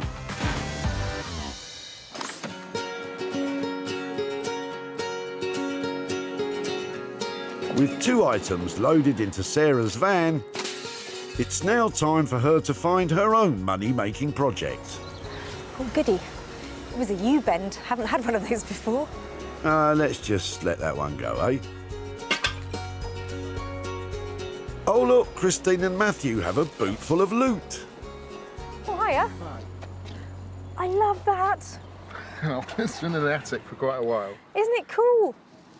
No, it's not cool, is it? It's not cool. No, it's Well, actually, it is cool. No, I'm with Matthew, it's not cool. So you said it's been in an attic? Yeah, I think it's Axminster, I think. Lovely, British quality, wool. Yeah, it used to be the lounge carpet, I think. Wow, and so, yeah, it looks like it's may have been used or may have been under the sideboard or something like that, doesn't it? So how old's your house, or? Well, it's the 1930s, so yeah, that could be at least 50 years old or something like that. These type of carpets have been made in the Devon town of Axminster for more than 260 years. And they're still supplied to classy residences all over the world today. Christine and Matthew, however, need convincing of this carpet's merits. People love this kind of thing. Can you see it? No. Right, I'm going to roll up the carpet and say thank you so much for letting me have it. And I will have fun, actually. I really will. Well, if anyone can have fun with a bit of old carpet, it's Sarah. Hopefully, Christine and Matthew will see its beauty when she's done with it. She said you can trim it up and make a runner or something out of it, because actually it's quite good quality, wasn't it? Or one of those like old-fashioned carpet bags. Which actually, that might be quite retro, mightn't it, actually?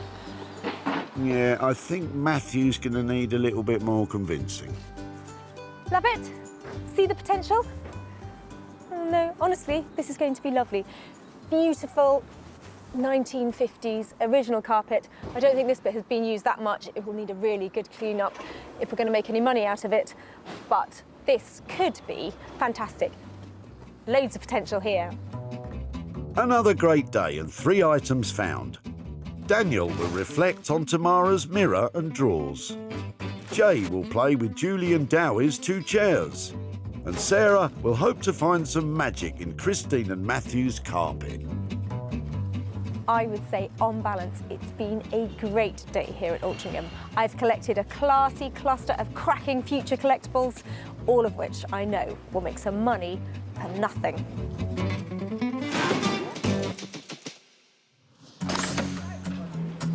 The East London borough of Walthamstow was home to revolutionary Victorian designer William Morris. Today, print designer Daniel continues that radical vision. And he's already thinking creative and thrifty thoughts. Good man, Dan. I've got a few designs that I've got in mind, and hopefully, you know, we can bring things in at a good price so that we can make a profit. A man-sized profit's definitely what Sarah's looking for. That peach princess, I think, really needs a masculine makeover. So I'm hoping Daniel is the man for the job and that he'll help me carry it upstairs. Daniel's just the lad if you've got something heavy. There you go. Okay. Great. Okay, so mirror for up there. Yeah, I have got the legs for it. I'm wondering if maybe we should put them on to see what it looks like, to give you an idea about the proportion of it. It'd be nice to make it more contemporary. Would you be keen to keep it just one colour? I think maybe we keep it one colour. We might do something tonal on the drawer fronts. Daniel might opt for a two-tone look on the dressing table, but the girly peach paint job definitely has to go. And he's got another idea.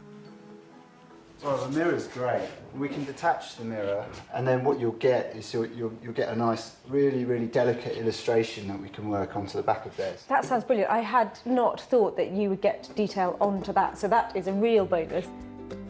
They've decided on a radical redesign, but what's all that going to cost?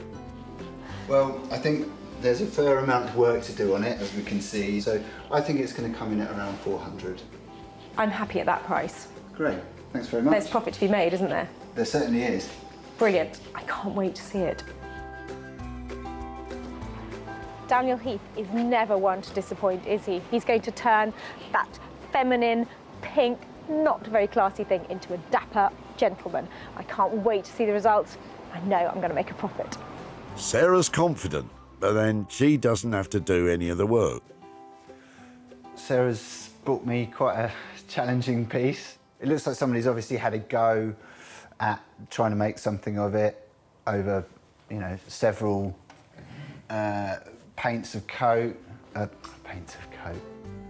You'll definitely have a lot of paints of coat to do before that's presentable. There we go. Daniel has a budget of £400 for that transformation, but will he really manage to turn peach and fuzzy into butch and beautiful?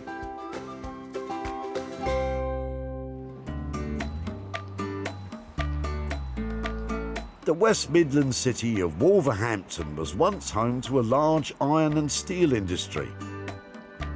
Today it's home to Jay Blades, who's eagerly awaiting some tip treasure. Well, Sarah's coming along today. Obviously going to bring me something nice and interesting from a rubbish dump, I'll have you know. Nice and interesting, Jay. That's asking a lot. These chairs are solid and brown and quite nice, but so dull. And what I need is Jay to absolutely go to the edge with them and make them into something amazing. Hiya. You all right? Yeah. Guess what I've got for you? Chairs, man, more chairs. Lovely chairs. I'm glad you said lovely.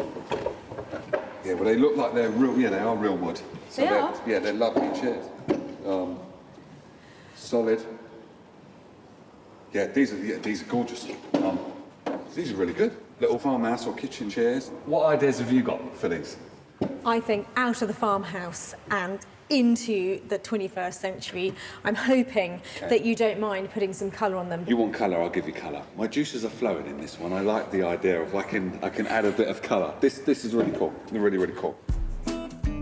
So the dull chairs are in for a colourful Jay Blades transformation. I won't say too much about what I'm going to do to them, but they are going to be wow. How much money do you want to make them wow? Hit me with it. Come on. He's thinking about it. Still thinking about it. Still thinking. Still thinking. I'm going to say 75 a piece, 75 each, to make these wow. I'll leave them in your very capable hands. Thank you. It's very kind of you. I'll hopefully come back and find something a bit prettier next time I see you. Well, they're going to be pretty amazing. They're not just going to be pretty and amazing together. Go for it. Okay? Can't wait to see them. No Take problem. care. You too. You take care. It's going to look really cutting edge, really trendy. It's not even trendy, sorry. These are going to be setting the trend. These two are just going to get that woo factor, is what they're going to get. Woo! But is the woo factor really going to be enough to see Sarah turn a profit on these? At a budget of £150, they'll need every bit of bling Jay can bring.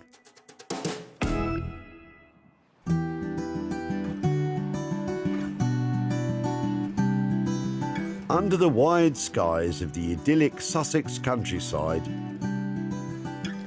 Sarah's at home in her farmhouse. And she's about to get to grips with a colourful item of her own. That roll of old carpet she grabbed at the tip. I absolutely love this big, bold, floral style of carpet, but I really want to make the most of it, so I've decided that I want to make luggage out of it. Victorians used to make carpet bags and use them all the time, and original ones sell for an absolute fortune, but I'm hoping just to create something that is pretty and usable and make a few quid out of it.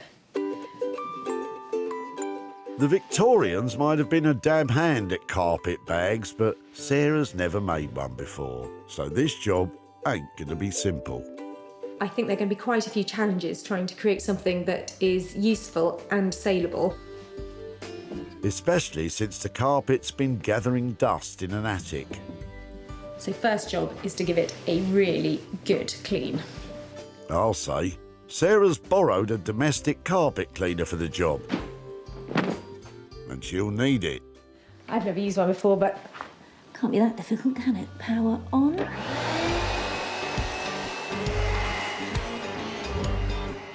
Before the suitcase became popular, carpet bags were used as luggage by travellers who would otherwise have to take heavy wooden trunks.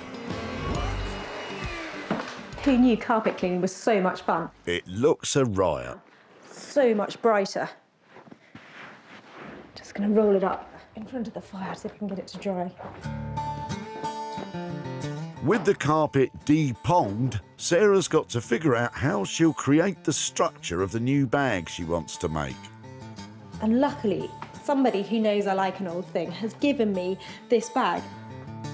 Sarah plans to combine the skeleton of the tatty old leather bag with the carpet fabric to make her new luggage. But first, she'll need to take the bag apart. I've only got one chance to get this right, so I need to cut carefully. Maybe I'll just pull it apart first and see what happens. Maybe you should think it through, Sarah.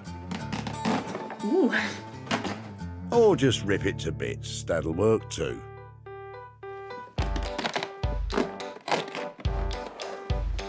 I don't really like the idea of having a comfort zone, but I'm well out of it right now.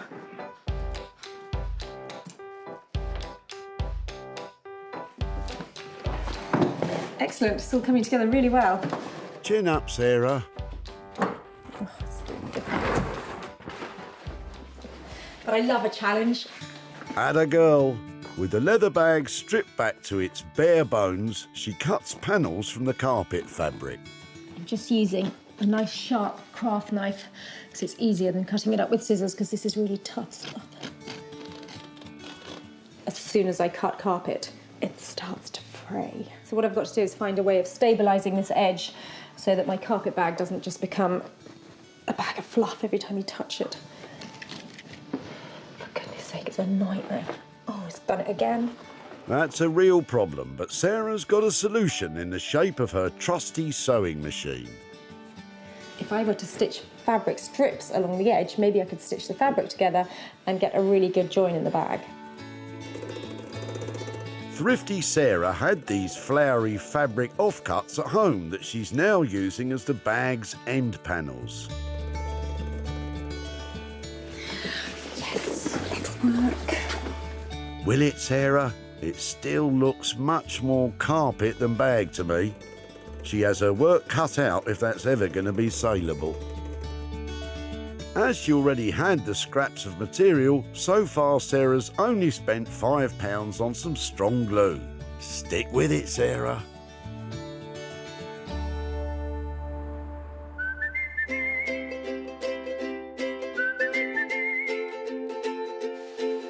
Back in his studio in Walthamstow, East London, Daniel's turning his attention to the dressing table. One of the first jobs is to remove that thick layer of gloss paint. Now that's going to be a tough job. So I'm going to strip down the paint, and I think that I'm going to see what the condition is of the piece underneath. I'm still a bit concerned about how we're going to get the paint off without messing up the top surface. I'm hoping that putting a bit of heat on the paint surface will just bubble it up, so then we can scrape it off, because... Oh. Whoops, don't drop your drawers, Daniel. This heat gun will help to strip the thick paint from the wood beneath. So it's bubbling up. I'm hoping that that will mean... Yeah, lovely under there. It's actually really nice. I think it's teak. I wonder if that will change my ideas, what I do with it, in terms of painting the drawers. With this discovery, Daniel might ditch the plan to paint them and instead expose the natural wood. That's going to mean a lot of painstaking prep work. But that doesn't daunt a perfectionist like our Dan. This piece of furniture was made nearly 60 years ago, but you sand it back and actually it's still great underneath. It's built to last. I'm going to carry on scraping. You do that, Daniel. It's going to take you a while.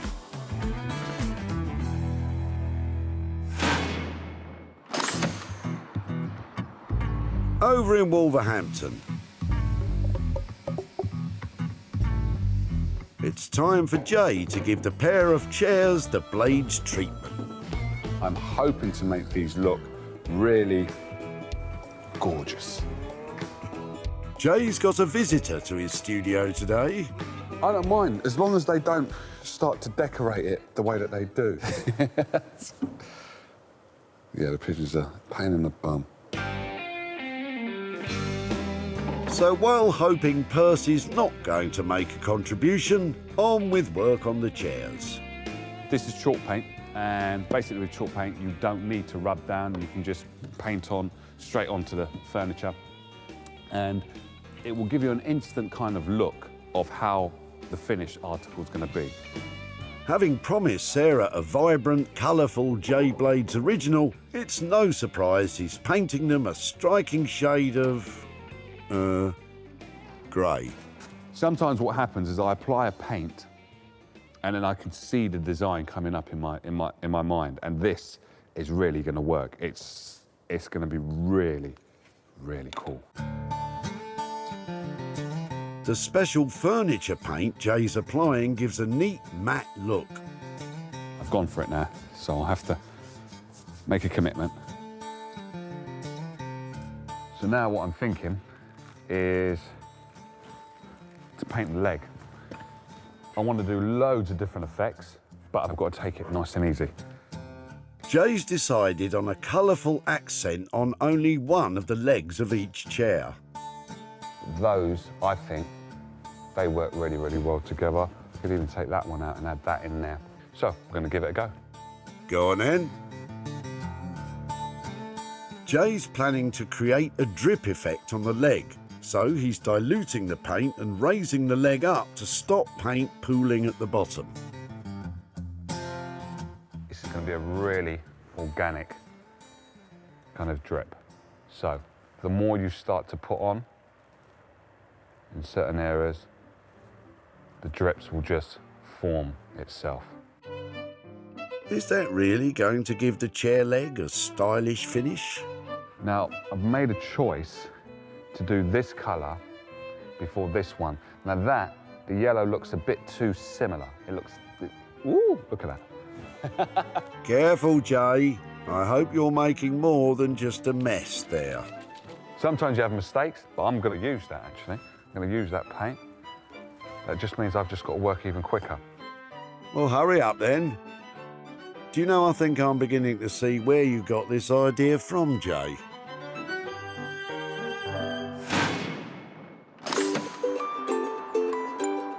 In Walthamstow, Daniel's still hard at work on the dressing table. Today, he's helped by his assistant Laura, and it's a good job because it's intricate work. The primer from the previous paint job is still in there. Just getting the last remnants out with little scalpels. Scalpels? This is less like woodwork and more like surgery. Gotta get it all. But I think it'll be worth it. I think it's gonna have a good result. Once every last atom of old paint has been removed, Daniel's planning to paint the exterior of the unit and oil the front of the drawers to showcase the natural wood grain. We'll have a nice contrast between the kind of warm, orangey wood and the cool, dark blue that we're going to use on the outer casings. But before all that, a base coat. He's even going to line the drawers with wallpaper of his own design. This should be enough, unless I'm not doing my calculations right. Daniel's going all out to create a unique and sophisticated new item for Sarah.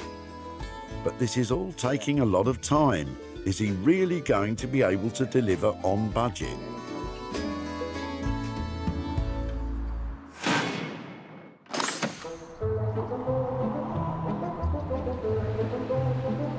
Back in her farmhouse in the West Sussex countryside, Sarah's putting the finishing touches to her new carpet bag.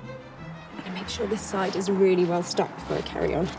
When she picked it up, this was a length of unloved floral carpet.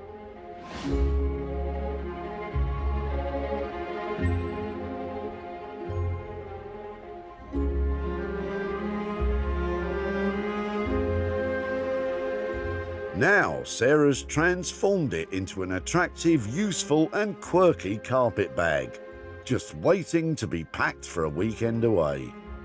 The frame of the old leather satchel has been incorporated to give the bag structure, and the contrasting floral fabric at the sides gives it a sophisticated look. Supercalifragilisticexpialidocious. Well, it turns out that you really can make a carpet bag out of an old rug. I'm really pleased with it. Jolly good.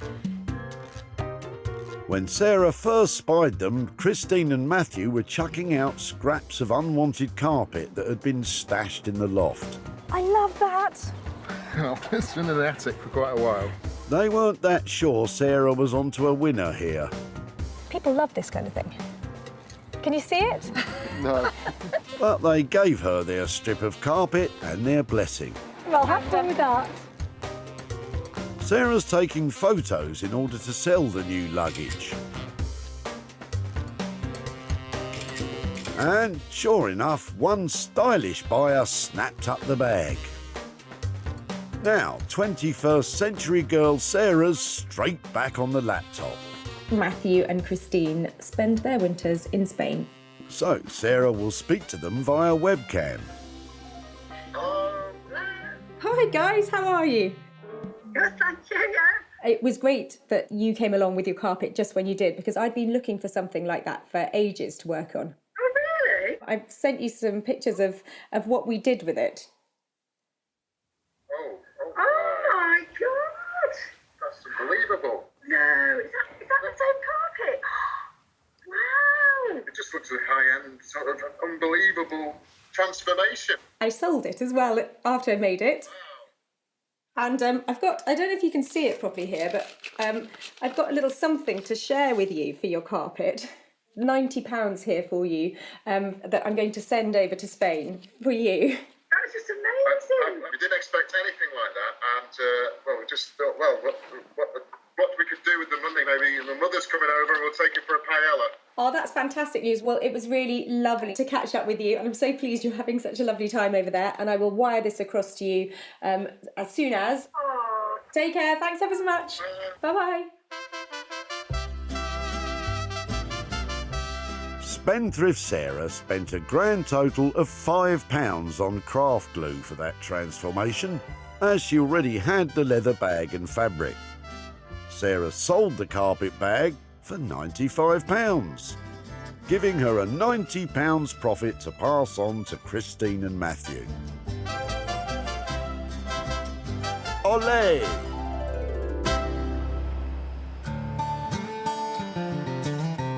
In Walthamstow, Daniel Heath's putting a final shine on the 1950s dressing table with mirror. Well, I'm back in East London to see if Daniel Heath has managed to change the drab dressing table into something beautiful. It was right up his street, so I really hope he's nailed it. When Sarah picked it up, this was a vision in peach. Girly and stuck in its dated paint job.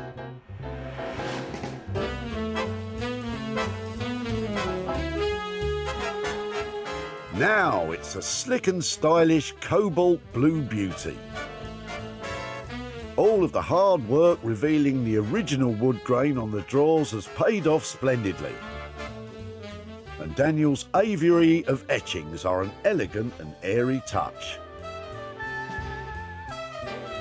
But will Sarah be drawn to it? I'm looking forward to showing Sarah what we've done with it. It was a lovely shape to work with, a nice piece to work on, especially considering how it came in. You said it, Daniel. Daniel, hiya. Hello, Sarah, how you doing? I'm really well. Is that really it? That's it, yeah, that's what was underneath all that pink. The wood's beautiful. The grain is quite lovely. And that mirror, it's lovely. These are just charming, aren't they? Thank you. Beautiful etchings on there. Tucked away, there's even more. Oh, what a surprise. We've lined the drawers because we wanted to bring in some more pattern into the piece as well, so yeah. That's a really lovely touch. I think that's beautiful to get that extra bit and that colourway inspired. Oh, wow. Wallpaper of Daniel's own design in the drawers makes another personal touch. I really can't believe how stylish it looks. It's a smart packed piece. in there, isn't it?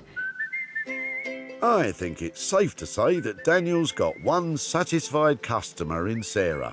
She might even sell it if she can stop enthusing long enough. I think you've created something that's hugely saleable, and it's just how hard to resell it for because it's beautiful. Yeah, I couldn't believe what it was hiding basically underneath the kind of thick pink gloss. When Sarah first spotted them, mother and daughter Carol and Tamara were clearing out surplus items after disaster struck at home. Because I had a house fire and I ended up with nothing, and everybody has just been so great and donated everything.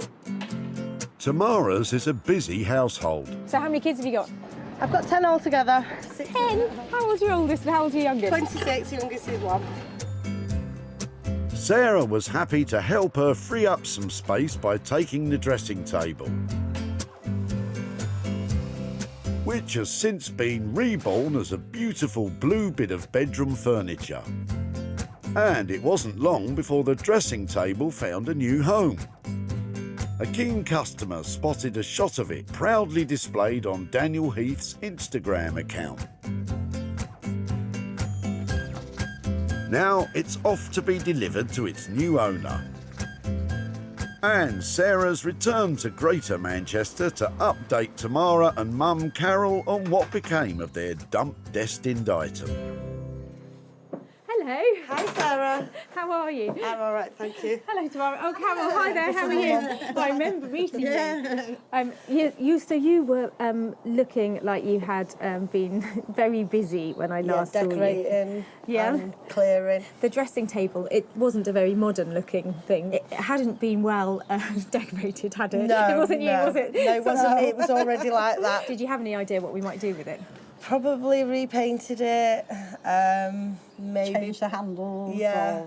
a bit of an update. Yeah. I took it along to a guy called Daniel Heath, and he specialises in surface pattern design. So, do you want to see what he did with it? Yeah. Here is your dressing table. So he stripped it back. Yeah. And he It's lovely. repainted Look at the it and mirror. finished it and engraved the mirror. That's gorgeous. That's lovely. So I did manage to sell your dressing table. I've actually got some money here. I've got £350. No. Shut up. Wow. Wow, Sarah. Oh, all yours. Thank you. Oh, thank you. Oh, That's brilliant. It's an absolute pleasure. I didn't really expect that, honestly. It was brilliant. And what will you do with it? Any ideas? I'm going to buy a new TV with it. I had one donated and I was very grateful. The sound went on it this morning, so I'm going to replace the telly. Excellent. Well, really great to Brilliant. catch up. Thank you, Sarah. Nice to see you, Thank Carol, so as well. much. Bye-bye. Okay, thank you. I am so pleased that this particular project has turned out well, because Tamara and her family have been through lots recently, and I think that money is going to come in handy. Daniel's materials and labour on the dressing table came in on budget at £400. It then sold for a splendid £750, leaving Sarah with £350 to hand over to Tamara.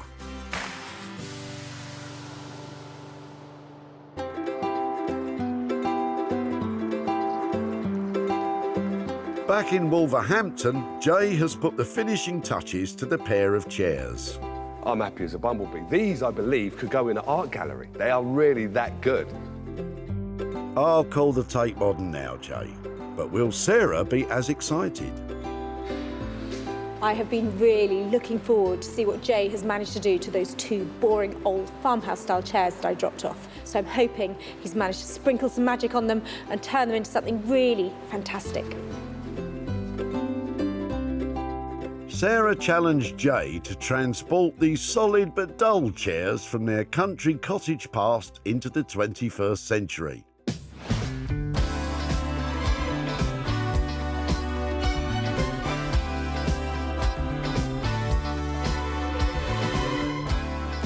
And Jay has certainly not disappointed. With a bit of elbow grease and the flick of a wrist, he's given them a whole new future on the interior's cutting edge. The cool grey base coat makes the perfect canvas on which to showcase the bright, bold neon drip effect, which brings the chairs alive with personality and colour.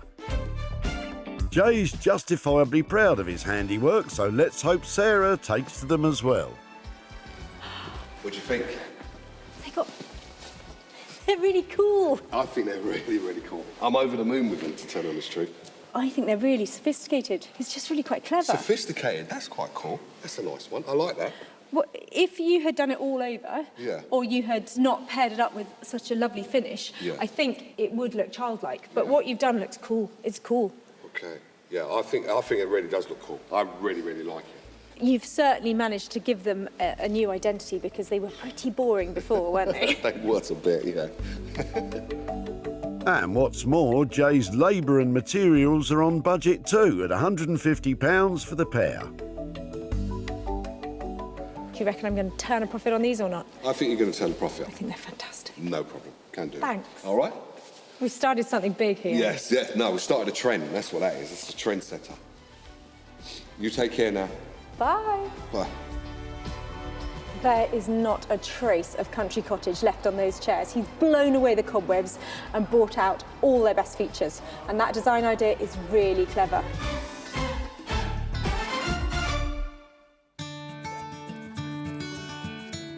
Dowie and Julie were clearing out their son Owen's stuff in preparation for a big move. He's leaving you, is he? Yes, yes, at last. At last. Sarah took a shine to their pair of chairs. Good, solid chairs, aren't they? They're handmade. Dowie and Julie were happy to let her have them.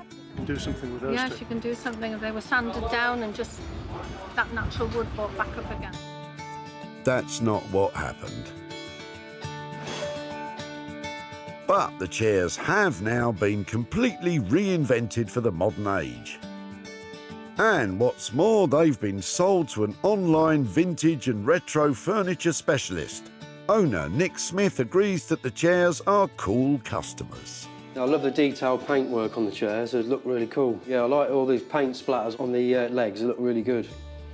Different, very different. Time to head to North Wales, and with Dowie busy at work, Sarah will be showing Julie what became of the chairs. Hi there. Hello, Sarah. Very nice to see you again. And you, and you. Well, it was great seeing you at the tip and being really helpful. You were helping your son move, weren't you? Yes, it was a busy day. I saw lots of things I was interested in that he was disposing of.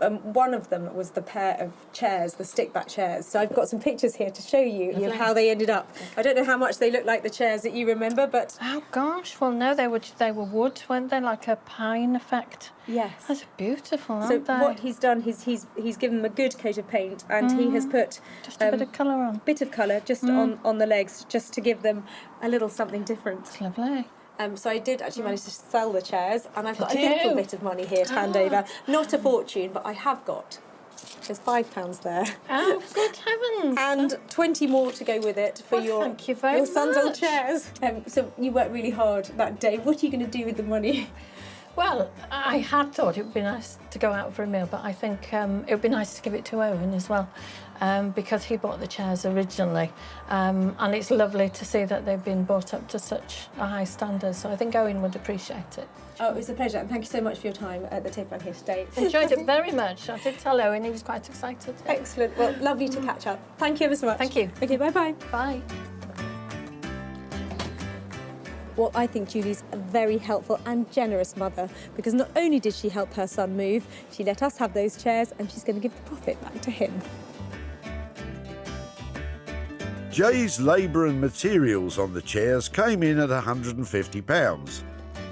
Sarah sold the pair for £175, leaving her £25 to hand over to Julie.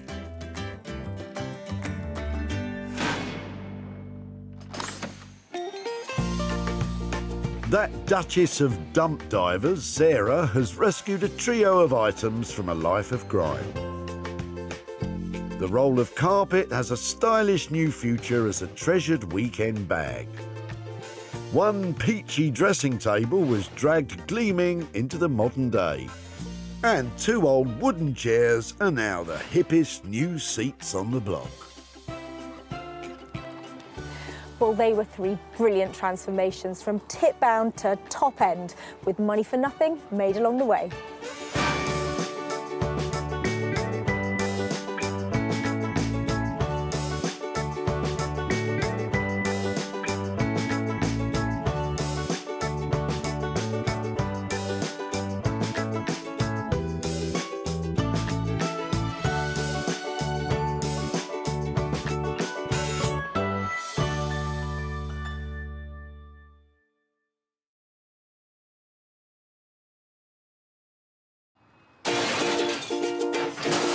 Have a little rummage around in your rubbish.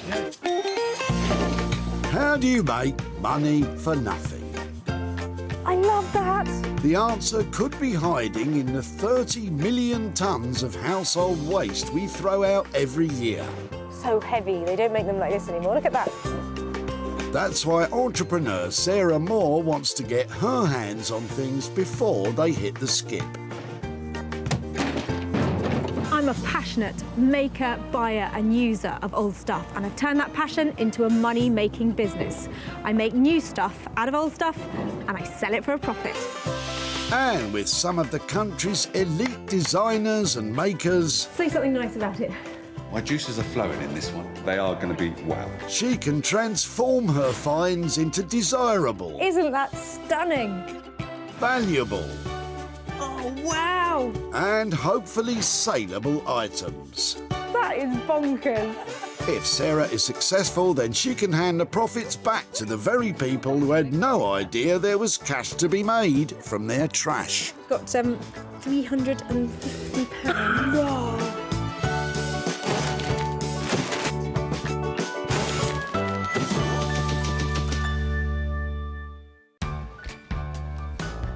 Today we're at a recycling centre in Altrincham, just south of Manchester. Sarah is in her element. For her, being down the dump is like a visit to a chic boutique. When you come to a place like this, you're on a mission to clear out, whereas I'm on a mission to clean up, because there are mountains of money to be made out of piles of rubbish. The recycling centre has given Sarah special permission to do what she does best, treasure hunt. I think it's going to be a top-tastic tip day today. She must find 3 unwanted items to rejuvenate or repurpose to sell on for a profit. What will she uncover? Will it be trash or treasure? I think it's fair to say that's trash. Take it that way. Can Jean-Luc add a little je ne sais quoi to proceedings? Oh, hello. Hi. Hi. That's not going in there, is it? It looks brand new. I'm afraid yes. Really? I tried to recycle to charity, but it wouldn't go because it doesn't have the labels on. Oh, I know, I hear that all the time. Do you mind if I have a little closer look at it? You can have a look at it. So is it yours? It's my daughter's. She needs some room in the house. It's been used, but it's absolutely fine. There's nothing wrong with it. Would it be right to pull it out and have a closer look to see what it's like? Yeah. Jean-Luc's talking about the UK fire safety label. All upholstered items should have one. Charity shops can only accept sofas if the label's attached. It's not a concern for Sarah though, as once she's finished, it will comply with all the regulations. Come on, let's have a seat. Are they going to bring us a cup of tea? Yeah, I think so. What do you reckon? That's the bubba. You see, I'm looking for things I can maybe use again, maybe re-upholster, and if it's not comfortable, there's probably no point. But this is... It's quite comfortable. Okay. Great, so glad you came. I might stay the rest of the day here. 2 sugars, please. I don't think it's funny. If it's all right, I'll take it away. You can indeed. Can I keep in touch? And if I manage to make something out of it, I will show you what I've done. And that'd be fantastic. Okay. Let's save this for another day. Okay. Jean-Luc's trip to the tip has turned up trumps for Sarah. If you do something with it, that'll be great. That'll make my day. Très bien, Jean-Luc. Who knows what Sarah has in store for this item? It's que sera sera for this settee. This sofa is a little bit newer than the stuff I normally take, but it's compact, it's in really good condition, it's comfortable, and therefore it's saleable. I think I have potential to turn this into some cash. Not without a little help, Sarah. Meet Ray Clark, upholsterer extraordinaire. Ray made a name for himself in the world of fashion design before discovering his love for vintage furniture. His fresh, modern designs mix practicality, comfort and luxury. Look, I never intended to become like an upholsterer at the beginning. It wasn't the thing I set out to do. I suppose you could say upholstery found me.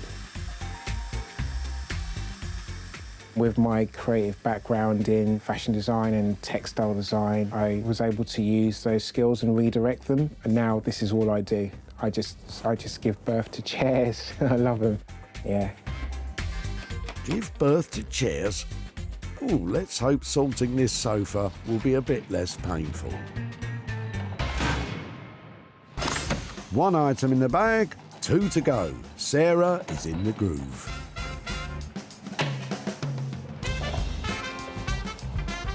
Down at the tip. Let's get down to business. I think that's... And it's not long before Sarah hones in on Paul. Hiya. Hello. That looks like some interesting stuff in there. Yeah, it's just the contents of a garage that's built up over the years. Okay, can I have a close look, have a little rummage around in your rubbish? Yeah, you're welcome, yeah. Luckily for Sarah, Paul's having a clear out as he's soon going to be moving home. Side toolbox. So she's on the hunt for a gem in his junk. Oh, lovely, I love that. Who'd have thought an old toolbox would catch your eye? I really like that. Oh, right, okay. It's got, I think they call it patina these days. Most people call it rust and wear on it, but so maybe something I could do with it. Well, I call it patina, but it's all the same thing. Oh, look, she spied a filing cabinet too.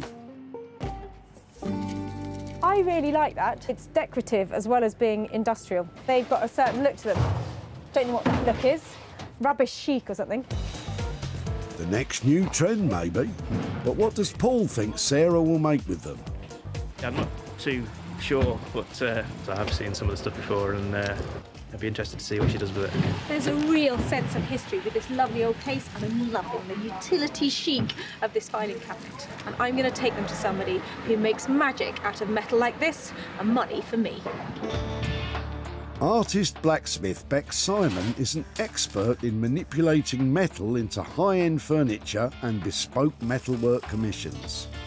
When I went to art college and I was looking around to see what degree I wanted to do, I went into the forge and I saw people working with fire and the anvils and hammering metal. Oh, that was it. I just knew that that was what I needed to do. Together with husband Dave, this formidable team has the skill and imagination to create something special from any old iron. There's nothing more exciting to come into work, light a fire, heat up your metal. It's very magical.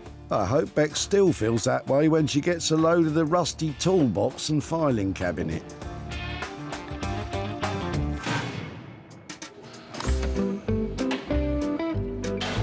Sarah's got goodies for Bex and Ray. Now she's on the lookout for an item she can transform. But if it's already hit the skip, then it's off limits. She has, however, spied a little gem she'd like to share with us, so has asked a Recycle Centre employee to fish it out. I love these. Okay, if you find one of these, don't throw it away. It's got a hook on it. You put a little tea light in the bottom and it props up, and you have the most beautiful little wall sconce, and it sends out these lovely little rays of light from it. Don't throw them away. Even if it's a grater, that's worth £5. Love it. Never mind. I spy a familiar face. We've seen Tamara at the tip before. I've had it donated off friends and a charity because I had a house fire, and I ended up with nothing, and everybody has just been so great and like donated everything. Having relieved Tamara of her 1950s dresser, Sarah has her eye on an old set of ladders. Lovely stuff. Wow, they look like nice old ones. Yeah. Where are they from then? These were left in my house, my new house, by the gentleman that used to live there, and I've no need for them. I think they look cool. Can I have them? Yes, you can have them. I'll try and make something cool, make some money maybe. Yep. Be back in touch? Yeah. That would be lovely, thank you. That's another item saved from the scrap heap. I would have used them had they been safe, but I didn't think they were safe, so I'm glad Sarah can make use of them. So what do you reckon? A step too far or a stairway to heaven? Sarah has her 3 items. Ray will take up the challenge of rejuvenating the sofa. Bex will get busy knocking the filing cabinet and toolbox into shape. And Sarah will be tasked with transforming the ladder. I can't save every bit of rubbish that comes in here. But I've had a really good go today, and I've got some cracking items, all of which I know are going to make some money for nothing.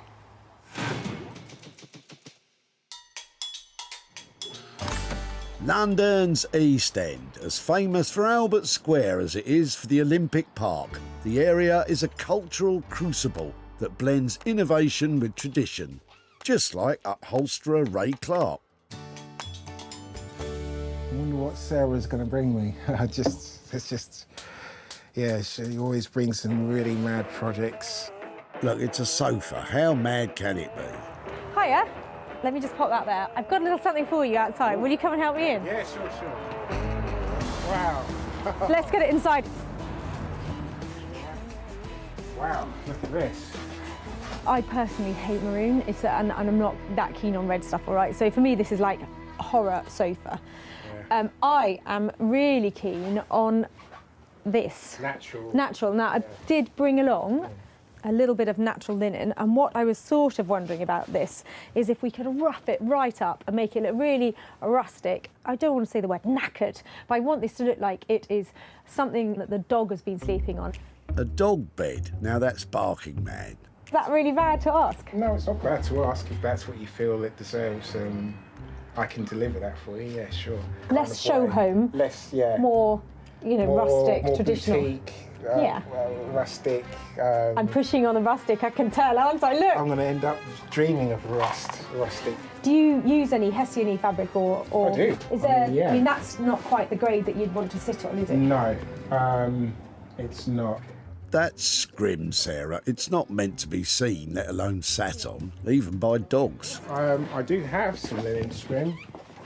It's quite thin, but it can be doubled up. I'm looking at designer stuff. £50 a metre. How much is this a metre? That's about £3 a metre. Now that's my kind of money. But it's the look. It's the overall look. But do you know something? You are so good at your craft. If you can make it look good in a sack. Sarah's made a saving on the material, but how much will it cost for Ray to weave his magic? Ballpark figure?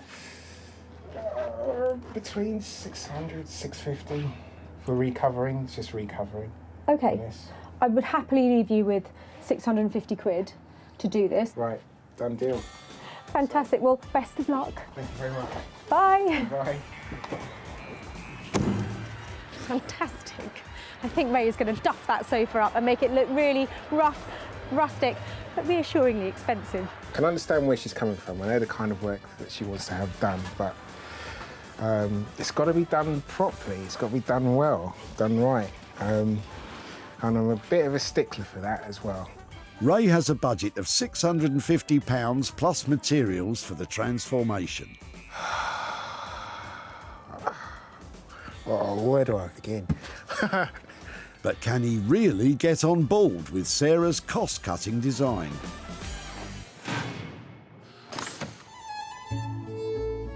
Ah, the peace and tranquility of Surrey. An area of outstanding natural beauty, it's also England's most wooded county. But who needs wood when there's metal to mould? Not blacksmith Bex Simon. She does like to challenge us with things, doesn't she? She does. She Yeah. hasn't defeated us yet. No. Let's just hope it's not a filing cabinet. OK, who let the cat out the bag? As soon as I saw this, I totally thought Bex and Dave. I think they're going to love this. What do you do with the filing cabinet? File stuff. You file stuff. Paint it. Paint it. Crush it. Steady on there, Bex. No. What's the matter? It's a filing cabinet. Yeah? It's beautiful. How can you not love my tubby little filing cabinet? Oh my goodness. Should we take it in and have a look? Yeah, sorry. You don't like my filing cabinet. I'm really offended. I found this as a tip, you know. Amazing. And if Bex has anything to do with it, it's going straight back there. Oh, I'm thinking classic 1950s styling here. It's got beautiful handles. The drawers go in and out. Look.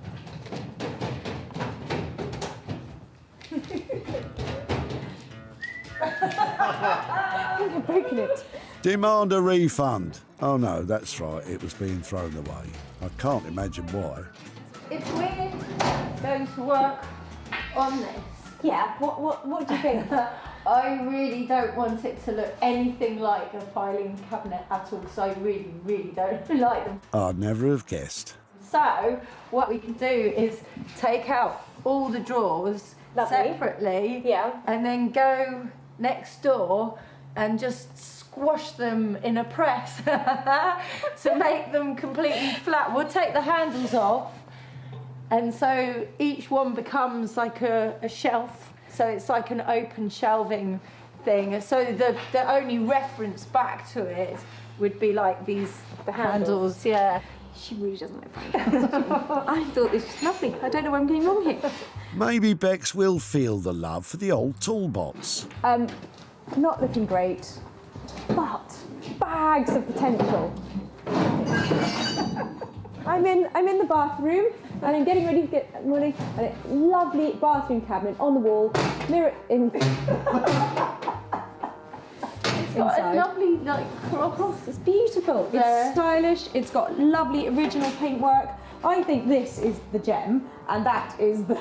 You don't have to do both. You could just do one. Could be okay. Just need to ease the hammer, hinges a bit. Yeah, hammer some of these like dents out and things. Okay, so basically, you're not feeling the love for these. You want to crush this and hammer this. Why don't I just leave you with some budget, a little leap of faith, and I'll come back and there'll be something saleable that is in profit. Yeah. If it's not going anywhere, we'll stop and say, We'll okay, ditch it. we've lost a few hours on that. It's a no-goer. I think go for it, but if it reaches over 300 quid level in budget, then give me a call because I need to sign that off to make sure that I think we're going to be in profit. So on that basis, are you happy to go for it? Yeah, let's do it. Fantastic. Well, I think it's pretty safe to say that Bex is not keen on filing cabinets. They're just so ugly. They really are. I hope that between them, Dave and Bex managed to make something out of those two items. Otherwise, I'm just going to come back to a little pancake of a filing cabinet and not a lot of profit. Wish us luck. With a starting budget of £300, will Bex and Dave salvage anything from Sarah's finds?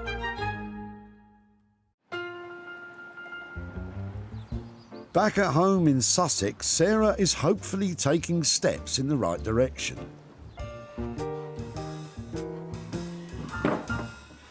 I love these ladders, but as they are, I just can't make enough money out of them if I just sell them like this, so I've got to make them into something.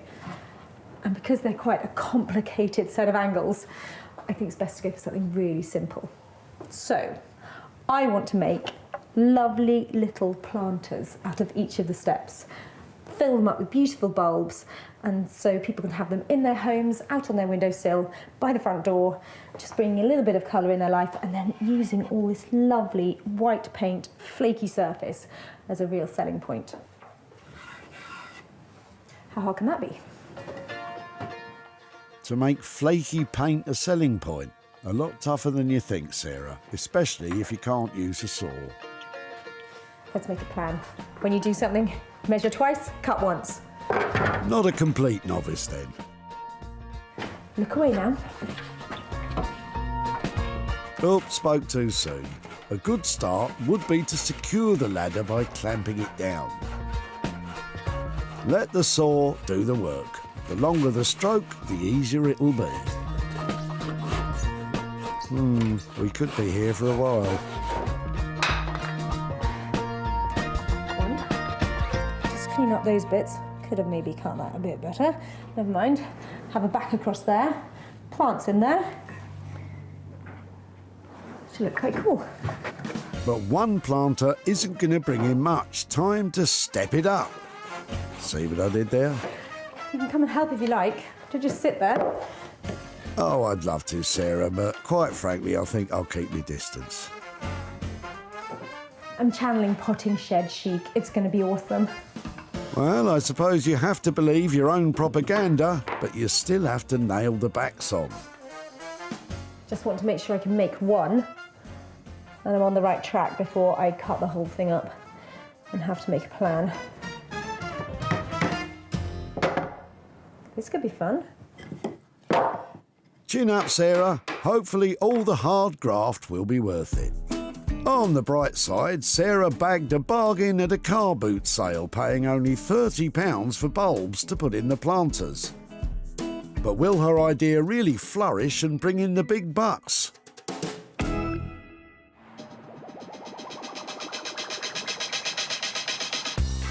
At his studio in Poplar, East London, it sounds as though Ray has come up with a design compromise for the old maroon sofa. The overall look is quite rustic, like a countryman's jacket with, you know, the leather patches, kind of that look, but translated into a two-seater sofa, if you know what I mean.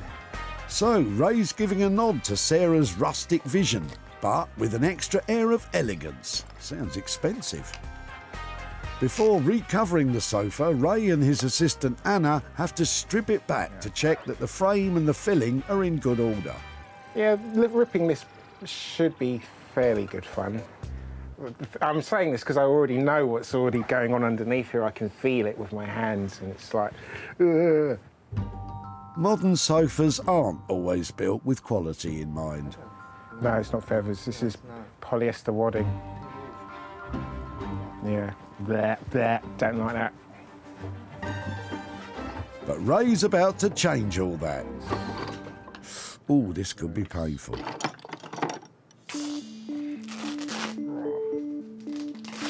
Cardboard here, cardboard here, cardboard here. They haven't even bothered putting webbing in here. It's just, I could punch through that. I'm not going to. But yeah, it's a cardboard sofa. High-end sofa frames are made of solid hardwood like oak or maple and are put together with screws, glue and wood blocks. These could last a lifetime, but modern manufacturing methods and price wars have created some new ways of building frames. Some are okay, others not so good. The springs should be lashed laterally from end to end so that when you sit in them, they don't spread apart. Yeah, this is I wouldn't say shoddy. Yeah, I would say shoddy actually. This has got to be pushing Ray's perfectionist nature to the limit. I want to do this properly, or as well as I can possibly do it. So it's going to be upgraded, better than it was when it arrived anyway, much better. Ray's exacting standards has meant the job has gone from a relatively simple recover to almost a complete rebuild. That's the excitement of the challenge on this, trying to produce something and still keep to within the budget, so it's not just like built with cardboard. Oh, I hate cardboard. I hate cardboard. I can't stand cardboard. From one artisan loving life... Look at that. Nasty, nasty, nasty. ...to another.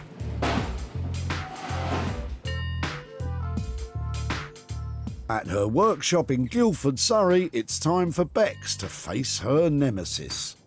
Do you want to have a go at having a look at this? No. I really don't like them. If you can take it apart for me, get all the drawers out, Yeah. then... Do that? Yeah, if you do that for me, first stage, then I'll... Oh, okay. Thanks. Nice try. Explain to me what you're trying to do. Squash it flat. Just the whole thing? Yeah. So, the plan is to make a shelving unit using the drawers of the filing cabinet as the shelves. Stomach muscles in, stomach muscles. In the past, Beex has used her pneumatic press to shape and straighten method. But this is the first time she's squashed anything with it.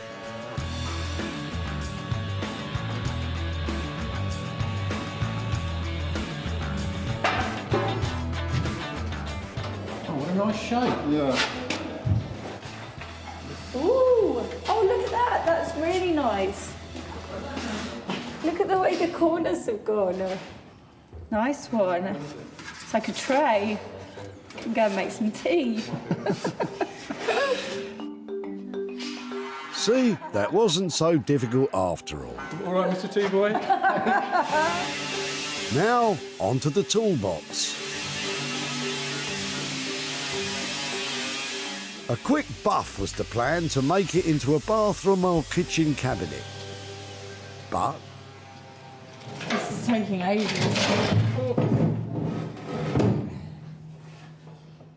It's working though. Yeah, but it's like, to do the whole thing... Well, you nearly done the whole thing. Well, no, but I think... Look, imagine being someone who's going to buy...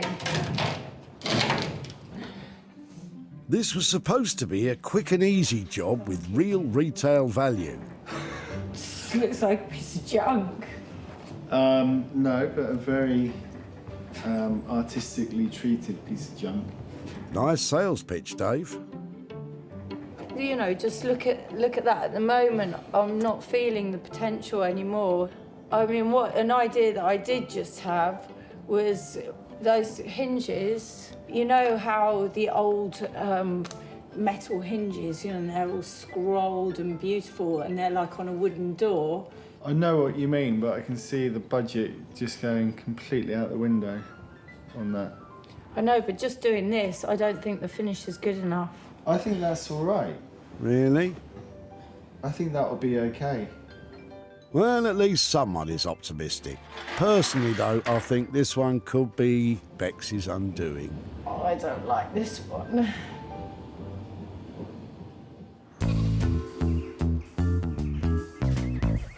Back in Sussex, Sarah's putting the final touches to her refashioned planters.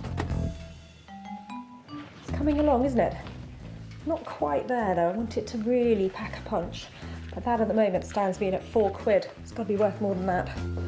It needs wow factor, sparkle, pizzazz. Or an old tin bucket. Not exactly what I had in mind. Happy days. Happy days indeed. This old wooden stepladder was saved from the skip. The steps of the ladder now make up 7 country cottage planters. Sarah kept costs down by using soil from her own molehills and bulbs from a car boot sale. And as much as it pains me to admit, the tin bucket tags are an inspired addition. I was a little bit intimidated when I first started this. I couldn't quite visualise how they were all going to look together, but I think these planters, all their forage stuff inside them, all the free stuff that adds that lovely look to them, has worked out really well. And I think I'm going to make a blooming great big profit out of this look too. Sarah first discovered the stepladder in the back of Tamara's car. Well, they look like nice old ones. Yep. Where are they from then? These were left in my house, my new house, by the gentleman that used to live there, and I've no need for them. The ladder's days may have been numbered, but Sarah's crafty talent means it looks great revamped into planters. And where better to get the sale started than at her barn sale.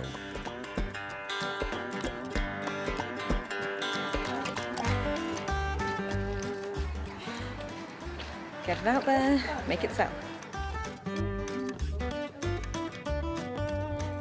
So, do you know what that's made from? No. Door frame or something, or... Old stepladder. Okay. Okay. You almost want the full set, don't you? I'll do your deal. They seem to be flying off the shelf. Fantastic, I'm so glad you bought that. Excellent, one more planter. Have a lovely day. Sarah managed to sell 4 planters, and Matthew, who owns Spriggs Florist in Petworth, snapped up the final 3. I love the fact that these were made from old step ladders. Gives us an opportunity to offer something really quirky to our customers. Now Sarah's on her way to tell Tamara the tale of her old wooden stepladder. Hiya. Hi, Sarah. Hello. How are you doing? All right, thank you. Nice to see you again. You were madly tearing about last time I saw you, and you just moved here, is that right? Yeah. And you had some ladders. They had a really lovely vintage look to them, but they're not that practical when they're old like that, No, are they? no. Do you imagine what we might do with them after we took them away? I don't know what you've done with them, but I can imagine you've done something good. Well, I know you said that you found them in the garden, so we thought it'd be nice to make something for the garden out of them. Okay. So, do you want to see what we did? Yeah. So here is your stepladder planted up with spring bulbs. Wow. We managed to make 7 of them. They're lovely. So I've got a little bit of money to hand over to you. Oh, thank you. I've got £90 here. Wow.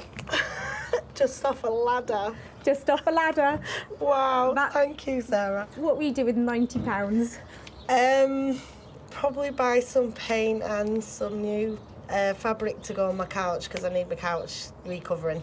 Oh, fantastic. So that's what that will be going toward. It was great to catch up, and so pleased that you let me have your ladders. Thank you. Take care. Sarah. So nice to see you. Thank Bye-bye. you. Bye. Thank you.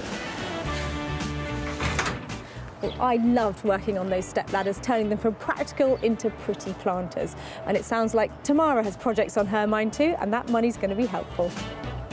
Sarah did well in keeping her costs to just £30 and even better in selling the lot for 120. That leaves £90 for Tamara and her family to enjoy.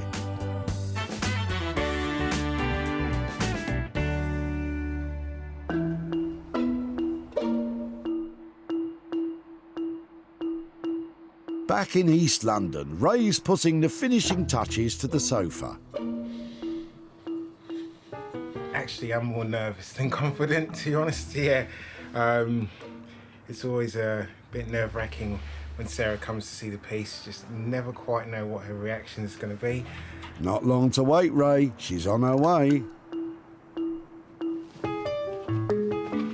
Ooh, you tease. Well, I left Ray with a chain store sofa and the idea that he was going to turn it into potting shed chic.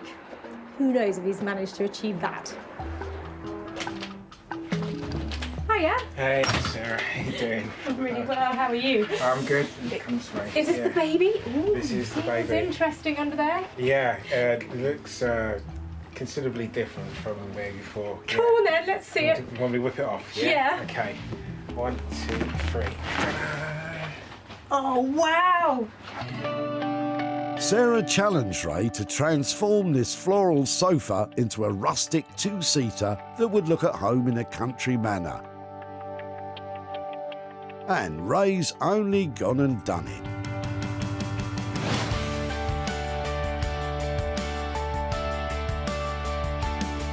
Hours of love and attention have seen this sofa stripped back and reassembled using master craftsman techniques. The mix of rustic raw linen with luxury leather and suede makes the old sofa almost unrecognisable. The vision I had was not something as sophisticated and loved as this. Oh. You have created, you know, a bit of the potting shed chic that I was after, Okay. but with some lovely detail. Yeah, yeah. It's lovely. I love the scruffy look. Thank you for giving it that. The thing is, to actually achieve this type of look takes so much work. And they're all hand stitched, aren't they? That's They're hand top stitched. stitched. That's like just hours and hours just getting that looking really quite perfect. Well, you know what they say? The devil is It's in the in the detail, details, and yeah, that's what exactly. you put into this. Did it blow the budget then? Because this isn't the spec that I left with. This I was on the £3 a metre fabric, and I'm not looking at that for that, am I? You're looking at somewhere around the £9.50 mark for this. Okay. That's £6.50 for the labour plus the materials. Okay, You so know. that's a bit more than we were hoping to get away with, wasn't it? We're hoping, but to be honest with you, it's infinitely more sellable, I think. Yeah. It's a case of the cobbler's shoes. I would love to have something like this at home as well. Great, we're going to a tip near you, and you too may have something like this. Yeah. You just need to have a keen eye like Sarah. It was at a tip in Altrincham that she struck lucky when she met Jean-Luc. Oh, hello. Hi. Hi. That's not going in there, is it? It looks brand new. I'm afraid yes. Really? I tried to recycle to charity, but it wouldn't go because it doesn't have the labels on. Oh, I know, I hear that all the time. In re-upholstering the sofa, Ray has also ensured it complies with all the fire regulations, complete with fire labels, so it's ready to sell. And where better to flog a high-end piece of furniture than at her barn sale? Well, it's a rustic setting, I suppose, and it's certainly caught Ron's eye. If you bought it, yeah. But I love this. I think I'll go for it. Really? Yeah. You sound surprised, Sarah. Well, I didn't expect to sell it today because I didn't think it was quite the right environment to sell it, but... It's in here, the set. It's like, we just love it. Another happy customer, but with a £300 overspend, has it made enough of a profit to make Jean-Luc, its original owner, happy? Sarah's travelled to his home in Hale to show him what Ray did with the old sofa. Hi there. Hello. How are you doing? I'm doing very well, thank you. Last time I saw you, I think you were being a very helpful daddy, or you were helping drop off a sofa. That's right. It wasn't yours, was it? No, I was dropping it for my daughter. Yeah. That's right. In the end, it went up to London to a great upholsterer called Ray Clark. Mm-hmm. Do you want to see what he did with it? I'd love to. Okay, see if you recognise this. Wow, that's very smart. That's outstanding. I love the leather on it as well. It's really nice. Yes, we were really pleased with how it looked. And I know you said that you couldn't give it away, That's right. but we managed to sell it. You did? Yes, and I have some profit to hand over here for you. So I have £100 here from the sale. Fantastic. Thank you very much. That's not for me anyway. That belongs to my daughter anyway, which will go to my granddaughter, hopefully. Everybody's happy. Perfect. Thank you ever so much. Thank you very much. Bye. Bye. Even though Ray went over budget, bringing his cost to £950, Ron was happy to pay £1,050 for the sofa, which meant a lovely £100 profit for Jean-Luc's granddaughter. Not bad for a sofa a charity shop had to turn away. Over in Surrey, it's time for Beex to reveal to Sarah what has become of the old filing cabinet and toolbox. I was really quite pleased when I found the filing cabinet at the tip, but Bex and Dave were not keen on it at all. In fact, when I left them, they said they were going to crush it, and I was going to pay them for the privilege. I can't imagine what they've done with it. It has been a challenge because obviously a filing cabinet's quite... Well, it's just quite big and bulky and... As blacksmiths, there's not a lot you can do No. with that sort of material. You know, I think we've managed to come up with something out of the two items that works quite well in a sort of wacky kind of way. It's one for a niche buyer, I think, this one. No, stop pigeonholing it. Don't pigeonhole it. So, a shelving unit and a bathroom cabinet then. Nothing so conventional from Bex. She fought her phobia of filing cabinets and has seamlessly brought together the old toolbox and filing cabinet to produce this contemporary locker. A drawer of the cabinet was squashed to form a shelf, and the lid of the toolbox makes an eye-catching door. And the quirks continue on the side with these hinge detail things.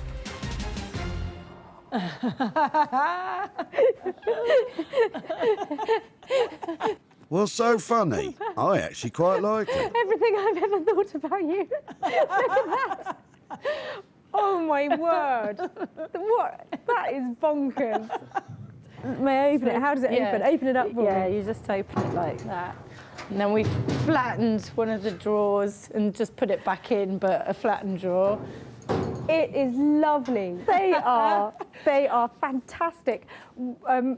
They look sort of alien, don't they? Yeah, well, it's basically based on circuit boards because it's, you know, filing and systems and stuff. It is brilliant. It's funny. It's useful. It's these hinges, really cool. Bex and Dave took on those 2 tip finds and won. What's more, they managed to do it within the agreed budget. I was have to say, teeny bit worried about the sort of idea that you had before, so it's actually quite a relief as well. Well, it's not often you get a good old laugh out of an old filing cabinet. They've done a fantastic job. My turn now to make some money out of it. Paul was moving home and clearing out his garage when Sarah spotted the filing cabinet and toolbox in the back of his van. I really like that. It's decorative as well as being industrial. Paul struggled to see its potential. I'm not too sure, but I have seen some of the stuff before, and I'd be interested to see what she does with it. And Bex certainly took some convincing, but she finally unleashed its quirky charm. It didn't take long for Sarah to entice Nick, an online retailer, into buying the bespoke piece to sell through his shop, Smithers of Stamford. This is absolutely bonkers, I love it. Sarah's on her way to Paul's new home to tell him what became of his old filing cabinet and toolbox. Hello. Hi, Paul. Hi. How are you? Good. So you've made the move? Yeah, we're here eventually, yeah. And so from what I remember, you were clearing out the garage in your old house. Is that right? That's right, yes. Yeah, so I love the look of your sweet little filing cabinet, and we took away an old metal box case as well. Yeah. I took them to Beck Simon, who is a fantastic blacksmith artist who works with her partner Dave, and between them they decided they were going to make one lovely piece of furniture. Would you like to see it? Oh yeah, I'd love to. Okay, so brace yourselves because it doesn't look quite like you might remember it. Crikey. Wow, that's striking. Striking. I was wondering what you'd make of it, but that looks fantastic. And it's been sold, so it's gone off to a retro and vintage store, and I've got £40 here, which is the profit made from selling your filing cabinet. Right. Yeah, brilliant. Thanks very much. So you've just moved. Is there anything you think you might be using that for? We're looking at shrubs this weekend, so I think the garden's going to get a little makeover in one corner. Oh, fantastic. Well, if that helps to go towards that, then I'm really pleased. Yeah. But thank you so much for letting me have it. It's bright and it's beautiful, and it's going to go on to be in the heart of somebody else's home. Wonderful. So it's lovely. Really nice Thank to you. catch up. Yeah, Bye-bye. lovely. Well, Beck's completely squashed Paul's filing cabinet, but we managed to squeeze a little profit out of it too, and I think Paul's happy with that. Coming in on budget of £300 and selling for £340 means Bex and Dave turn Paul's old metal into a £40 profit. Not bad considering she hated it at the start. Sarah's managed to make money from all 3 items she salvaged from the dump. The sofa is now trendy with at least 25 years of good use ahead. The filing cabinet and toolbox became a new look locker. And of course, Sarah's idea for the ladder flourished into spring planters. Well, I really couldn't be happier. That's 3 amazing items, 3 fantastic results, and the chance to hand over 3 chunks of cash to some very delighted people.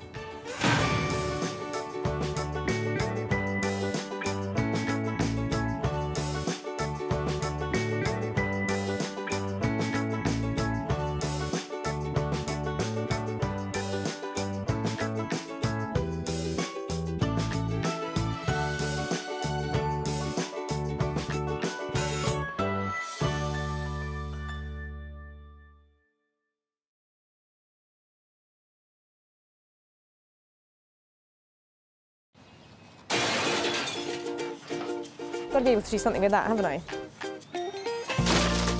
How do you make money for nothing? I'm going to take one and be back for the other.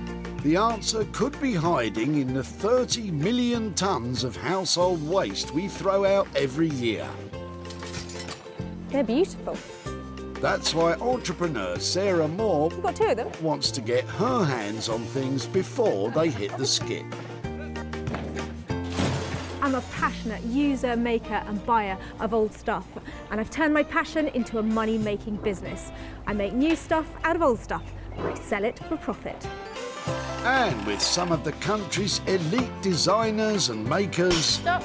You like to set a challenge for me, don't you? Nice. She can transform her finds into desirable, Isn't that clever? valuable, What an original piece of design. and hopefully saleable items. Oh, no way. If Sarah is successful, then she can hand the profits back to the very people who had no idea there was cash to be made from their trash. That is amazing.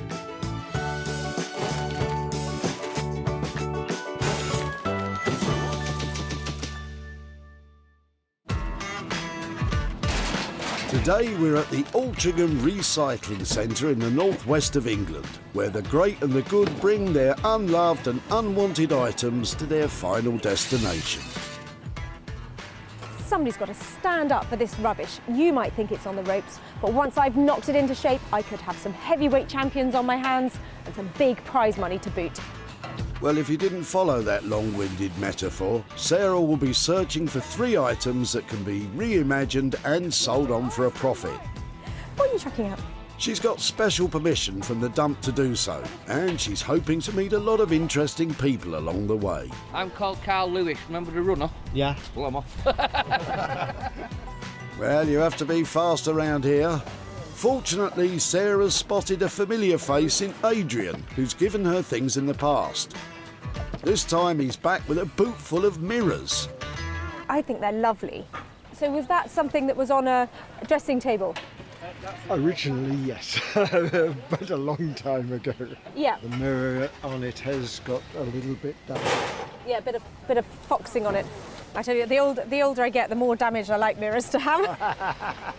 There's some lovely pieces here that I think are charming because they're old. The shape on this is particularly appealing. Yes, anything with this nice bevel on the edge is always a sign of an older, better quality mirror, isn't it? I think they're lovely. If it would be okay to take them away rather than throw them in there, I would love the opportunity to see what can be made with it. I hope they do find a good home, because I think that if there's someone that can get the pleasure that in the past I suppose we have had from them, then great. I'm going to pop them over here if that's all right. Beveled edges on mirrors are sought after as they scatter light and produce an attractive prism effect. Sarah's happy to have them, and for Adrian, it's time to say goodbye. We were clearing the attic. We have grandchildren and they like to play up there. This makes a little bit of room for them. You can accumulate only so much. I am so pleased with this little hall of mirrors here. They have got so much potential. I know a person to take these to who's got all the skills to make these mirrors reflect their true value.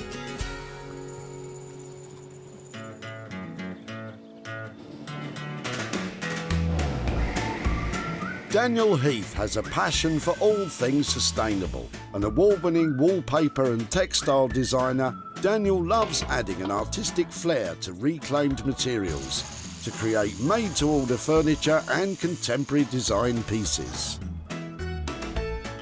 I love what I do because of the challenges that come from every project. There's never really two projects that are the same.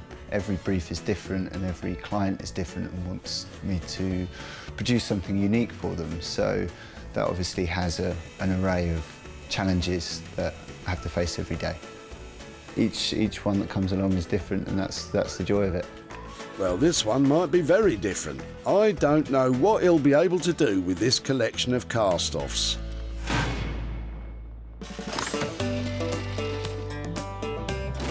The hunt continues for 2 more items.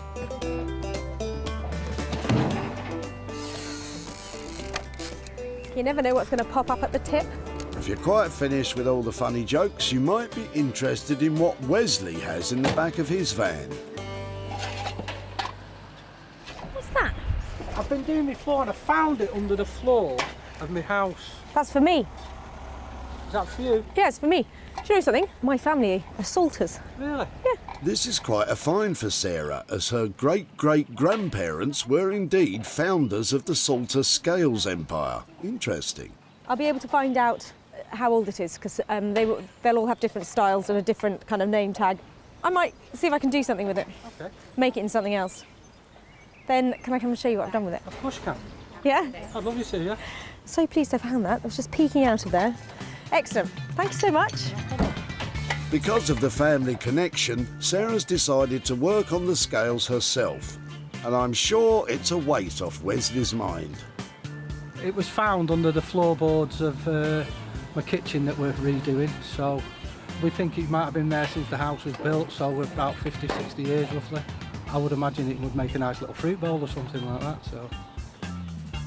It's a fine balance between a load of old rubbish and the potential profit. But I think there's just enough left with this lovely set of scales to make something really pretty. I hope to give it one more chance at a new lease of life and make a few pennies out of it too.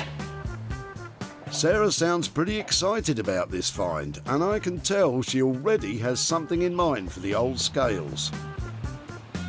We'll find out exactly what that is a bit later on.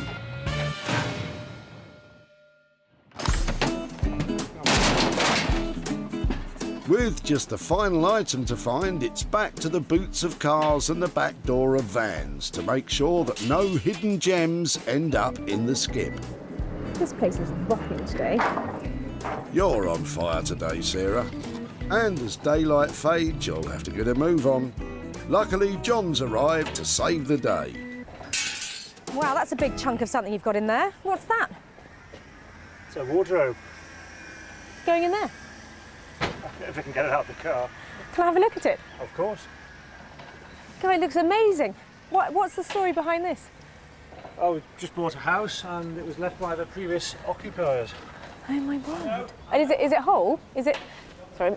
This is the top half, top 4/5. Okay. There's a small piece I've already popped out on the side there. So obviously this just sits on the base, but perfectly good. Even an operating lock still. How cool is that?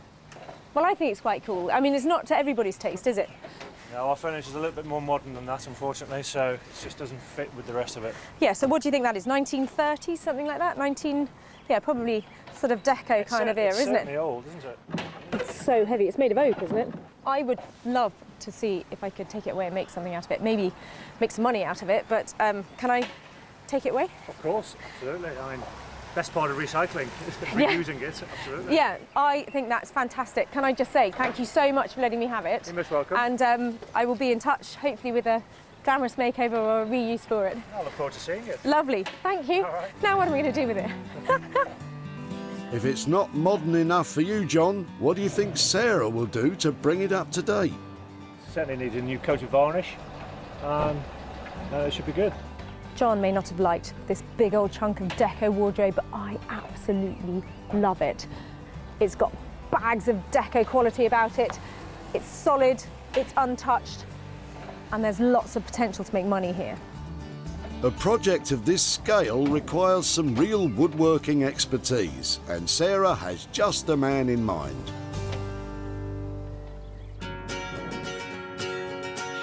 With over 25 years' experience in building furniture, if you've got wood, go to Norman Wilkinson. I love the timber, I love the finishing of it, I love the product. It makes me tick. Yeah, there is a passion for it because there's no point getting up in the morning and not doing something you don't like. Coming in and then picking up the wood and then turning it into something lovely.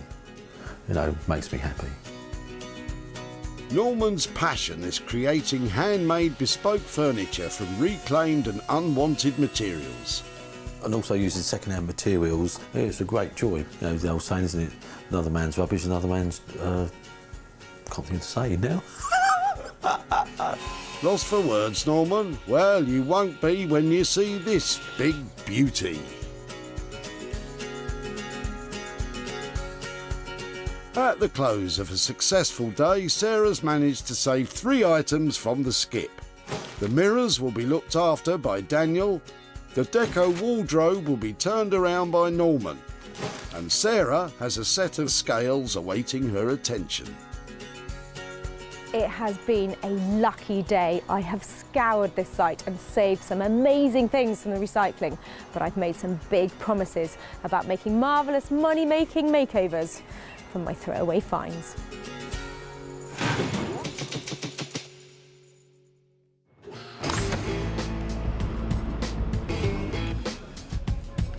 And so to Walthamstow, a London borough bulging with design talents.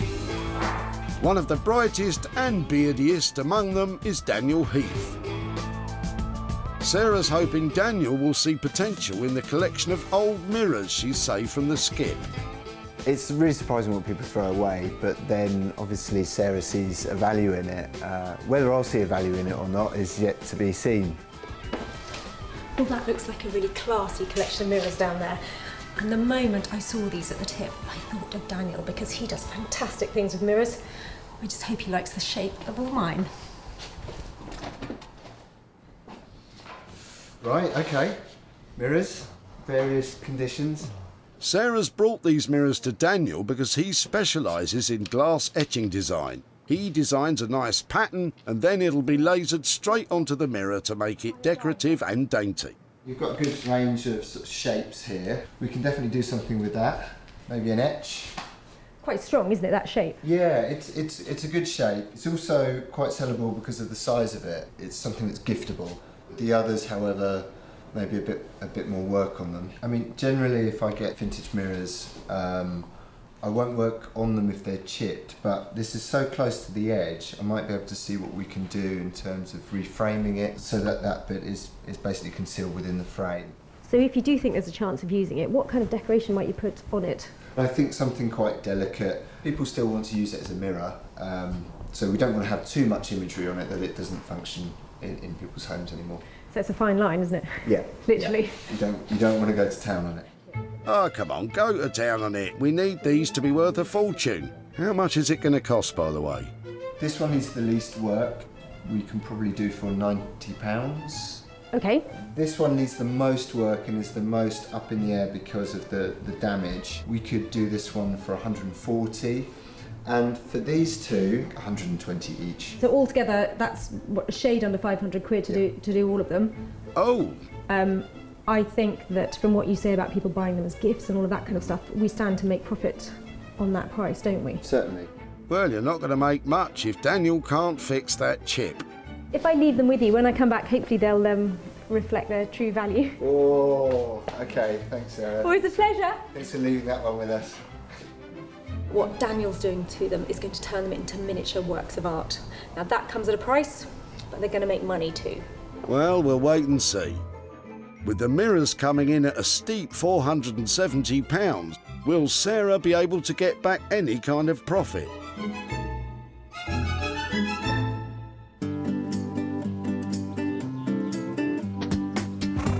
With the mirrors in safe hands, we're travelling out of the city to the quaint village of Hellingley in East Sussex, where woodworking wizard Norman is just slapping some table legs about. Sarah's brought along the 1930s wardrobe to see what Norman makes of it. We try and have a go at anything, so what Sarah brings today will obviously be a great challenge, and let's run with it. I am delighted that I was at the recycling centre the day this turned up. It's got so much charm about it, but I've got big plans for it to be turned into something that isn't a wardrobe, with the help of my friend Norman. I've got a feeling your friend Norman's not going to have a choice in the matter. I love this, Do you? but I don't want it to be a wardrobe anymore. I want it to be something that goes into a kitchen. Saucepan? Saucepan. You're so cheeky. No, you're listening, because this is really important. In fact, I've even drawn you pictures. Shall I see my picture? Yes, please. Okay. Ah, there's a big kitchen cabinet thing. So keep the drawers, you know, maybe some new handles on the drawer. Yeah. And then some sort of fitting inside. Yeah, I think I'll be got to cheer it up, so give it some substance. I have to be slightly careful because I know that there are kind of purists who are going to say you shouldn't cut up a 1930s wardrobe. But I have thought it through because this rail, I've tried it with hangers. This isn't even a hanger's width anymore. And if it's not useful, it just doesn't sell. If we sort of honour it, I feel comfortable in cutting into it. You're in charge. Do what you want. I know that these kind of things get used in kitchens all the time. They're very fashionable now. They are. Oh, Sarah's spied some old crates that could be used to make shelving that would hold your fruit and veg, or pots and pans. You have shelves with your baked beans. Or a shelf of beans. Okay, I can imagine what it's going to look like. How are you doing? I have your picture, I have what you've given me, and I'm sure between the two we can make something with it. How much can I get away with? And I'm asking, can you, think positively about this? Making it look hopefully super sexy, £500. No problems. Speak soon. And it's a deal. Take care. Bye. Sarah's been fairly specific about what she wants from this one. The question is, will Norman stick to the plan? It is going to be a bit of a challenge getting Sarah's ideas across. We have a sketch, so we'll put our twist on it slightly as well, and then hopefully the two will marry and hopefully work. To make this super sexy kitchen cabinet will cost £500. Sarah's confident about the design, but is she confident that it'll be a money maker?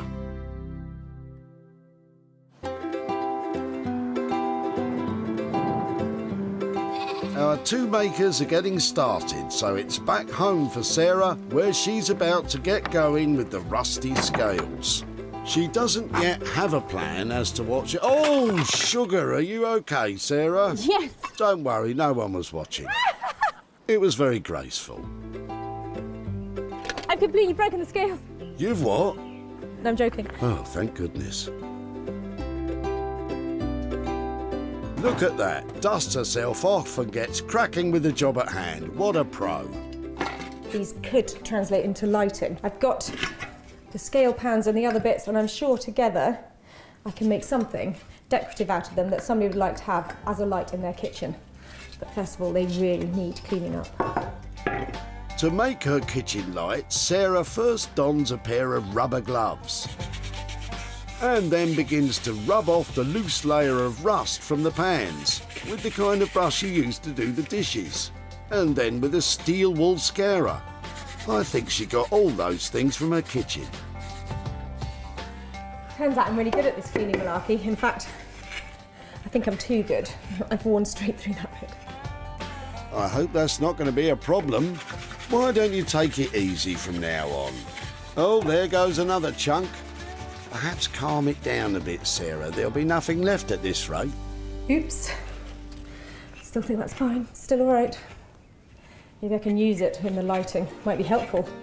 With the surface rust removed, Sarah applies some clear furniture wax to seal in the remaining rust. Oh, that's more of it away. Why don't you just put it down and get started on the scales? Because Sarah's unsure of the type of paint used on the surface, A bit like a beak. She's wearing a protective mask. Lead-based paints are harmful if the particles are inhaled or ingested. So if you're thinking about rubbing off mystery paint, be on the safe side and get yourself a mask. Salters still make scales, and they've been making scales for years.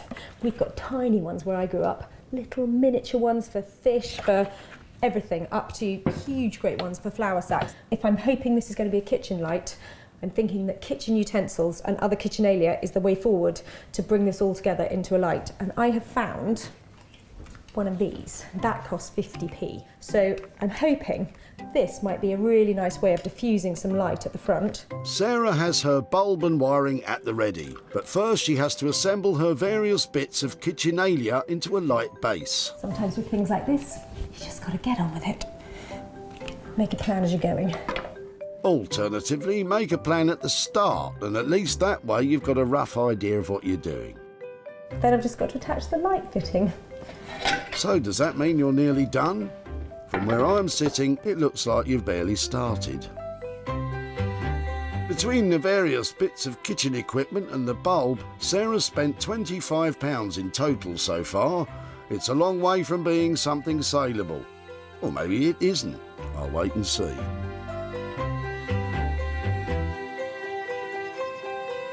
And back we go to Norman. Got to chop this off here. We got to knock them off. He's about to start work on the old wardrobe cum kitchen cabinet. It's going to be hard, is it? Yeah. Well, yeah, maybe it will, but it's going to be a challenge. Norman's even roped in his stepdaughter Charlie to help out after school. Are you going to help me get the hammer and smash it apart? Okay. And the screwdriver and everything? Excellent.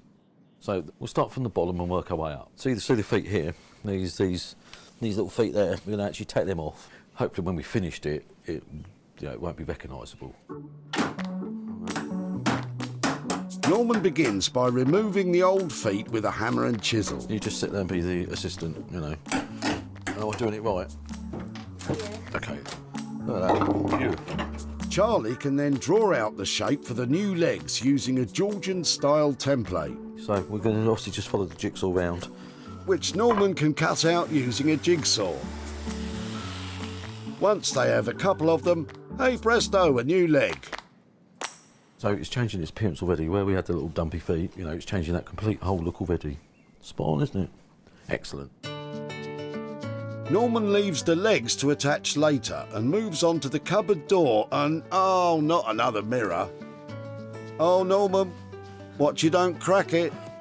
He can then start to remove the front panels, which will later be replaced by new cabinet doors.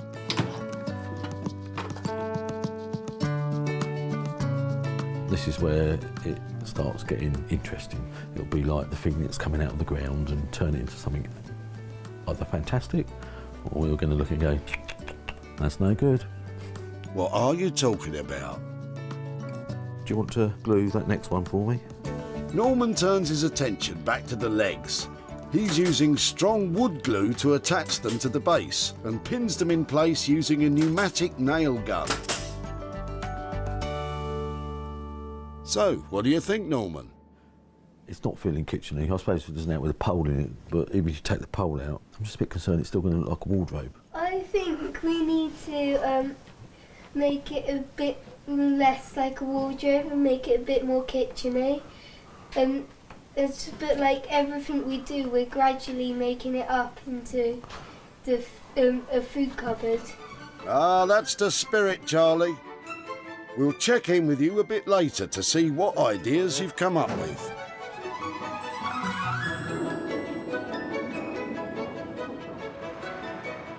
Back in Walthamstow, Daniel's preparing to start work on the old mirrors. He's looking through some of his designs to see which ones might work best to be etched straight onto the glass. So I have a range of imagery that I can translate onto these, but what I need to do first is take them out of the frames, measure the glass that we're going to engrave onto, and then design something that compositionally will work. Daniel starts by taking off the back so he can remove the mirrors from the frames. For these two long, thin mirrors, he'll be discarding the frames completely, as they're a little old-fashioned. Ooh. Or a lot old-fashioned. Really old. Very, very old. So it says here, Albion, March 12th, 1908. Nearly 108 years old. Over 100 years without breaking. No pressure then, Daniel. I haven't broken a lot of mirrors, but I've broken a few. So I've probably got quite a lot of bad luck stored up there for anyone who's superstitious. It's lucky we're not all superstitious. Oh, that was close. Nearly put my favourite tool through my hand. That wouldn't have been good. We're doomed. Daniel carefully removes the mirror from the frames and sets to one side. He can now begin to remove the larger chipped mirror from its frame to see how much damage has been done. Wonder what we'll find. Might find a treasure map or the deeds for something. Or a mirror. Nothing. The simplest option for Daniel would be to remove the mirror from the frame completely and simply glue the chip back on. But when he takes it out, all around the edge is, well, jaggy. It's got this kind of nibbled edge. I think that just signifies that it's quite old. And actually, they had no purpose to finish that edge really, really well because it was always going to be inside a frame. OK, so plan B. So what I'm thinking is to actually route out this section here so it's deeper, and then I'll cut either side so that the frame is a bit shorter, and therefore we should be able to hide the chip. Which sounds like a lot of effort. You said it. Whatever you do, just be careful.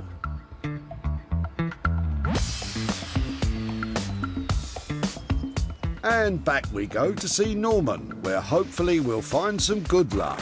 As long as there's no ladders to walk under or a black cow, we're doomed. Norman. Oh, there you are. Now we are going to do the cornice.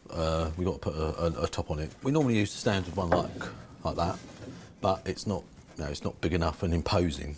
So we can put that up and make it up as we go along and build it up and see where we go. And 9 times out of 10 it normally works.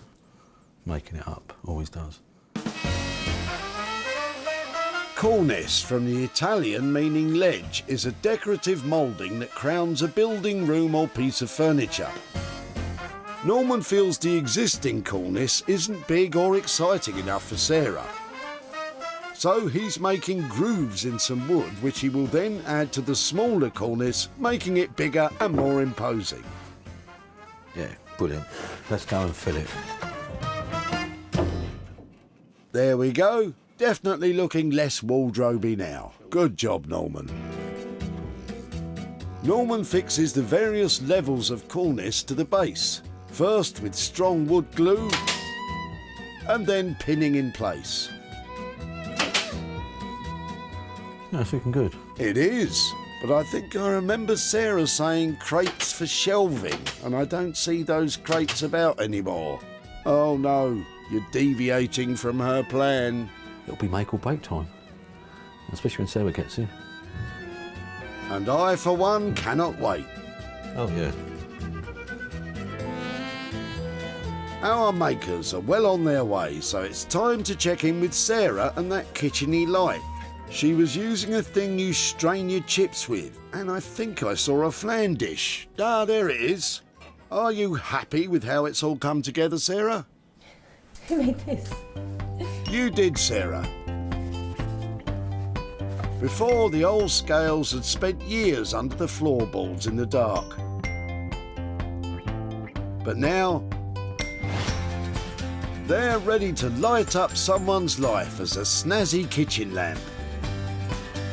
Sarah threw in everything but the kitchen sink to make this quirky and unique piece of lighting. And the result is certainly original. Well, I love the idea that these kitchen scales are seeing the light of day again because they spent 50 years under the floorboards, and I'm hoping I've cooked up a recipe for success and that there's profit to be made out of them.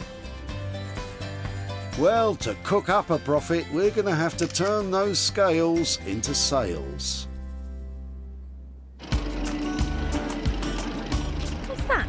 That, as Sarah discovered, was Wesley's dusty scales. Found it under the floor of my house. That's for me. Sarah loved them instantly. My family are salters. Really? Yeah. And Wesley made a guess as to what they would become. I would imagine it would make a nice little fruit bowl or something like that, so... I don't think anyone would have guessed that Sarah would stick a bulb in it and make it a light. Sarah got in touch with regular customer Nick of online retailer Smithers of Stamford to see if he might fancy it for his shop. And you know what? He bought it. Someone who likes their cooking might like it. Nice quirky light for the kitchen. Sarah's travelled to Sale outside Manchester to meet up with Wesley, but has she come with cash? Hi there. Hi Wesley, how are you doing? I'm good, thank you. Is this what you were busy converting when I saw you at the gym? Yeah, I was renovating the house and that, yeah. I took your scales. Now, they weren't in great condition, were they? And where did you find them? Under here? Under the kitchen floor it was, actually.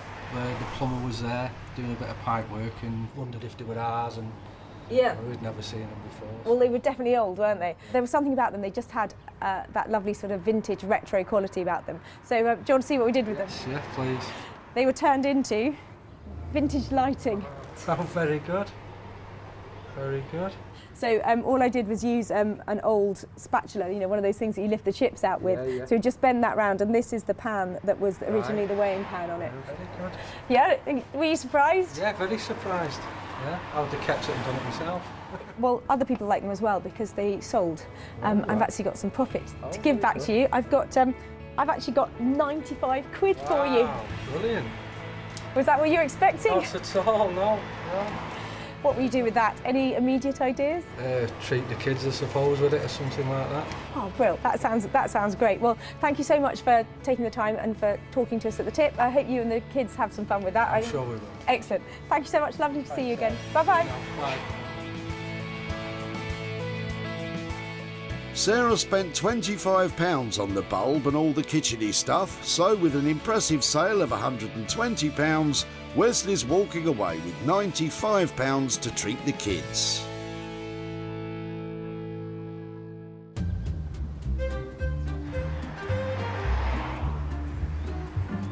Sarah's travelled back to Hellingley to see if Norman has had any luck in making the 1930s wardrobe a little less wardroby.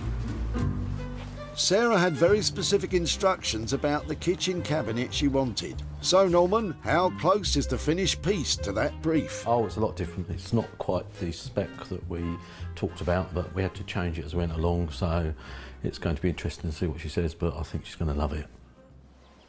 Well, I left Norman with a real challenge. I wanted that old-fashioned wardrobe completely repurposed into a good-looking kitchen cabinet. He should have been more than up for that challenge. I just can't imagine how it's actually going to look. When Sarah picked it up, this old thing looked like a wardrobe malfunction.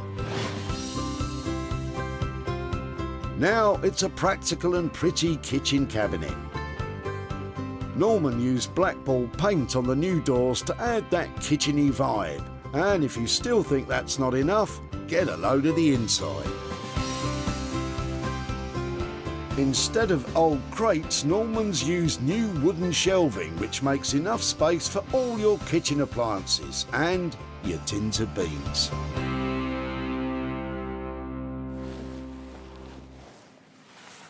Hello. Hiya Sarah, how are you? I'm really well. How are you doing? Nice to see you again. It's covered up. Is that because it's a surprise or a shock? We'll let you make that decision. How fabulous is that? It's very cool. Seriously. Open inside. Norman, it's amazing. Yeah, I was trying to think about like an Irish food cupboard or something and trying to give it a twist. It's lovely. It's come a long way. It's come from that attic bedroom to right in the middle of somebody's house, and getting all of that detail in it is lovely. It looks like a kitchen cupboard. You know, there's no wardrobe about this, the proportions of it. Yeah. But it's a great thing, and I think people will invest in something like that, and that's, you know, a clever repurpose. Yeah. Can I open the drawer? Yeah, open the drawer as well. Yeah, the drawer works. They're great handles, aren't they? Yeah, really chunky. Nice. It's a good looking, lovely piece. You've done really well. I'm really, really pleased with it. So 500 quid budget on it. You've done a lot of work for that by the look of it. We're happy to keep it in budget, and yeah, 500 quid's good. Norman's played a blinder, and for £500 there could be real profit potential with this one. Well, it was never really in doubt, was it? Norman has absolutely transformed that old, dated wardrobe into a beautiful kitchen unit. My job, the easy one, is to sell it.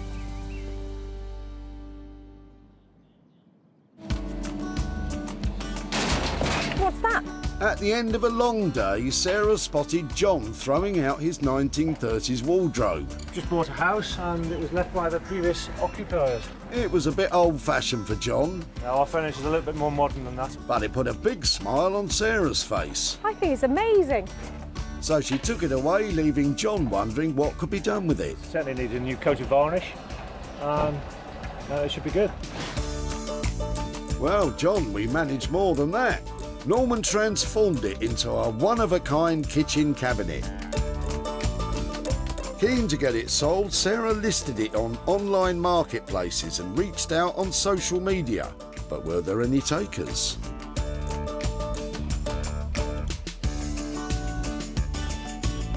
Sarah's travelled to Hale in Altrincham to show John what Norman got up to with his wardrobe.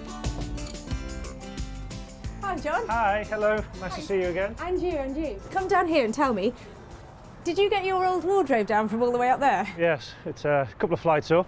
So it was a really good quality wardrobe, but it wasn't very functional, was it? I don't know if you'd ever put clothes in it. No. The It just took up storage space in the corner, looking kind of out of place particularly with the rest of the furniture in the house. Did you think, when I took it away, what we'd do with it? I mean, the creative juices weren't really flowing too much for my mind, but a wardrobe maybe, you know, shooshed up a bit, I don't know. But... It wasn't far off. I've got some pictures to show you how it ended up. So okay, great. Your old wardrobe is now like this. Oh, wow. It has been given a brand new coat of paint. It's got new handles on it. It's chalkboard on the front, and it now is a very useful kitchen cupboard. Excellent. I quite like it now. I'm really pleased to hear you say that. It looks fantastic. Do you approve? Yes, absolutely. It took quite a long time to get it to look like that, so I haven't had much opportunity to sell it. So I'm hoping I'm going to be back in touch with some profit. So as soon as I've sold it, I'm hoping there'll be a couple of £100 coming your way. Excellent. It was great to catch up. Thank you so much. Thank you very much for bringing the pictures back. It looks fab. I'm really pleased with it. Thank you ever so much. Have a good day. Cheers. Bye-bye. With Norman's labour costs coming in on budget at £500 and the wardrobe yet to sell, it does mean we may have a loss of £500, but I'm sure it will find its forever home soon enough.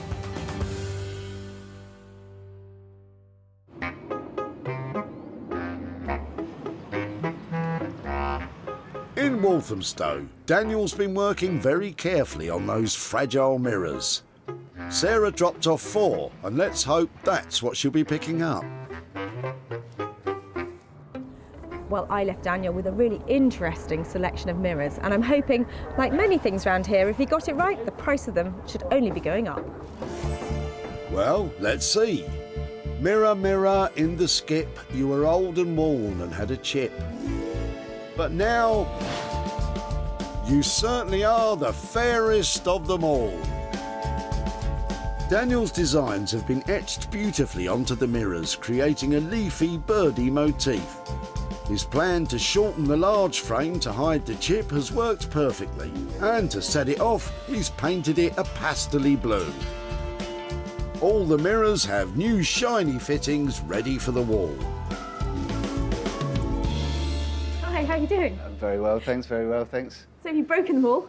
Well, no, we're going to go for a reveal. I didn't know they were under here. Oh, yes, yeah. So, are you ready? Are you braced? Oh yeah, definitely. Wow. Yeah, they've got it, haven't they? They've definitely got it. Yeah, we managed to sort of hide the chip underneath the frame as well by shortening the frame. Oh, that's really on this clever. one as well. So that one's back in action. These two, I think, are going to be good sellers. They're lovely. They look brand new. Yeah, yeah. And considering that these ones are about 100 years old, it's just miraculous that when you clean them back, you're not sure how scratched they're going to be, but they're in really good condition. They're lovely. Thank you. They look. I don't know how you do it, but it's a really good thing. And I left you various money on the table. I think we had something like 90 quid on that one, 120 on these, and 140 on that. Yeah, all on budget, all fine. This one obviously was a bit more messing around, but as I say, it came off in the end, so that's all right. I had no idea we'd end up with something that felt so high-end and, delightful, really. Thank you. Daniel's done a great job and on budget. But selling all 4, Sarah's got her work cut out. It's a nice end to this project because I'm glad they didn't get thrown out. So long as the mirrors aren't scratched or cracked, then they can always be reused. So it's nice to do that and put them back out again. Well, Daniel, he pulls it off again. 4 fantastic mirrors that I'm definitely going to be able to sell for a profit.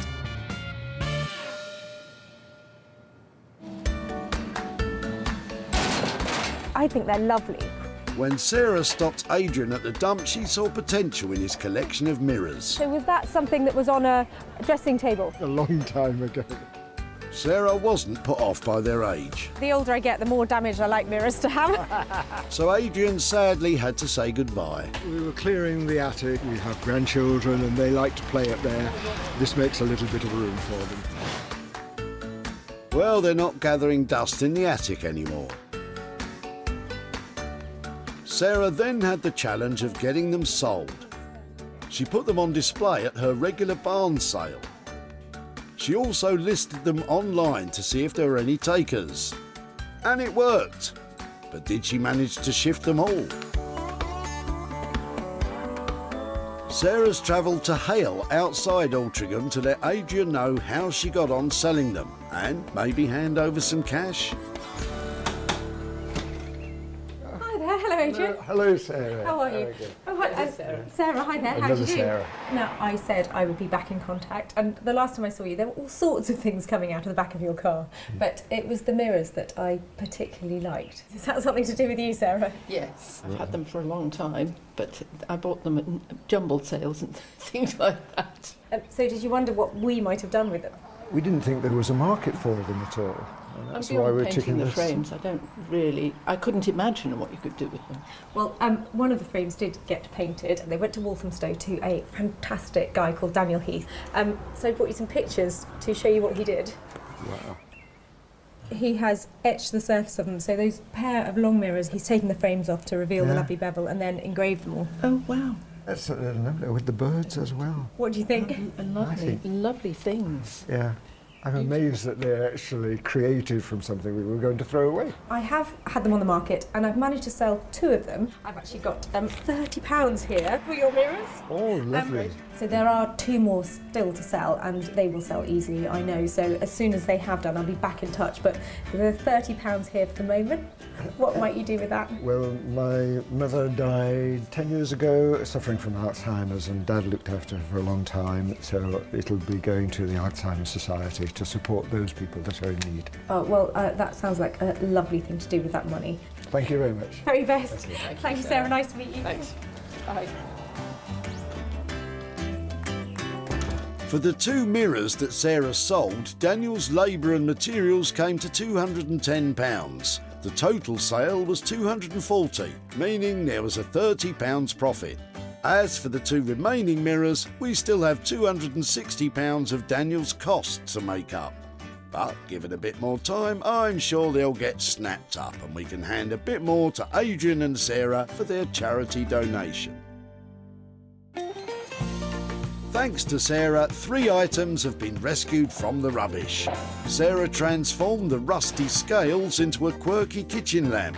Daniel's mirrors went from dated to designer.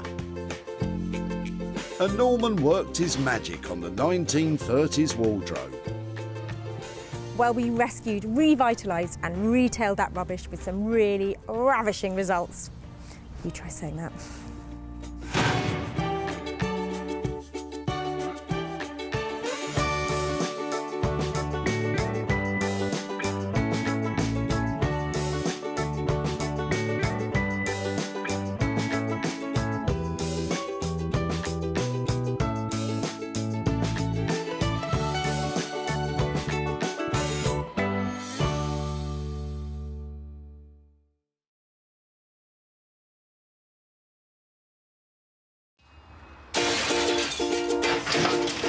Oh no, I like the look of your rubbish. How do you make money for nothing? I love a little rummage. The answer could be hiding in the 30 million tonnes of household waste we throw out every year. I think that I might be able to make something out of that. That's why entrepreneur Sarah Moore wants to get her hands on things before they hit the skip. That's wartime.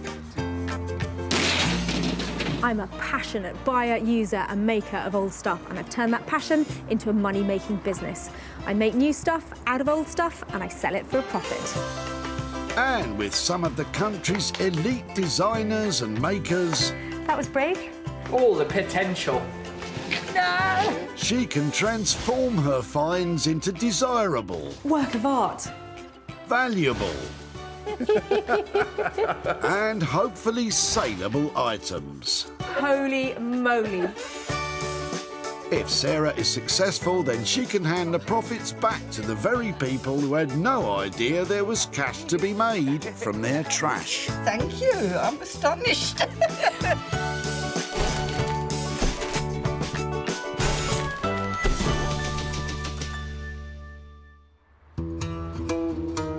Today, Sarah's in Altrincham, south of Manchester, where thousands of locals come with their rubbish, rain or shine. People throw away all sorts of goodies. All I've got to do is make sure I get my hands on them before they go in the skips. Sarah has special permission from the powers that be to have a good old rummage around. No TVs. What? No TVs. Remotes? There should be something here. Grammar policewoman Sarah is on the lookout for a trio of transformable trash. And Trevor has some rotten old wood. Is that out of your garden? It is, yes. What is it? Hawthorn. It was a tree that I cut down because I wanted the fencing was bad at the back. God, it weighs a ton, doesn't it? But it's gone through 3 chainsaw blades. Just blunt them straight away. It looks to me like there's enough left in it that I might be able to do something with it. I'm not sure that Trevor's too convinced, to be honest. I shall take that away, and if I manage to make a chopping board or a little spoon, can I come back and show you what I've done with it? Of course you can, yeah. Take it with my blessings. Thank you so much. Yeah.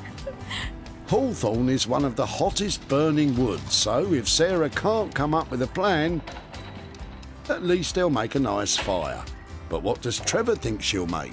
There's some good wood there. I'm sure she'll get more than spoons out of it, but it's going to take a lot of hard work. I hope she's got sharp tools because it's very, very dense. This may look like dirty old chunks of wood at the moment, but I know exactly who to take it to so I can clean up and have a real chance of making some profit. With the first item found, Sarah knows just the people who can tackle all that wood. Say hello to Josh and Ollie, designer makers, business partners and best friends. These boys use natural and recycled materials to create handcrafted furnishings and high-end interior pieces. I'm Josh and this is Ollie and we're Forge Creators. I think the main thing we love is designing new products and new furniture where you've got that idea and you come into the workshop and just see it come to life. The sort of thing we'd like Sarah to bring us would probably be something with a bit of character, a bit of age to it. I think we like something with a bit of a story. Like a rusty bit of metal or like a weathered bit of wood, something like that. It's got a bit of history and character to it. Well, they're in luck as Sarah's hawthorn stumps are definitely old and definitely weathered.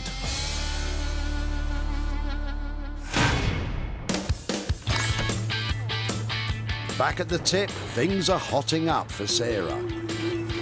That is not the only busy bee round here. This place is buzzing. Sarah's spoilt for choice, but she's honing in on Lydia and her chair. You after a sit down, Sarah? Oh, I love this. Oh, thank you.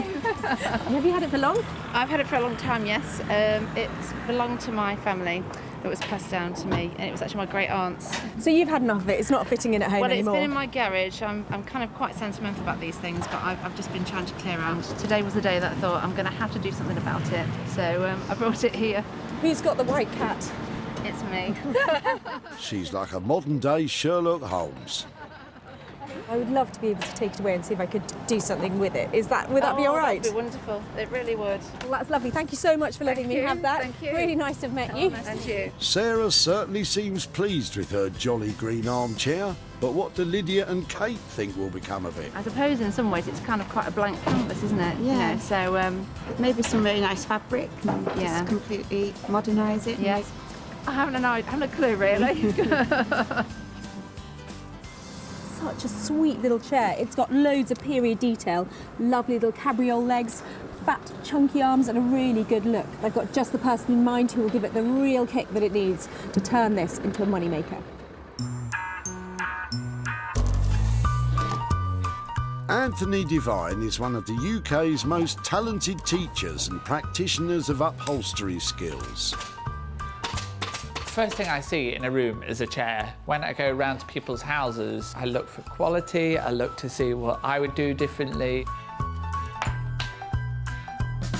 Some chairs look like they're almost kind of destined for the tip, but if you see 1 ounce of kind of potential, then save it. I suppose it is a bit of a love affair I have with chairs, and they're very beautiful things. That's maybe the case for some chairs, Anthony, but you've not seen what Sarah's saved for you.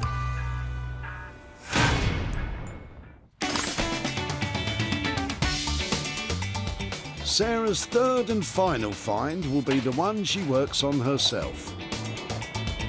Nothing to see here. Perhaps Michael can offer up something of interest. Is it dead? Is it not working anymore? No, it works perfectly well. It works perfectly well. The motor's very, very good. Right. It's just that the blades are blocked. But somebody who knows anything about it could do it. It's in quite good condition. I've never thought about taking a lawnmower away from the dump before. You're very welcome to it. How old is it? I don't really know. I would think it's 10 to 12 years old. Okay, so it's had a good use. It gets serviced every year. Yeah. So it's good. If it still works, there's potential I may be able to make something out of it. So I'd love to have a go at using the parts or doing something with it. You're very welcome. Thank you so much for letting me take that away. Okay. Can you go backwards? This is not looking promising. Don't have it on that. That'll Oh, that'll stop. Okay. I've got a new lawnmower, but I haven't got enough room in my garage for both of them. The old one works perfectly well, apart from the gears have locked. Sarah does look confident that she can mow up some moolah. But what does Michael think she could do with it? I'm sort of quite fascinated myself. Somebody with a little bit of mechanical knowledge or imagination can do something with it. I'm sure the motor can drive anything, really. You probably think I'm gaga taking this old garden mower, but it's been really well looked after and the engine still works. That may be so, Sarah, but I still can't see what you're going to do with that, other than cut some grass. So that's all 3 items scooped up. Josh and Ollie will turn that hawthorn into something spectacular. Anthony will strong-arm that armchair. And hopefully Sarah will get motoring with that mower. I would say, on balance, it's been a great day here at Altrincham. I've collected a classy cluster of cracking future collectibles, all of which I know will make some money for nothing.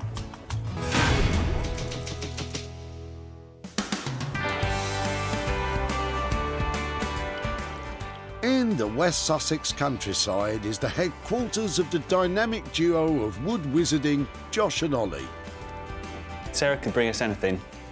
Hopefully it's something with a bit of potential. I'm hoping for maybe like a raw material. So something that we can start from scratch and create something with. Yeah. Well, they don't come much rawer than this. I'm really hoping my humble collection of hawthorn logs is going to come good, because I need to make something out of these, and at the moment, it's not looking that hopeful. There's a real danger that Sarah's exuberance at the tip might have a rotten outcome. Hello? Hello. Hiya.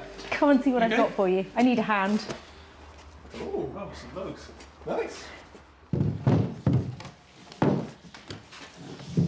So I think they're hawthorn. Okay. Fairly chunky, aren't they? Yeah, they're nice. There's a lot of nice colour in there. You can see it already. Yeah, it feels really heavy and really hard, so hopefully it should have quite a crisp look to it. Is that, Yeah. will that it's definitely translate? a dense timber. What kind of pieces could you get out of these sort of size chunks? Well, I was just thinking ornamental pieces because the wood hopefully will be quite interesting in the middle. So whether we make some kind of vases or some kind of ornaments out of them. Okay, if you really think you can get something out of it. Yeah, we'll certainly give it a go and try our best, see what we get out of it. On closer inspection, it turns out one of the chunks is not quite so solid in the centre after all. I think it's got creatures inside it. Has it? Sorry. With this one, we'll just have to wait and see how much of it is just rotten soil. If we get time, it could be like a sculptural piece. I think that might be code for, dunno. So budget, this set aside, how about those 3 bits? We've got maybe either one big vase or maybe 2 vases out of that. There's maybe another small vase there. And then if we get time, it could be like a sculptural piece, but we'll see how it goes with that one. So I reckon 250 for these 3 bits. And then if we can make something that you sell for thousands out of that, then we'll call it £2,000. I love an optimist. Okay, well, 250 quid on the table for that. Good luck with getting on with that. Always a pleasure. Thank you. I have really left those lads with a challenge this time, because they're going to have to dig really deep and use all of their creativity to turn those old stumps into hard cash. But Josh and Ollie aren't easily daunted. I think they will be really nice because there's clearly some nice wood in there. Just need to get in there and get cracking with it. Josh and Ollie are looking for £250 to produce a set of vases and possibly some ornamental pieces. I just hope that wood holds together.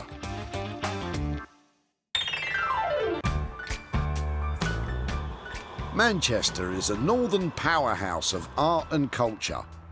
It's also home to master upholsterer Anthony Devine. So my buddy's coming back and she's got another item and she promised me this is a good one.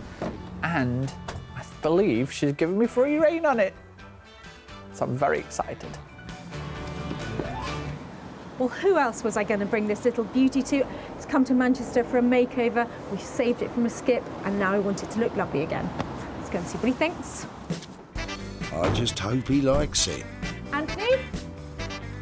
Hey, Here she is.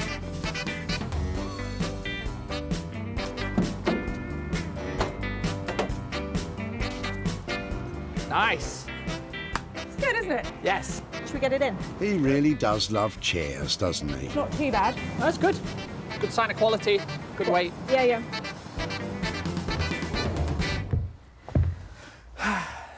It's good.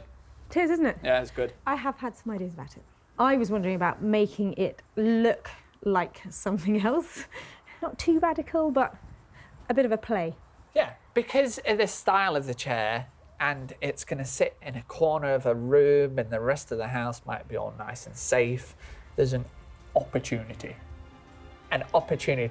to give it a little bit of something. Just leave it with us. We'll do a sympathetic restoration underneath and something big and bold on the top of it. Sounds like this chair is in for a special treat. But just how much is big and bold going to cost? 500 quid as a budget Okay. would be like kind of get it all done. If it takes more, it's not going to be much more. If it's less, you can have it back. 500 quid, you know, I trust you implicitly. Absolutely. I know you can do something bonkers with it. You never know. Well, I do know because I've been here before. You slash things, you stab them, you spray paint them, you know. I just can't wait to see what you can do with it. Me neither. Deeply worrying. Absolutely, I've got this one in the bag. As a trusted member of the team, Anthony's earned his creative freedom with this one, but will Sarah live to regret it? Today, modern interiors, they're all just getting a bit bland and boring and it's all very tonal. We want something to be in the corner kind of screaming and shouting, look at me. And probably you would never sit on it, but we want you to appreciate it, and that's what we're trying to do with this chair. I'm really intrigued about what he's going to do with that chair, and I can't wait to come back to find out if he's had a good idea or not. A budget of £500 for a chair which, when finished, will look like, no idea. I just hope that whatever Anthony does, Sarah can sell it. At home in Sussex, Sarah has already begun the mower project by having it taken to pieces into its many component parts. Well, who knew if you took a lawnmower apart, you get so many pieces, and there's some fantastic bits here. There's lots of lovely nuts and bolts I think would make some lovely jewellery, but the standout feature, I think, has to be this fantastic cutter blade. It's such a sculptural thing, and just looking at it makes me think, I want to make something out of that, and I think lighting is the best thing. Lighting is really commercial, very saleable, and actually quite a simple make if you've got something as lovely and strong as this. So with the help of this off-the-peg lighting set, I'm going to make a lamp with this bit as the base. But before I can start, I've got to get the hacksaw out to get this out of that. Of course, the simple way to remove the blade from its casing would be to just undo the bolts. Money for nothing, they say. It's hard work making money for nothing. Before lawnmowers were invented, grass was cut using scythes. It wasn't until 1830 that an English engineer, Edward Budding, patented the first lawnmower. I'm pretty sure he didn't envisage his invention being used for lighting. That was a lot of hard work, but that is every part as sculptural as I'd hoped. And this bit, another part of the lawnmower, it's going to make the best base for it. I reckon put it in that way up. Looks like a light already, doesn't it? I've just got to clean it up and see if I can get the wire going through the holes that happen to be there already. And that's going to look amazing. Sarah gives the blades a thorough clean with warm, soapy water to remove old encrusted grass and mud. Next, in order to remove any sharp edges and make the blades safe, Sarah uses a coarse sandpaper and a whole load of elbow grease. Finally, the little bits and bobs are given a thorough wash. I'm just cleaning up these two pieces because these are going to help me connect this to that. I love the way that design evolves when you're reusing pieces like this, because that is a really chunky, lovely bit. And it adds so much by putting it on there, and you probably wouldn't design that unless you'd just found it. Well, unless, of course, you're Edward Budding, inventor of the lawnmower. Then you probably did design it. Okay, so on to the final stage, which is wiring up the lamp. And I've got this fantastic lighting component, and loads of lighting shops have these now. So you can choose the kind of bulb holder and the flex that you have, either the colour or if it's twisted like this one. And it makes a really quick and easy way of making a light. So I've just got to get this wired up, and I think it's going to look pretty cool. So I think we go from the top. Sarah's costs for the lawnmower lighting are £60, which includes the cost of the flex, light fitting, bulb and also the services of a qualified electrician to make sure everything's safe. But will she really be able to create a desirable interiors piece from a bit of old lawnmower? Back in Manchester, Anthony has an extra pair of helping hands in the form of his assistant Tom, who specialises in making furniture frames. So what I'm thinking for this chair is quotes. So, the wise words of Winston Churchill, yes, British and all, icon, never, never, never, not Rick Astley, give up. So Winston Churchill. Yep. I like it. Maybe a cigar holder to go in the arm for extra authenticity. Yeah, Churchillicity. Anthony plans to use the paper stencils to work out the placement of 3 well-known quotations. Give us a B. All spoken by one of Britain's most influential leaders. I mean, this is possibly the worst job in the world for me. I cannot spell to save my life, but these are all good words. I'm all right with this. Winston Churchill became Prime Minister on the 10th of May 1940, and the quotations Anthony has chosen were all spoken during a time of conflict. They helped to inspire the nation on to victory in World War II. I've managed to spell hell wrong. Hell is spelt with 2 L's, E's. Heel. If you go through hill. If you're going through eel. Right, go on. It's a place in Yorkshire. Yeah. Once the boys know the quotations will fit on the chair, the next stage is to lay them out on brown paper that will later be photographed and printed onto fabric, giving the appearance of the chair being wrapped. The quotations are being sprayed onto the paper to give a stenciled graffiti look. This is the alfresco part of the operation. Has it worked? Yeah. Yes, that's what we want, isn't it? Yeah, that's all right. Okay, good job. Good job, me.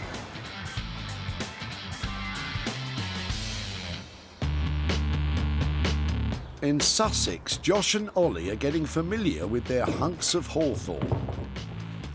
Okay, well, I'll start working on this piece and make some vases. Yeah. And I'm going to have to figure out what we can do with this one, because it's looking pretty rotten. Yeah. Looks like Josh has drawn the short straw here. Stage 1 is to investigate, which seems to involve pretty much every method of chopping up wood. As hawthorn is so dense, Ollie's breaking out the big guns. After all that chopping, is there anything usable left? Yeah, so I got some all right bits out of the log in the end. There's a lot of rotten bits, so you can see there's loads of bits that aren't so great, but I think there's some good wood in there. Josh is going to make a set of ornamental trees that are a speciality of theirs, while Ollie will make a star on one of the vases. So I'm just trying to adjust this and trying to get it to sit well. Obviously it's going to be shaken around a bit, but just do the best to get it balanced. It's just a case of slowly getting it rounder, and then we can speed up the lathe and get cracking with it. Time for the boys to get spinning. Even though these lathes can spin the wood to up to 1500 RPM, it'll take some time for Ollie to get that wood down to a round piece. Josh's smaller ornaments are quicker to create. They've turned well and they've come out all right. It's really characterful wood. It's pretty cool. Meanwhile, Ollie's making progress with his vase. Yeah, it's getting there now. Took a while to get it rounded off, but it's looking more like a vase now. Next is to, just carry on kind of getting the shape that I want and drill the hole in the middle, sand it and take it off to finish it. But Josh has hit a problem while making his third tree. A lot of it's all right, but then there's just little patches of that bit's just really squidgy. At the end of the day, you've got a bit of rotten wood, haven't you? I mean, there's not a lot I can do. I can't get rid of all of it, but I can just try and work around it. Working with rotten wood is certainly a rotten job, especially with Ollie turning what turns out to be fine timber.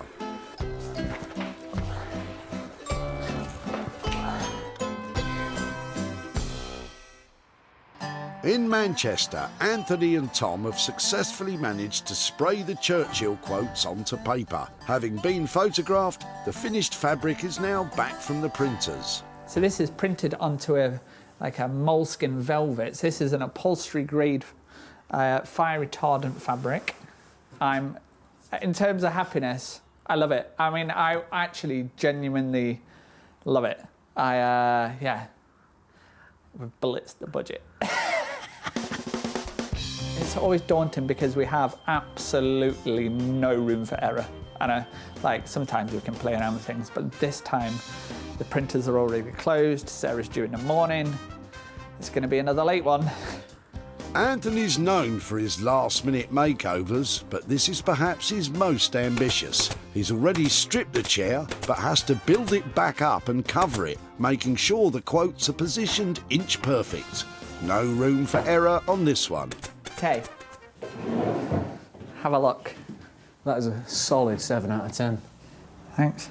I don't know why you gave me a job in the first place, to be honest. Yeah. Oh, thanks for that, boss. Yeah, you're welcome. So this is elasticated. And this gives us the suspension. With the fabric secured to the arms, Anthony now has to rebuild the seat and the back of the chair. He starts with the elasticated webbing. So basically, because the tension that I'm pulling this under, to get the kind of suspension in the back, this rail is starting to twist. So it's going to have to be changed. So where's the right quote? Here we are. Never, never, never give up. And if you're going through hell, keep going. So the danger is, obviously we'd have done this before we'd have got any of the fabric on, but you never quite know these things until you get them. It is late, the printers are closed, and Sarah's coming. Normally, in normal circumstances, we'd leave this for a few hours to dry. We don't have seconds, let alone hours, so we'll clamp it and just work around it. I think another famous wartime quote is apt at this point. Keep calm, Anthony, and carry on.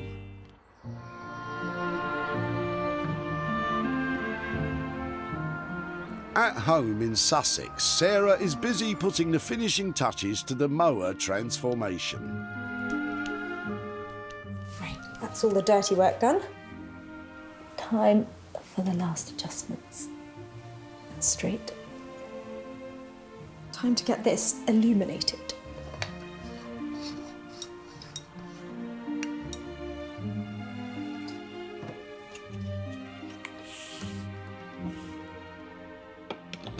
When Sarah took possession of the mower at the tip, its days of trimming lawns were over. Sarah's used the dismantled mower's sculpted blades to create a unique table lamp.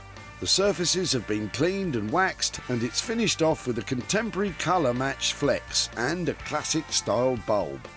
The finely finished article is certainly something to behold. Well, I hope that looks like it's gone from cutting grass to cutting edge. I'm going to get some pictures taken of it, share it around, see if I can turn a profit of it. Once those pictures hit the net, I'm sure there'll be a stampede of enthusiastic gardeners looking to illuminate a dark corner of a room. When Sarah spotted Michael at the tip, initially she lacked motivation. I've never thought about taking a lawnmower away from the dump before. But it wasn't all bad news about the mower. The old one worked perfectly well, apart from the gears have locked. So what do you do with a mower with seized gears? That's right, strip it down and turn it into a lamp. The lamp was snapped up by an interior design shop, Sarah Hughes in Marlow. run, funnily enough, by Sarah. Got sort of memories of old-fashioned lawnmowers, which I rather like. It's the sort of thing your grandfather used, and you imagine them pushing them along. Our Sarah has travelled to Sale near Altrincham to show Michael what happened to the lawnmower.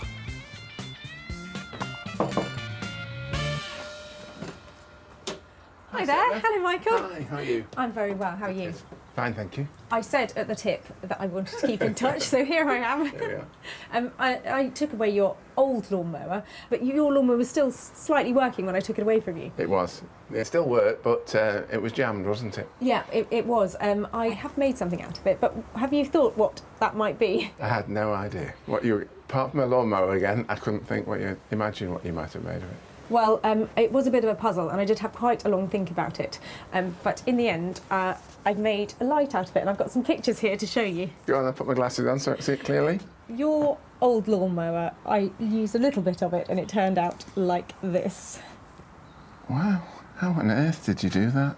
Well, actually, it was really easy because your lawnmower blade had all the right holes in blades, it. Yes. Yeah, had all the right holes in it and all the right pieces in just the position to make it into a lamp. It was That's your interior design expertise, isn't it? Well, it did look quite striking. Your lawnmower blade has gone on to be bought by a shop down in Marlow. And they have all sorts of very smart things in their shop, and now they've got your lawnmower light. And I've got a little bit of money to share with you. I've got a £40 profit to give to you for the old lamp made out of your blade. That is incredible. That is absolutely incredible. What might you do with that? I know what I'm going to do with it because in the 90s I was a bank manager, and I don't tell people that very often, but we were better then, I think.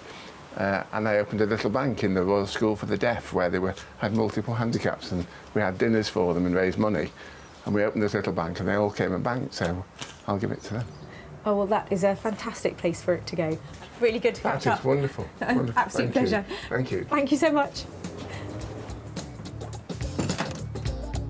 A total of £60 was spent creating classic lighting from the lawnmower. Sarah managed to sell the lamp for £100, which left her with a profit of £40 to give to Michael. Well, I think Michael approved of my cutting-edge design, and the money is going to a really good place too.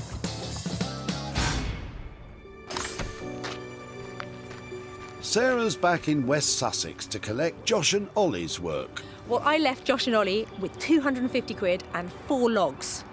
What on earth are they going to have made out of that? Well, they're pretty confident in their creations. I think she's really going to like these. We've got some original designs, so yeah, I think she's going to be pleased. Sarah left Josh and Ollie with a pile of rotten old hawthorn stumps.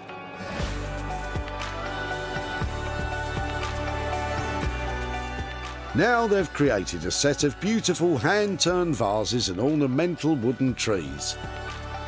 They've carefully squeezed every usable inch out of those logs and made a virtue of the wood's imperfections. The vases are bursting with character with a delightful finish. And those little wooden trees are an exquisite set of curios that put the texture of the hawthorn front and centre. Hello. All right. Wow, I'm really well. How are you? Yeah, good, thanks. Look at those. Let me come and have a look. I can't believe it. Aren't they beautiful? Were you pleased? I think so. Yeah, we're really chuffed. Yeah, they came out really nice, and the wood's amazing. It is unbelievable. It feels like marble. Yeah, it's really dense. These vases are a triumph. They're stylish and beautiful, and you can tell they're handmade, and they have this just fantastic feeling. How was it to work with them? How have you made this out of those logs? Yeah, we had to do a lot of chopping and splitting because there was a lot of rotten stuff in there. It looks like you made a virtue out of the faults, because I can imagine that might have been quite tricky to work with. It looks beautiful, doesn't it? They're beautiful, and a little forest as well. Now these look like fun. They've got this beautiful mid-century look to them. They're just so tactile, aren't they? Really lovely and so surprising given what you were left with. I left you with a slightly flexible budget, around 250 quid. How have we come out? I think, yeah, we were right. I think that is it. We did have another piece that we were going to try and do something with, but it was just too rotten. Okay. So yeah, 250 is. Well, I think you've made something very special out of something that was really not very special. And I reckon we can make money on it as well, because they're beautiful, beautiful pieces. Well done. Good. Thank you very much. Excellent. Thank you. Yeah. Great job. Cheers. Let's get them packed up. Yeah. Well, I don't think there are many people who could have made all of those beautiful things out of a load of old logs. Massive credit to the lads. The wood, it had lots of splits in it, a lot of it was all rotten, so I think we managed to get something pretty good out of it in the end. We were really happy with the shapes, and Sarah seemed to be really chuffed with it also, yeah. At the recycling centre in Altrincham, Sarah unearthed Trevor's hunks of hawthorn and he was after a full cutlery set from them. There's some good wood there. I'm sure she'll get more than spoons out of it, but it's going to take a lot of hard work. Josh and Ollie did their best to help Sarah prove that sometimes money really does grow on trees. Sarah advertised Josh and Ollie's wooden creations online, and just like real trees, sales began to grow slowly. Sarah has come to just outside Altrincham to visit Trevor and to show him what became of his hawthorn stumps. Morning, Trevor. Hi, Sarah. Nice to meet you. And you, how are you doing? I'm good. How are you? Yeah, very well. Good. Now, I can see from your immaculate garden why you might have been throwing away those hawthorn stumps. Had they been lying around for a while? No, I actually dug them out just a few weeks before. Well, I took them to some lovely guys who are based down near Goodwood, who actually got quite enthusiastic about them. But did you think, I wonder what we might do with them when we take them away? I thought, if anything, you make a lamp out of it of some sort. That's all I thought. Yeah. Really? Well, that was actually part of the discussion. The guys I took them to are called Josh and Ollie, and they both actually got quite enthusiastic because hawthorn is a wood, because it's got such a slow growth. It's a lovely dense wood with lots of colour in it. So I've got some pictures. Do you want to see what we did? Yes, please, yeah. Here are your tree stumps. Wow, that's really good, isn't it? So what they did is the big chunks of them here, they've turned into beautiful vases. Mm-hmm. So they've got all the character of the hawthorn and all the lovely colours and shapes that come out of it when you cut through it. They look fantastic, yeah.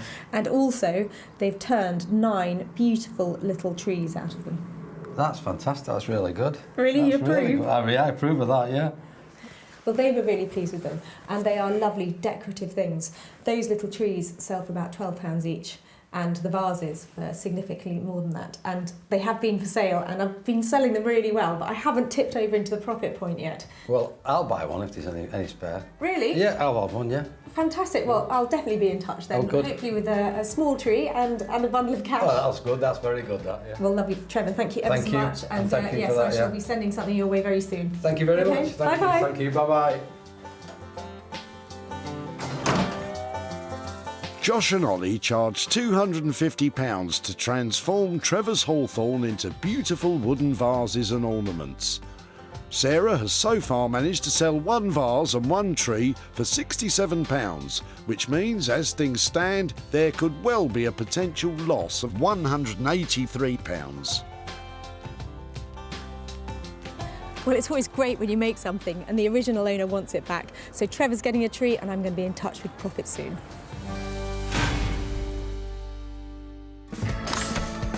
Sarah's now returned to Manchester to see the bold makeover Anthony's been promising, if he's managed to finish it, of course. This chair, as complicated as it was, that was kind of our own doing. We could have went simple, but we chose to basically utilise all the skills of all the staff here. Everybody's loving it. Everybody loves it for the impact. Yeah, so hopefully when she arrives, she's going to love it too. Well, Anthony was being really quite secretive about my little chair when I dropped it off, so I'm dying to see what he's done with it. I've left him 500 quid worth of budget, and I know one thing, it won't be dull. When Sarah collected the old chair at the tip, it had certainly passed its best.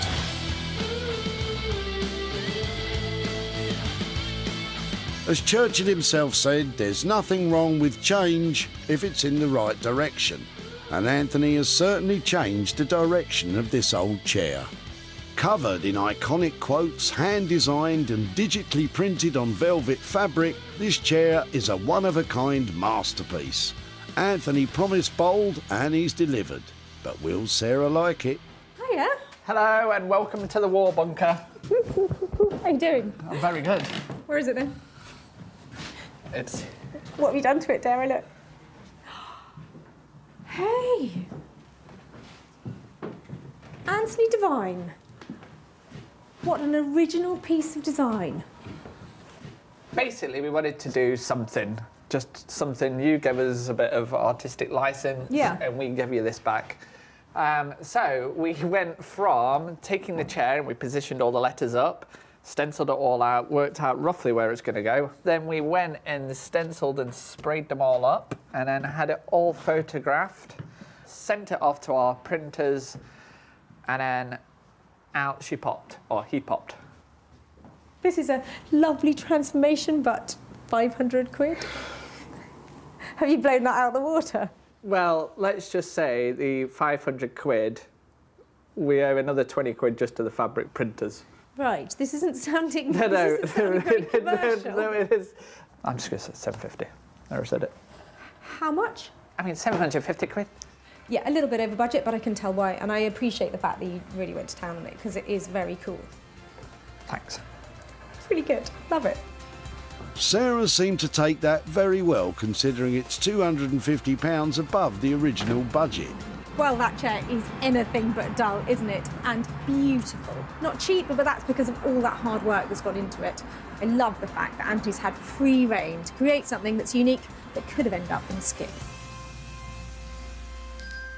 When Sarah spotted Lydia dropping off the old green chair, it certainly had some history. It belonged to my family. It was passed down to me, and it was actually my great aunt's. Sarah chose to save it from the skip and allowed Anthony free rein to do whatever he liked. The inspirational armchair was quickly snapped up by Nick Smith, a regular client of Sarah's who's an online vintage and retro retailer. Oh, it's nice and comfy. Sarah has returned to the Altrincham area to show Lydia what became of the old green chair.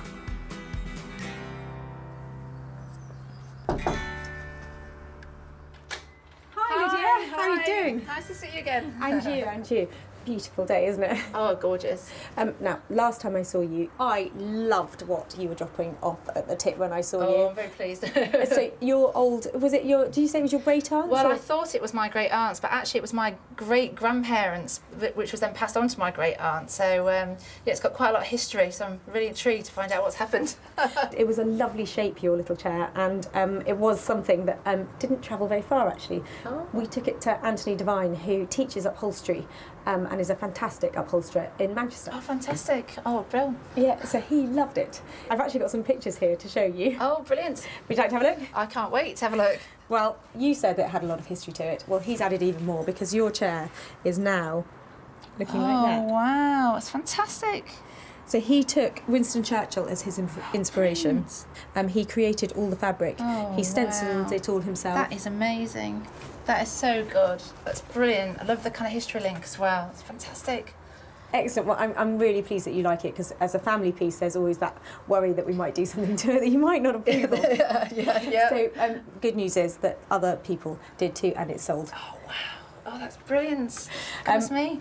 I have £75 here, which is profit from your armchair. Oh, that's super. Thank you very much. Oh, that's brilliant. I'm going to give it to an animal charity. You know, that's what I'm going to do, definitely. I've got one in mind. Really? I am, well, that's yes. lovely. That's really, really sweet. It's a little chunk of money that hopefully will be useful. Yeah, definitely, definitely.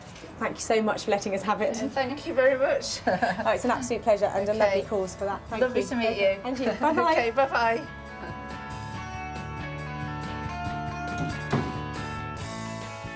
Anthony charged £750 for the transformation of the old green armchair. Sarah managed to sell it for £825, which left a profit of £75 to return to Lydia. Well, Lydia loved Anthony's Winston Churchill historical connection with her chair, and that animal charity has a very generous £75 donation coming.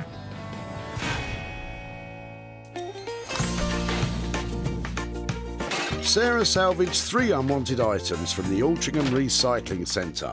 Michael's old mower became cutting-edge lighting, Trevor's hawthorn stumps became sideboard essentials, and Lydia's old green chair was rewrapped and covered in Churchill quotations.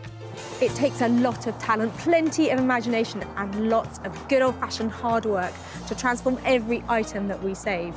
But it's definitely worth it, especially when we get to hand over some money for nothing.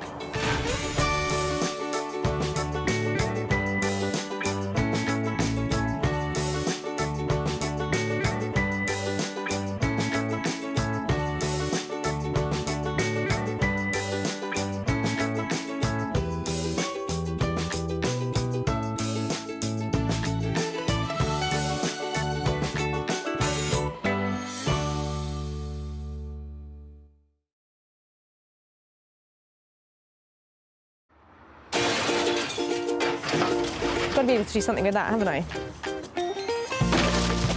How do you make money for nothing? I'm going to take one and be back for the other.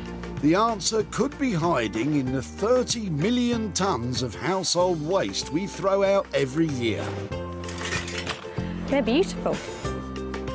That's why entrepreneur Sarah Moore wants to get her hands on things before they hit the skip.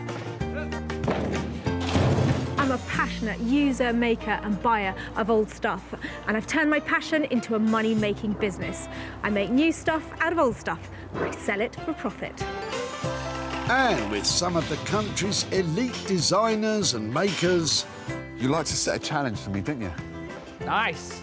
She can transform her finds into desirable, Isn't that clever? valuable, What an original piece of design. and hopefully saleable items. Oh, no way. If Sarah is successful, then she can hand the profits back to the very people who had no idea there was cash to be made from their trash. Oh my God, that is amazing.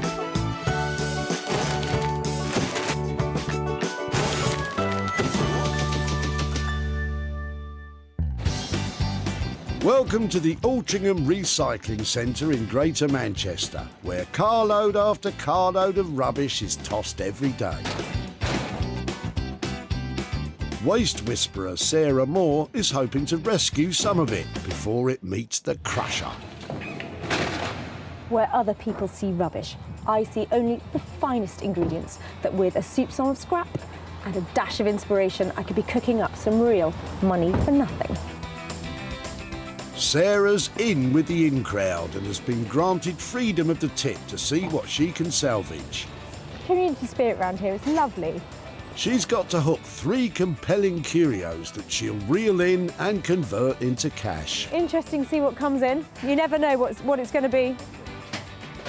Sarah's first catch of the day is Simon, who's arrived with some exquisite, rusted gubbins. Oh, are they going in there then? They are indeed.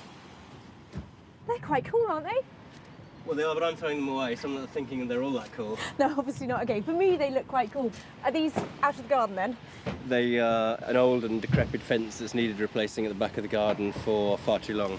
I love that colour on them because you just can't fake that when you're trying to make something look old. They call it patina these days. Patina, or patina, is really just a fancy word for rust. I've got loads of stuff you might consider patina. Yeah, I can see you talking on my wavelength already. Should I not be throwing this stuff away? It literally is falling apart, isn't it? Chuck it my way and that would be fantastic. Railings like these are relatively scarce, as many were donated for the war effort during the 1940s. It looks like Sarah's going to give these ones the chance of another life as well. But what does Simon think is in store for them? I like the idea of anything being recycled and reloved. I really do. But you know what she'll do with them is a little bit beyond me, really. The mind boggles. I think Sarah's mind might have completely boggled this time. I'm sure she knows what she's doing, though. They're rusty, covered in old paint. They've been cut up. They nearly got chucked into a skip. But I think these railings have a charm about them that has to be useful in transforming them into something else. Like what exactly? Definitely going to be a challenge. Sarah won't sit on the fence for long. She's got someone in mind with the steely determination to forge something new out of that scrap. Daniel Heath is an award-winning wallpaper and textile designer, but he's not afraid of getting down and dirty with reclaimed materials to make unique furniture and contemporary design pieces. I love what I do because of the challenges that come from every project. There's never really two projects that are the same. Every brief is different and every client is different and wants me to produce something unique for them. So that obviously has an array of challenges that I have to face every day. Each one that comes along is different, and that's the joy of it. Daniel may love to work with reclaimed materials, but he might be struggling to feel the joy when Sarah turns up with these rusty old railings. Sarah's successfully snaffled up her first item, but she's got another two still to find. Nothing. But you never know. Undeterred, she's snooping around Luke, who's getting limber with some timber. Hiya. Hello. You've had a smashing time this morning then? Yeah, as you can see, lots of fun. Talk me through this then. Was it in your... Is it the whole cupboard you're chucking out? We've moved into a new house. There's some old cupboards there that need getting rid of. I really like the look of the doors that you're chucking out because they look like they're still nice and solid. Yeah, they are. Some nice chunky pieces of timber that I might be able to use for something. So if I could take them away and maybe show you if I manage to make anything out of them. Sounds great. That really is just a pile of old wood. Sarah's got her work cut out if she's going to pound out a profit from those planks. What does Luke think she can knock together? It's solid wood, so you could make anything out of them, really. It depends how much skill she's got or how much skill her team has got. Don't worry, Luke. Sarah's eye for awesome offcuts is never wrong, or hardly ever. I can never resist a really chunky bit of timber, and these components from a 1940s house have got all the right credentials to be made into something amazing, and I've got just the person in mind to take on the job. That's the bits for item 2 in a thoroughly organised heap. Which lucky craftsman will be lumbered with them?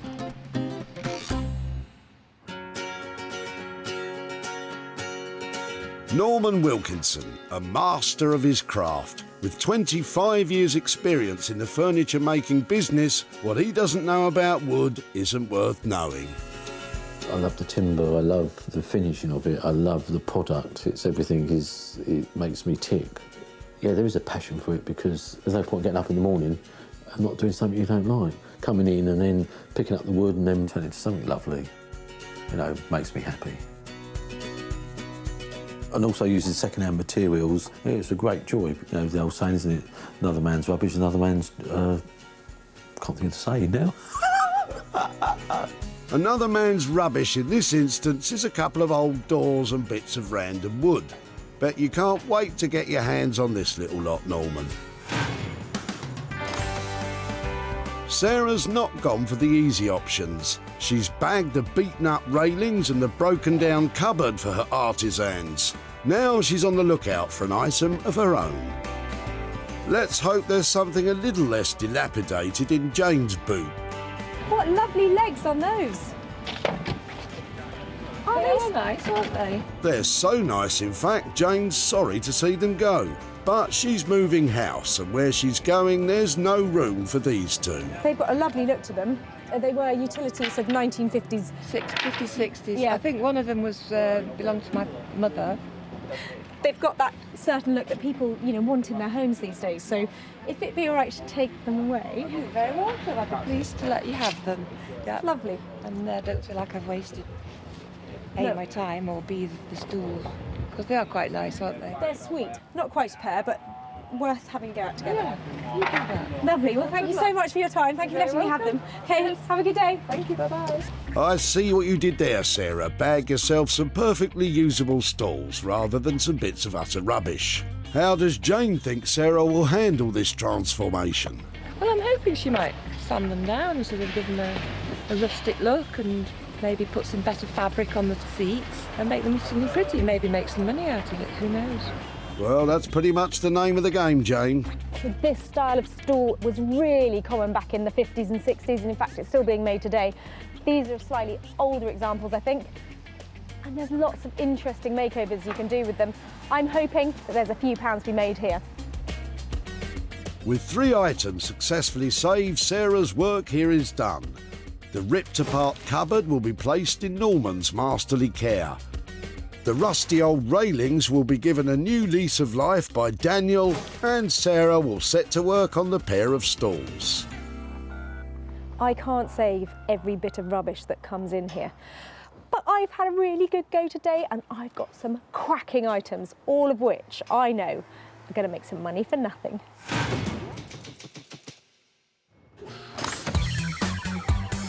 In Walthamstow, North East London, is the workshop of award-winning textile designer Daniel Heath.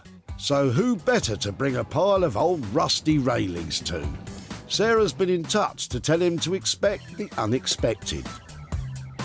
It seems like she's got something that I'm going to be a bit unsure about, so I'm a little bit more anxious than normal. I guess we'll have to, as ever, see what comes when it gets here. Now, these aren't the type of materials that I immediately think of when I think of Daniel's work, but I've got a few ideas and I'm hoping this old cast iron railing can be incorporated into something amazing that can be sold to make some money. Hiya! Hello, how you doing? Yeah, Good to really see well, you. really well. So, did you have any thoughts when I said it was mad? Well, I had things pop into my mind, but okay, yeah, really quite bonkers. Yeah, it's like, let me out. Oh, God. Okay, are they even sound? Are they, I mean, they're okay. Should we take them in and have crumbly. Crumbly? I think you'll find that's a highly desirable patina, Daniel.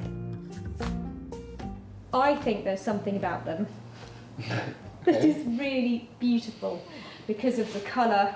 I'm pretending they're not beaten up iron railings. That's all very well for you, Sarah, but it's Dan who has to work with those beaten up old railings. From what I understand, because these are cast, they are brittle. They're not the kind of material that is terribly nice to work with. It just gets better and better, doesn't it, Daniel? I've had a bit longer to think about them than you have, but I'm sort of wondering whether they could be used as the support for a table, a sort of console table or something. Sure, okay. You can see that, can't you? You can feel it. Yeah. You know, it's going to depend on what we pair up with it, material-wise, because we can't do anything with them on their own. They're going to have something that bolts them together or holds them together and a surface involved in it somehow. Something like a contemporary material like jesmonite might work well. Jesmonite is like compound. Is that the pourable stuff? It's pourable. It's like a synthetic stone. Okay, so posh concrete. Yeah. Okay. You like a challenge, don't you? I do. This is certainly one of those. Great. When you're prepared to take on them? Well, they're here now, so I may as well. That's the spirit. That's why we love our Daniel. He never shies away from a challenge. It'd be good to tie down a price where we think we might make some profit. If we say a broad ballpark, 500 to 600. Okay, 500-600 quid. Nearer to 5 is always good, but if you create the £2,000 console table, then, you know, just go all the way. Thank you, Sarah. Thanks ever so much. See you. Bye. It's a dirty job, and now it's Daniel's job. He is going to create something just unbelievable out of those railings. I know he's got this vision. We'll have to wait and see what it is, though, because at the moment, it's a long way from looking commercial. These are a big challenge. I mean, they are in a real state. Hopefully, we'll make something nice with it, as ever. Daniel's wisely bid high for this work, as it will involve a lot of experimentation and other materials, but with £500 to £600 of costs, it's going to have to be pretty special to turn a profit.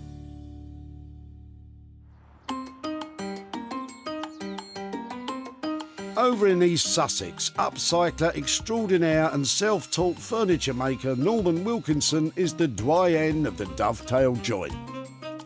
But will he thank Sarah for bringing him a pile of broken wood? It could either be a nice antique or it could be a pile of rubbish. But everything rubbish, sometimes there's money can be made out of rubbish as well, so let's just wait and see.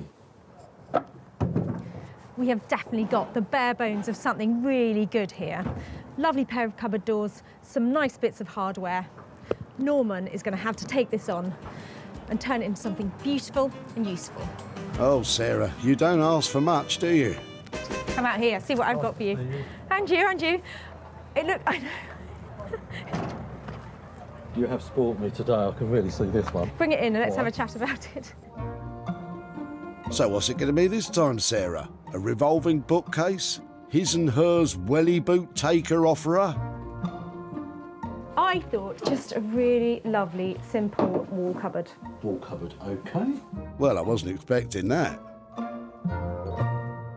Why don't we take the paint off and see where we go to and see what nice pale colour we find. There might be some nice pale paint, and let's really go for it, because, you know, you can see under there it could be something. How are we going to make this a wall cupboard? Are we making it for a kitchen, or are we going to make it for a bathroom, or universal? Kitchen, trick kitchen. Well, looking at the doors and how they are, I think maybe we could take the panels out, put some chicken wire in it for kitchen, so it gives it a nice different feel. Yeah. Chicken wire, eh? That would be a different feel. Not so much boho chic as barnyard chic. And chicken wire's still in, and it's still quite trendy, so I think it'd be great. It's geometric. People love geometrics. You love geometric, don't you? Well, do you know something? There is an appealingness to the fact that it's so regular and even, and I think mixing it up with old, new, I think it's in safe hands. But we need to sort of try and incorporate all this as well. So, looking at the hooks, maybe we could put them under there so they can put their cups on them or stuff like that. I love it, because what you're saying, it's not too big, it's not too small. If you can make it easy for me to sell by putting something that DIYers can attach it to the wall with. We'll do that as brackets, well. So we'll make you... it so it's ready to rock and roll. Perfect. Okay. How much money are you going to be wishing for to transform it into that useful cupboard for me? If we get this into showroom condition, so you can sell it, £200. I think you're being nice to me, aren't you? I think you feel try, sorry. yeah. You feel sorry for me because of where I've been to get this, don't you? Yeah, precisely. Well, keep it nice and simple for 200 quid. I don't want you, spending too much time on it, but good. Lovely. Thank you. Give us a shout. Thanks very much, and I'll see you soon. You will see me soon. See you later. Take care.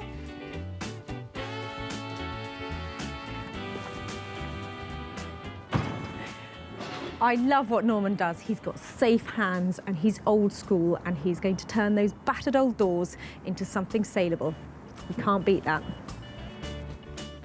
I think it's going to be a nice challenge. It's an OK piece, so Sarah's got it right for once. Fantastic. For the princely sum of £200, Norman is going to turn a couple of wooden doors and assorted bits and bobs into a wonderful one-off kitchen cupboard using chicken wire. I can't wait to see it.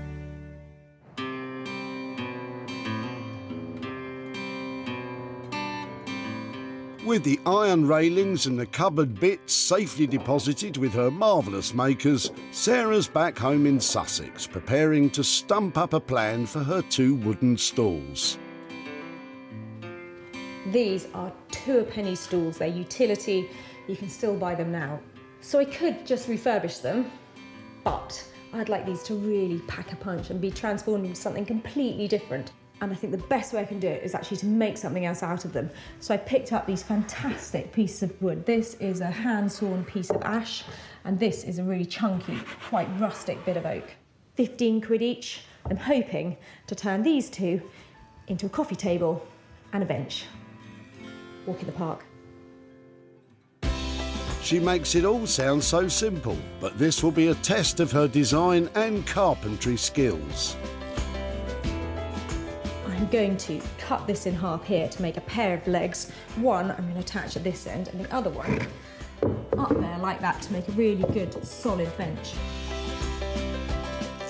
Sarah wants her bench and coffee table to have oval-shaped tops, but cutting 2 hefty chunks of solid wood to this shape is no easy task.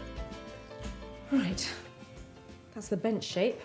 Now, luckily for me, because I'm no carpenter, I've got my friend Paul here who's helping to mend my rotten windows. He is going to cut them out for me. Now I understand her confidence about taking on this carpentry project. If only every DIYer had a carpenter on hand to do the hard bits. What do you reckon? Yeah. I hope Sarah's got that outline right.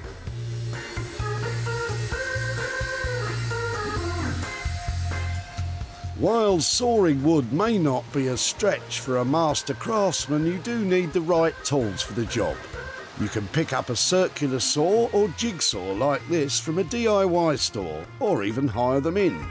Since we're here, why don't we ask Paul to cut the stalls in half too? What do you reckon?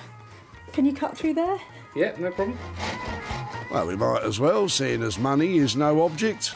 Oh, sorry, no, it is. Does Sarah know?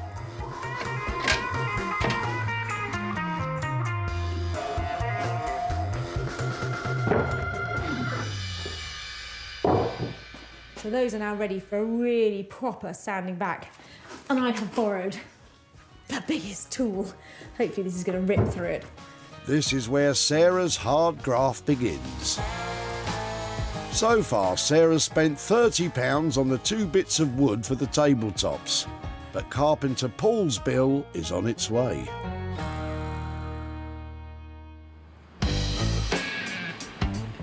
In Walthamstow, award-winning textile designer Daniel is getting his hands dirty with the rusty old railings. This is not a material that I worked with before. I hope that we can maintain some of their decrepit beauty. I don't think you'll have any trouble doing that. Daniel's using the iron poles to make the legs of a classic console table. Very rough sketch, but this works out how many I need, how many poles I need. Daniel will have to, ever so delicately, free the poles he'll need for his frame. All right, just give him a good bash then. Hey, bit of movement. Because the worn-out and brittle iron is so difficult to work, yes, Daniel doesn't think he'll be able to weld it. So once he's rescued all those rods, he'll have to improvise a way to join them and the tabletop together. To do this, Daniel is designing a joining bracket which he'll integrate into the top. Now, I hope you're all listening carefully, as this is where it gets tricky. The tabletop and integrated bracket will be made of jesmonite. Nope, I've never heard of it either, but I know this, it's expensive. So he's making a prototype of this bracket from wood to see if it works. Very sensible.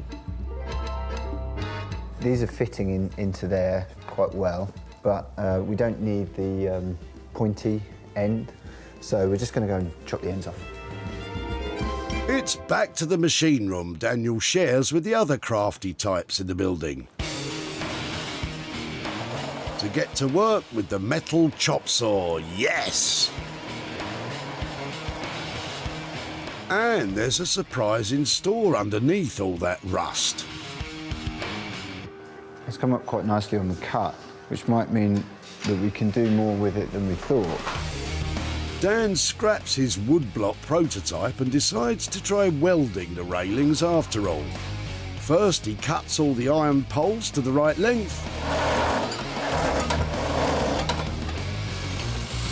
and cleans up the areas he needs to join. This is a linishing machine. It's like a big sanding belt. And it's basically exposing the metal underneath because we need to have a clean contact point for the weld so that we have a strong finish to it. For a textile expert, Dan's got quite the skill set. Is there anything he can't do? I've done some welding before, but because we want to keep the paint, it does have challenges beyond just working with standard steel. Got all my joins square, so hopefully it will weld up quite straight. Quite straight. No one will pay over £500 for a quite straight table, Daniel. Daniel's welding iron will heat the metal to melting point. That's a whopping 1500 degrees centigrade. The poles will melt together, and when they cool, they'll form a solid bond. At least that's what should happen if Daniel's done it right. It's quite hard to tell whether it's worked until I undo the clamps. Here's hoping the welds are strong enough to hold up that exotic-sounding and expensive Jesmonite tabletop.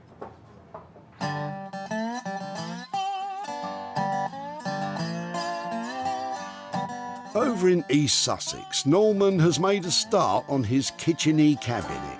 He's already built a base from some new timber and parts of the old cupboard Sarah dropped off. But next, he turns his attention to the door panels, which will be replaced with chicken wire. Yep, you heard me right, chicken wire. Chicken wire is a fashion and people love it. Do they? You know, we use it on cupboards and things. So, I mean, until the cupboard's put together and then we finish it, then you'll really get the effect of what it actually looks like. If you say so, Norman. First, Norman puts on his chicken beak, then uses an electric router to remove the middle panels of the doors. Perfect. You know, perhaps a chicken wire door will look great, and I'll be left with egg on my face. Once you get rolling with it, then it's fine. It's just a bit finicky. Get in there. Credit where credit's due, Norman. Your cupboard door is starting to look pretty good. That's really nice and tight now. You know, I expect if it was laying on the floor, the chicken could actually use it as a trampoline. But he can't because we're going to use it as a cupboard. So, happy days. What is he on about? Next, Norman cuts lengths of wood that will make up the back panel of the cabinet base. The T&G, we call it T&G, but it's tongue and groove because it's got a tongue on that bit and it's got a groove down in there. So when we put it together, it all slots nicely together. Norman applies PVA glue to the base, staples the wood in place, and repeats. Do a bit of icing. I should have been in cakes. You know, it's almost like icing, isn't it? It's like a work of art, that. Yeah, I wouldn't quit your day job, big man. After a lot of hammering and a lot more stapling, it's taking shape.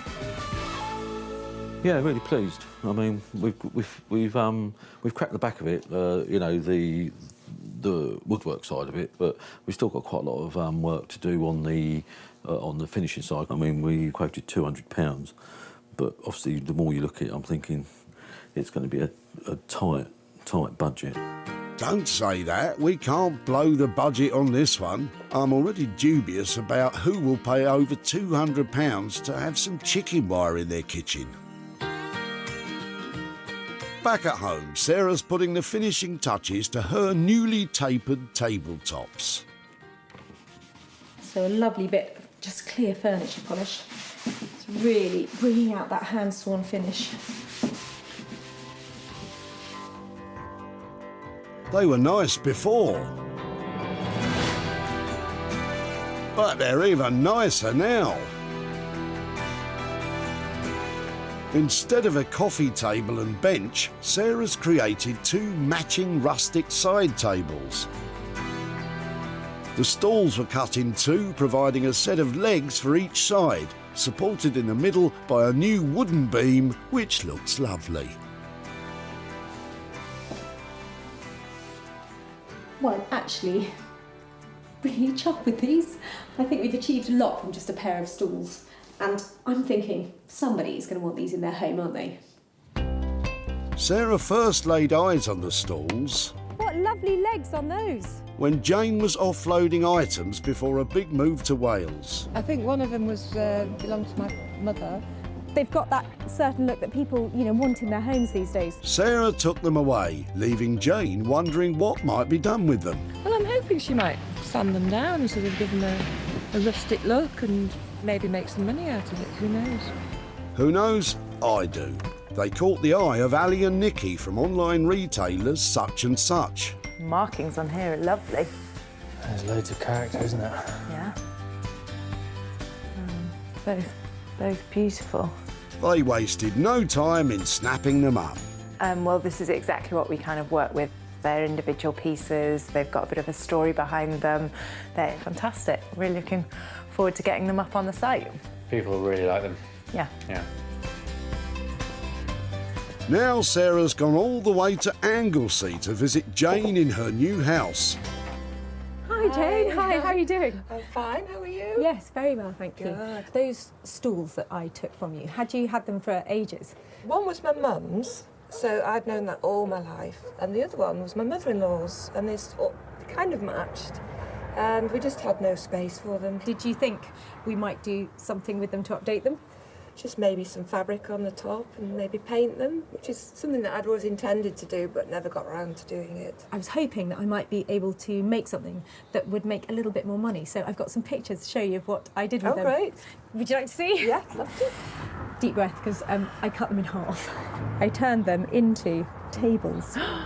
So there they are. Wow, I'm amazed. I would never have thought of doing something like that. I mean, I did cover them with a bit of fabric a couple of times, but they were always stools to me. They've been bought by a shop who specialises in selling that kind of natural-looking product, and I made some profit to share with you. In fact, I've got some here. I've got £120 here. Joking? For your stools. Oh my goodness, that's ridiculous. Hopefully in a good way. I'll never throw a stool away again. That's amazing. Thank you so much. I'm going to put you on the spot. What are you going to do with £120? Well, I honestly didn't think they would make that much money. So I suppose, as we're going to be doing up the kitchen here, that it'll go towards something in there. Well, I'm so pleased that that's going to a good home, and it was lovely to catch up. And you too. Thank you ever so much. Thank you so much too. Bye-bye. Bye-bye.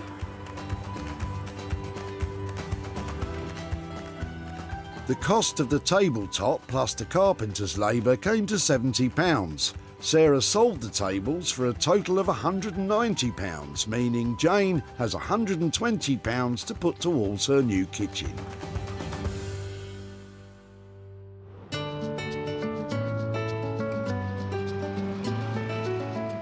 In Walthamstow, Sarah's back to catch up with Daniel. Have the rusty old railing she left with him had a magic makeover? Well, I have been wondering, can you actually make old railings into something designer and cool? Let's go and find out.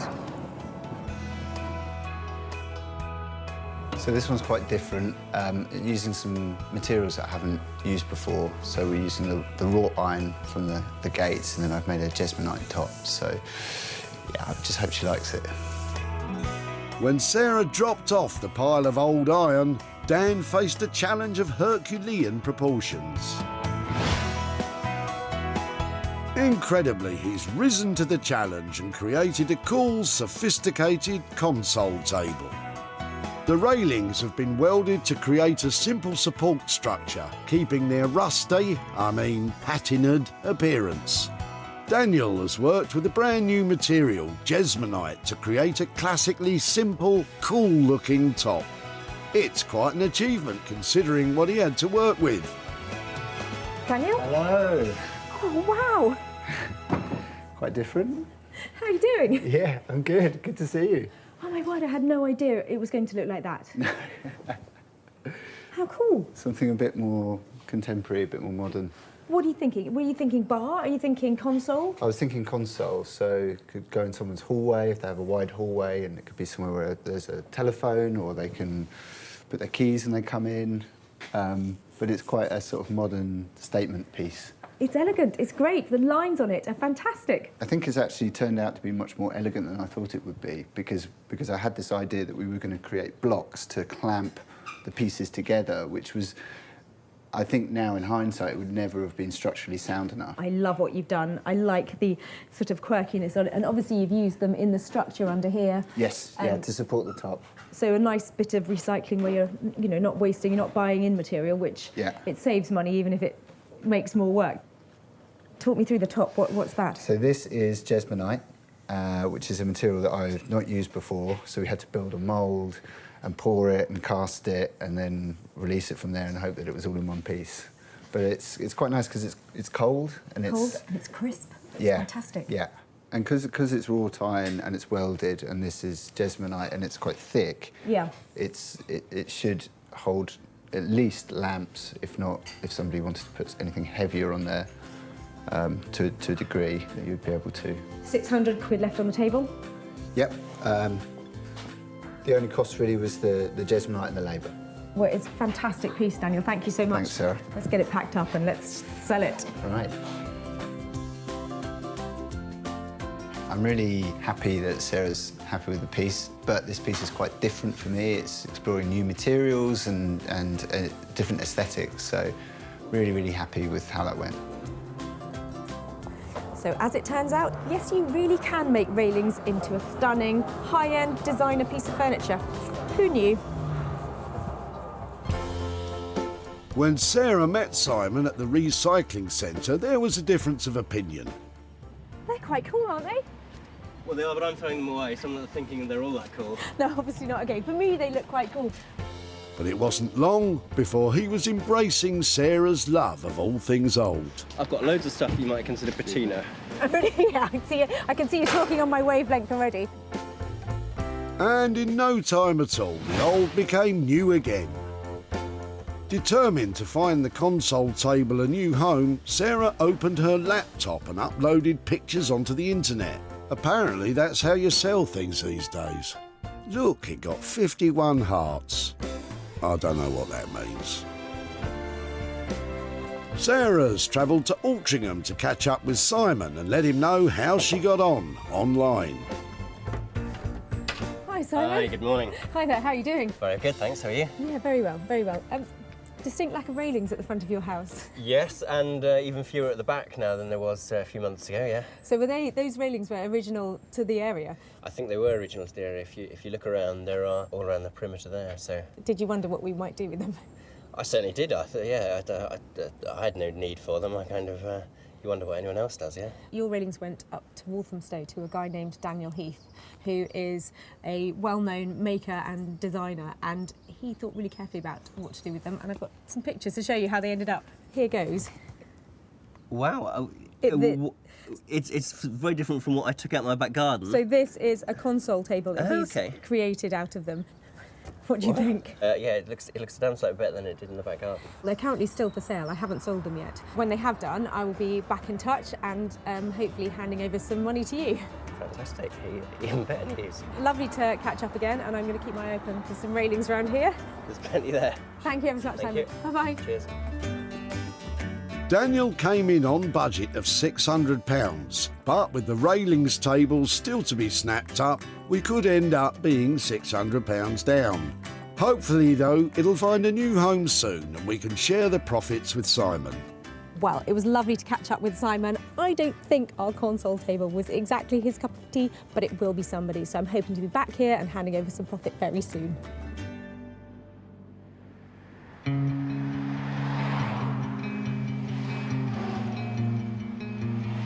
Sarah's back in East Sussex to see what Norman's managed to cobble together out of that broken cupboard. Well, I left Norman with the merest remnants of a cupboard in the hope that he'll be able to transform it into something fabulous I can sell at a profit. I cannot wait to see what he's managed to do with it. Sarah had gathered a pile of broken wood that was apparently once a cupboard. Norman has miraculously pieced it all together to create a gorgeous kitchen cabinet. He's taken great care to keep just the right amount of wear so it's brimming with cottage charm. Those original hooks have been incorporated, which will be perfect for crockery. And that chicken wire frontage is adorably rustic, without over-egging the farmyard ambience. It's a perfect rural accent for any bohemian kitchen. I'm impressed, but what about the boss? Norman? Hiya. Hello, how are you doing? Hello, yeah, I'm great. You? Yeah, I'm good now. Look at that. That's great, isn't it? It looks amazing. I can't believe that's what's come out of that pile of timber, offcuts and stuff that I left you. It's amazing. Yeah, it's great, isn't it? I think it looks lovely. You've left just the right amount of old, beaten up detail on it and made it fresh enough to go straight into a kitchen. Yeah. I love it. Yeah, we kept the hooks. We've done the hooks under here so you can have your cups. Yeah, so obviously we used all the old timber that we could, the sides, the hooks, but then we had to have new shelves in the back, and then that's what we came up with. It's great. I think it's lovely. Excellent. Once on a wall filled up with chickens. They look great. I think we can find something better than that to put in it. Well, Norman's feeling like cock of the roost now, but did he come in on budget? I left you with 200 quid on the table for it. Yeah. Is that where you came out? Uh-oh. Well, actually... here it comes. We actually... 300, 400... We didn't actually quite do as much, many hours on it as we thought, so we're actually going to have it for 175. Under budget! Cock-a-doodle-doo! I loved it anyway. Now I really like it. That is really good. I think 175 quid. I have to be able to make some profit on that. Yeah. I think that's going to be an easy job to sell, but I might need to borrow that chicken for some sales shots. I'm sure Peggy won't mind. She's a good egg. Thank you so much for that. Thank you as well. That's lovely. Thank you. Good luck. Well, I am cock-a-hoop over that transformation. Norman has made something really beautiful with those old scraps, and that's quite difficult to do. It was busy, busy, busy at the dump, but Sarah still spied Luke about to throw his rubbish into the skip. You've had a smashing time this morning then? Yeah. It may have looked beyond all hope, but even Luke could see the potential. It's solid wood, so you could make anything out of them, really. It depends how much skill her team has got. Don't you worry, Luke, they've got plenty. Sarah got in touch with vintage and retro store The Old Cinema in London, who love that kind of thing. And they bought it. Sarah set her sat-nav to Little Bollington outside Altrincham to bring Luke up to date on his old bits of wood. Hi there. How are you doing? Good. Good to see you again. Yeah, and you. So this is it then. You just moved in last time I saw you. Is that right? Yeah, absolutely. Fantastic. How's it going? It's going well. It's going slowly, but it's going well, yeah. Those bits of wood that I took from you, they had a bit of character left in them. So did you think that there was something that could be made out of them? I've thought about it, but I have got absolutely no idea how you can make anything out of them, so I'll be interested to see what you've done. So I've got some pictures to show you. Are you ready? Yeah. Kitchen cupboard. Wow. I don't know if you can see here, but all those little pegs that were inside the cupboard have been reused to hang cups on or hooks for the kitchen. That's well cool. Yeah? Yeah. Wow. Is that a surprise? It's a big surprise, yeah. It's creative. It was snapped up by a shop in London, and that is going to go into somebody's house somewhere and be on their kitchen wall, being loved by them. And good news, I made some profit on it. So I bought that for you, and I have £100 here for your old doors. Amazing. What are you going to do with the £100? Probably helping pay for plastering and that sort of stuff. Nothing very exciting or interesting, but trying to get the house looking really good. Good luck with the plastering. I know it's hard work. Thank you so much. Yeah, Lovely to catch up. thank you. Okay, bye-bye. All right, bye. With Norman coming in under budget at £175, after Sarah sold it for £275, it leaves £100 for Luke to do up his kitchen. Thank you, Norman.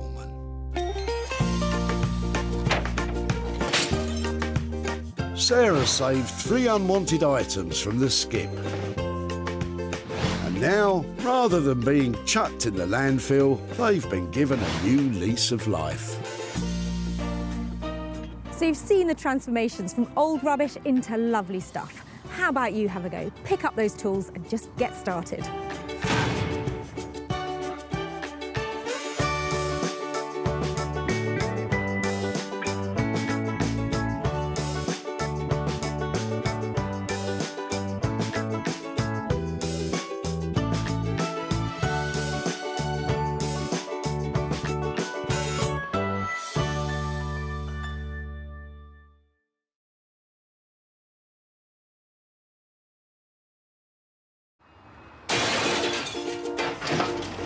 What are you chucking out today then? How do you make money for nothing? Don't throw them, don't throw them. The answer could be hiding in the 30 million tonnes of household waste we throw out every year. Thanks so much for letting me have that. I think that's absolutely made my day. I love it. That's why entrepreneur Sarah Moore wants to get her hands on things before they hit the skip. I'm a passionate buyer, maker and user of old stuff, and I turn that passion into a money-making business. I make new stuff out of old stuff and I sell it for a profit. And with some of the country's elite designers and makers... What do you reckon to that? Quite smart, isn't it? Tell me you love it. I love it. She can transform her finds into desirable, Isn't it amazing? valuable, It's quite a statement piece. and hopefully saleable items. I'll take you down to the till, that's fantastic. If Sarah is successful, then she can hand the profits back to the very people who had no idea there was cash to be made from their trash. Wow, that's amazing.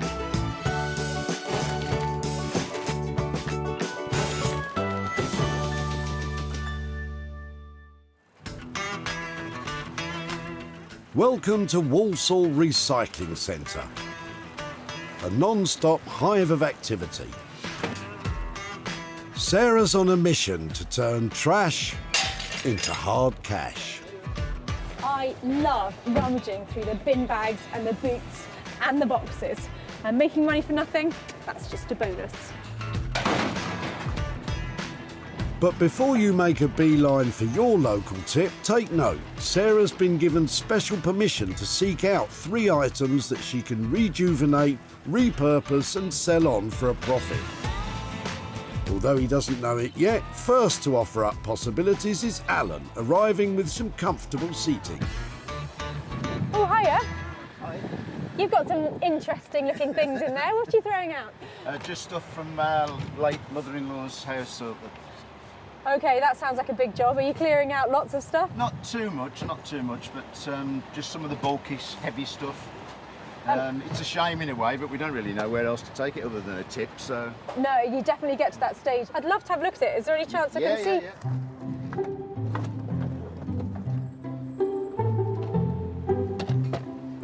Wow, it's quite cool, isn't it? There's a similar design one that's all leather as well, so... Really? With these 2 wing-backed chairs, she could be onto something good here. A pair of chairs, how exciting. Well done. Wow. I have to say that both those chairs are really interesting because they're old, they're chunky. In a way, I'm glad they're going to be reused because they just seem too good to throw out, but they're just so big in a small bungalow, which is great. If I could take those 2 chairs and then if I managed to do something with them, could I come and show you what I've done? Yeah. Or that would be lovely. Lovely indeed. Sarah has her first find in the bag and has roped the guys from the tip in to help. Good work, lads. But what does Alan think Sarah will get up to with his chairs? I don't know. It makes me think, really. I presume it's not going to be just recycled as furniture, but as something else. So it'll be interesting to see what happens to them. I'll just tell you if they're comfortable because that is the key. Oh, yeah. Oh, that's got IKEA wrote on the back, so it's not as old as you think it is. Everyone's a comedian. Very comfortable, but the look they have at the moment is just, it's not going to go into everybody's house, and I want to make them commercial, saleable and expensive. And given the style of them, this needs a specialist upholsterer. This is going to have to go to somebody who really knows what they're doing, who can cope with the fact that there's wood and fabric. I've got just the person in mind. Meet Ray Clark, upholsterer extraordinaire. Ray made a name for himself in the world of fashion design before discovering his love of vintage furniture. His fresh, modern designs mix practicality, comfort and luxury. I never intended to become like an upholsterer at the beginning. It wasn't the thing I set out to do. I suppose you could say upholstery found me. With my creative background in fashion design and textile design, I was able to use those skills and redirect them. And now this is all I do. I just give birth to chairs. I love them. Yeah. But will it be love at first sight when Ray claps eyes on these two?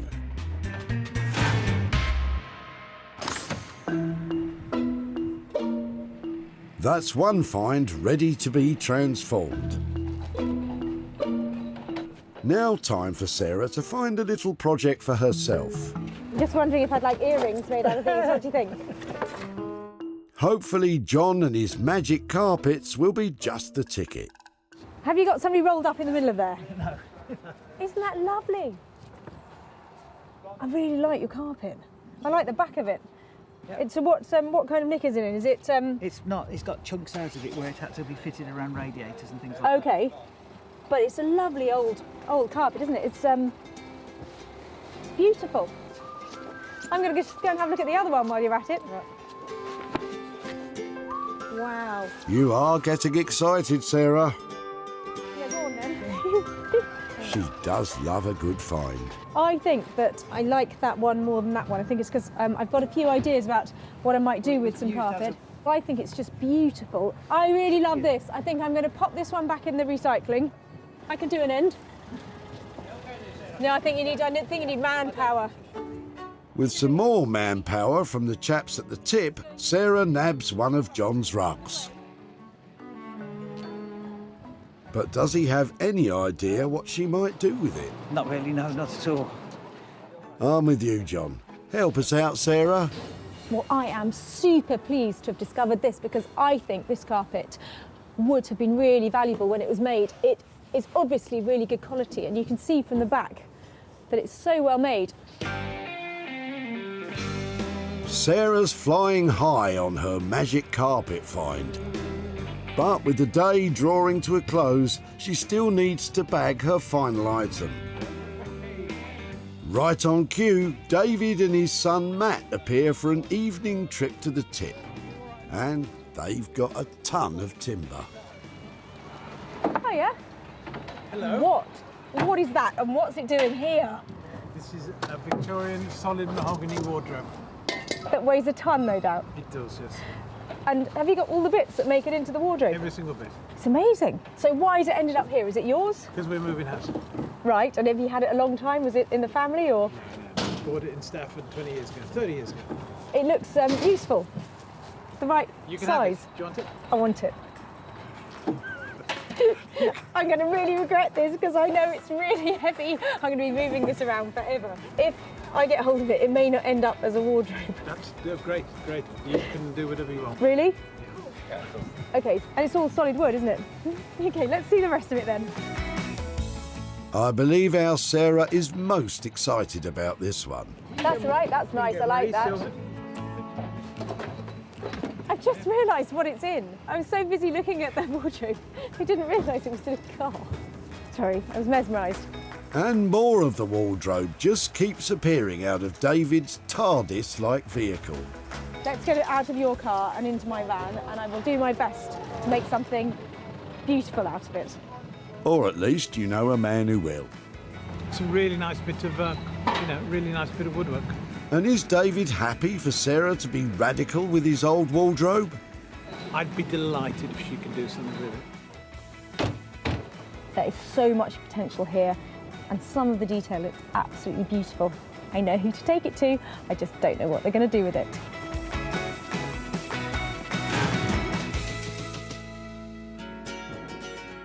With over 25 years of experience building furniture, if you've got wood, Norman Wilkinson's your man. I love the timber, I love the finishing of it, I love the product. It's everything it makes me tick.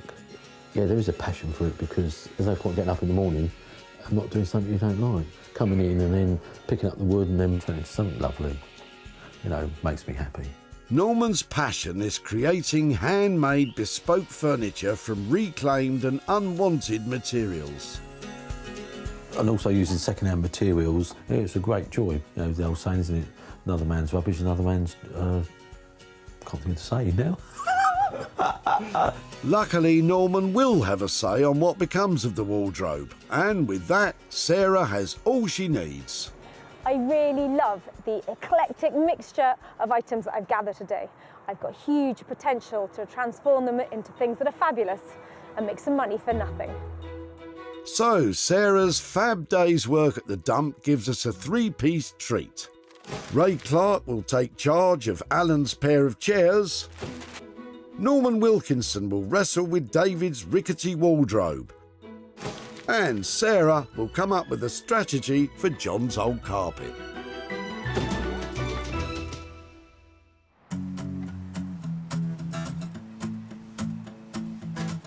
These days, the streets of East London teem with creative businesses and design know-how. It's here Ray practices the sport of extreme upholstery, and he's one of our top players. Oh, Sarah's coming today. I wonder what she's going to bring. It's almost like you're in goal and you've got to be prepared for a shot from any angle, do you know what I mean, from someone taking the penalty. It's like, sorry about the football analogy. No worries, Ray. Good to know you're poised and ready for kick-off. Normally weight is a benchmark for quality.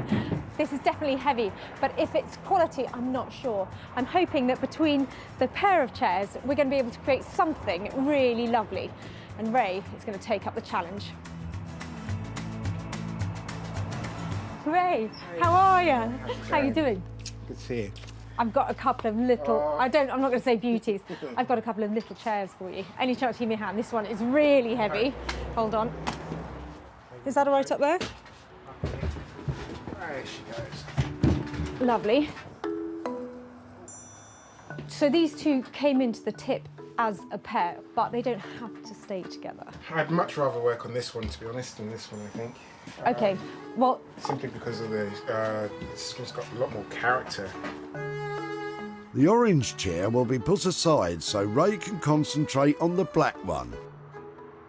I did wonder about just really making it pack a punch. Well, actually, Sarah, truth to tell, I've been kind of developing my own fabric. Really? We're trying to design... So that's a new thing for you, isn't it? Yes, completely. What kind of fabric is it? The fabric is based on different types of New World and Old World monkeys. Well, are you going to be able to nail it in time to get it on here? I think so. So it sounds like, to me, you're going to pour your heart and soul into this little chair. It will be a work of art.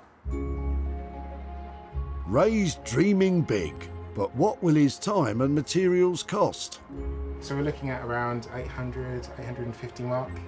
Okay, if I can leave you chiselling away at the cost. Yeah. If I leave you around £800, if I love the idea of the monkeys, oh, so... It's gonna rock. It's gonna rock. Go for it, okay? Yeah, thank you. Take care. Thank you very much. Yes. I think he's pretty happy with this project. Well, that chair sounds like it's going to look amazing, and I don't want to hamper Ray's creativity, so I think saying yes to a load of monkey business all over it is definitely the way to go. And I think I'm going to have a little chance of making a bit of profit. Fingers crossed. This is awesome. Oh, sorry, it's very difficult to contain my emotions. I'm sorry. No apology needed. Ray has a big budget of around £800 to remake that chair, but he's never created a new fabric for upholstery before, so Sarah's taking a risk on this one.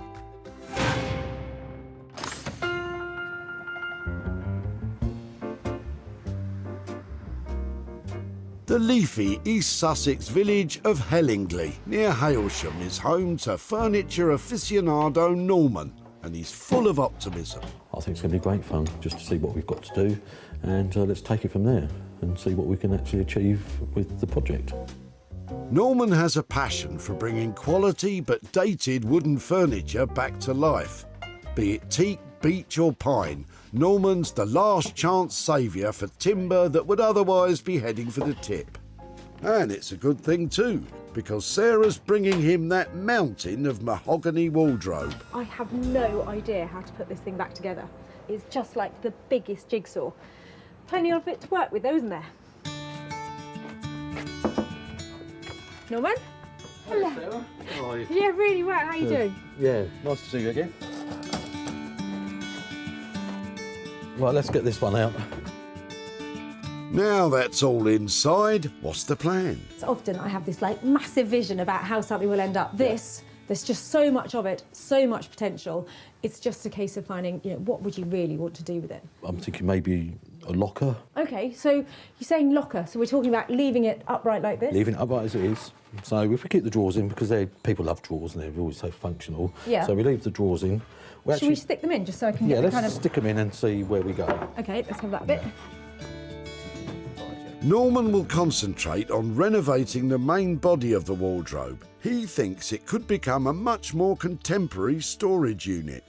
Because it's quite deep, we could slice it back a fraction, so it gives it the proportion. Then we could put in 3 doors maybe, and then keep them individual little compartments, and then put a plinth back on it, make a nice little cornice for it.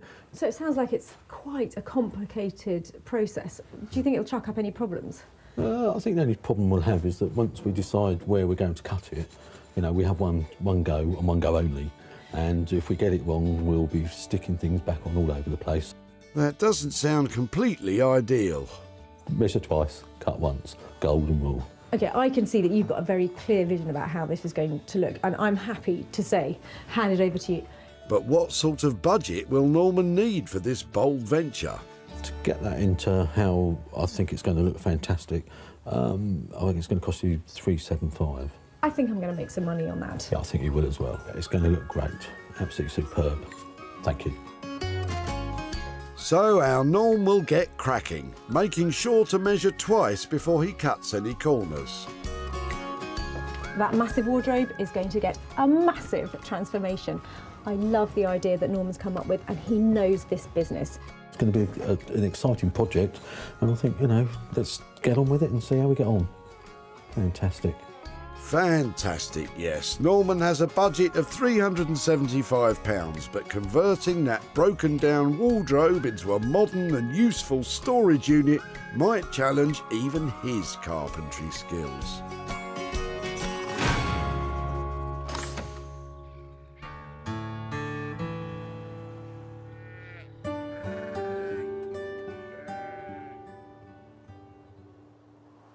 In the leafy Sussex countryside, Sarah's at home in her farmhouse. And you better feel like dancing, because she's thinking of cutting a rug. Fits perfectly, doesn't it? It's actually quite a nice carpet. But I've got plans. I thought I might make a set of luggage out of it. Sarah could make a carpet bag from it, but now she's having a closer look at the rug. Maybe she's already bagged something unexpected. It's got a really fine weave to it. I think that it might be some kind of wool or silk mixed to it. I think it's handmade. I don't think I can cut it up, certainly not without taking it to somebody who really knows what they're talking about. 'Cause that's not me. Completely change your plans, why don't you? Shish. So, Sarah's headed for Auction House Bellman's in Wisborough Green, West Sussex, where auctioneer Jonathan Pratt should be able to advise on the rug. Jonathan, lovely to see you. Hello, Sarah. I've got a little something you might be able to help me with. Gosh, Here. let's take that off you. At the other end. What? Right. Thank you. Auction houses can offer valuation services to anyone looking to put antique items up for sale. With 20 years in the trade, Jonathan is just the man to tell Sarah if she's onto something with her bit of old carpet. Quite nice. I mean, it's quite a nice carpet, actually. So it's very obviously Persian. Looking at the style of it and the colours, it's... Well, we want it to be antique at the very best, you know, sort of early part of the 20th century. It's getting close to that. Style-wise, it looks like it's like West Persia. What I need to look for on here is signs of wear and discoloration. Jonathan thinks it's a genuine Persian rug. What you're saying, this is really bringing it to life for me. But what sort of sale estimate would Jonathan put on it at auction? I'd reckon it potentially between £200 and £400. Really? Potentially, yeah. Certainly... Would you like to get off my rug, sir? Yeah, that's valuable, Jonathan. Can my tip-find rug come here and stand a chance of selling? Yeah, absolutely. I really believe it can. I'm joining you down the tip, I can tell you. It's amazing down there. It's really good, isn't it? It is good, Sarah, yes. Jonathan will put the Persian beauty in his next appropriate auction. Brilliant, I can't wait. Thank you. Okay, bye. I take my hat off to her. What a find. She's obviously got a very good eye. On the whole, it has great potential. With no outlay on materials for this little project, Sarah's in with a chance of profit. But will that rug that was headed for the skip really live up to its potential at auction.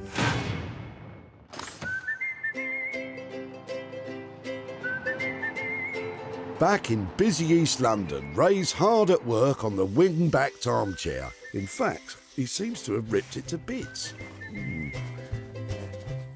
I've basically gone a bit nuts on the chair. I've stripped it back down to bare wood so I can get it prepared for a new colour, a wood stain. Ray needs to remove all of the chair's dated upholstery and strip the wooden frame before he can begin to modernise it. He's got a big budget of around £800 to do that, but time is money, and this is a seriously time-consuming job. I hate it when they snap off. It takes great patience and some determination as well. Oh, it's snapping off. Great patience, yeah. Ray's also been hard at work on the real stars of this piece, his menagerie of monkeys. I've just looked up certain types of monkeys and just illustrated them. His signature fabric will be printed up from his monkey sketches. Because of the types of monkeys I've chosen as well, give me an opportunity to maybe explore colour in quite a vast range. So you've got the gold of the tamarin here, and then you go on to the red howler, and then there's black howler as well. So hopefully this will be more of a surprise for Sarah when she gets to see this, because I really didn't have a chance to show her. His final designs will be sent to a fabric printing company to be transferred onto a velvety fabric. Obviously, I want the print process to go quite well to capture all the definition, but I'm also asking a tall order because asking for the illustrations to go into a pile fabric as opposed to just a plain flat fabric. So there may be some compromise I might have to make at some point, but we'll see. It's getting me all lumpy in the throat as well at the moment. I'm that excited. Ray's passionate about his monkey designs, but he still has a lot of work to do on that chair. Once his labour costs are factored in, can he really manage to deliver it on Sarah's budget?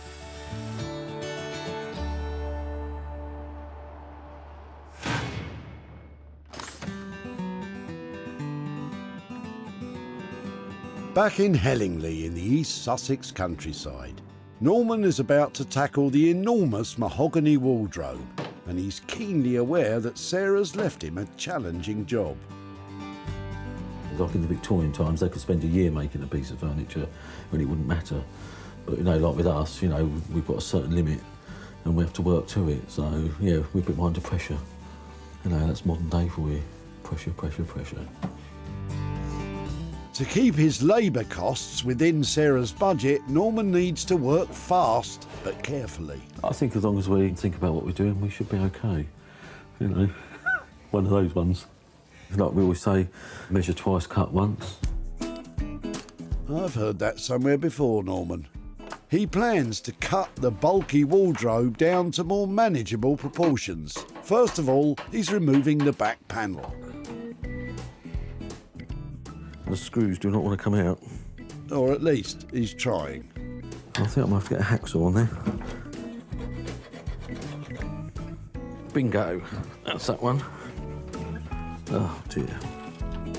The mahogany wardrobe is made from a tropical hardwood, a popular material used for quality furniture back when this was made, which was quite a while ago. This is the problem sometimes of using reclaimed when we can't get the screws out, so we have to make the decision on if we can't save it, then we might just put a new back on it. Yep, that one's snapped as well, so just this one now. But with a little bit of elbow grease. That's all right, we haven't snapped the joint, so we're in business.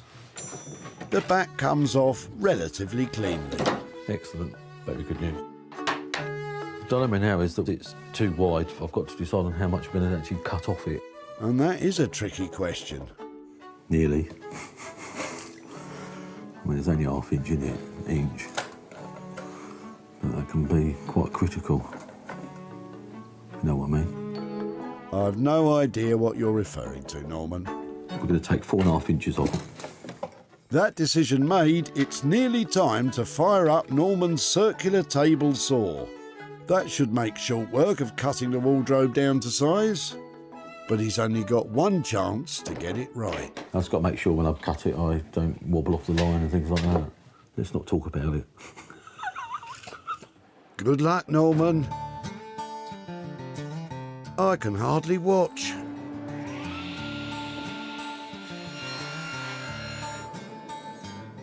Blake has done me being slightly high. I'm going to go do it again. What was the golden rule, Norman? Measure once, cut twice, was it? This mahogany monster looks like it has a long way to go before Sarah has anything worth selling.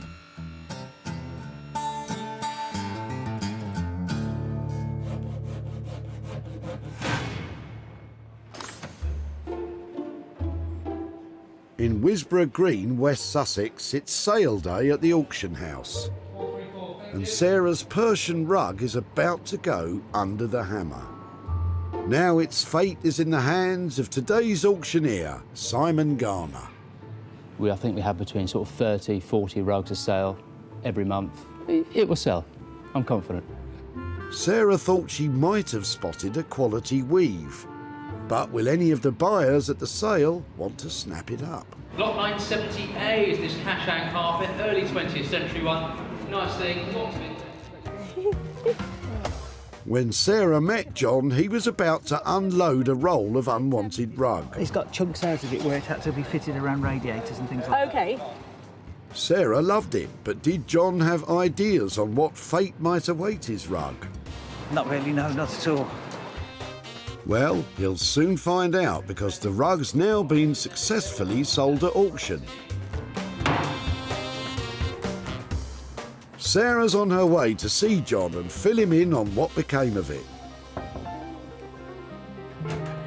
Hello, Sarah. John, lovely to see you again. It's nice to see you again. Are you well? Yeah, very well, thank you. Are you? Yes, very well. I said when I met you at the tip that I'd really like to keep in touch with any progress on your rug. So I had scissors poised, ready to cut it up to make it into carpet bags.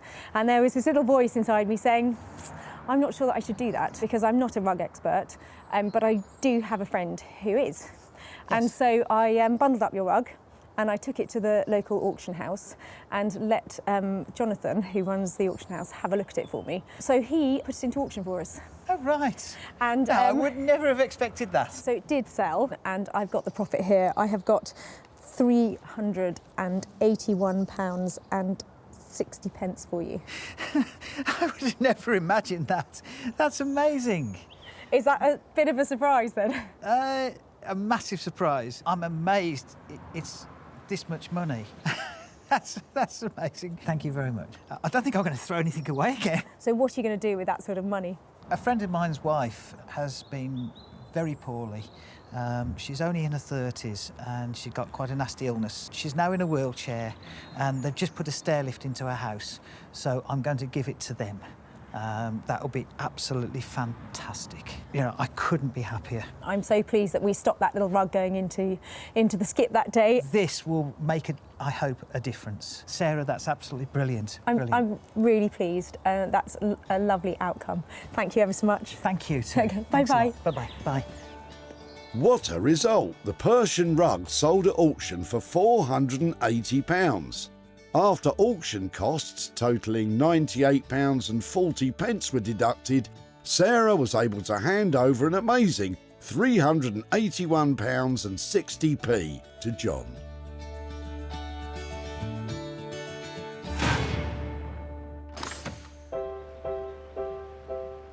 Back in East London, Ray has finished his makeover of the hotly anticipated armchair. He's waiting for Sarah, anxiously. I'm proper nervous. I just hope she really likes it. Yeah. Oh no, what have I done? You've done up an armchair, Ray, don't worry. Although Sarah is also on tenterhooks. I've come to see Ray and to find out how the armchair has turned out that I left him. And this is one of the projects that has really been on my mind because Ray is inventing a whole new fabric to go on the chair and doing all the upholstery. So this is just one of those things that could go either way. Either way, the transformation is now complete. When Sarah dropped off the chair, it was solid but badly needed bringing up to date.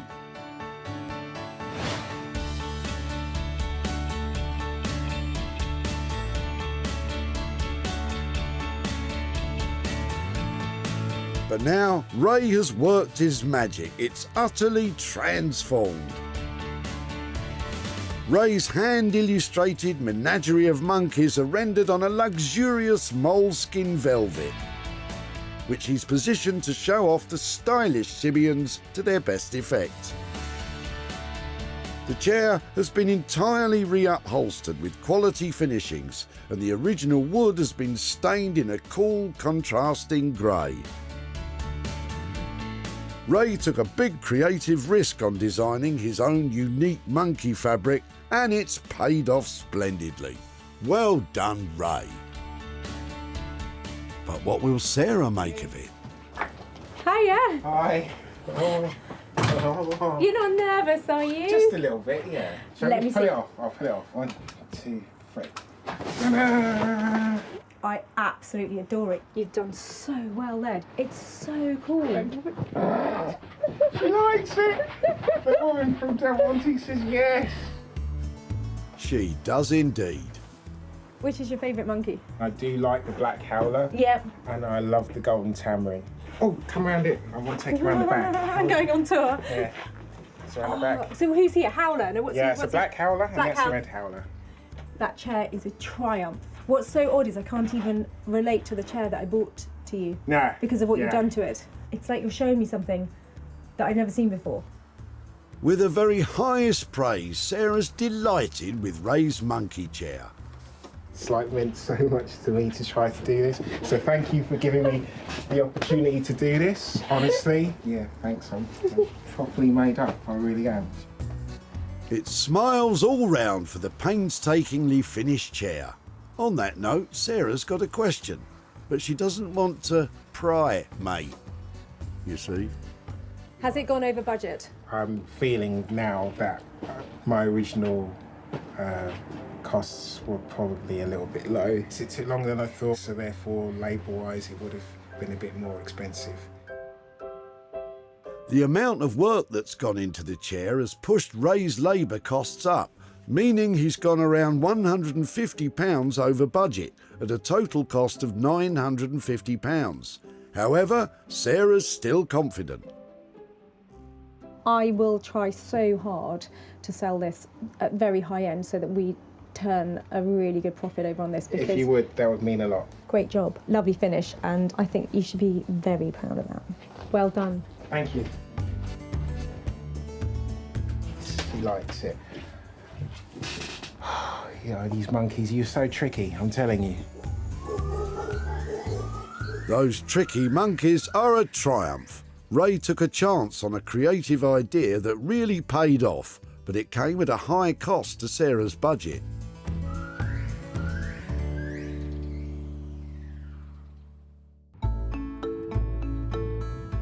Back in Walsall Recycling Center, Sarah found Alan about to offload 2 armchairs. A pair of chairs, how exciting. Alan was happy for Sarah to nab them. In a way, I'm glad they're going to be reused because they just seem too good to throw out. So Sarah spirited them straight to Ray in East London, Lovely. who immediately took a shine to one chair in particular. Now Sarah's on her way back to Walsall to update Alan on what became of his armchair. Hello. Hi there, Alan. How are you doing? I'm very well, thank you. Yeah, very nice to see you again. I said I'd be in touch with news about your chairs. And I took it to an upholsterer called Ray Clark. So I've got some pictures of what he did to it. Gosh. Wow. Is that recognisable? Tremendous, isn't it? It has been transformed. He has redesigned it. Yeah. He has given it a whole new lease of life. This is the pictures of it in his studio. Never seen anything like that before. That's unbelievable. It's unbelievable. You just think, what are we all throwing away, really? Yes, well, It's got that potential. It has got huge potential, and it is out there now, waiting to be sold. Yeah. And I've got high hopes that it's going to generate some profit for you. And I'll keep in touch and be knocking on your door with some money in the future. Thank you ever so much. No, pleasure, Okay. pleasure. Well, I think that Alan was really impressed with all Ray's hard work, because that chair really is a unique piece. And I'm sure it's going to sell well, and I'm going to be sending cash back to Alan very soon. Ray's materials and painstaking labour on the chair came in at just under £1,000. This niche item has yet to sell, so it's currently a potential loss of that £950.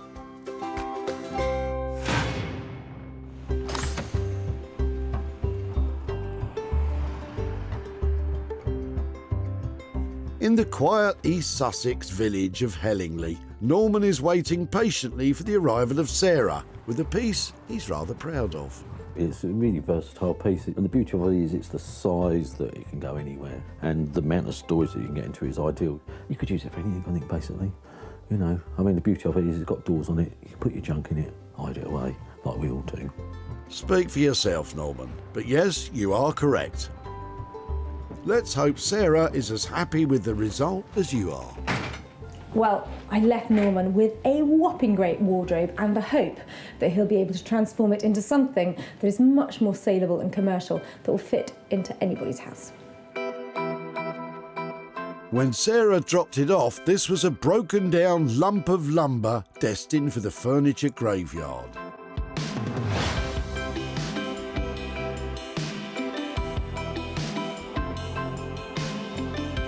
But now Norman's worked his magic, the wardrobe is reborn. Its cool, distressed finish and slimmed down proportions make it a practical and stylish storage cupboard fit for the modern home. The cornicing details add interest, and the contemporary paint job brings this Victorian beast bang up to date. Hiya! Oh, I thought I'd shut the door. I thought I locked it. But what will Sarah make of the finished storage unit? Oh, it's tall. It's really quite cool. I know that, you know, cool is not something I normally associate with you. Me. I think you've done really well there. Yeah, I think it works well. Proportionally, it works. Really nice to have kept the drawer handles, okay, because you have converted a big piece of furniture into something, you know, much more commercial, haven't you? Yeah, I mean, we've used, obviously, when we made the doors out of all the old timber that was left around it, the plinths. We changed the cornice because we didn't want to keep the same cornice on because it just didn't work, so we had to put a new one on. So apart from that, we used everything that we can, everything. Norman has clearly put a huge amount of effort into transforming this piece, and he's given Sarah a fighting chance of making a sale.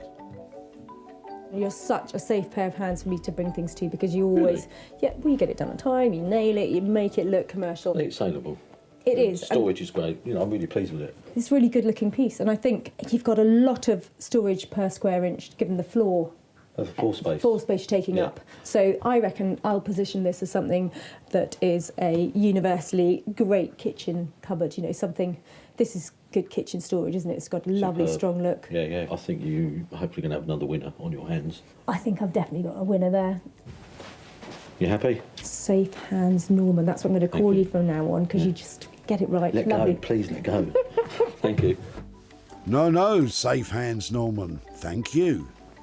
Well, I'm pleasantly surprised about what Norman has managed to create out of that huge piece of furniture.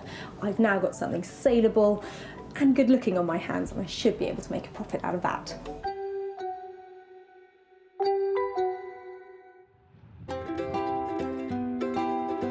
When Sarah spotted David and his son Matt, they were hauling a terrific amount of timber. This is a Victorian solid mahogany wardrobe. They wasted no time in coming to an agreement. Do you want it? I want it. And David wished Sarah well in her endeavours. I'd be delighted if she could do something with it. Now that great hunk of hardwood has a whole new home. The Old Cinema, a vintage and retro furniture dealer in West London, snapped up the revitalised storage unit as stock to sell in their shop. So now Sarah's aiming to update David on what became of his wodge of old wardrobe. She's heading for his office in central Birmingham. David, hi there, how are you doing? How are you? Very well, nice to see you. I know when we met briefly at the tip, I said I'd like to keep in touch to see, if we'd managed to do anything with your wardrobe. I was really pleased to be there on the day that you were dropping that off because it was obviously a lovely old wardrobe. So we took it to a guy called Norman who uses wood like that all the time.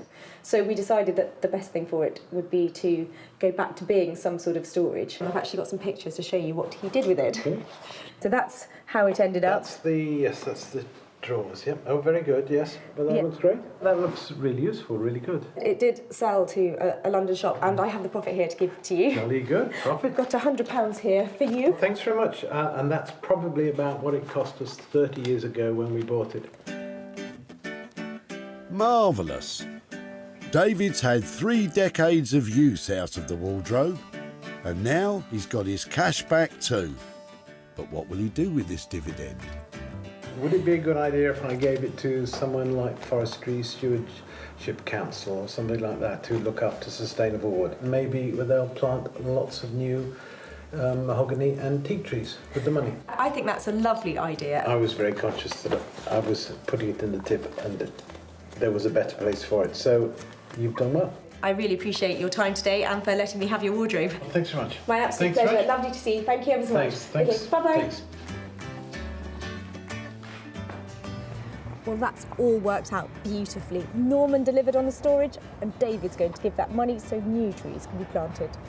Norman's materials and labour came in on budget at £375. Sarah sold the new storage unit for a neat £475, leaving a nice profit of £100 exactly to hand over to David.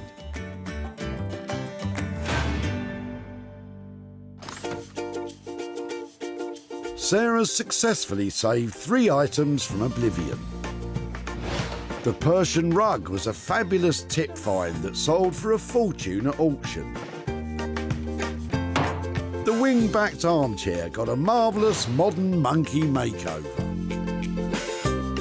And the Victorian mahogany wardrobe was revitalised as a practical unit for storing your stuff. So while Norman produced a stunning transformation of that wardrobe and Ray's innovative design on that armchair really paid off, I have to say, I think the find of the day was definitely that rug. It just goes to show you really can make money for nothing.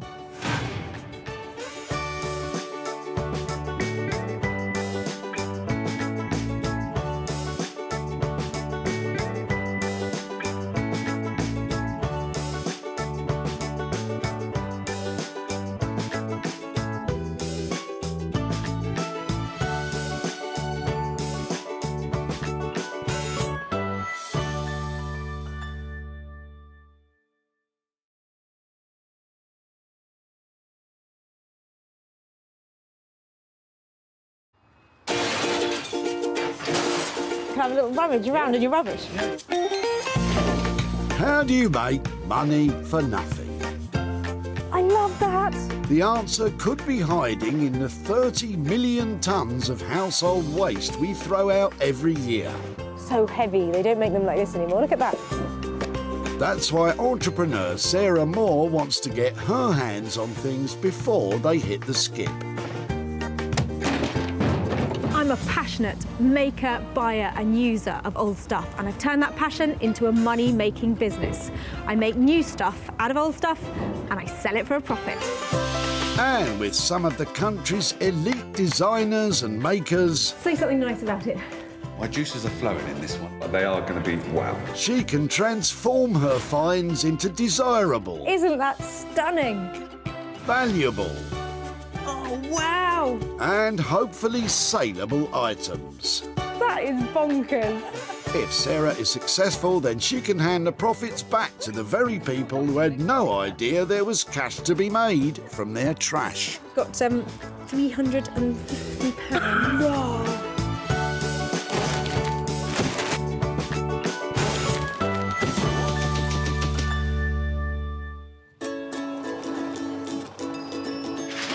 Whitley Recycling Center in Surrey is the final destination for thousands of items which have become unwanted and unloved. It's coming in here all day long, and I am like a magpie. If I see something in there, I want to have it and I want to take it away and do something with it.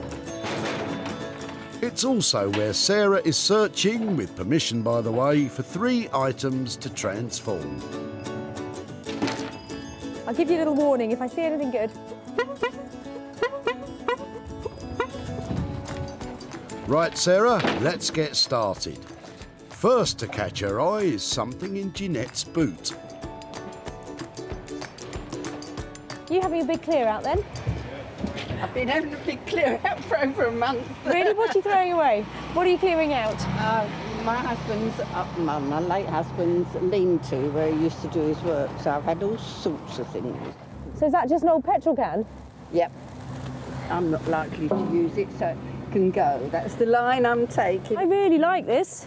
Oh, you're welcome to it. Really? It's got a lovely look to it. I know it's old and battered or something, but there's something about that old typography and all those bits on there. I think we've had it since about 1965, because that's when we first got a car. Oh, really? Oh, that's fantastic. Yeah, so it's truly returned to work. Aha! Would it be all right to take that away? Well, yes, you might as well. I'm only trying it. Thank you so much for letting us take it away and talking to us. You're welcome. Thank you. What do you reckon that rusty can will look like when Sarah's done with it, Jeanette? I've no idea. I have seen people make animals out of little bits of metal, and that's all I can think of, to be truthful. So this is a really lovely old petrol can. It's got beautiful typography on it, screaming out from the era when it was made, probably 50s, 60s. It's not in great condition, but it's chunky, and I've worked with these kind of things before. If you get it right, these can look absolutely beautiful. And she's got just the person in mind to take it to.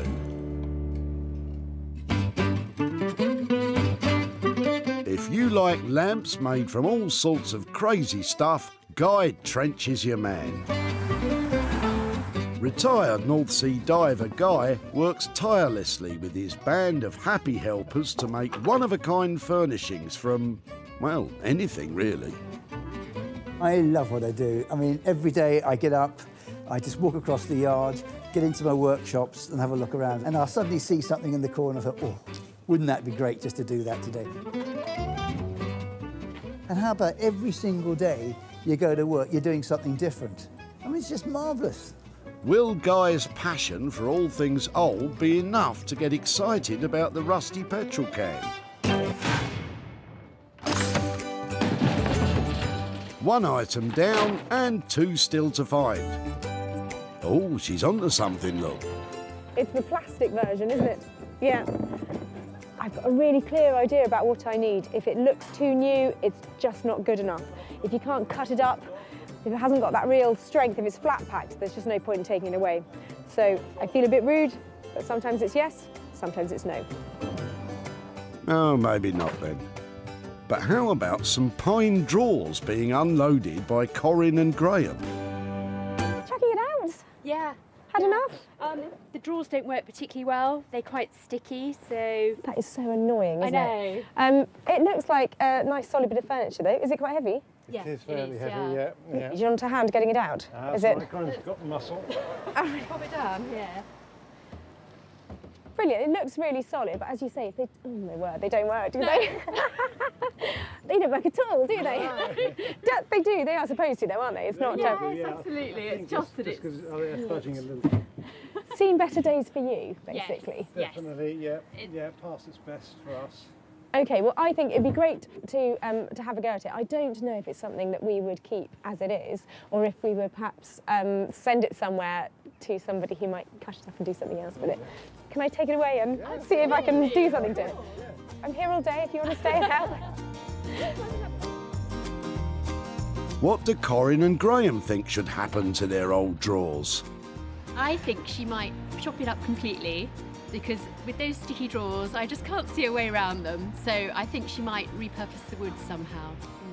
This type of furniture, people have been slapping paint on it for the last 10, 15 years, and pretty much nobody has a piece of old gold pine left. But I think it's really good to see it in this condition because it's a blank canvas for us, and I can make anything I like out of this. Indeed, and there's two men I know would relish a challenge like this one. Furniture restorers Tom and Johnny just love to breathe new life back into old furniture. These young hot shots have only been working together for a year, but have already made a name for themselves with their expert wood and metal restoration techniques and imaginative designs. What I like about what we do is working with friends. That's always a good point, but is having something to start from and having an end result. The actual craft and figuring out the problem and solving the problem is what's enjoyable about it, as well. It's kind of like a puzzle. You know, it comes in not in very great condition, and then you get to see the person's reaction when you get it back. That's what I enjoy the most. Well, fellas, Sarah's latest find is certainly going to test your skills. That's 2 items found for the artisans, and now Sarah needs to find one for herself. Can I have a look at some rubbish? No need to follow me. You really are following me now, aren't you? Go away, go and find your own rubbish. Sarah's in a hurry as she's spotted Brent, who she's met before. He's been back and forth a few times clearing out the contents of his father's house, who has sadly passed away. Sorry to bother you, I'm just wondering what you're clearing out today. My parents, their father's just died, so we're emptying Oh the house. no. Okay, so it's not a happy task. Oh dear, oh dear. Are you a long way through it? Have you got lots to do?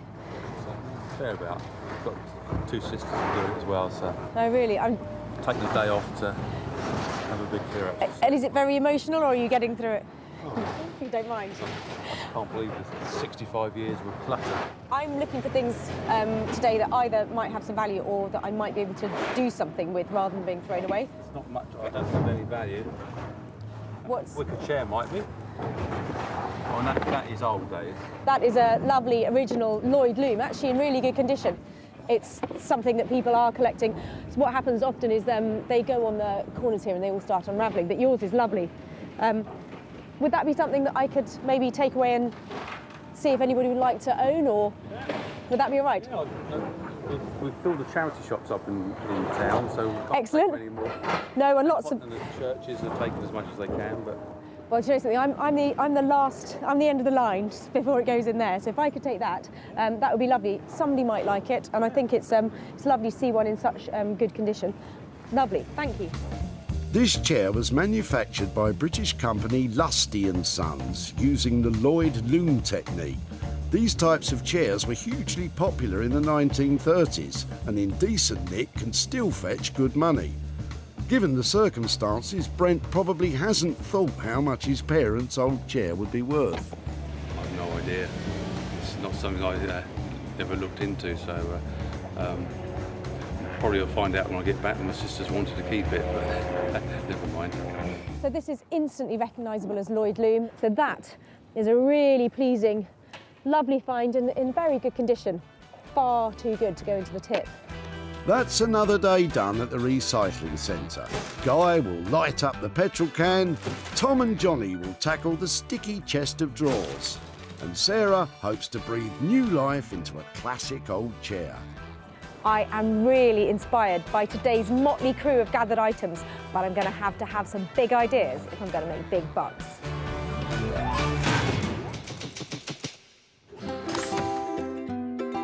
Sarah's first stop is just outside Malden in Essex, where Guy Trench and his team of skilled craftsmen work their magic on old and unloved items. How do you get the meat of it? Speaking of which... I'm always looking forward for Sarah bringing me something. Anything that's thrown away, there isn't a second life for it. We'll just see what she brings this time. It could be a really big challenge for me. I have no idea. We'll just wait and see. Always looking forward to see her. I hope he's still as keen when he sees what's headed his way. Hiya. Oh, hi Sarah, lovely to see you again. And you. Oh. Every time I come in here, I see something completely different. It's a good look, isn't it? It's a good look. I'm a bit embarrassed to add that to it then. I just couldn't see it go into the metal skip and get thrown away because there's something about the typography and the bits on it that I thought had enough appeal to maybe go into an interior. It's a sort of 60s, 70s petrol can. I think my dad had one of these in his old Ford Capri. And you open it up here and you pour your petrol through here. It's quite a clever design, It is a clever design. It's, Keith, are you about here? Yeah. Come and have a look at this. Yeah, come and say enthusiastic things about my quite ugly petrol can. Enthusiastic. Okay, so I was thinking, I have had a little play with it. What do you reckon? It's not something you usually convert, is it? No, lettering's nice. Colour's not that great, is it? I was wondering about an old headlight or something to come off it so that it ties it back into the fact it's come out of a garage or it's car related. Luckily, Guy has some old headlights lying around. What you're thinking is if we just had this sort of silvery bit here and we put that on the front there. That might work, and I was sort of wondering what it'd be like if you had something coming out of the top of it, more like something like that, but... Almost looks like a sort of road thing, doesn't it? You put that on a railway, on the railway like a petrol pump or, whatever. Yeah. I mean, realistically, because this isn't brilliant, I would be reluctant to spend much more than 150, 100. Right. Okay, well, whatever we do, it will be a total one-off. So whoever you're selling it to, it's the only one in the world that looks like this. It's a challenge, but if you're prepared to take it up... Yeah, we'll give it a go. Give me a shout when it's up and running. Thank you. Well, this time she's left me with a real challenge. We're going to do our best and have a good go. It's the real mark of a maker to take on a challenging item and turn it into something fantastic. And I think Guy is the man for the job. With a capped budget of £150 and with Guy still to work out how to make it, will this petrol can prove to be too challenging?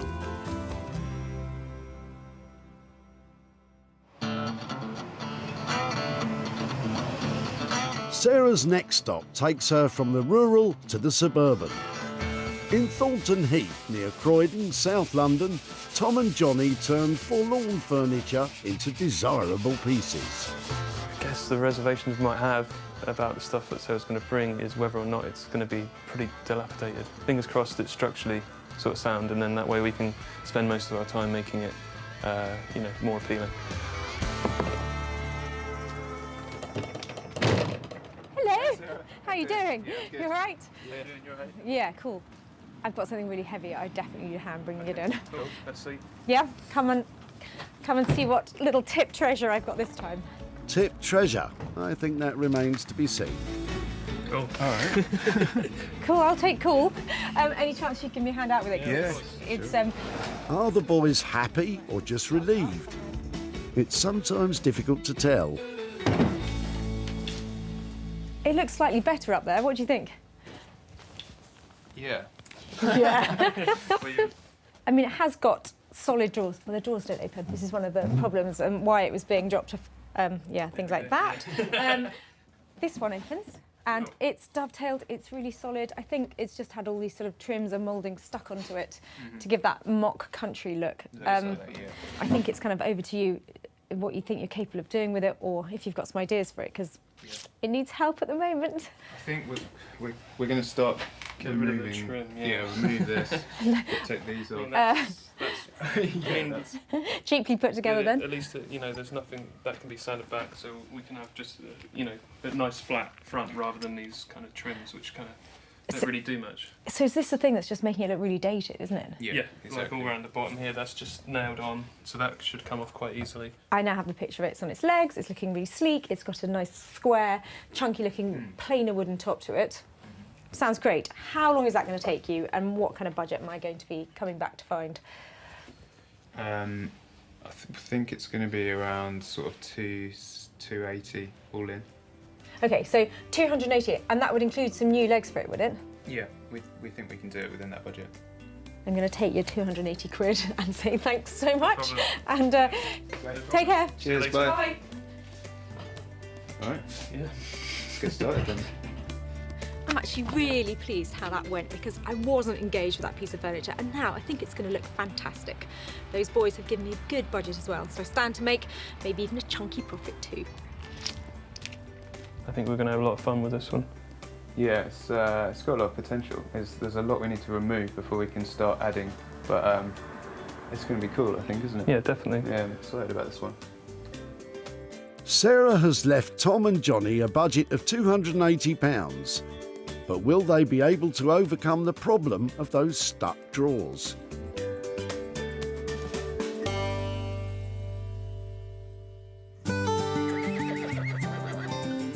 Having left the petrol can and the pine drawers in safe hands, Sarah has returned home to West Sussex in order to begin work on her own restoration project. Well, it's time for the Lloyd Loom Lusty chair to get its makeover. I've had a look at it and it's actually in really good condition. I'm not keen on the upholstery, but all of this lovely woven surface on here is great. It's got a nice bit of patina, but there's nothing on here that's falling apart. So that's really good. In this condition, they're sort of 40, 50 quid if you're lucky.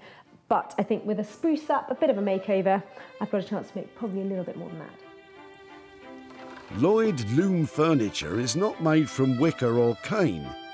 It's actually craft paper woven round wire that provides a remarkably strong and durable finish, smooth to the touch. So I'm thinking a really lovely flowery fabric all over the seat pad. Then I think I'm onto a winner. Just got to choose some. I'm not quite sure which fabric will work, but I've got a few to choose from. Sarah has been collecting fabric for almost 10 years, during which time she's built up a considerable selection of styles. This one's really unusual. I've never seen anything like this.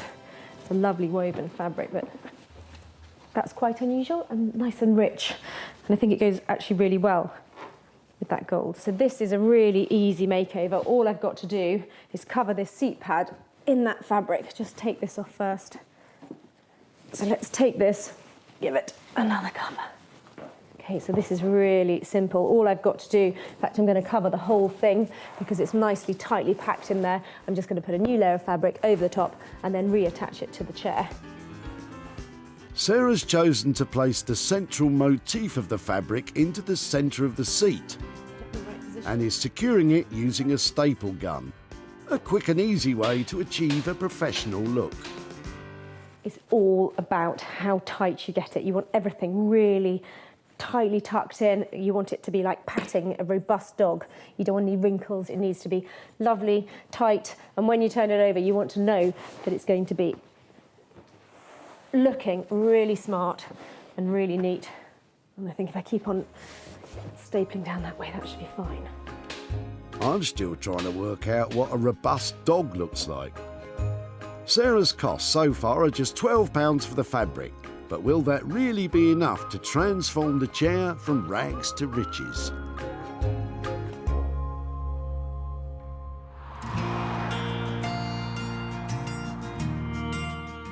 Nestled in the Essex countryside are Guy Trench and his skilled companion, Keith. They've got the challenge of turning an old rusty petrol can into motor-themed lighting. Sarah's dropped this can off, and what this is going to look like, I think, is that we'll set this up.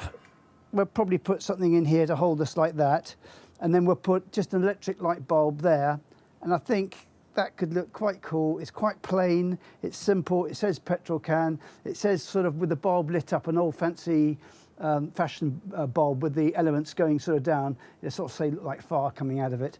And it looked, yeah, I think it could look okay. I don't know until we've had a go at it yet, so we'll have a look at this.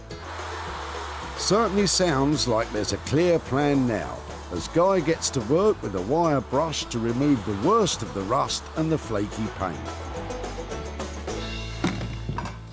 So we're getting sort of a little bit of colour back into here. We're not making this dark enough here. So I think a bit of Jacobean black polish might do the trick. We just want to dull it down a bit so it doesn't look quite so in your face. That's a job for Keith, I think. It's like magic. Now it's coming up to be quite a nice colour. it's now coming alive. You know, we're losing the brown rusty. We're now getting sort of darker colours coming into it. Yeah, look at it coming up now. Beautiful, lovely. My guess is it's what it is, and we're going to leave it like this colour here, and then do the electrics on it and go from there. In order to ensure the safety of the light, Guy does not tackle electrics himself, but calls upon the qualified help of Steve the electrician. Steve's quite a good thinker on these ideas, and so we have quite a bit of discussion beforehand on the best route. I may have an idea, he may even change it around to something which is more practical. But it's nice to have someone to have feedback and chat to and get it absolutely looking $100 right. Yeah. I think that is the thing, though. There is no right or wrong, is it? It's just sometimes you look at things a different way, and with modern materials, we can do different things with the lighting as well. So there's lots of possibilities these days. Steve's also attaching a granite plinth to the bottom of the can for both aesthetics and stability. But you never know when you find these things. You just keep on playing with them and cleaning them up a bit more, and suddenly they start coming to life, and then all of a sudden, bang, hey, that just looks really good. You know,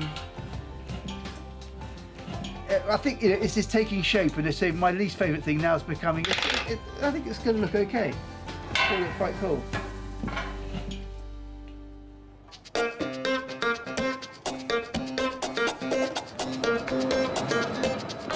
In Thornton Heath, near Croydon, Tom and Johnny are getting started on the chest of drawers. I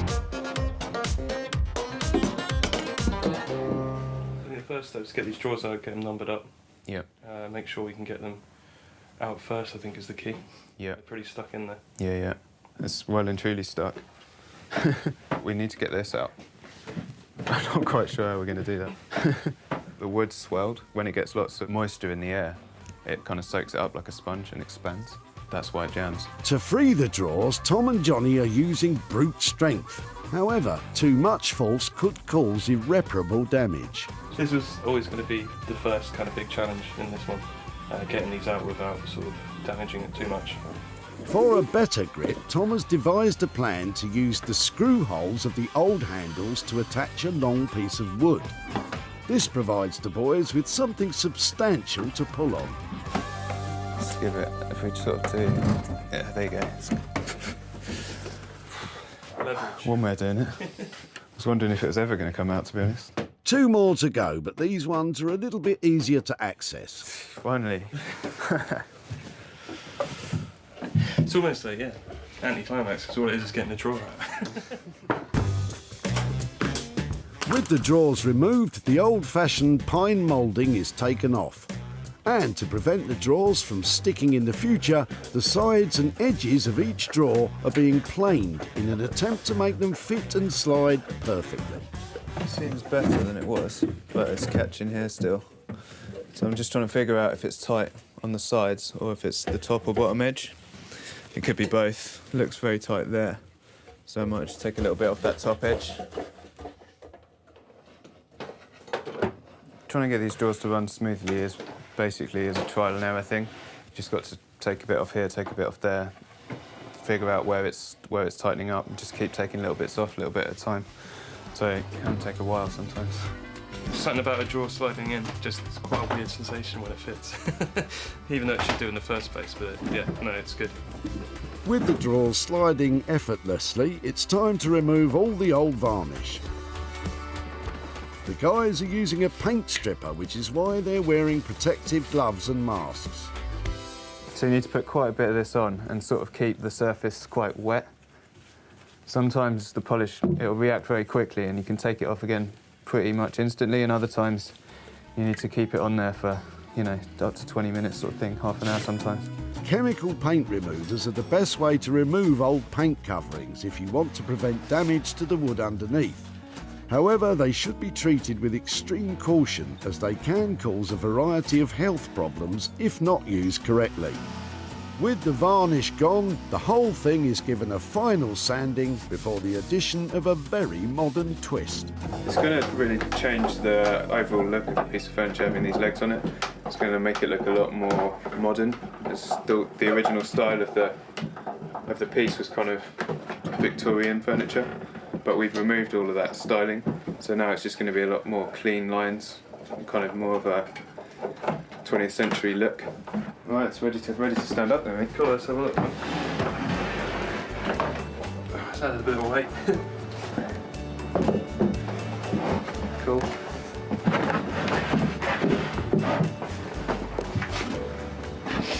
I think that's going to look good, isn't it? Yeah, it's awesome. It's going to be really cool. Definitely a lot better than it was.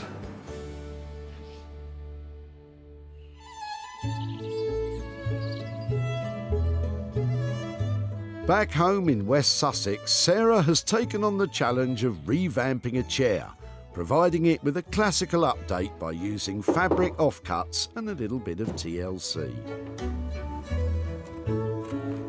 It's a simple, easy to do update, but it packs a punch because it's gone from drab to saleable.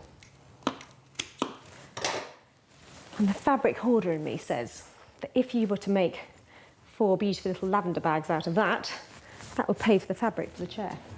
We don't have time for that today.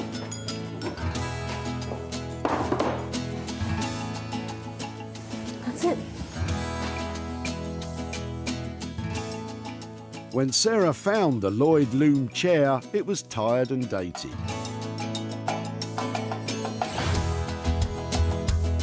Sarah has respectfully provided this chair with a sympathetic makeover, giving it a thorough clean and recovering the seat with a classic Sanderson fabric.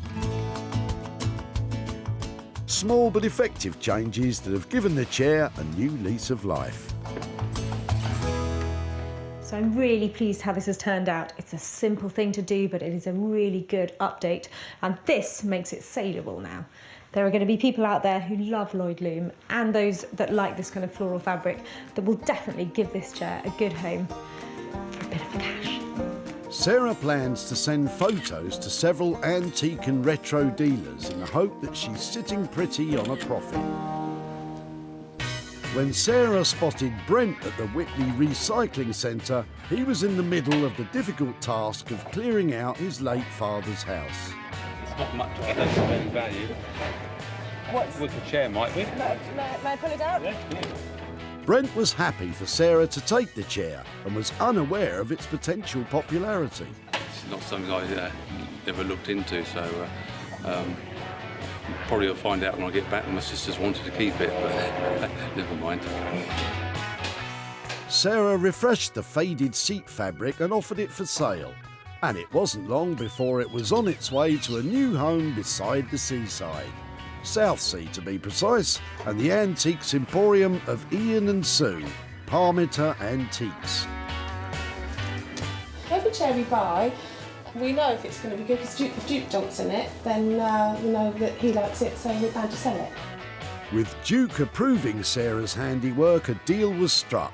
Sarah has travelled to Brackley to show Brent what became of his parents' chair. Hi there. How are you doing? Fine, thank you. Yourself? Yeah, very well.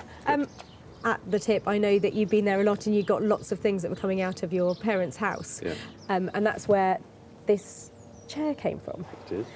Now, it was a Lloyd Loom chair. Had you grown up with that? Is that something you remember in the house? Oh, yes. Yeah. From a very early age, it's always been there as far as I can remember. So, oh, really? So I don't know where it came from or whether it's a moving-in present to them or what. Never really spoke about it. There are plenty of them around, but not many of them in as good a condition as yours was. Good. So it was well looked after, and that made it something that was quite easy to just update a little bit. So it was my job to do that. Do you want to see what happened to it? Yes, please. I hope you approve. So there it is. To go with the lovely original gold paint on it, we just picked some fabric that had those sort of tones in it. Good, excellent. Altogether, it looks quite decorative now. So a lovely antique shop has snapped it up. So I've got a little bit of profit to share with you. In fact, I've got £5 and another £50 here to go with that. Excellent. Okay, brilliant. Thank you very much. 55 quid. What is going to happen to that? Not sure yet. Might just give it to the dementia charity. Oh, well, that's a lovely thing to do with that, because I know that chair has obviously memories for you, but it's going to go into the heart of somebody else's house and be part of their life now, and hopefully they'll have happy memories to go with that as well. So, yeah, lovely. Thank you so much for catching up again. No problem. And, yeah, that sounds like a lovely thing to do with that money. Bye-bye. Thanks, bye.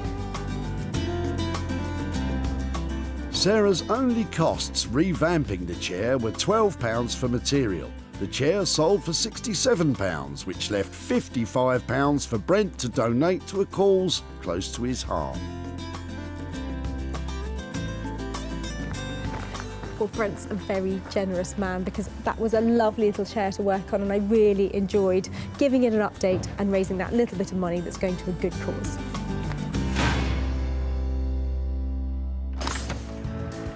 Time now to see how our artisans have been getting on. Sarah has returned to Essex, where Guy has been working on the rusty old petrol can, which had reached the end of the road.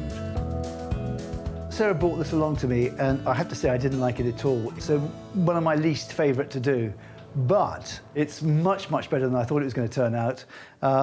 So, yeah, I think it ticks the box again. I'm back here to see what Guy's managed to do with that old blue petrol can, because when I dropped it off, he really wasn't sure about it. So I'm going to go and find out. When Sarah salvaged the rusty old fuel can, its motoring days were over. Now Guy has managed to turn it into stylish designer lighting. By polishing the surface, highlighting the patina and wear, and with the addition of the old-fashioned looking bulb, he's managed to create a petrol can with a bulb on top. Oh, wow, Guy. Hi.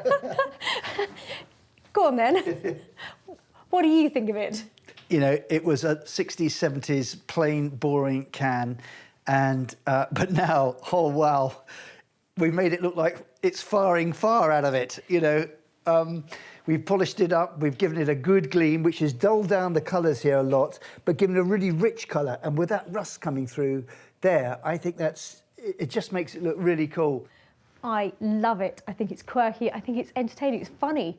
When you look at it, you want to smile, don't you? Because it's really unusual. Yeah. I love the base you put it on, and it really adds to it, doesn't it? I love using these bases, which I always put on my lights. It's a granite, it's textured, so it sort of looks like antique. We're using, again, the old silk wire here. Again, it's a little touch, a little detail, going to a decent clicker switch, so you don't have to put your hands up here to turn the light on. And it's obviously got a patch certificate, so it's all tested, ready for one of your clients. The budget for this transformation was £150. How have we got on? Spot on. No problem at all with that. We can do it for that price. Oh, that's great. You've created something really simple, elegant, really cool from an old can. Well done, Guy. I think Sarah was very pleased with it. It wasn't my favourite thing. I didn't know really what to do with it. And just a little bit of thinking, a bit of playing with it, and it really has turned out extremely well. Well, I am so pleased that Guy got behind this, because look what he's created. It's just so quirky. When Sarah spotted Jeanette in Whitley, she was having a ruthless clear-out. I'm not likely to use it, so it can go. That's the line I'm taking. The rusty old petrol can was enough to fuel Jeanette's imagination. I have seen people make animals out of little bits of metal, and that's all I can think of, to be truthful. Guy made it into a trendy new light, and it soon followed in the footsteps of the woven chair to the seaside. This time it was Eastbourne and the Little Chelsea Antiques Emporium run by Steve. 2, 3, hey! Sarah has returned to Whitley to catch up with Jeanette and to show her what became of her old rusty can. Hi, Jeanette. Hi, lovely to see you again. Nice to see you. How are you? I'm fine. I finished my work on my conservatory, which was what the clear out was all about, so I'm well pleased. Excellent. And is it right, so that petrol can was from your first car in 1965? That's right. Yes, so it did have a real retro look to it, didn't it? It did, yeah. yes. So do you want to see what we did with it? Yes. What do you think? I'm astonished. I wouldn't give it house room, but lovely. Did you hear that? Wouldn't give it house room. Well, other people like it. An antique shop in Eastbourne. They took one look at it and they bought it, and I've got a little bit of profit. For your petrol can, I have got £25 here to give to you. Good heavens, thank you. I'm astonished. Well, I'm really That's pleased. a big surprise. Oh, excellent. We like surprises. I hope that you can find something to do with the £25. Oh, I'm sure I shall. I shall probably buy something for the conservatory that's newly constructed, but and I shall probably buy a lamp. That Not would be one funny, like wouldn't it? Well, I hope you don't mind too much what we did with your old petrol can. No. I'm pleased to see somebody's made use of what was my rubbish. Well, I hope you find a lamp that suits you, and thank you so much for letting us have your old petrol can. Lovely to see you again. Thank you. Bye-bye. Bye-bye. Clearly, Jeanette's not a fan of rusty lighting. The cost of creating the motor-themed lamp was £150. Sarah managed to sell it for £175, which left £25 profit to hand over to Jeanette. Well, I think Jeanette was pleasantly surprised that we were able to reuse her rubbish, and although it might not have been up her street, I think there's plenty of mileage left in that old tank. Sarah's returned to South London on a roll, having achieved a profit from the first two items. She's here to find out how Tom and Johnny have got on with the old pine drawers. We're hoping when Sarah comes along that she's going to like what we've done with the piece, the colours. Hope she likes the paint. I think that's the most drastic kind of change. I think it's worked quite accurately to what we proposed we were going to do. But it's always a bit hairy, I suppose, isn't it, when you don't know when someone hasn't seen something like that. When Sarah dropped off the pine drawers, they were old-fashioned and out of favour. Tom and Johnny have transformed them almost beyond recognition. They've squared all the edges, creating clean lines. The dumpling feet have been replaced by stylish, industrial-looking pin legs, and the handles have been updated. Finally, the top has been stripped, sanded, bleached and re-waxed, and the carcass has been painted a stylish teal colour. Hello. Hey. Yeah, really well. How are you doing? Yeah, good. Nice to see you. How you doing? No way, is that it? Yeah. Guys, Looks that's a bit amazing. different. How it looks fresh and modern and really cool, doesn't it? Yep. Can I see if the drawers open? Yeah. Oh, they work beautifully, don't they? That is a really fresh look. Love the little hairpin legs to make it look sort of fresh. Brought it up higher as well. Yeah, and nice choice of handles. And that is the original pine top. Yeah. But did it have? Quite a lot. I can't remember what it had. Was it? The mouldings on the side, which were that, that fake kind of Victorian, wasn't it? Yeah. So we took that right off and took it back, and then had to quite heavily sand the top as well because it was quite pitted and scratched and had water stains all over it. So. I left you, I think, with about 280 quid bar fixings. How did you come out on budget? Pretty good. I think we went over by about £10. Yeah, right? I think it was about 290 all in. Yeah. Yeah. I'm so pleased with what you managed to achieve. Thank you so much. Cheers. Take care. Bye. Well done, boys. I think Sarah really liked it. Those lads have done so well, haven't they? That now looks like a beautiful, crisp piece of furniture that you want to have in your home. Bingo. It went really well, yeah. She seemed really surprised, which was good. A really good surprise. Yeah, she seemed really happy. Yeah, I think she genuinely thought it looked really good. Either that or she's a very good actor. When Sarah first met Corinne and Graham, she discovered their old pine drawers had more than just cosmetic problems. The drawers don't work particularly well. They're quite sticky, so... That is so annoying, isn't it? I know. Thankfully, that didn't put Sarah off. They don't work at all, do they? They do. They are supposed to, though, aren't they? It's not... Yes, absolutely. Once transformed, Sarah advertised the drawers online and they sold. She's now travelled near to Guildford to visit Corinne and Graham.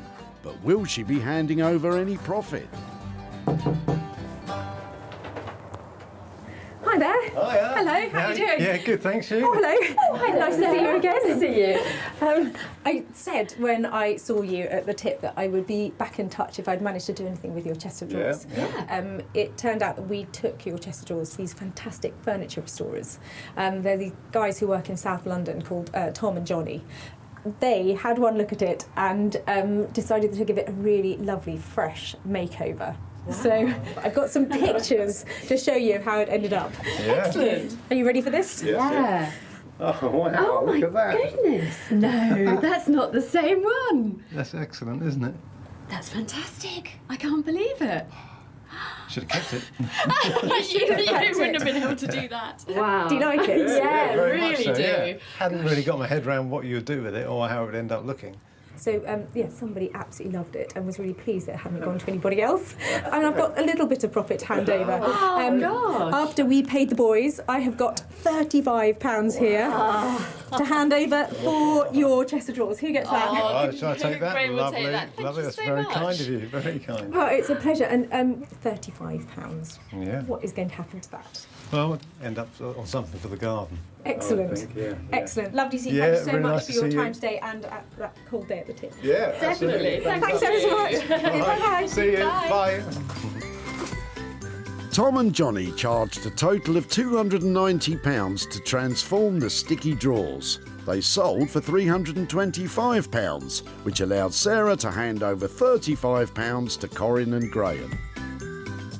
Well, Tom and Johnny put bags of style into that old chest of drawers, and I think that Corinne and Graham appreciated all their hard work, so I'm pleased they like what we did with it.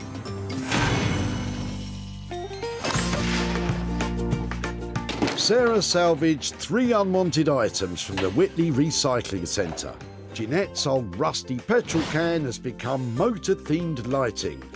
Corinne and Graham's pine drawers went through a thoroughly modern makeover. And Brent's chair received a sympathetic restoration.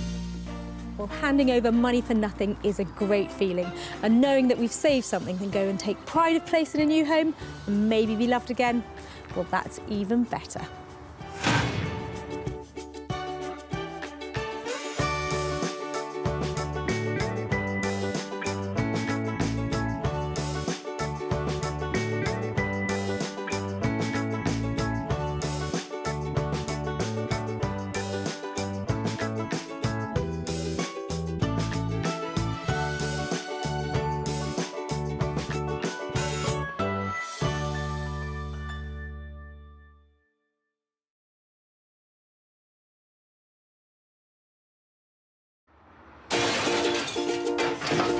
Got to be able to do something with that, haven't I?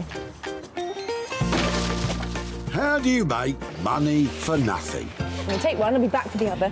The answer could be hiding in the 30 million tonnes of household waste we throw out every year.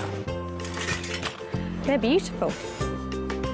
That's why entrepreneur Sarah Moore wants to get her hands on things before they hit the skip. I'm a passionate user, maker and buyer of old stuff, and I've turned my passion into a money-making business. I make new stuff out of old stuff, and I sell it for profit. And with some of the country's elite designers and makers... You like to set a challenge for me, didn't you? Nice. She can transform her finds into desirable, Isn't that clever? valuable, What an original piece of design. and hopefully saleable items. Oh, no way. If Sarah is successful, then she can hand the profits back to the very people who had no idea there was cash to be made from their trash. Oh my God, that is amazing.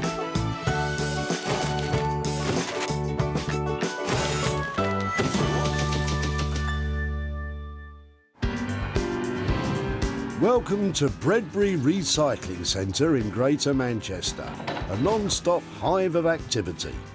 With the nation becoming more and more aware of the benefits of regenerating unwanted possessions, one woman is on a mission to turn your trash into hard cash. It's a massive site here. I've got hundreds of skips, loads of people coming in, and I've got to sort out the chipboard from the Chippendale. Before you make a beeline for your local tip, take note, Sarah's been given special permission to seek out 3 items Anything exciting in here? that she can rejuvenate, repurpose and sell on for a profit. And it's not long before Sarah spots Barry and his car full of tree trunk treasure. You've been cutting that up beautifully, haven't you? Yeah, it took me some time, yeah. What kind of tree is it? It's a lime tree. Okay, so has that been annoying you in the garden, or? Yeah, it was. I was cutting it up that size for my son's log burner, but it seems lime trees don't burn, don't make a good firewood. Oh, really? So it's good for carving or something, but that's Really? about it. Can I have a closer look? No, yeah, of course you can. The trouble is, sometimes I take things like this and then people just laugh at me at the end. Yeah. But I'd love to take a couple of the chunkier bits, if that's all right.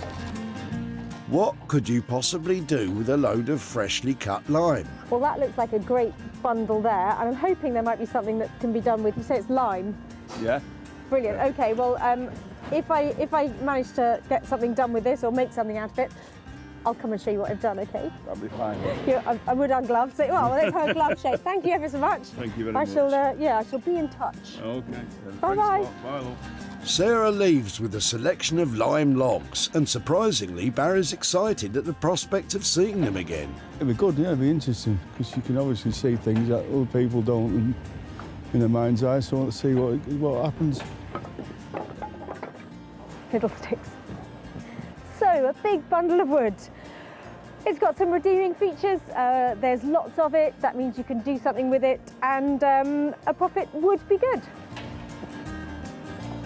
Is this a good acquisition, or is Sarah barking up the wrong tree? Sarah has just the people in mind who will help us decide. In deepest West Sussex, Josh and Ollie have forged a creative partnership. They incorporate natural materials as well as metal, concrete and glass, creating handcrafted furniture and sculpted pieces with a contemporary style. Yeah, definitely love what we do. I think we're really lucky in that sense.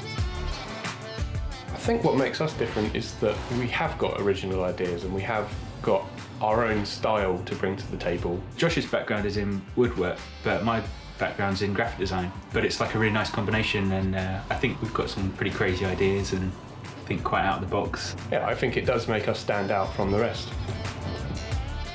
Josh and Ollie may be wizards with woodwork, but will Sarah's collection of overgrown twigs be just what they're hoping for?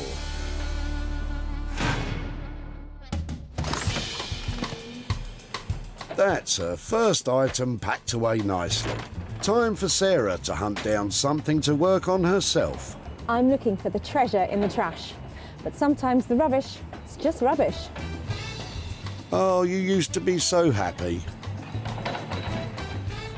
I'll tell you what makes me happy, van loads of potential items, and today it's Andrew's van. He's been back and forth a few times clearing out his mother's home, who has sadly passed away. Well, that looks like a good van load. What are you up to? It is, it's a full van load. Can I have a little rootle around? You can have a little route. Tell you what's really catching my eye. I quite like your colander. The colander for the vegetables. Yeah, no, I quite like that, and I'm liking this little collection of copper and The old pipe and all central that. heating, yeah. Yeah, and I even like your barbed wire. That's security. That's security. Oh, of course. Don't suppose you fancy letting me have a bit, see if I can do anything with it, do you? You can have a bit, yes. Really? You can have it, yes. I'll have that, okay. Bit of copper. That's fantastic, that one, look at that. Lovely. I think that little bundle there. Copper pipes, a colander and barbed wire. What am I going to make out of that lot then? Tortured helmet. A what? Helmet? Is it my size? You think it'll fit? Yeah. For such a small head, you've got some big ideas, Sarah. I'm going to come back and find you, and I'm going to show you what I've done, and I'm going to make you eat your words. Lovely, yes, we'll wait for that. I'm not sure these two gentlemen are convinced. But how does Andrew feel about letting go of his dear old mum's odds and ends? quite happy. If someone sees Very much so. something, then yes. I love copper piping. There's heaps of it here, and this all together, I've got to be able to make something good. I've got the colander, I've got some wire, and I've got this chunky load of copper piping. Just got to make sure I make the best out of it. I have faith in you, Sarah. That's 2 items down, with 1 still to find. But Sarah can't hang about. Day is turning into night at a fast pace, so it's a relief when John arrives with his little red petrol can. That's not going in the tip, is it? That's your... It was going to go in. Really? Yeah. I thought that was your work stuff. No, it's been sitting around. It used to be my father-in-law's, but he's no longer with us, so... Oh, it is charming. I love it. The fact that's all brass up there as well, isn't it? It's a really nice one. And it's still got a bit of the typography left in it, hasn't it? A little bit. Yeah, it's so appealing because of its worn look. I see these all the time, and this is a really interesting one. Okay. You know, I'm kind of given up on the normal new ones. The old ones are just so beautiful. They're a bit more appealing, really, than the old plastic ones. I would love to take it away and try and make something certainly. out of it. It's only going to go in the scrap, so... Okay, well, I would definitely like to salvage it because I think it's beautiful, and the patina on it, and, you know, even the rust I like, so I can have it then. Yes, you can certainly have it. Sarah's obviously pretty keen, but what does John think she has planned for it? Honestly, wouldn't have a clue. I say, to me, it was just a bit of scrap metal, so anything she can make is good, really. I love this old, beautiful, patinated petrol can.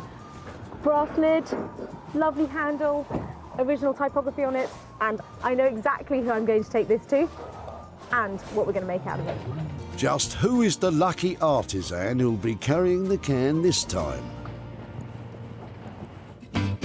If you have a corner of a room which needs illuminating with something quirky, we have just the man for the job, Guy Trench. Handyman Guy works tirelessly with his band of happy helpers to make one-of-a-kind furnishings from, well, anything really. I used to be an all-sea diver, and I spent 10 years doing that. My grandmother was an antiques dealer, so I thought I'd try antiques. My wife said to me, Guy, you're good with your hands. Why don't you cobble together something old? And so I got some old bowling balls and turned those into table lamps. And if I can do bowling balls, why can't I do cricket balls? So I thought, why don't I do a cricket ball? Let's try a cricket bat. And did a cricket bat, and then I was really on my way. Love using reclaimed material. Can't beat it. If preserving history is your thing, then the old petrol can Sarah's salvage should be right up your street, Guy. A successful end to the day at the Whitley Recycling Center. Josh and Ollie will deal with the lime sticks. Sarah herself has the eclectic collection of copper pipes, barbed wire and colander. And Guy will be glad to pep up that petrol can. The sun is going down and my work here is done. I've had another brilliant day and I've been scrutinising, salvaging and squirreling away some fantastic finds that I'm sure are going to make some money for nothing.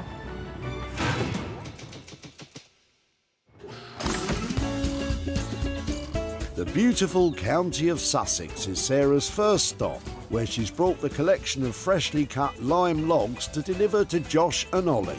Lucky lads. Well, there aren't many people who'll see a bundle of twigs as a business proposition, so I'm hoping Josh and Ollie are among the elite few who can turn this lot into something saleable. I think the boys may have their work cut out with this one. Not exactly a dream delivery. Hello, hello. Hello. I've got something for you. Oh. Should I bring them round? I'm tempted to say there's no need, Sarah. Some logs. Wow.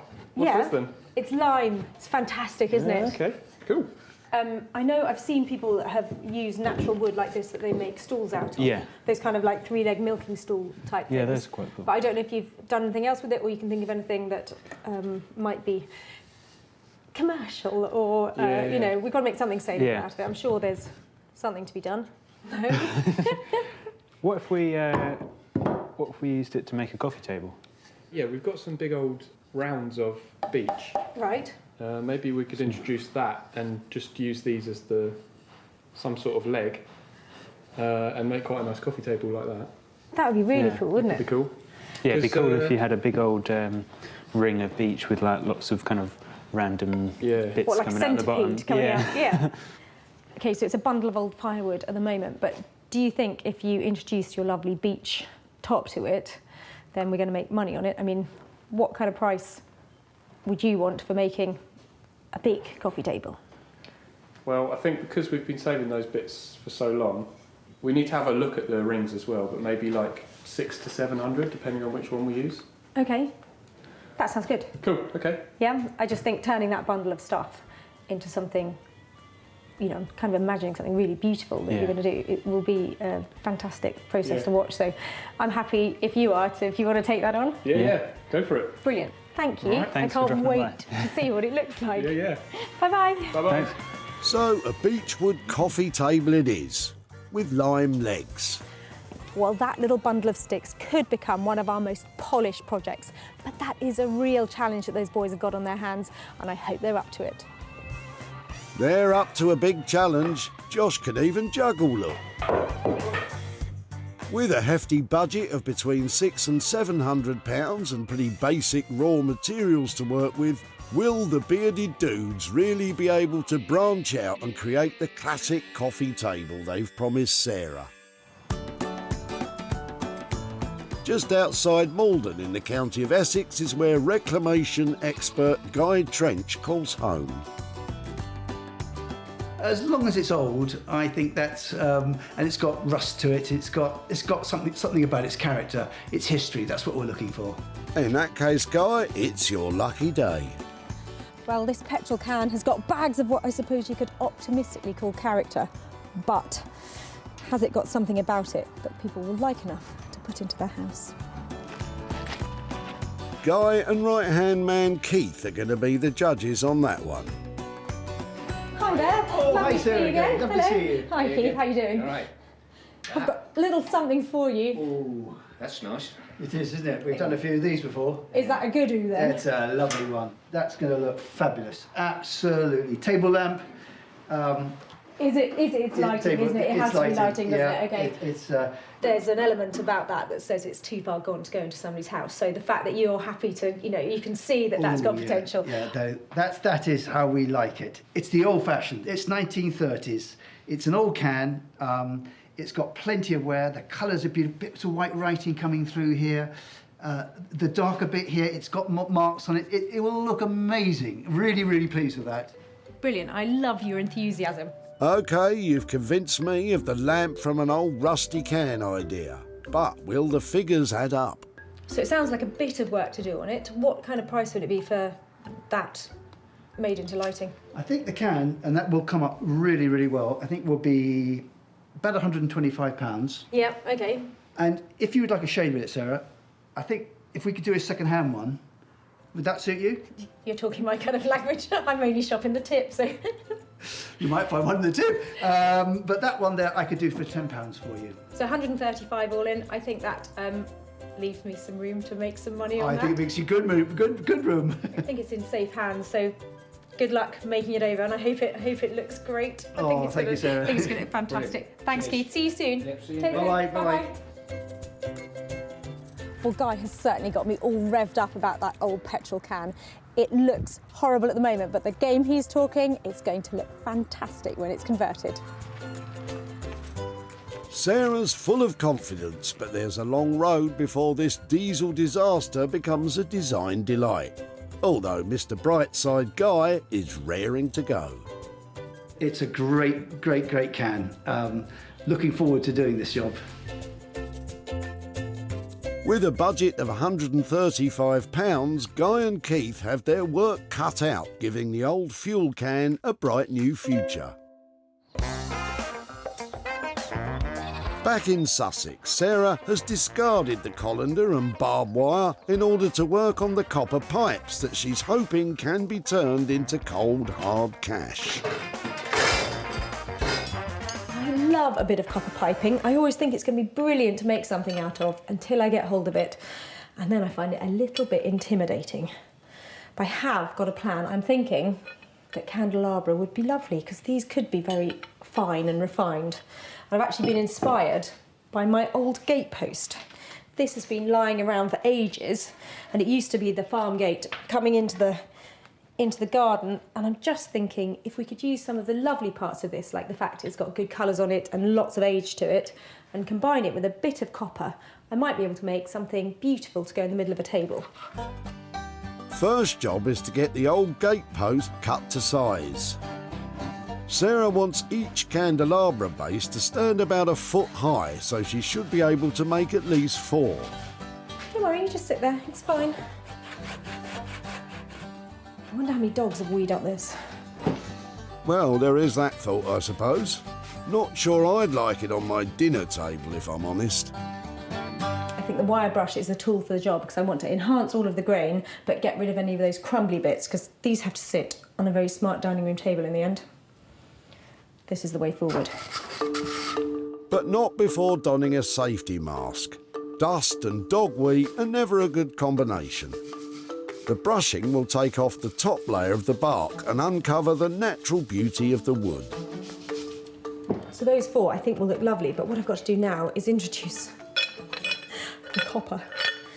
What I'm hoping to do is drill some holes in the sides and have the pieces of copper coming up so they look almost like a cactus.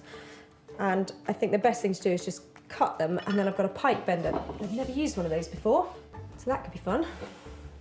Of course, you'll be very familiar with the instructions provided, Sarah, I'm sure. I wonder where it bends. Or maybe not.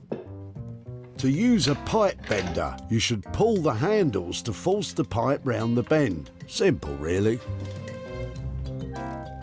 It's not that. I reckon that bit goes on there. Once the pipe is sandwiched between the former and the roller, it's forced to bend when the handles are pushed together. Guess that bit just goes like that and then you pull. You can also get hydraulic ones that require a little less strength. Maybe we just make one candelabra. Come on, use those muscles. Brilliant. Ooh, that's quite cool. I think I've stretched that a bit. That's quite cool though, isn't it? So that, if I make a hole in there and I just keep going round, maybe some lower, some higher, I think you have a lovely candelabra. And I've actually got some copper bits for joining pipes together to go on the ends. So when it's done, we should be able to get lovely fat candles coming out of here and have beautiful, high, decorative candelabra. So far, elbow grease is all Sarah's had to invest in the candelabra, so any money back from selling them is profit. That's if she manages to finish any, of course.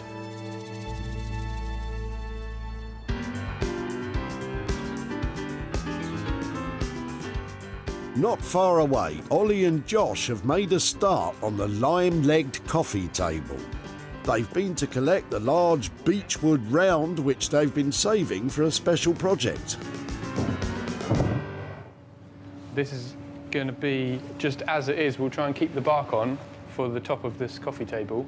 Because it's such a wedge, and obviously we want a nice flat slab as the tabletop, we've just got to figure out how we're actually going to flatten it off. So we're just running through a couple of options, trying to work that one out. Option 1, the angle grinder. It's very effective, but to take a few centimetres depth off the whole surface will take Ollie an extremely long time. What about using the chainsaw in some way? Just have to be very, very careful. Yeah, might save a bit of time though, if it does work. I think it's worth giving it a go.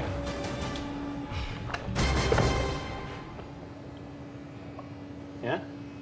Simple. For any youngsters watching at home just now, customising your skateboard with a chainsaw may look pretty cool, but honestly, it's not a good idea, which led to a rethink for the boys. We're just trying to rig up some sort of jig where we can slice a bit more off the beech with the chainsaw. But who knows if it's going to work. Looks like your jig needs a rejig to me. Ollie and Josh decide that a towel for cushioning and ratchet straps are the answer. Take two. Without this bit of wood, their table is toast, and there are no second chances if this goes wrong. I can barely watch.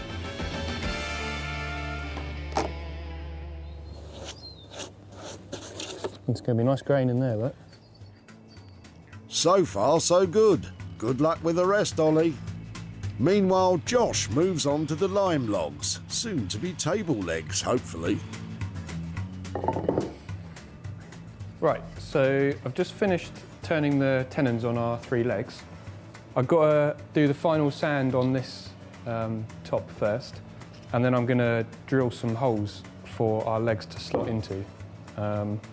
So really, the next thing is to take this beast and go stick it through the machine.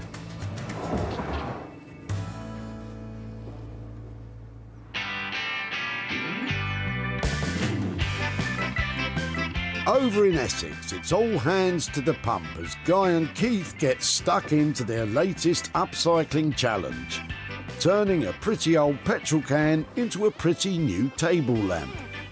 Got some nice lettering which is coming out now. Just gives that little bit of history. It's all original, and let's try and keep as much of that on as possible because I think that's important. This is a lovely distressed looking can. Here we are. You can start suddenly seeing the colours start emerging. The red's getting redder. It's great just as things transforming under your eyes. It's lovely to see. Okay, let's try the bit of Jacobean on it, Keithy. Jacobean, eh? Nice and dark. Look at the colours. Yeah, it's coming up beautifully. Just to put a bit more polish down this, trying to get into the grain of that. That's it. You're doing a great job there, Keith. Just wait, we're not ready yet. We're going to have this looking really red in a minute. Give it the once-over with a softish rotary brush. Great teamwork, this. The brass top, which we've just given a bit of life to. Wire wool. Got the rest of the can to do now. Ah, yes, the lamp fitting. For that, Guy calls in the services of qualified sparky Steve. So I think what we'll do is we'll drill a hole straight through, and we'll put a post in, and then we're going to have a shade that goes on the top of it. What about the base? Is it stable enough, do you think? I think if we filled that with sand, we should fill it up with sand about this much. That will make it, stable. Give it some to sit around on it. Yeah, good idea. Okay. Young Steve is a dab hand with a drill. He can tap a screw thread. Cutting a thread in the tube so we can fix the fitting to the top. But most importantly, here she comes. Yep. He can certify that the electrical work has been carried out to the required safety standards. All right, what's that bit done? How'd you like that? I don't really like this silver rod coming up here, Steve. So this is our antique aging fluid that we're going to paint on this, and you'll see that it will change colour quite quickly. We're trying to keep it as a piece of history. We want to try and keep it all the similar looking bits and pieces on it, the same colours. We don't want a sharp bit of silver metal work showing on something which is old because it's been added on. Let's try and keep everything character. Again, really important. There's little detail, but really important, I think. I'm looking forward to seeing this one shining bright.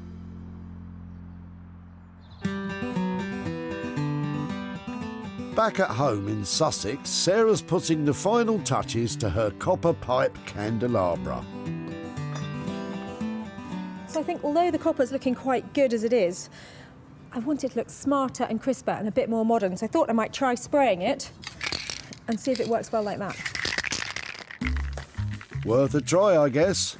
Also a good idea to be outside when using spray paint. You don't want those fumes going to your head. That is looking brilliant. Love it. Though maybe it's too late in Sarah's case.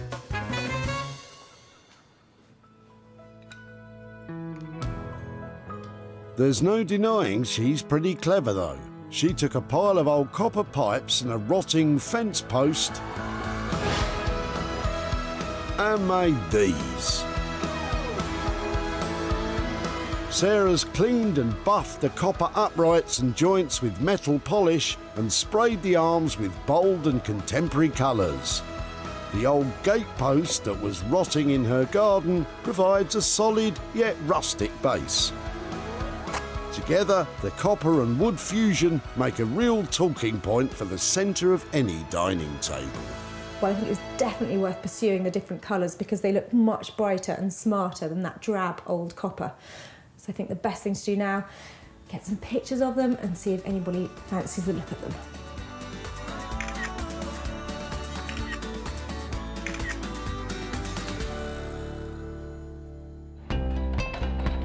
When Sarah first met Andrew, he was armed with an eclectic mix of stuff. I quite like that, and I'm liking this little collection of copper and The old pipe and all that. central heating, yeah. Yeah, and I even like the barbed wire. Sarah took away a jumble of items from Andrew's van. But she focused on the copper pipes and created a collection of cracking candelabras, which were quickly snapped up by Lee Farrer, who runs online shop The Salvage Seller from St Albans. I think they're amazing. They're gorgeous, they're absolutely stunning. I think they're going to sell really, really easily. Sarah has returned to Greater Manchester to catch up with Andrew and to show him what became of his copper pipes. Hi, Andrew. Hello, Sarah. Oh, hi, Andrew, How are you? I'm really well. How are you doing? Hello there. Lovely to Hello see you there. again. What a lovely little car you've got in there. It's my hobby. I hope we're going to have some nice sunny weather and then it'll come out. Fantastic. Well, you have to look after that kind of thing, Oh, don't yes, you? yes. Now, it wasn't car bits you were dropping off when I saw you at the tip. You were clearing out all sorts of things. I was, yes. Did you think what we might do with all your old stuff? I really didn't know.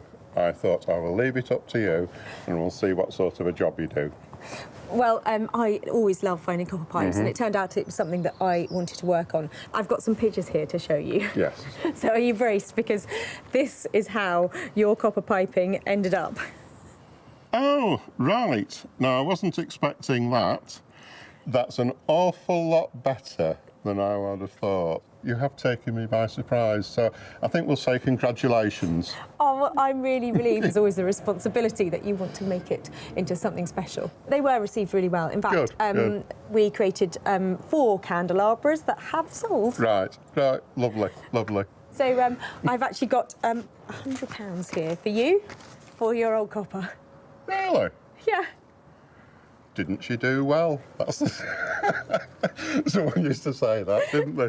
Yeah, well done, and thank you very much. It's an absolute pleasure. Now, I hope that will come in useful. What are you going to do with it?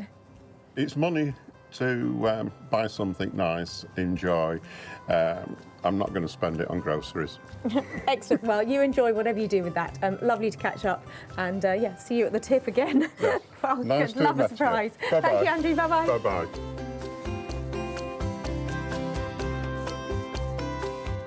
Sarah spent £25 in total in transforming the copper pipes, £24 on the plumbing parts and £1 on the spray paint. They were sold for £125, which leaves a £100 profit with a very surprised Andrew. Well, that was a fantastic reaction to the copper pipe candelabra. I think Andrew definitely approved, and he's got £100 to go and have a good time on us.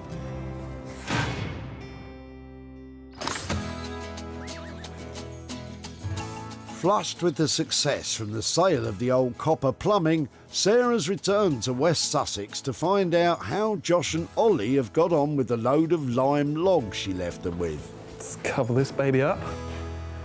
Yeah, so I'm really excited for Sarah to come because from the pile of little sticks that she gave us, I think we've created something quite cool. Yeah, I think we're pretty happy with the final outcome. So hopefully Sarah will be too.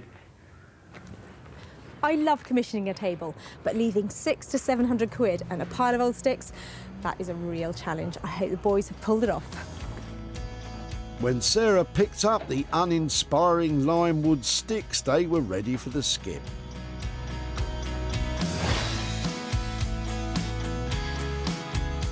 Ollie and Josh have exceeded expectations this time. With a cross-section of beech tree, they've created a beautiful woodland coffee table, using the lime wood as the legs, only 3 of which touch the ground. The rest add a decorative feature, floating as if in mid-air. The beech top has been sympathetically varnished and waxed, showing the wood's natural characteristic to the full. Finally, walnut wooden wedges have been carved and put in place to prevent further expansion of the cracks. Hello. Hello. Oh, it's busy around here. How you doing? Hello. Hey, you all right? Yeah, really well. Good. Is that it? This is it. It's huge. It is, isn't it? Come on. Yeah. Guys, it's beautiful. That is amazing. Well done, that's Thank you. fabulous. I love it. Good, good. Are you pleased with it? Yeah, very pleased. Yeah, we almost don't want to let it go, actually. Oh, really? Well, maybe we can do a deal. That's so clever. It looks like hardly any of it's touching the ground. Is it supposed to be like that? Yeah. So, Yeah, so there's 3 legs. It's so interesting, isn't it? Yeah. Well, So- this slab of beech just was such a nice bit of wood. It is lovely. So this is the bit that you've been saving for ages, Yeah. is it? I love what you've done with these bits. They look like a nightmare to do. Are they difficult? We make it up and cut it into the shape first, and then you can slice off your keys. Okay. And then you have to place your key over the split where you want it and really finely draw around it. And then you can, using a router, take out the meat of it, and then you've got to finish it off by hand with a chisel. Just to get that lovely, sharp, crispy edge to it. So these ties, it's mainly just a visual thing, making a feature out of the splits. Yeah, it works really well. And have you counted? How old is it? Have you counted the Whoa, rings? we haven't actually. It's going to take a while. Well, while you're counting that, maybe we could discuss other figures. How was the budget? Well, I think we said 600 or 700. Yeah. And I think we'd be happy with 700. Well, I think you've done a fantastic job. I'm very pleased with that. Cool. So, you Good. can help me out with it then? Yeah. No. Oh, Josh. Well, some designers would be really stumped if you left them with a pile of old twigs, but Josh and Ollie, they've completely made that their own. Somebody is going to love that table. She seemed really chuffed. And like, as are we. I mean, this is a great project, and really enjoyed working on it. And yeah, it's something that we love to do as well, working with big old slabs like this. Sarah spotted Barry back in Bredbury, and he already had a handle on what his wood could be used for. Good for carving or something, but that's about it. Can I have a closer look? No, yeah, of course you can. Sarah was so taken with the lime logs that she took them away. In the capable hands of Josh and Ollie, it became the legs of a wonderful woodland coffee table. In order to drum up a sale, Sarah advertised the table on social media, and she has now returned to near Bredbury to show Barry what became of his boot full of lime. Hi, Barry. Hello, Wolf. How are you? Yeah, really well. Nice to see you. And you, yeah. I'm loving your house. All these lovely old-fashioned details. You're not dropping this off at the tip yet, are you? No, I don't think so. I can't afford to replace it. So your big lime tree, that was in the garden here, was it? Yeah, at the back, yeah. Blocking all the lights out. And I took that little bundle of logs, I took it off to quite near me actually in West Sussex, to some great lads called Josh and Ollie, who love using natural wood, in the round, and twigs and logs. So what do you think we did with them? I would have thought something arty. I would have thought something like a wind chime, or I'm sure it's going to be good, whatever you've done with it. Like. I've got some pictures to show you. Smash it, yeah. Your lime logs have been Right. put to good use and made into a coffee table. Well, that's good, isn't it? They have put pretty much all the ones that I collected underneath to make some legs. Only 3 of the legs touch the ground. Oh, that's brilliant, isn't it? Do you approve? Hey, what a good job, that, yeah. Yeah, that's sound, that, yeah. Really, really good. I haven't managed to sell it yet. It's one of those pieces that I need people to get their hands on and really appreciate all the craftsmanship that's gone into it. Yeah. When I have sold it, I'm sure there'll be profit to bring back to you. So I don't know if I can make a bit of money. I don't know if you've got any ideas about what you might do with it. Or... I think something like Teenage Cancer Trust, they're always looking for money, them sort of trusts. But yeah, Teenage Cancer, I think, yeah, that'd be a good stopping point, that. Okay, well, I'm spurred on even more to try and sell it, and I'm hoping there'll be a buyer out there who loves it as much as I do, because I think it's a great piece. I look forward to you selling it. Obviously, now I can give it to charity. But yeah, great. But what a good job, yeah. Smashing. Thank you ever so much. Thank you very much. Bye-bye. Bye now. Bye.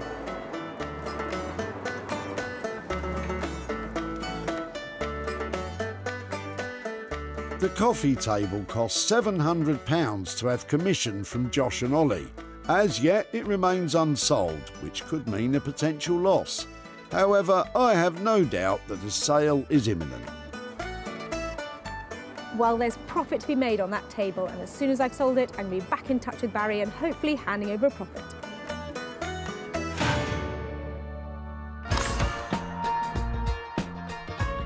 In Essex, Sarah's on her way to see how Guy has fared with the battered petrol can. I think Sarah's going to like this a lot. You know, she's a recycler like myself, and seeing it brought back into another life, I think it'll tick her box. Let's hope so. Sarah left Guy with an old, unusable petrol can. The metal was rusted and it had holes, but for some reason Guy was over the moon with it.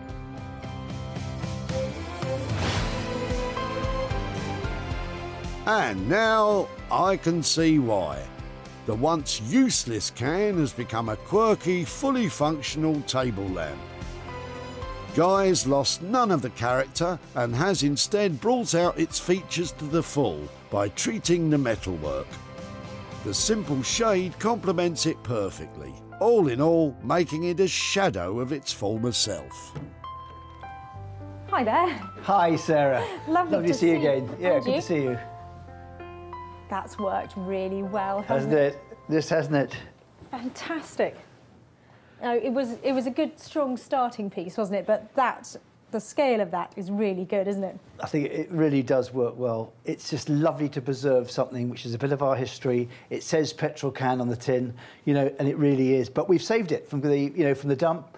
They're not going to be making these again, so I'm pleased you like it. I know you said you were going to dig us out a £10 shade, but I think I left you with 125 for the can. Anywhere near that?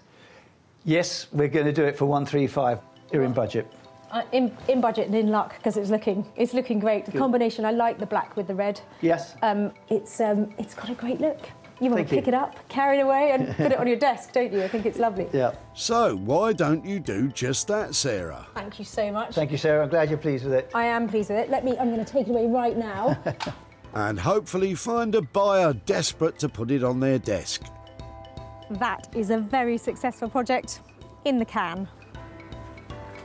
I think Sarah felt very happy about that. It was something which was pretty ropey, but I knew that it was going to be good when we got our hands on it and cleaned it up and electrified it, and I think she's going to sell that well.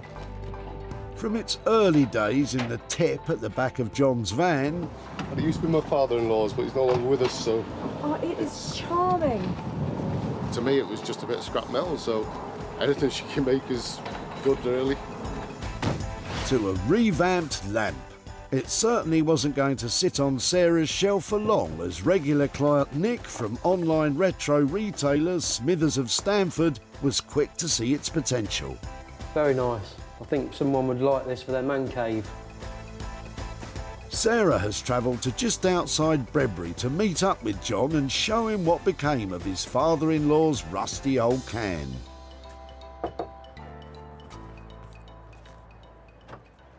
Hi there. Hiya. How are you doing? Not bad, how are you? Yeah, very well, Good.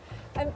So I was trying to remember what you were doing at the tip, because not all the stuff going there was yours, was it? Not all of it, no. We're downsizing, we're moving to a new house, and we had to get rid of some of the stuff, and we had some of my late father-in-law's stuff here as well, so unfortunately, needs must, it had to go. Okay, so it was the red petrol can Petrol that can, really yeah. caught my eye. And so do you know how long you'd had it, or if you'd used it? It's just something that's always been there. He had actually oil in it for his chainsaw, and it's just something that's always been there, so it just had to go, unfortunately. Had you had any thoughts about what we might have done with it? No, not really. It's a petrol can, but you said you could do something, so we'll see. I took it to Essex, to a guy called Guy, actually, who specialises in making lighting out of your kind of petrol can. And I've got pictures to show you of what he did with it. All right. So here is your petrol can. Oh, wow. Do you recognise it? Sort of, but I didn't expect you to do that with it. It does look pretty rustic still. Yeah. But it's been transformed into a lovely, lovely light. That looks lovely. Yeah. Do you think your father-in-law would have approved? Yeah, I think he would have done, yeah. That's amazing. Well, it is something that has sold. I have got £20 profit there. Right, thank you. To give to you. Thanks very much. I didn't expect any profit. Well, yeah, you might get enough to put a bit of petrol in your car or something. Yeah, But my son's getting married in 2 weeks, so that'll go. I'm sure that'll go somewhere to him. oh, well, maybe you can have a round on us and just say thank you so much. You're welcome. Enjoy the wedding. Thanks a lot. I'll try. That was lovely. Thank you so much for letting us You're have welcome. for your time today. All right then. It was great to catch up. Okay, thank Bye-bye. you. Bye now. The petrol can cost £135 to have converted into lighting. Sarah sold the finished light for £155, and that left John with a profit of £20. Well, that old petrol can definitely fueled Guy's imagination, and I think John approved what he did with it.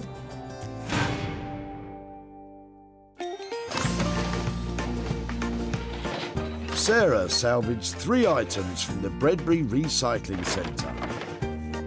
Barry's lime logs now hold up an amazing beach coffee table. Andrew's copper pipes became colourful candelabras, and John's old petrol can has been transformed into motor-themed lighting. Well, it never ceases to amaze me what can be done with a load of old rubbish, a lot of hard work, and a bit of creativity.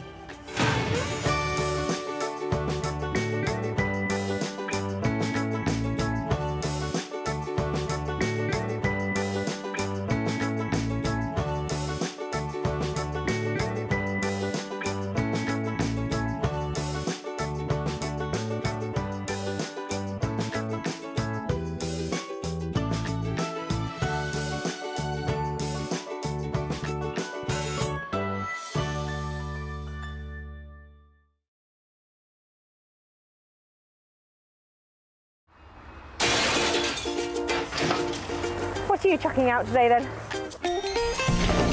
How do you make money for nothing? Don't throw them, don't throw them. The answer could be hiding in the 30 million tonnes of household waste we throw out every year. Thanks so much for letting me have that. I think that's absolutely made my day. I love it. That's why entrepreneur Sarah Moore wants to get her hands on things before they hit the skip. I'm a passionate buyer, maker and user of old stuff, and I turn that passion into a money-making business. I make new stuff out of old stuff and I sell it for a profit. And with some of the country's elite designers and makers... What do you reckon to that? It's quite smart, isn't it? Tell me you love it. I love it. She can transform her finds into desirable... Isn't it amazing? Valuable... It's quite a statement piece. And hopefully saleable items. I'll take you down to the till, that's fantastic. If Sarah is successful, then she can hand the profits back to the very people who had no idea there was cash to be made from their trash. Wow, that's amazing.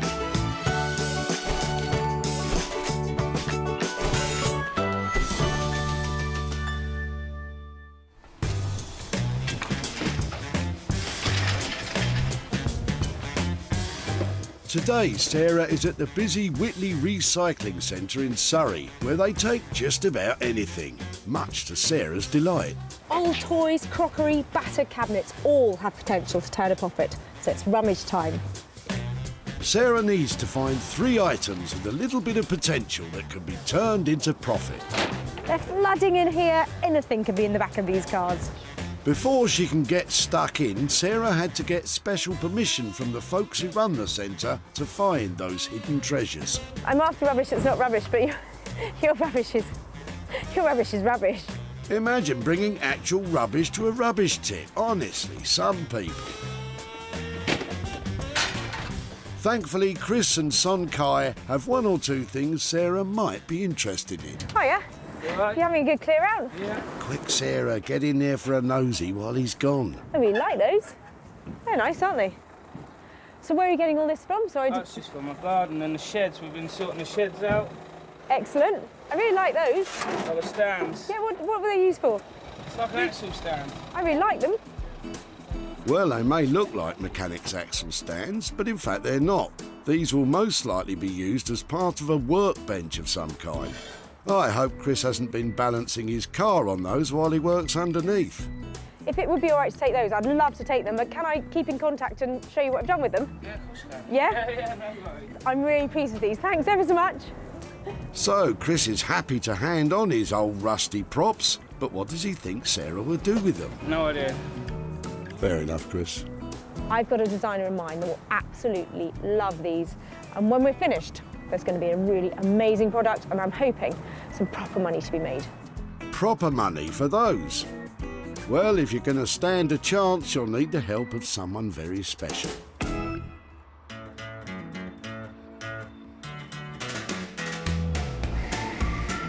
Daniel Heath has a passion for all things sustainable. An award-winning wallpaper and textile designer, Daniel loves adding an artistic flair to reclaimed materials to create made-to-order furniture and contemporary design pieces. When I was a kid, me and my brothers would go and get bikes out of skips and take them to pieces, fix them up, cobble them together, tinker around with them, until we had bikes that we could ride around. And that was great to just find out how things work, how things can come to pieces and can be restored, and how things can still have a value even though they've been chucked in a skip. I just hope Daniel sees the value in these rusty old things.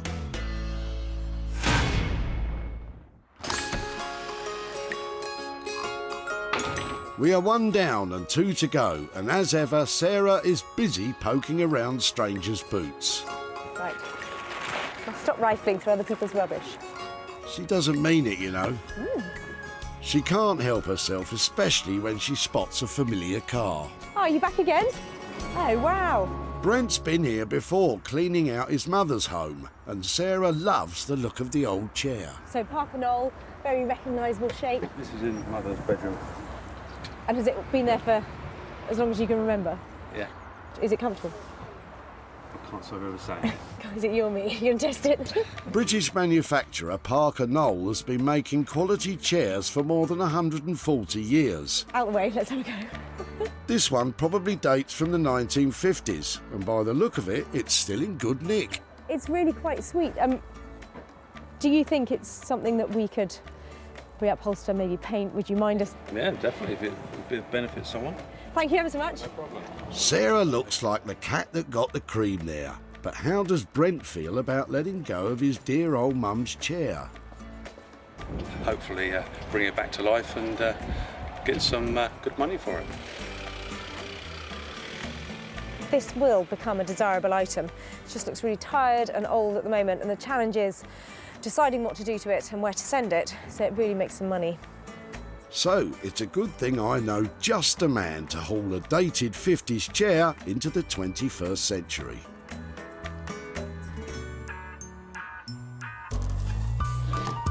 Introducing Anthony Devine. Anthony's unique and quirky upholstery has earned him the reputation as one of the most imaginative craftspeople around. Anthony shares his 20 years of knowledge with the younger generation at his School of Upholstery. Every day we work on something new and we get to experiment, and I love experimenting. I mean, like with the new technology in printing and computers and stuff.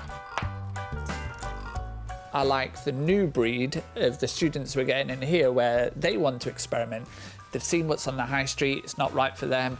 So yeah, every day in here is new and fresh. And that's where my enjoyment lies, once I've had a cup of tea and a biscuit. Well, you better get the kettle on, because this one might be a challenge.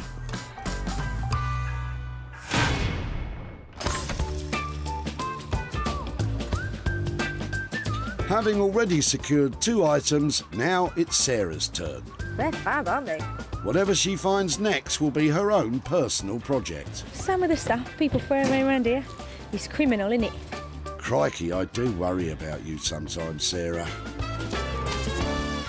Luckily, what's in Yolanda's boot should keep Sarah's mind occupied for a while. I quite like your chicken wire. Yeah. So what did you use the chicken wire for? It went across a pathway in the garden to stop the dog getting across. So there was an area for my granddaughter to play and an area for the dog. Excellent. Do you think I could make anything out of chicken wire? You can make all sorts of stuff out of chicken wire. Do you think I'm mad? Yeah.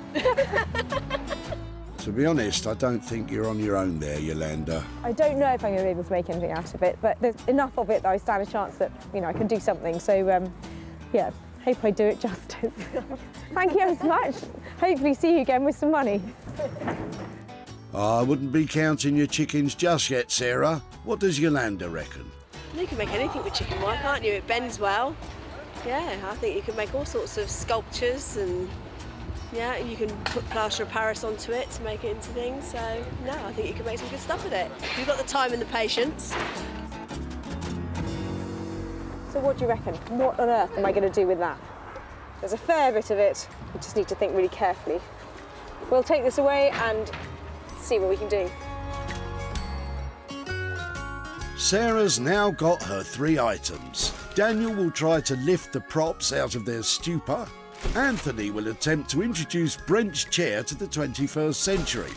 And Yolanda's chicken wire will form Sarah's poultry project. It has been a brilliant, bonkers day down here at the tip. Who would have thought so many different things would all end up in the same place? And now I've really got my work cut out and I'm going to turn a profit on all of them.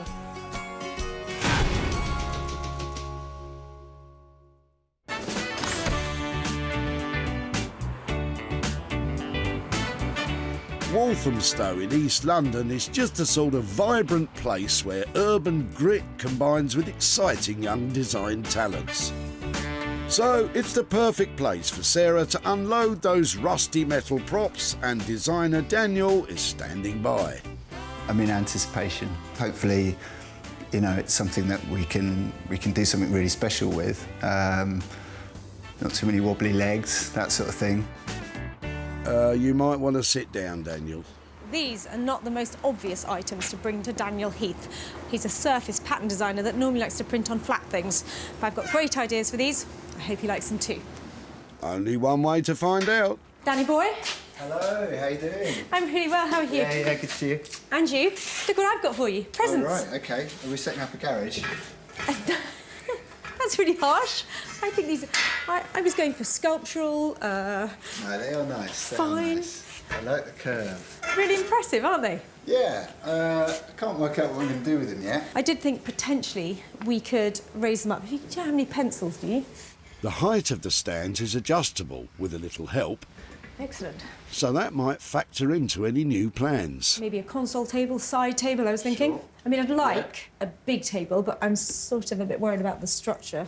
They're going to take a lot of weight, and they're quite, you know, really stable. I think we could go for something bigger. Really? You know, maybe we could do something about 2 metres. That's huge, isn't it? Yeah, I think that'd do it. A great big table sounds right up Sarah's street. So, what's the plan? Taking away all the oxidisation and any flakes of paint, and then maybe we could get them coated, get them dipped, maybe get them a metallic finish. I'm loving the idea of metallic. Yeah, this all sounds lovely, dipped, metallic, but at the moment you just have a pair of legs. Where's the tabley bit going to come from? Possibly join some scaffold planks together and sand it back, and maybe I can do something on the top of it. A bit of painting, or maybe printing or applying some pattern onto the top. Magic, absolutely inspired. Well, old scaffolding doesn't cost much, but metallic dipping sounds expensive. In order to get these looking their best, to make that top, I think we're talking around £600. And, you know, it's going to be a one of a kind. Well, I'll leave you the props, and I'll see you very soon. Great. Nice to see you again. Bye. Those props are really going to pack a punch when they're transformed into a dining table. When it comes to selling, size is important. A big table, I can make a big profit. Sarah is certainly thinking big, but Daniel's an expert in print design, not table making, so taking on this project is a real risk for him. It's a challenge, and they're interesting, they're exciting, but they really need a lot of work. At £600 outlay on materials and labour to transform the rusty props into a table means a big gamble on turning a profit.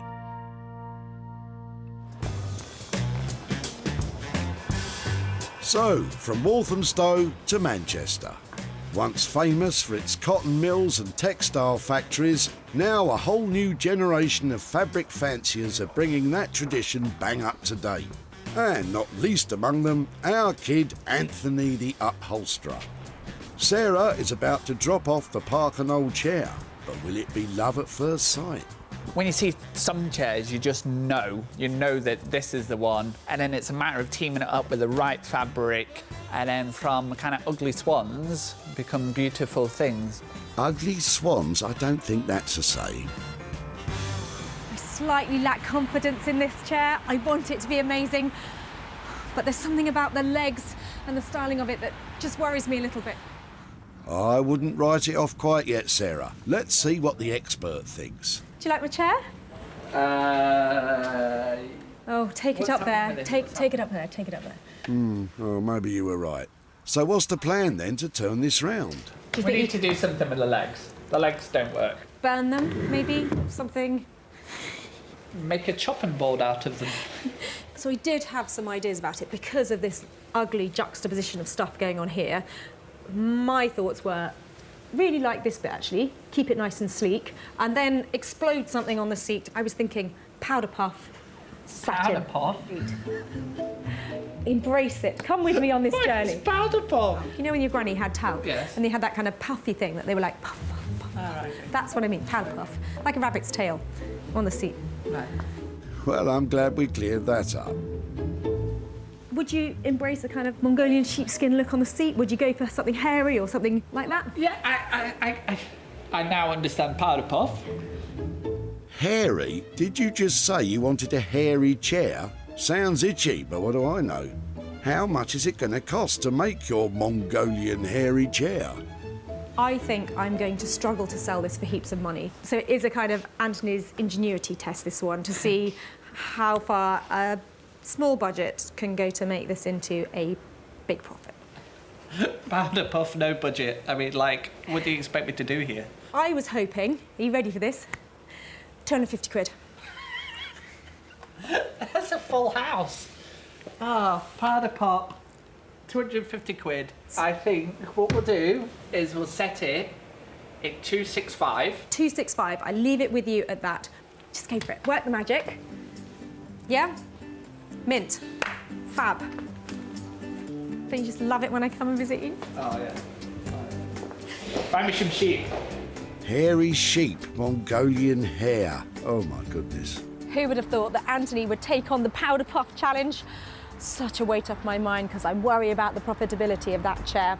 Sarah may have got a great deal, but quality sheepskin can't be cheap. Will Anthony really be able to transform it on budget? It's just making sure we throw enough at it to get the right selling price, and obviously something left in it to buy the biscuits.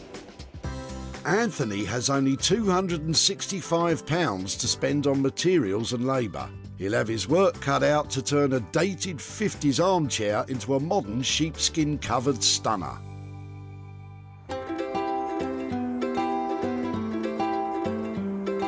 And speaking of sheep, there's no shortage of them in the quiet Sussex countryside, where Sarah is back home at her farmhouse and about to start work on the tangled old chicken wire. I've spent a long time thinking about what I might do with this. I came up with all sorts of ideas about maybe trying to tuft it and make a rug out of it, or perhaps big footstool with lots of strands coming off these to make a geometric pattern. But for something that's really approachable and effective, I thought I might have a go at sculpture. Chicken wire sculpture, of course. Sarah doesn't have an awful lot of experience chicken wire sculpting, so I'm curious to see how this one turns out. I've seen it done before, and it can't be that difficult to make something beautiful out of this, can it? Famous last words. Large wire sculptures made by experienced artists can sell for several £1,000s, believe it or not.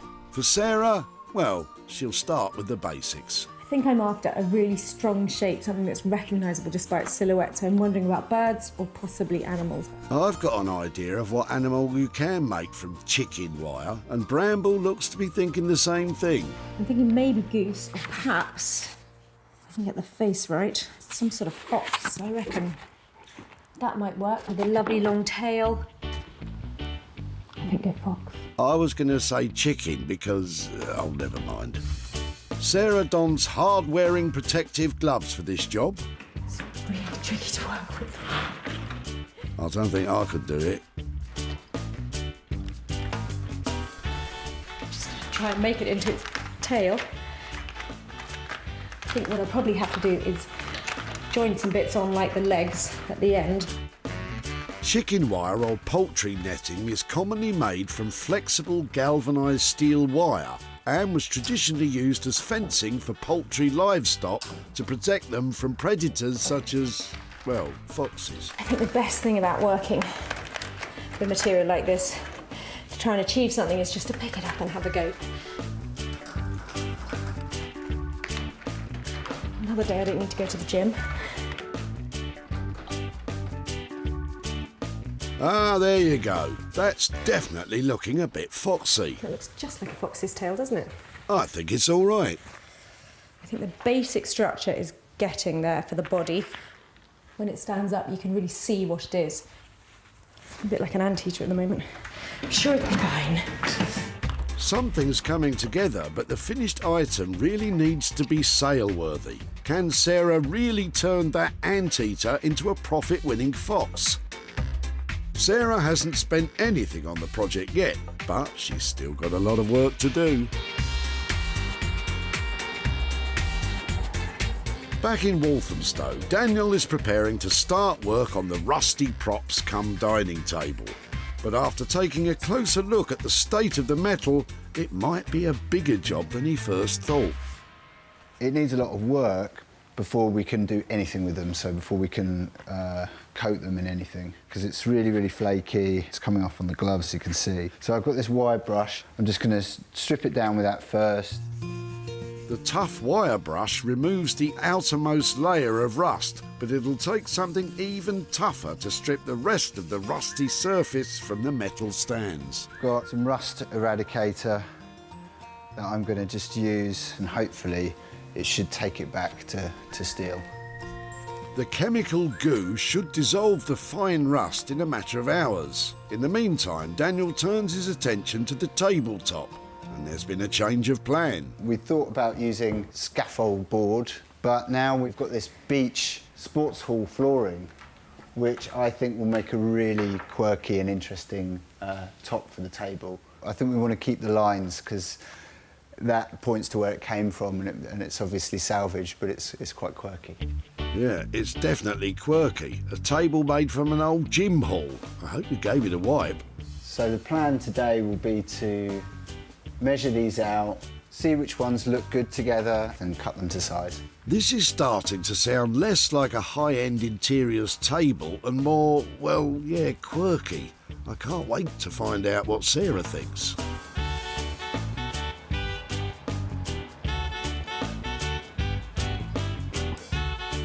Back in Manchester, upholsterer Anthony has already stripped the Parker Knoll chair with the help of his assistant Marianne. As yet, I've not seen any of the hairy Mongolian sheep fabric lying about. Perhaps he's come to his senses. So we've finished stripping it now, and we're basically getting the arms and back legs prepared. So I've taken out the back to sand it all. And now I'm just going over with a finer sandpaper just to kind of give it a really smooth finish. The beauty about this chair, being a Parker Knoll, it always has like the kind of, they call it the ticket, it's the production label, and they're always dated. So this one is the 11th to the 11th, 1951, which by my maths is over 60 something years old. Upholstery is my strong point, not maths. Don't sell yourself short, Anthony. Yeah. After the sanding, Anthony begins to apply a bit of coloured wax that both protects the bare wood surface and highlights the natural wood's grain. it's still good to be able to see some of the kind of the nicks and the bumps and scratches and stuff in it, because we don't want to eradicate the history of it. Once the waxing is done, it's time to replace those 2 front legs Sarah doesn't like. You only get one go at this, Anthony, so be careful. They're turning back. I can't watch. He's going for it.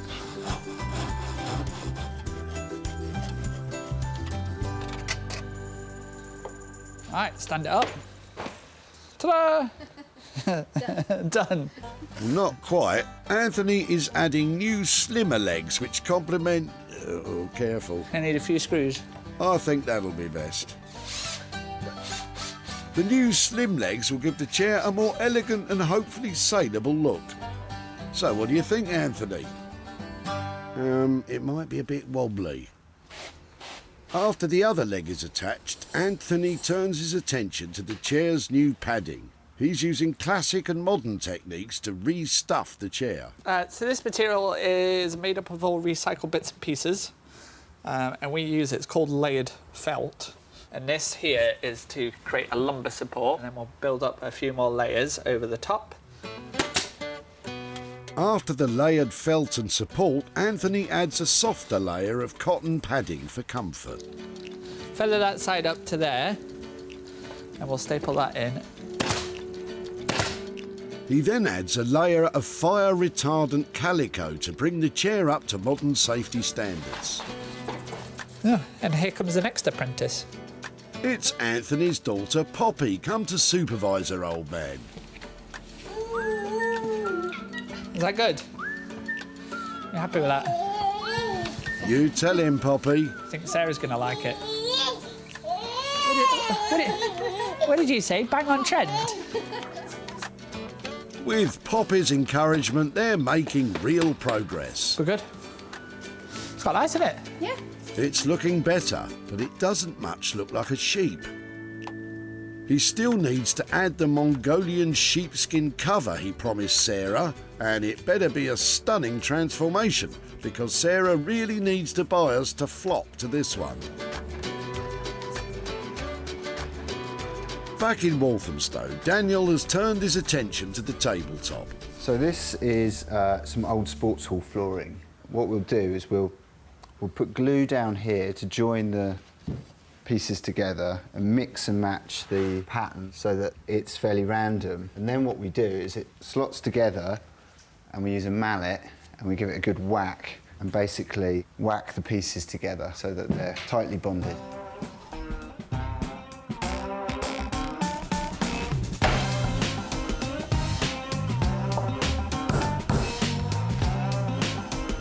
Once Daniel has finished playing whack-a-plank, it's on to the next stage.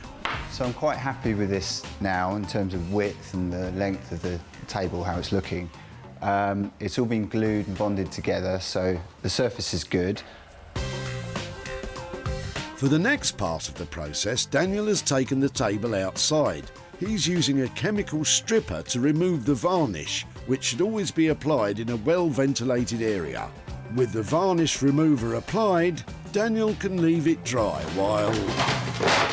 Oh no! Came apart. Yeah, it came apart. This isn't good for Daniel.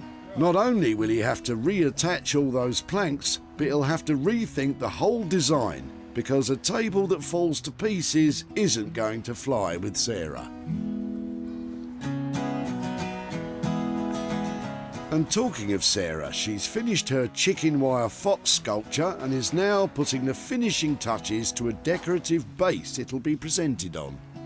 I just keep thinking how ironic is that I'm making a fox out of chicken wire. Yep, it's the ironic Mr. Fox. When Sarah picked up the chicken wire, it was a nondescript roll of netting, fresh from its job of fencing the garden.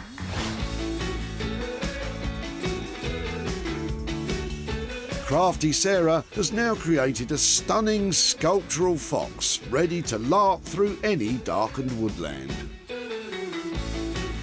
The table display incorporates copper piping and candelabras, which really sets off the handsome fella to best effect. Bravo! Well, he's all done, and he really is a bit of fun made out of some chicken wire, but hopefully he's got the essence of foxiness needed to make him saleable. I mean, I quite like having a go with things like this because you just don't know what you're going to achieve. Once again, Sarah's proved she's a dab hand at anything she can put her mind to. But will anyone else think so? Let's try and get it sold.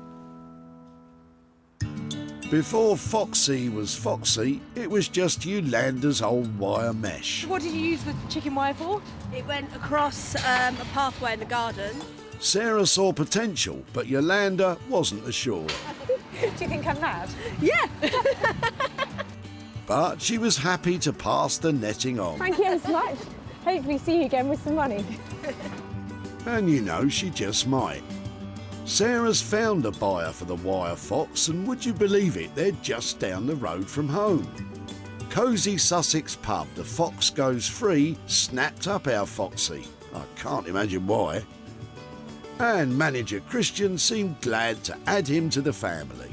It looks like it's at home already, to be honest with you, so fantastic, really good. So Christian loved our Foxy, but how much was he willing to spend? Sarah has travelled to Chiddingfold in Surrey, where Yolanda is hard at work. Hi there. Oh, hi. Lovely to see you again. Yeah, and you? You look busy. Yeah, come. All mucking out, it's never finished. No, I don't. How many horses have you got up here? We've probably got about 30 at the moment. Wow, that keeps you Yeah. busy. Well, I've been busy with the chicken wire that you dropped off. I got the task of turning it into really? something, yes. Did you have any idea about what we'd do with it?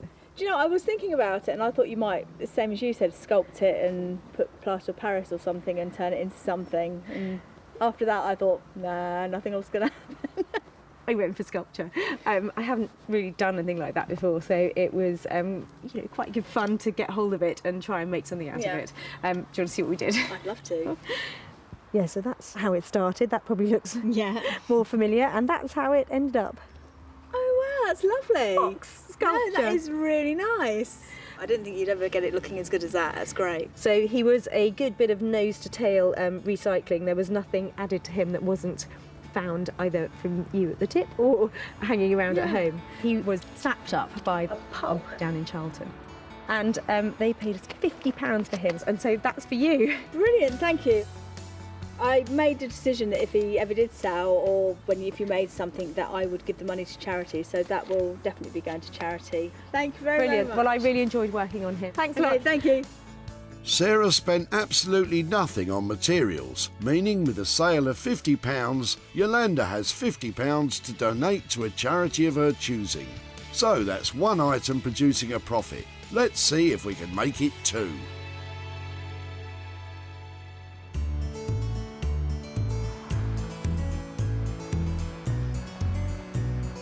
Back in Walthamstow, London, Daniel is putting finishing touches to the quirky table. When we left him, it was in pieces. So, has he managed to produce something stable and saleable? So Sarah's on the way. She's going to have a surprise, I think, with this table because it's quite different to things I've done before.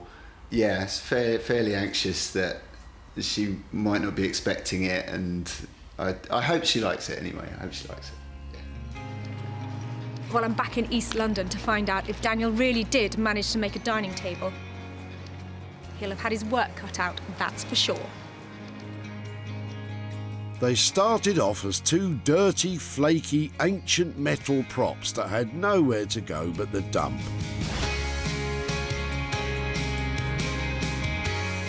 Now Daniel's transformed them into a quirky, stylish table, suitable to grace the very hippest of homes. The rusty stands have benefited from a slick and glossy new paint job. The blue legs complement the shined-up gym flooring that Daniel has used to create a striking geometric tabletop. That certainly looks like it's not going to fall apart. Here we go. Brilliant. Oh, Daniel, that's great. It's Thank so you. fresh. It's quite poppy, We've stabilised the legs and we've kind of made them, yeah, quite bright and fun. It's beautiful, and I love this reuse, this gym floor, was it? Yes, yeah. Fantastic. And the table is also highly adaptable. The height can be adjusted easily for use as a dining table or a workbench. I think that having it as the multi-height thing is really clever, because this is now accessible in every room, isn't it? Yeah, they can stash it to one side if they've got something happening in the room. After the tabletop fell to bits in his workshop, Daniel added steel bars to strengthen it, so it's hard-wearing as well as attractive. And saleable, don't you think? I think so, yeah. One of a kind. Yeah, that's what we like, isn't it? Yeah. Just like you, Danny boy, just like you. OK, well, I think that's looking like a profitable piece for me, and that's good news. I think you've created a truly special piece of furniture. Well done, thank you. Thank you very much. Cheers, Sarah. Well, I have just picked up the first ever Daniel Heath dining table. Turns out he's rather good at them. That is definitely going to be saleable. I was pleased that she was pleased with it. I think it's quite different from other things that I've done, and it's quite fun. So, yeah, delighted. I think because this item's quite flexible for people, you know, it's adjustable. I think it's quite a. Hopefully it will sell. Yeah, hopefully it will appeal to a lot of people. But you know, we'll see when it gets out there.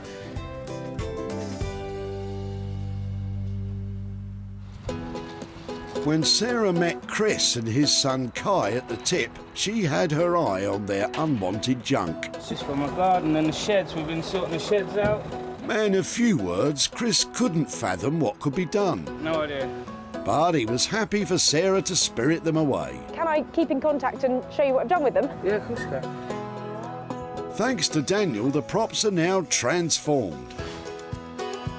And Sarah's meeting reclaimed and retro furniture dealer Nick Smith to see if he'd be interested in buying it.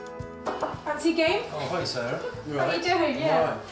What do you reckon? Yeah, this is really nice. I want it on my site, definitely. I'll shake on it now, I'll have it. Deal done. So the table's heading for his online shop Smithers of Stamford. Now Sarah's on her way to the village of Whitley in Surrey to update Chris on what eventually became of his rusty old stands. Oh yeah. Oh yeah. How are things? Good. So you were dropping off the props. I think you said they'd been hanging around for ages. Is that right? Was just clearing the garden out. So they'd obviously had a bit of wear to them, and they were a bit beaten up, weren't they? Rusty and that, yeah, definitely. Yeah. Well, they were very lucky props. They were taken to Walthamstow, where there is a fantastic designer called Daniel Heath. Yeah. And I took them to him because I knew he'd be inspired to you know, like do something fabulous with them. Yeah. And so he did. Do you want to see what we did with them? Yeah, definitely. Okay, so here they are, repurposed as a dining table. Yeah. Oh, wicked. That's awesome. Do you think? Yeah, definitely. It wasn't difficult to sell what he made. Yeah, definitely. I did manage to make a little bit of profit for you on them. I've got £400 worth of profit here. Really? Yeah. Surprised about that? Yeah, amazing, isn't it? That's well good. I don't know what to say. Chris is speechless, but what will he do with his unexpected loot? Take kids out, go and buy some toys, take them out for the day. That will come in handy then. 100%, yeah. Excellent. Altogether, we had great fun with your old props. So yeah, definitely. I'm going to say thank you so much. Thank you very much. And I'll be looking out for you at the tip again. Appreciate it. Thank you. Take care. Appreciate it. Thank you. Sarah spent £600 on Daniel's materials and labour to create the table. In the end, she sold it for a thumping £1,000, which left her with a profit of £400 to hand over to Chris for his day out with the kids. Marvellous. That's now 2 items producing profits. So it's over to Manchester to see how Anthony got on with the Parker Knoll Oh, is that the Mongolian sheepskin? He really wasn't lying about the hairiness. I've never done anything like this before. I mean, if you look in my toolbox, there's one thing I've never carried in there before, and that's my clippers. So I've been shaving the chair, stood there like a hairdresser, snipping away at it, making sure I'm fluffing it all up. Yes, that's been a whole new experience. I am really hoping that Anthony has managed to embrace his feminine side and turn that retro, rather unattractive chair into a fabulous powder puff piece. The old chair was certainly a bit dated and drab, but now here we go. OM actual G, what on earth is that? Well, Sarah wanted a hairy chair, and that is the hairiest chair I've ever seen. Anthony shouldn't have even bothered changing the legs, you can barely see them. That is a triumph! Well done! One powder puff. Isn't it fantastic? I actually really like it. I really like it. I think that's perfect with that wood like that. Yeah. That is beautiful, isn't it? What have you done on the back? So, the back, Oh, cool. all upholstered and fixed. It's a beautiful finish. It's really lovely, isn't it? Well, we were thinking already about having one at home. Yeah, I'm sure it'll fit in nicely with your hairy living room. But after all that, Sarah seems delighted. I think it's a triumph, and that's going to sell, isn't it? Well done for making it look like that, because it could have looked really shabby, and now it just looks chic. It's amazing. Oh, Anthony, you've gone all fluffy. Steady. Now that is a totally spectacular transformation. It's gone from tired and old to luxury, fluffy and fantastic. And it's really commercial. I had absolutely no doubt that Sarah would like this one. I mean, you've just got to look at it. It's Sarah safe. There's nothing too crazy about it. I knew she was going to like it. Lots of people are going to like it, so I reckon it's going to be an easy sell. Well, Anthony, I hope you're right. Sarah first met Brent at the tip as he was busy clearing out some of his mum's things. Parker Knoll, it's written on, even I can tell that. Once Sarah spotted it, she was eager to acquire the skip-bound seat. Would you mind us getting stuck into it? Is it sentimental value or...? No, you carry on. Really? Yeah, Well, I suppose it's come to the tip. Anything from here is on the way up, isn't it? Yeah, definitely. If it benefits someone. Brent was happy to see the chair move on, and Sarah was sitting pretty. And the challenge is deciding what to do to it and where to send it, so it really makes some money. The challenge was met and exceeded, with the chair finding a new lease of life. And what's more, Nick also snapped this item up. But I think his wife Kim liked it more. The Yeti, they call it, apparently. Yeti. The Yeti chair. Wild mane. Steady on, Kim. Sarah's travelled to Whitley in Surrey to show Brent the Yeti and hand over some cash. Hello there. Hi. Hi, how are you doing? Good. Good. I have been waiting to catch up with you about your Parker Knoll chair that you left at the tip.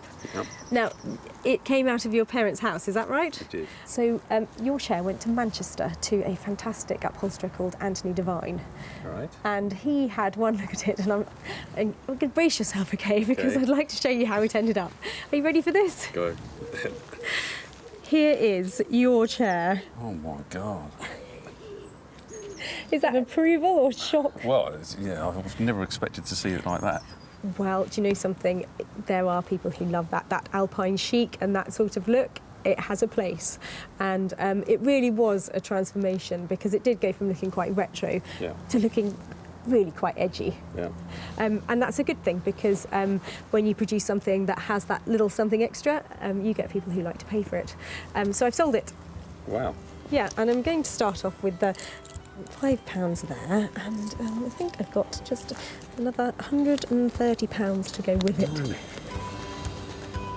And that's after it's all been done? That is, Anthony was paid for all of his work, and that has been sold to a vintage and retro shop who absolutely loved it. Crikey. Bit of a surprise there. Yeah, definitely.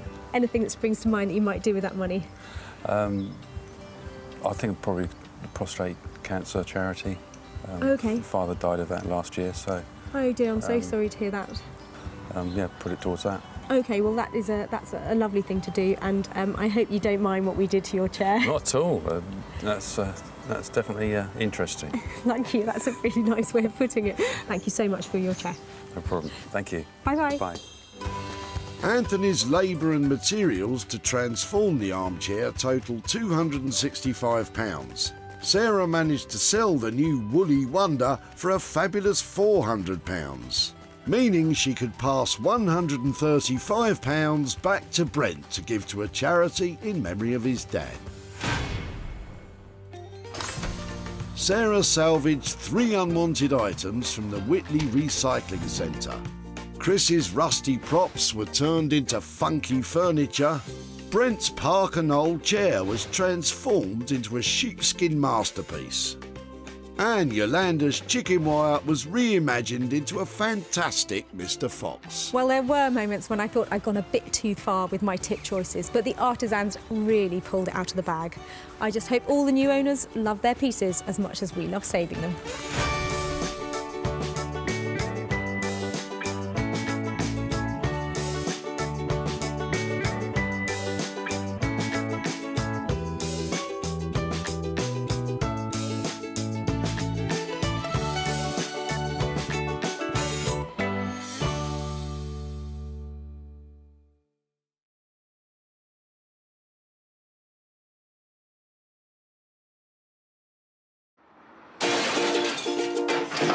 I've got to be able to do something with that, haven't I?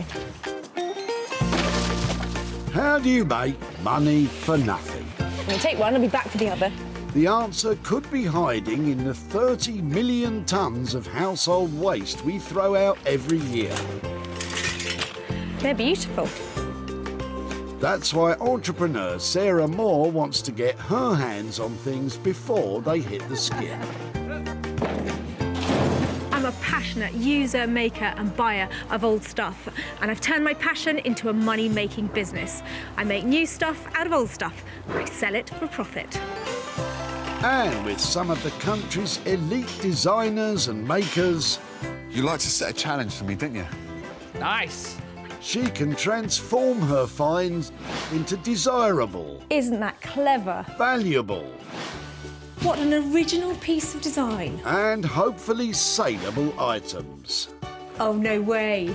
If Sarah is successful, then she can hand the profits back to the very people who had no idea there was cash to be made from their trash.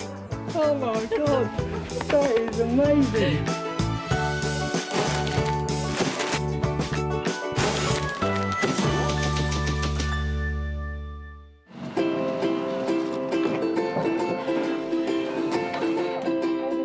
Sarah's travelled to Surrey today to the delightful Whitley Recycling Center.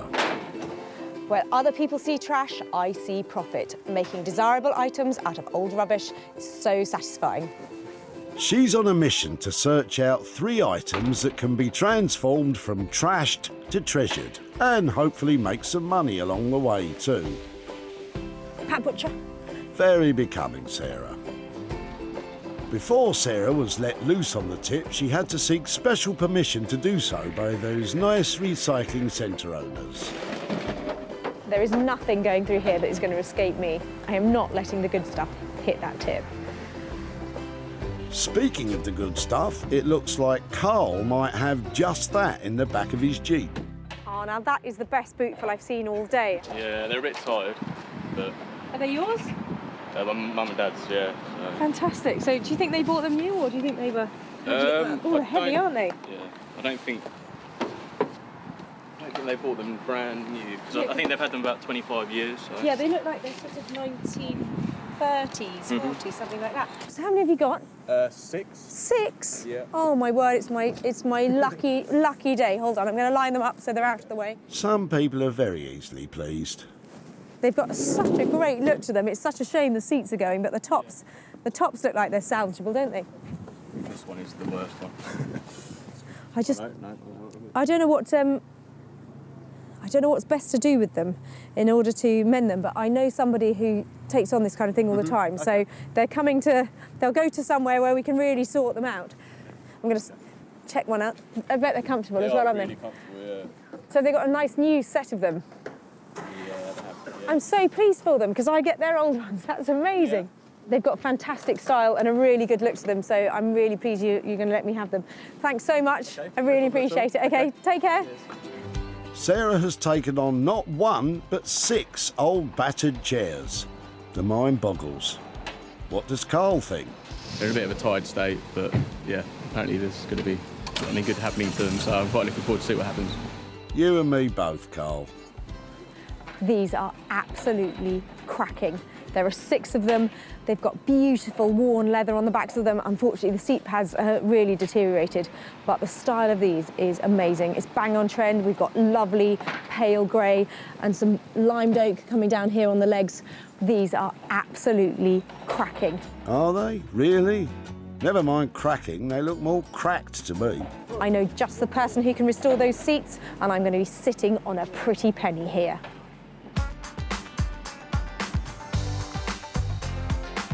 Jay Blades is a builder turned philosophy graduate turned furniture restorer. A couple of people have asked me, how do I describe my style? And personally, I don't know. I call myself a modern restorer, which basically means I restore furniture for a modern market. Jay's passion is modern interior design.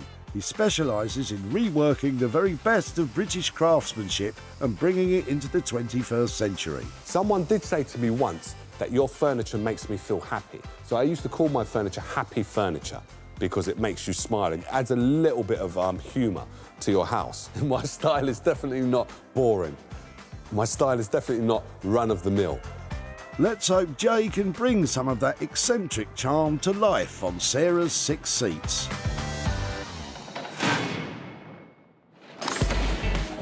Sarah has secured 1 item, but she has another 2 to find, and she has her own unique strategy.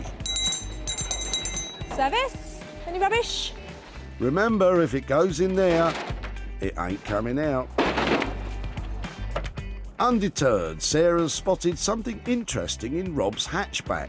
Prepare yourself, Rob. Here she comes. What have you got in the back there? Hello? Hello there. Hiya. What are they?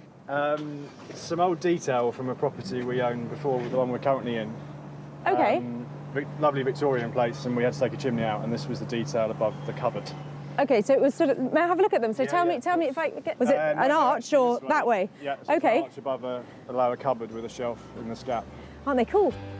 Sarah's uncovered a wooden architrave. This architectural piece dates from the 19th century. Fantastic. Would it be possible to get them all out and just have a quick look at them? So what do we think? Victorian detailed? Yeah, I think the house was mid-1890s or so. So you definitely shouldn't go in the wood skip. There's something to be done with these, I'm sure, and I'd love to take them away and, have a think about something for them. Would that be okay? Please do, yeah. I'd love to see them be made use of. Those are fantastic. Thanks ever so much. Pleasure. Don't run off, Sarah. The carved detail in these pieces is well worth preserving, and Sarah can see a pleasurable amount of profit in those Victorian offcuts. What about Rob? It will be a lovely piece of timber if someone takes the time to strip it. It'd be nice if someone could get creative and make a nice piece that someone else can benefit from. Look at those. They are so beautiful. Things like this just don't grow on trees, especially at tips. Architectural detailing like that has a value in its own right. Sarah's got just a man in mind to help her maximise the potential value in this special find.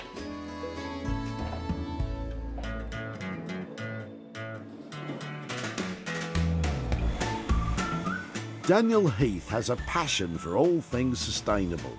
An award-winning wallpaper and textile designer, Daniel loves adding an artistic flair to reclaimed materials to create made-to-order furniture and contemporary design pieces. I've always been interested in drawing. I've always drawn things from a very young age. Used to watch wildlife programmes and come away and draw the animals. I guess I always wanted to be able to apply those drawings to something. So the roots were graphic design or textiles, and it's actually meant that I've been able to take my imagery and put it on all sorts of different things, and it's been really good fun doing that. How is Dan going to transfer his skills onto those old Victorian architraves?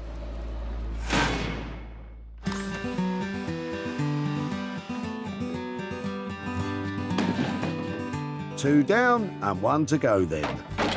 This time Sarah's searching for her own money maker.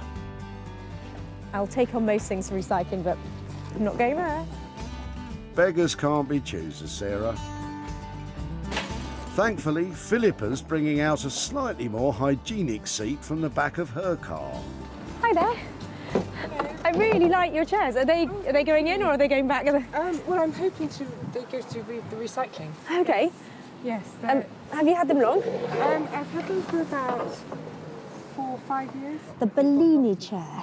The Bellini chair, that's They right. colour. You can actually buy some of them. They look quite good in the kitchen. Yeah, they're really lovely. The Bellini chair is something of a design classic in the world of chairs. It's named after its designer, Mario Bellini. There you go, bit of chair history for you.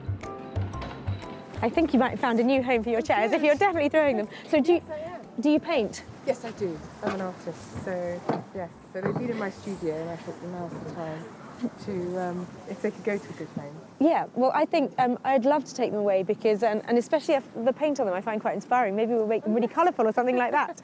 If I do manage to recycle them, is it possible to come and show you what I've done? Oh, definitely. Yeah? I'd love to see. Lovely. Well, I'm inspired by the paint on them. Thank you so much.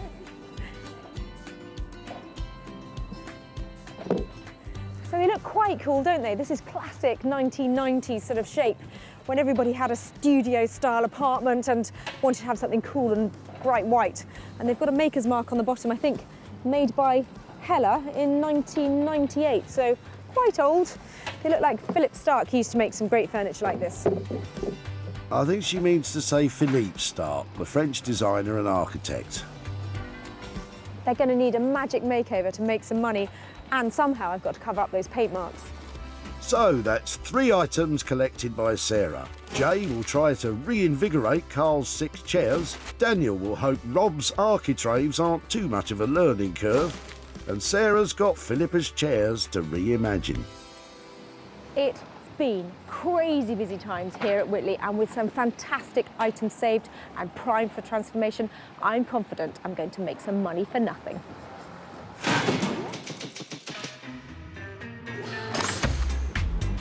The vibrant city of Wolverhampton in the West Midlands is where Jay Blades plies his trade. It's quality furniture made of quality wood that really gets Jay excited. Well, it would, wouldn't it? So, Sarah's going to be coming in a minute. Hopefully she's going to bring me something nice. And when she does, I'll see if I can work my magic on it again. You'll need your wizard's hat on for this one, Jay.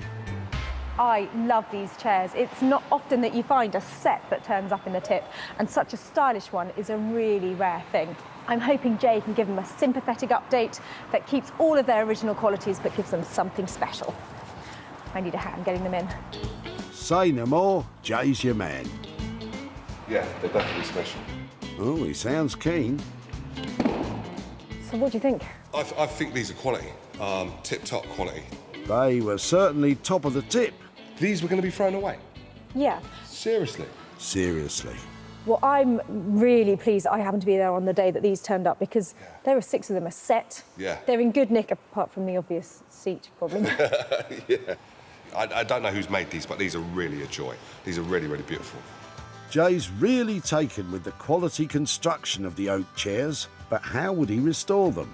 Now, I know you're a man with your own ideas, so come on, what would you do? I have too many ideas. That's my problem. We should be able to bring them back to the 21st century and bring them up to date and really give them a beautiful punch. Is it possible at this stage that you can pluck a figure out what you think to refurbish the whole lot? It's probably really difficult to put a figure on it without knowing exactly what they are. So yeah.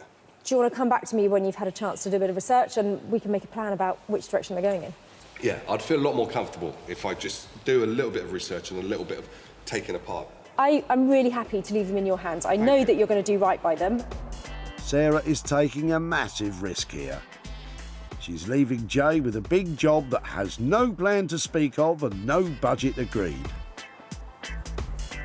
So Jay has got a bit of work to do researching those chairs before he decides exactly what is the best path for them. But I know they're in really safe hands, and I'm hoping that when he updates them, they'll be even more valuable.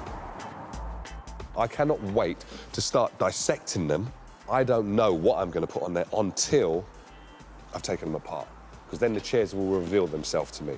Once the wood has been fully restored and we've glued things back, then it will say to me, this is what I need you to put onto me. And I cannot do that until they're naked.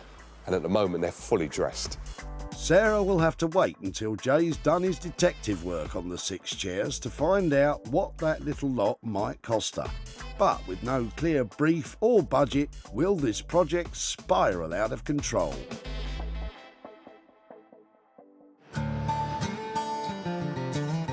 Back in 1885, the famous market here in the East London area of Walthamstow opened.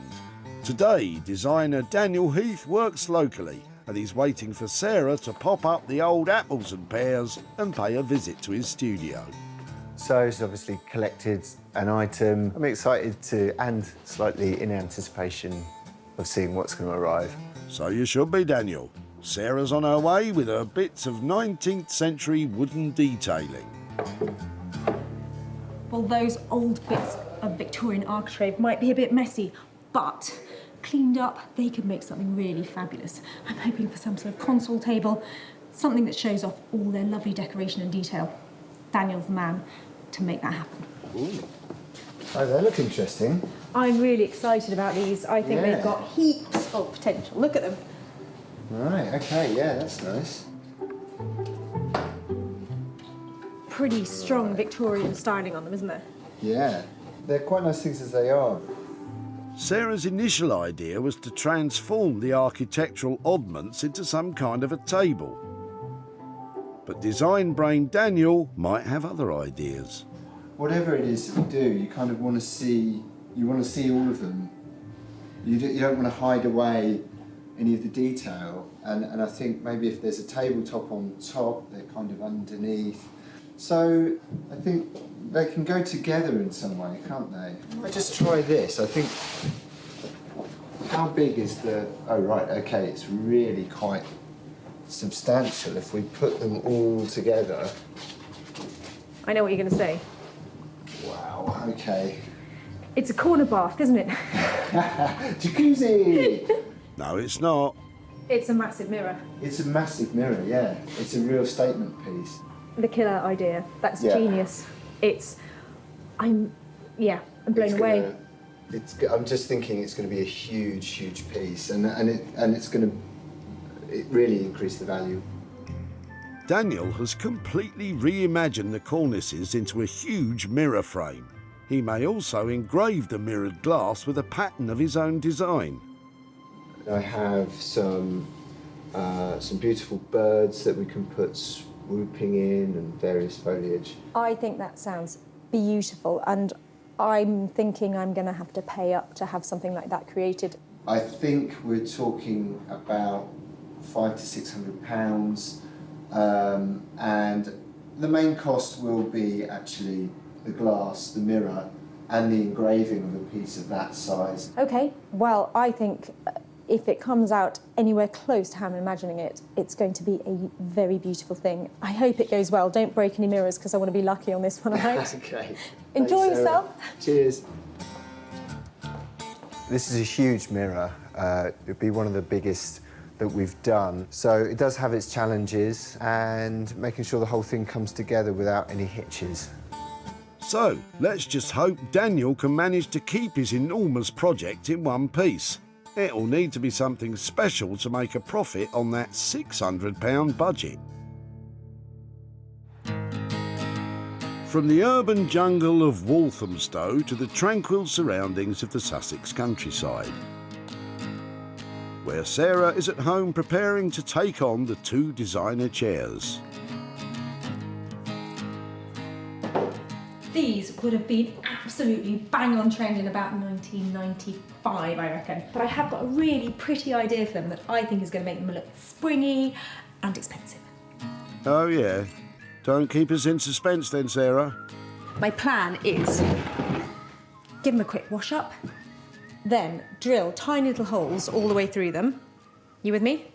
Like a grid of them across the back, and stitch on pretty little hand-cut flowers all the way over it, so it looks somewhere a cross between one of those kind of swimming hats that people wore in the 50s and a wedding cake. Sounds brilliant, doesn't it? Inspired, I thought. Yeah, who doesn't want a chair that looks a bit like a wedding cake crossed with an old lady's swimming cap? Bash on. I've got some felt here in lots of different colours, and I need to just pick out a palette that is subtle but still quite bright. That's horrible. Sarah's using sheets of a top-quality wool felt to fashion the flowers she plans to stitch all over the chair. Definitely a bit of white, all of those greens, great. She's picked her colours, but the size of this job is starting to dawn on her. I hope it's going to look absolutely fantastic. I can't imagine I'm going to get round to doing two, though. One amazing chair. Great. One chair it is then, but cutting out enough felt flowers to cover even one is going to be a challenge. Right, let's get cutting. Goodness, look at her go! Makes you tired just watching it, doesn't it? She's a hard worker, that Sarah. I am now a flower cutting genius. I'm really good at this. So you should be. Sarah's work doesn't stop there, though. She drills holes in the chair through which she will later attach the fine felt beauties. Nice. Then outside, she spray paints it green. Really? Green? I think Banksy can rest easy. Am I green? You're not half as green as, well, more cabbage looking. But once the chair is back inside... I don't think the green is working. I've tried a bit of grey on here on the spare one, and do you know something? It's just not dark enough, so I am boldly going to go to black. I just think the flowers are going to look so much nicer on a really dark, bold surface. And it doesn't get any darker than this. Oh, after all that, she's going to paint it black. Thicker, ain't she? So far, she's spent £25 on the woolen felt and that tin of black paint.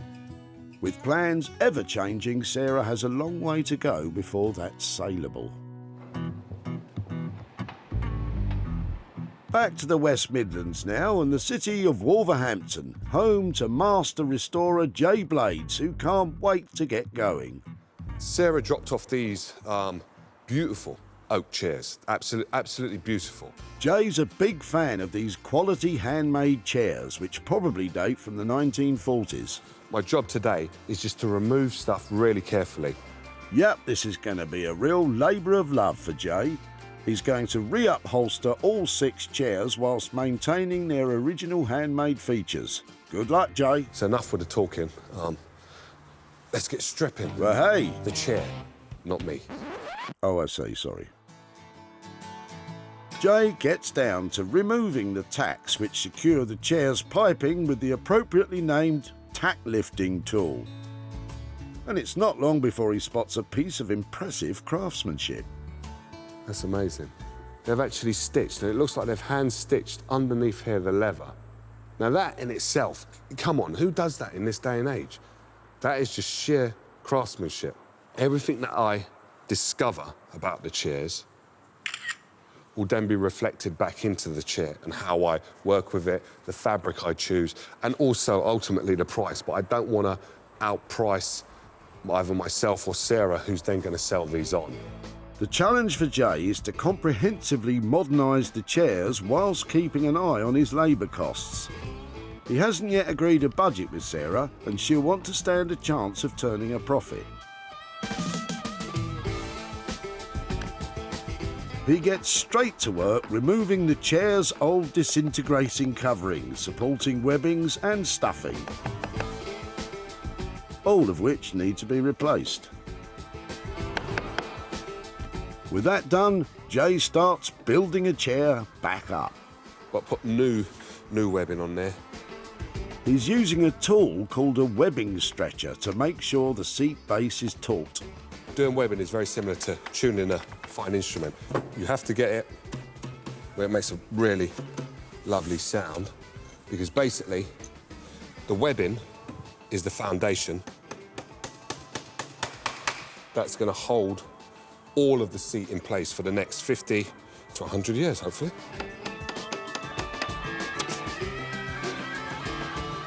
Once Jay's fitted the new webbing, he still has to work out how he'll cover them. The chair It's really, really cool. It's a beautiful form chair. Yeah, we know you love them, Jay, but there's loads of work to do and still no word on the budget. Will he be able to deliver 6 sympathetically restored and reupholstered chairs that Sarah will be able to make some profit on?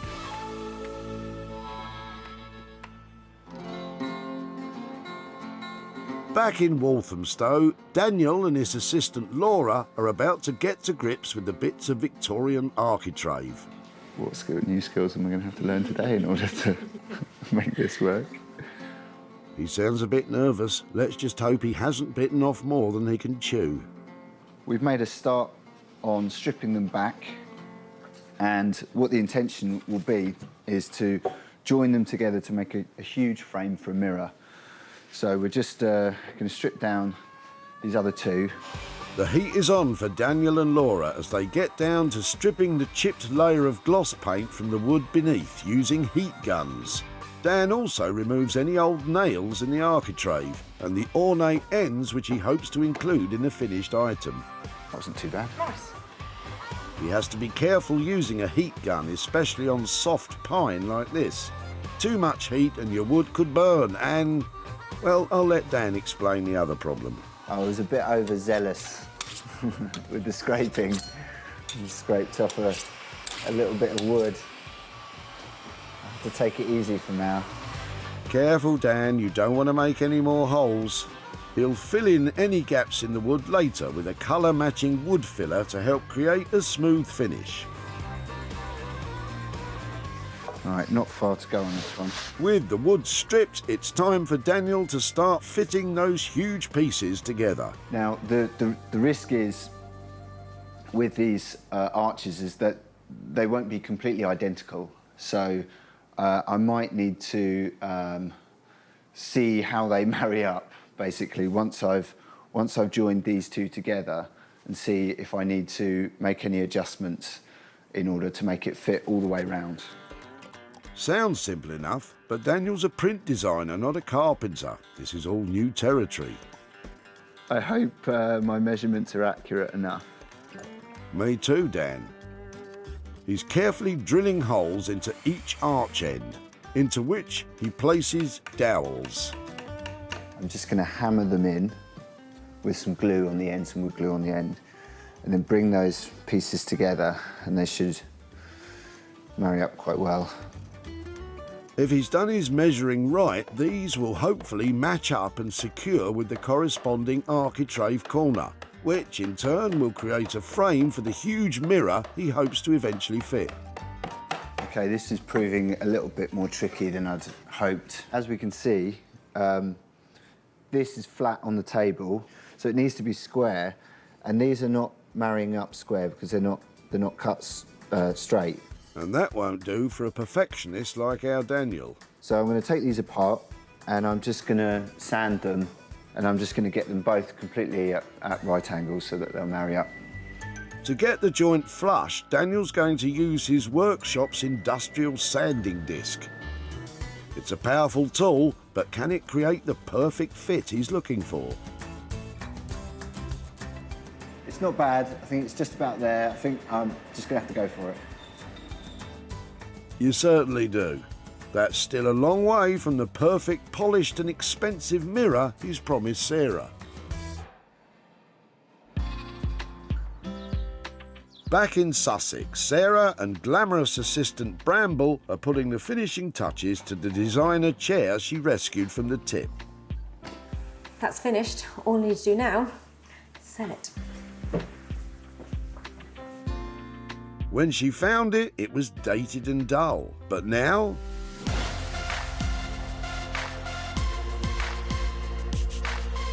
Sarah's worked her socks off to reimagine the chair into a work of art in its own right. After drilling small holes through the seat and back of the chair, Sarah sewed on the individually cut felt flowers. It's intricate work, and Sarah has transformed this chair from a piece of furniture in a corner of a studio into the main attraction. So it was a stylish but quite harsh plastic chair. Now it's covered in a profusion of flowers. I'm really pleased with it. I think it looks so different, and I love flowers. Sarah met Philippa and her pair of designer chairs at the recycling centre. Have you had them long? I've had them for about 4 or 5 years. Thankfully, Philippa was happy for Sarah to take them away. I think you might have found a new home for your chairs if you're definitely throwing them. Sarah worked her creative magic on one of the chairs, and it was snapped up by online vintage and retro dealers Smithers of Stamford, run by husband and wife team Nick and Kim. This must have taken Sarah hours. So, on a bit of a wet day, it's time for Sarah to report back to artist Philippa and her 3 girls, Helena, Alice and Iona. Hi there. Hello, nice to see you again. Oh, hello. Hi. Are you coming out too? Yeah. You're going to come and see what happened to your chairs? Yeah, really excited. Are you? Any ideas what we might have done with them? Have you thought about it? I'm not sure. They've taken all the paint off, made it look a bit smarter. Do you want to see some pictures? Yes, please. Okay, so this is probably how you remember them, with the paint bits on them. And I actually only worked on one because it took me quite a long time. So it ended up like this. Wow. Oh my goodness. That's amazing. Good reaction. That Thank is you. incredible. So there's a couple more pictures I can show you. Oh my gosh. So I cut out lots and lots and lots of flowers, and I cut them all out by hand so they were all different. Thank you. So I did manage to sell it at a profit, and I've got a little bit of money here for you. £65 here for you. Oh my for your chair. goodness. Oh, thank you. Anything that springs to mind that you might do with that? Gosh, I'd buy some artist materials. Yeah. Oh, fantastic. Well, it was an absolute pleasure. So Thank you for your enthusiasm, and I hope it was the right thing to do with the chair. Yeah. Amazing. Oh, well, lovely. I was really excited. Oh, really? Oh, well, it was great. The profits from Sarah's creative endeavour will go into creating more artwork. Marvellous. Sarah spent £25 on felt and paint in order to transform one of the chairs. She sold it for £90, leaving £65 to hand over to Philippa and family.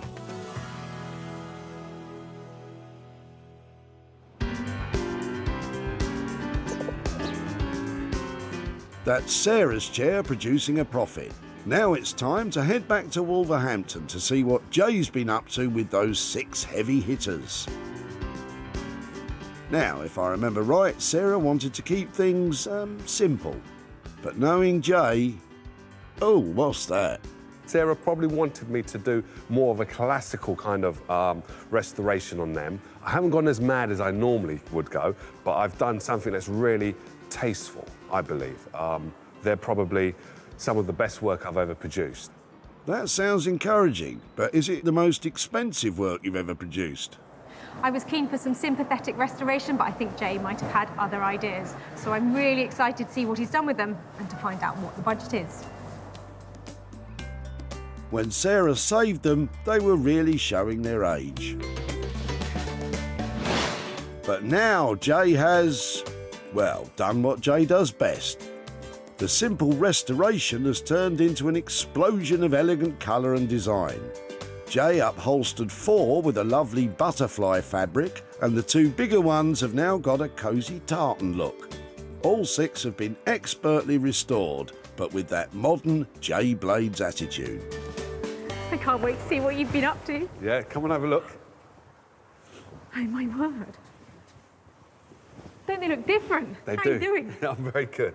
So talk me through the carvers in different materials. The carvers are in different material because we've got an orange, the orange that matches up to the butterflies. Okay, yeah, I can see that. Yeah, I didn't use the same material because I thought it would have been a little bit overkill, and it isn't my kind of style actually to do everything all of the same. I always have to have a little bit of a twist, and the twist is the carvers. They have a lovely feeling to them. They're really well done. So talk me through it. A bit of velvet on the back? Velvet on the back to marry them all up. Yep. So they've all got that. The only problem that I had was, I don't know if you remember the piping that we had on there, Yeah. which was in leather. Unfortunately, Jay wasn't able to use the hand-stitched original piping that he loved so much. When it got down to brass tacks, the brass and the tacks were too old to reuse. So did you try and reattach them? Yeah, about 50 times. Even without the piping, the chairs certainly get Sarah's mark of approval. Now, how about that budget? What they come out at is about £130, 135 each chair. 135. So at that kind of price, I'm going to need to place them somewhere where they get the right exposure. Well, funny you should say that. Even though they're individual and they've cost a bit, we found a buyer and we're definitely going to be in profit. And she wants to buy all of them. She doesn't just want to buy one or two, she wants to buy all of them. I can't believe it. So you do the work and you sell them? Yes. Crikey, what a service. Jay's friend and sometime client snapped up the chairs before Sarah even had a chance to see them. Thank you so much for taking them problem. on and and selling them as well. No problem. Massive achievement. All right. Thanks a lot. You take care now. Ah, Jay, what a ledge. How are you feeling after that? To tell the truth, I'm really chuffed with the chairs. Chuffed with the chairs and sold the chairs. So I'm a happy bumblebee right about now. Are bees particularly happy?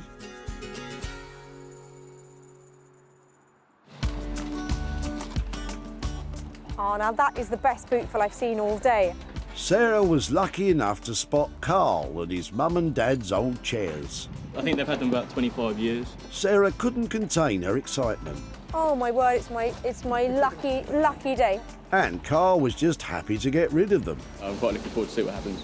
Bloomin' Jay Blades is what happened. Not only did he give them a fancy makeover, but he sold them too. Sarah's travelled to Surrey to meet up with Carl once more, but how much profit can she hand over?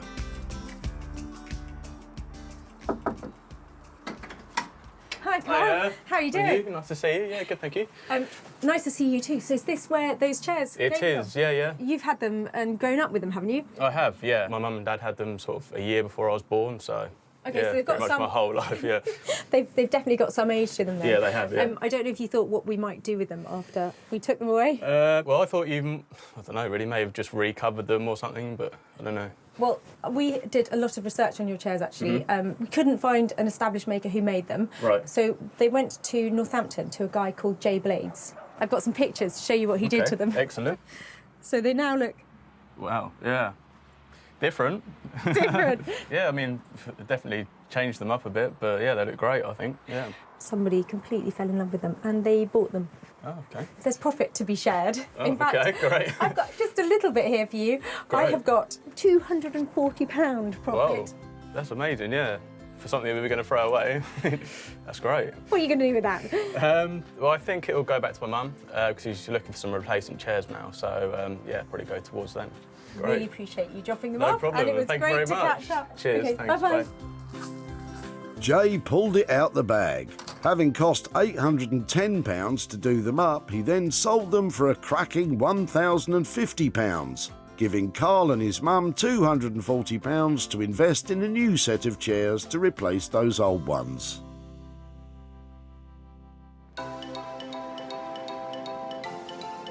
Back in Walthamstow, Daniel has put the final shine on the Victorian architrave, which has become a massive mirror.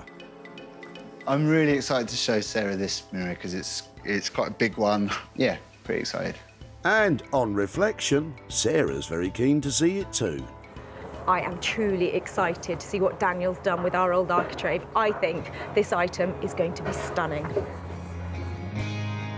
When Sarah dropped them off, these bits of 19th century woodwork were chipped, cobwebbed and destined for dereliction.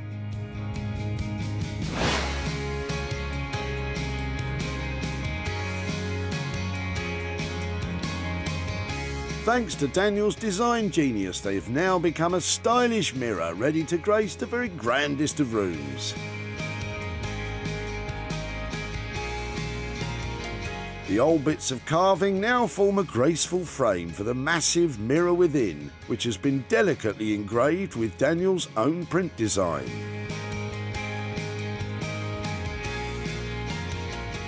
The original floral details in the architrave have been retained, reflecting the new item's origins and adding a hint of trendy, distressed detail to a very polished piece. Daniel, it is amazing. Thank you, thank you. I work with a lot of different people and I'm lucky enough to see some pretty stunning things, but honestly, Daniel, this is just amazing. These things were, you know, nearly in the tip, and look what you've done. It is genuinely a stunning piece, really. I'm so proud of you for doing that. I can't believe how beautifully these have come up. Yeah. Talk me through the etching on it, because it's just lovely. Well, the etching, I didn't want it to cover it completely because people always want mirrors to be functional in some way, but we had so much room to play with, so I thought two J's, one swooping in from one side and one perched on the other, was just enough to give it a little bit of narrative and storytelling. I think whoever ends up owning this, and I have to say, unfortunately, it can't be me, because I would really like this. They're going to be really lucky. It's a beautiful piece. Sarah left Daniel with a top budget of £600, and not surprisingly, he used every penny. But the craftsmanship is definitely reflected in the final piece, and hopefully also in its resale value. I would put such a high price on this, because I think it's absolutely lovely. I think it's so original, and what you've done with what you had and what you've done, you know, the whole thing, what you've done is lovely. And I want to see this making a lot of money, and I'd love to be handing back a big profit to the guy who dropped the architrave off, because it should sell well, shouldn't it?